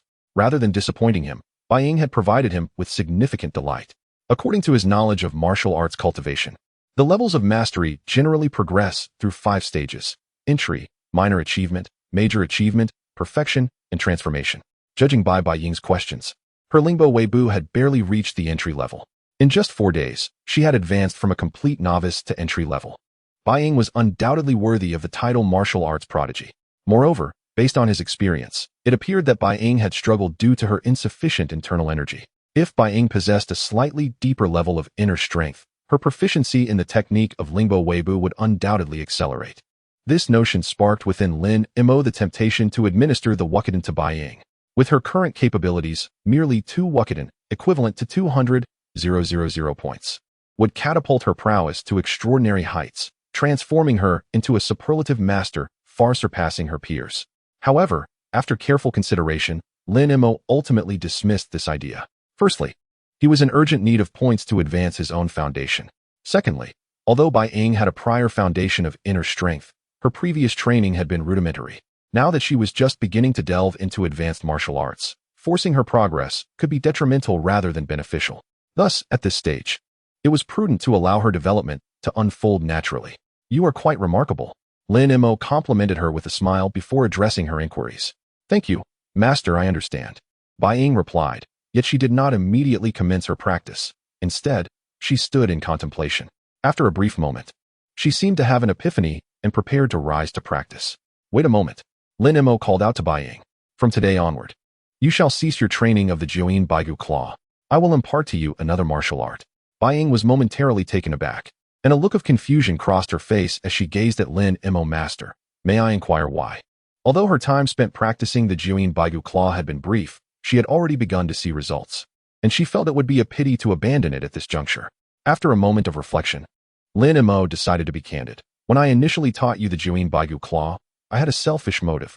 I wished to see if anyone could master my technique. Now that you have practiced for some time, you should have sensed that while the Jiuyin Baigu Claw possesses formidable power and can yield quick results, it ultimately carries a certain sinister quality that may, over time, adversely affect your disposition. Thus, it is best to refrain from practicing it." "I understand. Thank you, Master." Bai Ying nodded in acknowledgement. "Do not feel regretful," Lin Mo continued. "The martial art I am about to teach you is known as the Luhai Xinjian. Not only does it possess greater power than the Jiuyin Baigu Claw, but it also harmonizes better with Lingbo Weibo. Once you master it, your abilities will undoubtedly surpass your current state." "No regrets. I understand you have my best interests at heart," Bai Ying replied earnestly. She indeed sensed the sinister nature of the Jiuyin Baigu Claw, although she had yet to recognize its potential impact on her character. However, she was aware that by the time she noticed any detrimental effects, it might be too late to remedy the situation. Therefore, Lin Mo's actions were indeed motivated by genuine concern for her well-being. Lin Mo nodded and began to articulate the principles and incantations of the Luhai Xinjian. He did not summon Du Xiaoming and Su Yujin, as he believed that attempting to convey too much at once would be counterproductive. It was better to wait until the two had grasped the fundamentals of Lingbo Weibo. Furthermore, by teaching Bai Ying first, she could later instruct the others, thereby alleviating his own burdens. 20 minutes later, Bai Ying had memorized all the principles and incantations of the Luhai Xinjian, and an expression of excitement began to shimmer in her eyes. After undergoing the trials of the 9-in White Bone Claw and the Lingbo Weibo, she has now acquired a rudimentary ability to discern the merits of martial arts. Merely by examining the principles and incantations of the 6 Meridians' divine sword, she realized that Lin Mo had not deceived her. The intricacies and might of this technique were far beyond that of the 9-in White Bone Claw. With great enthusiasm, she moved to the side and began to practice earnestly, observing the trio engrossed in their training. Lin Mo couldn't help but chuckle softly and decided not to disturb them any further, opting instead to retire for some rest. In this apocalyptic world, danger lurked at every corner. Even he could not perpetually shield them. Thus, it would indeed be beneficial for the three to strengthen themselves swiftly. The following day, on the 32nd day of the apocalypse, Lin Mo rose promptly at 7 in the morning to freshen up. After glancing into the common area, he noted that Du Xiaoming and the others were indeed absent. He had faintly heard their movements the previous night, as they had trained until nearly 3 o'clock before finally retiring. After a simple breakfast alone, he left a note along with some provisions and supplies before quietly departing the stronghold. Soaring through the sky, 20 minutes later, Lin Mo silently returned to the building opposite the 7th Division. He intended to observe how the ghosts and gray serpents would act in the absence of resources. Chapter 117. Those not to be provoked. It was not long before the 7th team stirred with activity. Through a high-powered telescope, Lin Mo discerned that Ghost and Gray Snake were assembling personnel. This caused a slight furrow in his brow, for it indicated that they intended to seek supplies rather than assistance from Songlong. In such a case, he feared he would not obtain evidence today. It seemed he needed to apply a bit more pressure on these two. Murmuring to himself, Lin Mo turned and descended the stairs, hastening toward the 7th team. He had visited the 7th team several times, but this marked his first bold appearance. Who goes there? Halt! As he approached within 20 meters of the entrance, the two guards stationed there blocked his path. Both wielded machetes, their gazes laced with wariness. I seek Ghost and Gray Snake, Lin Mo declared. Please wait a moment. The guards exchanged glances, and one swiftly dashed into the courtyard. The other regarded Lin Mo with curiosity. Brother, do you know our leader? I do, Lin Mo nodded, casually inquiring. How long has this stronghold been established? It should be over half a month now, the guard replied. I've only been here a week, so I'm not entirely certain. Lin Mo nodded again and asked, how many of you are here now?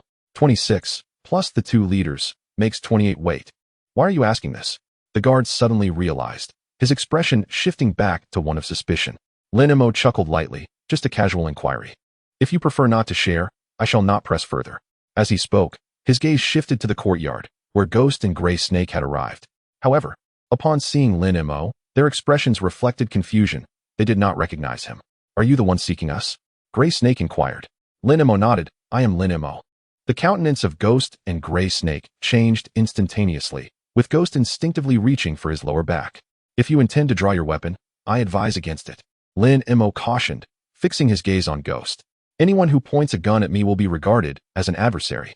Ghost hesitated momentarily, yet did not release his grip on the gun. He contemplated whether to draw and fire.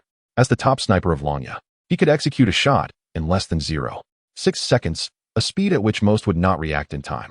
But at that moment, Ghost, don't. Gray Snake pressed a hand on Ghost's shoulder, solemnly shaking his head. With clenched teeth, Ghost gradually relinquished his grip on the weapon.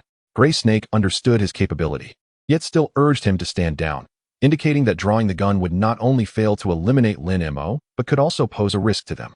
Gray Snake's ability to predict outcomes was one in which Ghost held great trust.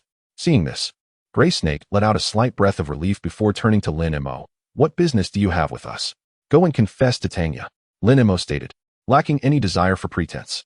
The expressions of Phantom and Gray Snake shifted dramatically. Did Lin Mo already possess knowledge that prompted his suggestion for them to surrender? Gray Snake forced himself to regain composure and smiled at Lin Mo, inquiring, what are you talking about? I do not comprehend. Do you not understand? Lin Mo chuckled softly. If that were the case, why did you attempt to draw your weapon upon our first encounter? Phantom's right hand hung by his side, his fingers trembling slightly. If you truly do not understand, why such a profound reaction? Lin Mo's gaze shifted to Gray Snake. You can foresee fortunes and misfortunes. You must know how to act in your favor, correct? How do you know? Gray Snake stared incredulously at Lin Mo.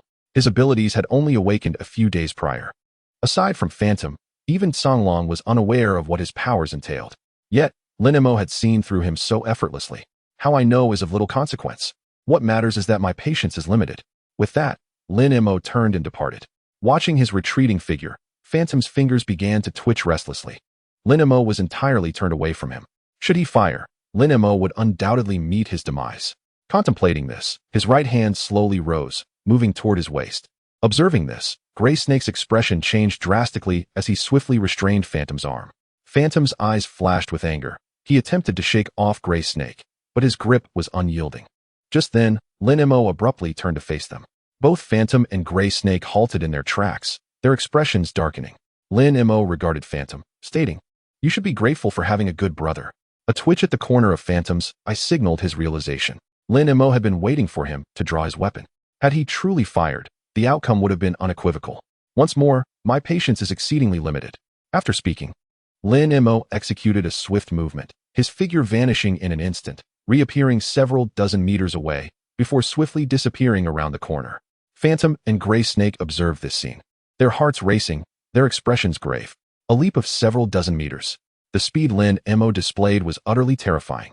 At this moment, Phantom finally comprehended why Gray Snake deemed killing Lin Mo as a great calamity. Such a person was certainly beyond their capacity to confront. Now what shall we do? After a lengthy silence, Phantom turned to Gray Snake. Gray Snake glanced at the two guards standing nearby. You two, go notify the others to disperse. Those gathered in the hall. Understood, boss. The guards responded and hastily departed.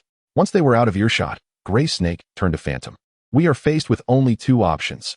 Either seek out Tanya to surrender or appeal to Songlong for assistance. With that, he closed his eyes and raised his right hand, continuously calculating. Phantom watched this unfold, a hint of anxiety surfacing in his gaze. The outcome of Gray Snake's prediction could very well determine their fates. After a brief moment, the Gray Serpent slowly lowered his right hand and then opened his eyes. What is the outcome? The Phantom inquired immediately.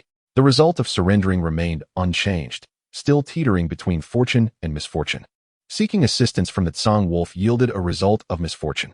The Gray Serpent remarked. The Phantom paused. Does this imply that seeking the Tsang Wolf offers a glimmer of hope? In the Gray Serpent's predictive framework, misfortune denotes a perilous situation, yet peril does not inherently equate to demise. You may interpret it in that manner. The Gray Serpent continued. However, if your sole desire is to grasp at a thread of survival, then, evidently, surrender presents a greater opportunity. The Phantom fell silent for a moment. Are you suggesting I should turn myself in? The Gray Serpent shook his head. I reiterate. This matter must be decided by you alone. Nonetheless, regardless of your choice, I shall stand by your side. The Phantom gazed at the Gray Serpent with a sense of gratitude, nodded slightly, and then fell into deep contemplation. Chapter 118. Surrender in the building opposite the 7th Brigade. Lin Mo observed the two figures, Ghost and Gray Snake, still standing at the entrance, silently waiting. After deftly retreating using the wave step technique, he circled back to witness their next move. This matter had lingered for far too long. In the past, such delays would have been inconsequential, but the situation had changed. The outcome of this affair would directly influence Tang Ye's decision, and her decision would, in turn, determine whether he would relinquish the supplies in the warehouse to the Tsang Wolf. Thus, a resolution was imperative. At the entrance of the 7th Brigade, Ghost, lost in contemplation for quite some time, finally lifted his gaze towards Gray Snake. I have a question, he said. What is it? Gray Snake inquired. Ghost continued. Where shall we search for Tanya? A faint smile crept across Gray Snake's face. I previously heard from Dexiong that both the scholar and Tang Ye have been retained at the Emergency Supplies Management Center. Then let us proceed, Ghost declared, striding into the 7th Brigade, where their motorcycles were parked. Are you certain you have made up your mind? Gray Snake hurriedly followed. You must understand. Once you reveal the truth to Tang Ye, it signifies a complete severance with the Tsang Wolf. Ghost turned to Gray Snake. That no longer seems to matter, does it? Gray Snake paused, then nodded in agreement. Seeking Tang Ye to surrender meant they would have to accept any punishment she deemed necessary. If, in a fit of rage, she chose to end their lives, then all previous concerns would indeed become trivial. A moment later, two motorcycles swiftly exited the 7th Brigade. From the building opposite, Lin Mo smiled faintly as he trailed behind them after they had moved farther away. An hour and a half later, he observed Ghost and Gray Snake entering the Emergency Supplies Management Center.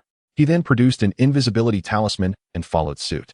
Within the Emergency Supplies Management Center, Ghost and Gray Snake had not approached the warehouse when they were spotted by the guards of the 3rd Brigade. Upon learning they were seeking Tang Ye, the guards escorted them towards the vicinity of the warehouse. At that moment, the transport vehicles of the 3rd Brigade were busy loading supplies, creating a bustling scene.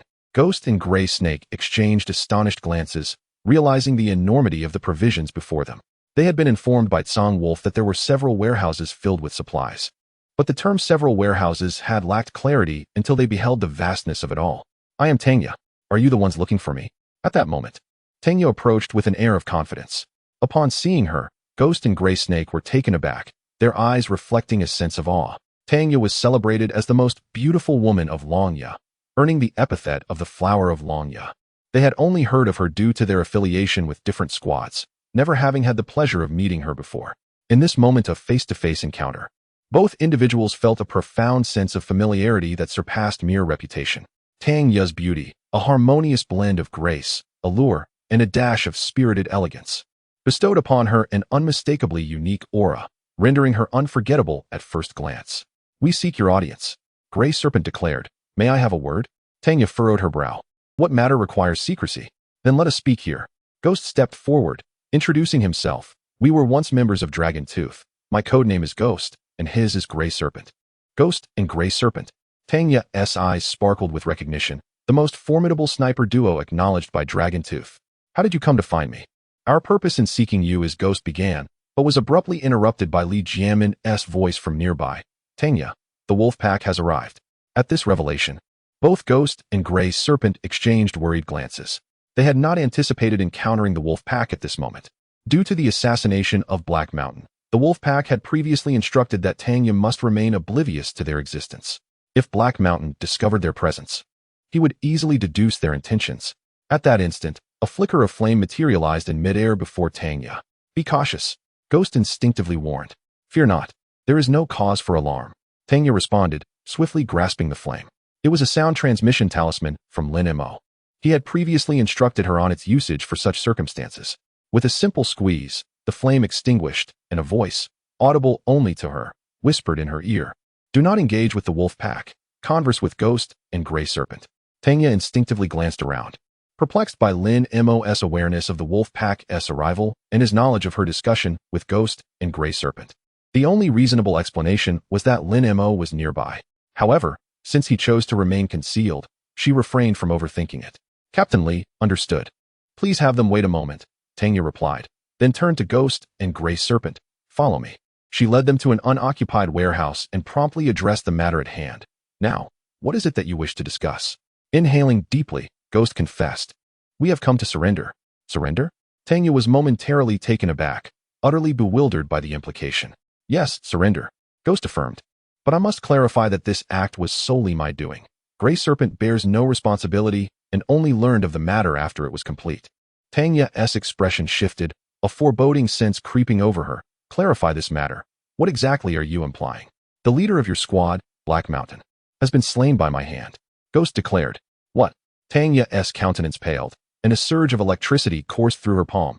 "Repeat that." Observing the electric glow in Tanya's hand, a flicker of hesitation crossed the specter's eyes, yet he gritted his teeth and declared, "Hey Sean, I shall slay you." Crack. A chilling light surged in Tanya's gaze as her electrified fist descended upon the specter's chest in an instant. Bang. The specter's form was propelled backward, and while airborne, he coughed up a mouthful of blood, subsequently soaring 5 or 6 meters before crashing to the ground. Meanwhile, Tanya's figure flickered, and she charged once more towards the specter. Chapter 119. A chilling fear. Tanya charged once more at the specter, and Gray Serpent swiftly positioned himself in front of it. Yet, before he could utter a word, Tanya's electrifying fist sent him hurtling away. She then twisted her body, her fist once again aimed at the specter. "If you kill him, you will never uncover the truth," Gray Serpent shouted urgently. Crack. The electrified fist halted a mere 5 centimeters from the specter. Tanya gradually retracted her hand, her gaze as sharp as a blade fixed on the specter. "What truth?" "Don't listen to his nonsense. There is no truth. Just kill me," the specter declared, promptly shutting his eyes. In an instant, Gray Serpent comprehended the specter's intent. The specter chose to surrender, unwilling to implicate him.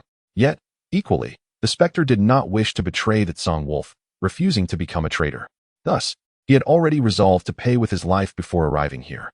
"Specter, is this truly worth it?" Gray Serpent implored anxiously. "You may die for him. But did he ever care for you or consider your well-being when he asked you to do this?" "Gray Serpent, cease your words. I have made my decision. Regardless of anything else, I am responsible for Black Mountain's death. It is only right that I atone for it without dragging others into it," the specter asserted resolutely. "You are foolish," Gray Serpent retorted, then turned to Tanya. "He refuses to speak, so allow me to reveal the truth." "Gray Serpent," the specter interrupted. "If you speak, I shall never forgive you, even in death." "You." Gray Serpent's face was a portrait of anxiety and helplessness. "I have no time for this display of brotherly affection." Tanya coldly regarded both men. "Tell me the truth, or I shall eliminate you both." The specter's eyelid twitched as he looked at Tanya. There truly is no truth. Just kill me. You think I lack the courage? Tanya clenched her fist, poised to strike. Wait.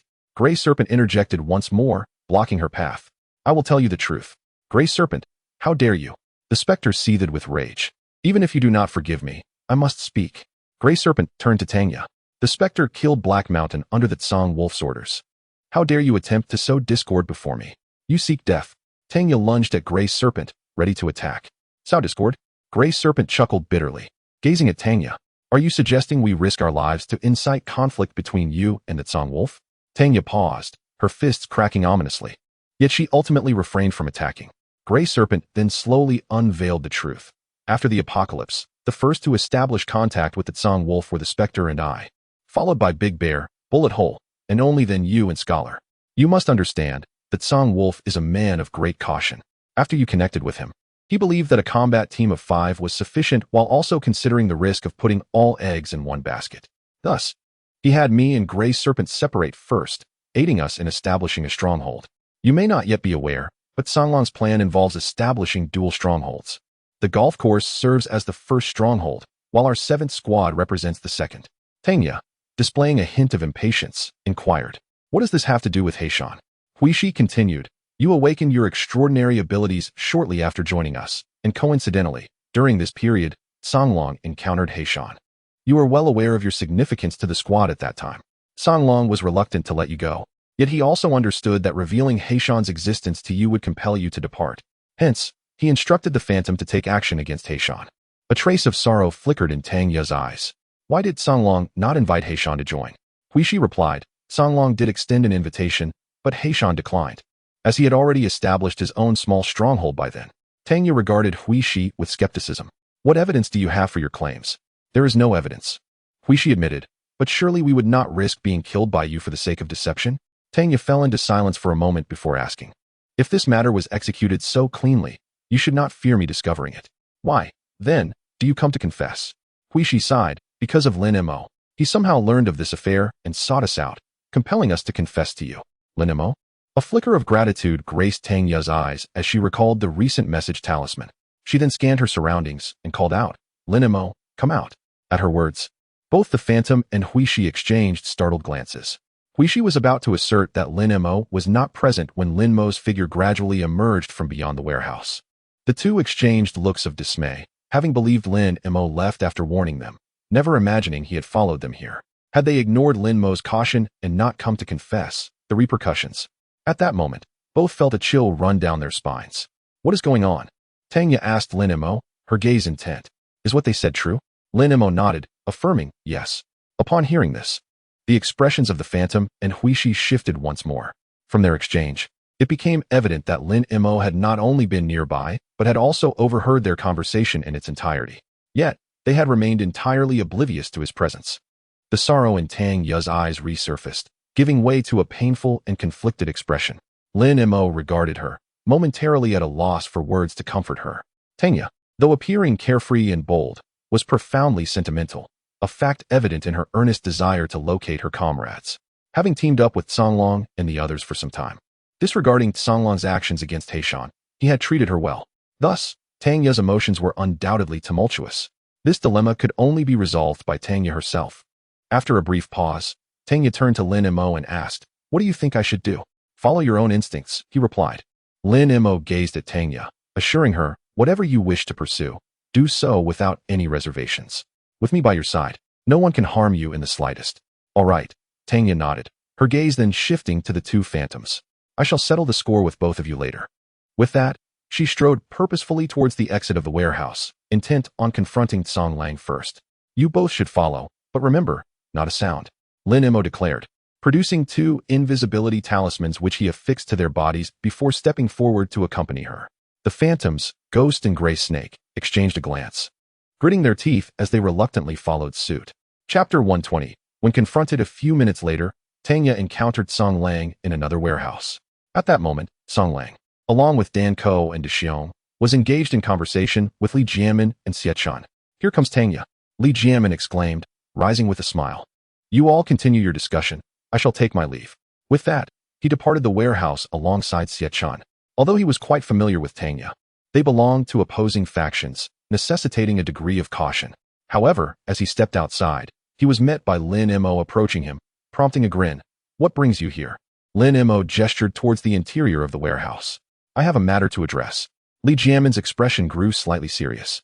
"Do you require our assistance?" "Not at all," Lin Mo replied, shaking his head. "You should focus on the logistics." "Very well. If you need anything, do not hesitate to call." Li Jiamin nodded, hastening his departure with Xie Chun. Meanwhile, Lin Mo proceeded into the warehouse. "Song Lang, did you order the assassination of He Shan?" Tang Ye's gaze was fixed firmly on Song Lang as she cut to the chase. Song Lang was momentarily taken aback. Then a hint of amusement crept onto his face as he regarded her. "From where have you heard such rumors? You need only answer me. Did it happen or not?" Tang Ye pressed on. "Of course not," Song Lang replied without hesitation. "Although He Shan and I are not in the same squad, we are all part of Lanya, and therefore comrades. How could I possibly harm a fellow soldier?" He scrutinized Tang Ye and inquired, "Who told you that I killed He Shan?" "Ghost," Tang Ye stated bluntly. Song Lang's eyes twitched, his expression darkening with anger. "That bastard Ghost has bitten back." Tang Ye raised an eyebrow. "What do you mean by that?" Song Lang fell silent for a moment before speaking. "Initially, I had no intention of disclosing this to you, as Ghost and Grey Snake are also our people. However, since Ghost has sullied my name, I must speak the truth." He looked at Tang Ye and continued, "It was Ghost and Grey Snake who killed He Shan. They feared that, upon learning this, you would seek revenge, so they requested that I keep it a secret. Considering that He Shan is already dead and wishing to avoid further bloodshed among our ranks, I acquiesced. Tang Ye, I admit that concealing this from you was wrong, but to claim that I was the one who killed He Shan is something I will not accept." Upon hearing this, Tang Ye furrowed her brow. According to Ghost and Grey Snake, Song Lang was the perpetrator. Yet, from Song Lang's perspective, Ghost and Grey Snake bore the responsibility. Both sides presented compelling arguments, leaving her uncertain of whom to trust. Instinctively, she turned her gaze towards Lin Mo. At that moment, he seemed to be her only source of support. Lin Mo glanced at the empty space beside him, smiled, and then addressed Song Lang. "When did Ghost inform you that he had killed He Shan?" Song Lang regarded Lin Mo with displeasure. "What, do you doubt me?" "Indeed, I harbor doubts about you," Lin Mo remarked coolly. "If you wish to dispel my suspicions, then you must answer my questions." "It was during a drinking session, prior to Tang Ye's joining us," Song Lang replied. "Did he reveal to you why he intended to kill He Shan?" Lin Mo inquired further. "I am uncertain. He did not elaborate, and I did not press him," Song Lang admitted. Lin Mo scrutinized Song Lang. "Can you assure Tang Ye that everything you have just stated is the absolute truth?" "Certainly," Song Lang declared. Turning to Tang Ye, "I am unaware of why Ghost and Grey Snake chose to confide in you, but should they be present, I would have no qualms confronting them." Tang Ye remained silent, her gaze shifting once more to Lin Mo, who couldn't help but chuckle softly. Song Lang, the captain from Lanya, indeed possessed a meticulous mind. His arguments were impeccably crafted. Even though Lin Mo was already aware of the truth, he found himself momentarily at a loss for how to counter these fabrications. However, Song Lang could not fathom that Ghost and Grey Snake were, in fact, right beside him. Lin Mo addressed Song Lang. "Since you are willing to confront them, let us have them face you here and now."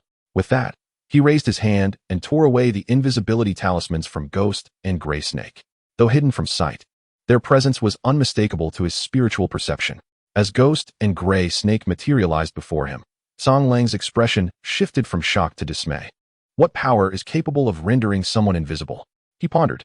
Yet, this concern was swiftly eclipsed by the sight of Ghost, who regarded him with a gaze steeped in malice. Clearly, he had overheard Song Lang's previous remarks. With a twitch at the corner of his eye, Song Lang seized the initiative. "Ghost, I have treated you fairly. Why do you choose to cast slander upon me?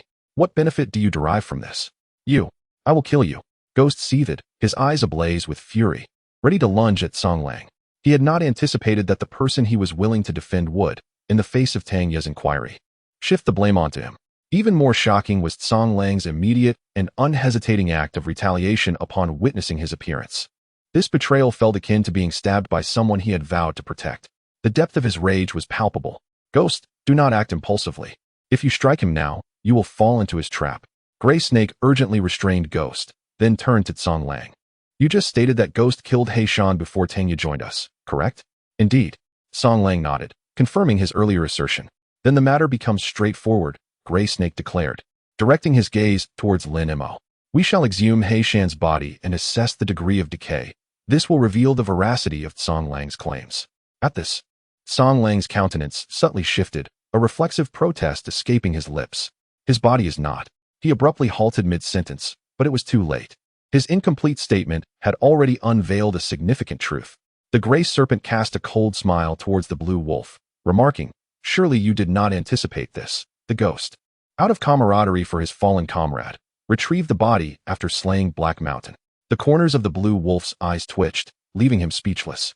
Despite his meticulous calculations, he had not foreseen such a turn of events. Blue Wolf, Tang Ye's fist crackled with electricity. "Do you have any further excuses to offer? It was I who commanded the ghost to eliminate Black Mountain." The blue wolf inhaled deeply. "Yet, Tang Ye, my actions were intended for your benefit." "For my benefit, you say? You took the life of my captain." Tang Ye's eyes blazed with murderous intent. "You dare utter such words?" "I genuinely acted for your sake." The blue wolf insisted. "I extended an invitation to Black Mountain to join us, but he refused. Given your disposition, had you learned of his existence, you would undoubtedly choose to align with his faction. However, that faction is comprised solely of the frail and the ailing. Should you join them, you would only endure suffering alongside Black Mountain, laboring for those who are weak and infirm. I do not wish for you to live such a life. Yet I understood that I could not dissuade you, so I resolved to eliminate Black Mountain." Tang Ye looked at the blue wolf with a face full of scorn. "So, am I to thank you for this?" The blue wolf met her gaze with composure, regardless of the circumstances. "My intentions were always for your well-being and the betterment of our faction. Go to hell." Tang Ye, dismissing any further debate, charged at the blue wolf with her fist raised. Chapter 121.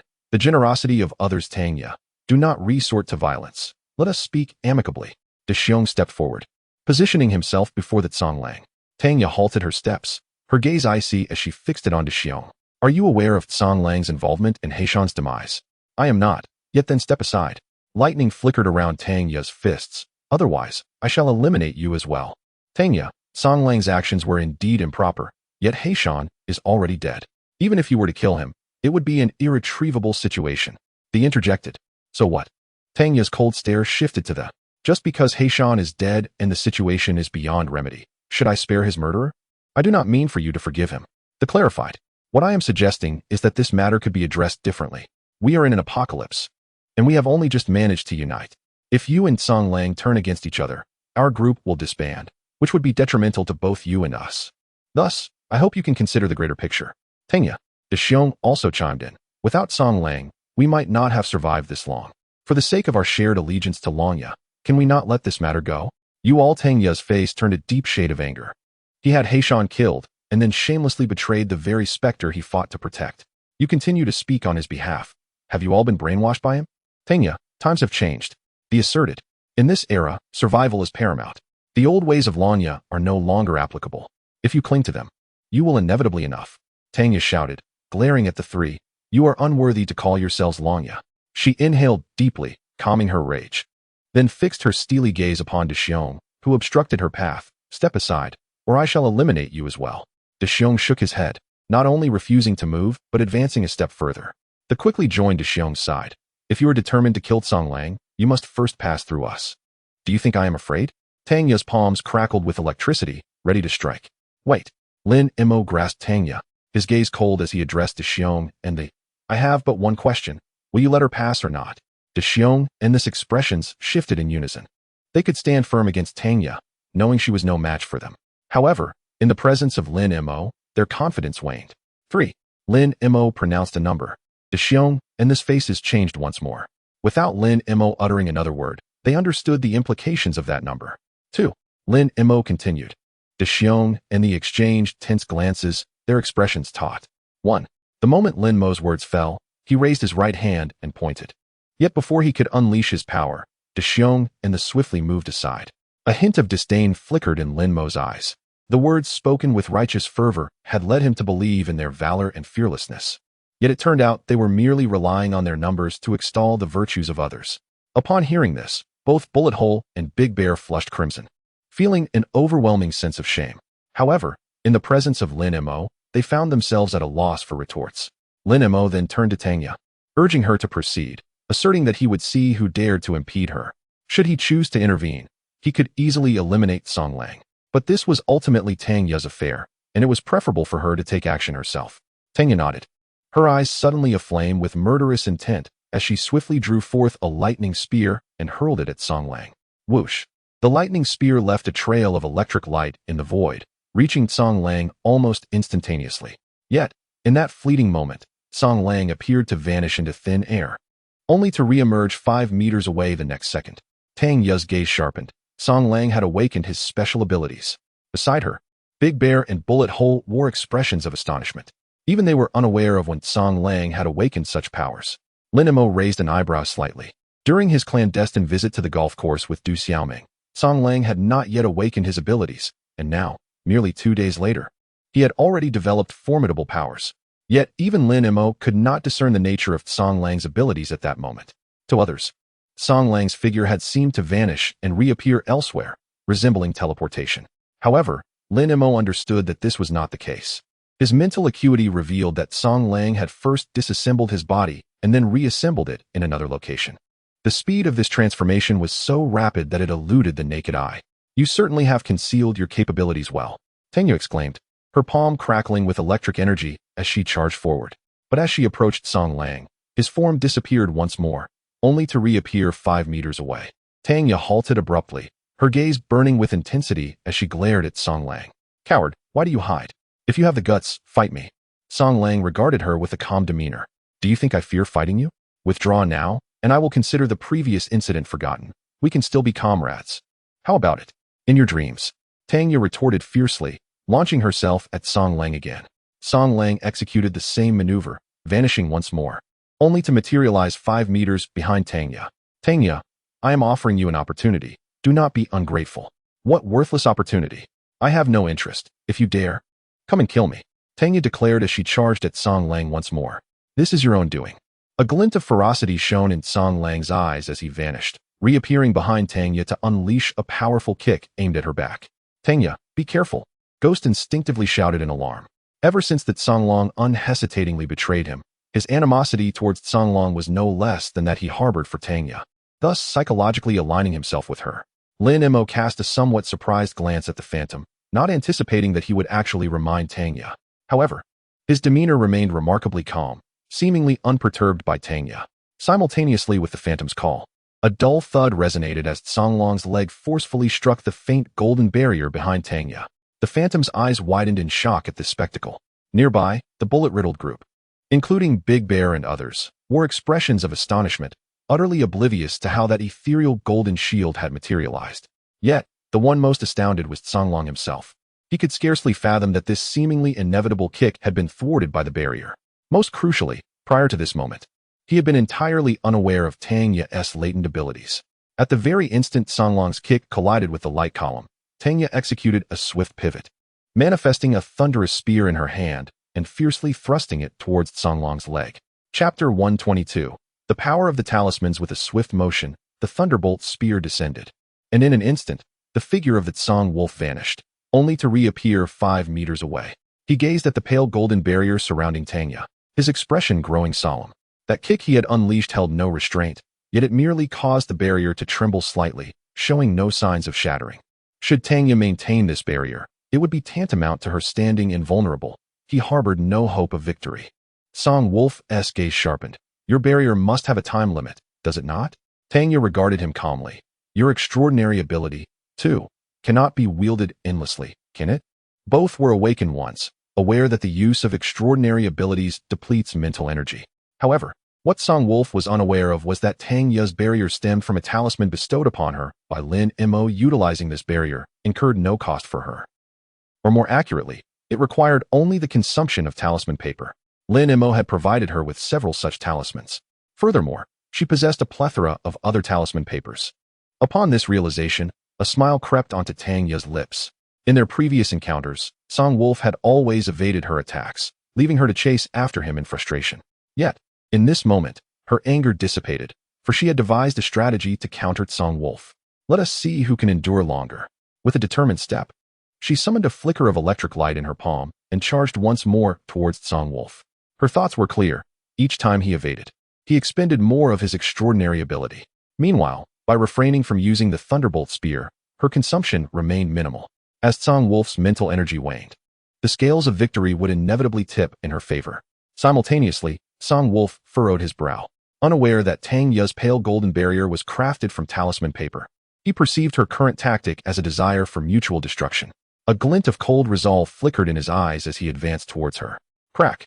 As Tsang Wolf surged forward, Tang Ye swept her hands, conjuring a thunderbolt spear that shot forth like a sword, aimed directly at him. Swish! Tsang Wolf's figure vanished, only to re-emerge behind Tang Ye. In that instant, his arm shot out like lightning, drawing a military knife from his belt, and he thrust it viciously towards her back. Creak! The knife struck the pale golden barrier, producing a sound that grated on the nerves. The barrier buckled deeply where it was pierced, threatening to shatter at any moment.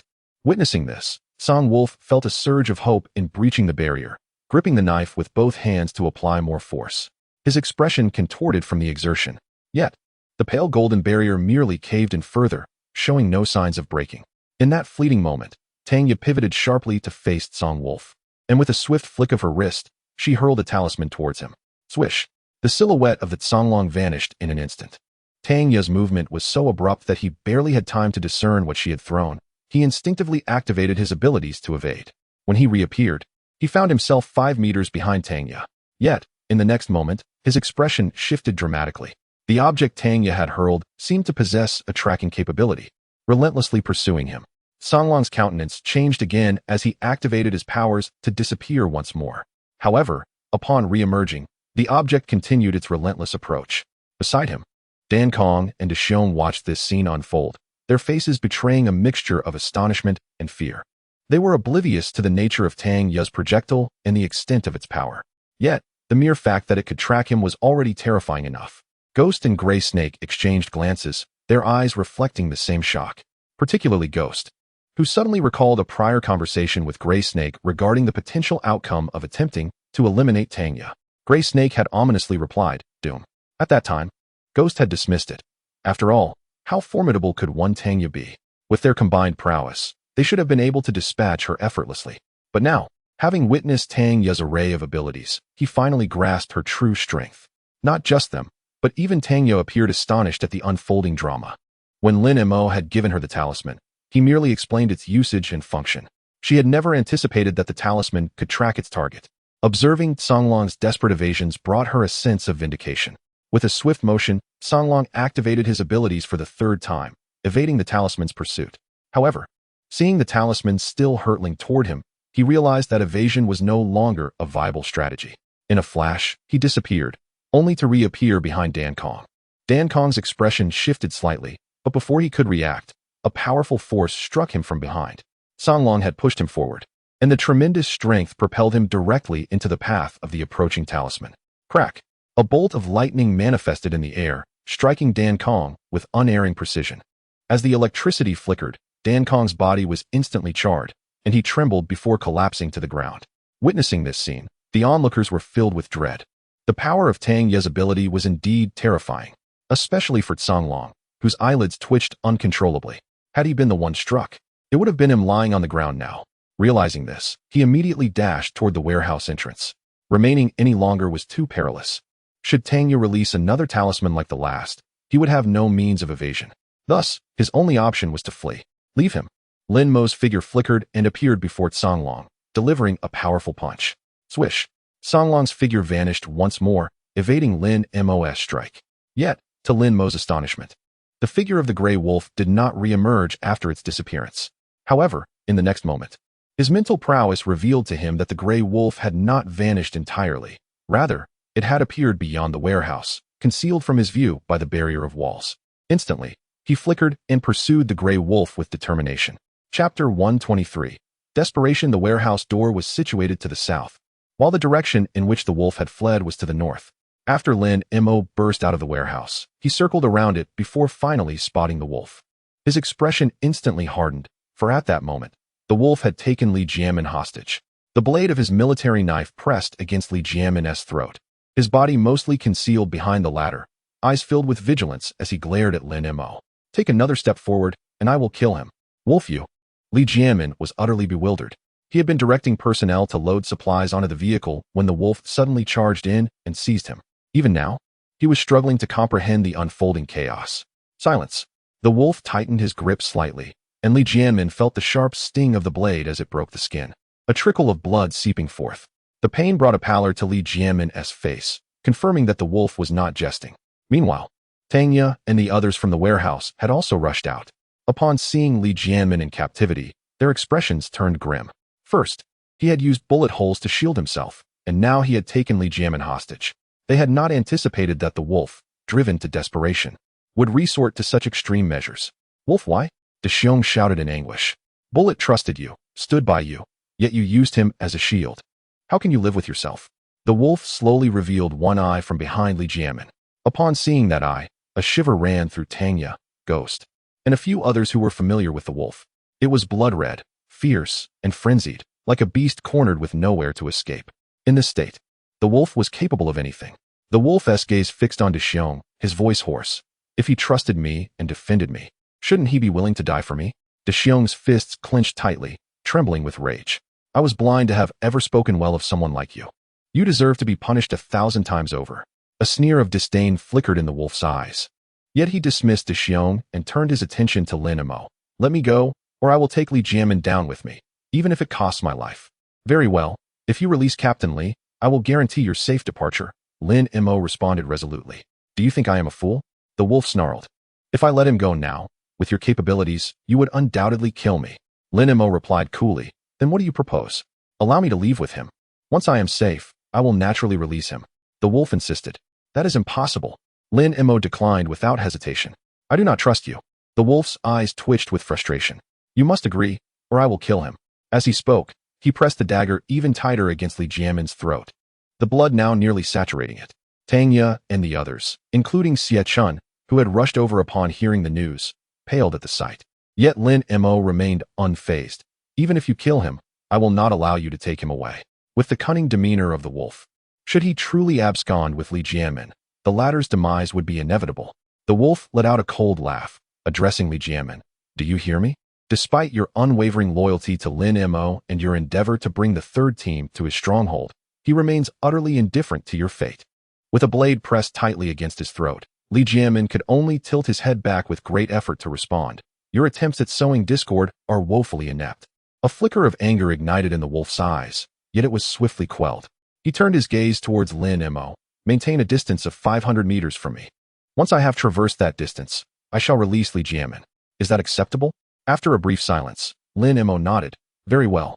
However, I warn you, should you dare to harm Li Jianmin, I assure you, you will not leave here alive today. The wolf uttered no further words and began to retreat slowly with Li Jianmin in tow. Lin Mo watched quietly, permitting their departure. 10 minutes later, the wolf had retreated to 500 meters away. Lin Mo's gaze sharpened, preparing to act. Simultaneously, the wolf thrust his blade into Li Jianmin's abdomen, then withdrew the weapon and turned to flee. Wolf, you seek death. Lin Mo bellowed, his feet gliding like the wind as he pursued with lightning speed. How swift! At that moment, despite their concern for Li Jianmin, Tanya, Xie Chun, and others could not help but entertain that thought. From their perspective, it seemed that the instant the wolf's blade struck Li Jianmin, Lin Mo had already surged forward. In a mere stride, he appeared dozens of meters away, his speed akin to that of a specter. Before the apocalypse, the fastest 100-meter dash for humanity on Blue Star was within 10 seconds. After the apocalypse, human bodies had not been enhanced. Though there were those with abilities, these primarily augmented combat prowess, offering little in terms of speed enhancement. This realization was deeply felt by Tanya, Xie Chun, and the other ability users. Thus, Lin Mo's exhibited speed completely overturned their understanding. Especially for Tanya. Her red lips parted slightly, her exquisite features etched with shock and disbelief. Among all present, she possessed the deepest insight into Lin Mo. She had fought alongside him and endured harrowing escapes together. To this day, she vividly recalled teaching him combat techniques within the financial building. Yet it was evident that the Lin Mo of now was no longer the same as before, leaving her momentarily bewildered. When had it begun? The once unassuming Lin Mo had astonishingly evolved to such an incredible extent. As the crowd remained in awe, Lin Mo had already reached Li Jianmin's side. With a sweep of his mental energy, he perceived the intent behind the wolf's strike.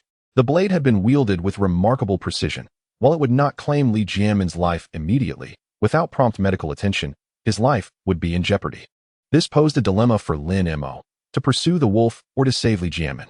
Gazing in the direction of the departing wolf, Lin Mo felt no hesitation. He swiftly lifted Li Jianmin and dashed towards the warehouse. The wolf could be dealt with later, But if the opportunity to save Li Jianmin was missed, his fate would be sealed. Upon reaching the group, Lin Mo paused momentarily. Tanya, remain vigilant. Be cautious of the wolf's potential return. With those words, he entered the warehouse while cradling Li Jianmin and firmly shut the large door behind him. Chapter 124, Atonement. An hour later, Lin Mo opened the warehouse door and stepped outside with measured grace. Captain Li is all right, isn't he? Xie Chun approached him, concern etched on his face, mirrored by the anxious expressions of others nearby. Rest assured, there is no danger to his life, Lin Mo reassured them.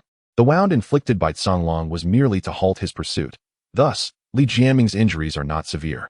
With timely first aid, he shall recover. That is a relief. Xie Chun exhaled deeply, a weight lifted from his shoulders. However, Captain Li will need to rest in bed for some time. You may need to take on additional responsibilities regarding the logistics. Fear not, Lin Mo replied. With Wang Yang's team now on board, the pace of our material transport has significantly accelerated. We simply need to proceed methodically, with not much else to worry about. Nodding in agreement, Lin Mo turned to Tanya. What do you intend to do with the three of them? He inquired, referring to the trio of Ghost, Gray Snake, and Big Bear. They stood a short distance from Tanya, their expressions a mixture of tension and complexity, akin to awaiting judgment. Tanya's gaze fell upon the three, a chilling intensity flickering in her eyes. After a moment, this frostiness gradually subsided, and she spoke. Big Bear and Gray Snake, you may leave. You bear no responsibility for the demise of Heishan. Despite having previously opposed her, Big Bear's actions had been justified from his own perspective, and he had not inflicted any real harm upon her. As for you, Tanya's gaze hardened again as it settled on Ghost. In the spirit of our shared allegiance to Longya, I shall grant you a modicum of dignity. Take your own life. Very well, thank you. Ghost replied with a grim smile, slowly drawing a military knife from his waist. Having breached the 7th Team's armory under Canglong's command, they possessed such equipment. Tanya, could you grant Ghost a chance? Gray Snake implored anxiously. Spare his life, and both he and I will join your ranks. You are aware of Ghost's abilities. This would undoubtedly benefit you. Tanya's gaze flickered momentarily to Lin Mo. On a personal level, she found it difficult to forgive Ghost's potential survival. Yet, considering the larger picture, allowing Ghost to remain would indeed be advantageous for the base's development. This left her in a moment of indecision. Act according to your own judgment. Do not concern yourself with others, Lin Mo stated decisively. For me, the presence of 2 additional individuals or their absence makes no difference. Upon hearing this, Ghost and Gray Snake exchanged glances, their expressions tinged with bitterness. It was rather ironic that the esteemed duo of Longya's finest snipers was deemed inconsequential by Lin Mo. However, they felt no resentment, for they had witnessed Lin Mo's prowess and recognized his right to make such a statement. Both men now regarded Tanya with palpable tension. Ghost's fate lay entirely in her hands. Tanya regarded him with a measured gaze. You should. Tanya, the Gray Serpent quickly interjected. Give me and the Phantom a chance to atone for our sins. We shall assist you in slaying the Kang Wolf. If we perish at its hands, we shall deserve our fate. However, should we succeed in vanquishing it, you will spare the Phantom's life.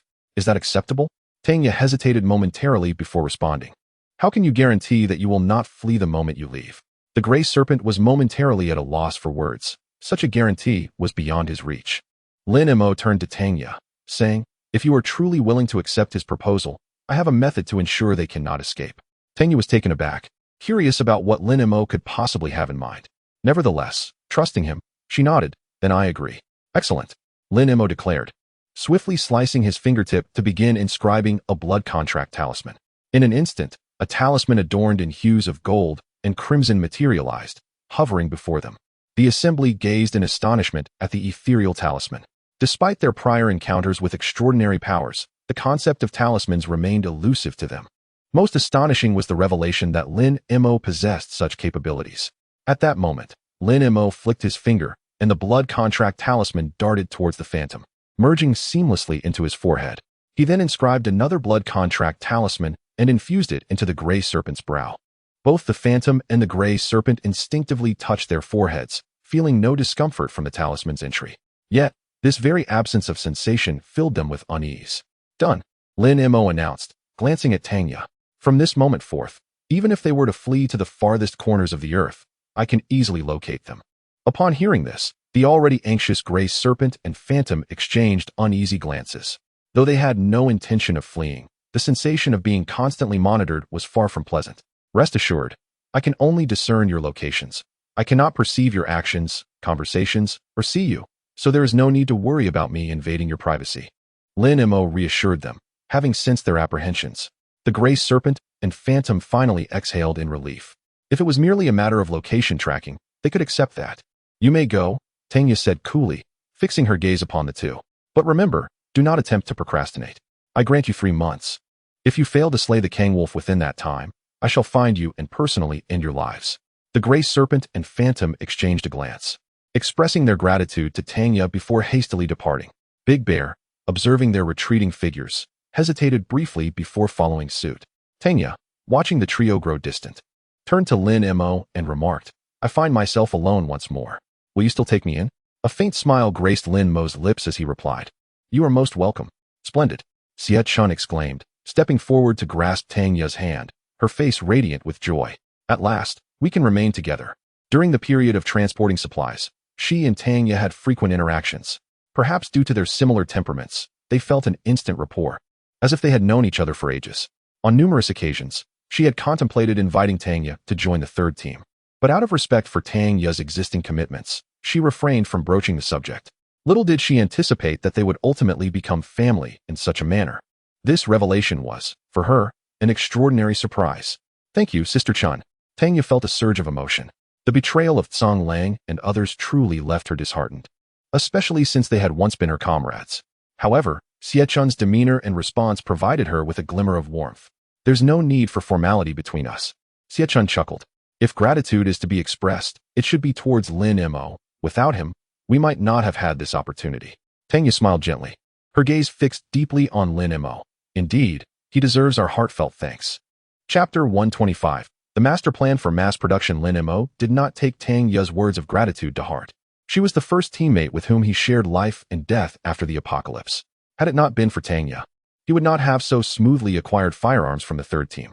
Without that initial cache of weapons to amass his first fortune, his subsequent journey would not have been as seamless. Thus, in his eyes, there was no need for a thank you between him and Tanya. However, the recent events with the Tsang had served as a wake-up call. The strength of the third team was still inadequate. On the surface, it appeared that the third team boasted over 100 members, giving the impression of considerable scale. Yet, upon closer inspection, including Tanya, there were only 7 ability users in total. The number of ability users remained far too few. Hence, he pondered whether it was time to expedite his plan for mass-producing skilled individuals. Otherwise, the current third team was merely a fade of strength, vulnerable to the slightest turbulence. Yet, there exists an ancient adage, the law must not be easily disseminated. Even if he aimed to mass-produce experts, he could not teach just anyone. A modicum of selection was imperative. With this in mind, he asked Tanya to oversee the transportation of supplies and summoned Xie Chun and Wang Yong to join him in the warehouse. They casually pulled over a few burlap sacks to sit upon. Lin Mo retrieved 2 bottles of water and tossed them to the pair, stating, I have called you here to discuss the next steps in the development of the third team. He turned to Xie Chun and inquired, What are your thoughts? I have contemplated this issue before. Xie Chun replied, In the apocalypse, the most crucial factor is supplies, followed closely by personnel. Currently, we are not lacking in resources, so our next plan should focus on attracting more individuals. Lin Mo cast a surprised glance at Xie Chun. Her assertion that the most important factor in the apocalypse is supplies, followed by people, indicated a profound understanding of the situation and demonstrated that she had seriously considered the long-term development of their base. It seemed that his decision to appoint Xie Chun as the leader of the third team had been entirely correct. And how do you propose we attract more individuals? Do you have specific ideas? Lin Mo asked further. 2 methods. Xie Chun responded. The first is to recruit independently. This approach is relatively straightforward. But finding individuals depends largely on luck, and the pace of development would be slow. The second method is to assimilate other bases. At this, Xie Chun glanced at Wang Yong beside her. At this stage, there should be numerous bases, large and small, in Mingzhu City.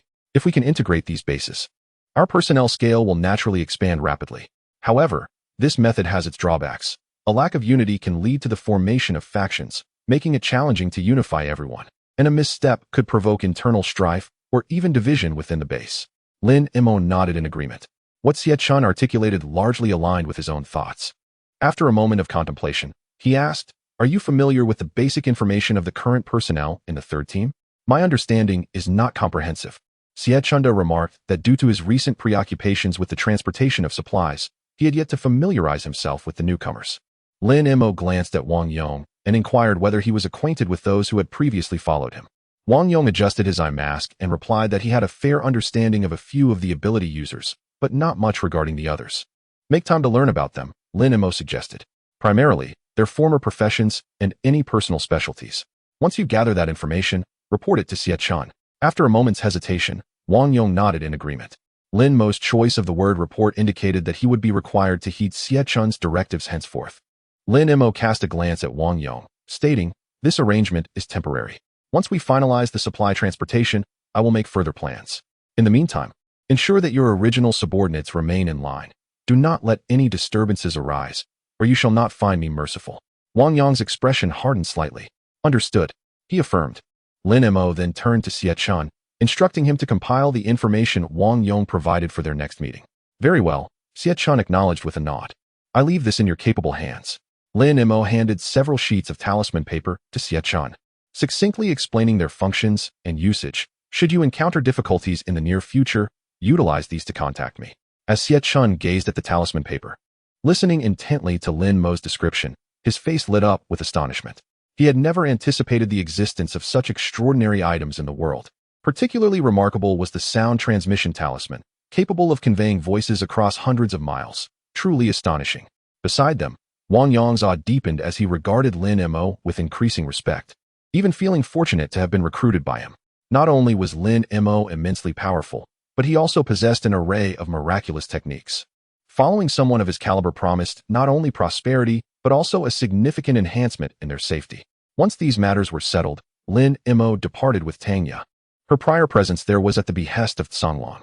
At that time, the supplies were evenly divided, and Tanya's role was to safeguard them from external threats and oversee the third team, ensuring fair and just distribution. Now that Songlong had fallen from power, all supplies belonged to the third team, rendering Tanya's presence unnecessary. "Where shall we go now?" Tanya inquired as they exited the Emergency Supply Command Center. A sense of aimlessness and lack of direction enveloped her, evoking memories of the initial days of the apocalypse, when she had felt equally lost. Back then, she had sought refuge in the financial building, believing it to be a safe haven, which ultimately led her to encounter Lin Mo. However, the circumstances now were quite different. Previously, she and Lin Mo had been wary of one another, but now she felt a complete trust in him. She no longer needed to ponder their destination, for Lin Mo would undoubtedly provide her with the answer. "To my stronghold," Lin Mo declared, summoning the Mercedes-Benz G-Class with a mere thought. Tanya gazed at the scene before her, now unfazed by its strangeness. Previously, Lin Mo had summoned an ambulance from the depths of the warehouse to save lives. Since that moment, everyone had come to understand that Lin Mo's extraordinary abilities were linked to space, allowing him to conjure objects seemingly out of thin air. However, the sight of the Mercedes-Benz G-Class stirred a sense of nostalgia within her. It was this very vehicle that had once carried her and Lin Mo to the 3rd Brigade. Alas, the roads had been impassable, preventing them from reaching their destination. Ultimately, they had to resort to a human-powered tricycle to transport supplies in exchange for firearms. That day, had it not been for the abundance of cars on the road, she could have easily found herself ensnared by a horde of zombies. Fortunately, they managed to secure the weapons without incident. Reflecting on this, a faint smile graced Tanya's lips as she opened the passenger door and settled into her seat. With a hum, the vehicle surged forward under Lin Mo's deft control. Chapter 126, The Frugal Tanya 3 hours later. "Welcome to my stronghold," Lin Mo said with a smile at the entrance of the underground demonstration hall. "This isn't your stronghold, the 3rd Squad?" Tanya gazed at the subterranean structure before her, her face a canvas of astonishment. Although she had yet to enter the stronghold, she was already aware of the existence of this underground space demonstration hall. Thus, she understood that this place was undoubtedly an exceptional choice for a base. "This can be considered a secret stronghold," Lin Mo chuckled. "If anything unforeseen happens to the 3rd Squad, this will serve as our retreat." Tanya nodded.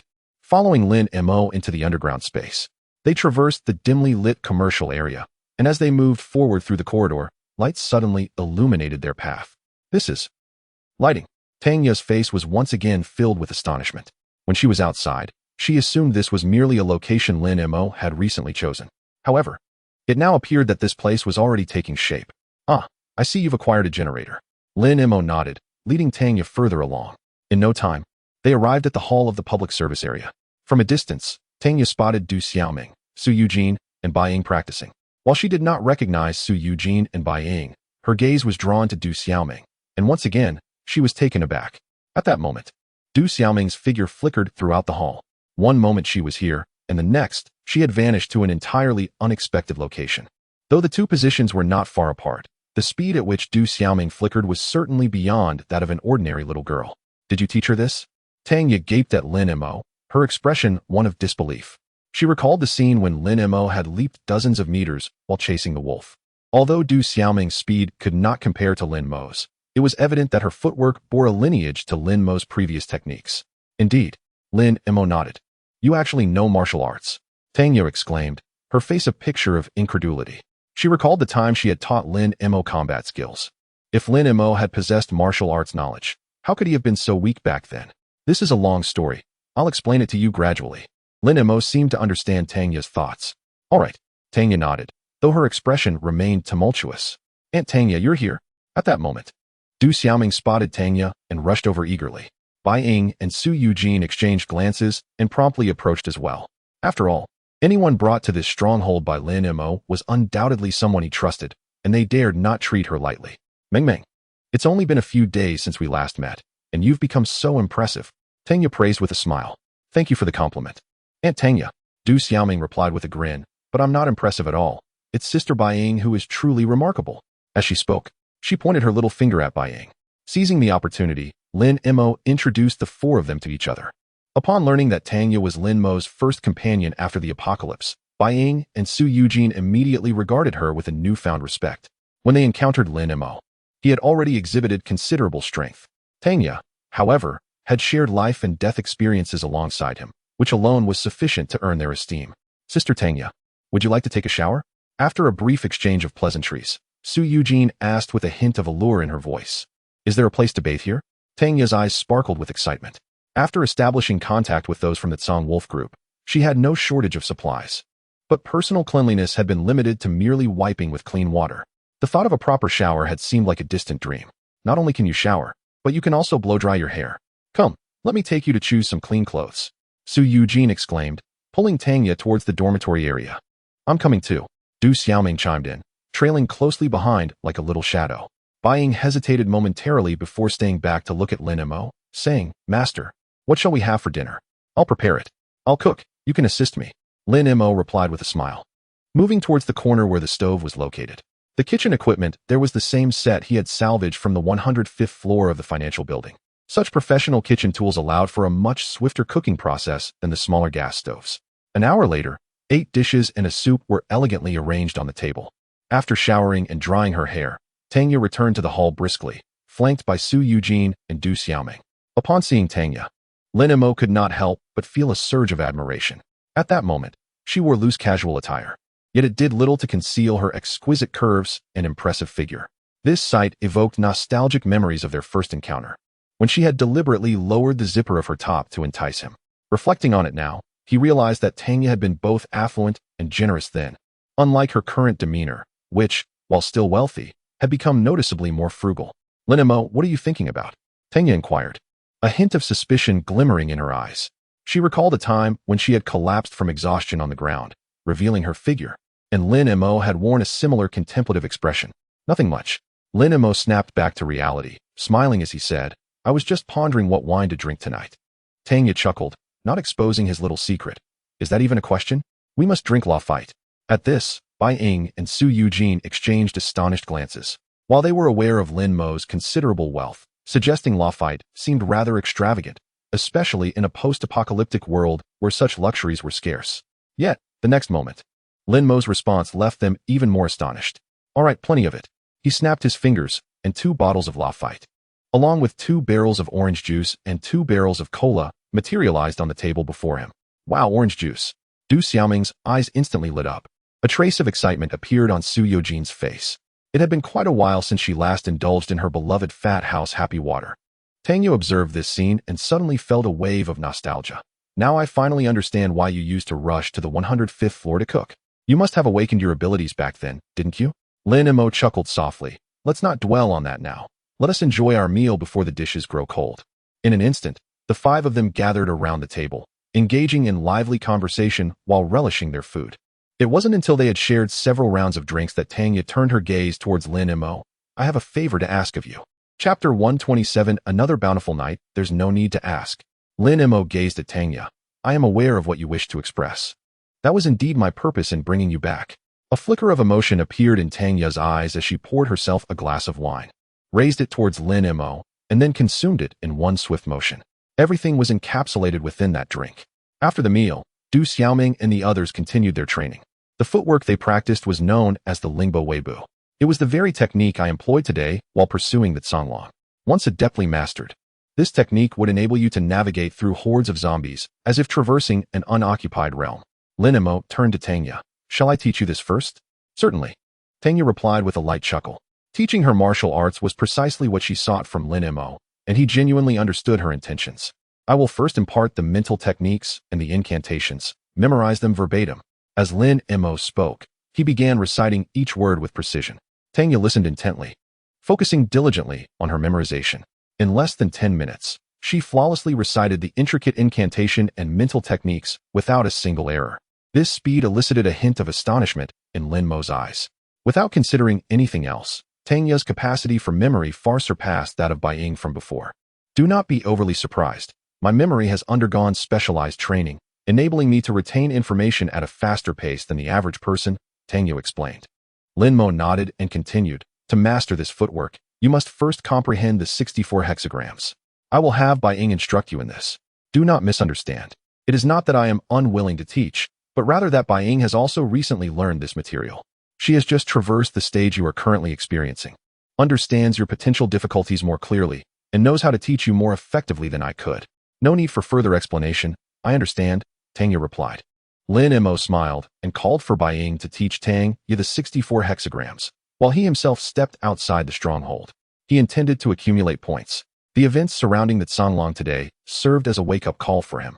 Although his current strength was significantly advanced, he found his methods somewhat lacking when confronted with an array of peculiar abilities. Take today's Songlong for instance.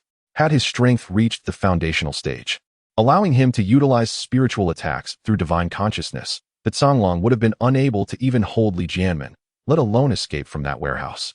Thus, the pursuit of enhanced strength must never waver. 20 minutes later, Lin Mo landed gracefully in the center of People's Square. This square was also among the more renowned in Mingzhu, boasting a comparable area and foot traffic to Ui Square. Within the square, nearly 1,000 zombies aimlessly wandered. Upon spotting Lin Mo, they surged towards him in a frenzied swarm. With a mere thought, Lin Mo summoned the Baishuang sword, which shot forth with precision. In an instant, he felled all the zombies that had approached him. Following this, he conjured an emergency command vehicle and floodlights, immersing himself in the task at hand. Moments later, the connections were established, and the spotlight's brilliance illuminated the entire square. The dazzling light rendered the surroundings bright. Almost immediately, Lin Mo heard the hissing sounds from the streets encircling the square, accompanied by the clinking of colliding objects and the cacophony of countless footsteps. While others might have been stricken with terror upon hearing such commotion, a faint smile graced Lin Mo's lips. If all went as anticipated, tonight would indeed herald a bountiful harvest. And as fate would have it, soon the streets were inundated with a throng of zombies, surging forth like a relentless tide. The sight was enough to send shivers down anyone's spine, yet Lin Mo's smile deepened. With a mere thought, the frostblade shot forth. The sound of the blade slicing through the air resonated simultaneously with the sickening thud of it piercing through a zombie's skull. The closest circle of zombies to Lin Mo collapsed instantly.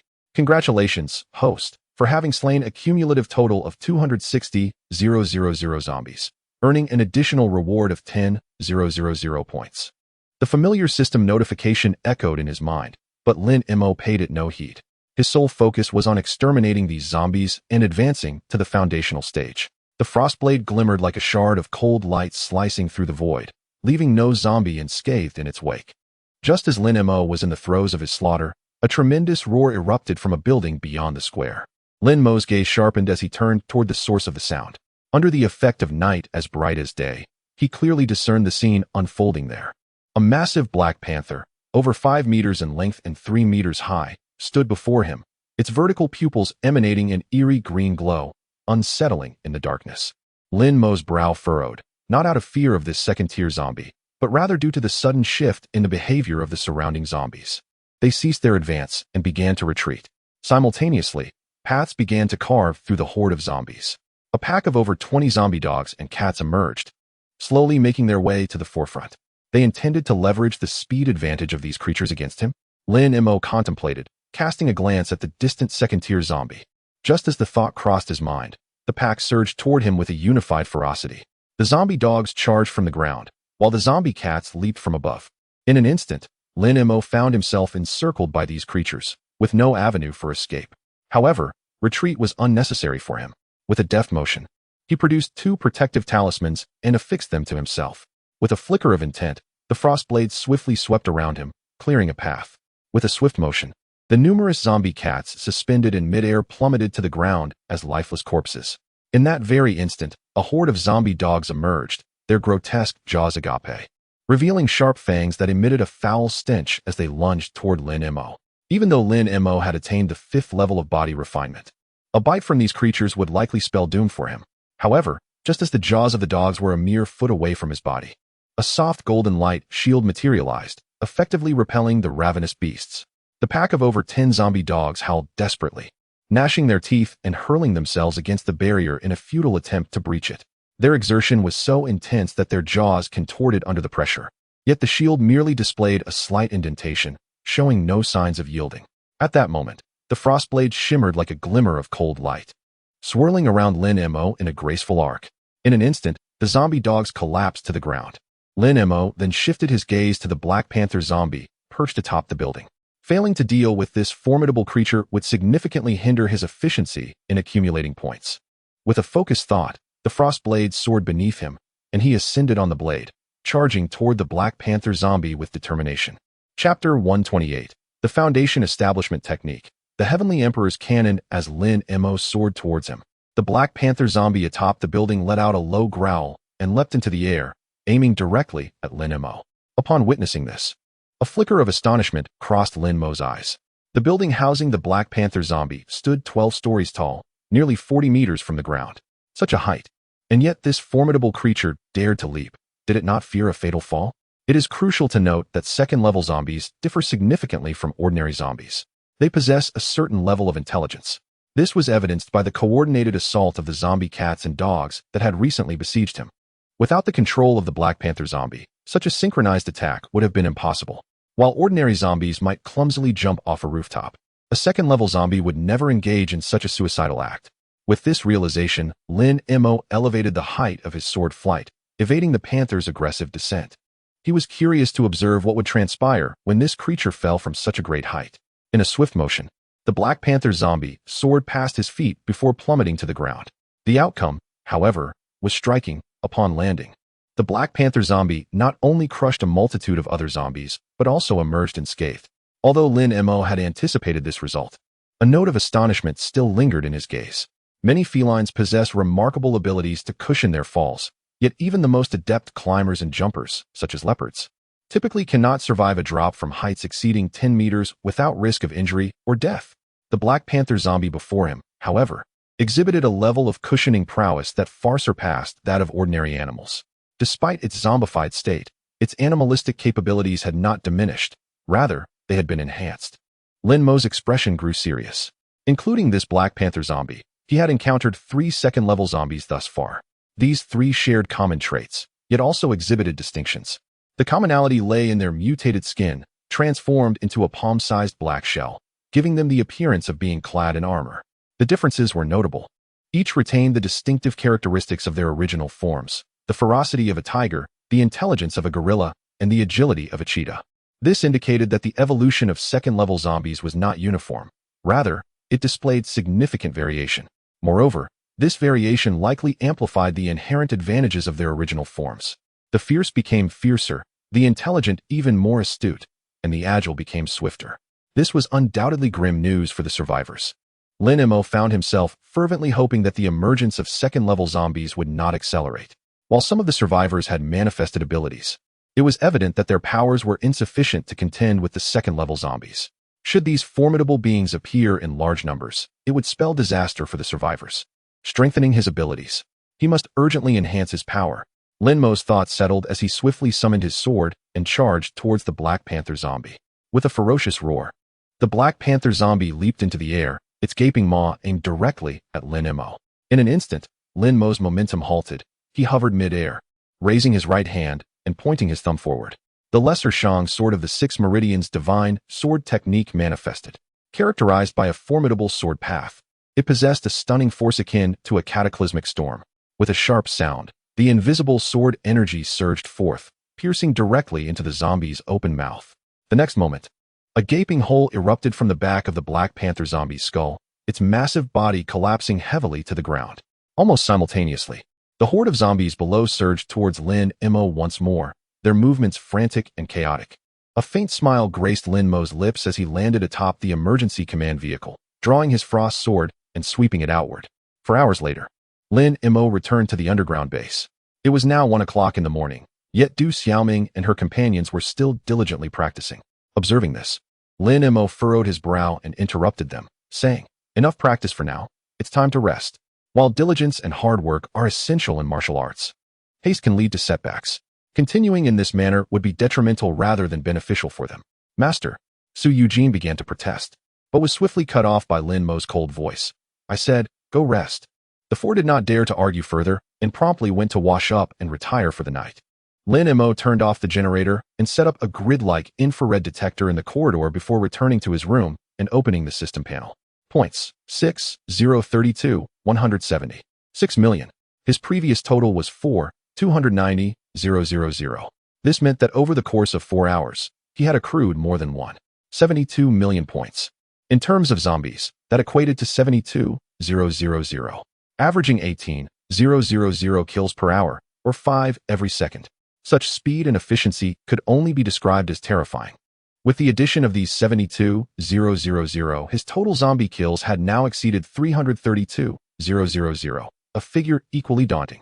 Next, Lin Mo accessed the skills page of the system's shop and located the coveted technique he had long desired. Congratulations, host. You have spent 5 million points to successfully purchase Heavenly Emperor Scripture, Foundation Establishment Initial Stage. The decision to acquire this technique was made after considerable contemplation.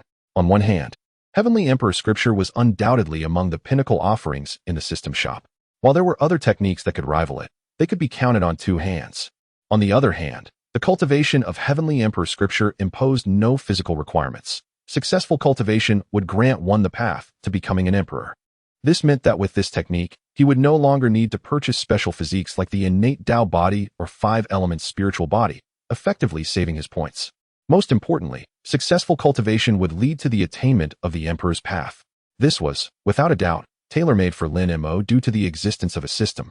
Anyone who can afford the cultivation method is guaranteed to succeed in their practice. In this scenario, after cultivating this particular technique, his sole objective becomes earning points. As long as he accumulates sufficient points, attaining the status of an emperor will merely be a matter of time.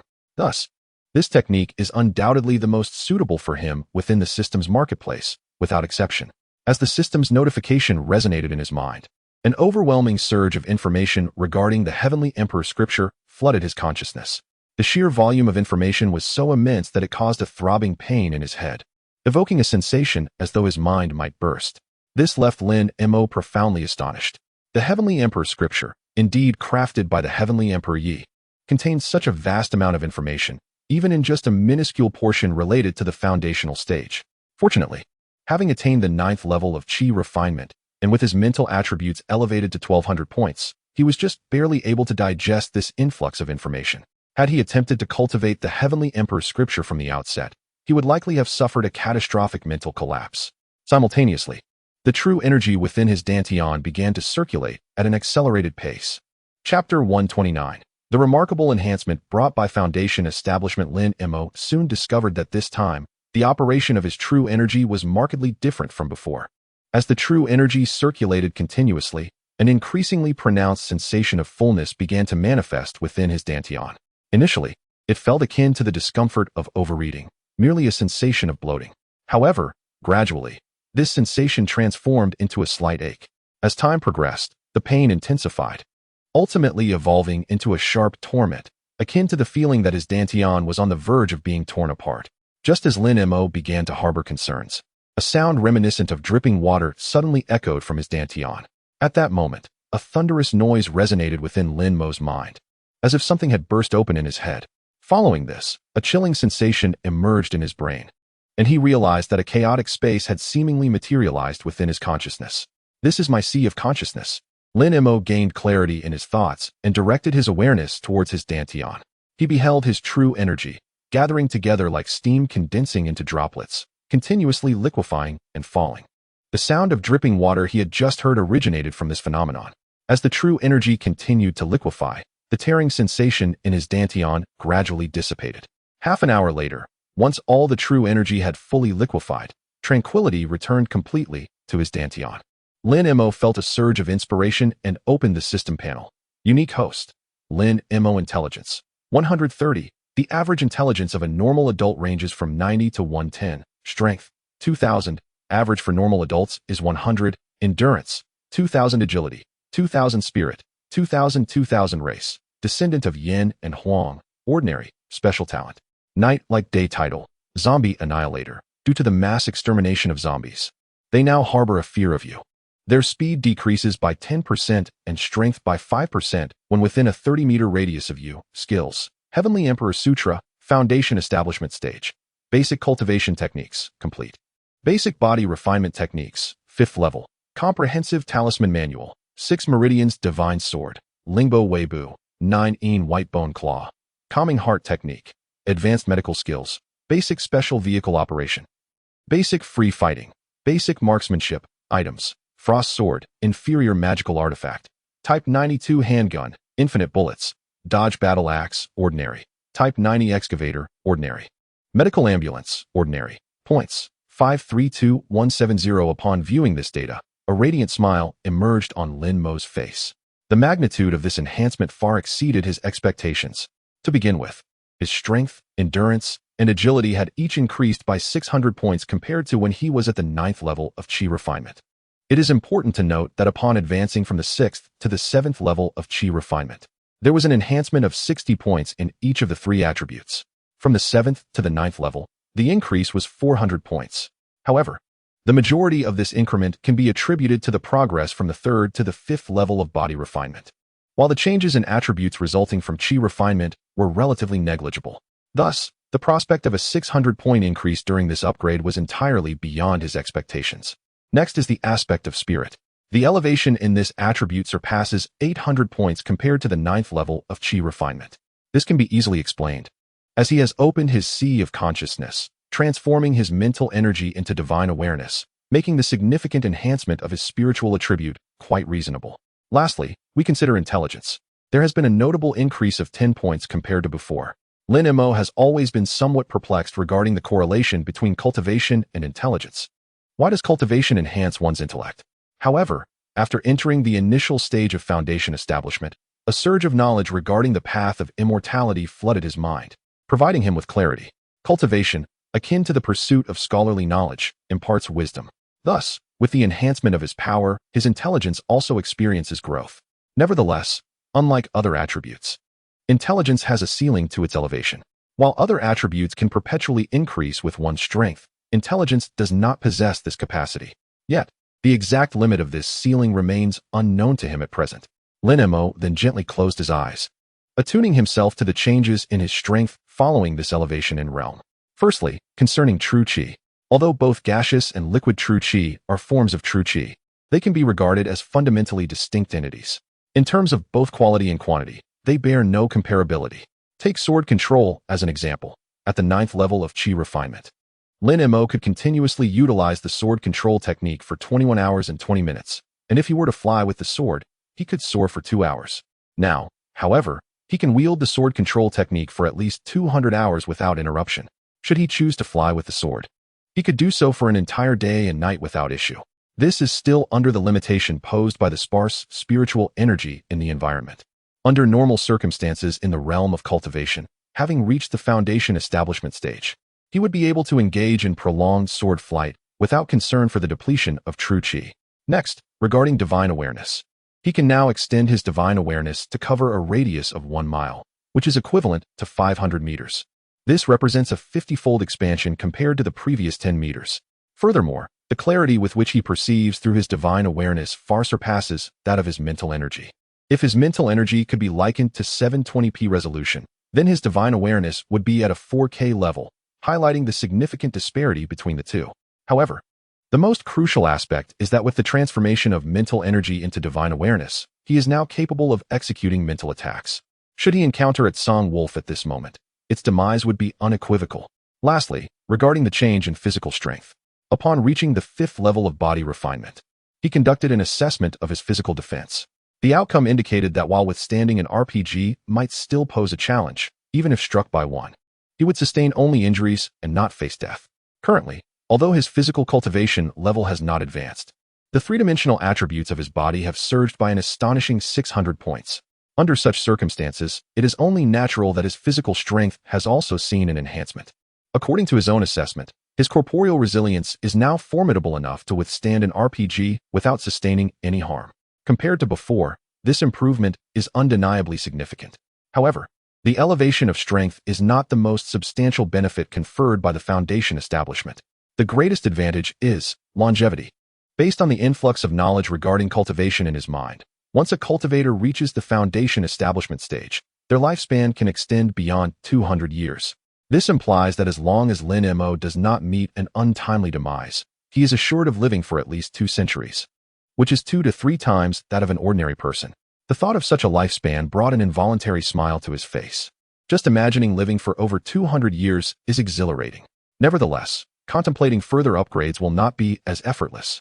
The Heavenly Emperor's scripture, while indeed a remarkable technique, carries the inherent flaw of being exceedingly costly. The Foundation establishment stage is divided into 4 levels: early, middle, late, and perfection. The system pricing for the mid-level techniques of the Heavenly Emperor scripture is a staggering 10 million points. He must exert considerable effort to attain this goal. Chapter 130. Too young, unreliable? The following day marked the 33rd day of the apocalypse. At the break of dawn, Lin Mo took Du Xiaoming to People's Square. The previous day's encounter with over 72,000 zombies had yielded a total of 1,080 crystal cores, averaging approximately 15 cores per 1,000 zombies, a ratio that had improved slightly compared to before. This indicated that an increasing number of zombies were evolving. Lin Mo furrowed his brow at this realization, yet chose not to dwell on it, understanding that such occurrences were beyond his control and attempting to ponder them further would yield no fruit. He then took stock of the crystal cores in his possession. With today's acquisition, and after accounting for prior consumption, he currently held a total of 3,012 cores. Among them were 2 second-tier cores, 2 fire type, 1 ice type, 1 metal type, 1 wood type, 1 water type, and 1 beast transformation core. The remainder consisted of ordinary cores. While this quantity was not insignificant, given Lin Mo's current total of true energy, if he were to deplete it entirely, these cores would only suffice to replenish half of his energy. Clearly, the arrangement of a spirit-gathering array should be prioritized. Lin Mo's thoughts turned. The primary reason for not establishing the array earlier was his transient living situation, fearing that relocating the array would waste the gathered spiritual energy. However, circumstances had changed. He now had a stronghold, and his previous concerns had dissipated. Yet, upon observing his remaining 530,000 points, he temporarily shelved this plan. Spirit Gathering Array, Beginner. Capable of concentrating spiritual energy within a 10-kilometer radius, priced at 100,000 points. Note: this item only includes the method for setting up the array. The required array flags must be purchased separately. Given the cost of 100,000 points, along with the expenses for the array flags, he estimated that it would take no less than 300,000 points. Considering he needed to retain some points for emergencies, the matter of arranging the array would have to wait until he accumulated more points. Subsequently, Lin Mo returned Du Xiaoming to the underground space and set out alone towards the 3rd squad. After Li Jianmin and Xie Chun joined his stronghold with the 3rd squad, he intended to pay them a visit. However, various delays had postponed this until today when he finally found the time. To conserve true energy, he refrained from flying on his sword. Thus, when he arrived at the 3rd squad on his dodge battle axe, it was already noon. Halt! As he approached within 30 meters of the squad's entrance, 2 survivors stationed at the gate obstructed his path. Both donned camouflage attire, complemented by tactical vests, and carried Type 95 automatic rifles on their backs, presenting an imposing presence. Lin Mo brought the dodge battle axe to a stop and addressed the 2. Please inform Li Jianmin that Lin Mo has arrived. After treating Li Jianmin's injuries the day before, he had instructed him to return with the supply transport vehicle for recuperation. Lin Mo? The two sentinels exchanged glances, their eyes betraying a hint of astonishment. Clearly, they had both heard of this name. Please wait a moment. The sentinel on the right replied before swiftly making his way into the courtyard. The sentinel on the left curiously scrutinized Lin Mo, inquiring, "Are you truly our new leader?" Taken aback for a moment, Lin Mo responded with a faint smile. "If that is the case, then indeed, I am your leader." The sentinel nodded, explaining that Captain Li had summoned them all upon his return yesterday to announce that Lin Mo would henceforth be the head of the third squad, urging them to show him the proper respect upon their encounter. The sentinel, with a hint of astonishment, remarked, "We had speculated privately yesterday, believing you to be at least 30 years of age or older. Captain Li, nearing 40. Led us to assume that anyone replacing him would likely be older or at least of the same age. Do you find me too youthful to be reliable?" Lin Mo inquired. "I would not dare to think so." The sentinel quickly shook his head. Lin Mo chuckled softly, choosing not to elaborate further. The sentinel's choice of words, dare rather than think, suggested that he harbored some lingering doubts. This mindset, to a certain extent, was quite representative, indicating that it was probable the rest of the third squad would share similar sentiments upon meeting him. "Lin Mo, come inside." Suddenly, the voice of Li Jianmin called out. Turning his head, Lin Mo saw Li Jianmin being assisted by two survivors, hurrying towards him. "Take it easy, don't strain your wound." Lin Mo rushed to meet him. "It's fine, I know my limits." Li Jianmin's complexion was somewhat pale.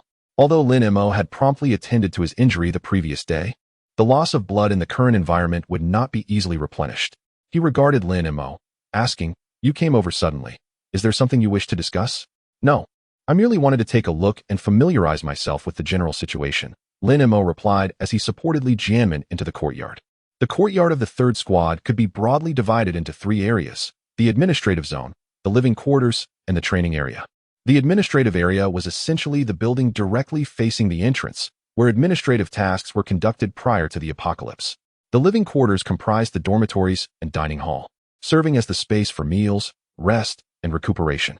Notably, to facilitate access to equipment, the armory was situated within the dormitory building. The training area included the training ground, garage, and various storage facilities. Originally, the third squad was fully staffed with over 450 personnel, meaning that under normal circumstances, the compound could comfortably accommodate their daily needs. If slightly crowded, it could likely house up to 600 individuals.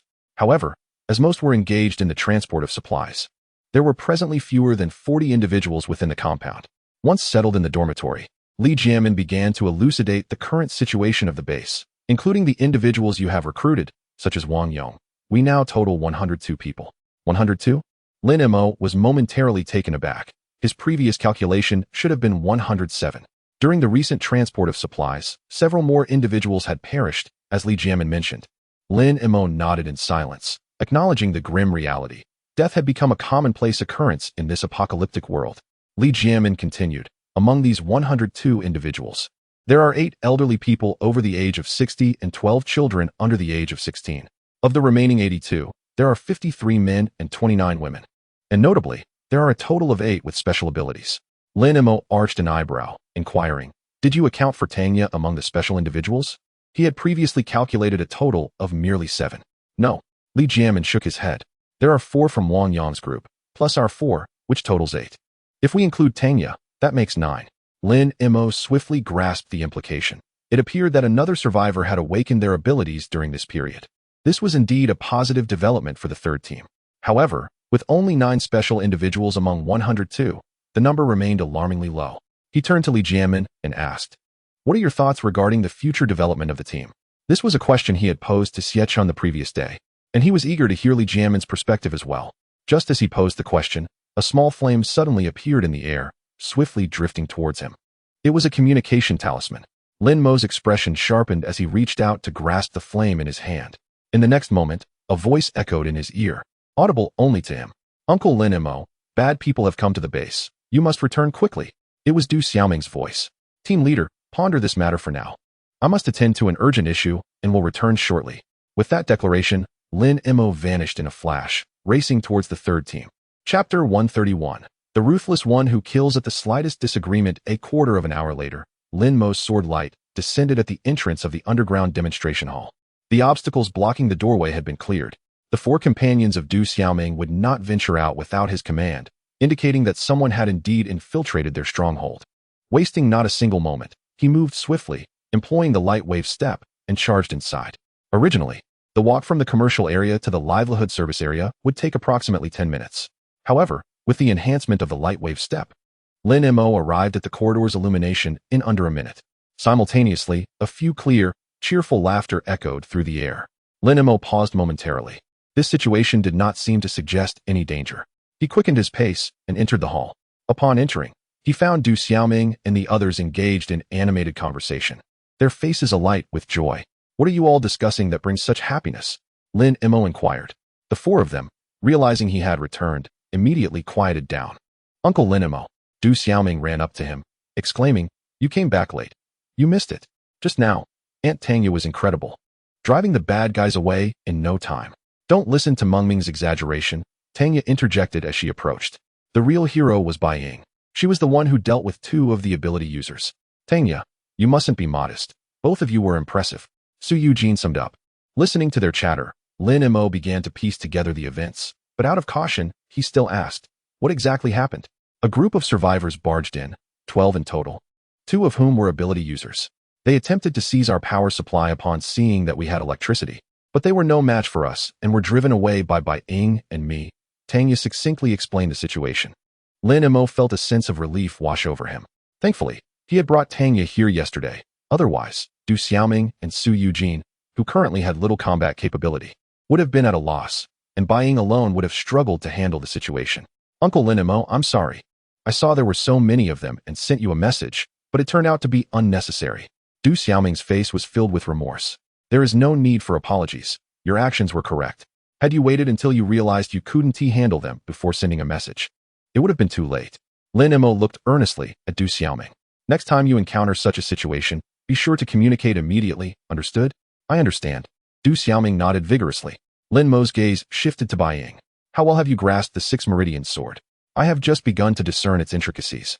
But to unleash sword chi, I anticipate it will take some time," Bai Ying replied. "The 6 Meridian sword, in terms of difficulty and complexity, far exceeds the light wave step. Even as a martial arts prodigy, mastering it would require considerable time." Lin Mo nodded, choosing not to elaborate further. Though today's incident ended without incident, it served as a stark reminder. The defenses of this underground demonstration hall were still far too weak. Among the survivors of this recent incursion, only 2 possessed extraordinary abilities, Tanya and Bai Ying. Together, they could manage the situation.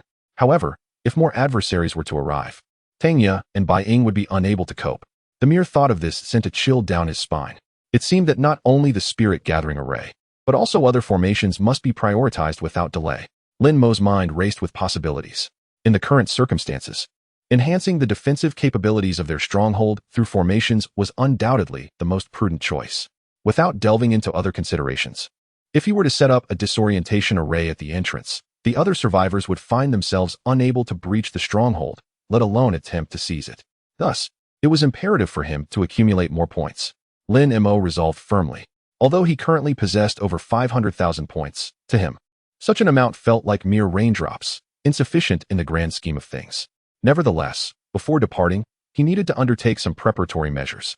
He signaled for Du Xiaoming and the others to practice, and with a flick of his mind, he retrieved the materials for drawing talismans and began inscribing talisman papers. Setting up formations would take time, and the abilities of Du Xiaoming and her companions could not be enhanced overnight. Therefore, he could only resort to this method to bolster their combat prowess. An hour later, Lin Mo had produced over 150 talisman papers. After reaching the foundation establishment stage, both his speed and success rate in drawing talismans had significantly improved. Previously, he could manage around 90 talismans in an hour. Now, that number had increased by 2/3. Moreover, his previous focus had largely been on auxiliary talismans such as invisibility, protective, and communication talismans. This time, however, he had predominantly inscribed fire and thunder talismans.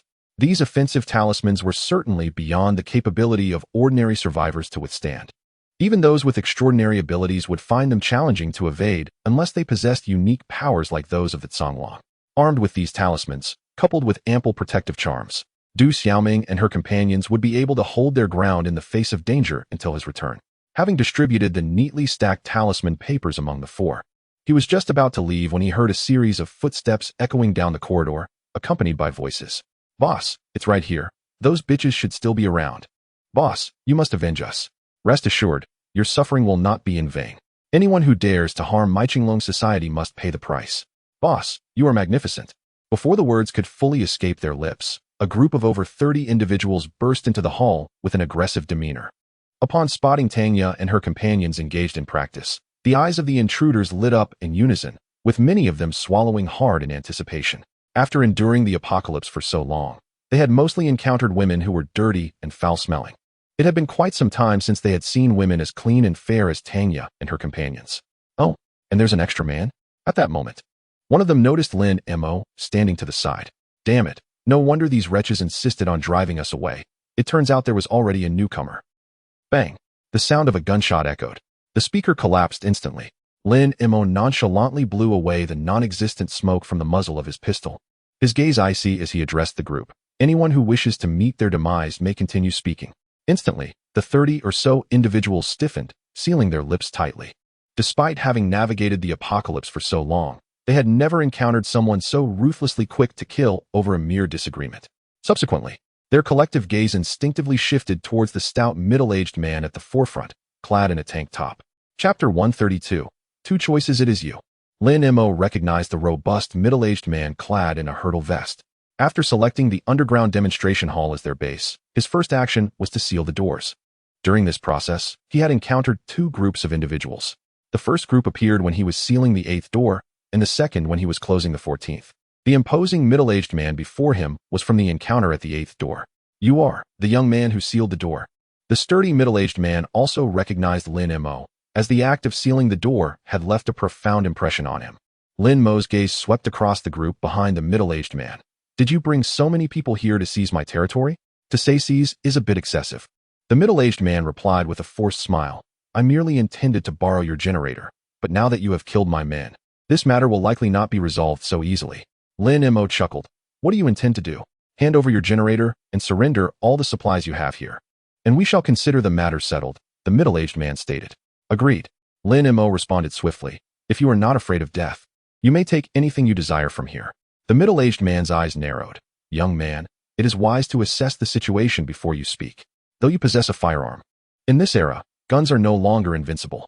Then let us test it, see whether your abilities are superior or my gun is more formidable." Lin Mo retorted with a cold smile, raising his 92 pistol and aiming it at the group. With a clatter, aside from a couple of individuals who remained still, the rest of the group visibly changed expressions and took a unified step back. It was not that they lacked courage. Previous events had proven that Lin Mo was indeed capable of firing a weapon. They had no desire to be the first to fall. A mocking smile adorned Lin Mo's face. "It seems your people are not as brave as you claim." The middle-aged man's expression darkened. "Kid, I see you are asking for trouble." Lin Mo chuckled. "Initially, I thought I wouldn't need such a large space, so I allowed you to stay in the underground base. However, I did not expect that before I sought you out, you would come looking for me." His gaze settled on the group behind the middle-aged man. "You now have two choices. 1. Stay and attempt to take what you can, only to be eliminated by me. 2. Turn around and leave immediately, and I shall overlook the events that have transpired as if they never occurred." With that, Lin Mo glanced at the time on his watch. The group behind the middle-aged man exchanged glances, yet none chose to depart. Although Lin Mo's weapon instilled fear in most of them, they did not believe he could contend with their numbers. Upon witnessing this, the robust middle-aged man was instantly filled with a sense of triumph. "You, young lad, may be youthful, yet your ability to act all pompous is quite impressive. Do you truly believe that with just yourself and a single firearm, you can compel us to yield? Do you think we are easily intimidated?" Lin Mo paid no heed to the words of the burly man. Instead, he lowered his gaze to check the watch on his wrist. Half a minute had elapsed. Lin Mo surveyed the group before him. "The path you choose is of your own making. Do not claim I failed to offer you a chance." Upon hearing this, Baiying was suddenly reminded of her first encounter with Lin Mo. At that time, Lin Mo had also presented them with two choices. Yet, her companions, emboldened by their numbers, had dismissed Lin Mo entirely. Only she, guided by the instinct of a killer, chose to depart. In retrospect, her decision had proven exceedingly wise. Therefore, upon observing that none of the others had chosen to leave, she realized they had lost their opportunity. "Youngster, allow me to impart a truth. Territory is claimed through strength, not mere intimidation. The burly man clenched his fist and charged at Lin Mo. Lin Mo, unfazed by the oncoming assault, turned to glance at Du Xiaoming beside him. Tanya understood immediately and stepped forward to cover the young girl's eyes. Though Du Xiaoming had been desensitized by Lin Mo's influence and could remain unfazed even at the sight of countless zombie corpses, the act of killing humans was a different matter altogether. Bang! The burly man's fist struck Lin Mo with tremendous force. At that moment, his fist had transformed beyond human capability, covered in a layer of fine, grayish-white spikes. Simultaneously, spikes erupted from his face, arms, and back. This is a hedgehog? Lin Mo's expression shifted slightly. This was the third beastly metamorphosis he had encountered among the superhuman beings. Compared to other superhumans, those with such beastly transformations were undeniably fewer in number. Just as Lin Mo was contemplating this, the burly man's countenance turned ashen in an instant. He felt as if his fist had collided with a steel plate upon striking Lin Mo. Lin Mo remained unscathed, while the spikes on his fist shattered, causing excruciating pain to his bones. Is this how you claim your territory? Lin Mo cast a calm glance at the burly man and, without hesitation, pulled the trigger. Bang! The gunfire rang out. However, the muzzle was not aimed at the burly man, but rather at the group he had brought along. Bang, bang, bang. The shots rang out in succession, and the more than 30 individuals began to fall one after another, as if they were stalks of wheat being harvested. A torrent of blood poured forth, quickly staining the ground crimson. The gruesome scene sent the remaining individuals into a state of sheer panic, prompting them to flee in terror. Run! Quickly run! The crowd cried out in desperation, lamenting their lack of speed. Yet, no matter how swift they were, how could they possibly outpace Lin Mo's bullets? It is worth noting that Lin Mo's shooting speed could render a 92 pistol's barrel incandescent in less than 10 seconds. Aside from the robust middle-aged man before Lin Mo and 2 other men and a woman, the remainder of the assembly lay prostrate on the ground. The reason these 2 men and 1 woman survived was that they were all endowed with extraordinary abilities, enabling them to shield themselves from the bullets. You. The sturdy middle-aged man gazed at Lin Mo, his entire body quaking violently, unable to utter a single coherent sentence. Over 30 individuals. Just like that. Lin Mo had dispatched them without so much as a blink. The impact of this scene was overwhelmingly profound for him. The other 2 men and the woman were also drenched in cold sweat, their faces as pale as parchment. They were not strangers to taking lives. Previously, they had fought fiercely for resources. However, the thought of executing such a cold-blooded massacre as Lin Mo had, without a flicker of emotion, was something they knew they could never replicate. At that moment, a singular thought surged through the minds of the 3. Escape. The faster, the better, the farther, the better. Their extraordinary abilities could deflect bullets, and even if Lin Mo's shooting speed was extraordinary, they believed they could evade him. With this resolve, the trio suddenly pivoted and sprinted towards the corridor outside the hall. Chapter 133. The powers that differ from imagination with a swift motion. Lin Mo appeared before the trio. Is it too late to flee now? The 3 fleeing individuals were instantly engulfed in despair, their faces reflecting utter hopelessness. Given the speed Lin Mo had just displayed, escape was utterly impossible. Defeated and trapped, they faced only a dead end. Please, spare our lives. We will do anything you ask, implored the man on the left, clad in a black short-sleeve shirt. Yes, anything, chimed in the woman in the center, instinctively puffing out her chest. This woman, likely in her late 20s, possessed a voluptuous figure that was evident even beneath her loose athletic attire. Lin Mo easily perceived her subtle machinations but chose to disregard them. I offered you a chance before, yet you failed to seize it. At these words, the despair in their eyes magnified to its utmost extent. Lin Mo's declaration was tantamount to a death sentence for them. However, he regarded the trio and continued. Considering you are all endowed with abilities, I shall make an exception and offer you a chance. The eyes of the 3 brightened in unison. What opportunity? Lin Mo beckoned for Bai Ying to step forward. You 3 may freely form pairs. If any duo can defeat her, I will spare your lives. Upon hearing this, the man in the black shirt and the woman in the center exchanged bitter smiles, clearly recognizing that they were the very 2 who had been previously routed by Bai Ying. They understood well that they were no match for her. Only the man in the white shirt, who had remained silent until now, displayed an eager expression. Could I also be afforded an opportunity? Asked the robust middle-aged man, who had been left aside by Lin Mo, stepping forward eagerly. Certainly. Lin Mo responded without hesitation, turning to Bai Ying. Give it your all. Thank you, master. Bai Ying recognized that Lin Mo was deliberately providing her with a chance for practical experience. In order to rapidly advance in any martial art, Real combat is the most effective means. However, battling zombies offered little utility, as they lacked intellect and were akin to striking wooden posts, presenting minimal challenge. What she truly required were opponents of equal caliber and exhilarating battles.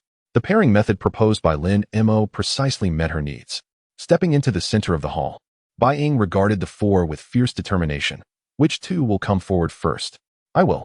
And I, responded the man in the white shirt and the robust middle-aged man in succession, stepping up to face Bai Ying. Without exchanging any pleasantries, they launched directly into combat. The robust middle-aged man possessed the ability to transform into a spiny beast, while the man in the white shirt wielded the power of crimson flames. Although Bai Ying lacked any supernatural abilities, as an assassin, she possessed a plethora of methods at her disposal. Coupled with the martial arts imparted by Lin Mo, she effectively countered the combined efforts of her two adversaries, maintaining an advantageous position. After 10 minutes, empowered by the technique of Ling Bo Wei Bu, Bai Ying successfully incapacitated both the burly middle-aged man and the man in the white shirt, leaving them sprawled on the ground. Despite suffering a burn on her shoulder from the abilities of the man in the white shirt, her injury was not severe. Can you continue? Lin Mo inquired, producing a tube of burn ointment and offering it to her. As Bai Ying applied the salve, she confidently replied, absolutely. Lin Mo nodded, turning his gaze toward the four supernatural beings. Which of you will step up next? The quartet exchanged glances, momentarily rendered speechless. The man in the black short-sleeve shirt and the woman had previously been defeated by Bai Ying, while the other two had just experienced a similar fate. In their eyes, the prospect of victory seemed utterly futile. Should no one volunteer, it would imply an unspoken acceptance of defeat. Lin Mo observed the four, a chilling intensity brewing in his gaze. The burly middle-aged man's expression shifted, prompting him to ask, could we have a moment to discuss? 3 minutes, Lin Mo responded, then turned to Bai Ying. If these individuals possess any sense, they will likely devise strategies to counter your footwork, so be prepared. I understand, Bai Ying nodded. Her prior victory had heavily relied on Ling Bo Wei Bu. If her footwork were neutralized, it would effectively diminish her greatest advantage. Faced with the assault of two supernatural beings as a person without awakened abilities, her chances of success would plummet to nearly zero. Soon enough, 3 minutes had elapsed. The burly middle-aged man addressed Lin Mo. We have come to a decision. We will send Su Xin and Deng Fei into the fray. Su Xin was the woman, while Deng Fei was the man in the white shirt. Very well, Lin Mo acknowledged, signaling Bai Ying to remain cautious before stepping aside. The confrontation commenced swiftly. Su Xin wielded water-based abilities, capable of manipulating water into a whip-like form that struck with formidable force. Upon witnessing the water whip, Lin Mo's expression shifted. Deep in contemplation, he recalled a prior encounter with a water ability user who had employed a water arrow. Initially, he believed the individual favored the water arrow due to its substantial impact. However, observing Su Xin's water whip led him to realize that the situation might diverge from his previous assumptions. He approached Tanya, posing a question. Can your lightning spear transform into other shapes? Not at all. Tanya shook her head. I have attempted this before, but it resulted in failure. What happens if one forces a transformation? The energy becomes exceedingly unstable, with a high likelihood of explosion, Tanya explained. Lin Mo nodded, softly murmuring to himself. It truly differs from what I had envisioned. He had assumed that an individual awakening water-based abilities could effortlessly control water, effortlessly conjuring water arrows, blades, whips, and waves with ease. In reality, the water whip is distinctly separate from the water arrow. While both are associated with water, they represent entirely different abilities. Therefore, abilities akin to Su Xin's should not be classified as water-type powers, but rather accurately referred to as water whip. This revelation caused Lin Mo to furrow his brow, for it was not a favorable piece of news for the overall community of survivors. Chapter 134. Rooting out evil in light of the current progression towards the apocalypse. The evolutionary pace of zombies is evidently surpassing that of humanity. To articulate it more precisely, when compared at equivalent levels, the strength of zombies is conspicuously superior to that of humans. According to Lin Mo's classification system, ordinary zombies are categorized as level 1 zombies, while evolved zombies are deemed level 2 zombies. Correspondingly, regular survivors are classified as level 1 humans, whereas those with abilities are considered level 2 humans. The prevailing circumstances reveal that, whether in a direct confrontation between level 1s or level 2s, humanity is undeniably at a disadvantage. In such a scenario, the potency of an ability user becomes increasingly advantageous for the entirety of humankind. However, The stark reality is that the powers of ability users are far from the formidable capabilities they presume. Nevertheless, this does not imply that the offensive capabilities of ability users are weak.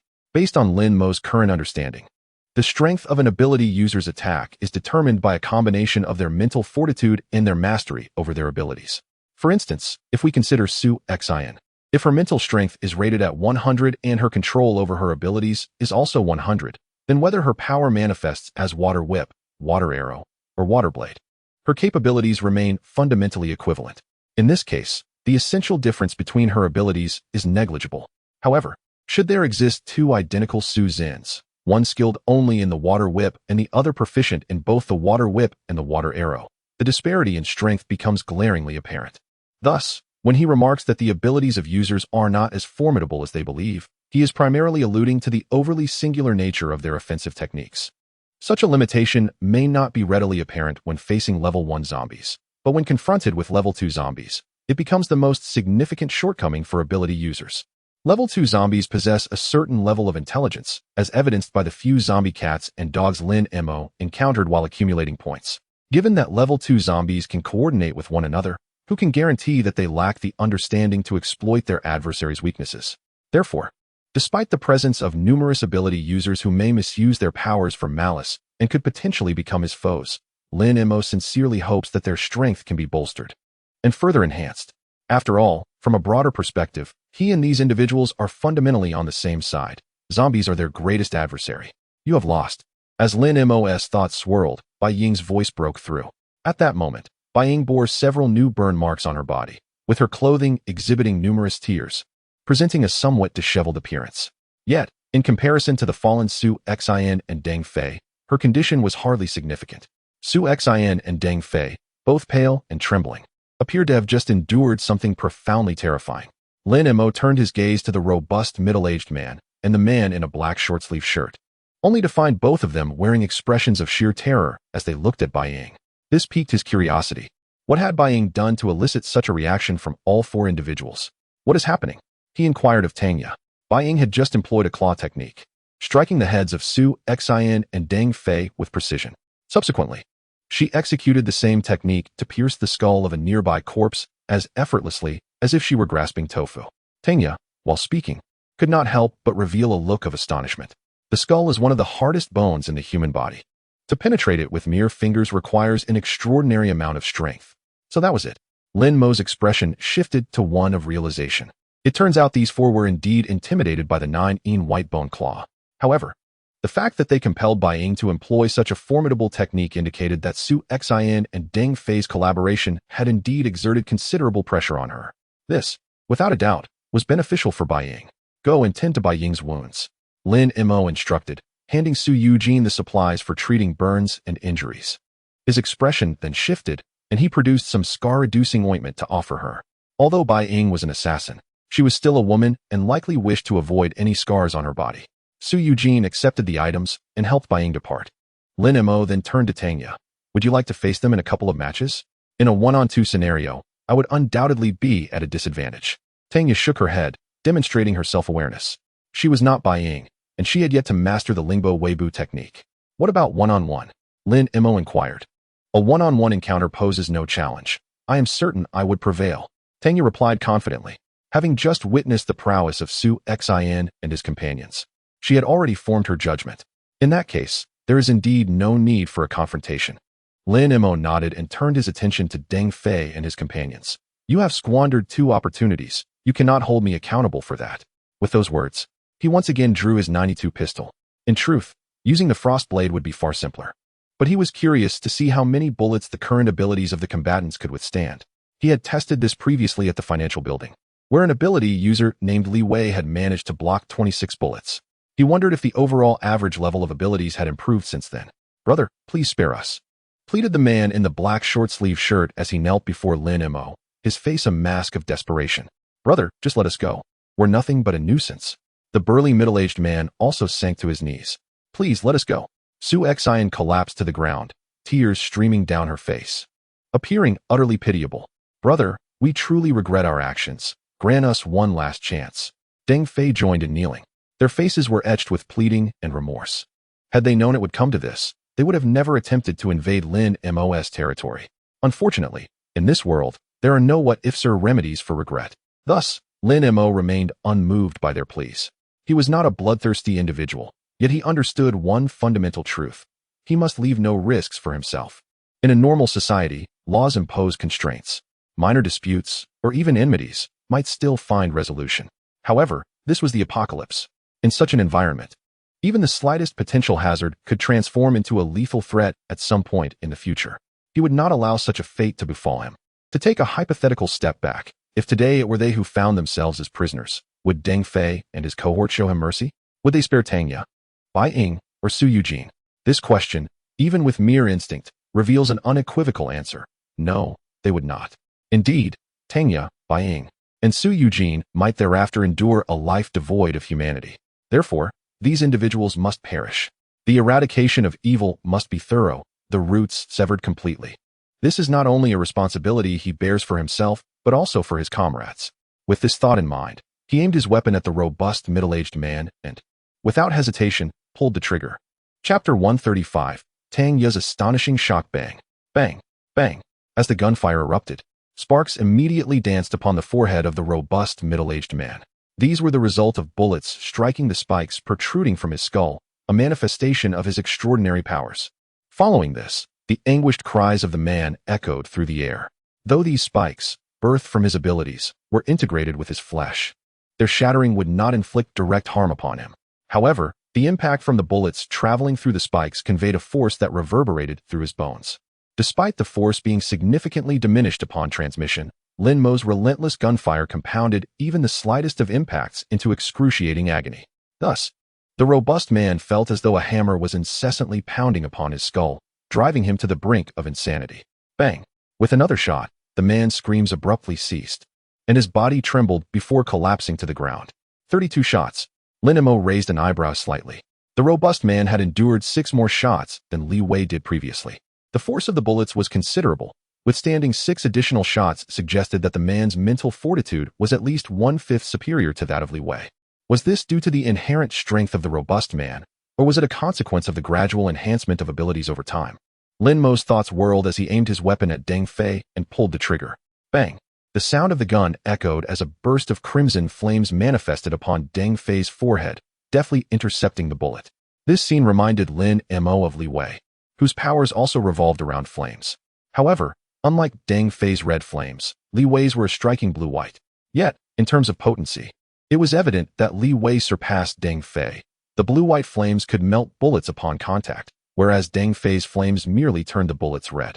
Bang, bang, bang. The gunfire persisted. Swathes of red flames continued to appear, and the heated bullets fell to the ground with a crisp sound. Finally, the 33rd bullet found its mark in Deng Fei's forehead, silencing the cacophony. 30 shots. Lin Mo adjusted his aim towards Su Xian. However, before he could fire, Su Xian and the man in the black short-sleeved shirt dashed towards the corridor. They understood all too well the slim chances of their escape. Yet witnessing the deaths of the robust man and Deng Fei rendered them incapable of remaining passive any longer. Lin Mo cast a dispassionate glance at the two. Then with a flick of his right index finger, he unleashed the 6 Meridians sword technique, the Shanyang sword. 2 invisible sword energies shot forth. In the next moment, a small water sphere materialized at the back of Su Xian's head, while a similar bubble appeared at the nape of the man in black. The water sphere and bubble seemed to struggle to shield against the invisible sword energy, yet they crumbled effortlessly before its might. Sizzle, sizzle. The sounds resonated softly. Su Xian and the man in the black short-sleeve shirt both collapsed to the ground, their necks pierced by an invisible sword energy. Tang Ye, witnessing this scene, could not help but display a profound shock on her face. While an ability user can continuously block dozens of bullets, they cannot withstand Lin Mo's casual gesture. The formidable power of his finger is indeed beyond imagination. Was that martial arts you just used? Tang Ye could not restrain her curiosity. Lin Mo nodded slightly. This is what I previously referred to as the 6 Meridians Divine Sword. Once your Lingbo Weibo reaches a certain proficiency, you will be able to learn this. Tang Ye nodded in understanding, her eyes brimming with intense anticipation. She had grasped the reason behind Lin Mo's insistence on teaching them Lingbo Weibo first before moving on to the 6 Meridians Divine Sword. With the might of these 2 martial arts, if she could master both, she would not fear facing 2 opponents, let alone a group of ability users. By the way, what was that gun you had? Why didn't you need to change the bullets? Tanya suddenly recalled Lin Mo's 92. He had just fired over 60 shots to eliminate the robust middle-aged man and Deng Fei. Yet, throughout, she had not seen him change a single bullet. This revelation astonished her even more than witnessing Lin Mo's finger-snap kills. Is this what you mean? Lin Mo produced the gun with infinite bullets. Tanya nodded in affirmation. This is a handgun with infinite bullets. Lin Mo explained. Infinite bullets? Tanya's eyes widened in disbelief. Even in this world of abilities, the mere concept of infinite bullets left her utterly astounded. Indeed, infinite bullets. Lin Mo chuckled, casually tossing the gun to Tanya. Consider it a gift. This 92 costs 10,000 points in the system store. It took me quite a while to decide to purchase it back then. But for me now, 10,000 points is hardly significant. No, this is too precious. Tanya instinctively attempted to return the gun upon receiving it. A handgun with infinite bullets equated to an additional ability for anyone wielding it. Despite their shared experiences of life and death, this item felt far too valuable. Just take it. It's yours. Lin Mo interrupted her protest. To me, this is akin to the talisman paper I gave you last time. Tanya paused, suddenly recalling the moment Lin Mo had presented her with the talisman paper. She had felt it was too valuable then as well. Lin Mo had assured her that he could have as many of those as he desired. Well, all right. Tanya finally ceased her objections. Her curiosity about Lin Mo deepened. What had he experienced after their separation that allowed him to grow so significantly in such a short time? It was truly astonishing. Focus on your training. I will wrap up this matter. Lin Mo instructed to collect the bodies of Deng Fei, Su Xian, and the others into the system space before swiftly departing. Upon exiting the base, he first attended to the remains of Deng Fei and his companions, and then made his way to the 8th grand door of the underground space. His purpose for coming here was undoubtedly to seal the door. Initially, he had only managed to partially seal it before being confronted by a robust middle-aged man and his associates. Now that those individuals were no longer present, it was the perfect opportunity to seal it completely, preventing any other survivors from claiming it. However, upon reaching the door, he did not immediately proceed to seal it. Instead, he first extended his consciousness to ascertain whether there were any other individuals in the vicinity. Chapter 136. The subtle use of spiritual awareness with a mere thought. Lin Mo expanded his spiritual awareness. In an instant, everything within a 500-meter radius of his being was vividly presented in his mind. He could perceive a few ants foraging in the cracks of the pavement 100 meters behind him. 300 meters to his left, in the sewer, rats were gnawing at refuse. 400 meters to his right, within a building, several zombies were aimlessly wandering. Ahead, in an underground space 450 meters away, there were people. 4 men languidly sat on the ground, engrossed in a game of cards. 6 scantily clad women huddled in a corner, their faces etched with terror. Sighing softly, Lin Mo retrieved a powerful flashlight and stepped toward their location. Guided by his spiritual awareness, it was as if a map unfolded in his mind, allowing him to easily find the nearest route. A few minutes later, what is that? The beam of light from Lin Mo's flashlight startled the 4 men engaged in their game. Upon seeing Lin Mo, they immediately grabbed the steel rods beside them, their expressions shifting to one of vigilance. However, upon realizing he was alone, their demeanor visibly relaxed. One of the young men, adorned with tattoos on his arms and appearing to be in his mid-20s, pointed a stick at Lin Mo and declared, "Kid, I don't care how you got in here, but you'd better leave right now, or else we want to be polite." As he spoke, the other 3 men subtly spread out, encircling Lin Mo. Disregarding the 4 men, Lin Mo turned his gaze to the 6 women. They were barely clothed, their bodies marred by injuries, and their faces reflected not just fear but despair, as if they had endured an eternity in hell, so long that hope had faded from their sight. "I'm talking to you, can't you hear?" The tattooed man, incensed by Lin Mo's indifference, shouted angrily. "Deaf my foot, didn't you see that this kid only cares about the women?" Sneered another youth named Wu Jun. "P.S. nothing but a lecher. Lecher is it? Then I'll just take care of his libido first." The tattooed man stepped forward, swinging his rod toward Lin Mo's groin. For an ordinary person, such a blow would surely result in dire consequences. However, his opponent was Lin Mo. Get lost. Lin Mo barked, his spiritual awareness transforming into a piercing force that plunged into the tattooed man's consciousness. "Ah!" The tattooed man screamed, collapsing to the ground and rolling about, clutching his head. The expressions of the other 3 shifted dramatically, fear overtaking their features as they looked at Lin Mo. "W, did you do to him?" Wu Jun stammered, his voice trembling. Although from their perspective it seemed Lin Mo had done nothing, they were in an era of supernatural abilities. and it was evident that the tattooed man's plight was somehow connected to Lin Mo. Lin Mo paid no heed to Wu Jun and instead focused on his system panel. Mental energy, 1645-2000. Before employing his spiritual attack, his mental energy had been 1845-2000. The reason he noticed the panel was that, in that fleeting moment, his mental energy had plummeted by 200 points. This caused Lin Mo to furrow his brow. Given the rate of consumption, even with his mental energy at full capacity, he could utilize mental attacks no more than 10 times. The expenditure was excessively steep. It seemed imperative to swiftly acquire a skill for mental assaults. Currently, when he attacked with mental energy, it was akin to a brawny man wielding a massive hammer without any martial prowess. Though a single strike could yield tremendous power, it also squandered considerable strength. However, mastering a skill for mental attacks would be transformative. Not only would it amplify the potency of his strikes, but it would also conserve energy.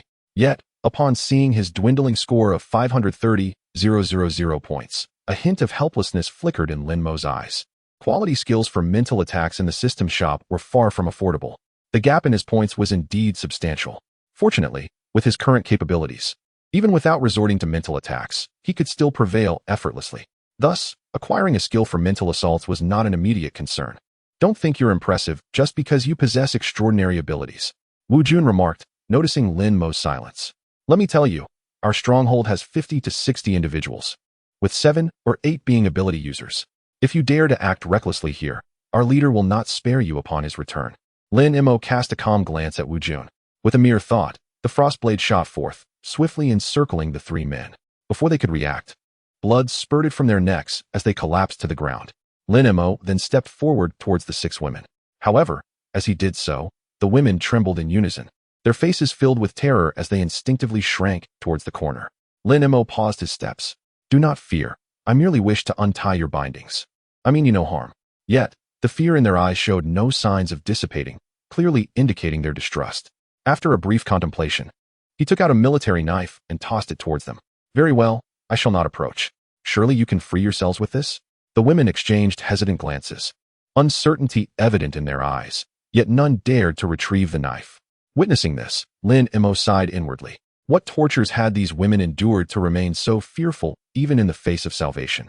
He did not rush them, but instead sent a mental message to Tanya, requesting her and Bai Ying to join him. He surmised that the women's wariness stemmed from his being a man, and perhaps the presence of Tanya and Bai Ying would alleviate their fears. However, due to the vast expanse of the underground demonstration hall, it was not until half an hour later that Tanya and Bai Ying finally arrived. Upon seeing the 6 women huddled in the corner, the 2 immediately understood Lin Mo's intent without needing to ask. They promptly approached the women with the clothing they had brought. Upon witnessing Tanya and Bai Ying, the palpable fear among the 6 women noticeably diminished. With the assistance of Tanya and Bai Ying, the 6 women untied their bindings, donned their garments, and cautiously emerged from their corner. However, upon catching sight of Lin Mo, a glimmer of trepidation still flickered in their eyes. Let us proceed. Lin Mo said nothing further, illuminating the path ahead with a powerful flashlight. During the brief interlude while Tanya and Bai Ying helped the 6 women adjust their attire, he had discreetly gathered the supplies within this vicinity into his system space. The quantity was modest, sufficient for approximately 40 individuals for about a week's sustenance. The ability to amass such resources indicated that these individuals had not been idle during this time, consistently seeking provisions. This, perhaps, elucidated their eventual discovery of Tanya and the others. As they exited the subterranean space, Lin Mo gestured for Tanya and Bai Ying to escort the 6 women ahead. He then proceeded to seal the 8th grand door meticulously, adhering to his prior methods. Subsequently, he ascended on his sword, soaring towards the 3rd team. The unfinished dialogue with Li Jianmin could now resume. Chapter 137, A Friend in Death. A monk in life. When Lin Mo arrived at the 3rd Brigade once more, it was already dusk. At this hour, aside from the vigilant guards stationed at various points, others were orderly receiving their evening meals under the organization of Li Jianmin. Each person was allotted 2 pieces of bread and a small bottle of water. This portion, while modest, was particularly insufficient for men. Even if consumed entirely, it would barely suffice to satiate their hunger. However, the individuals queuing for their rations displayed no signs of discontent. After enduring the apocalypse for so long, their survival to this day, coupled with the privilege of daily sustenance, felt like a stroke of fortune. For the vast majority, a full meal had become a luxury. Take a seat. I shall distribute the remainder shortly. Li Jianmin greeted Lin Mo with a nod before resuming his task. Lin Mo acknowledged him and settled onto a nearby chair. The onlookers in the queue regarded Lin Mo with curiosity. Though Li Jianmin's words were rather commonplace, they could distinctly sense a difference in his demeanor towards Lin Mo compared to others. "Brother, are you a new addition to our stronghold?" A young man clad in gray, appearing to be around 22 or 23, inquired directly, standing close to Lin Mo sort of. Lin Mo replied with a smile and a nod. "Then you've come to the right place." The young man's face bore a hint of pride. "Our stronghold is incomparable to those other factions." "Is that so?" Lin Mo asked, his curiosity piqued. "What makes you say that?" "Simply due to our strength," the young man proclaimed. "We recently acquired a substantial stockpile of supplies. We've been transporting it for several days, and Haven Tea completed the task yet. I estimate that for at least 6 months, we need not worry about provisions." Just then, the sound of engines rumbled from outside. Through the corridor's window, 5 military green trucks could be seen traversing the road, heading toward the storage area within the brigade. "Do you see those vehicles?" The young man continued. "Those are the supply trucks. They have been in continuous transit for nearly a week. It is said they will require another week to bring everything back. Just imagine how much material that entails." "That indeed seems considerable." Lin Mo nodded in agreement. "Thus, I assert you've come to the right place." The young man regarded Lin Mo with keen interest. "By the way, which squad have you been assigned to?" "The combat squad," Lin Mo replied. He had been aware for some time that, in order to ensure every individual in the stronghold could contribute, Li Jianmin had established various squads, including combat, logistics, and support, within the 3rd Brigade. The combat squad. The young man's expression shifted to one of sympathy as he looked at Lin Mo. "You're rather unfortunate." "Unfortunate?" Lin Mo raised an eyebrow, intrigued. "What do you mean by that?" "Simply put, the combat squad is the most perilous," the young man explained. "Before we secured this shipment of supplies, members of the combat squad had to venture out daily in search of provisions, and nearly every day, someone would perish. Now that you've joined the combat squad, may fortune favor you." Lin Mo furrowed his brow, contemplating. This hardly qualifies as misfortune. After all, someone must undertake these tasks. If no one steps forward, how will so many at the stronghold sustain themselves? His words held truth. Yet he recalled the adage, "A dead comrade is of no concern to a living one." The young man in gray glanced around before lowering his voice. "If everyone is unwilling, we must reluctantly shoulder the burden ourselves. However, given that someone is currently taking the lead, we can afford to evade for another day." Lin Mo chuckled softly, choosing not to respond. From his perspective, he found the young man's reasoning rather shameless, even deserving of a reprimand. Yet, he could not deny that such sentiments were likely not isolated. They probably echoed the thoughts of many. After all, selflessness and altruism are rare, even in a normal society, let alone in apocalyptic times.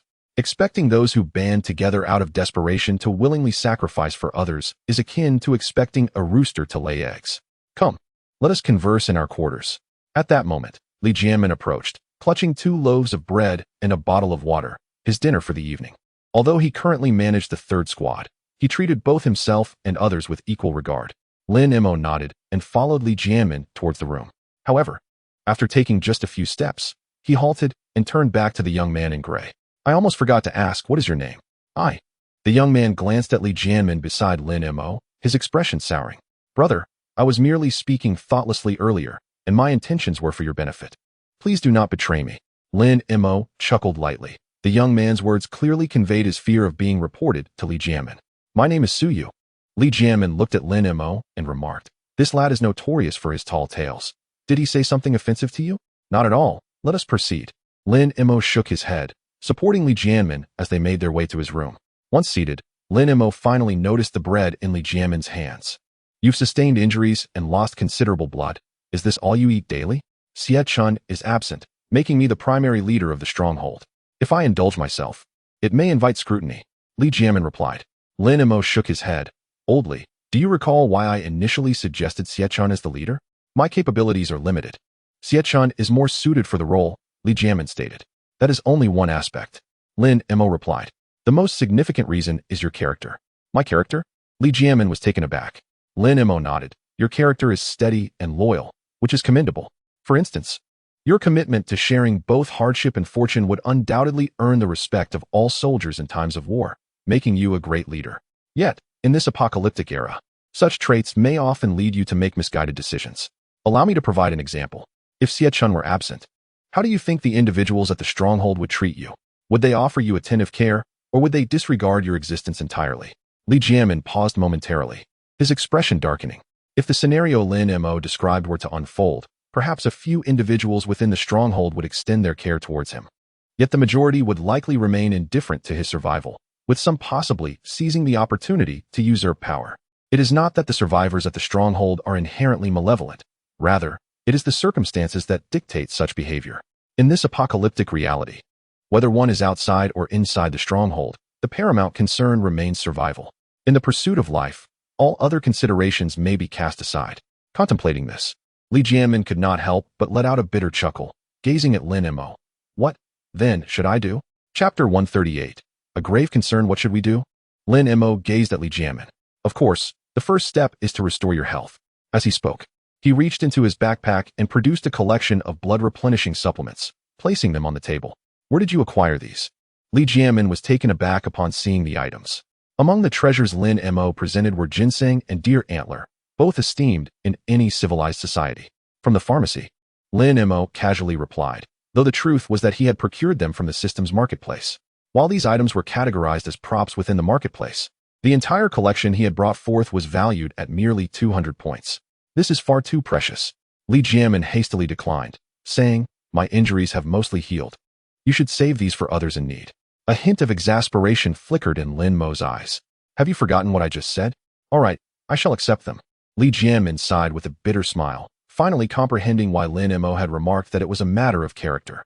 Many of his actions were indeed instinctive responses, which were entirely dictated by one's character. Lin Mo nodded and shifted the conversation to the main topic. What are your thoughts on the next steps for our stronghold's development? No sooner had he posed the question than a knock echoed from the door. Come in, Li Jianmin responded.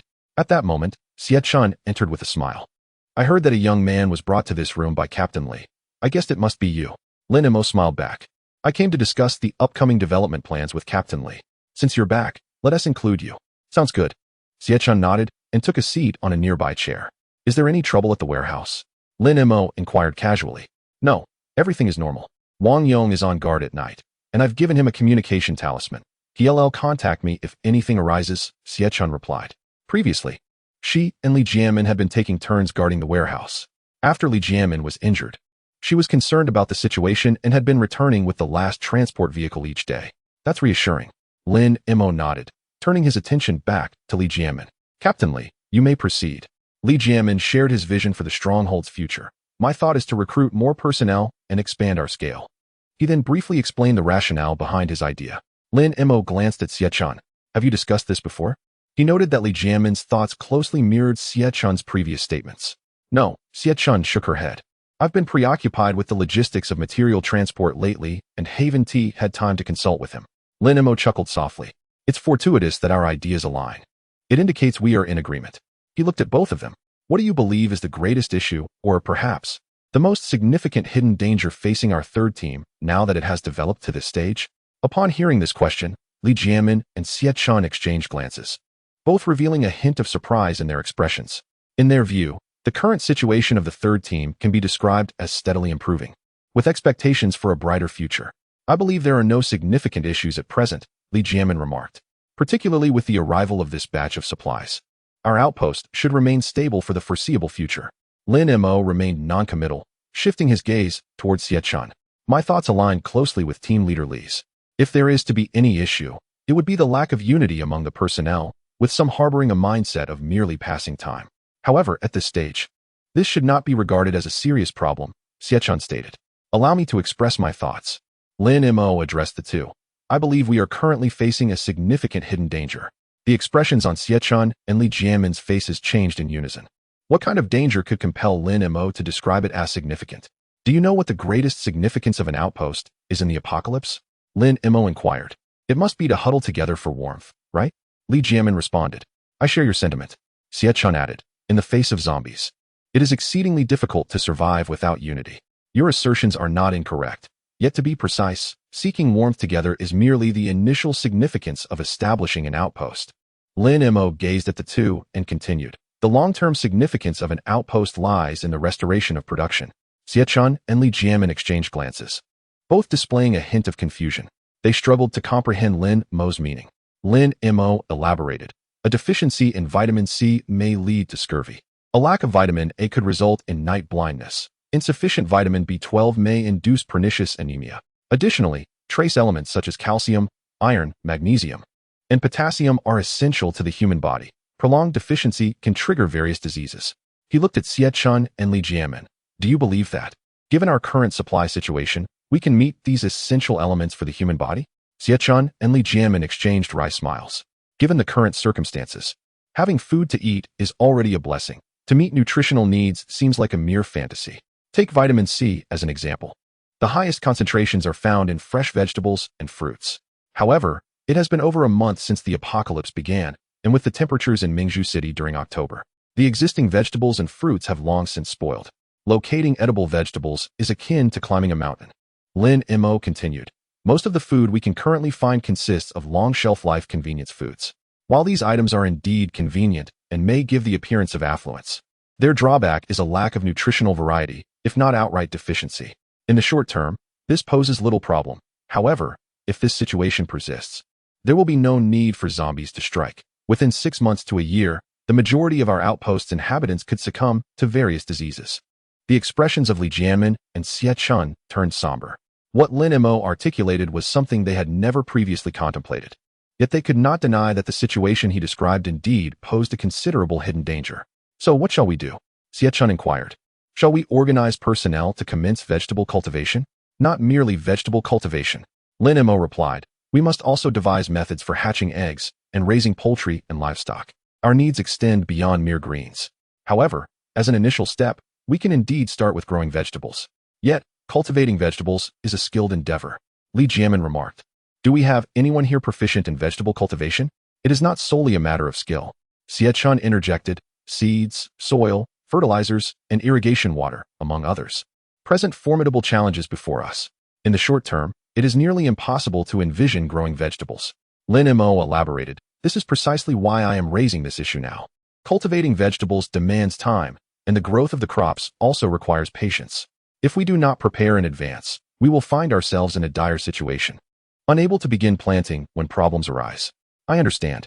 Xie Chun responded earnestly. I will make arrangements to initiate preparations promptly. Additionally, there is another matter. Lin Mo gazed at the two. I intend to reform the current system of our stronghold. You are now the leader of the stronghold, so you certainly have the authority to implement changes. Xie Chun replied, curiosity piqued. What alterations do you have in mind? Chapter 139. The point system. The current system at the stronghold is to divide into small teams, with each member performing their respective duties, right? Lin Mo inquired. Li Jianmin nodded. This system was devised by him. In his time of confusion, Lin Mo had imparted to him 8 words, each person performing their role, distributing responsibilities rationally. Based on these 8 words, he established the present system at the stronghold, which has been in use ever since. I wish to transform this system into a points-based one, Lin Mo declared. A point system? Both Li Jianmin and Xie Chun exhibited expressions of perplexity. Lin Mo nodded. Simply put, it involves pricing the supplies, allowing members of the stronghold to purchase with points, rather than the current method of uniform distribution. And how will the points be accrued? Xie Chun asked. Through contributions. Lin Mo explained. As long as one contributes to the stronghold, they will earn points. The greater the contribution, the more points one receives. That is indeed a commendable approach. Xie Chun's eyes sparkled slightly. This way, those who work harder will be rewarded accordingly, and those who merely coast along will find it less feasible. This is precisely the intent behind my proposal for a points system. Lin Mo stated. If those who brave dangers outside and those who languish within the stronghold receive the same rewards, eventually, no one will be willing to strive for the stronghold's benefit. But what about the elderly and children? Li Jianmin interjected. These individuals have limited capabilities and find it challenging to make significant contributions, yet we cannot disregard them. This is why I sought your counsel. Lin Mo replied. We must ensure that the elderly and children have food, while also preventing complacency. The establishment of the points system is crucial. Xie Chun nodded. Indeed. We must deliberate carefully. Otherwise, an ill-conceived points system could yield counterproductive effects. There is no urgency in this matter. You two may take your time to discuss. Lin Mo suggested. Moreover, no system can be perfect from its inception. We can draft an initial version and make adjustments as issues arise in the future. Understood. Both Xie Chun and Li Jianmin nodded in unison. Xie Chun, a former executive, and Li Jianmin, the captain of the third team.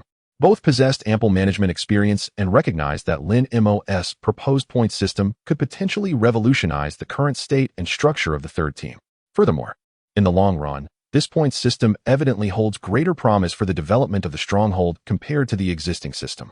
Additionally, we must address the issue of heating. Lin Mo asserted. This must also be placed on the agenda.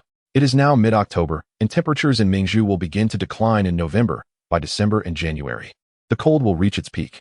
If we do not prepare in advance, this winter could prove quite challenging. I have considered this issue as well and intended to discuss it with you. Xie Chun responded. Mingzhu lacks centralized heating. In previous years, we relied on air conditioning for warmth, but now that we are without electricity, heating may become a significant challenge. Do you have any solutions? Lin Mo inquired. Xie Chun replied. There are only two options. Either we start a fire or find a way to acquire a generator. However, the generator requires diesel, and the fire needs firewood, both in considerable quantities, which poses a significant challenge for us at present. It is indeed a dilemma, yet we must devise a solution. Lin Mo remarked. Otherwise, when the weather turns cold, the youth might endure, but the elderly and children may struggle to cope. Particularly in the current situation of scarce medical resources, even minor ailments could escalate into severe illnesses, potentially costing many lives. Xie Chun, upon hearing this, could not help but smile wryly. I initially believed our stronghold to be quite perfect, yet after our discussion, I feel it is fraught with flaws. This is my shortcoming. Li Jianmin said, his face filled with shame. Here you go again, old Li. Lin Mo replied. What I mentioned are issues every outpost must confront. Encountering problems and resolving them is what matters. You need not take the blame upon yourself at every turn. Lin Mo's assertion was undoubtedly accurate. You have been overthinking it. Xie Chun added. Li Jianmin nodded, refraining from further comment. Xie Chun looked at Lin Mo. However, given our current situation, we may struggle to allocate personnel to procure winter supplies. The third team consists of 102 individuals in total, with over 60 stationed at the warehouse. The remaining members, excluding the elderly and infirm, must be retained to secure the outpost, leaving us with no available hands. How long will the material transfer take? Lin Mo inquired. About a week. Xie Chun replied. Then you can focus on the transfer of supplies. I shall take care of the winter necessities. Lin Mo volunteered for the task. As the leader of the third team, it was time for him to contribute meaningfully, rather than merely speaking. That will be a burden on you. Xie Chun nodded in agreement. She did not question Lin Mo on how he planned to proceed. There was no need to inquire. Given Lin Mo's capabilities, if he could not resolve the matter, then it would be even more insurmountable for them. Let us proceed with that. And do not hesitate to contact me if anything arises. Lin Mo concluded, rising to exit. Upon reaching the door, he paused. Turning to Li Jianmin, take good care of your injuries. Do not hesitate to use those nutritional supplements. Recover swiftly, as I have important matters to entrust to you. Understood. A flicker of gratitude welled up in Li Jianmin's eyes as he nodded. Lin Mo smiled lightly before hastening away. In the room, only Xie Chun and Li Jianmin remained. Do you have a certain feeling? After a moment of silence, Xie Chun gazed at Li Jianmin. Lin Mo is quite unlike a typical young man in his 20s. I have felt this way for quite some time. Li Jianmin nodded, his expression reflective. Lin Mo not only approaches tasks with a maturity uncommon for his age, but he also possesses vision, ambition, and a grand perspective, qualities inherent to those destined for greatness. It is our fortune to be able to follow him. Xie Chun smiled. This indicates that our discernment is indeed commendable. Li Jianmin could not help but chuckle. Indeed, it is quite commendable. Chapter 140. The upcoming action plan departing from the third squad. Lin Mo chose not to soar through the skies on his sword, but rather ambled along the road at a leisurely pace. In recent times, a myriad of unforeseen circumstances had arisen, making him feel akin to a firefighter, perpetually extinguishing flames of chaos. He found this sensation quite unsettling, as it rendered him passive and propelled him forward by the whims of circumstance. In contrast, he preferred to engage in endeavors that were well-structured and purposeful, relishing the sense of control that accompanied such pursuits, particularly now that he had established a stronghold. Without a clear and long-term strategy, the development of this stronghold would likely encounter numerous obstacles and challenges. Hence, seizing the opportunity of a momentary lull, he took the time to contemplate the forthcoming action plan. Foremost, he recognized the necessity of continuing to accumulate points. As the zombies evolved, his own strength must also advance in tandem, especially now that he had reached the initial stage of foundation establishment. Each level he ascended required a substantial amount of points. This signified that he must devote more time and energy to the endeavor of point accumulation. Otherwise, should his pace of advancement lag behind the zombie's evolution, all his previously amassed advantages would dissipate into nothingness. Secondly, the development of the stronghold required attention. On this front, his thoughts aligned with those of Xie and Li Jiamin. For the third squad to progress further, the immediate priority was to recruit personnel and expand its scale. Although the squad currently boasted over 100 members, considered a relatively large stronghold, excluding the elderly and infirm. The remaining individuals were tasked not only with scavenging for supplies, but also with patrolling, maintaining vigilance, and subsequently cultivating crops and raising livestock. The manpower was glaringly insufficient. As for the methods of recruitment, Xie had previously outlined two options: autonomous recruitment and the assimilation of other strongholds. Each approach possessed its own merits and drawbacks. Autonomous recruitment was more secure and prudent, albeit at a slower pace of development. Conversely, assimilating other strongholds could yield rapid results. Yet it ran the risk of fostering cliques that could undermine overall unity, potentially sowing the seeds of future discord if not managed carefully. However, given the current circumstances of the third squad, Lin Mo believed that employing both methods could be advantageous. Since the shortcomings of both approaches were unavoidable, he resolved to embrace them in their entirety. As for the challenges that might arise subsequently, he would face them head-on. For it would be imprudent to allow the fear of potential issues to stifle the stronghold's growth. That would be akin to choking on one's food. Nonetheless, expanding the scale was merely one facet of the stronghold's development. Concurrently, the strength of the stronghold must also keep pace. Otherwise, a larger scale would amount to nothing more than an illusory edifice. For instance, while the third squad appeared to consist of over 100 individuals, the actual number capable of combat was disappointingly few. A stronghold of such caliber would struggle to withstand even a horde of first-level zombies, let alone second-level ones. Thus, the expansion of both scale and strength must harmoniously coexist. Speaking of enhancing the stronghold's strength, one cannot overlook his ambitious plan to systematically cultivate skilled warriors. In the initial stages of establishing a stronghold, his ambition was to create a bastion populated solely by formidable individuals. Such a stronghold would inspire absolute confidence, whether confronting zombies or rival enclaves. However, he soon realized that this notion was impractical. Regardless of the strength of a stronghold, logistical issues are inescapable. Even the most skilled individuals require sustenance, rest, and basic needs. Moreover, no expert is omnipotent. For instance, the vegetable dilemma he previously mentioned. While he possessed a system marketplace and lacked for nothing, others did not share the same fortune. It would be unreasonable to expect the elite to slay zombies and then immediately tend to crops. Even the mightiest cannot withstand such relentless demands. Thus, he chose to recruit Wang Yong and others, and accepted the request from Xie and Li Jiamin for the third team to accompany him. The cultivation of experts necessitates time, and this process equally demands robust logistical support. Although the third team is not yet formidable, their logistical capabilities are reliable, which means his plan to produce skilled individuals in bulk can now be set in motion. Besides accumulating points and developing the stronghold, three pressing matters lingered in his mind. The first was to locate the individual who had fired a black gun at him. Had he not been sufficiently strong, that shot from the financial building could have been fatal. Initially, he suspected Song Lang, but it was ultimately proven otherwise. Since that shot, the assailant had not re-emerged, leaving this matter as a thorn in his heart. The existence of someone harboring a desire to kill him, lurking in the shadows, was utterly intolerable. The second matter was to find the murderer of Du Xiaoming's father. After Du Yang's death, he had promised to help Du Xiaoming seek vengeance. Although he had not mentioned it since, it did not mean he had forgotten. However, whether tracking the assailant who shot at him or seeking the culprit behind Du Xiaoming's tragedy, both tasks seemed akin to searching for a needle in a haystack, exceedingly difficult. Thus, he could only set them aside for the time being. The third matter concerned the escaped Song Lang. Through the contract blood talisman, he was acutely aware of the movements of the Phantom and Gray Snake. Recently, they had been on the move, evidently pursuing Song Lang. Yet their efforts appeared to be fraught with challenges. Lin Mo surmised that given their strength, even if they managed to find Song Lang, they might not be able to defeat him. After all, Song Lang's unique ability was remarkably suited for evasion. Nevertheless, he currently lacked the time to attend to Song Lang himself, so allowing the two to pursue him seemed prudent, as it would exert some pressure on Song Lang to refrain from causing further trouble. Thus, his immediate focus should be on accumulating points while simultaneously scouting for other strongholds. With clarity of thought, Lin Mo felt a definitive action plan crystallize in his mind. However, just as he prepared to ascend into the sky on his sword. His demeanor shifted, and he turned his gaze toward a building not far ahead. For safety's sake, he had been extending his consciousness while walking. This is also the reason why he dares to meander alone on the road.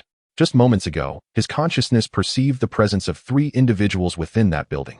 It was not surprising to encounter people, as in this post-apocalyptic world, any structure might harbor survivors.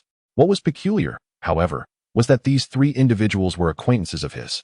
With a ripple of emotion, Lin Mo took a step forward, making his way toward the building. Chapter 141. Invitation under the guidance of his consciousness. Lin Mo effortlessly located the room where the 3 individuals were concealed, and then he knocked on the door. Knock, knock. The trio within the room paused momentarily upon hearing the sound.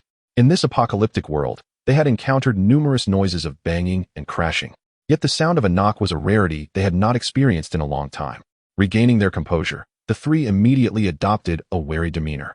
Among them, a woman hesitated for a moment before softly inquiring, "Who is it? What do you want?" A stranger, here to have a chat with you." Lin Mo replied. "There's nothing to discuss. Please leave." The woman flatly rejected. "I bear no ill will. I truly just wish to converse," Lin Mo earnestly explained. He understood their caution. If he were in their position, he would likely be even more vigilant upon encountering a stranger knocking at the door. A brief silence enveloped the room. Then, with a creak, the door opened slightly. A woman's face appeared in the gap. Upon seeing Lin Mo, a look of astonishment instantly crossed her features. "It's you." Lin Mo smiled. "It seems you remember me as well." These 3 individuals were ones he had encountered during his last visit to UI Square to earn points. At that time, they had flown away, which left a lasting impression on him. "I don't recall having wronged you." After her initial shock, Zhou Ling's expression shifted to one of heightened vigilance and wariness. Lin Mo's terrifying prowess demonstrated during the battle against the zombies was still vividly etched in her memory. How could she afford to be careless with someone like him suddenly at her door? "I truly mean no harm," Lin Mo reassured Zhou Ling. So, the 2 friends behind the door need not brandish their weapons. Although the door was only ajar, his consciousness had already discerned the entire situation within the room. The moment Zhou Ling had opened the door, the 2 men had positioned themselves on either side. One, a fair-skinned man, held a dagger in each hand, while the other, a burly man with a full beard, wielded a machete. They both appeared poised to spring into action at the slightest provocation. Zhou Ling's expression shifted slightly. How did Lin Mo know of Xiao Gang and Kong Jihao's silent movements? Meanwhile, Xiao Gang and Kong Jihao exchanged glances, their faces darkening. They had believed their actions to be discreet, yet to their surprise, Lin Mo seemed to be fully aware of their presence. "Now, may I enter to converse?" Lin Mo inquired once more. After a moment's hesitation, Zhou Ling opened the door wider. "Come in." "Thank you." Lin Mo smiled faintly as he stepped into the room. This space was originally meant to serve as an executive office. In addition to the standard work area, it featured a separate meeting room, a lounge, and a refreshment area. At that moment, the floor of the refreshment area was cluttered with 5 or 6 cardboard boxes filled with various supplies, clearly stockpiled by Zhou Ling and her companions. Lin Mo walked directly to the couch in the lounge and seated himself. Zhou Ling exchanged glances with her companions before they took their seats across from Lin Mo. "What would you like to discuss?" Zhou Ling inquired proactively. "Have the 3 of you ever considered joining a stronghold?" Lin Mo, aware of the lack of trust between them, opted for a direct approach without preamble. "Not at all," Zhou Ling replied emphatically, shaking her head. "Why not?" Lin Mo probed. "We 3 can manage quite well on our own. There's no need to join a stronghold and be subject to others' whims." A hint of disdain for the stronghold was evident in Zhou Ling's words. Lin Mo nodded, acknowledging her perspective. "That notion isn't unfounded. But I assume you haven't encountered a Tier 2 zombie yet, have you?" "Tier 2 zombie?" A look of confusion crossed the faces of Zhou Ling and her companions. "That's my own term," Lin Mo clarified. "The common ones outside are Tier 1 zombies. The Tier 2 zombies I refer to are colossal, measuring 5 to 6 meters in length, their bodies enveloped in a black shell. Have you ever seen such a creature? Are there really zombies like that? You aren't trying to scare us into joining, are you?" Xiao Gang, sporting a full beard, voiced his skepticism. Although Kong Jihao and Zhou Ling remained silent, their expressions mirrored his doubt. Lin Mo turned his gaze to Zhou Ling. "I recall you were the one who flew away with them last time. Your ability must be related to flight, correct?" Zhou Ling nodded and asked, "What does that have to do with the Tier 2 zombies?" Lin Mo countered with a question of his own. "Why do you think humans awaken superpowers?" Zhou Ling was momentarily puzzled by Lin Mo's inquiry. However, Kong Jihao quickly grasped the implication and interjected, "Are you suggesting that as humans evolve, Zombies are also evolving? That Tier 2 zombies are the result of their evolution? Precisely. Lin Mo affirmed. Moreover, the strength of Tier 2 zombies is currently beyond the capability of our superpowered individuals to contend with.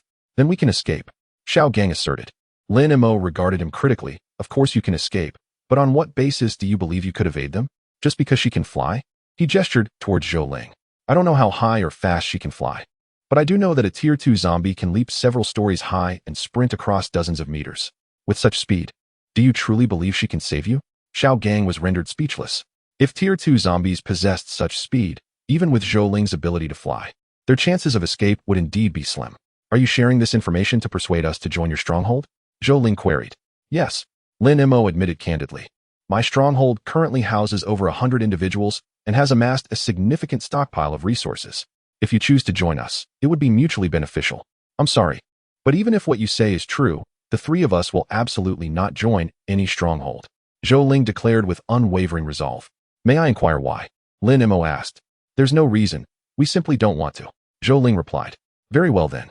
Lin Mo rose to his feet. In that case, I won't press the issue. Should you change your minds, feel free to visit me at the third team. My name is Lin Mo. As he finished speaking, he walked directly outside. Zhou Ling and the other two rose to see him off. They watched Lin Mo exit the room and descend the stairs. Only then did they close the door behind them, collectively exhaling in relief. Although they had maintained a facade of composure, the weight of Lin Mo's formidable presence had instilled considerable pressure within them. Fortunately, Lin Mo's invitation bore no semblance of coercion. However, his earlier remarks concerning the second-tier zombies had cast a shadow of gravity over their expressions. They had previously believed that, given their current capabilities, survival amidst the apocalypse would be relatively effortless. After all, while the number of zombies was indeed vast, none possessed the ability to fly. Yet, it was now evident that they had underestimated the situation. After a moment of silence, Kong Zhihao turned to Zhou Ling and inquired, Do you believe Lin Mo's words hold any truth? Chapter 142. Significant discoveries regarding abilities. Zhou Ling pondered for a moment and remarked, I believe what he said must be true. Second-tier zombies indeed exist. However, the fact that we have not encountered any thus far suggests their numbers are likely sparse. Kong Zhihao nodded in agreement. I think the same. What shall we do then? Xiao Gang inquired with a furrowed brow.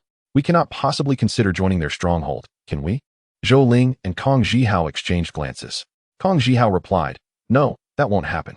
However, we must exercise even greater caution when we venture out to gather supplies in the future. That's a relief. Xiao Gang sighed in relief.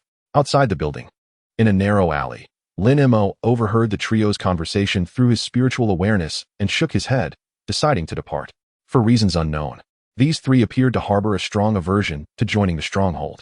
In light of this, he resolved to abandon the idea for the time being. After retrieving his dodge battle axe, he returned to the underground stronghold an hour later.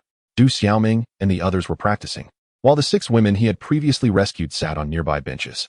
They had managed to wash and tidy themselves, appearing considerably cleaner and more refreshed than before.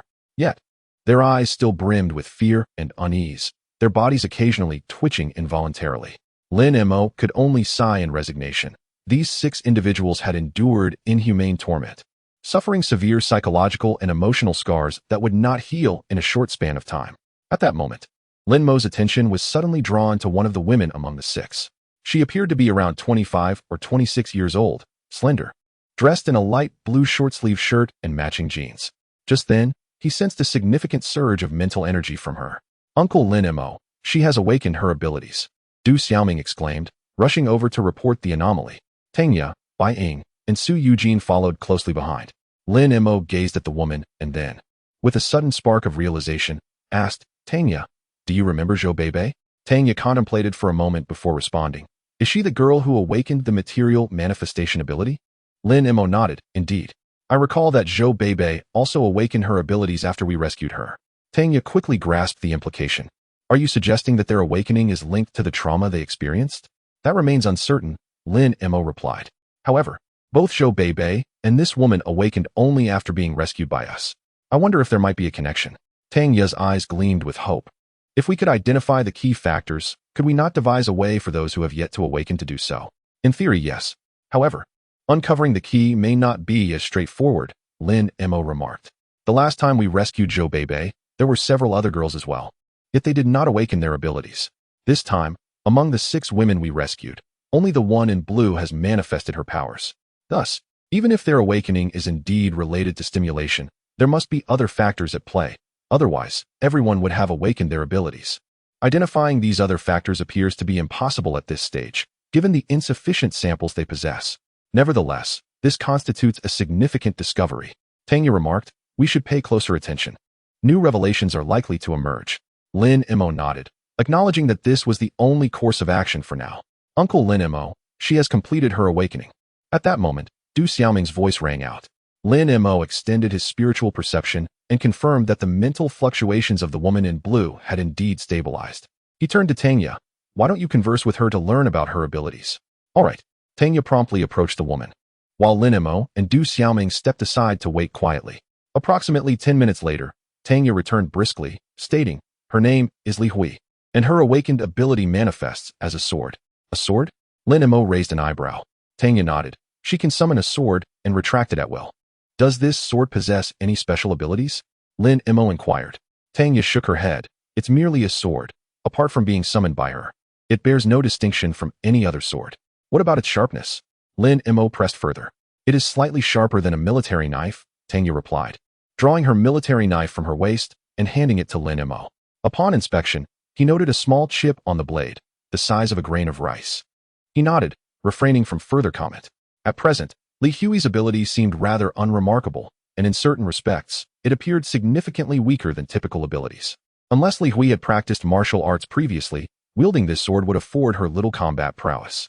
However, since her ability had just awakened and remained unstable, it was uncertain whether any changes would occur in the future.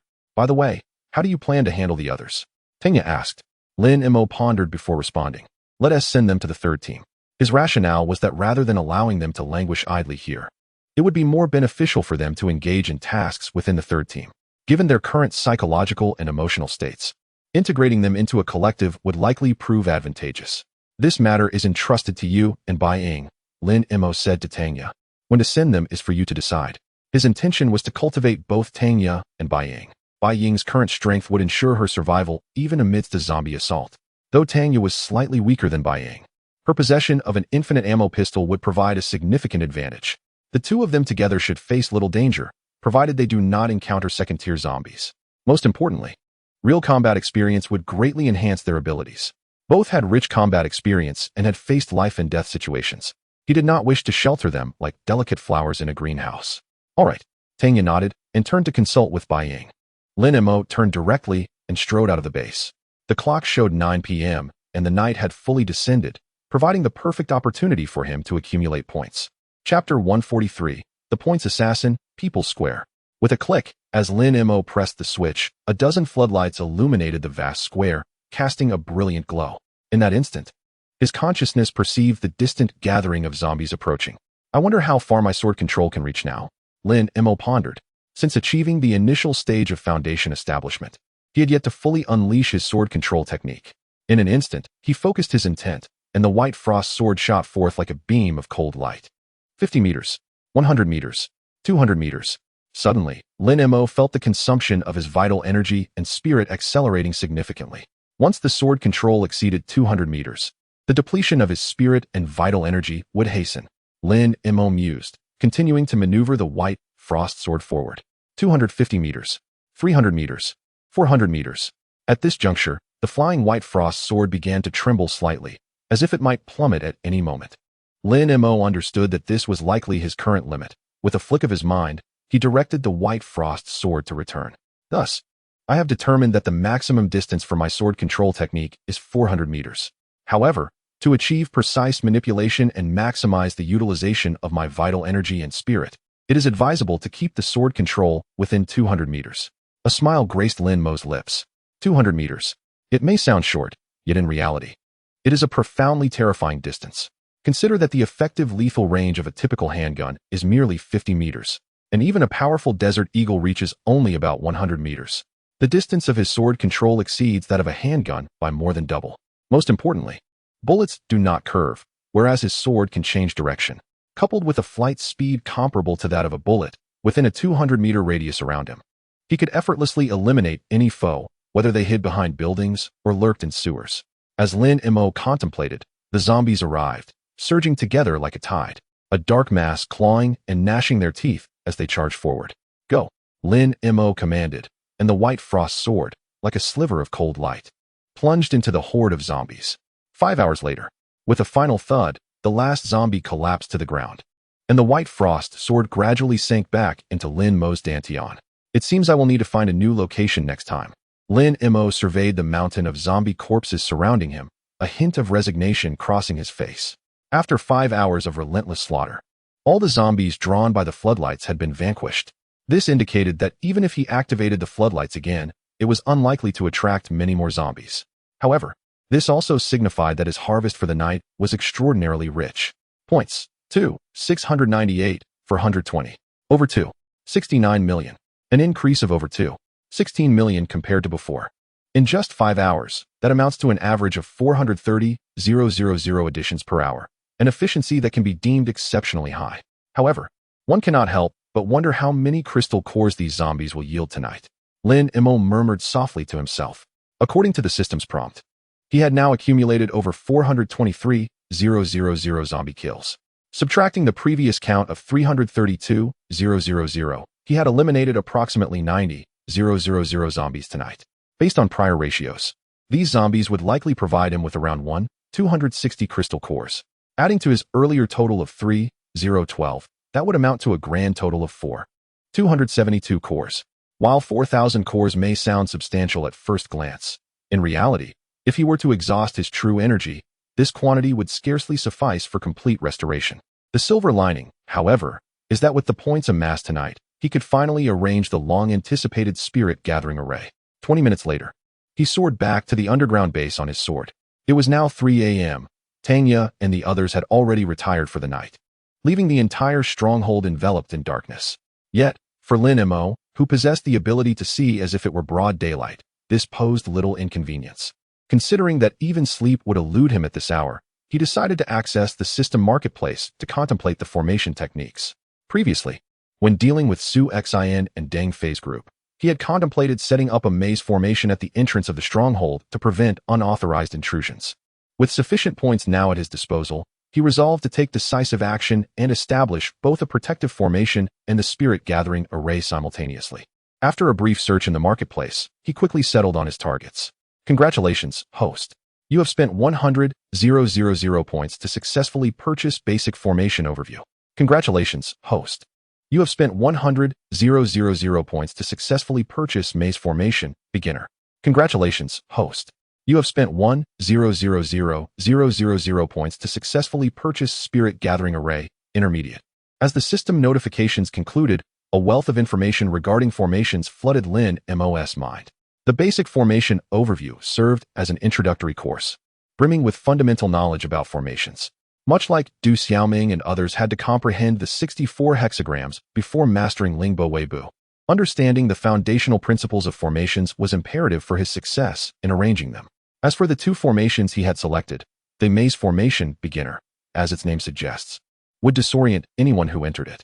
Deploying this formation at the stronghold's entrance would ensure that no one could breach it unless they possessed knowledge of formations themselves. The Spirit Gathering Array Intermediate, on the other hand, was a purchase Lin Mo made with a clenched jaw. Initially, he had only contemplated acquiring a beginner-level Spirit Gathering Array, given that it merely required 100,000 points. However, upon reflecting on the current density of spiritual energy in his environment, he altered his decision. The beginner array could only gather spiritual energy within a 10-kilometer radius, which would likely prove insufficient for him, now in the early stages of foundation establishment. In contrast, the intermediate array could gather energy within a 100-kilometer radius, evidently more suitable for his present circumstances. Next, he would proceed to purchase the formation flags. Lin Mo grimaced slightly, feeling a pinch in his pocket. Acquiring the formation merely enlightened him on the art of arrangement. However, the requisite materials, namely the formation flags, had to be procured separately. The prices of these flags varied according to the complexity and level of the formations. For instance, the simple Misty formation required only 8 flags, each priced at a modest 10,000 points, totaling a mere 80,000 points. In contrast, the intermediate Spirit Gathering formation demanded 32 flags, each costing 20,000, culminating in a staggering 640,000 points. Thus, merely for a single Spirit Gathering formation, he had been stripped of 1,640,000 points. A veritable thief of points. The sole consolation for Lin Mo was that once a formation was properly established and remained undisturbed, it could be utilized indefinitely, akin to a permanent asset. Otherwise, he truly could not afford such expenditures. After acquiring the necessary flags, Lin Mo glanced at the system panel. Points, 778, 420. It felt as though he had returned to square one overnight. The current points truly seemed to vanish with alarming rapidity. With a resigned expression, Lin Mo muttered to himself as he rose and made his way towards the entrance of the stronghold. With the formation and flags in hand, it was now time to set the formation. Chapter 144. An endless array of marvelous techniques. The entrance to the underground stronghold consists of 15 meticulously arranged metal-framed glass doors. Previously, Lin Mo had sealed 13 of these doors, leaving only 2 on the far left as the daily points of entry and exit. However, for safety's sake, even this designated exit required him to open and close the doors each time, which proved to be quite cumbersome. Despite these precautions, the last visit saw Deng Fei, Su Xin, and others intrude. Thus, he resolved to place a misty formation at this location. This would not only alleviate the hassle of opening and closing the doors, but also prevent unauthorized entries. Standing on the inner side of the glass doors, he concentrated, and the 8 array flags in his hands soared into the air, swiftly reaching their designated positions before embedding themselves into the ground with a satisfying whoosh. At this moment, the advantage of his spiritual perception became apparent. Without it, merely determining the positions of the flags would have kept Lin Mo occupied for quite some time. The placement of the flags was of utmost importance. Even the slightest deviation could render the formation ineffective. Without spiritual perception, he would have had to measure meticulously with a ruler. Now, however, a mere thought allowed him to resolve everything. After positioning the flags, Lin Mo focused his intent. Congratulations, host. You have consumed 80,000 points and successfully purchased 8 low-grade spirit stones. Low-grade spirit stones are the universal currency in the realm of cultivation, infused with abundant spiritual energy and priced at 10,000 points each. The operation of a formation necessitates energy consumption, which can be derived from spiritual energy, spirit stones, or the cultivator's own vital energy. In the realm of cultivation, formations typically absorb ambient spiritual energy to maintain their operation, eliminating concerns about energy depletion. However, in the current environment, where spiritual energy was scarce, Lin Mo had to supply the required energy himself. Fortunately, the misty formation consumes minimal energy. These 8 spirit stones would last him for half a year without issue. Moreover, the gathering spirit formation inherently attracts spiritual energy without exhausting any. Otherwise, at this stage, Lin Mo would find it impossible to utilize formations. Under Lin Mo's control, the 8 spirit stones levitated and settled into place at the locations of the 8 array flags. In the next moment, wisps of white mist began to materialize within the formation. The mist swirled and rose, swiftly filling the entire area enveloped by the formation. Soon after, the mist began to dissipate, restoring everything to its original appearance.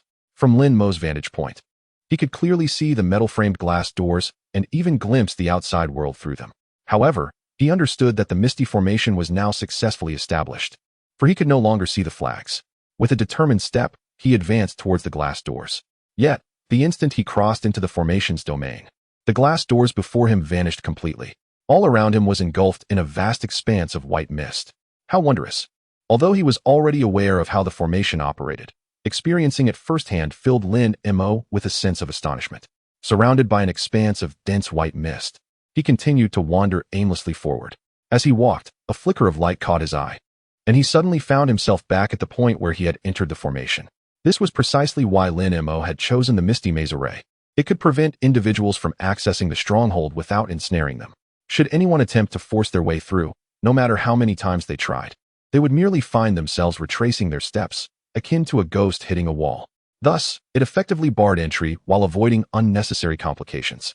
A faint smile graced his lips as he once again stepped into the array.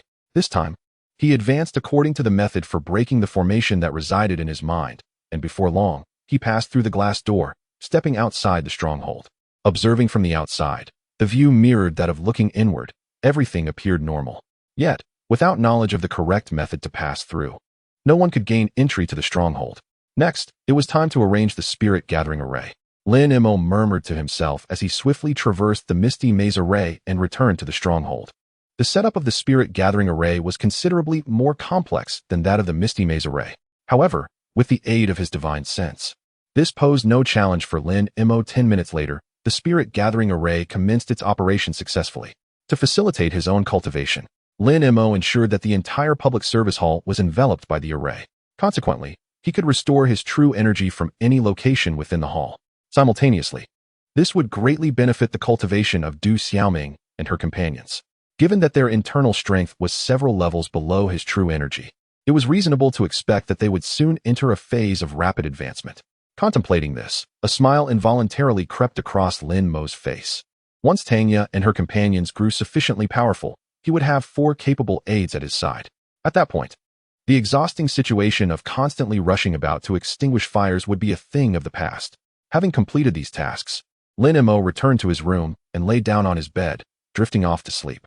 However, it was not long before he was awakened by a knock at the door. Lin Mo, come out for a moment. We have trouble. Tanya's voice resonated from outside. What is the matter? Lin Mo swiftly turned and stepped outside. After reaching the foundation establishment stage, his mental acuity surged, and his need for sleep diminished. Thus, even after a brief slumber, he awoke without a trace of grogginess. Bai Ying and I intended to escort Li Hui and the others to the third team, but upon reaching the stronghold's exit, we discovered that we couldn't get out. No matter how I tried to walk, I only ended up circling at the door. I suspect someone has sealed our exit with some kind of extraordinary ability. Tanya's expression was grave. Upon hearing this, Lin Mo was initially taken aback, then burst into laughter. My apologies. That was my oversight. I sealed the door. You sealed it? Tanya's face was a portrait of shock and disbelief. This was yet another extraordinary ability Lin Mo had showcased, one she had never witnessed before. Since encountering him again, his array of remarkable skills seemed limitless. Yes, it was specifically arranged to prevent anyone from barging in. Lin Mo spoke as he walked directly towards the exit. Follow me, and I shall teach you the way out. Tanya gazed at Lin Mo's departing figure, momentarily stunned before she quickly beckoned Bai Ying, Du Xiaoming, and Su Yujin to follow suit. Chapter 145, Arabian Nights. 10 minutes later, at the entrance of the stronghold. Is it really that simple? Tanya stood outside the entrance, her expression one of sheer astonishment as she gazed at Lin Mo beside her. Bai Ying and the others mirrored her disbelief. When Lin Mo had mentioned teaching them the method to enter and exit, they instinctively assumed it would be a complex procedure, given the remarkable efficacy of the formation. However, to their surprise, the method Lin Mo described was merely to walk outward following a specific pattern. Did you think it would be overly complicated? Lin Mo chuckled. This method of entry and exit must be straightforward, otherwise, it could hinder them in urgent situations. Is this your ability as well? Tanya hesitated for a moment before she could not restrain her curiosity. She understood that in this age, one's abilities were the most closely guarded secrets, and any information regarding them should be kept to a minimum. Yet, the array of powers Lin Mo exhibited was simply astounding. Whether it was his martial prowess, talismans, the handgun with infinite bullets, or this formation he referred to, it all transcended her comprehension. Indeed, Lin Mo nodded. For him, all abilities derived from the system were his superpowers. Tanya regarded Lin Mo with a penetrating gaze. She longed to inquire further about the extent of his abilities. But after a moment's contemplation, she refrained. To press further would be impolite. Shall we depart? Tanya turned to Bai Ying. If we set out now, we should be able to return before dinner. The distance to the third squad is approximately 17 to 18 kilometers. Lacking Lin Mo's extraordinary capability to summon and retract vehicles at will, they had no choice but to walk. The time constraint was indeed pressing. Be cautious on the road, and do not hesitate to use talismans if danger arises. Lin Mo advised Tanya and Bai Ying. If you find yourselves in peril, prioritize your own safety. Understood. Tanya and Bai Ying nodded in unison. Being astute individuals, they grasped the deeper meaning behind Lin Mo's words. Subsequently, the two ventured into the stronghold to retrieve Li Hui and the others, setting off towards the third squad. Meanwhile, Du Xiaoming and Bai Ying returned to the stronghold to continue their training. This time, Lin Mo assigned tasks to Tanya and Bai Ying but did not involve them directly, further highlighting the disparity in their abilities. After a brief contemplation, Lin Mo ascended on his sword, soaring toward the 14th gate of the underground base. Previously, when the gate was sealed, he had encountered a group there, and he wished to see if he could persuade them to join the third squad. In less than 2 minutes, he arrived at gate 14. Lin Mo scanned the area with his consciousness, confirming the presence of individuals within before landing at the entrance and calling out, "Is anyone inside? Please come out." With a whoosh, two figures, one gray and one black, darted swiftly from within the gate. Judging by their speed, they were likely ability users. Who are you? What do you want? The individual clad in gray spoke up. The one in black, however, maintained a vigilant gaze fixed on Lin Mo, his body taut, poised for immediate action. This scene elicited a raised eyebrow from Lin Mo. The demeanor of these two indicated that the leader of this stronghold was quite formidable. I seek your leader. Kindly relay my request, Lin Mo stated courteously. Do you know our leader? Inquired the gray-clad figure. We have met once, replied Lin Mo very well. Please wait here, the gray-clad individual responded, retreating a few steps to create a sufficient distance before turning and hastening back into the stronghold. The black-clad figure, however, continued to scrutinize Lin Mo, remaining ever vigilant. Approximately 5 or 6 minutes later, footsteps were heard from within. Soon after, the previously departed gray-clad ability user emerged alongside a portly middle-aged man. Is it you? The portly man, upon seeing Lin Mo, displayed a hint of surprise, clearly recognizing him. It seems Brother Mo still remembers me. Lin Mo smiled. If his memory served him correctly, this portly individual was named Mo Haining. Previously, Mo Haining had invited him to join the stronghold, an invitation he had declined, leading to a heartfelt persuasion from the latter, thus leaving a deep impression on Lin Mo. Of course I remember. Mo Haining exclaimed. Are you here to change your mind and join us? Apologies, but no, Lin Mo shook his head. In fact, my purpose today is quite the opposite. I wish to invite you to join my stronghold. Join your stronghold? Mo Haining momentarily faltered, then looked at Lin Mo in astonishment. Has your stronghold been established? He recalled that the last time he had seen Lin Mo, the latter's stronghold was not yet in existence. Indeed, it has, Lin Mo affirmed. We are currently well supplied, but we are in need of personnel, which is why I thought of you, my friend. At this, the gray-clad ability user accompanying Mo Haining scoffed. You have no people. Of course, you aren't lacking in supplies. Li Hao? Mo Haining interjected, turning to Lin Mo with an apologetic expression. Forgive this lad. He tends to speak without thinking, but he means no harm. Not a problem. Lin Mo chuckled, unfazed. How many people do you have in your stronghold now? Mo Haining inquired.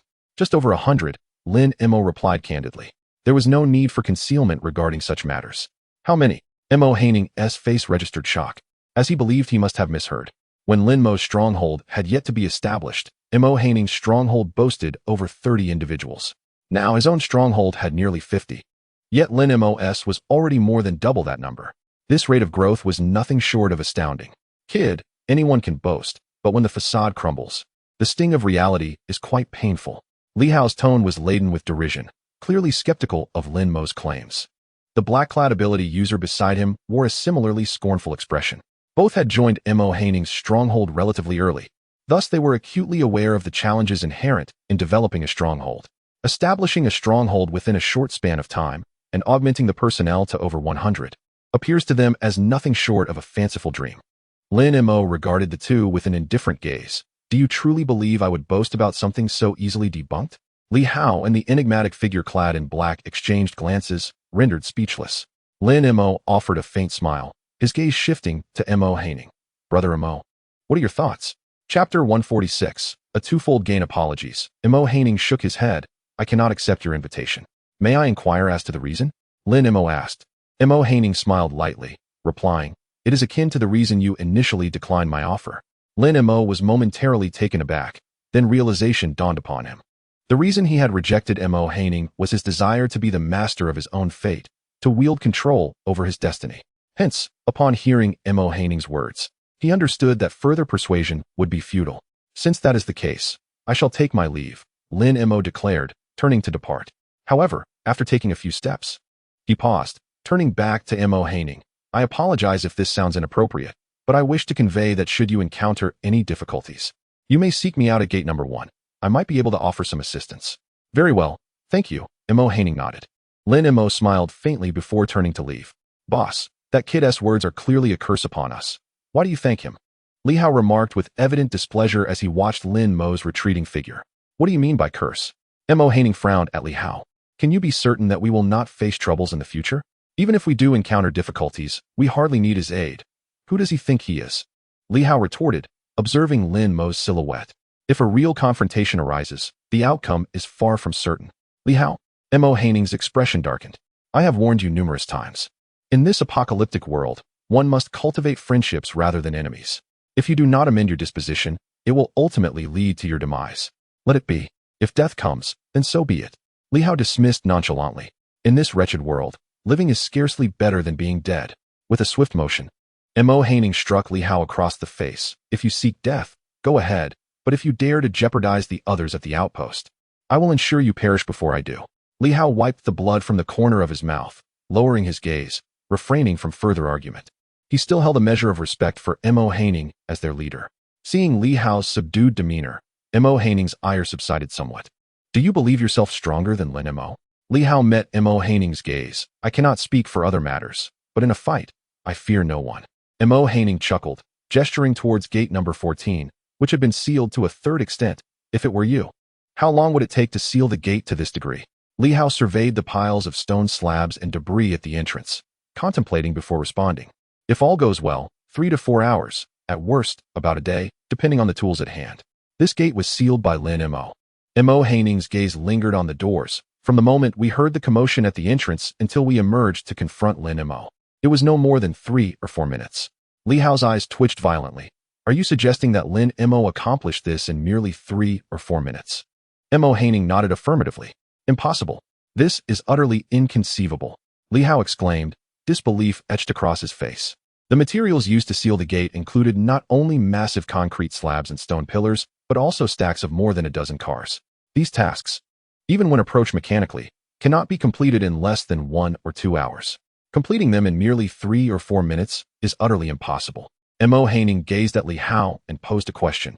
If you were not an ability user, and I were to inform you that such powers exist in this world, what would your reaction be? Li Hao found himself at a loss for words, as he would likely express disbelief as well. Yet, the reality remains that abilities undeniably exist within the current environment. Remember this, there are always others beyond oneself, and beyond the heavens, there are yet more heavens. Blind arrogance serves only to hasten your demise and offers no benefits whatsoever. Reflect on this. After speaking, Mo Haining turned and strode back toward the stronghold. Li Hao stood rooted in place, watching the retreating figure of Lin Mo, enveloped in a prolonged silence. It seems I must devise a means to locate other strongholds. After departing from Mo Haining's stronghold, Lin Mo pondered his next course of action. The only method he could conceive for finding alternative strongholds was to rely on chance. He had no knowledge of where such strongholds might be located, so he could only scout areas that seemed suitable for establishment as such. Nevertheless, he did not dismiss this approach. After all, he needed to eliminate zombies to earn points, and would need to traverse various locations regardless. Now, this endeavor served a dual purpose. After a brief moment of contemplation, he produced his dodge battle axe and rode toward a nearby commercial district. 5 minutes later, Lin Mo stowed away the dodge battle axe and commenced walking. The closer he drew to the commercial district, the more congested the streets became, rendering the battle axe impractical for passage. There were a number of wandering zombies flanking the streets, which immediately lunged toward him upon sighting him. However, for Lin Mo in his current state, these scattered zombies were hardly a concern. The white frost sword danced through the air, dispatching them with such ease that they could not even slow his pace. 20 minutes later, Lin Mo arrived at the pedestrian street of the commercial district. Here, the number of zombies was significantly greater. Yet, compared to those he had previously gathered with his spotlight, they were still but a drop in the ocean. After effortlessly sweeping through all the zombies, Lin Mo took a stroll around the pedestrian street, only to shake his head in disappointment. His intention in coming here was to see if he could encounter any survivors searching for supplies. However, after a thorough exploration, he found not a single living soul within the range of his perception.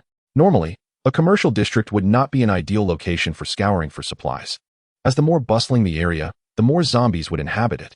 However, the current circumstances differ greatly from the onset of the apocalypse. At the beginning, survivors typically chose to reside in safer locations and sought supplies in the vicinity of their dwellings for security. Yet, as time wore on and local resources were depleted, survivors were compelled to broaden their search radius. Once resources in more distant areas were exhausted, they had no choice but to turn their attention to places they had previously avoided. Particularly for groups, as their numbers increased, their courage would likewise grow. Under such conditions, areas like commercial districts would likely see some visitors. To his astonishment, the reality diverged starkly from his expectations. Was it due to the brevity of time since the apocalypse began?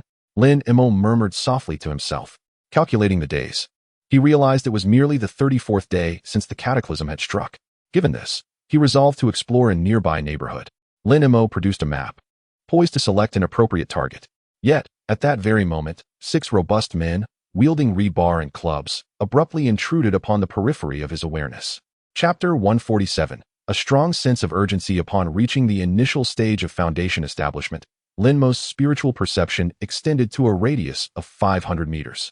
However, under normal circumstances, he refrained from operating at full capacity due to the immense strain it placed on his mental faculties. Nevertheless, his visit to the commercial district was predicated on the search for fellow survivors. Thus his awareness enveloped the area comprehensively. At this moment, the 6 individuals had just breached the confines of his 500-meter radius. Observing their cautious advance, a faint smile crept onto Lin Mo's lips as memories of the early apocalypse flooded back to him, when he too treaded with such trepidation. During that time, he had sought refuge in a financial skyscraper, meticulously eliminating all the zombies within to ensure his safety. However, those perilous days now felt like a distant memory. With his current prowess, he felt relatively secure, at least for the time being. Yet, he understood that this sense of security was merely temporary. Zombies were incessantly evolving, and flora and fauna could also undergo mutations. In this apocalyptic world, dangers emerged ceaselessly.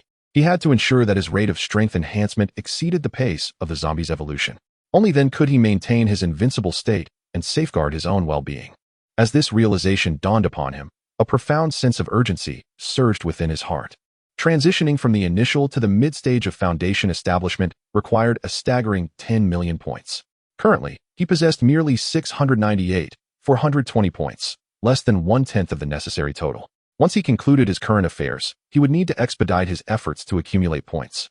Shaking his head to dispel these distracting thoughts, Lin Mo set his feet in motion, hastening towards the direction of the 6 individuals. On the street, Lin Mo observed the 6 men advancing slowly in a 2-31 formation. This was a strategy they had developed after considerable exploration. Advancing in such a formation minimized losses during unexpected confrontations and maximized their response time. "Brother Hu, do you sense something amiss here?" At the forefront of the group, a young man clad in a black tracksuit suddenly turned to his companion on the right. "It does seem a bit unusual." Li Hu nodded in agreement. "This is the commercial district. Logically, there should be numerous zombies. Yet, throughout our journey, aside from the corpses, we have not encountered a single living zombie. What should we do? Should we retreat or continue searching for supplies?" inquired a burly man missing an ear, positioned behind Li Hu. Upon hearing this, the others instinctively turned their gaze towards Li Hu, clearly relying on him as their anchor. After a moment of contemplation, Li Hu replied, "We must continue our search. If we fail to find supplies today, everyone at the base will go hungry. However, we must remain vigilant. Complacency is not an option." The others nodded in unison, and the group pressed onward. Before long, they arrived at the entrance of a shopping mall. "This will do." Li Hu indicated towards the mall's entrance. The billboard at the entrance indicated that the basement level was home to a vast supermarket, which presumably contained the supplies they required. "Very well," the other 5 responded softly. However, just as they were about to enter the mall, a clear voice suddenly resonated from behind them. "If you intend to visit the supermarket, I advise you not to proceed." The 6 of them turned in unison, their expressions shifting with surprise. Standing a short distance away was a young man, perhaps in his early 20s, possessing striking features and an ethereal aura, who was smiling at them. Exchanging glances, the group's demeanor grew serious. None of them had noticed how the young man had approached from behind. "Who are you?" Li Hu inched forward, positioning himself at the forefront of the group, his expression wary as he scrutinized the newcomer. The other 5 spread out to either side of him, forming a stance that would facilitate a swift response if needed. "Rest assured, I harbor no ill intentions." The young man chuckled lightly. "I merely wish to inform you that there are at least over 100 zombies within that supermarket." This young man was Lin Mo. Throughout their journey, his consciousness had enveloped Li Hu and his companions, allowing him to overhear their conversation. Upon learning of their intention to enter the supermarket, he had swiftly assessed the situation within and emerged to offer a warning. Li Hu's eyelids twitched slightly at the mention of over 100 zombies, even if they had an ability user among them. The confined environment of an underground supermarket would likely spell disaster. "How do you know how many zombies are in the supermarket?" A young man named Jining, clad in black sportswear, inquired from behind Li Hu. "Because I have been inside," Lin Mo replied casually. Li Hu's eye twitched again. The implication was clear. Lin Mo had managed to exit a supermarket teeming with over 100 zombies unscathed, which spoke volumes about his capabilities. Jining and the others regarded Lin Mo with newfound caution, having come to the same realization. Do you have a stronghold? Lin Mo asked, feigning ignorance. Why do you want to know? Li Hu maintained his vigilance towards Lin Mo. If not, I would like to extend an invitation for you to join my stronghold. Lin Mo stated sincerely. My stronghold currently has over 100 members and ample supplies. If you are willing to join, you should not lack for resources in the short term. Of course, there is no such thing as a free lunch. Once you join, contributions to the stronghold will be expected. Over 100 people. Surely you jest? Ji Ning's face was etched with skepticism. Their own stronghold had been established for nearly 20 days and had only managed to gather around 20 members, half of whom were injured. The thought of a stronghold with over 100 individuals was beyond his imagination. Lin Mo smiled. If you doubt my words, I can take you to see my stronghold. Li Hu gestured for Ji Ning to remain silent before asking, what do you mean by contributing to the stronghold? Quite literally, Lin Mo remarked. Although my stronghold currently lacks for supplies, one cannot merely subsist on what has been amassed. Furthermore, I adhere to a principle. A stronghold shall not harbor idlers. Thus, every member must contribute to the collective. By contribution, I mean tasks that encompass, but are not limited to, scavenging for resources, maintaining vigilance, patrolling, cleaning, and mending clothing. Among other duties, cleaning and mending clothing count as contributions? Ji Ning exclaimed, his face a picture of astonishment. Why shouldn't they? Lin Mo retorted. With so many individuals in the stronghold, these responsibilities must be undertaken by someone. It is unreasonable to expect those who perform these tasks to do so without compensation. That is indeed a valid point. Ji Ning instinctively nodded, only to abruptly realize that such a conversation with Lin Mo might not be entirely appropriate, prompting him to lower his head and fall silent. Lin Mo smiled briefly, then turned his gaze towards Li Hu. So what say you? Will you join us? Chapter 148. The zombies that can escape. I still need to ponder this further and discuss it with the others at the base, Li Hu remarked. Additionally, there is something I must clarify in advance. Lin Mo nodded, prompting him to continue. Our base currently consists of 22 individuals, including 4 women who possess little combat capability. Among the remaining 18, 8 are injured, and their recovery may take 2 to 3 months. Li Hu gazed at Lin Mo. Given this situation, are you still willing to accept us? What is the nature of these injuries? Lin Mo inquired. Were they inflicted by zombies? All injuries were sustained during battles with zombies. 2 individuals have fractures, have hairline cracks, and 2 others have external injuries. However, rest assured, none were directly harmed by zombies, so they will not turn. Li Hu assured him. Then there is no issue. Lin Mo declared. As long as you wish to join, I will gladly accept all of you, and I can guarantee that the injured will receive exceptional care. Upon hearing this, the 6 members of Li Hu visibly wavered. With a total of 22 individuals, aside from the women and the injured, only 10 capable individuals remained. Among these 10, only 5 or 6 could venture out to gather supplies, due to the necessity of keeping some behind. This meant that the 6 of them were responsible for the provisions of 22 people, which was an immense burden. Particularly now, as the nearby resources had been exhausted, they were compelled to risk venturing into perilous areas. Their stress was mounting. However, joining Lin Mo's base would alter their circumstances entirely. Firstly, the injured would have caretakers, thus increasing the number of individuals who could be utilized effectively. Secondly, as Lin Mo had mentioned, the base was currently not lacking in supplies. In other words, by joining Lin Mo's base, the pressure concerning provisions would significantly diminish. After enduring such substantial strain for so long, they yearned for a respite, at least a moment to ease their tightly wound nerves. Although Lin Mo had also stated that the base would not support idlers, for them, merely undertaking cleaning duties or standing guard would already be a luxurious form of rest. At that moment, the 6 members of Li Hu were genuinely tempted, particularly Ji Ning, who was almost eager for Li Hu to agree immediately. I have one more question. Li Hu said. Go ahead, Lin Mo replied. Once we join your base, how much autonomy will we have? Li Hu inquired. Upon hearing this question, Lin Mo could not help but smile.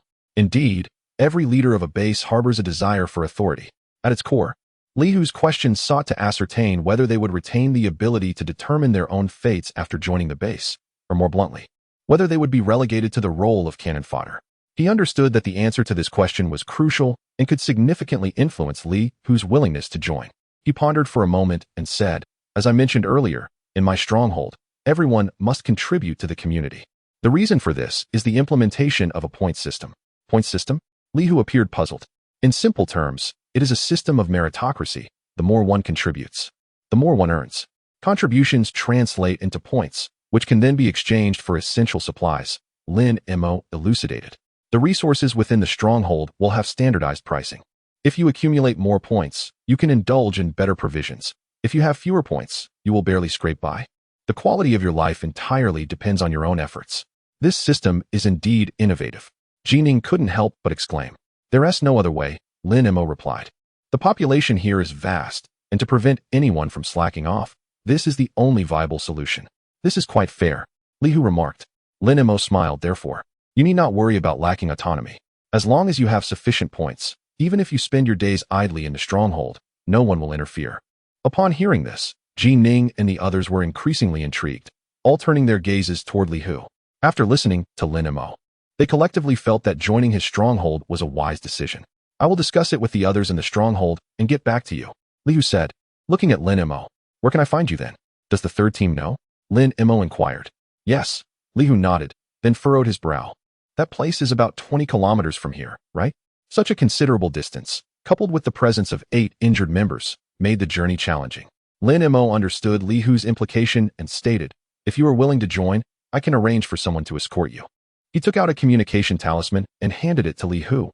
Once you have made your decision, use this to contact me. What is this? Li Hu looked at the talisman in confusion. It's a communication talisman. Lin Mo briefly explained its usage. Li Hu and the others were instantly taken aback. Such a wondrous object was a first for them. Is this your special ability? Ji Ning inquired curiously. You could say that. Lin Mo replied. Thank you. I will provide a response as soon as possible. Li Hu cast a deep glance at Lin Mo, carefully storing the talisman away. You may continue with your tasks. I shall take my leave. Lin Mo smiled and turned to depart. Although Li Hu did not give an immediate affirmation, his demeanor suggested that he was likely to choose to join. Thus, Lin Mo decided to seek out others. After turning a corner, he pulled out a pearl map to check his location, then headed towards a nearby residential area. This neighborhood was densely populated and offered a higher likelihood of encountering survivors. Along the way, a few scattered zombies remained, but he dealt with them effortlessly. Approximately 15 minutes later, he arrived at the entrance of a community named Jinlan Bay. The entrance appeared quite opulent, indicating it had likely been constructed in recent years. Before the entrance was a small fountain plaza. However, at this moment, the fountain's basin was nearly dry, littered with decaying leaves and refuse, exuding a foul odor of decay. In the square, a scattered group of zombies wandered aimlessly. Upon spotting Lin Mo, they immediately charged towards him in unison. With a mere thought, the frostblade shot forth, and the foremost zombies collapsed to the ground in an instant. At that moment, his consciousness suddenly perceived something unusual. At the rear of the zombie horde, 2 zombies abruptly turned and sprinted towards the entrance of the residential complex. A flicker of astonishment flashed in Lin Mo's eyes. Were these zombies that could flee? Chapter 149. A new method of recruiting personnel. No, it cannot be. The current zombies should not have evolved to the point of fleeing. These 2 zombies are merely imposters. In an instant, Lin Mo grasped the situation. With the white frost sword flashing like lightning, he swiftly dispatched the approaching zombies. In the blink of an eye, he dashed towards the 2 figures. Due to his astonishing speed in slaying the undead, the 2 had only just reached the entrance of the residential complex. With 2 deft leaps, Lin Mo positioned himself directly in front of them. The fleeing pair froze in place, their faces etched with terror as they gazed at Lin Mo, paralyzed by fear. It was as if the mere act of movement could summon the fatal edge of his sword. Why are you running? Lin Mo inquired, his gaze fixed upon them. The duo, a man in his 50s and a woman in her 20s, bore a striking resemblance to one another, likely father and daughter. We fear you will kill us, stammered the father, Zhou Xinhua. Lin Mo was momentarily taken aback, then swiftly realized. Had previous survivors posed a threat to them? Both nodded in unison. Then why masquerade as zombies? Lin Mo pressed further. To find food. The daughter, Zhou Weiwei, replied. Some survivors carry provisions, and zombies do not consume such items. Lin Mo raised an eyebrow in surprise. He had not anticipated that they would resort to such a ruse in their quest for sustenance. Yet, in a world ravaged by catastrophe, it was not unusual for desperate measures to arise in the pursuit of survival. He scrutinized them and asked, Are there any other survivors in this complex? No, there are not. They both shook their heads vigorously. Lin Mo accepted their assertion without skepticism. If there were indeed other survivors, the pair would likely not resort to such tactics in their search for food. After a moment of contemplation, he asked, I have a stronghold. Would you be willing to join us? Can we choose not to join? Zhou Weiwei inquired cautiously. Certainly, there is no compulsion, Lin Mo replied. In that case, we shall decline. Zhou Weiwei responded hastily. Very well. Lin Mo nodded. Should you change your minds in the future, you may approach the 3rd Division and mention my name, Lin Mo. They will welcome you. He was not surprised by their refusal. Despite their limited interaction, their reactions suggested a history of unfortunate encounters with other survivors, leading to a deep mistrust. In such circumstances, agreeing to join would have been the anomaly. Having conveyed his message, he turned and departed, intent on seeking out other survivors. Nevertheless, the experiences of attempting to recruit Li Hu and the Zhou father-daughter duo had illuminated a crucial truth. Attracting personnel to a stronghold was not as effortless as he had presumed. His earlier belief was that, amidst the perils of the apocalypse, survival necessitated joining a stronghold. In such a context, one would expect no one to refuse the opportunity for alliance. Yet the stark reality is that those he invited harbored various reservations due to personal reasons. This left him with a sense of futile anticipation akin to a barber sharpening his razor without clients. No, he could not remain passive in this manner.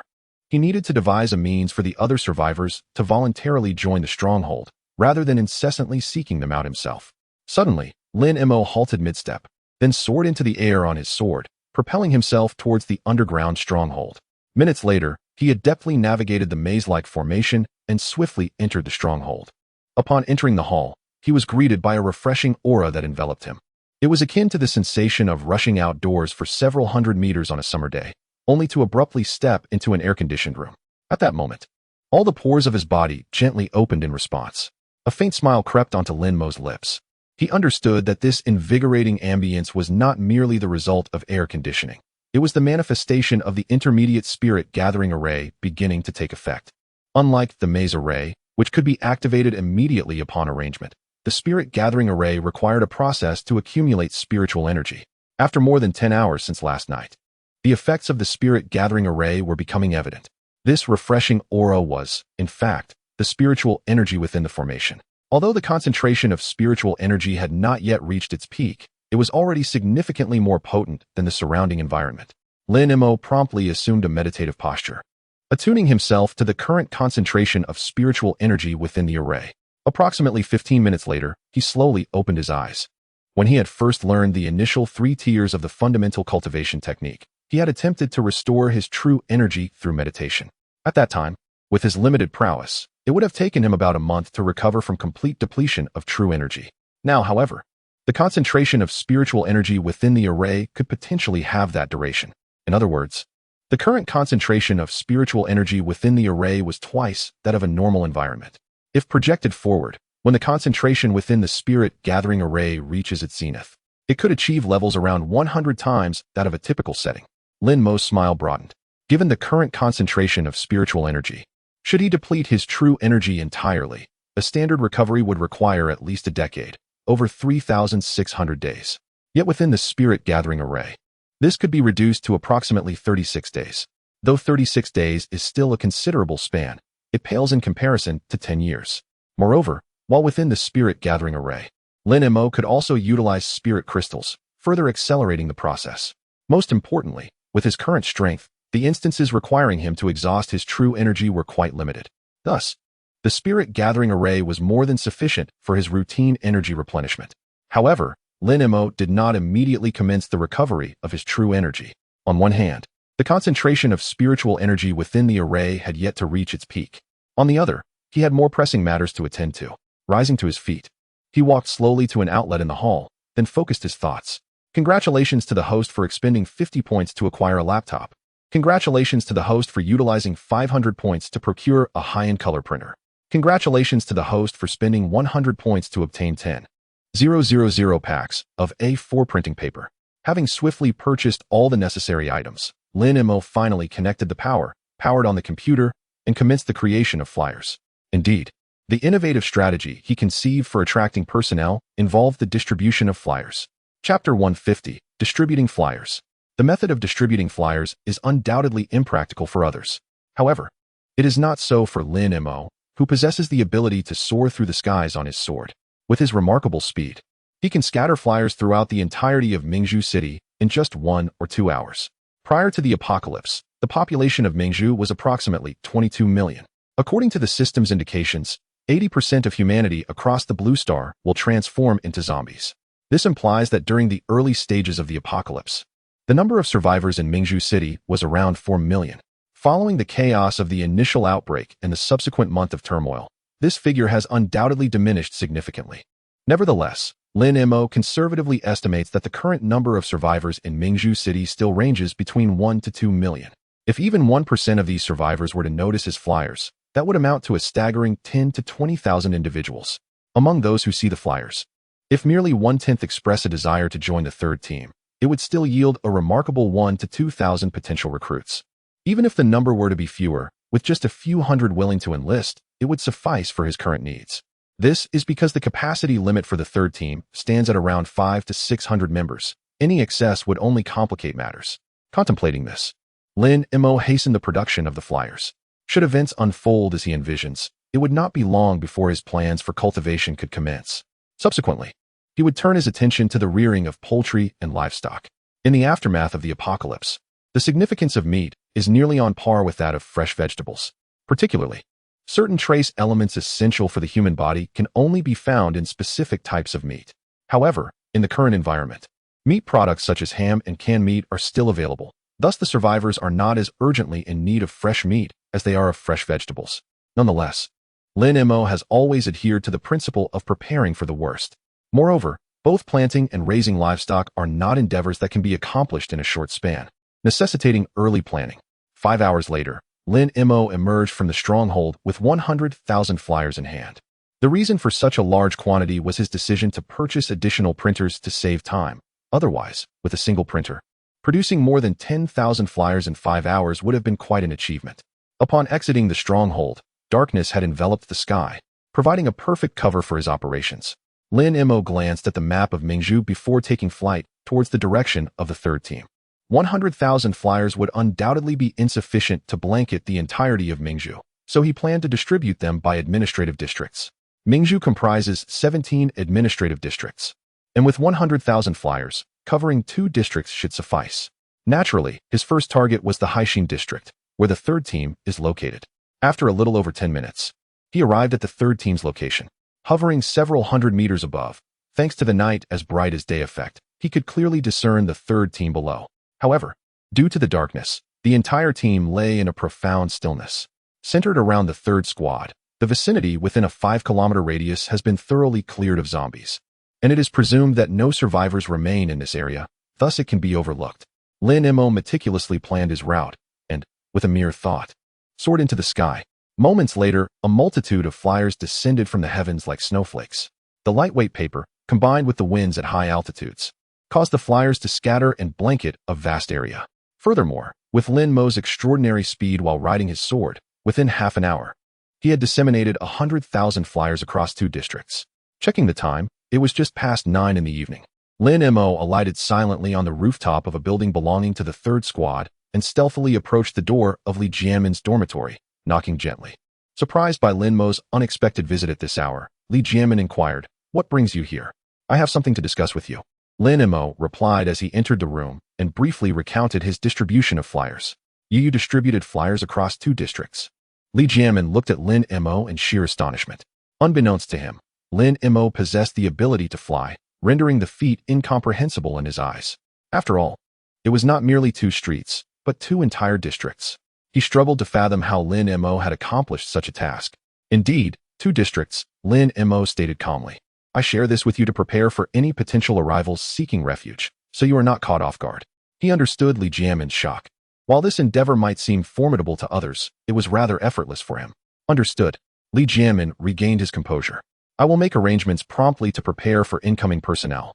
Lin Mo nodded and then inquired, "How are personal sanitation issues being addressed at the stronghold?" Upon his arrival, he had already caught a whiff of an unpleasant odor. Though faint at present, it was bound to escalate into a significant problem if left unaddressed. "We're managing it ourselves," Li Jianmin replied with a wry smile. "I've noticed the odor as well, but with the water and electricity cut off, the restroom is unusable, and venturing far poses considerable danger, so we currently lack effective solutions." Lin Mo contemplated for a moment and suggested, "Arrange for someone to find a safe location and construct a makeshift latrine." "Is that feasible?" Li Jianmin expressed concern. A latrine could produce an even more pungent smell. After all, if those substances disperse, they would dry out quickly. This was precisely why he had refrained from setting up a latrine thus far. It should suffice in the short term. As for the future, I will devise another plan, Lin Mo assured him. He had also considered installing a large water tank in the restroom, similar to the underground shelter. However, after reflection, he dismissed this idea. The underground base housed only a few individuals, and a single tank of water could last them several days. However, the third squad had a far greater number of personnel, leading to excessive water consumption. Although there were some resource reserves available, the water was barely sufficient for drinking, let alone for flushing toilets. Thus, he conceived the idea of utilizing a dry toilet. Although this solution does not entirely eradicate the odor issue, it at least prevents the vicinity from being littered with explosives. Moreover, cultivating vegetables necessitates fertilizer. By implementing a dry toilet now, it may prove beneficial when the time comes for planting. Very well, I shall make arrangements for tomorrow. Lin Mo nodded in agreement. You should rest now. I shall take my leave. Lin Mo rose and departed, soaring towards the nearby Peace Square. Given the current circumstances, the night was the most opportune time for him to accumulate points. Chapter 151. The limit speed of accumulating points at Peace Square. Another expansive plaza, rivaling the scale of Friendship Square. The Pearl City consists of numerous districts, each boasting several iconic squares. So Lin Mo need not fret about a lack of places to amass points in the near term. As Lin Mo's figure touched the ground, the surrounding zombies immediately converged upon him. With a swift motion, the Frostblade was unleashed, swiftly clearing the area of the encroaching undead. Only then did Lin Mo deploy the emergency command vehicle and searchlight. 5 hours later, as the bodies of the zombies piled high in the square, Lin Mo soared into the air on his sword, departing from Peace Square. Points accumulated, 896, 275. An increase of over 2 million from before. In just 5 hours, that translates to an impressive average of 440,000 points per hour. However, given Lin Mo's current prowess, this represents the pinnacle of his point-gathering speed. Even with an endless supply of zombies to slay, his rate of accumulation cannot exceed this. To expedite the process, he must either enhance his strength or master a more sophisticated sword technique. The technique he is currently learning, sword control, is merely the foundational skill that enables a sword to fly but lacks finesse. To be blunt, his method of dispatching zombies involves wildly swinging the flying sword. The remarkable efficiency he experiences stems solely from the sword's sharpness and speed, compounded by the zombie's sluggishness. Should he acquire an advanced skill set for flying sword attacks, his efficiency in exterminating zombies would undoubtedly soar. Unfortunately, at Lin Mo's current stage of cultivation, the resources required are not inexpensive. To be precise, it is not that affordable options are absent. Rather, the items he desires are all costly. Thus, for the time being, he must persist with his current approach. Upon reflection, with his present efficiency, he would only need to engage in continuous zombie slaying for 23 hours to amass 10 million points. Therefore, this level of efficiency is indeed sufficient for now. Moreover, what he truly lacks is not efficiency, but a substantial congregation of zombies. Take, for instance, the method he employs, using a searchlight to attract zombies. While the light is bright and covers a considerable area, it only draws in approximately 100,000 zombies at a time. Consequently, his point accumulation per session is limited to just over 2 million.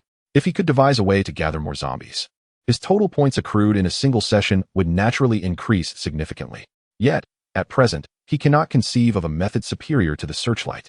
Fortunately, even so, he can gather the requisite 10 million points within 5 days, a pace that remains relatively swift, provided there are no significant additional expenditures, such as formations. Otherwise, amassing 10 million points would prove quite challenging. With these thoughts in mind, Lin Mo arrived at the underground base, traversing the illusion formation to return to the hall. The printer nestled in the corner continued its diligent operation, while Su Eugene replaced the ink cartridge of one of the machines. Master, you have returned? Upon spotting Lin Mo, Su Eugene greeted him promptly. How many have been printed? Lin Mo inquired. Approximately 200,000 sheets. Su Eugene replied, explaining that due to the overwhelming volume of print jobs, the printers had begun to overheat, necessitating a rotation among a few machines, which consequently slowed the process. There's no rush. You should take a break. We can resume printing tomorrow, Lin Mo suggested, glancing at his wristwatch. The time read just past 3 in the morning. Given the current printing pace, he estimated that in 5 to 6 hours, they could produce another 200,000 flyers. Calculating that each district required 100,000 flyers, and with 15 districts remaining, they would need approximately 800,000 flyers in total.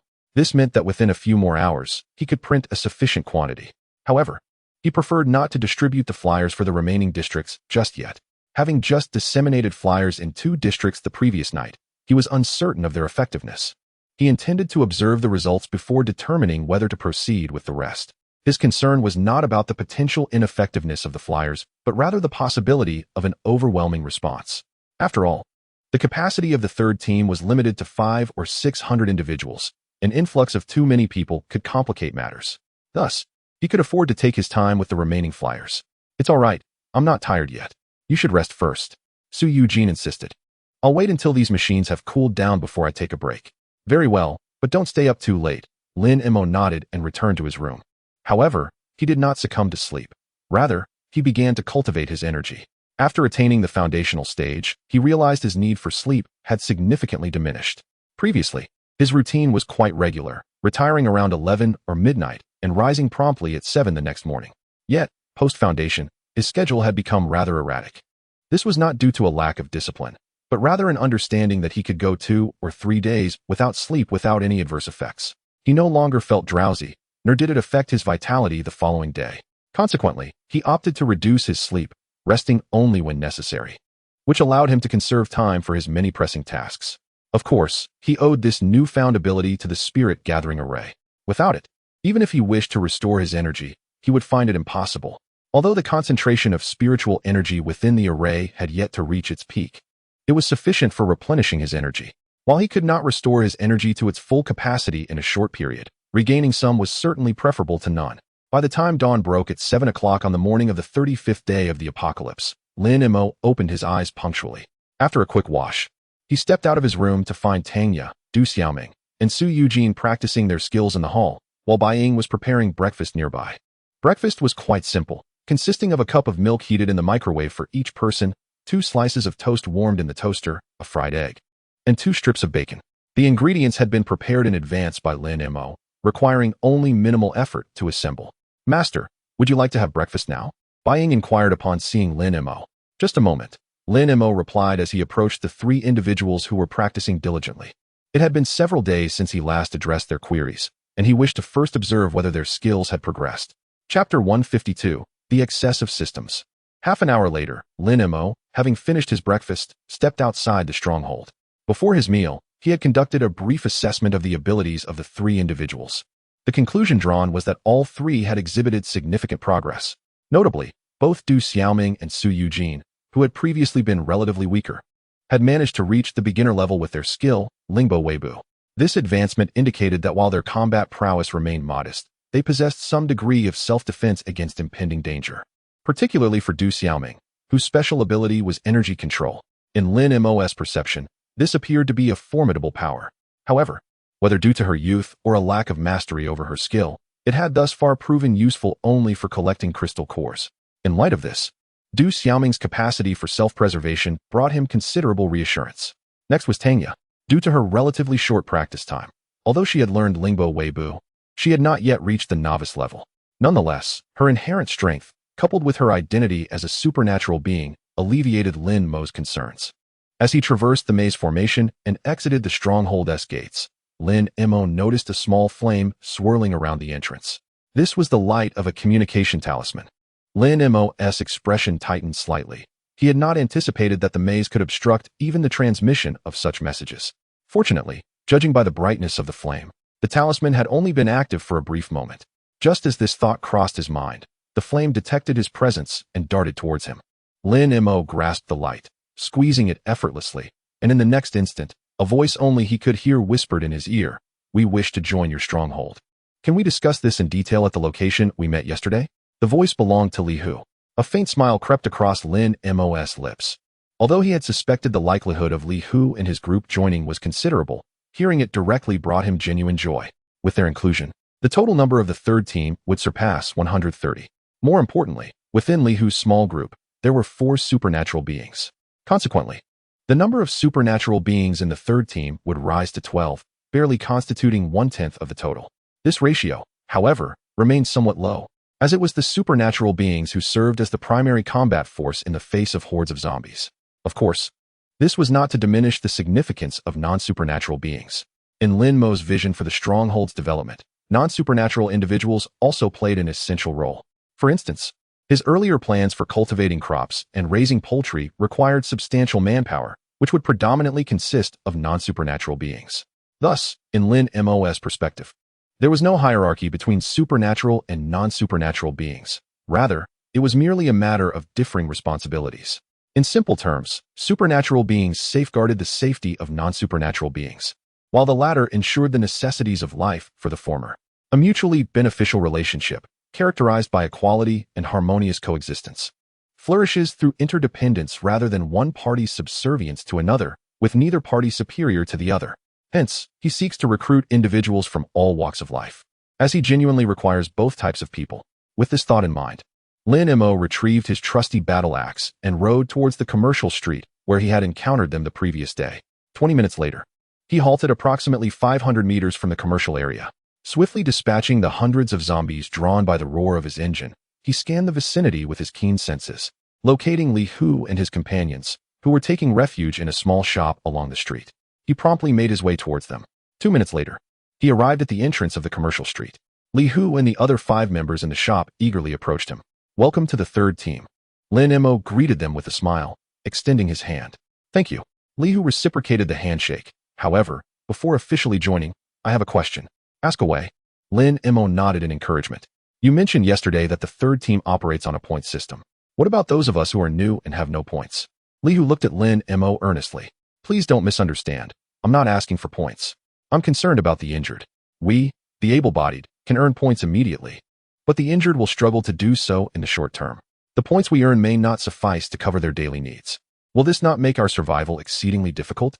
"You need not worry about this at all," Lin Mo assured him. "All newcomers to the base will enjoy a month-long grace period during which the base will provide food and water free of charge. Of course, these provisions will only cover the basics of survival. Luxuries will be out of reach." This was a consideration he had devised while printing flyers the previous day. However, this idea stemmed not from Li Hu and the others, but rather as a necessary transition for the system. The third team was still operating under the previous centralized distribution model. To transition to a point system, a buffer period was essential. This grace period was his proposed solution for that transition. Li Hu's eyes brightened at the revelation. "So we all have a grace period?" "Indeed, everyone does," Lin Mo replied with a smile.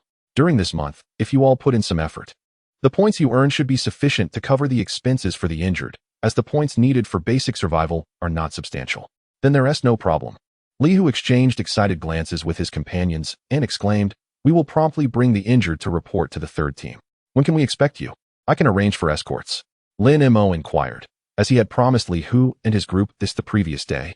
Considering the distance to the third team was indeed considerable. Moreover, given that Li Hu and his companions were transporting injured individuals, without an escort, they might arrive at the third team with only a few survivors left.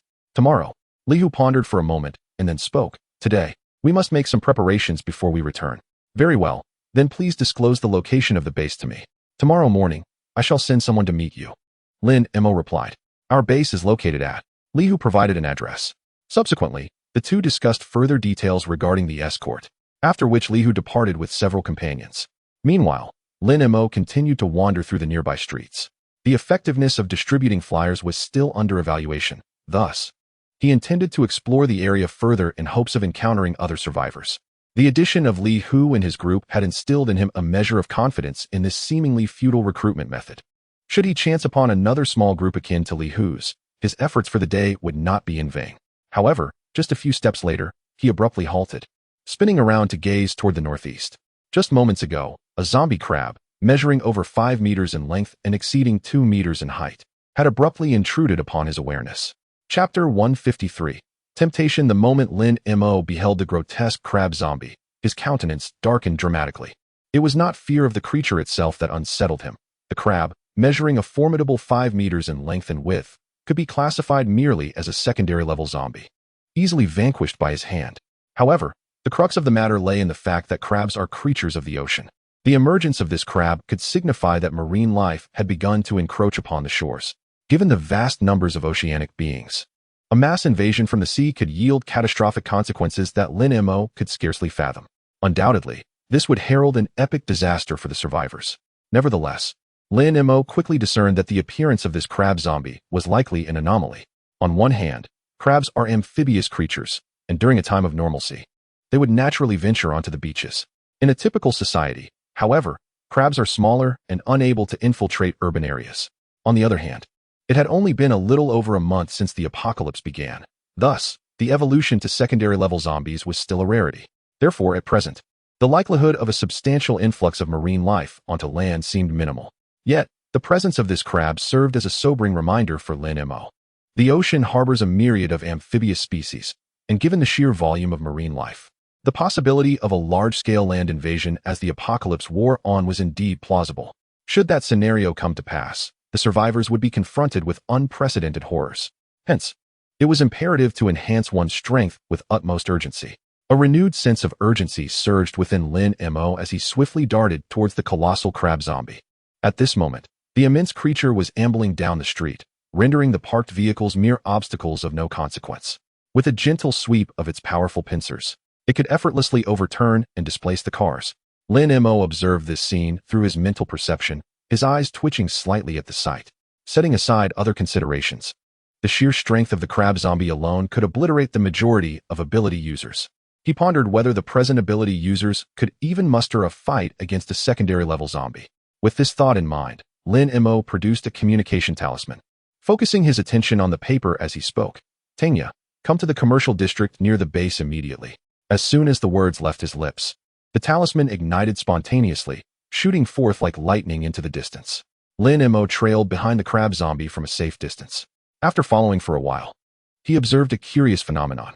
The wandering zombies on the street instinctively chose to follow the crab zombie upon sighting it.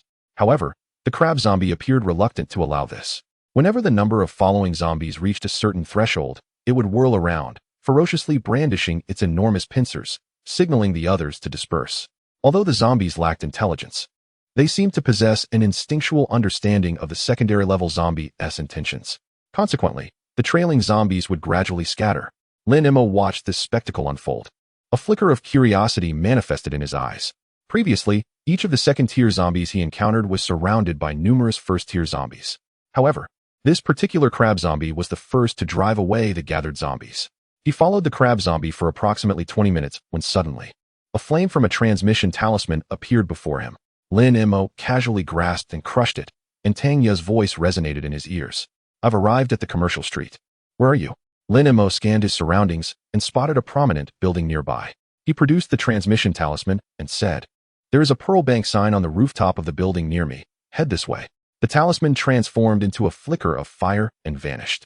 Lin Mo continued to follow the giant crab. Soon, he noticed a new development. The crab zombie seemed to be progressing toward the underground base. His judgment stemmed from the realization that their current location was not far from the base. Furthermore, regardless of the crab zombie's turns, its trajectory consistently aligned with the base's direction. If it happened once or twice, it could be attributed to coincidence. However, after numerous instances, such occurrences could no longer be dismissed as mere chance.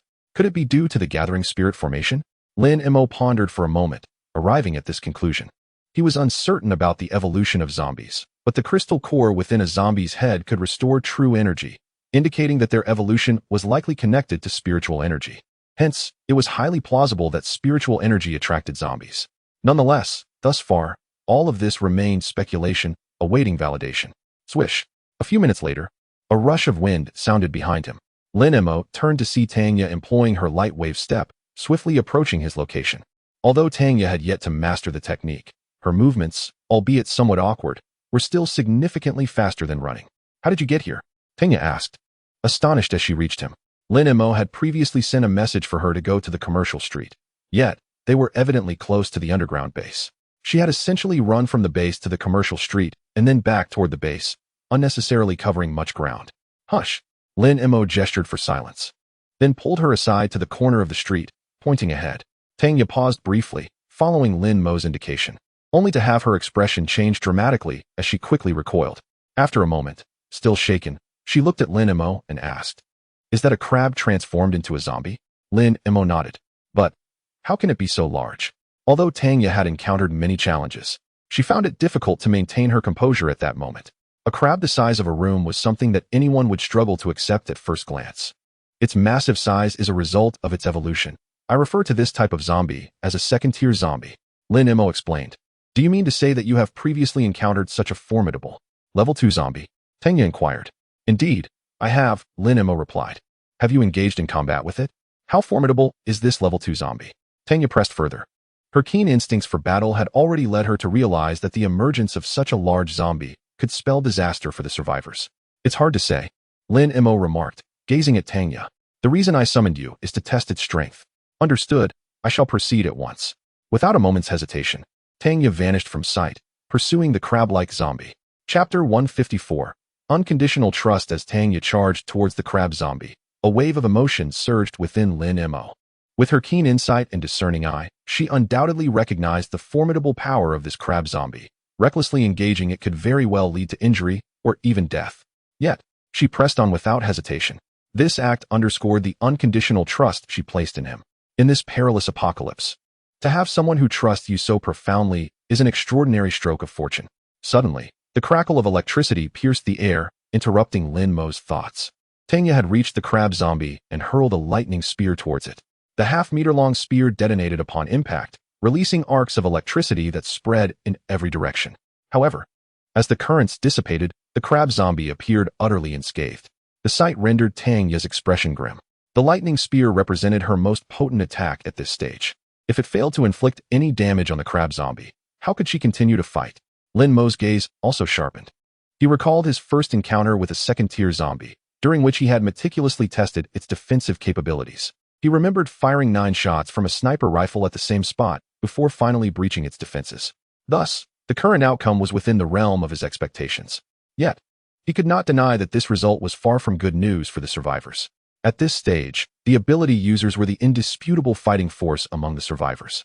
If they could not contend with the second-tier zombies, the other survivors would be rendered utterly powerless in their presence. The sudden assault provoked an angry hiss from the crab zombie. Crabs typically do not vocalize, but this mutated creature emitted a sharp, piercing sound that was highly unpleasant to the ears. Simultaneously, it swung around, its enormous, fist-sized eyes fixating on Tanya. In the next instant, its 8 crab legs propelled it skyward, launching its massive form towards her position. Tanya's expression shifted again, and she immediately turned to flee. With a resounding thud, the zombie crab landed heavily just as she sprinted away. The sharp tips of its 8 legs pierced the ground, leaving deep craters in the asphalt. Hearing the commotion, Tanya instinctively glanced back, her heart racing. Given the sharpness of those legs, a direct hit would likely pierce her body in an instant. Without a moment's hesitation, she accelerated her escape. With a swift flick of its crab legs, the zombie crab leapt high once more. As a member of the elite wolf fawn unit, Tanya possessed exceptional physical prowess, her running speed rivaling that of a typical sprinter. Yet, in the face of this colossal crab leaping dozens of meters, her speed seemed inadequate. The zombie crab, with just 2 leaps, had already bounded behind Tanya. Its colossal pincers, resembling a grinding wheel, swung towards her like a formidable hammer. Be careful, Lin Mo couldn't help but exclaim. Responding to his warning, Tanya lunged forward, narrowly evading the strike. Upon landing, she executed a forward roll and sprang to her feet, continuing her frantic sprint. The monstrous crab, frustrated by its missed attack, emitted an enraged hiss, its 8 legs scuttling rapidly in pursuit of Tanya. Despite its massive size, its speed matched that of Tanya. Realizing that fleeing indefinitely was not a viable solution, she quickly conjured a bolt of lightning in her hands while running, and without a glance back, hurled it behind her. The zombie crab was merely 5 or 6 meters away, ensuring her aim was true. In the next instant, a crackling explosion of electricity erupted. Accompanying this was the furious shriek of the zombie crab. Seizing the moment, Tanya pivoted, brandishing the infinite ammunition pistol that Lin Mo had provided her, and began to fire rapidly. Bang, bang, bang. The pistol in Tanya's grip unleashed a barrage of bullets akin to an automatic rifle. Over a dozen rounds struck the zombie crab in a continuous stream. However, the bullets merely clanged against its shell as though striking metal, producing only a few sparks and inflicting no damage. At this juncture, Tanya's extensive combat experience came into play. She swiftly adjusted her aim, targeting the crab's eyes, and pulled the trigger once more. Bang, bang, bang. The gunfire rang out again. The zombie crab let out an enraged hiss, raising its massive pincers to shield its eyes. The bullets ricocheted off, creating sparks, but failed to penetrate its defenses. Yet, this moment illuminated Tanya's understanding. She had identified the zombie crab's vulnerability. For her, the existence of a weakness was a promising opportunity. Stowing the pistol, she resumed her flight. The zombie crab, undeterred, propelled itself forward with all 8 legs in hot pursuit. Almost simultaneously, Tanya abruptly turned, pulling the trigger again while in full sprint. Even amidst her rapid movement, her extraordinary precision remained unaffected. In an instant, over 10 bullets launched towards the creature's eyes. Lin Mo, witnessing this spectacle, felt a surge of admiration. To be candid, Tanya's marksmanship far surpassed his own, despite his training in basic shooting. He surmised that he would need to elevate his skills to an advanced level to reach her current proficiency. Nevertheless, he recognized that he no longer needed to pursue marksmanship. His swordsmanship was unparalleled. In the meantime, the sharp sounds of ricocheting bullets filled the air, scattering sparks in all directions. The bullet once again struck the claw raised by the zombie crab. Tanya, witnessing this, could not help but feel a sense of helplessness in her eyes. The reaction speed of this zombie crab was astonishingly swift, able to deflect even such a sudden shot at such close range. If this continued, it would be impossible for her to hit the creature's eye. A solution must be devised. As Tanya turned and sprinted, her mind raced with thoughts. Chapter 155. Helplessness. Soon, Tanya conceived a plan. The pincers of the crab possessed a limited range of motion, implying that there existed vulnerabilities in its defense. If she could identify this blind spot, her marksmanship would make it feasible to aim for the eyes of the crab zombie. With this thought in mind, Tanya hastened her steps towards a nearby van. The crab zombie, upon noticing her, swiftly propelled itself forward with its 8 crab legs in relentless pursuit. As she reached the van, Tanya leapt onto the roof and, with another bound, grasped an advertising board positioned on the second floor of the building, flipping herself upright. In that very instant, the colossal crab reached the van. With a mighty swing of its enormous pincers, it cleaved a gaping hole into the van's roof. Observing Tanya on the advertising board, the creature coiled its legs and launched itself into the air, swinging its pincers in an attempt to crush her. Seeing this, Tanya's expression sharpened, and she rolled to the side just in time. Given the formidable strength of the crab's pincers, a direct hit would likely reduce her to mere pulp. The pincers struck the advertising board with a resounding crash, distorting it violently. Tanya clutched the metal frame tightly to avoid being thrown off. Simultaneously, the zombie crab landed heavily on the ground, its legs causing several craters upon impact. Now was her moment. From the advertising board, Tanya leapt down, landing squarely on the shell of the zombie crab. Without hesitation, she drew her .92 pistol and squeezed the trigger. Bang, bang, bang. The gunfire erupted. The crab's fist-sized eyes burst like crushed tomatoes, splattering juices everywhere. The zombie crab emitted a pained screech, frantically swinging its pincers in an attempt to retaliate against Tanya. However, due to the angles of its joints, it could not reach her, who was positioned on its back. Seizing the opportunity, Tanya rapidly pulled the trigger again. In an instant, a cacophony of gunfire rang out, with each bullet aimed at the wound where the crab's eyes had been. Lin Mo, witnessing this, immediately grasped Tanya's intention. She aimed to have the bullets penetrate the crab's interior through the eye sockets, thereby inflicting damage on the zombie. Yet, the success of her strategy hinged on the angle.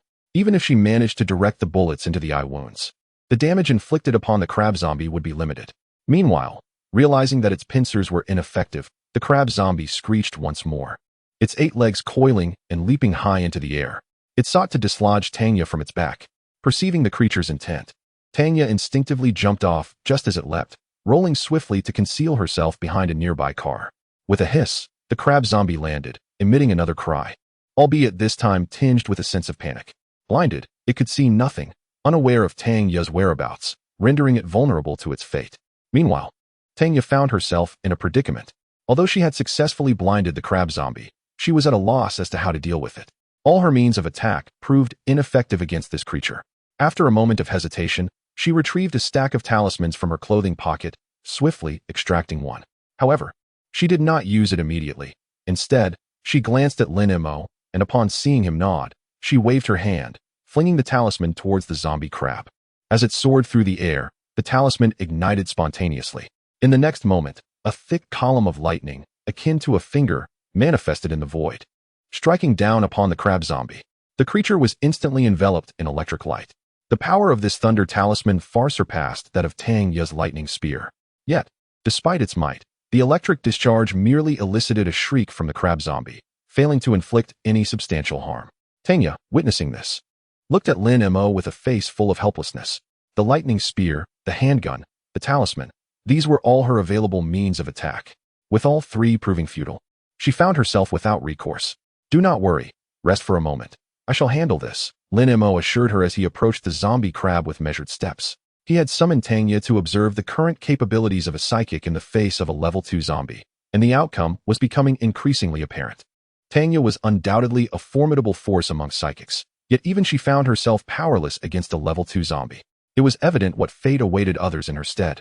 Upon hearing Lin Mo's voice, the crab zombie abruptly turned, raising its enormous claw in the direction of Lin Mo. However, unable to discern his precise location, it merely held its stance, refraining from launching an attack. Meanwhile, Lin Mo noticed that the zombies in proximity began to converge towards them. Previously, they had attempted to follow the crab zombie but had been driven away. Now, they were drawn near, evidently responding to the commands of their level 2 counterpart.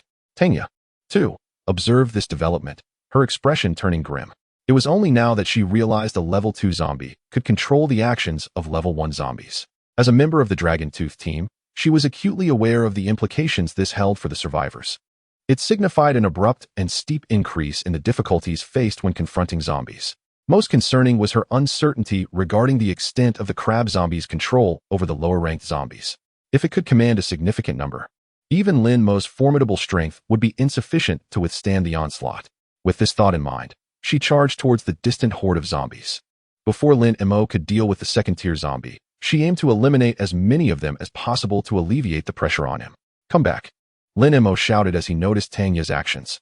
Tanya paused, casting a puzzled glance at Lin Mo, unsure of his reason for calling her back. If they did not strike now, it would become increasingly difficult to break free once the zombies surrounded them. I can handle it, Lin Mo casually explained, then raised his left thumb, pointing towards the crab-like zombie. Chapter 156. The Six Vessels Divine Sword of Cultivation with a swift motion of Lin Mo's thumb. A sound akin to the tearing of air resonated through the void. An invisible sword chi shot forth like lightning towards the crab zombie, embodying the essence of the Lesser Shang sword from the Six Vessels Divine Sword. While employing a flying sword would undoubtedly yield greater lethality, Lin Mo was eager to test the destructive power of the Six Vessels Divine Sword against a second-tier zombie. In the next moment, two soft yet distinct sounds pierced the air. Two holes appeared instantaneously on the massive shell of the crab zombie. Tanya, witnessing this spectacle, widened her eyes in sheer astonishment. She had previously experienced the resilience of this crab zombie's shell, bullets, her lightning spear, and even thunder talismans had failed to inflict any harm. Yet, with a mere flick of his finger, Lin Mo had effortlessly pierced through it. The magnitude of Lin Mo's power was beyond her imagination. However, even more perplexing than the strength of his attack was the question of how Lin Mo had elevated his prowess to such extraordinary heights. When they had fought side by side, Lin Mo had indeed been formidable, but the gap between their abilities had not been insurmountable. Now, the strength he exhibited was leagues beyond her own, rendering any semblance of comparison obsolete. This realization filled her with both shock and an undeniable sense of despondency. It felt as though she was gradually losing her eligibility to stand alongside Lin Mo in battle. She feared that if this trend continued, she would inevitably be left far behind, making it increasingly difficult to remain by his side. The furious roar of the crab zombie jolted Tanya from her reverie. Instinctively, she turned towards the source of the sound and beheld the creature raising its colossal pincers, thrashing wildly. Blinded and unable to see, it resorted to aimless attacks. The cacophony of crashing echoed as cars, debris from the streets, and even the walls of nearby shops succumbed to its wrath. Instantly, within a radius of over 10 meters from the crab zombie, chaos ensued. Vehicles were reduced to scrap metal, and gaping holes marred the shop walls as if they had been ravaged by explosives. The sheer destructive power of this crab zombie was staggering. As Tanya observed the devastation, her heart raced with trepidation. If such a force were to breach a survivor's stronghold, the aftermath was too dire to contemplate. However, what concerned her even more were the encroaching zombies gathering around them. Somehow, the crab zombie had signaled its brethren. And now not only were the nearby zombies charging towards them, but even those farther away were hastening to join the fray. If this situation persisted, it would undoubtedly turn catastrophic for them. Resolving to alert Lin Mo, she quickly cast her gaze in his direction, ready to speak. However, before she could utter a word, Lin Mo spoke first. You should head to the rooftop and wait for me.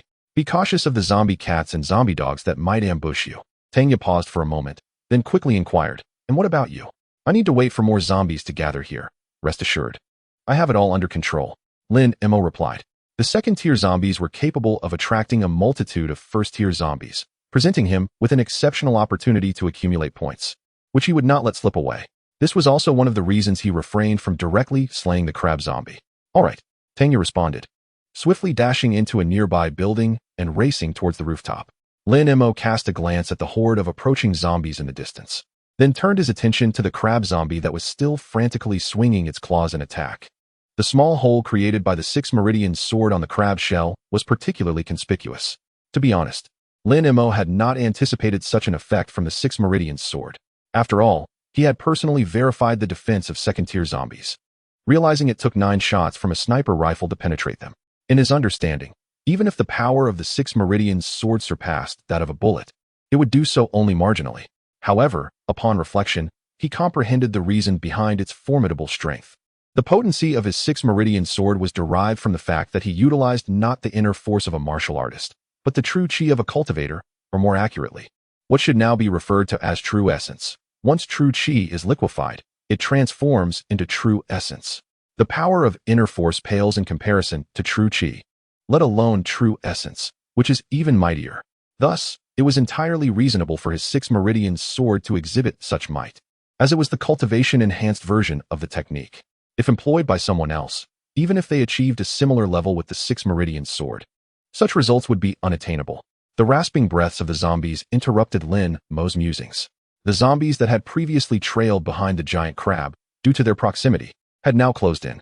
Perhaps having received a command from the giant crab, they proceeded to encircle Lin Mo. With a casual flick, he unleashed a wave of sword energy, obliterating the dozens of zombies that had approached, then shifted his gaze to the streets on either side. As zombies from the distance surged toward him, a substantial number had already amassed on the street, creating an oppressive sight akin to a roiling tide of darkness. Yet, upon witnessing this scene, a faint smile graced Lin Mo's lips. He estimated that the gathered zombies numbered over 10,000. For him, this was equivalent to an easily attainable several 100,000 points. Most importantly, based on his understanding of second-tier zombies, he knew that this was not the maximum number of zombies that the giant crab could control. As time passed, even more would undoubtedly converge. Therefore, barring any unforeseen circumstances, today promised to be another day of great harvest for him. And indeed, the reality unfolded just as he had anticipated. In merely 5 or 6 minutes, the number of zombies gathered in the streets surpassed 20,000, with more emerging relentlessly from the distance. On the rooftop of a nearby building, Tanya gazed down at the densely packed horde of the undead. Despite her past experiences braving fierce tempests and flirting with death on numerous occasions, she felt a creeping dread and her legs turned to jelly at this moment. Lin Mo had previously assured her that he had a plan. Yet, confronted with such an overwhelming number of zombies, she could think of no other option than to flee. Just as her thoughts swirled in turmoil, Lin Mo in the street suddenly made a move.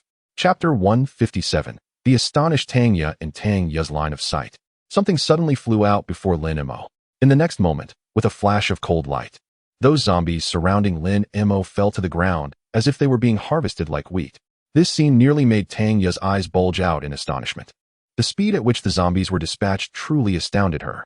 Previously, when she was with the Songlong group, they had once encountered a large horde of zombies. At that time, despite employing a Gatling gun, the speed of their extermination was barely a third of Lin Mo's. This ignited a profound curiosity within her regarding the object that had emerged in front of Lin Mo. What could it be that outpaced even the Gatling gun in terms of zombie slaughter? She strained her eyes, fixating on the cold light that swirled around Lin Mo. Yet, the object's velocity was too swift. No matter how hard she tried, she could not discern what it was. After a brief moment, Tanya let out a wry smile and withdrew her gaze. She realized that as long as the object was in motion, it would be impossible for her to see it clearly. Therefore, if she wished to uncover its identity, she would either have to wait for it to come to a halt or turn to Lin Mo for answers. With this thought, her gaze towards Lin Mo grew increasingly complex. When Lin Mo effortlessly pierced through the crab zombie earlier, she felt a stark disparity between them, rendering any comparison futile. However, now she found her previous sentiments rather laughable. Given the vast chasm in their abilities, she should not have dared to compare herself. It was a futile endeavor, bordering on self-deprecation. Simultaneously, she finally grasped the meaning behind Lin Mo's earlier assertion of having a clear understanding. It became evident that what appeared to her as an overwhelmingly terrifying horde of zombies was, in Lin Mo's presence, strikingly feeble. Tanya, watch your left. At that moment, Lin Mo's voice suddenly resonated from below. Tanya snapped back to reality and instinctively glanced to her left. To her astonishment, she saw two zombie dogs, each the size of a bull, racing towards her at an alarming speed from about 100 meters away on the rooftop. This scene once again filled her eyes with shock. It was not the two zombie dogs themselves that startled her. With her current strength, dealing with second-tier zombies posed a challenge, but confronting zombie cats and dogs remained relatively easy. What left her astounded was how Lin Mo had detected these two zombie dogs. Not to mention that the creatures were over 100 meters away from an angle. Lin Mo was on the ground while the zombie dogs charged at her from the rooftop. In such circumstances, it seemed impossible for Lin Mo to have spotted them. However, there was no time for her to ponder this further, as the two zombie dogs had already reached her. With a roar, the two zombie dogs lunged at her from either side. Crack! With a swift motion, Tanya summoned a lightning spear into her hands, hurling it directly at the zombie dog on her left. Simultaneously, her right hand brushed against the outer thigh, and the infinite ammunition 92, nestled within its holster, materialized in her grasp. In the next instant, the sound of gunfire erupted. A barrage of bullets surged forth, striking the zombie dog to her right.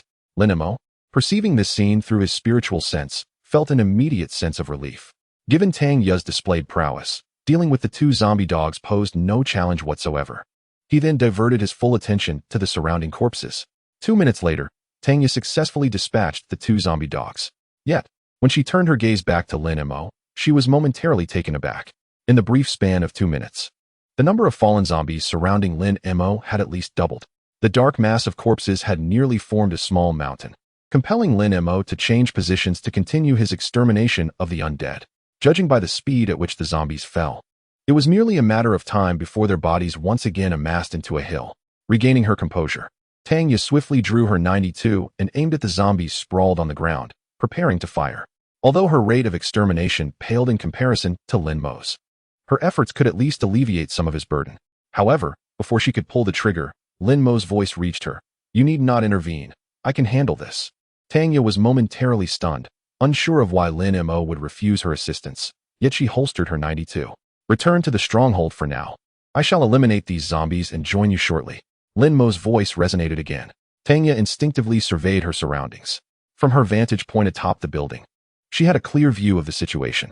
Not only in the street they occupied, but in the adjacent streets as well, a multitude of zombies had gathered. Even with Lin Mo's remarkable speed, eradicating them all would undoubtedly require a significant amount of time. Most concerning was whether Lin Mo could truly vanquish so many zombies. Despite Lin Mo's current ferocity in their destruction, human stamina is finite. Should the endeavor extend too long, Lin Mo might find himself in peril. With this thought, she declared, "Lin Mo, we can retreat. It is far safer to withdraw from the rooftop." Unbeknownst to her, Lin Mo's need for points was the crux of the matter. Thus, in her perspective, there was no necessity to eliminate every zombie. Retreat was the wisest choice. "These corpses are beneficial to me. You should leave without concern for my safety. If circumstances become dire, I will withdraw." Lin Mo anticipated Tang Ye's uncertainty and offered an explanation. "Very well, just be cautious." Tang Ye refrained from further persuasion. Lin Mo had made up his mind. Any additional urging on her part would only serve to distract him. "And you as well," Lin Mo replied, gradually shifting his position to the side. In his current locale, the zombie corpses had once again formed a small mountain. Tang Ye, witnessing this spectacle, cast a deep glance at Lin Mo before hastily departing. Lin Mo continued to observe as Tang Ye moved beyond a 500-meter radius, then redirected his attention to the surrounding zombies. Soon enough, they would all transform into his coveted points. Chapter 158, Bad News. More than 4 hours later, with a flash of the Frostblade's cold light, the final few zombies slowly collapsed to the ground. Lin Mo sheathed the Frostblade and gazed at his system panel. Divine Level Prophet System. Unique Host. Lin Mo Intelligence. 130. Normal Adult Intelligence ranges from 90 to 110. Strength. 2000. Normal Adult Average is 100. Stamina. 2000. Agility. 2000. Spirit. 2000. 2000. Race. Descendant of Yin and Huang. Ordinary. Special Talent. Night as Bright as Day. Title: Zombie Annihilator. Due to your substantial extermination of zombies, they now harbor a fear of you. Upon entering a 30-meter radius, their speed decreases by 10% and strength by 5%. Skills: Heavenly Emperor Scripture. Foundation Establishment Phase. Basic Immortal Cultivation Technique. Complete. Basic Body Refinement Technique. 5th Layer. Comprehensive Talismans. 6 Meridians. Divine Sword. Light Wave Step. 9 white bone claw. Purification technique, advanced medicine. Special vehicle operation, beginner. Free fighting, beginner. Marksmanship, beginner. Items, frost blade, low-grade artifact. Dodge battle axe, common. 90 loader, common. Medical ambulance, common. Points, 4, 648, 725. 4, 64 million. This surpassed his previous total of 2, 89 million by over 1, 75 million. Calculating further, in these 4 hours, he had vanquished over 73,000 zombies. This figure was significantly lower than the number he had previously controlled, which consisted of second-tier zombies. Lin Mo deduced that this was due to the overall scarcity of zombies in this area. After all, being close to the suburbs, the population density here could not possibly match that of the urban districts. Nevertheless, this still constituted a considerable income for him. Most importantly, his current total points had reached 464 million, rounding to 5 million. This indicated that he was one step closer to the mid-stage of Foundation establishment. He then glanced at the system notifications. Including today's kills, his cumulative zombie extermination count had exceeded 590,000. This number startled Lin Mo slightly. Unbeknownst to him, he had already dispatched such a substantial horde of zombies. 590,000. What does this signify? In Huaxia, some medium-sized counties have populations merely ranging from 5 to 600,000. In other words, the zombies he had obliterated equated to the population of an entire county.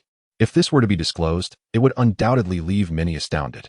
With this thought, he retrieved a communication talisman and sent a message to Tanya, requesting her to bring Du Xiaoming along. He could not afford to overlook the crystal cores from these 70,000 zombies. Given the proximity to the underground base, he waited for less than half an hour before Tanya and Du Xiaoming arrived. Upon witnessing the densely packed corpses of zombies, which had nearly transformed the entire street into a mound, Tanya's eyes widened in disbelief, leaving her momentarily frozen in place. The sheer number of zombies raised a bewildering question in her mind. How on earth did Lin Mo manage to slay so many? This was, in her opinion, utterly inconceivable. In stark contrast, Du Xiaoming remained eerily calm as she gazed at the lifeless bodies. Having spent time alone with Lin Mo, she had encountered numerous such scenes and had grown accustomed to them. Thus, without needing any prompting from Lin Mo, she proactively began to collect the crystal nuclei from the corpses. A quarter of an hour later, all the crystal nuclei had been gathered, totaling 168. This figure caused Lin Mo's brow to furrow in contemplation. By calculating the current ratio, it appeared that there were approximately 16 crystal nuclei for every 1,000 zombies, an increase of 2 compared to the previous 14. This indicated a rising number of evolved zombies, and with more evolved zombies, the likelihood of encountering second-tier zombies increased significantly. Such news was decidedly unfavorable for the survivors. It was clear that the expansion of their stronghold needed to be expedited. As thoughts swirled in Lin Mo's mind, he acknowledged that despite the considerable size of the third team, their overall strength was likely insufficient to withstand even a single second-tier zombie. To rapidly enhance the stronghold's capabilities, the most effective strategy lay in his plan for mass-producing skilled individuals. However, this initiative could only be implemented once the population of the stronghold reached a critical mass. On one hand, since the aim was to produce in bulk, a larger number of individuals was preferable. Teaching one person at a time was a method, but instructing 100 simultaneously was undeniably more efficient. On the other hand, his mass production had a success rate dependent on individual aptitude, experience, and learning capacity. For instance, he was currently teaching 3 individuals, Bai Ying, Du Xiaoming, and Su Yujin, using the same instructional method, yet their ultimate achievements would undoubtedly vary due to their differing talents. A simple analogy would be that not every student can gain admission to a university. Therefore, his plan for mass-producing skilled individuals would only be meaningful when sufficient numbers were present. Tanya was taken aback to discover that even within the zombies' heads, crystal nuclei existed.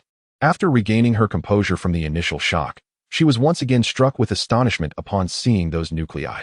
She had previously encountered a crystal nucleus extracted from the head of a supernatural being, and thus had been unaware that such entities also existed within zombies. The presence of crystal nuclei signified that these zombies had entered an evolutionary state. Lin Mo elaborated on the relationship between crystal nuclei and zombies, leading Tanya to a realization about the origin of the enormous crab they had previously encountered. She finally understood how such a creature could exist. Do give it a try.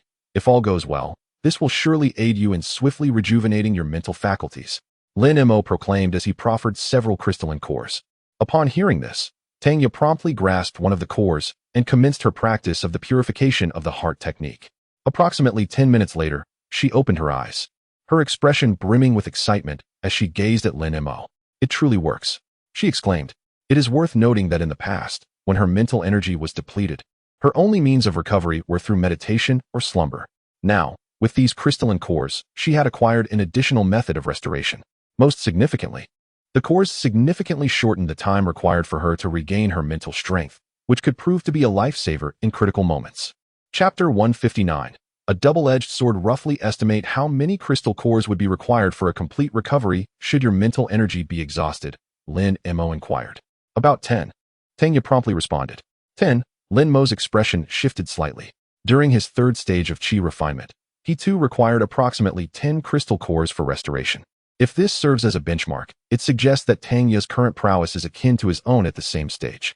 Moreover, based on Tanya's demonstrated strength against the crab zombie, this assumption holds true. Thus, using crystal cores as a reference for assessing the abilities of supernatural beings possesses considerable merit.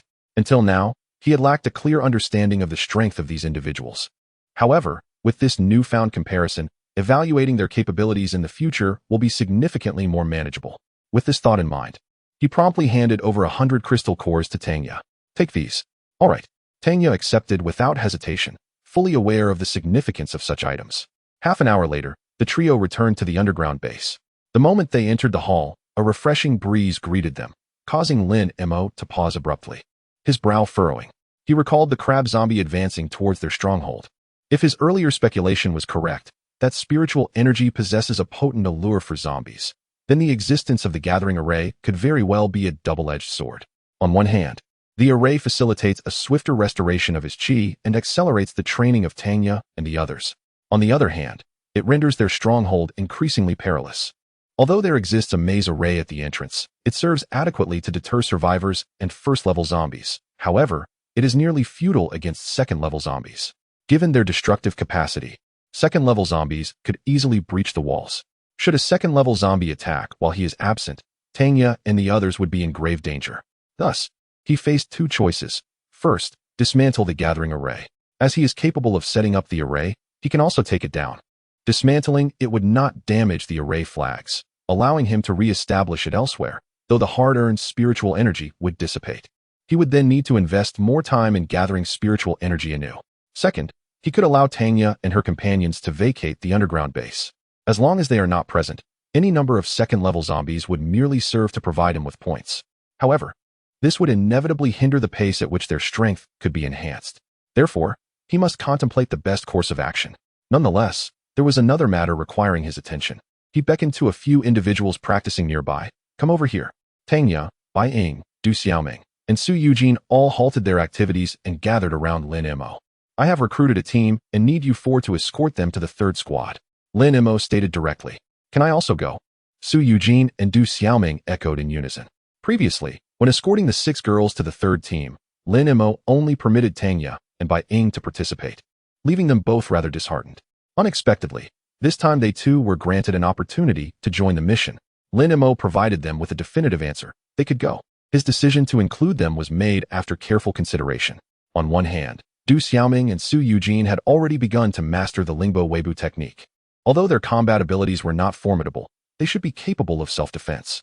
More importantly, Su Eugene possessed the power of invisibility. The combination of invisibility and Lingbo Weibo constituted a truly exceptional reconnaissance duo. With her presence, the team could evade numerous dangers in advance. On the other hand, it was essential for Su Eugene and Du Xiaoming to gain experience. Unlike Tanya and Bai Ying, who were both seasoned warriors, one a top special forces operative, the other an elite assassin, Su Eugene and Du Xiaoming were merely a child and a student. If they were not allowed to undergo rigorous training, their strength, no matter how impressive, would only serve to make them delicate flowers in a greenhouse. Lin Mo had previously shielded them because they lacked even the most basic means of self-protection. Now, however, it was time for them to weather some storms. "You must be mentally prepared," he said, his gaze serious as he looked at the four. "This mission is quite troublesome and carries significant risks. What can you tell us about the team?" Tanya inquired. Lin Mo nodded and replied, "There are a total of 22 individuals, including 8 injured and 4 with special abilities." "Do the injured have any mobility?" Tanya immediately focused on the crux of the issue. If the injured were unable to move, escorting them would become a monumental challenge. Some do not, Lin Mo responded, having confirmed this with Li Hu. According to Li Hu, the injuries consisted mainly of fractures and stress fractures.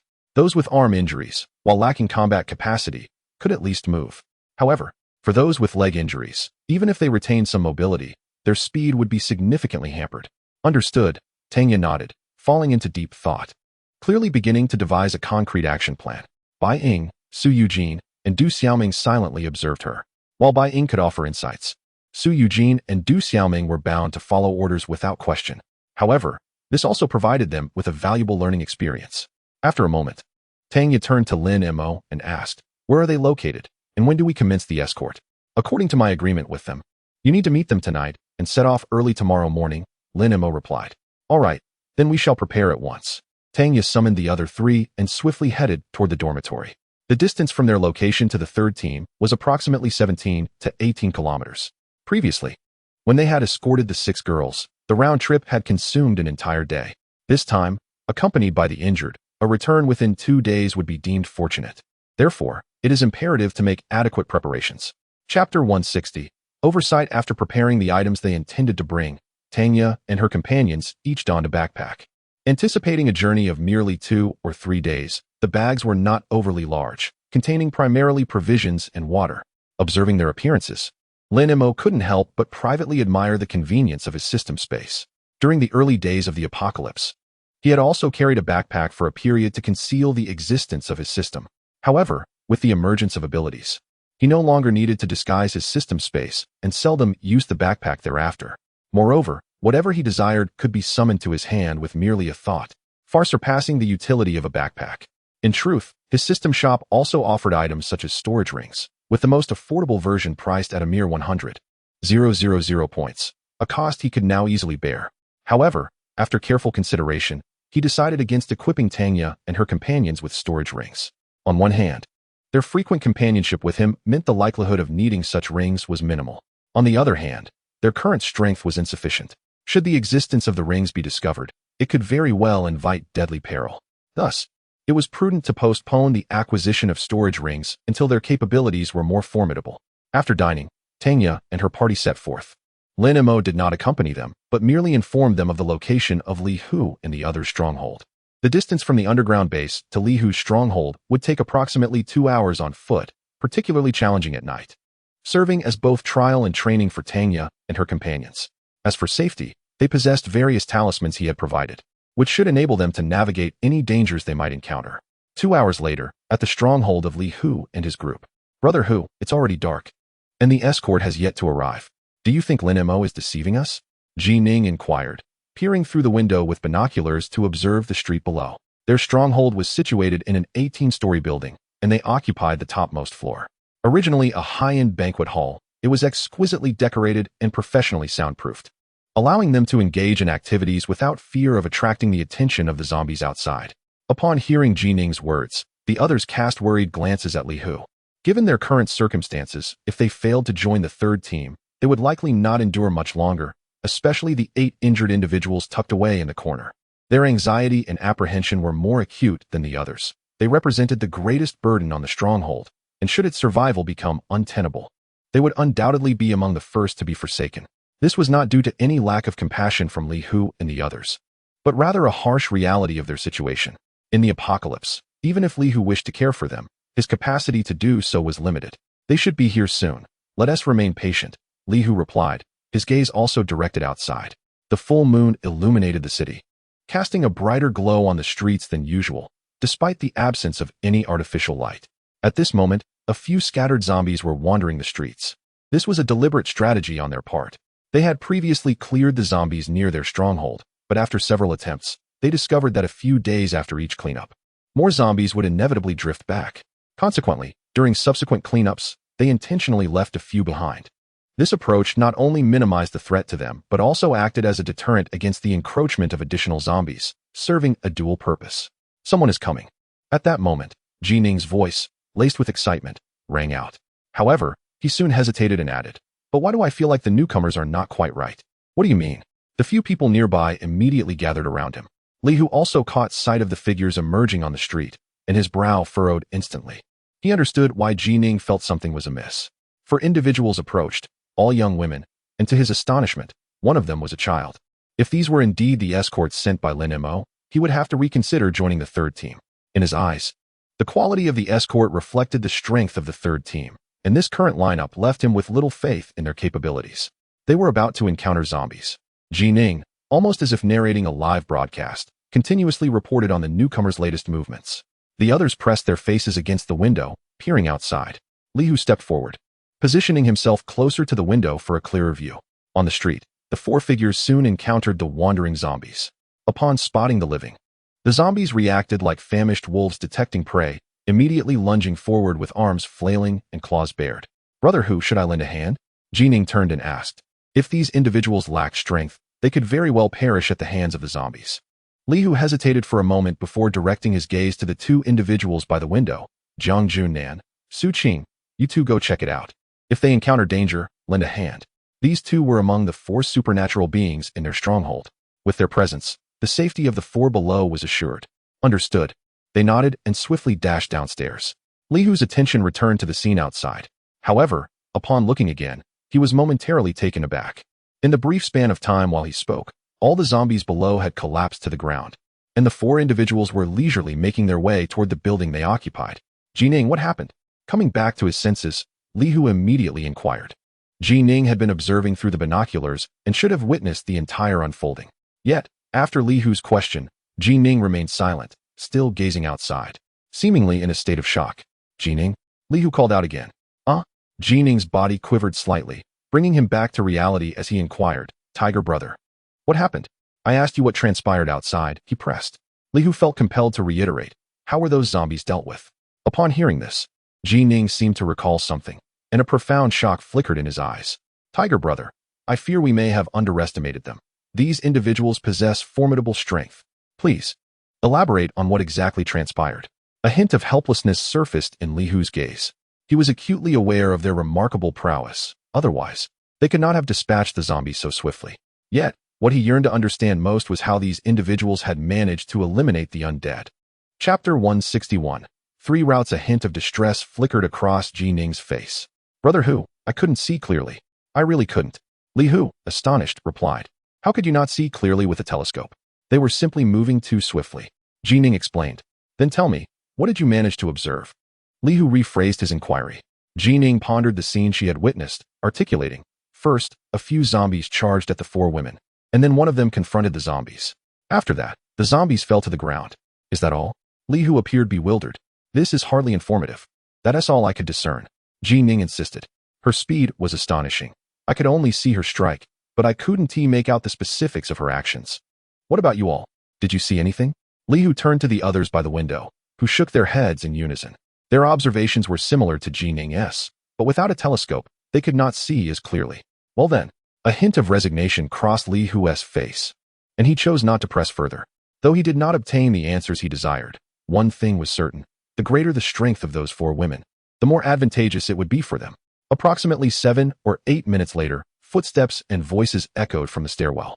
From the sounds, it appeared that Jiang Junnan and Su Qing were escorting the four women upstairs. Li Hu promptly stepped forward to greet them. Upon noticing this, Jining and the others exchanged glances and quickly followed suit. As they reached the corridor, Li Hu beheld the four women approaching and could not help but be struck by their stunning appearance.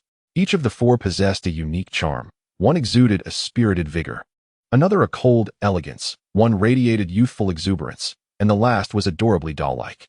Yet, they all shared a singular trait: exceptional beauty. Even though one among them was still a young girl, it was evident that she would blossom into a striking beauty in due course. Simultaneously, Jining and her companions wore expressions of awe. It had been a long time since they had encountered such beauty. It was not that they had never seen attractive women, but in the apocalyptic environment, even the beautiful were often grimy, making it impossible to discern beauty from ugliness. However, the four before them were impeccably dressed and spotless, a rare sight amidst the chaos of the world they inhabited. "You must be Li Hu," declared the striking woman among them, stepping forward. "I am Tanya, sent by Lin Mo to escort you." "I am Li Hu, welcome." He nodded in acknowledgement, gesturing for them to enter. With that, he led the four into the banquet hall. Upon entering, Tanya immediately noticed the 8 injured individuals sprawled in corners, either lying down or sitting. Due to a lack of medical supplies, their wounds were only crudely bandaged with old clothing, and the methods employed appeared far from professional. In such a brief span, it is manageable. However, over an extended period, even if a few individuals' bones heal, they are likely to be left disabled. Bai Ying, please assist with the treatment, and Ming Ming, lend her a hand, Tanya stated decisively. Upon their departure, Lin Mo had entrusted the command of their small team to her. Bai Ying, formerly a top assassin, possessed considerable experience in dealing with such injuries. Understood. Bai Ying and Du Xiaoming nodded in agreement and promptly approached the injured individuals. They had brought along some medical supplies, which were now proving invaluable. Thank you. Li Hu expressed his sincere gratitude towards Tanya. In the midst of the apocalypse, the value of medical supplies, in many respects, surpassed that of survival resources. The fact that she unhesitatingly provided them with such supplies filled him with gratitude and relief for having accepted Lin Mo's invitation. Otherwise, the latter years of these injured individuals would undoubtedly have been irrevocably marred. There's no need for formalities. Since you have joined the third team, we are now comrades. Tanya smiled and then directly addressed the matter at hand. Do you have a specific plan for our departure tomorrow to the third team? A plan? Li Hu was taken aback. The others, including Ji Ning, exchanged bewildered glances, their expressions reflecting confusion. Their thoughts regarding this operation were quite simplistic. All they needed to do was gather their belongings and head towards the third team. If any issues arose along the way, they would simply confront them as they came. Thus, the concept of a plan seemed non-existent to them. It was not that they were unaware of the importance of planning. Rather, in the chaotic landscape of the apocalypse, the unpredictability of circumstances rendered plans futile. Tanya, observing their expressions, discerned their thoughts. If you lack a plan, then allow me to share my thoughts. She retrieved a pearl map from her backpack and spread it out. This is a map I have drawn, outlining 3 relatively close routes from here to the third team. I will detail their respective advantages and disadvantages. Firstly, Tanya pointed to one of the lines. This route is the longest of the 3. Following this path would allow us to avoid most commercial areas and densely populated zones. However, its downside is that it primarily consists of narrow pathways, making it highly improbable for vehicles to traverse. We shall have to proceed on foot. At our current pace, should we choose this route, it may take us 2 days to reach the third team. Li Hu and the others exchanged glances, fully comprehending the rationale behind avoiding commercial and densely populated areas. These locales were typically rife with zombies, and steering clear of them would significantly enhance their safety. However, they also recognized that the longer their journey took, the greater the likelihood of encountering danger. Thus, this route presented both distinct merits and drawbacks. Now let us discuss the second route. Tanya moved her finger. This route is the opposite of the first one, being the closest to the third team, with numerous main roads. If all goes well, we should be able to drive through and reach the third team in 4 to 5 hours. However, a drawback is that it passes through 3 large commercial districts. And should we encounter zombies, casualties are inevitable. Now onto the third route. Tanya shifted her finger once more. This route offers a moderate distance, featuring both major and minor roads, and includes only 1 commercial area. If fortune favors us, we could reach the third team within a day. Yet, as you may have noticed, this route embodies the strengths and weaknesses of the previous 2. It is neither as conservative as the first nor as reckless as the second, presenting a relatively balanced option. Tanya turned to Li Hu. It would be prudent for you all to deliberate and decide which route to choose. Chapter 162. The True Dilemma. Which path to choose? Li Hu and his companions exchanged glances, momentarily at a loss for a decision. However, Tanya's words illuminated the substantial disparity between them and her group. Initially, they believed that devising a plan was futile, as plans seldom withstand the unpredictability of change. Yet, they now recognized the inherent value of planning, as it could render change somewhat manageable. For instance, consider their expedition to the third squad. Without Tanya's strategic outline, embarking blindly would leave them vulnerable to unforeseen events along the way. With her plan in hand, they were now aware of the route they would take and the potential hazards that lay ahead. The contrast between the 2 approaches was glaringly evident. The merits of planning were undeniable.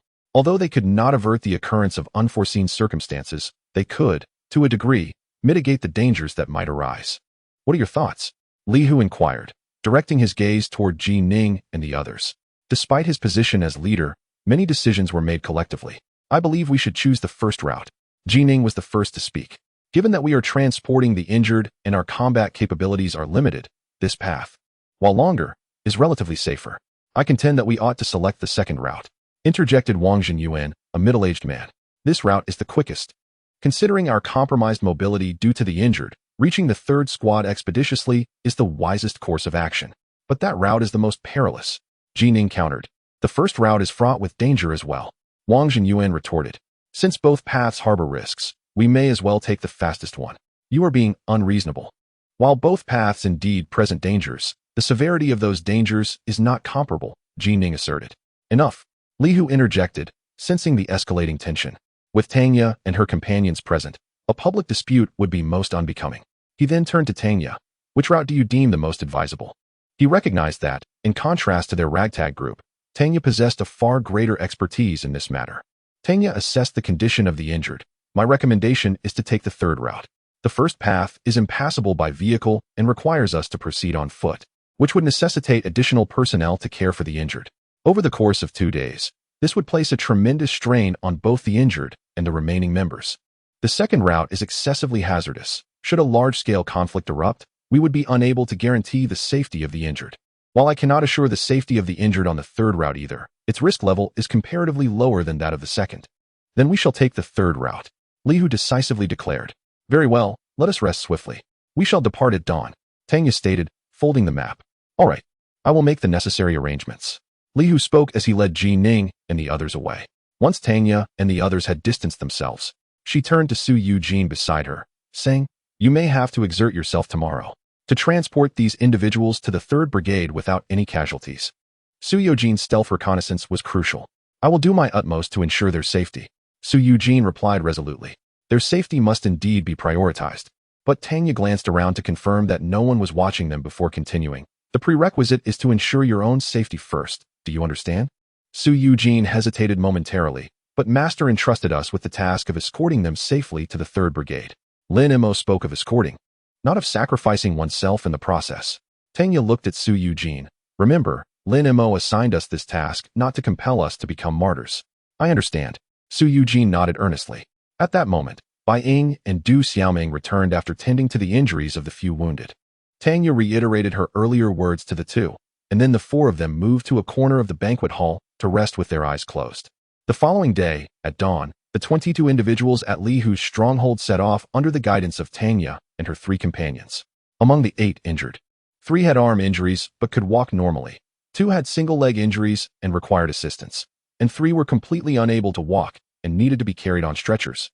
This meant that at least 8 people were needed to care for the injured. Thus, even with Tanya and her companions included, only 10 individuals in the group were able to fight freely, less than half of the total number. In such circumstances, encountering a large horde of zombies would likely lead to inevitable casualties. Young Jean, do not be careless, Tanya said with a serious tone. Su Eugene was the scout for this escort mission. Their ability to avoid a large-scale zombie attack depended on her reconnaissance. Understood, Su Eugene replied before swiftly employing her technique, leaping ahead with astonishing speed, covering a distance of 100 meters in mere moments. This remarkable pace astonished Li Hu and the others, particularly the 4 ability users in the group.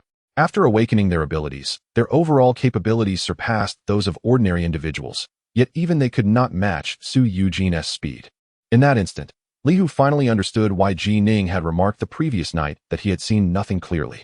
At such velocity, compounded by the darkness of night, seeing anything was indeed a rarity. Everyone, let us set off. After Su Eugene had departed for 10 minutes, Tanya called out, leading the way alongside Du Xiaoming. Li Hu promptly followed with his team, while Bai Ying quietly took up the rear of the formation. Along the way, they encountered a few scattered zombies. However, for Tanya and her companions, as well as for Li Hu and his fellow ability users, these posed little threat and were easily dispatched. It was not until an hour later that Su Eugene, who had been scouting ahead, returned. This made everyone acutely aware that their true troubles were imminent. Chapter 163. As one wave subsides, another rises. What is happening? Tanya inquired directly. According to the plan they had devised, Su Eugene would not return unless under extraordinary circumstances. There are approximately over 200 zombies gathered ahead, Su Eugene reported. Is it possible to circumvent them? Tanya asked.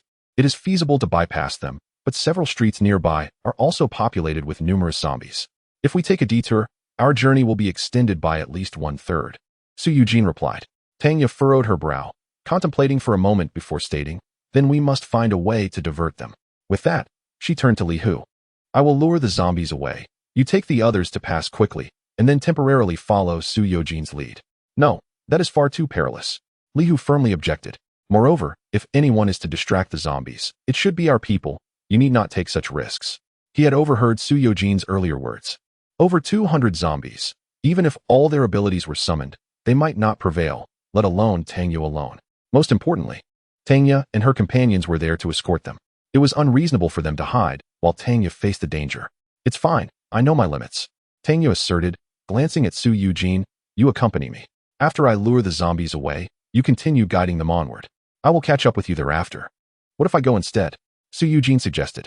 It would be easier for me to escape after diverting the zombies. That won't do. Once they pass, you still need to scout ahead, which is of utmost importance. Tangya insisted. Without Su Yojin's reconnaissance, who knew what Li Hu and the others would encounter as they advanced? Thus, reconnaissance clearly took precedence over diverting the zombies. Very well, but you must ensure your safety. Su Yujin relented, no longer pressing the matter.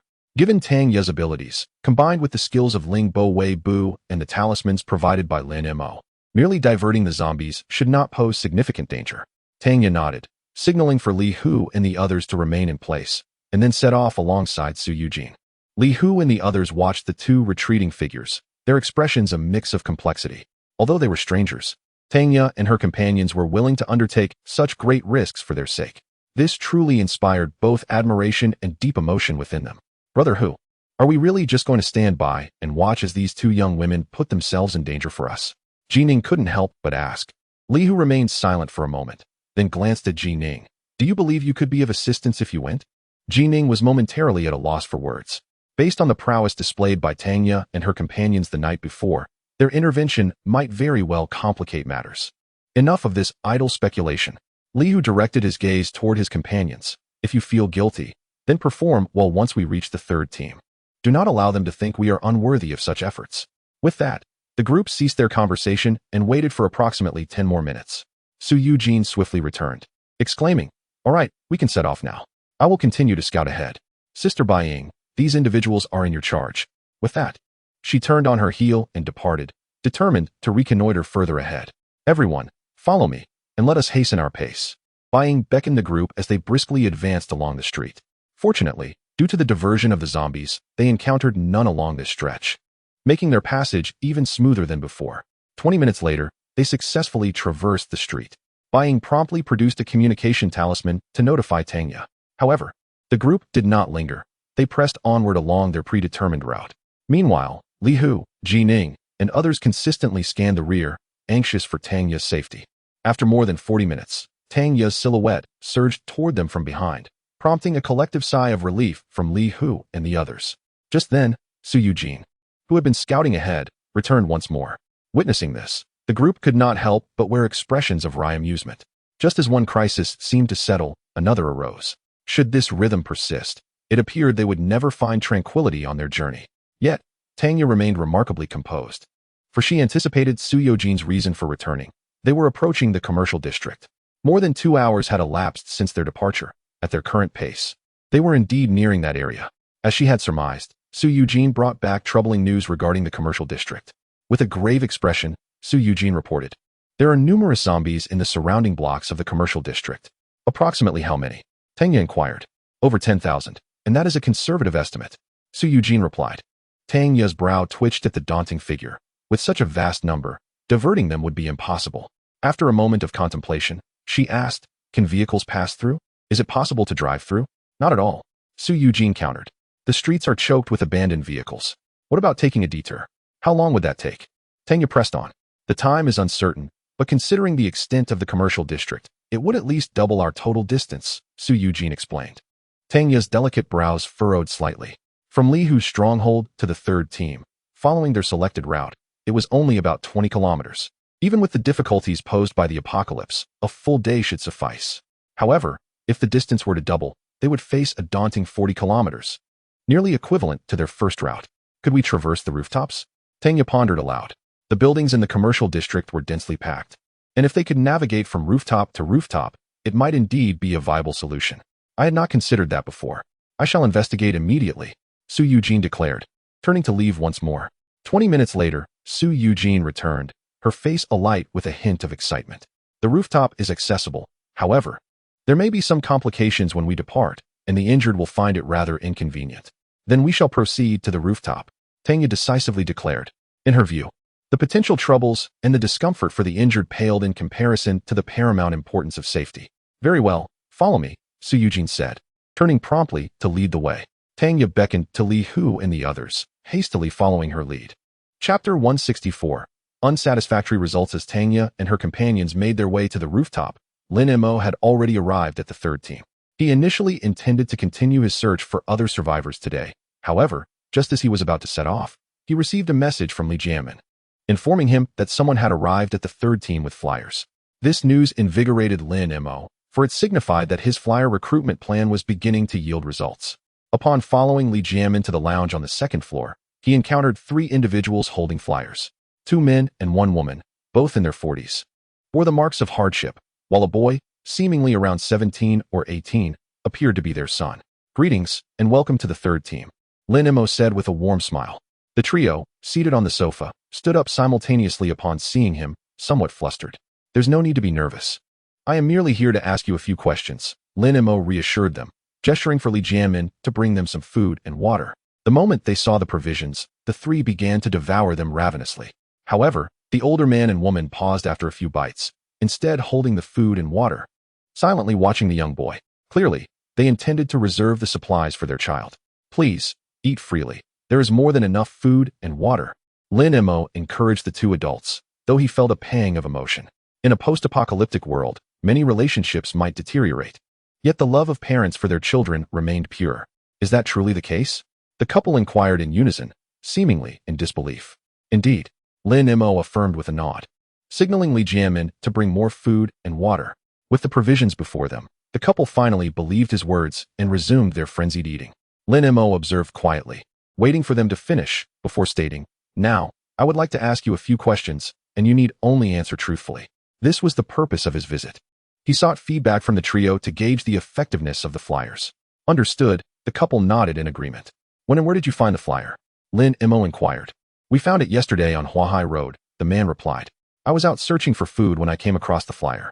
Lin Mo took out a map and noted that Huahai Road was not a main thoroughfare, but rather a minor path, located roughly 3 to 4 kilometers in a straight line from the third team, with the actual distance being about 8 kilometers. What time exactly?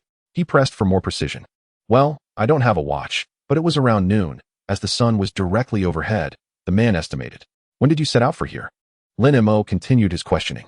After finding the flyer, we 3 discussed it and set off immediately, but we moved slowly and only just arrived, the man explained. Lin Mo checked his wristwatch. It was currently 11 in the morning. In essence, approximately 23 hours had elapsed since the event designated as 000001. However, considering that the trio were mere mortals navigating a perilous path while evading the undead, this time frame appeared rather reasonable. He then posed the most crucial inquiry. What was your initial reaction upon seeing the flyer? The man pondered briefly before responding. My first reaction was one of disbelief. Given the current circumstances, it seemed implausible that anyone would willingly distribute food and water for free. We even entertained doubts about whether it might be a trap. What ultimately compelled you to decide to come here? Lin Mo inquired. Because we were left with no alternatives. A hint of embarrassment flickered across the man's face. We have gone several days without food or water, and if we failed to find sustenance soon, the 3 of us would surely perish from thirst. Thus, we thought we would give it a try. Lin Mo nodded, refraining from further comment, and gestured for Li Jianmin to escort the individuals to rest. Once the trio departed, his brow furrowed in contemplation.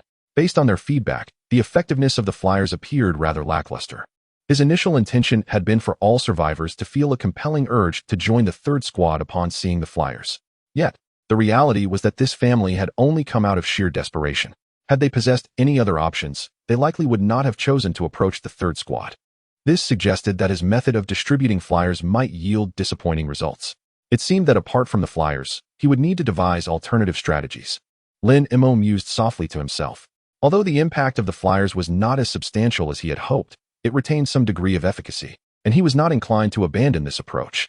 After all, in a post-apocalyptic world, there were likely many who struggled to find food and water.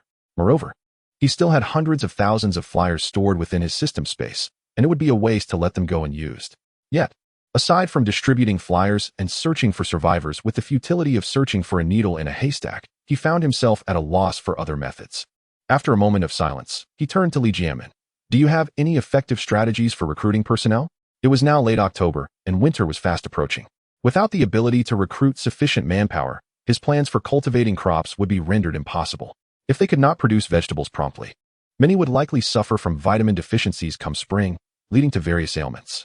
In a world ravaged by chaos, where the environment was filthy and disorderly, and medical supplies were scarce, even minor injuries could prove fatal.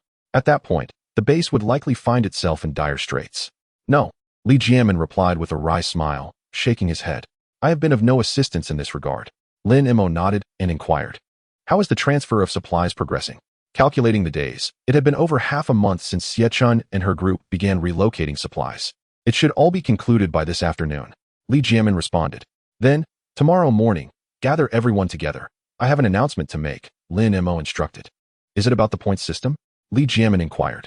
Lin Mo nodded in affirmation. The point system had been in the making for quite some time, and now the conditions were ripe for its implementation. However, upon hearing this, a shadow of concern crossed Li Jiamin's face. Personally, I am indeed in favor of the point system, but others may react with unrest.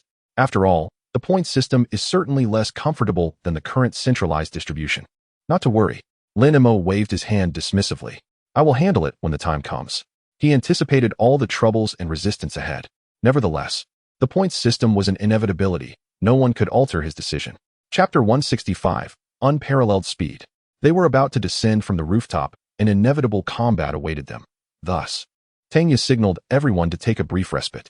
On the rooftop of a building in the commercial district, they had traversed mountains and valleys for over an hour and now found themselves atop the outermost building of the commercial area. Once they descended and traversed a street, they would finally escape the confines of this district. However, the street below was teeming with a significant number of zombies, making their safe exit a formidable challenge. Do you have any plans? Bai Ying inquired, standing at the edge of the rooftop, gazing down at the street. Conservatively estimated, there were at least 500 decomposing zombies below, and given their current strength, if they were to confront them head-on, few would likely survive. I have yet to devise a suitable strategy, Tanya replied, her expression serious as she shook her head. With over 500 zombies, if it were just the 4 of them, even if they could not defeat them, with the skill of Ling Bo Wei Bu, self-preservation would certainly be achievable. However, the presence of Li Hu and the others altered the equation. She had to consider every possible aspect meticulously. What if the 2 of us distract the zombies and buy time for the others to escape? Do you think that would work? Bai Ying suggested. In truth, the most effective tactic against hordes of zombies was to lure them away, as they had done previously. Yet, the reality was that the street below connected to the commercial district, making it impractical to divert all the zombies. The moment any zombies stirred, those from the commercial district would surely converge. At that point, their situation would become even more perilous. I fear we may not succeed. Tanya's face bore a faint bitter smile. She couldn't help but think of Lin Mo. If he were here, he could likely dispatch these zombies with a mere flick of his fingers. Then, we could also enlist the 4 ability users with Li Hu. Bai Ying proposed. With 6 of us, and the talismans provided by our master, we should be able to hold off the zombies long enough for the others to escape the street. Tanya pondered in silence for a moment before responding. Let me think this through. If no better option arises, we may have to proceed as suggested.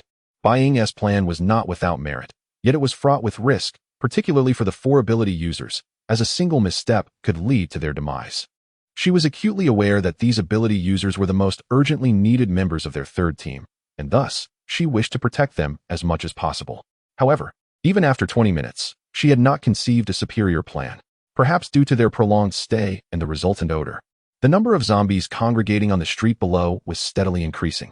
If they lingered any longer, the difficulty in escaping would only intensify. We can no longer afford to delay. Tanya decisively called for Li Hu and conveyed Bai Ying's proposal.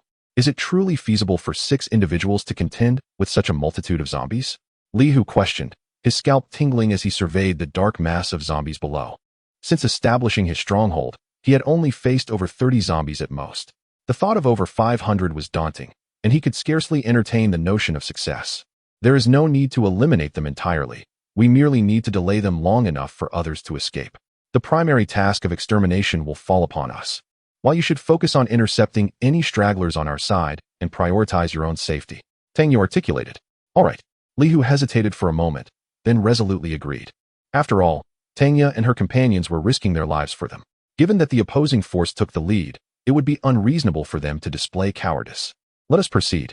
Tanya then turned to Du Xiaoming and Su Eugene, instructing, "You two stay with the group and alert us immediately if anything arises." Understood. The two replied, organizing a group to descend the stairway from the rooftop. As soon as they stepped onto the street, the surrounding zombies came rushing towards them with outstretched claws. "Run!" Tanya shouted, swiftly drawing her infinite ammunition pistol from the thigh holster and began firing rapidly. Bang, bang, bang. As a member of the Dragon Tooth, her marksmanship was undoubtedly exceptional. Amidst the gunfire, over a dozen zombies at the forefront fell lifelessly to the ground. Simultaneously, a flash of movement revealed Bai Ying, who, utilizing her agile steps, advanced directly towards the zombies.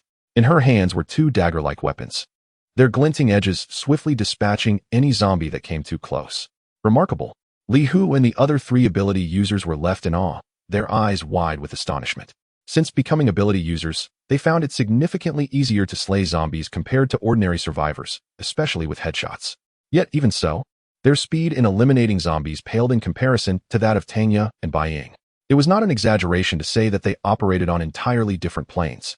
I once felt a sense of pride for being an ability user, but in comparison to them, I am utterly insignificant. Jining could not help but reflect.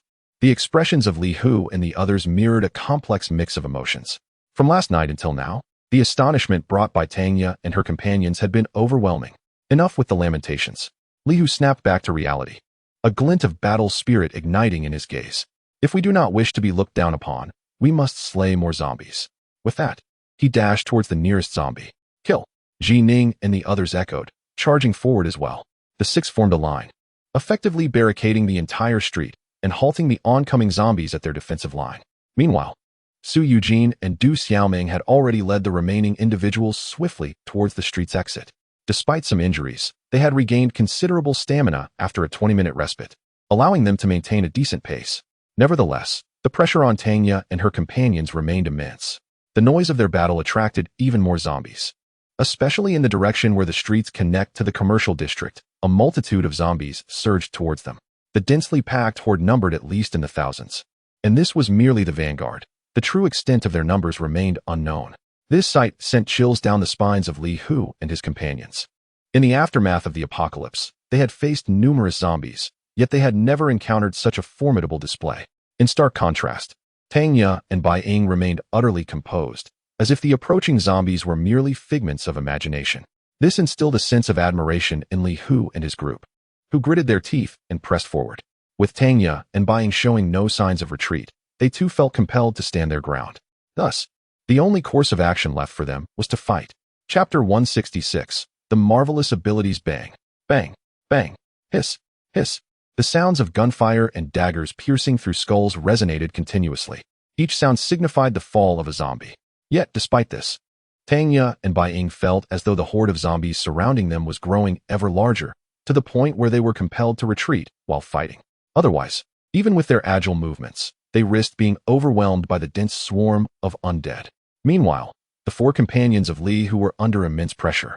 Initially, they had managed to disperse around Tanya and Bai Ying, adequately handling the oncoming zombies. However, as the undead numbers surged, their situation became increasingly precarious. Teetering on the brink of life-threatening peril, Bai Ying cast protective talismans on the four of them. Observing their dire predicament, Tanya swiftly produced a thunder charm and hurled it towards Bai Ying. Crack! A dazzling flash of lightning erupted instantaneously. A pillar of electricity, as thick as a thumb, descended from the heavens, crashing into the horde. Purple currents surged forth, rapidly expanding to nearly a 5-meter radius, rendering the zombies in that area motionless. Simultaneously, Bai Ying executed the light wave step, her figure flickering as she appeared beside Li Hu. So rapid was her movement that Li Hu barely registered the sensation of her hand lightly patting his shoulder. Before he could discern what had touched him, Bai Ying had already darted towards Ji Ning. At that moment, Ji Ning's focus was entirely on the approaching zombies. Upon sensing someone rushing towards him, he instinctively attempted to evade. However, before he could even react, he felt a gentle tap on his shoulder. In the next instant, Bai Ying's figure zipped past him like a shooting star, heading towards Guiyang. Among the four extraordinary beings in Li Hu's group, Guiyang was comparatively weaker. Faced with a multitude of zombies, he was utterly flustered. At that moment, at least 7 zombies loomed before him, and with his abilities, he could only evade the attacks of 4 at most. As he watched the other 3 zombies prepare to strike, a wave of intense panic and fear washed over his face. He had witnessed a companion being scratched by a zombie and knew all too well the grim fate that awaited. Yet, there was nothing he could do to alter his circumstances. Just as he resigned himself to his doom, a light tap grazed his shoulder.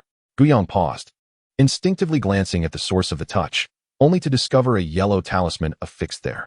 In the next moment, the 3 zombies' attacks descended upon him. Simultaneously, a faint golden light emanated from the talisman, rapidly expanding to envelop him. The assaults of the 3 zombies impacted the protective barrier, creating slight indentations where they struck. Yet, the barrier proved remarkably resilient, not shattering under the assault, but instead rebuffing the attacking zombies. This scene left Gu Yang's eyes wide with astonishment. Beside him stood the ability wielder Pang Lin, who, upon witnessing the unfolding event, wore a similarly shocked expression. At that moment, both of them shared the same thought. What extraordinary power is this? It is truly miraculous. Simultaneously, Li Hu and Ji Ning, positioned nearby, were equally taken aback. However, their astonishment stemmed not from the protective shield enveloping Gu Yang's body, but rather from the thunderous talisman, as Bai Ying bestowed protective charms upon them. The thunder talisman rendered a vast expanse of zombies within a 5-meter radius momentarily immobilized.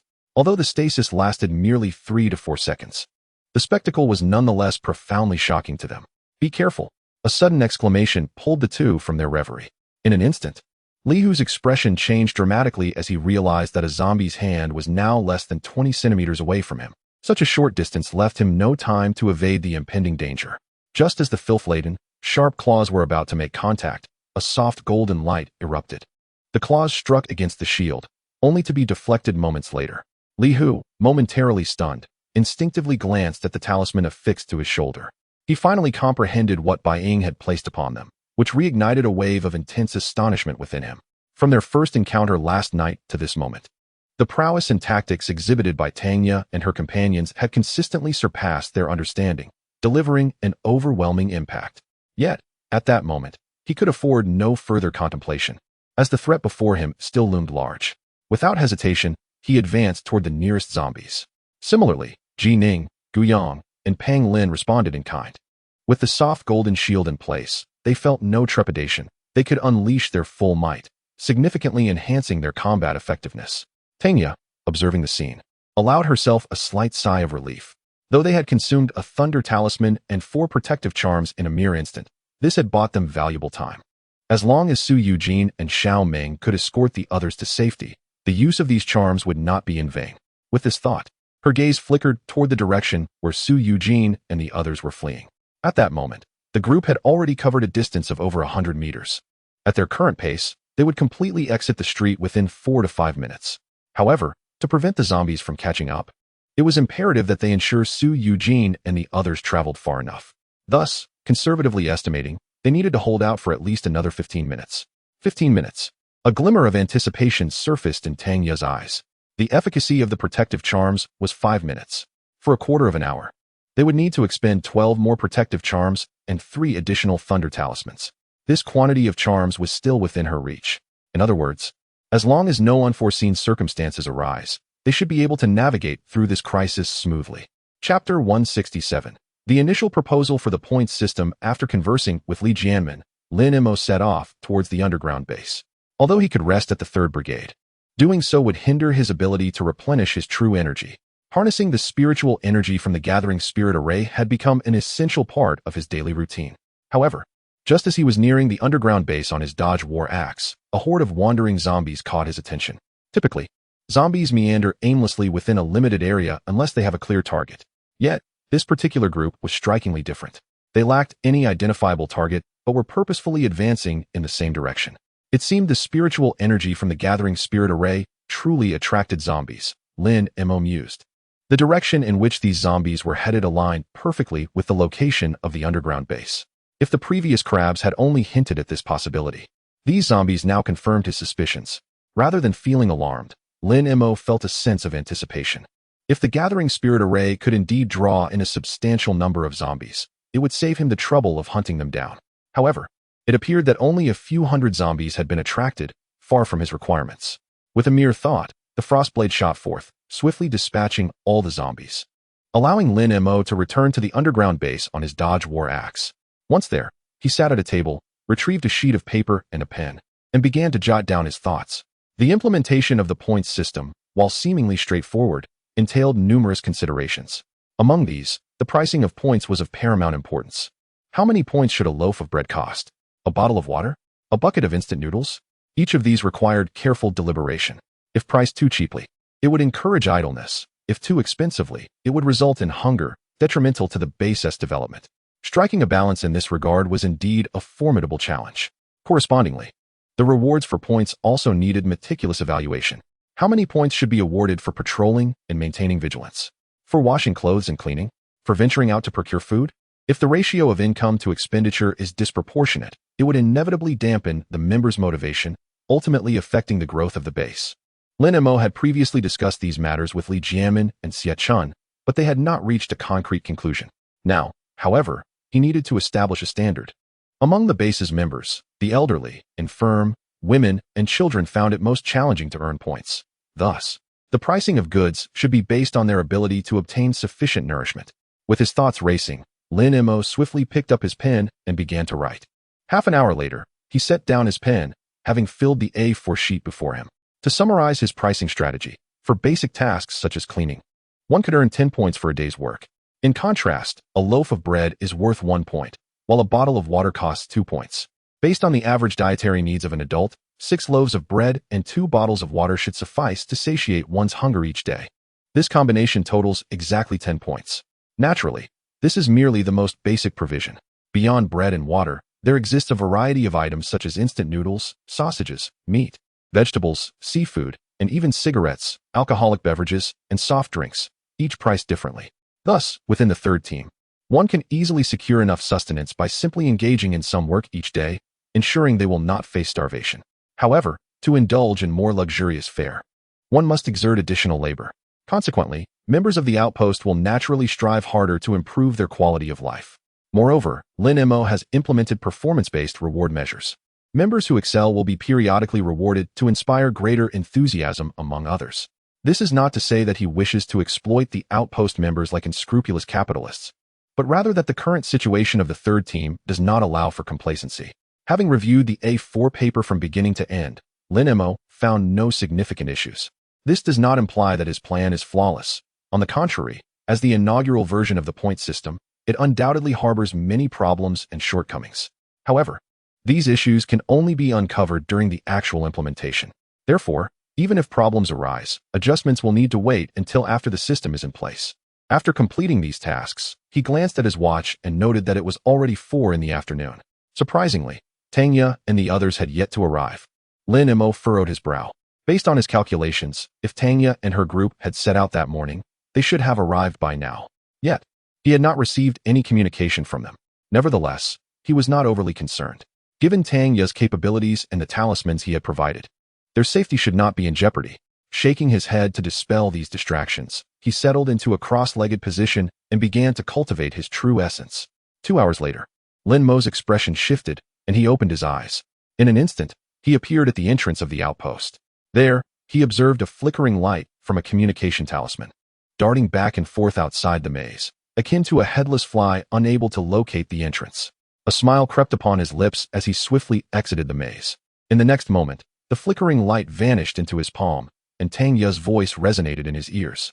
We have successfully arrived at the third team, with Li Hu and 22 others. Upon hearing this, Lin Mo felt a weight lift from his heart. He then glanced at the now darkening sky and, with a thought, took to the skies on his sword. The flyers he had previously distributed were beginning to show results. Although the outcome was not entirely satisfactory, it was certainly better than having distributed none at all. Thus, he resolved to take advantage of the darkness to distribute the remaining hundreds of thousands of flyers. Chapter 168. The Mutation. In the unseen night sky, Lin Mo soared through the air like a specter concealed within the darkness, swiftly traversing the expanse above Mingzhu City.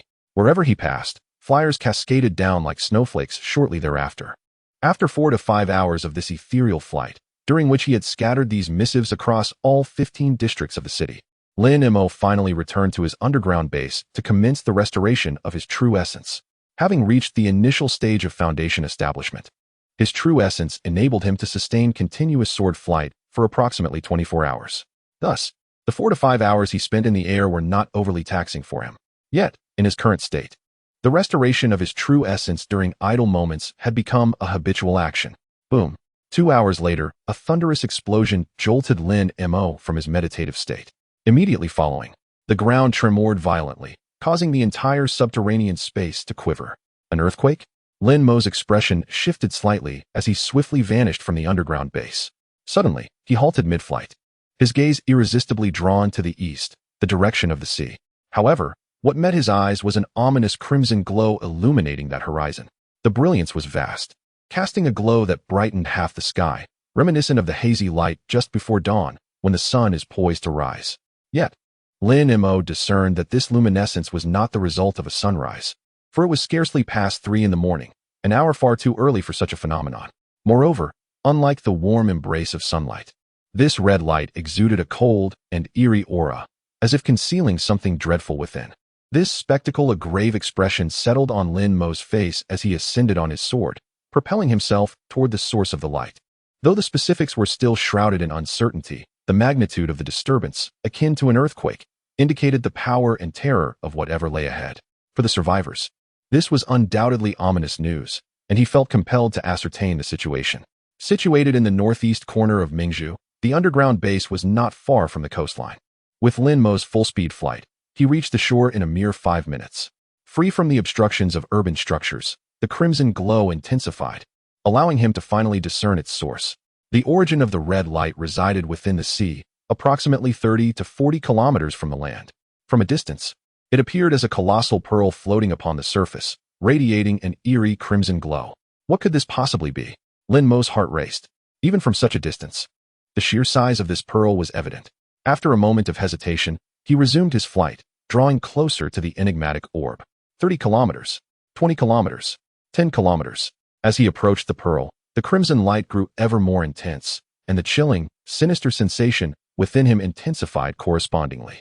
Within his sleeve, the once tranquil golden vine began to writhe restlessly, silently proclaiming the peril posed by the jellyfish. 8 kilometers, 5 kilometers, 3 kilometers. Lin Mo gradually halted, apprehensive about advancing further. In the face of uncertainty, exercising caution was undoubtedly prudent. Upon closer inspection, he finally discerned the true nature of the so-called pearl, a colossal jellyfish. The portion he had mistaken for a pearl was, in fact, the jellyfish's bell, its umbrella-like structure. Lin Mo estimated that the diameter of this jellyfish's bell surpassed 300 meters. Moreover, this was merely the part visible above the water's surface. The extent of what lay beneath was beyond his comprehension. Even if it had mutated, surely it could not leave the ocean? Lin Mo's tone carried a hint of prayer. As long as this jellyfish remained confined to the sea, the threat to the survivors would be minimal. Otherwise, the survivors in Mingzhu City would likely have no choice but to flee. At that moment, as if sensing Lin Mo's presence, the once placid sea began to roil violently. Then, in the next instant, a massive tentacle, measuring over 10 meters in width, burst forth from the depths, lunging directly toward him. Such a lengthy tentacle. Lin Mo's expression shifted dramatically as he evaded the tentacle's strike and swiftly retreated on his sword. Yet, his heart brimmed with terror. He was 3 kilometers away from the jellyfish, and yet the tentacle could reach him from such a distance. Its size was truly unimaginable. With a resounding splash, the tentacle missed its target, crashing into the water's surface and sending towering waves surging upwards, only to gradually subside beneath the ocean's surface. Observing this, Lin Mo ceased his retreat, hovering in midair. At that moment, the distance between him and the jellyfish exceeded 3.5 kilometers. The cessation of the jellyfish's attacks indicated that its tentacle length surpassed 3 kilometers, yet remained less than 3.5. The enormity of this creature left Lin Mo both astonished and disheartened. His maximum sword-flying range was a mere 400 meters, while the jellyfish's tentacle extended over 3,000 meters, nearly 8 times greater. In such circumstances, even if he wished to attack the jellyfish, it was simply unfeasible. As for targeting the tentacle, setting aside whether his flying sword could sever a tentacle as thick as 10 meters, doing so would be futile. The jellyfish's tentacles possessed regenerative abilities, and their rate of regeneration was alarmingly rapid. Thus, an unfortunate truth emerged. He was utterly powerless against this jellyfish. This predicament prompted a cascade of questions in his mind. Why had this jellyfish appeared so suddenly? And why did it remain stationary here? The jellyfish's size could not have inflated overnight. This implied that its mutation had been ongoing for some time, yet it had previously remained dormant.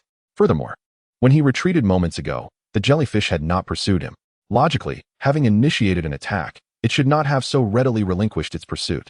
Lin Mo's thoughts whirled as his gaze settled upon the depths of the sea. If his conjecture proved correct, there was likely something beneath the surface that held an irresistible allure for the jellyfish. The recent tremors and the fact that the jellyfish lingered in this very spot were likely connected to this phenomenon. With this realization, Lin Mo took a deep breath and propelled himself forward on his sword, plunging into the underwater realm. Chapter 169. Provocation and Testing with a Swift Motion. The frost blade pierced the surface of the water. Lin Mo's figure resembled a sharp arrow, plunging instantaneously to depths of several dozen meters below. For an ordinary person, the water pressure at this depth would be lethal without specialized diving equipment.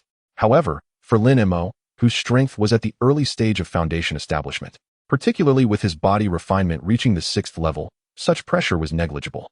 He continued his descent, drawing near to 100 meters below the surface, before finally halting and casting his gaze towards the jellyfish. The bioluminescent creature illuminated the surroundings, rendering the night as bright as day, allowing Lin Mo to discern the situation clearly. The fortunate news was that this jellyfish possessed only 6 tentacles, a relatively small number among its kind. The unfortunate revelation, however, was its ferocity. Numerous corpses of marine creatures floated around its tentacles, including some massive mutated sharks, squids, and orcas. Most significantly, Lin Mo noticed that aside from this jellyfish, no other living beings were present in sight. Not even the most common schools of fish in the ocean were visible. The implications of this were unmistakable. He then shifted his focus downward, beneath the jellyfish. Yet, to his dismay, there was nothing to behold. The red light emitted by the jellyfish allowed him to see the seabed clearly, but apart from corals and rocks, there were no anomalies to be found. Had his speculation been misguided? Or was the attraction for the jellyfish concealed from his view? Lin Mo's brow furrowed slightly. Of the two possibilities, he preferred the latter, as it would at least clarify the jellyfish's purpose for lingering here. Otherwise, with this jellyfish suspended in the water, he would find no peace of mind. Who could say whether it might suddenly venture ashore? Yet, in the current situation, deciphering the jellyfish's reason for being here appeared to be a daunting task. After a moment of contemplation, Lin Mo clenched his jaw slightly, and with a mere thought, the frostblade shot forth from beneath his feet, aiming towards the nearest tentacle. The jellyfish's intentions were unclear, and waiting idly was not a viable strategy. Thus, he resolved to provoke and entice the creature, testing whether it would approach the shore. At this point, he was approximately 3.5 kilometers away from the jellyfish, whose tentacles could strike at around 3.2 kilometers, while his sword control ranged from 200 to 400 meters. Under these circumstances, he could strike the jellyfish while remaining beyond its reach, ensuring his absolute safety as long as it remained stationary. Of course, if the jellyfish did move, that would align perfectly with his intentions. Regardless, he would not come to harm. With a swift motion, the frostblade sliced through the water, maintaining its speed even beneath the surface. However, Lin Mo could distinctly feel that wielding his sword underwater drained his mental energy significantly more than in the air.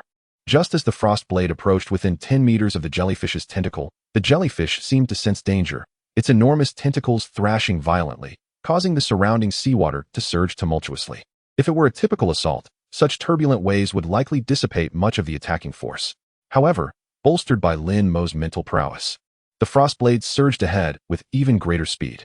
In the next moment, with a sharp sound, the frostblade plunged deep into the jellyfish's tentacle. Lin Mo then felt the blade's flight begin to decelerate. The flesh within the tentacle contracted and squeezed, attempting to halt the frostblade's advance. Lin Mo's expression tightened slightly. He immediately intensified his mental output. Should the frostblade be restrained by the jellyfish, he would not only lose it entirely, but his spirit would also suffer considerable damage. Fortunately, after amplifying his mental energy, although the frostblade's speed diminished, it continued to forge resolutely onward. 5 seconds later, the frostblade erupted from the opposite end of the tentacle, veering around to return to Lin Mo.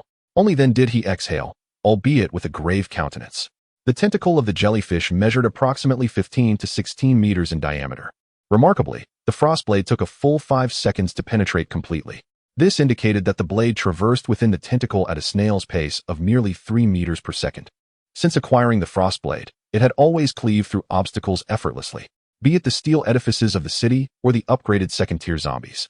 All had been akin to slicing through vegetables in its presence. Such a scenario was unprecedented.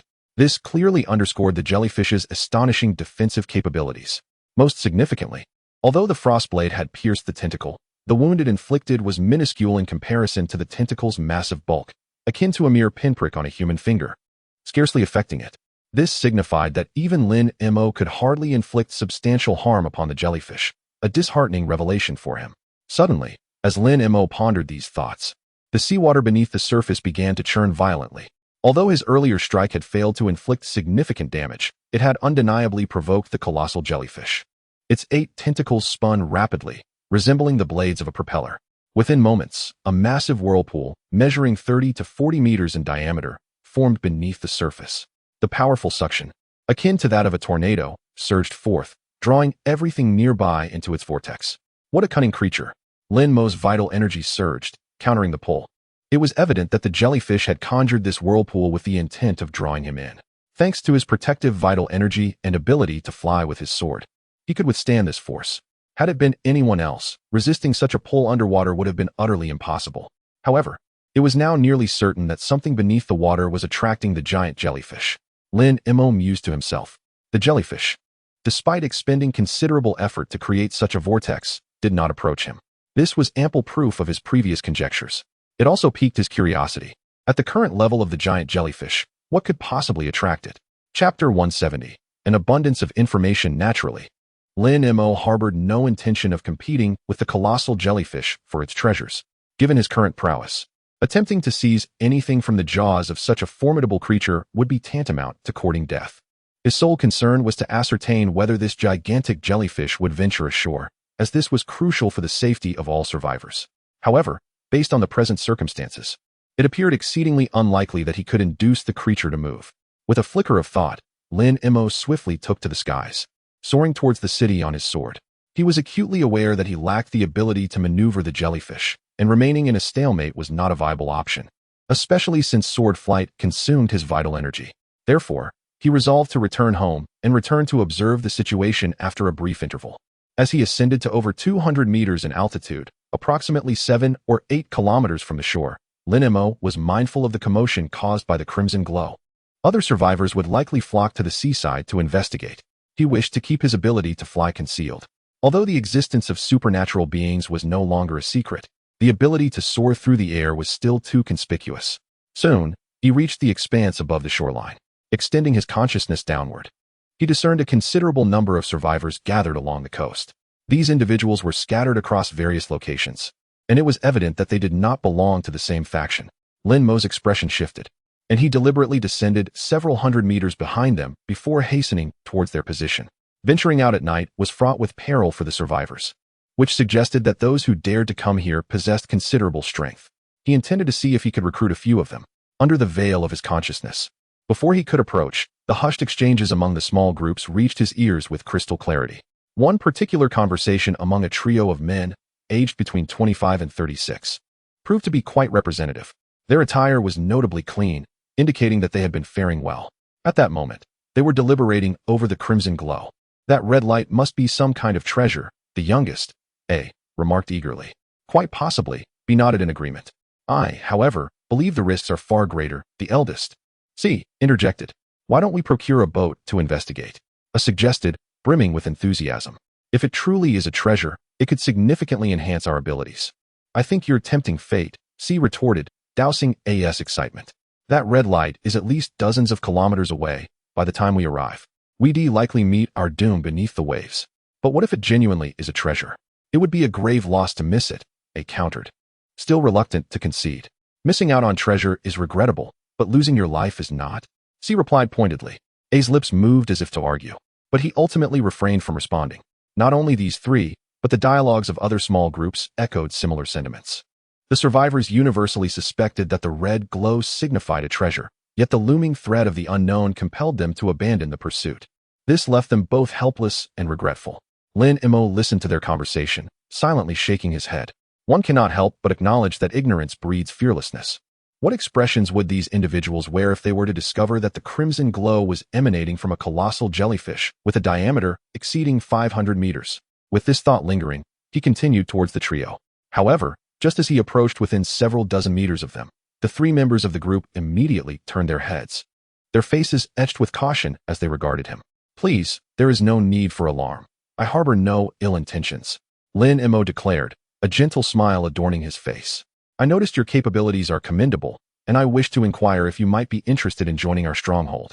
The trio exchanged glances, and it was the eldest among them, C, who spoke first. I apologize, but we are not interested. You should seek others. Lin Mo was unfazed by this response. Before you hastily decline, allow me to share some details about our stronghold. The three exchanged glances once more, and this time, they did not object. Given the apocalyptic state of affairs, anyone with even a modicum of foresight would realize that establishing a stronghold is imperative. In fact, they themselves had contemplated the idea of creating a stronghold. Thus, listening to Lin Mo's proposal posed no detriment to them.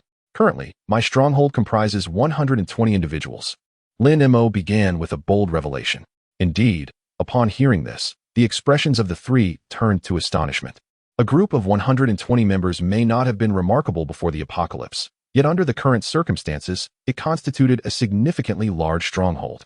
Especially since they too had aspirations of forming a stronghold, they understood the immense challenges associated with constructing one of such scale. Surely you jest? The youngest, A, questioned skeptically. Lin Mo chuckled. If you doubt my words, you are welcome to visit my stronghold. O was rendered speechless. If Lin Mo was so audacious in his claim, it was highly likely that it bore truth. Lin Mo regarded the trio and continued, within this 120, there are 13 individuals with special abilities. The trio was once again taken aback. Being individuals with special abilities themselves, they had always believed their small group to be formidable.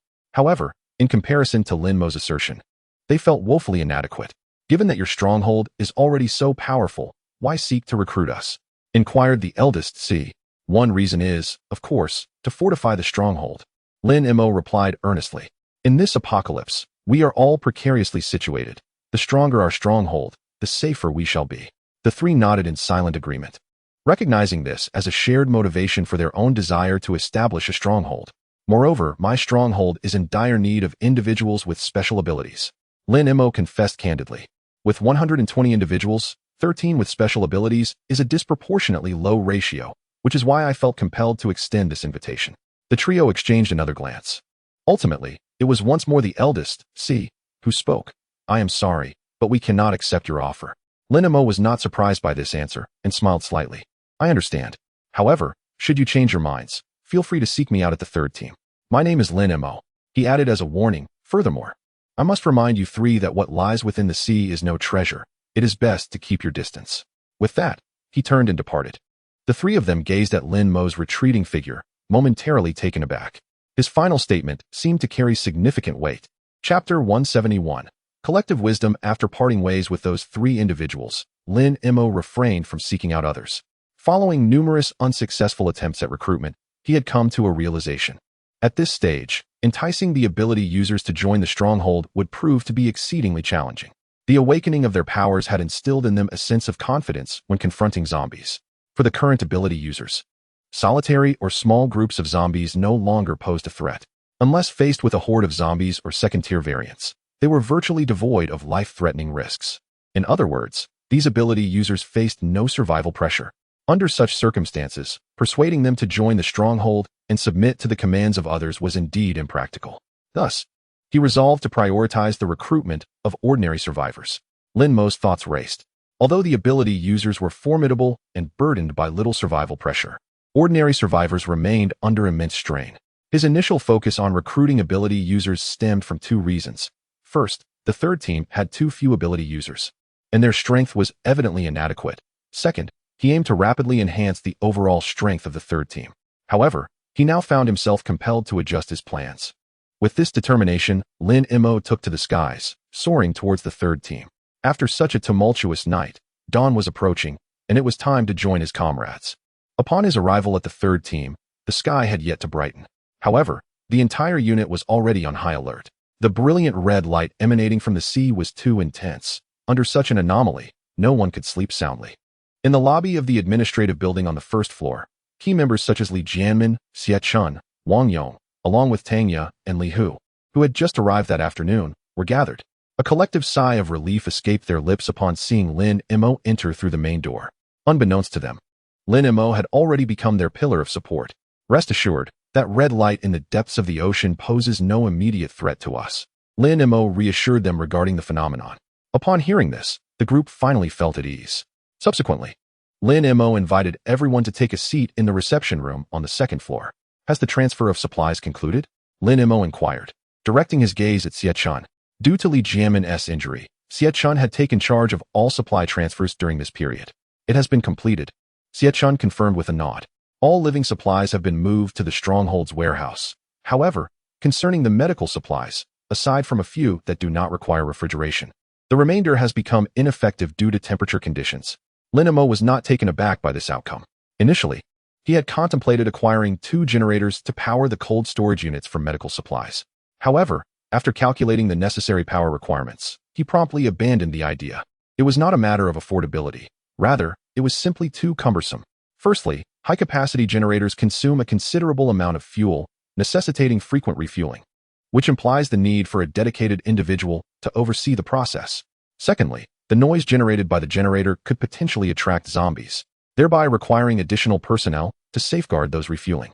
Thirdly, and most significantly, the vast majority of medical supplies in those 2 warehouses are merely basic necessities, items that can be procured from my system's marketplace at relatively modest prices. Consequently, after careful consideration, I have opted to forego those 2 warehouses. Although this decision may seem a squandering of resources, it ultimately serves to alleviate future complications. Thank you for your hard work, Lin Mo expressed to Xie Chun before turning to the others. Taking this opportunity to gather everyone is essential, as I intend to implement a point system at our outpost starting today. Upon hearing this, everyone present, except for Li Jianmin, was momentarily taken aback. While Li Jianmin was aware of Lin Mo's intention to establish the point system today, only Xie Chun had some insight into its particulars. However, even Xie Chun merely assumed that Lin Mo was still in the planning stages and was unaware that he intended to enact it immediately. This is a draft of the details regarding the point system, Lin Mo stated, producing a neatly written A4 sheet and handing it to Li Jianmin, who was closest to him. Please pass it around and review it. If you find any discrepancies, feel free to voice your concerns so we can discuss modifications. Soon, everyone present had finished reading. Isn't the pricing of essential supplies a tad low? Wang Yong was the first to speak. Since joining the 3rd team, he had been actively involved in the logistics of supply transport and understood all too well the challenges of bringing resources back to the 3rd team. In his view, Lin Mo's pricing, which required only a small contribution from the team, was nearly indistinguishable from being given away for free. The primary aim of implementing the point system is to prevent individuals from idling away their time, Lin Mo elucidated. However, given the current scale of our outpost, our foremost task remains to ensure the safety and survival of our members. Therefore, the pricing of basic supplies cannot be excessively high. Wang Yong nodded in agreement and refrained from further comment. I have a concern, Xie Chun remarked, gazing at Lin Mo. While low prices for supplies indeed ensure the survival of the majority, what if someone begins to treat this as a form of welfare? Xie Chun's words were somewhat veiled. Yet Lin Mo comprehended the underlying implication. His intention in establishing the point system was to prevent individuals from merely coasting through life. However, if those individuals earned enough to cover their basic needs and then chose to remain idle, that too would constitute a form of idleness. I have contemplated this scenario as well, Lin Mo responded. However, in the short term, such a situation is unlikely to occur, and if it does, we can implement certain measures to manage it. For example, tasks that are easy and straightforward for earning points can be prioritized for the elderly and vulnerable, making it more challenging for them to remain idle. If all else fails, we can adjust the policy at that time. After all, the point system is meant to be gradually refined. Certainly, if you possess a suitable solution at this moment, it would be most advantageous. This is also the reason he consulted with several individuals, as collective brainstorming is undoubtedly more comprehensive than solitary contemplation. I have no viable suggestions, Xie Chun remarked. Shaking his head, Lin Mo then turned his gaze to the others, who similarly shook their heads in agreement. In truth, Lin Mo had already devised a remarkably thorough initial draft of the point system. There was genuinely little room for modification or suggestion. Given this, Lin Mo addressed Li Jianmin. Let us convene all personnel. The point system he had meticulously contemplated for an extended period was finally ready for formal implementation. Chapter 172 Formal Implementation. A quarter of an hour later, before the entrance of the administrative building, All 130 members of the 3rd Brigade had assembled. As they gazed up at Lin Mo, Li Jianmin, and Xie Chun standing on the steps, a palpable tension enveloped the crowd. Previous gatherings had not required the presence of the injured or the vigilant. However, this time, even the wounded and those on guard duty had arrived, indicating that something significant was about to unfold. Do not be alarmed, Li Jianmin addressed the assembly. The purpose of this gathering is not to signal danger, but rather to announce a matter of great importance. Before delving into that, I must introduce someone. He gestured towards Lin Mo. This is Lin Mo. Some of you may not recognize him, but I must inform you that Lin Mo is the true leader of the 3rd Brigade. A murmur rippled through the crowd of over 100 individuals. Many were indeed unaware that Lin Mo held such a position, and for numerous members, today marked their first encounter with him. The revelation stirred their emotions, yet they remained composed, whispering cautiously to avoid attracting the undead. Li Jianmin observed the members, allowing a moment for their excitement to subside before continuing. The establishment of the 3rd Brigade is attributed to Lin Mo. Without him, our team might not have existed, nor would we have endured to this day. Furthermore, the supplies we have recently transported were sourced by Lin Mo, and he was the one who single-handedly forged the route for these transfers. At this declaration, astonishment washed over the faces of the members. They were taken aback not only by the extent of Lin Mo's contributions, but also by the formidable strength he must possess to achieve such feats. The task of establishing a supply route, in particular, required a level of capability that surpassed their imaginations. "Greetings, I am Lin Mo," he proclaimed, stepping forward. "You need not feel anxious about my ascension to leadership, nor harbor any concerns. If all goes as planned, the brigade will continue to be managed by Captain Li and Sister Xie Chun." Upon hearing this reassurance, the expressions of the members brightened considerably. A sudden change in leadership could have profound implications for them. "Now let us address the matter at hand," Lin Mo asserted, getting straight to the point. Effective immediately, the method of resource allocation for the 3rd Brigade will transition from communal distribution to a point-based system. As the words left his lips, an uproar erupted among the members, their astonishment causing them to forget to lower their voices. "A point-based system? What does that mean?" they exclaimed. "The current distribution works well. Why the sudden change? It seems rather unnecessary." The voices of the crowd rose and fell in a cacophony of discussion. Upon witnessing this, Li Jianmin instinctively prepared to intervene, aware that such loud chatter could potentially attract zombies.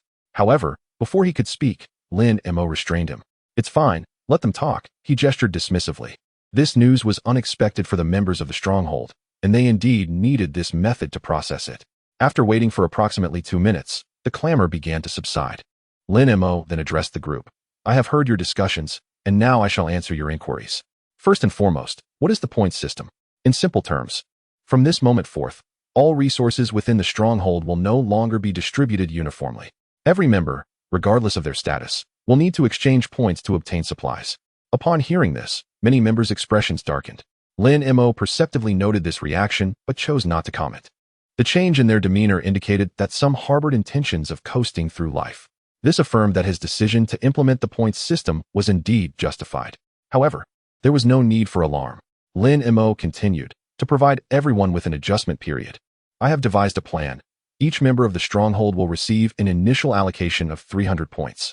Although this may seem modest, our pricing for resources will also be reasonable. If you manage your points wisely, sustaining yourselves for a month should pose no significant challenge." Upon hearing this, the members' reactions were notably less intense than before. Their greatest fear was an abrupt and unforeseen shift. But Lin Mo's provision of a transition period made the change more palatable. He then proceeded to address their second question: why this sudden alteration in policy? Lin Mo's gaze swept across the assembly. The reason is straightforward. It is to prevent individuals from idling away their time within the stronghold. Surviving in this apocalypse is arduous, and establishing a stronghold is no small feat. For it to endure and thrive, we must all unite in purpose and effort. Yet, human nature is often marked by inertia. Some may become complacent due to temporary comfort and forget the perils of their environment. Others may seek to reap the benefits provided by the stronghold without contributing to its welfare. Why should those who idly drift be afforded the same privileges as those who endure hardship and sacrifice for the sake of the community? Is this fair to those who bleed, suffer, or even lay down their lives? Silence enveloped the members of the stronghold as they absorbed Lin Mo's words. They had not previously acknowledged the presence of such idlers, but upon reflection, they recognized that there were indeed individuals within their ranks who embodied this attitude, and seemingly in greater numbers than they had anticipated. From this perspective, the implementation of the points system appeared to be a positive development, as it introduced a sense of fairness for all. Do you have any further questions? Lin Mo inquired, his gaze fixed upon the crowd. If so, feel free to voice them. We can engage in collective discussion. Yet, not a single member spoke. Lin Mo nodded and proclaimed, in that case, I hereby announce that the points system shall officially commence from this moment forth. Chapter 173. The monetization of points after disbanding the members, Lin Mo, along with core figures such as Li Jianming and Xia Chun, returned to the conference room on the second floor.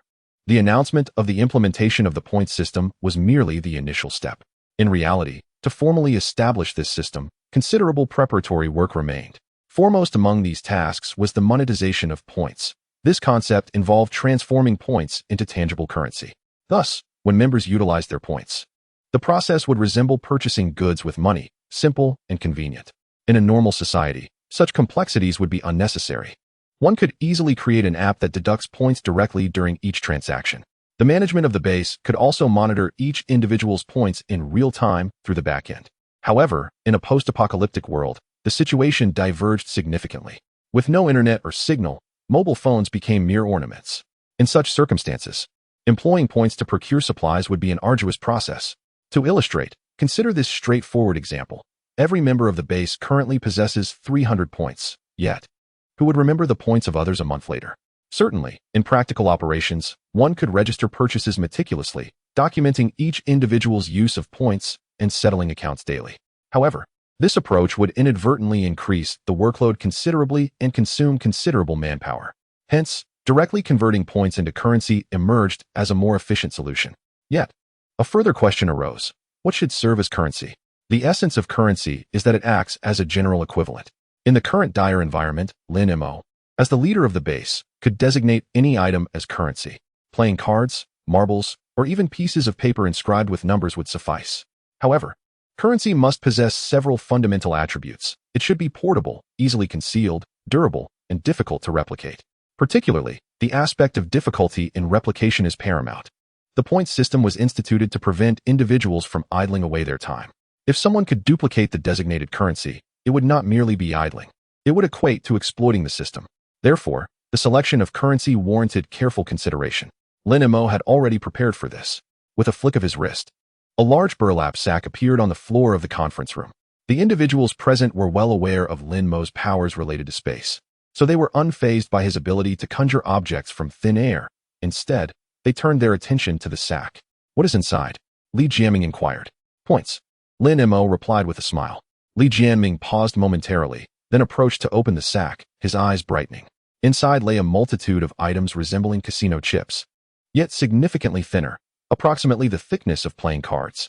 Most importantly, these chips are clearly marked with denominations such as 1, 2, 5, 10, 100 foot, making them excellent candidates for currency. Indeed, they are valuable items, but can we ensure their safety? Li Jianming inquired. After all, although chips are not commonly seen, they are not entirely unique. Should someone discover an identical version, the consequences could be dire. Rest assured, they are absolutely secure. Lin Mo replied with unwavering confidence. These chips were procured from the system's marketplace, adorned with a distinctive pattern. Unless someone manages to fabricate a machine for producing chips, no one could replicate them. Given the current circumstances, not only is it improbable to create such machinery, but the majority of people cannot even solve the issue of power supply. Furthermore, in the system marketplace, he could acquire several tons of these chips for a single point. Even with the rapid expansion of the base members, he need not worry about the supply of chips. Thus, in the near term, utilizing these chips as currency is undoubtedly the safest and most cost-effective choice. Very well. I will arrange for their distribution shortly. Li Jianming nodded. Since Lin Mo assured him of their safety, there would certainly be no issues. Afterwards, a group of individuals discussed various specific details, such as inventory checks of warehouse supplies, purchasing procedures, and the subsidy methods for the elderly, infirm, and disabled. It was only after finalizing all these matters that Lin Mo slowly spoke. I must now deliver some unfortunate news. Upon hearing this, the expressions of those present slightly stiffened. Given Lin Mo's strength, the mere utterance of bad news indicated the gravity of the situation. The crimson glow from last night originated from a colossal jellyfish, Lin Mo stated. The faces of those gathered transformed in unison. The previous night's red light had illuminated nearly half the sky. The magnitude of such a jellyfish was beyond their imagination. Where is this jellyfish currently located? Does it pose a threat to us? Tanya was the first to regain her composure. It is currently Lin Mo succinctly recounted the situation he had observed the previous night. After listening, the attendees fell into a collective silence. Although the jellyfish was currently far from them and posed no immediate threat, should it come ashore, they would likely have no chance to resist. This was indeed not favorable news for them. What should we do now? Xie Chun asked. Do we need to implement any precautionary measures? No. Lin Mo shook his head. I share this with you merely to prepare you psychologically. You need not concern yourselves with that giant jellyfish for now. I will continue to monitor the situation. The group nodded in agreement, refraining from further discussion, and then dispersed. The point system had just begun to be implemented, and these core members had many matters to attend to. Meanwhile, Lin Mo slowly departed from the third squad, withdrawing his dodge battle axe as he made his way toward the seaside. At this point, daylight had arrived, and he needed to further assess the situation regarding the colossal jellyfish. Chapter 174. Your life is in my hands by the seaside. The rising sun rendered the bioluminescent glow of the jellyfish nearly imperceptible to the naked eye. However, as Lin Mo soared into the sky on his sword, he could still discern a shadowy crimson hue in a particular area of the sea, indicating that the colossal jellyfish remained present. After a moment of hesitation and considering it was daylight, coupled with the apparent lack of movement from the giant jellyfish, he decided against investigating further and instead turned back towards the city. Yet, rather than heading to the third squad, he returned to the underground base, where he needed to continue replenishing his true essence. The frequent long-distance sword flight over the past few days had significantly drained his energy. However, barely half an hour into his meditation, he was suddenly stirred, his eyes snapping open. Just moments ago, the luminous point in his mind that represented the gray serpent had abruptly vanished.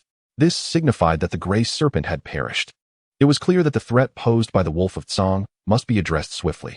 Lin Mo murmured to himself. After binding the gray serpent and the phantom with a blood contract, he had sent them to hunt the Wolf of Tsang. Since then, there had been no word from them. Yet, he harbored no concerns, for with the Covenant Academy in place, he could always track their positions and movements. Over this period, the two had been diligently searching for the Wolf of Tsang. However, with the gray serpent's demise, it was evident that the phantom alone would not stand a chance against the wolf.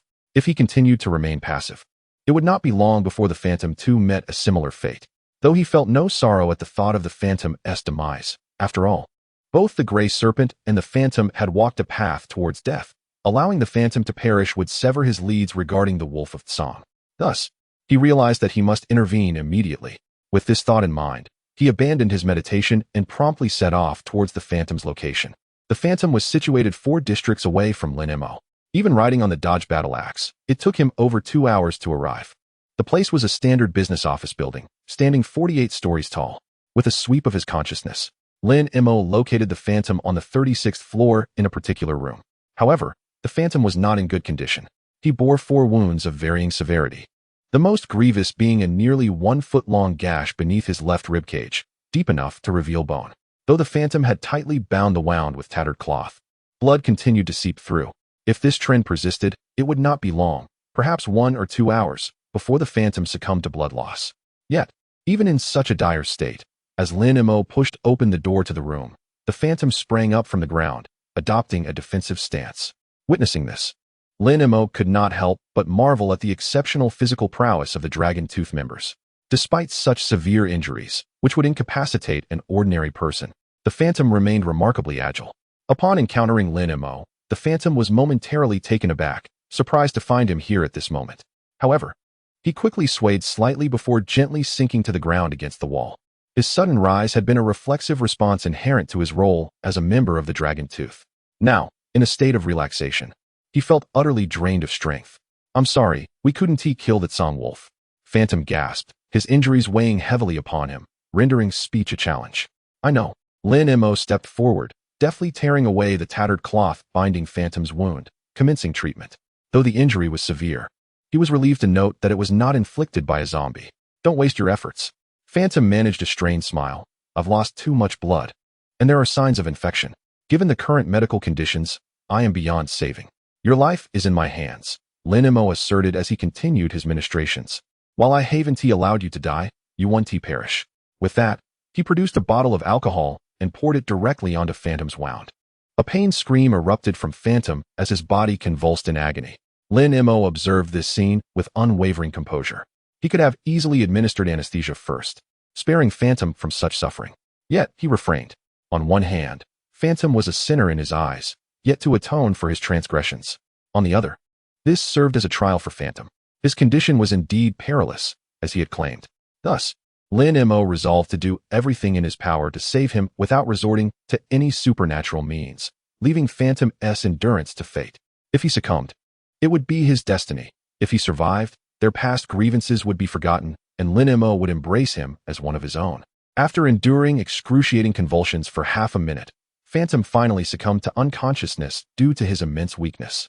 Lin Mo, expressionless, retrieved a needle, threaded it with medical sutures, and after disinfecting with alcohol, began to stitch up Phantom's wounds. With his advanced medical skills, this task posed no difficulty. In under 10 minutes, all of Phantom's injuries were meticulously sutured. Next came the bandaging, administering of anti-inflammatory medication, blood tests, and transfusions. By the time all was completed, half an hour had elapsed. Glancing at the unconscious Phantom, Lin Mo washed his hands with a bottle of mineral water and approached the window to gaze outside. This area, known as Yangming District, was unfamiliar to him, as he had seldom visited. However, after surveying the surroundings for a moment, he discerned that this location was quite favorable for accruing points. The building in which he found himself was the tallest within a 5-kilometer radius. If he were to set up a searchlight on the rooftop, it would likely attract a considerable number of zombies. With this thought in mind, Lin Mo promptly turned and made his way towards the rooftop. Recently, due to various circumstances, his points had stagnated for far too long.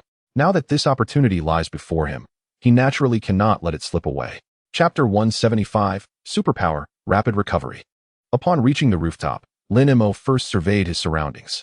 The rooftop of this building resembled that of a typical commercial office tower, spacious and unobstructed, save for the elevator shaft and the central air conditioning vents. The surface was flat and devoid of any clutter. A wall, approximately 1.2 meters high, bordered the edge, serving as a precaution against accidental falls. However, this barrier did not hinder his use of the spotlight, making it an excellent location for him to accumulate points. 10 minutes later, Lin Mo set up the spotlight and connected the necessary wiring before descending once more. It was still early afternoon, with several hours remaining until nightfall. Upon returning to his room on the 36th floor, he found the Phantom still unconscious. Relieved that all was well, he retrieved his tools for drawing talismans and began crafting talisman papers. Initially, he regarded these papers merely as supplementary aids. However, after some time utilizing them, he found them to be remarkably convenient and effective. In the current environment, talismans for sound transmission, invisibility, and protection often proved crucial. Thus, seizing the opportunity, he resolved to create several more. As his circle of acquaintances grew, the consumption of talisman papers increased, necessitating a prudent stockpile. 3 hours later, the Phantom stirred slightly, groaning as he regained consciousness. Turning his head slowly, he gazed at Lin Mo, who was diligently drawing, with a complex expression. He had never anticipated that Lin Mo would save him, nor did he expect to awaken once more. Do not mention it. Lin Mo, engrossed in his work, did not look up. Your revival indicates that your life is not yet forfeit. To be honest, after tending to the Phantom's injuries, even Lin Mo had doubted whether he would awaken, given the significant blood loss he had endured. Yet, astonishingly, merely 3 hours later, the Phantom had returned to consciousness. I believe I have awakened a superpower, the Phantom remarked, licking his dry lips with difficulty. Due to the absence of anesthesia, each breath sent waves of excruciating pain from the wounds beneath his ribs. Lin Mo paused momentarily in his talisman drawing, astonished that the Phantom had awakened his superpower in such a near-fatal state. My superpower should be termed rapid recovery, the Phantom continued, sifting through the information flooding his mind. It allows my injuries to heal swiftly. Lin Mo raised an eyebrow, intrigued. Does your superpower apply solely to yourself, or can it also be utilized for others? In a post-apocalyptic world, medical supplies ranked second only to biological resources in importance. If the Phantom's ability were limited to personal use, its significance would be diminished. However, if it could also benefit others, it would be akin to a divine gift. The advantages of having a healer within their ranks were undoubtedly immense. After closing his eyes for a brief moment, the Phantom replied, it can also be used on others. Lin Mo's eyes glimmered slightly, and his gaze towards the Phantom underwent a subtle transformation. Previously indifferent to the Phantom's fate, he now deemed his act of saving the Phantom to be exceedingly wise. He regarded the Phantom and inquired, given your capabilities and your current injuries, how long do you anticipate it will take for you to recover? The phantom closed his eyes once more and replied, I am presently too mentally drained. My recovery will be significantly slower, approximately 15 days. However, if I were in a state of full vitality, 7 days would suffice. Lin Mo raised his eyebrows. It is commonly said that injuries to muscles and bones take 100 days to heal. Thus, given the severity of the phantom's condition, even in a normal society, a recovery within 2 to 3 months would be expected. Yet now, the prospect of merely half a month seemed astonishing, and in a state of full vigor, merely 7 days. This rate of recovery was not just rapid, it was alarmingly swift. Can others recover at such a pace? Lin Mo continued to inquire. Their recovery would be slightly slower than my own, but not by much, the phantom responded. Lin Mo nodded, refraining from further commentary. However, the significance of the phantom in his mind had ascended to a new echelon. In truth, the phantom's extraordinary ability was not merely about recovery. It was about speed. If it were solely a matter of healing injuries, Lin Mo could manage that himself, as his medical skills were on par with those of a chief physician at a top-tier hospital. However, to facilitate rapid recovery for others, he would need to rely on the system, particularly for injuries that could prove fatal if not treated swiftly. This was beyond the scope of conventional medicine. With the phantom, such challenges ceased to be problematic. Especially in situations where he was absent, the phantom's presence could very well determine the life or death of the injured. In such instances, the phantom's importance was undeniably magnified. Lin Mo even contemplated whether to provide the phantom with a pill to restore his mental strength, thereby expediting his recovery. Yet after some reflection, he dismissed the notion. The phantom was already awake, and with his ability for rapid recovery, his survival was assured, rendering the expenditure of a precious pill unnecessary. By the way, I didn't have the chance to ask earlier, was Grey Serpent's death the result of Tsang Wolf? Lin Mo shifted the topic. Indeed, the phantom affirmed with a nod. Since departing from the warehouse, Grey Serpent and I have been relentlessly pursuing Tsang Wolf. However, Tsang Wolf proved to be exceedingly cunning, and given our shared origins in Longya, we were all too familiar with each other's tactics. Though we managed to track him a few times, he always evaded capture. Today, we finally cornered him. But little did we know, Tsang Wolf had already laid a trap, waiting for us to walk into it. Grey Serpent met his demise while attempting to save me. As he spoke, a shadow of anguish flickered in the phantom's eyes. The loss of his dearest brother, sacrificed for his sake, inflicted a deeper pain than any physical injury. Lin Mo understood the depth of the phantom's sorrow, but refrained from offering solace. Such matters were ones the phantom must process in his own time. Any attempt at consolation would be futile. He sighed quietly and inquired, Where did you part ways with the Silver Wolf?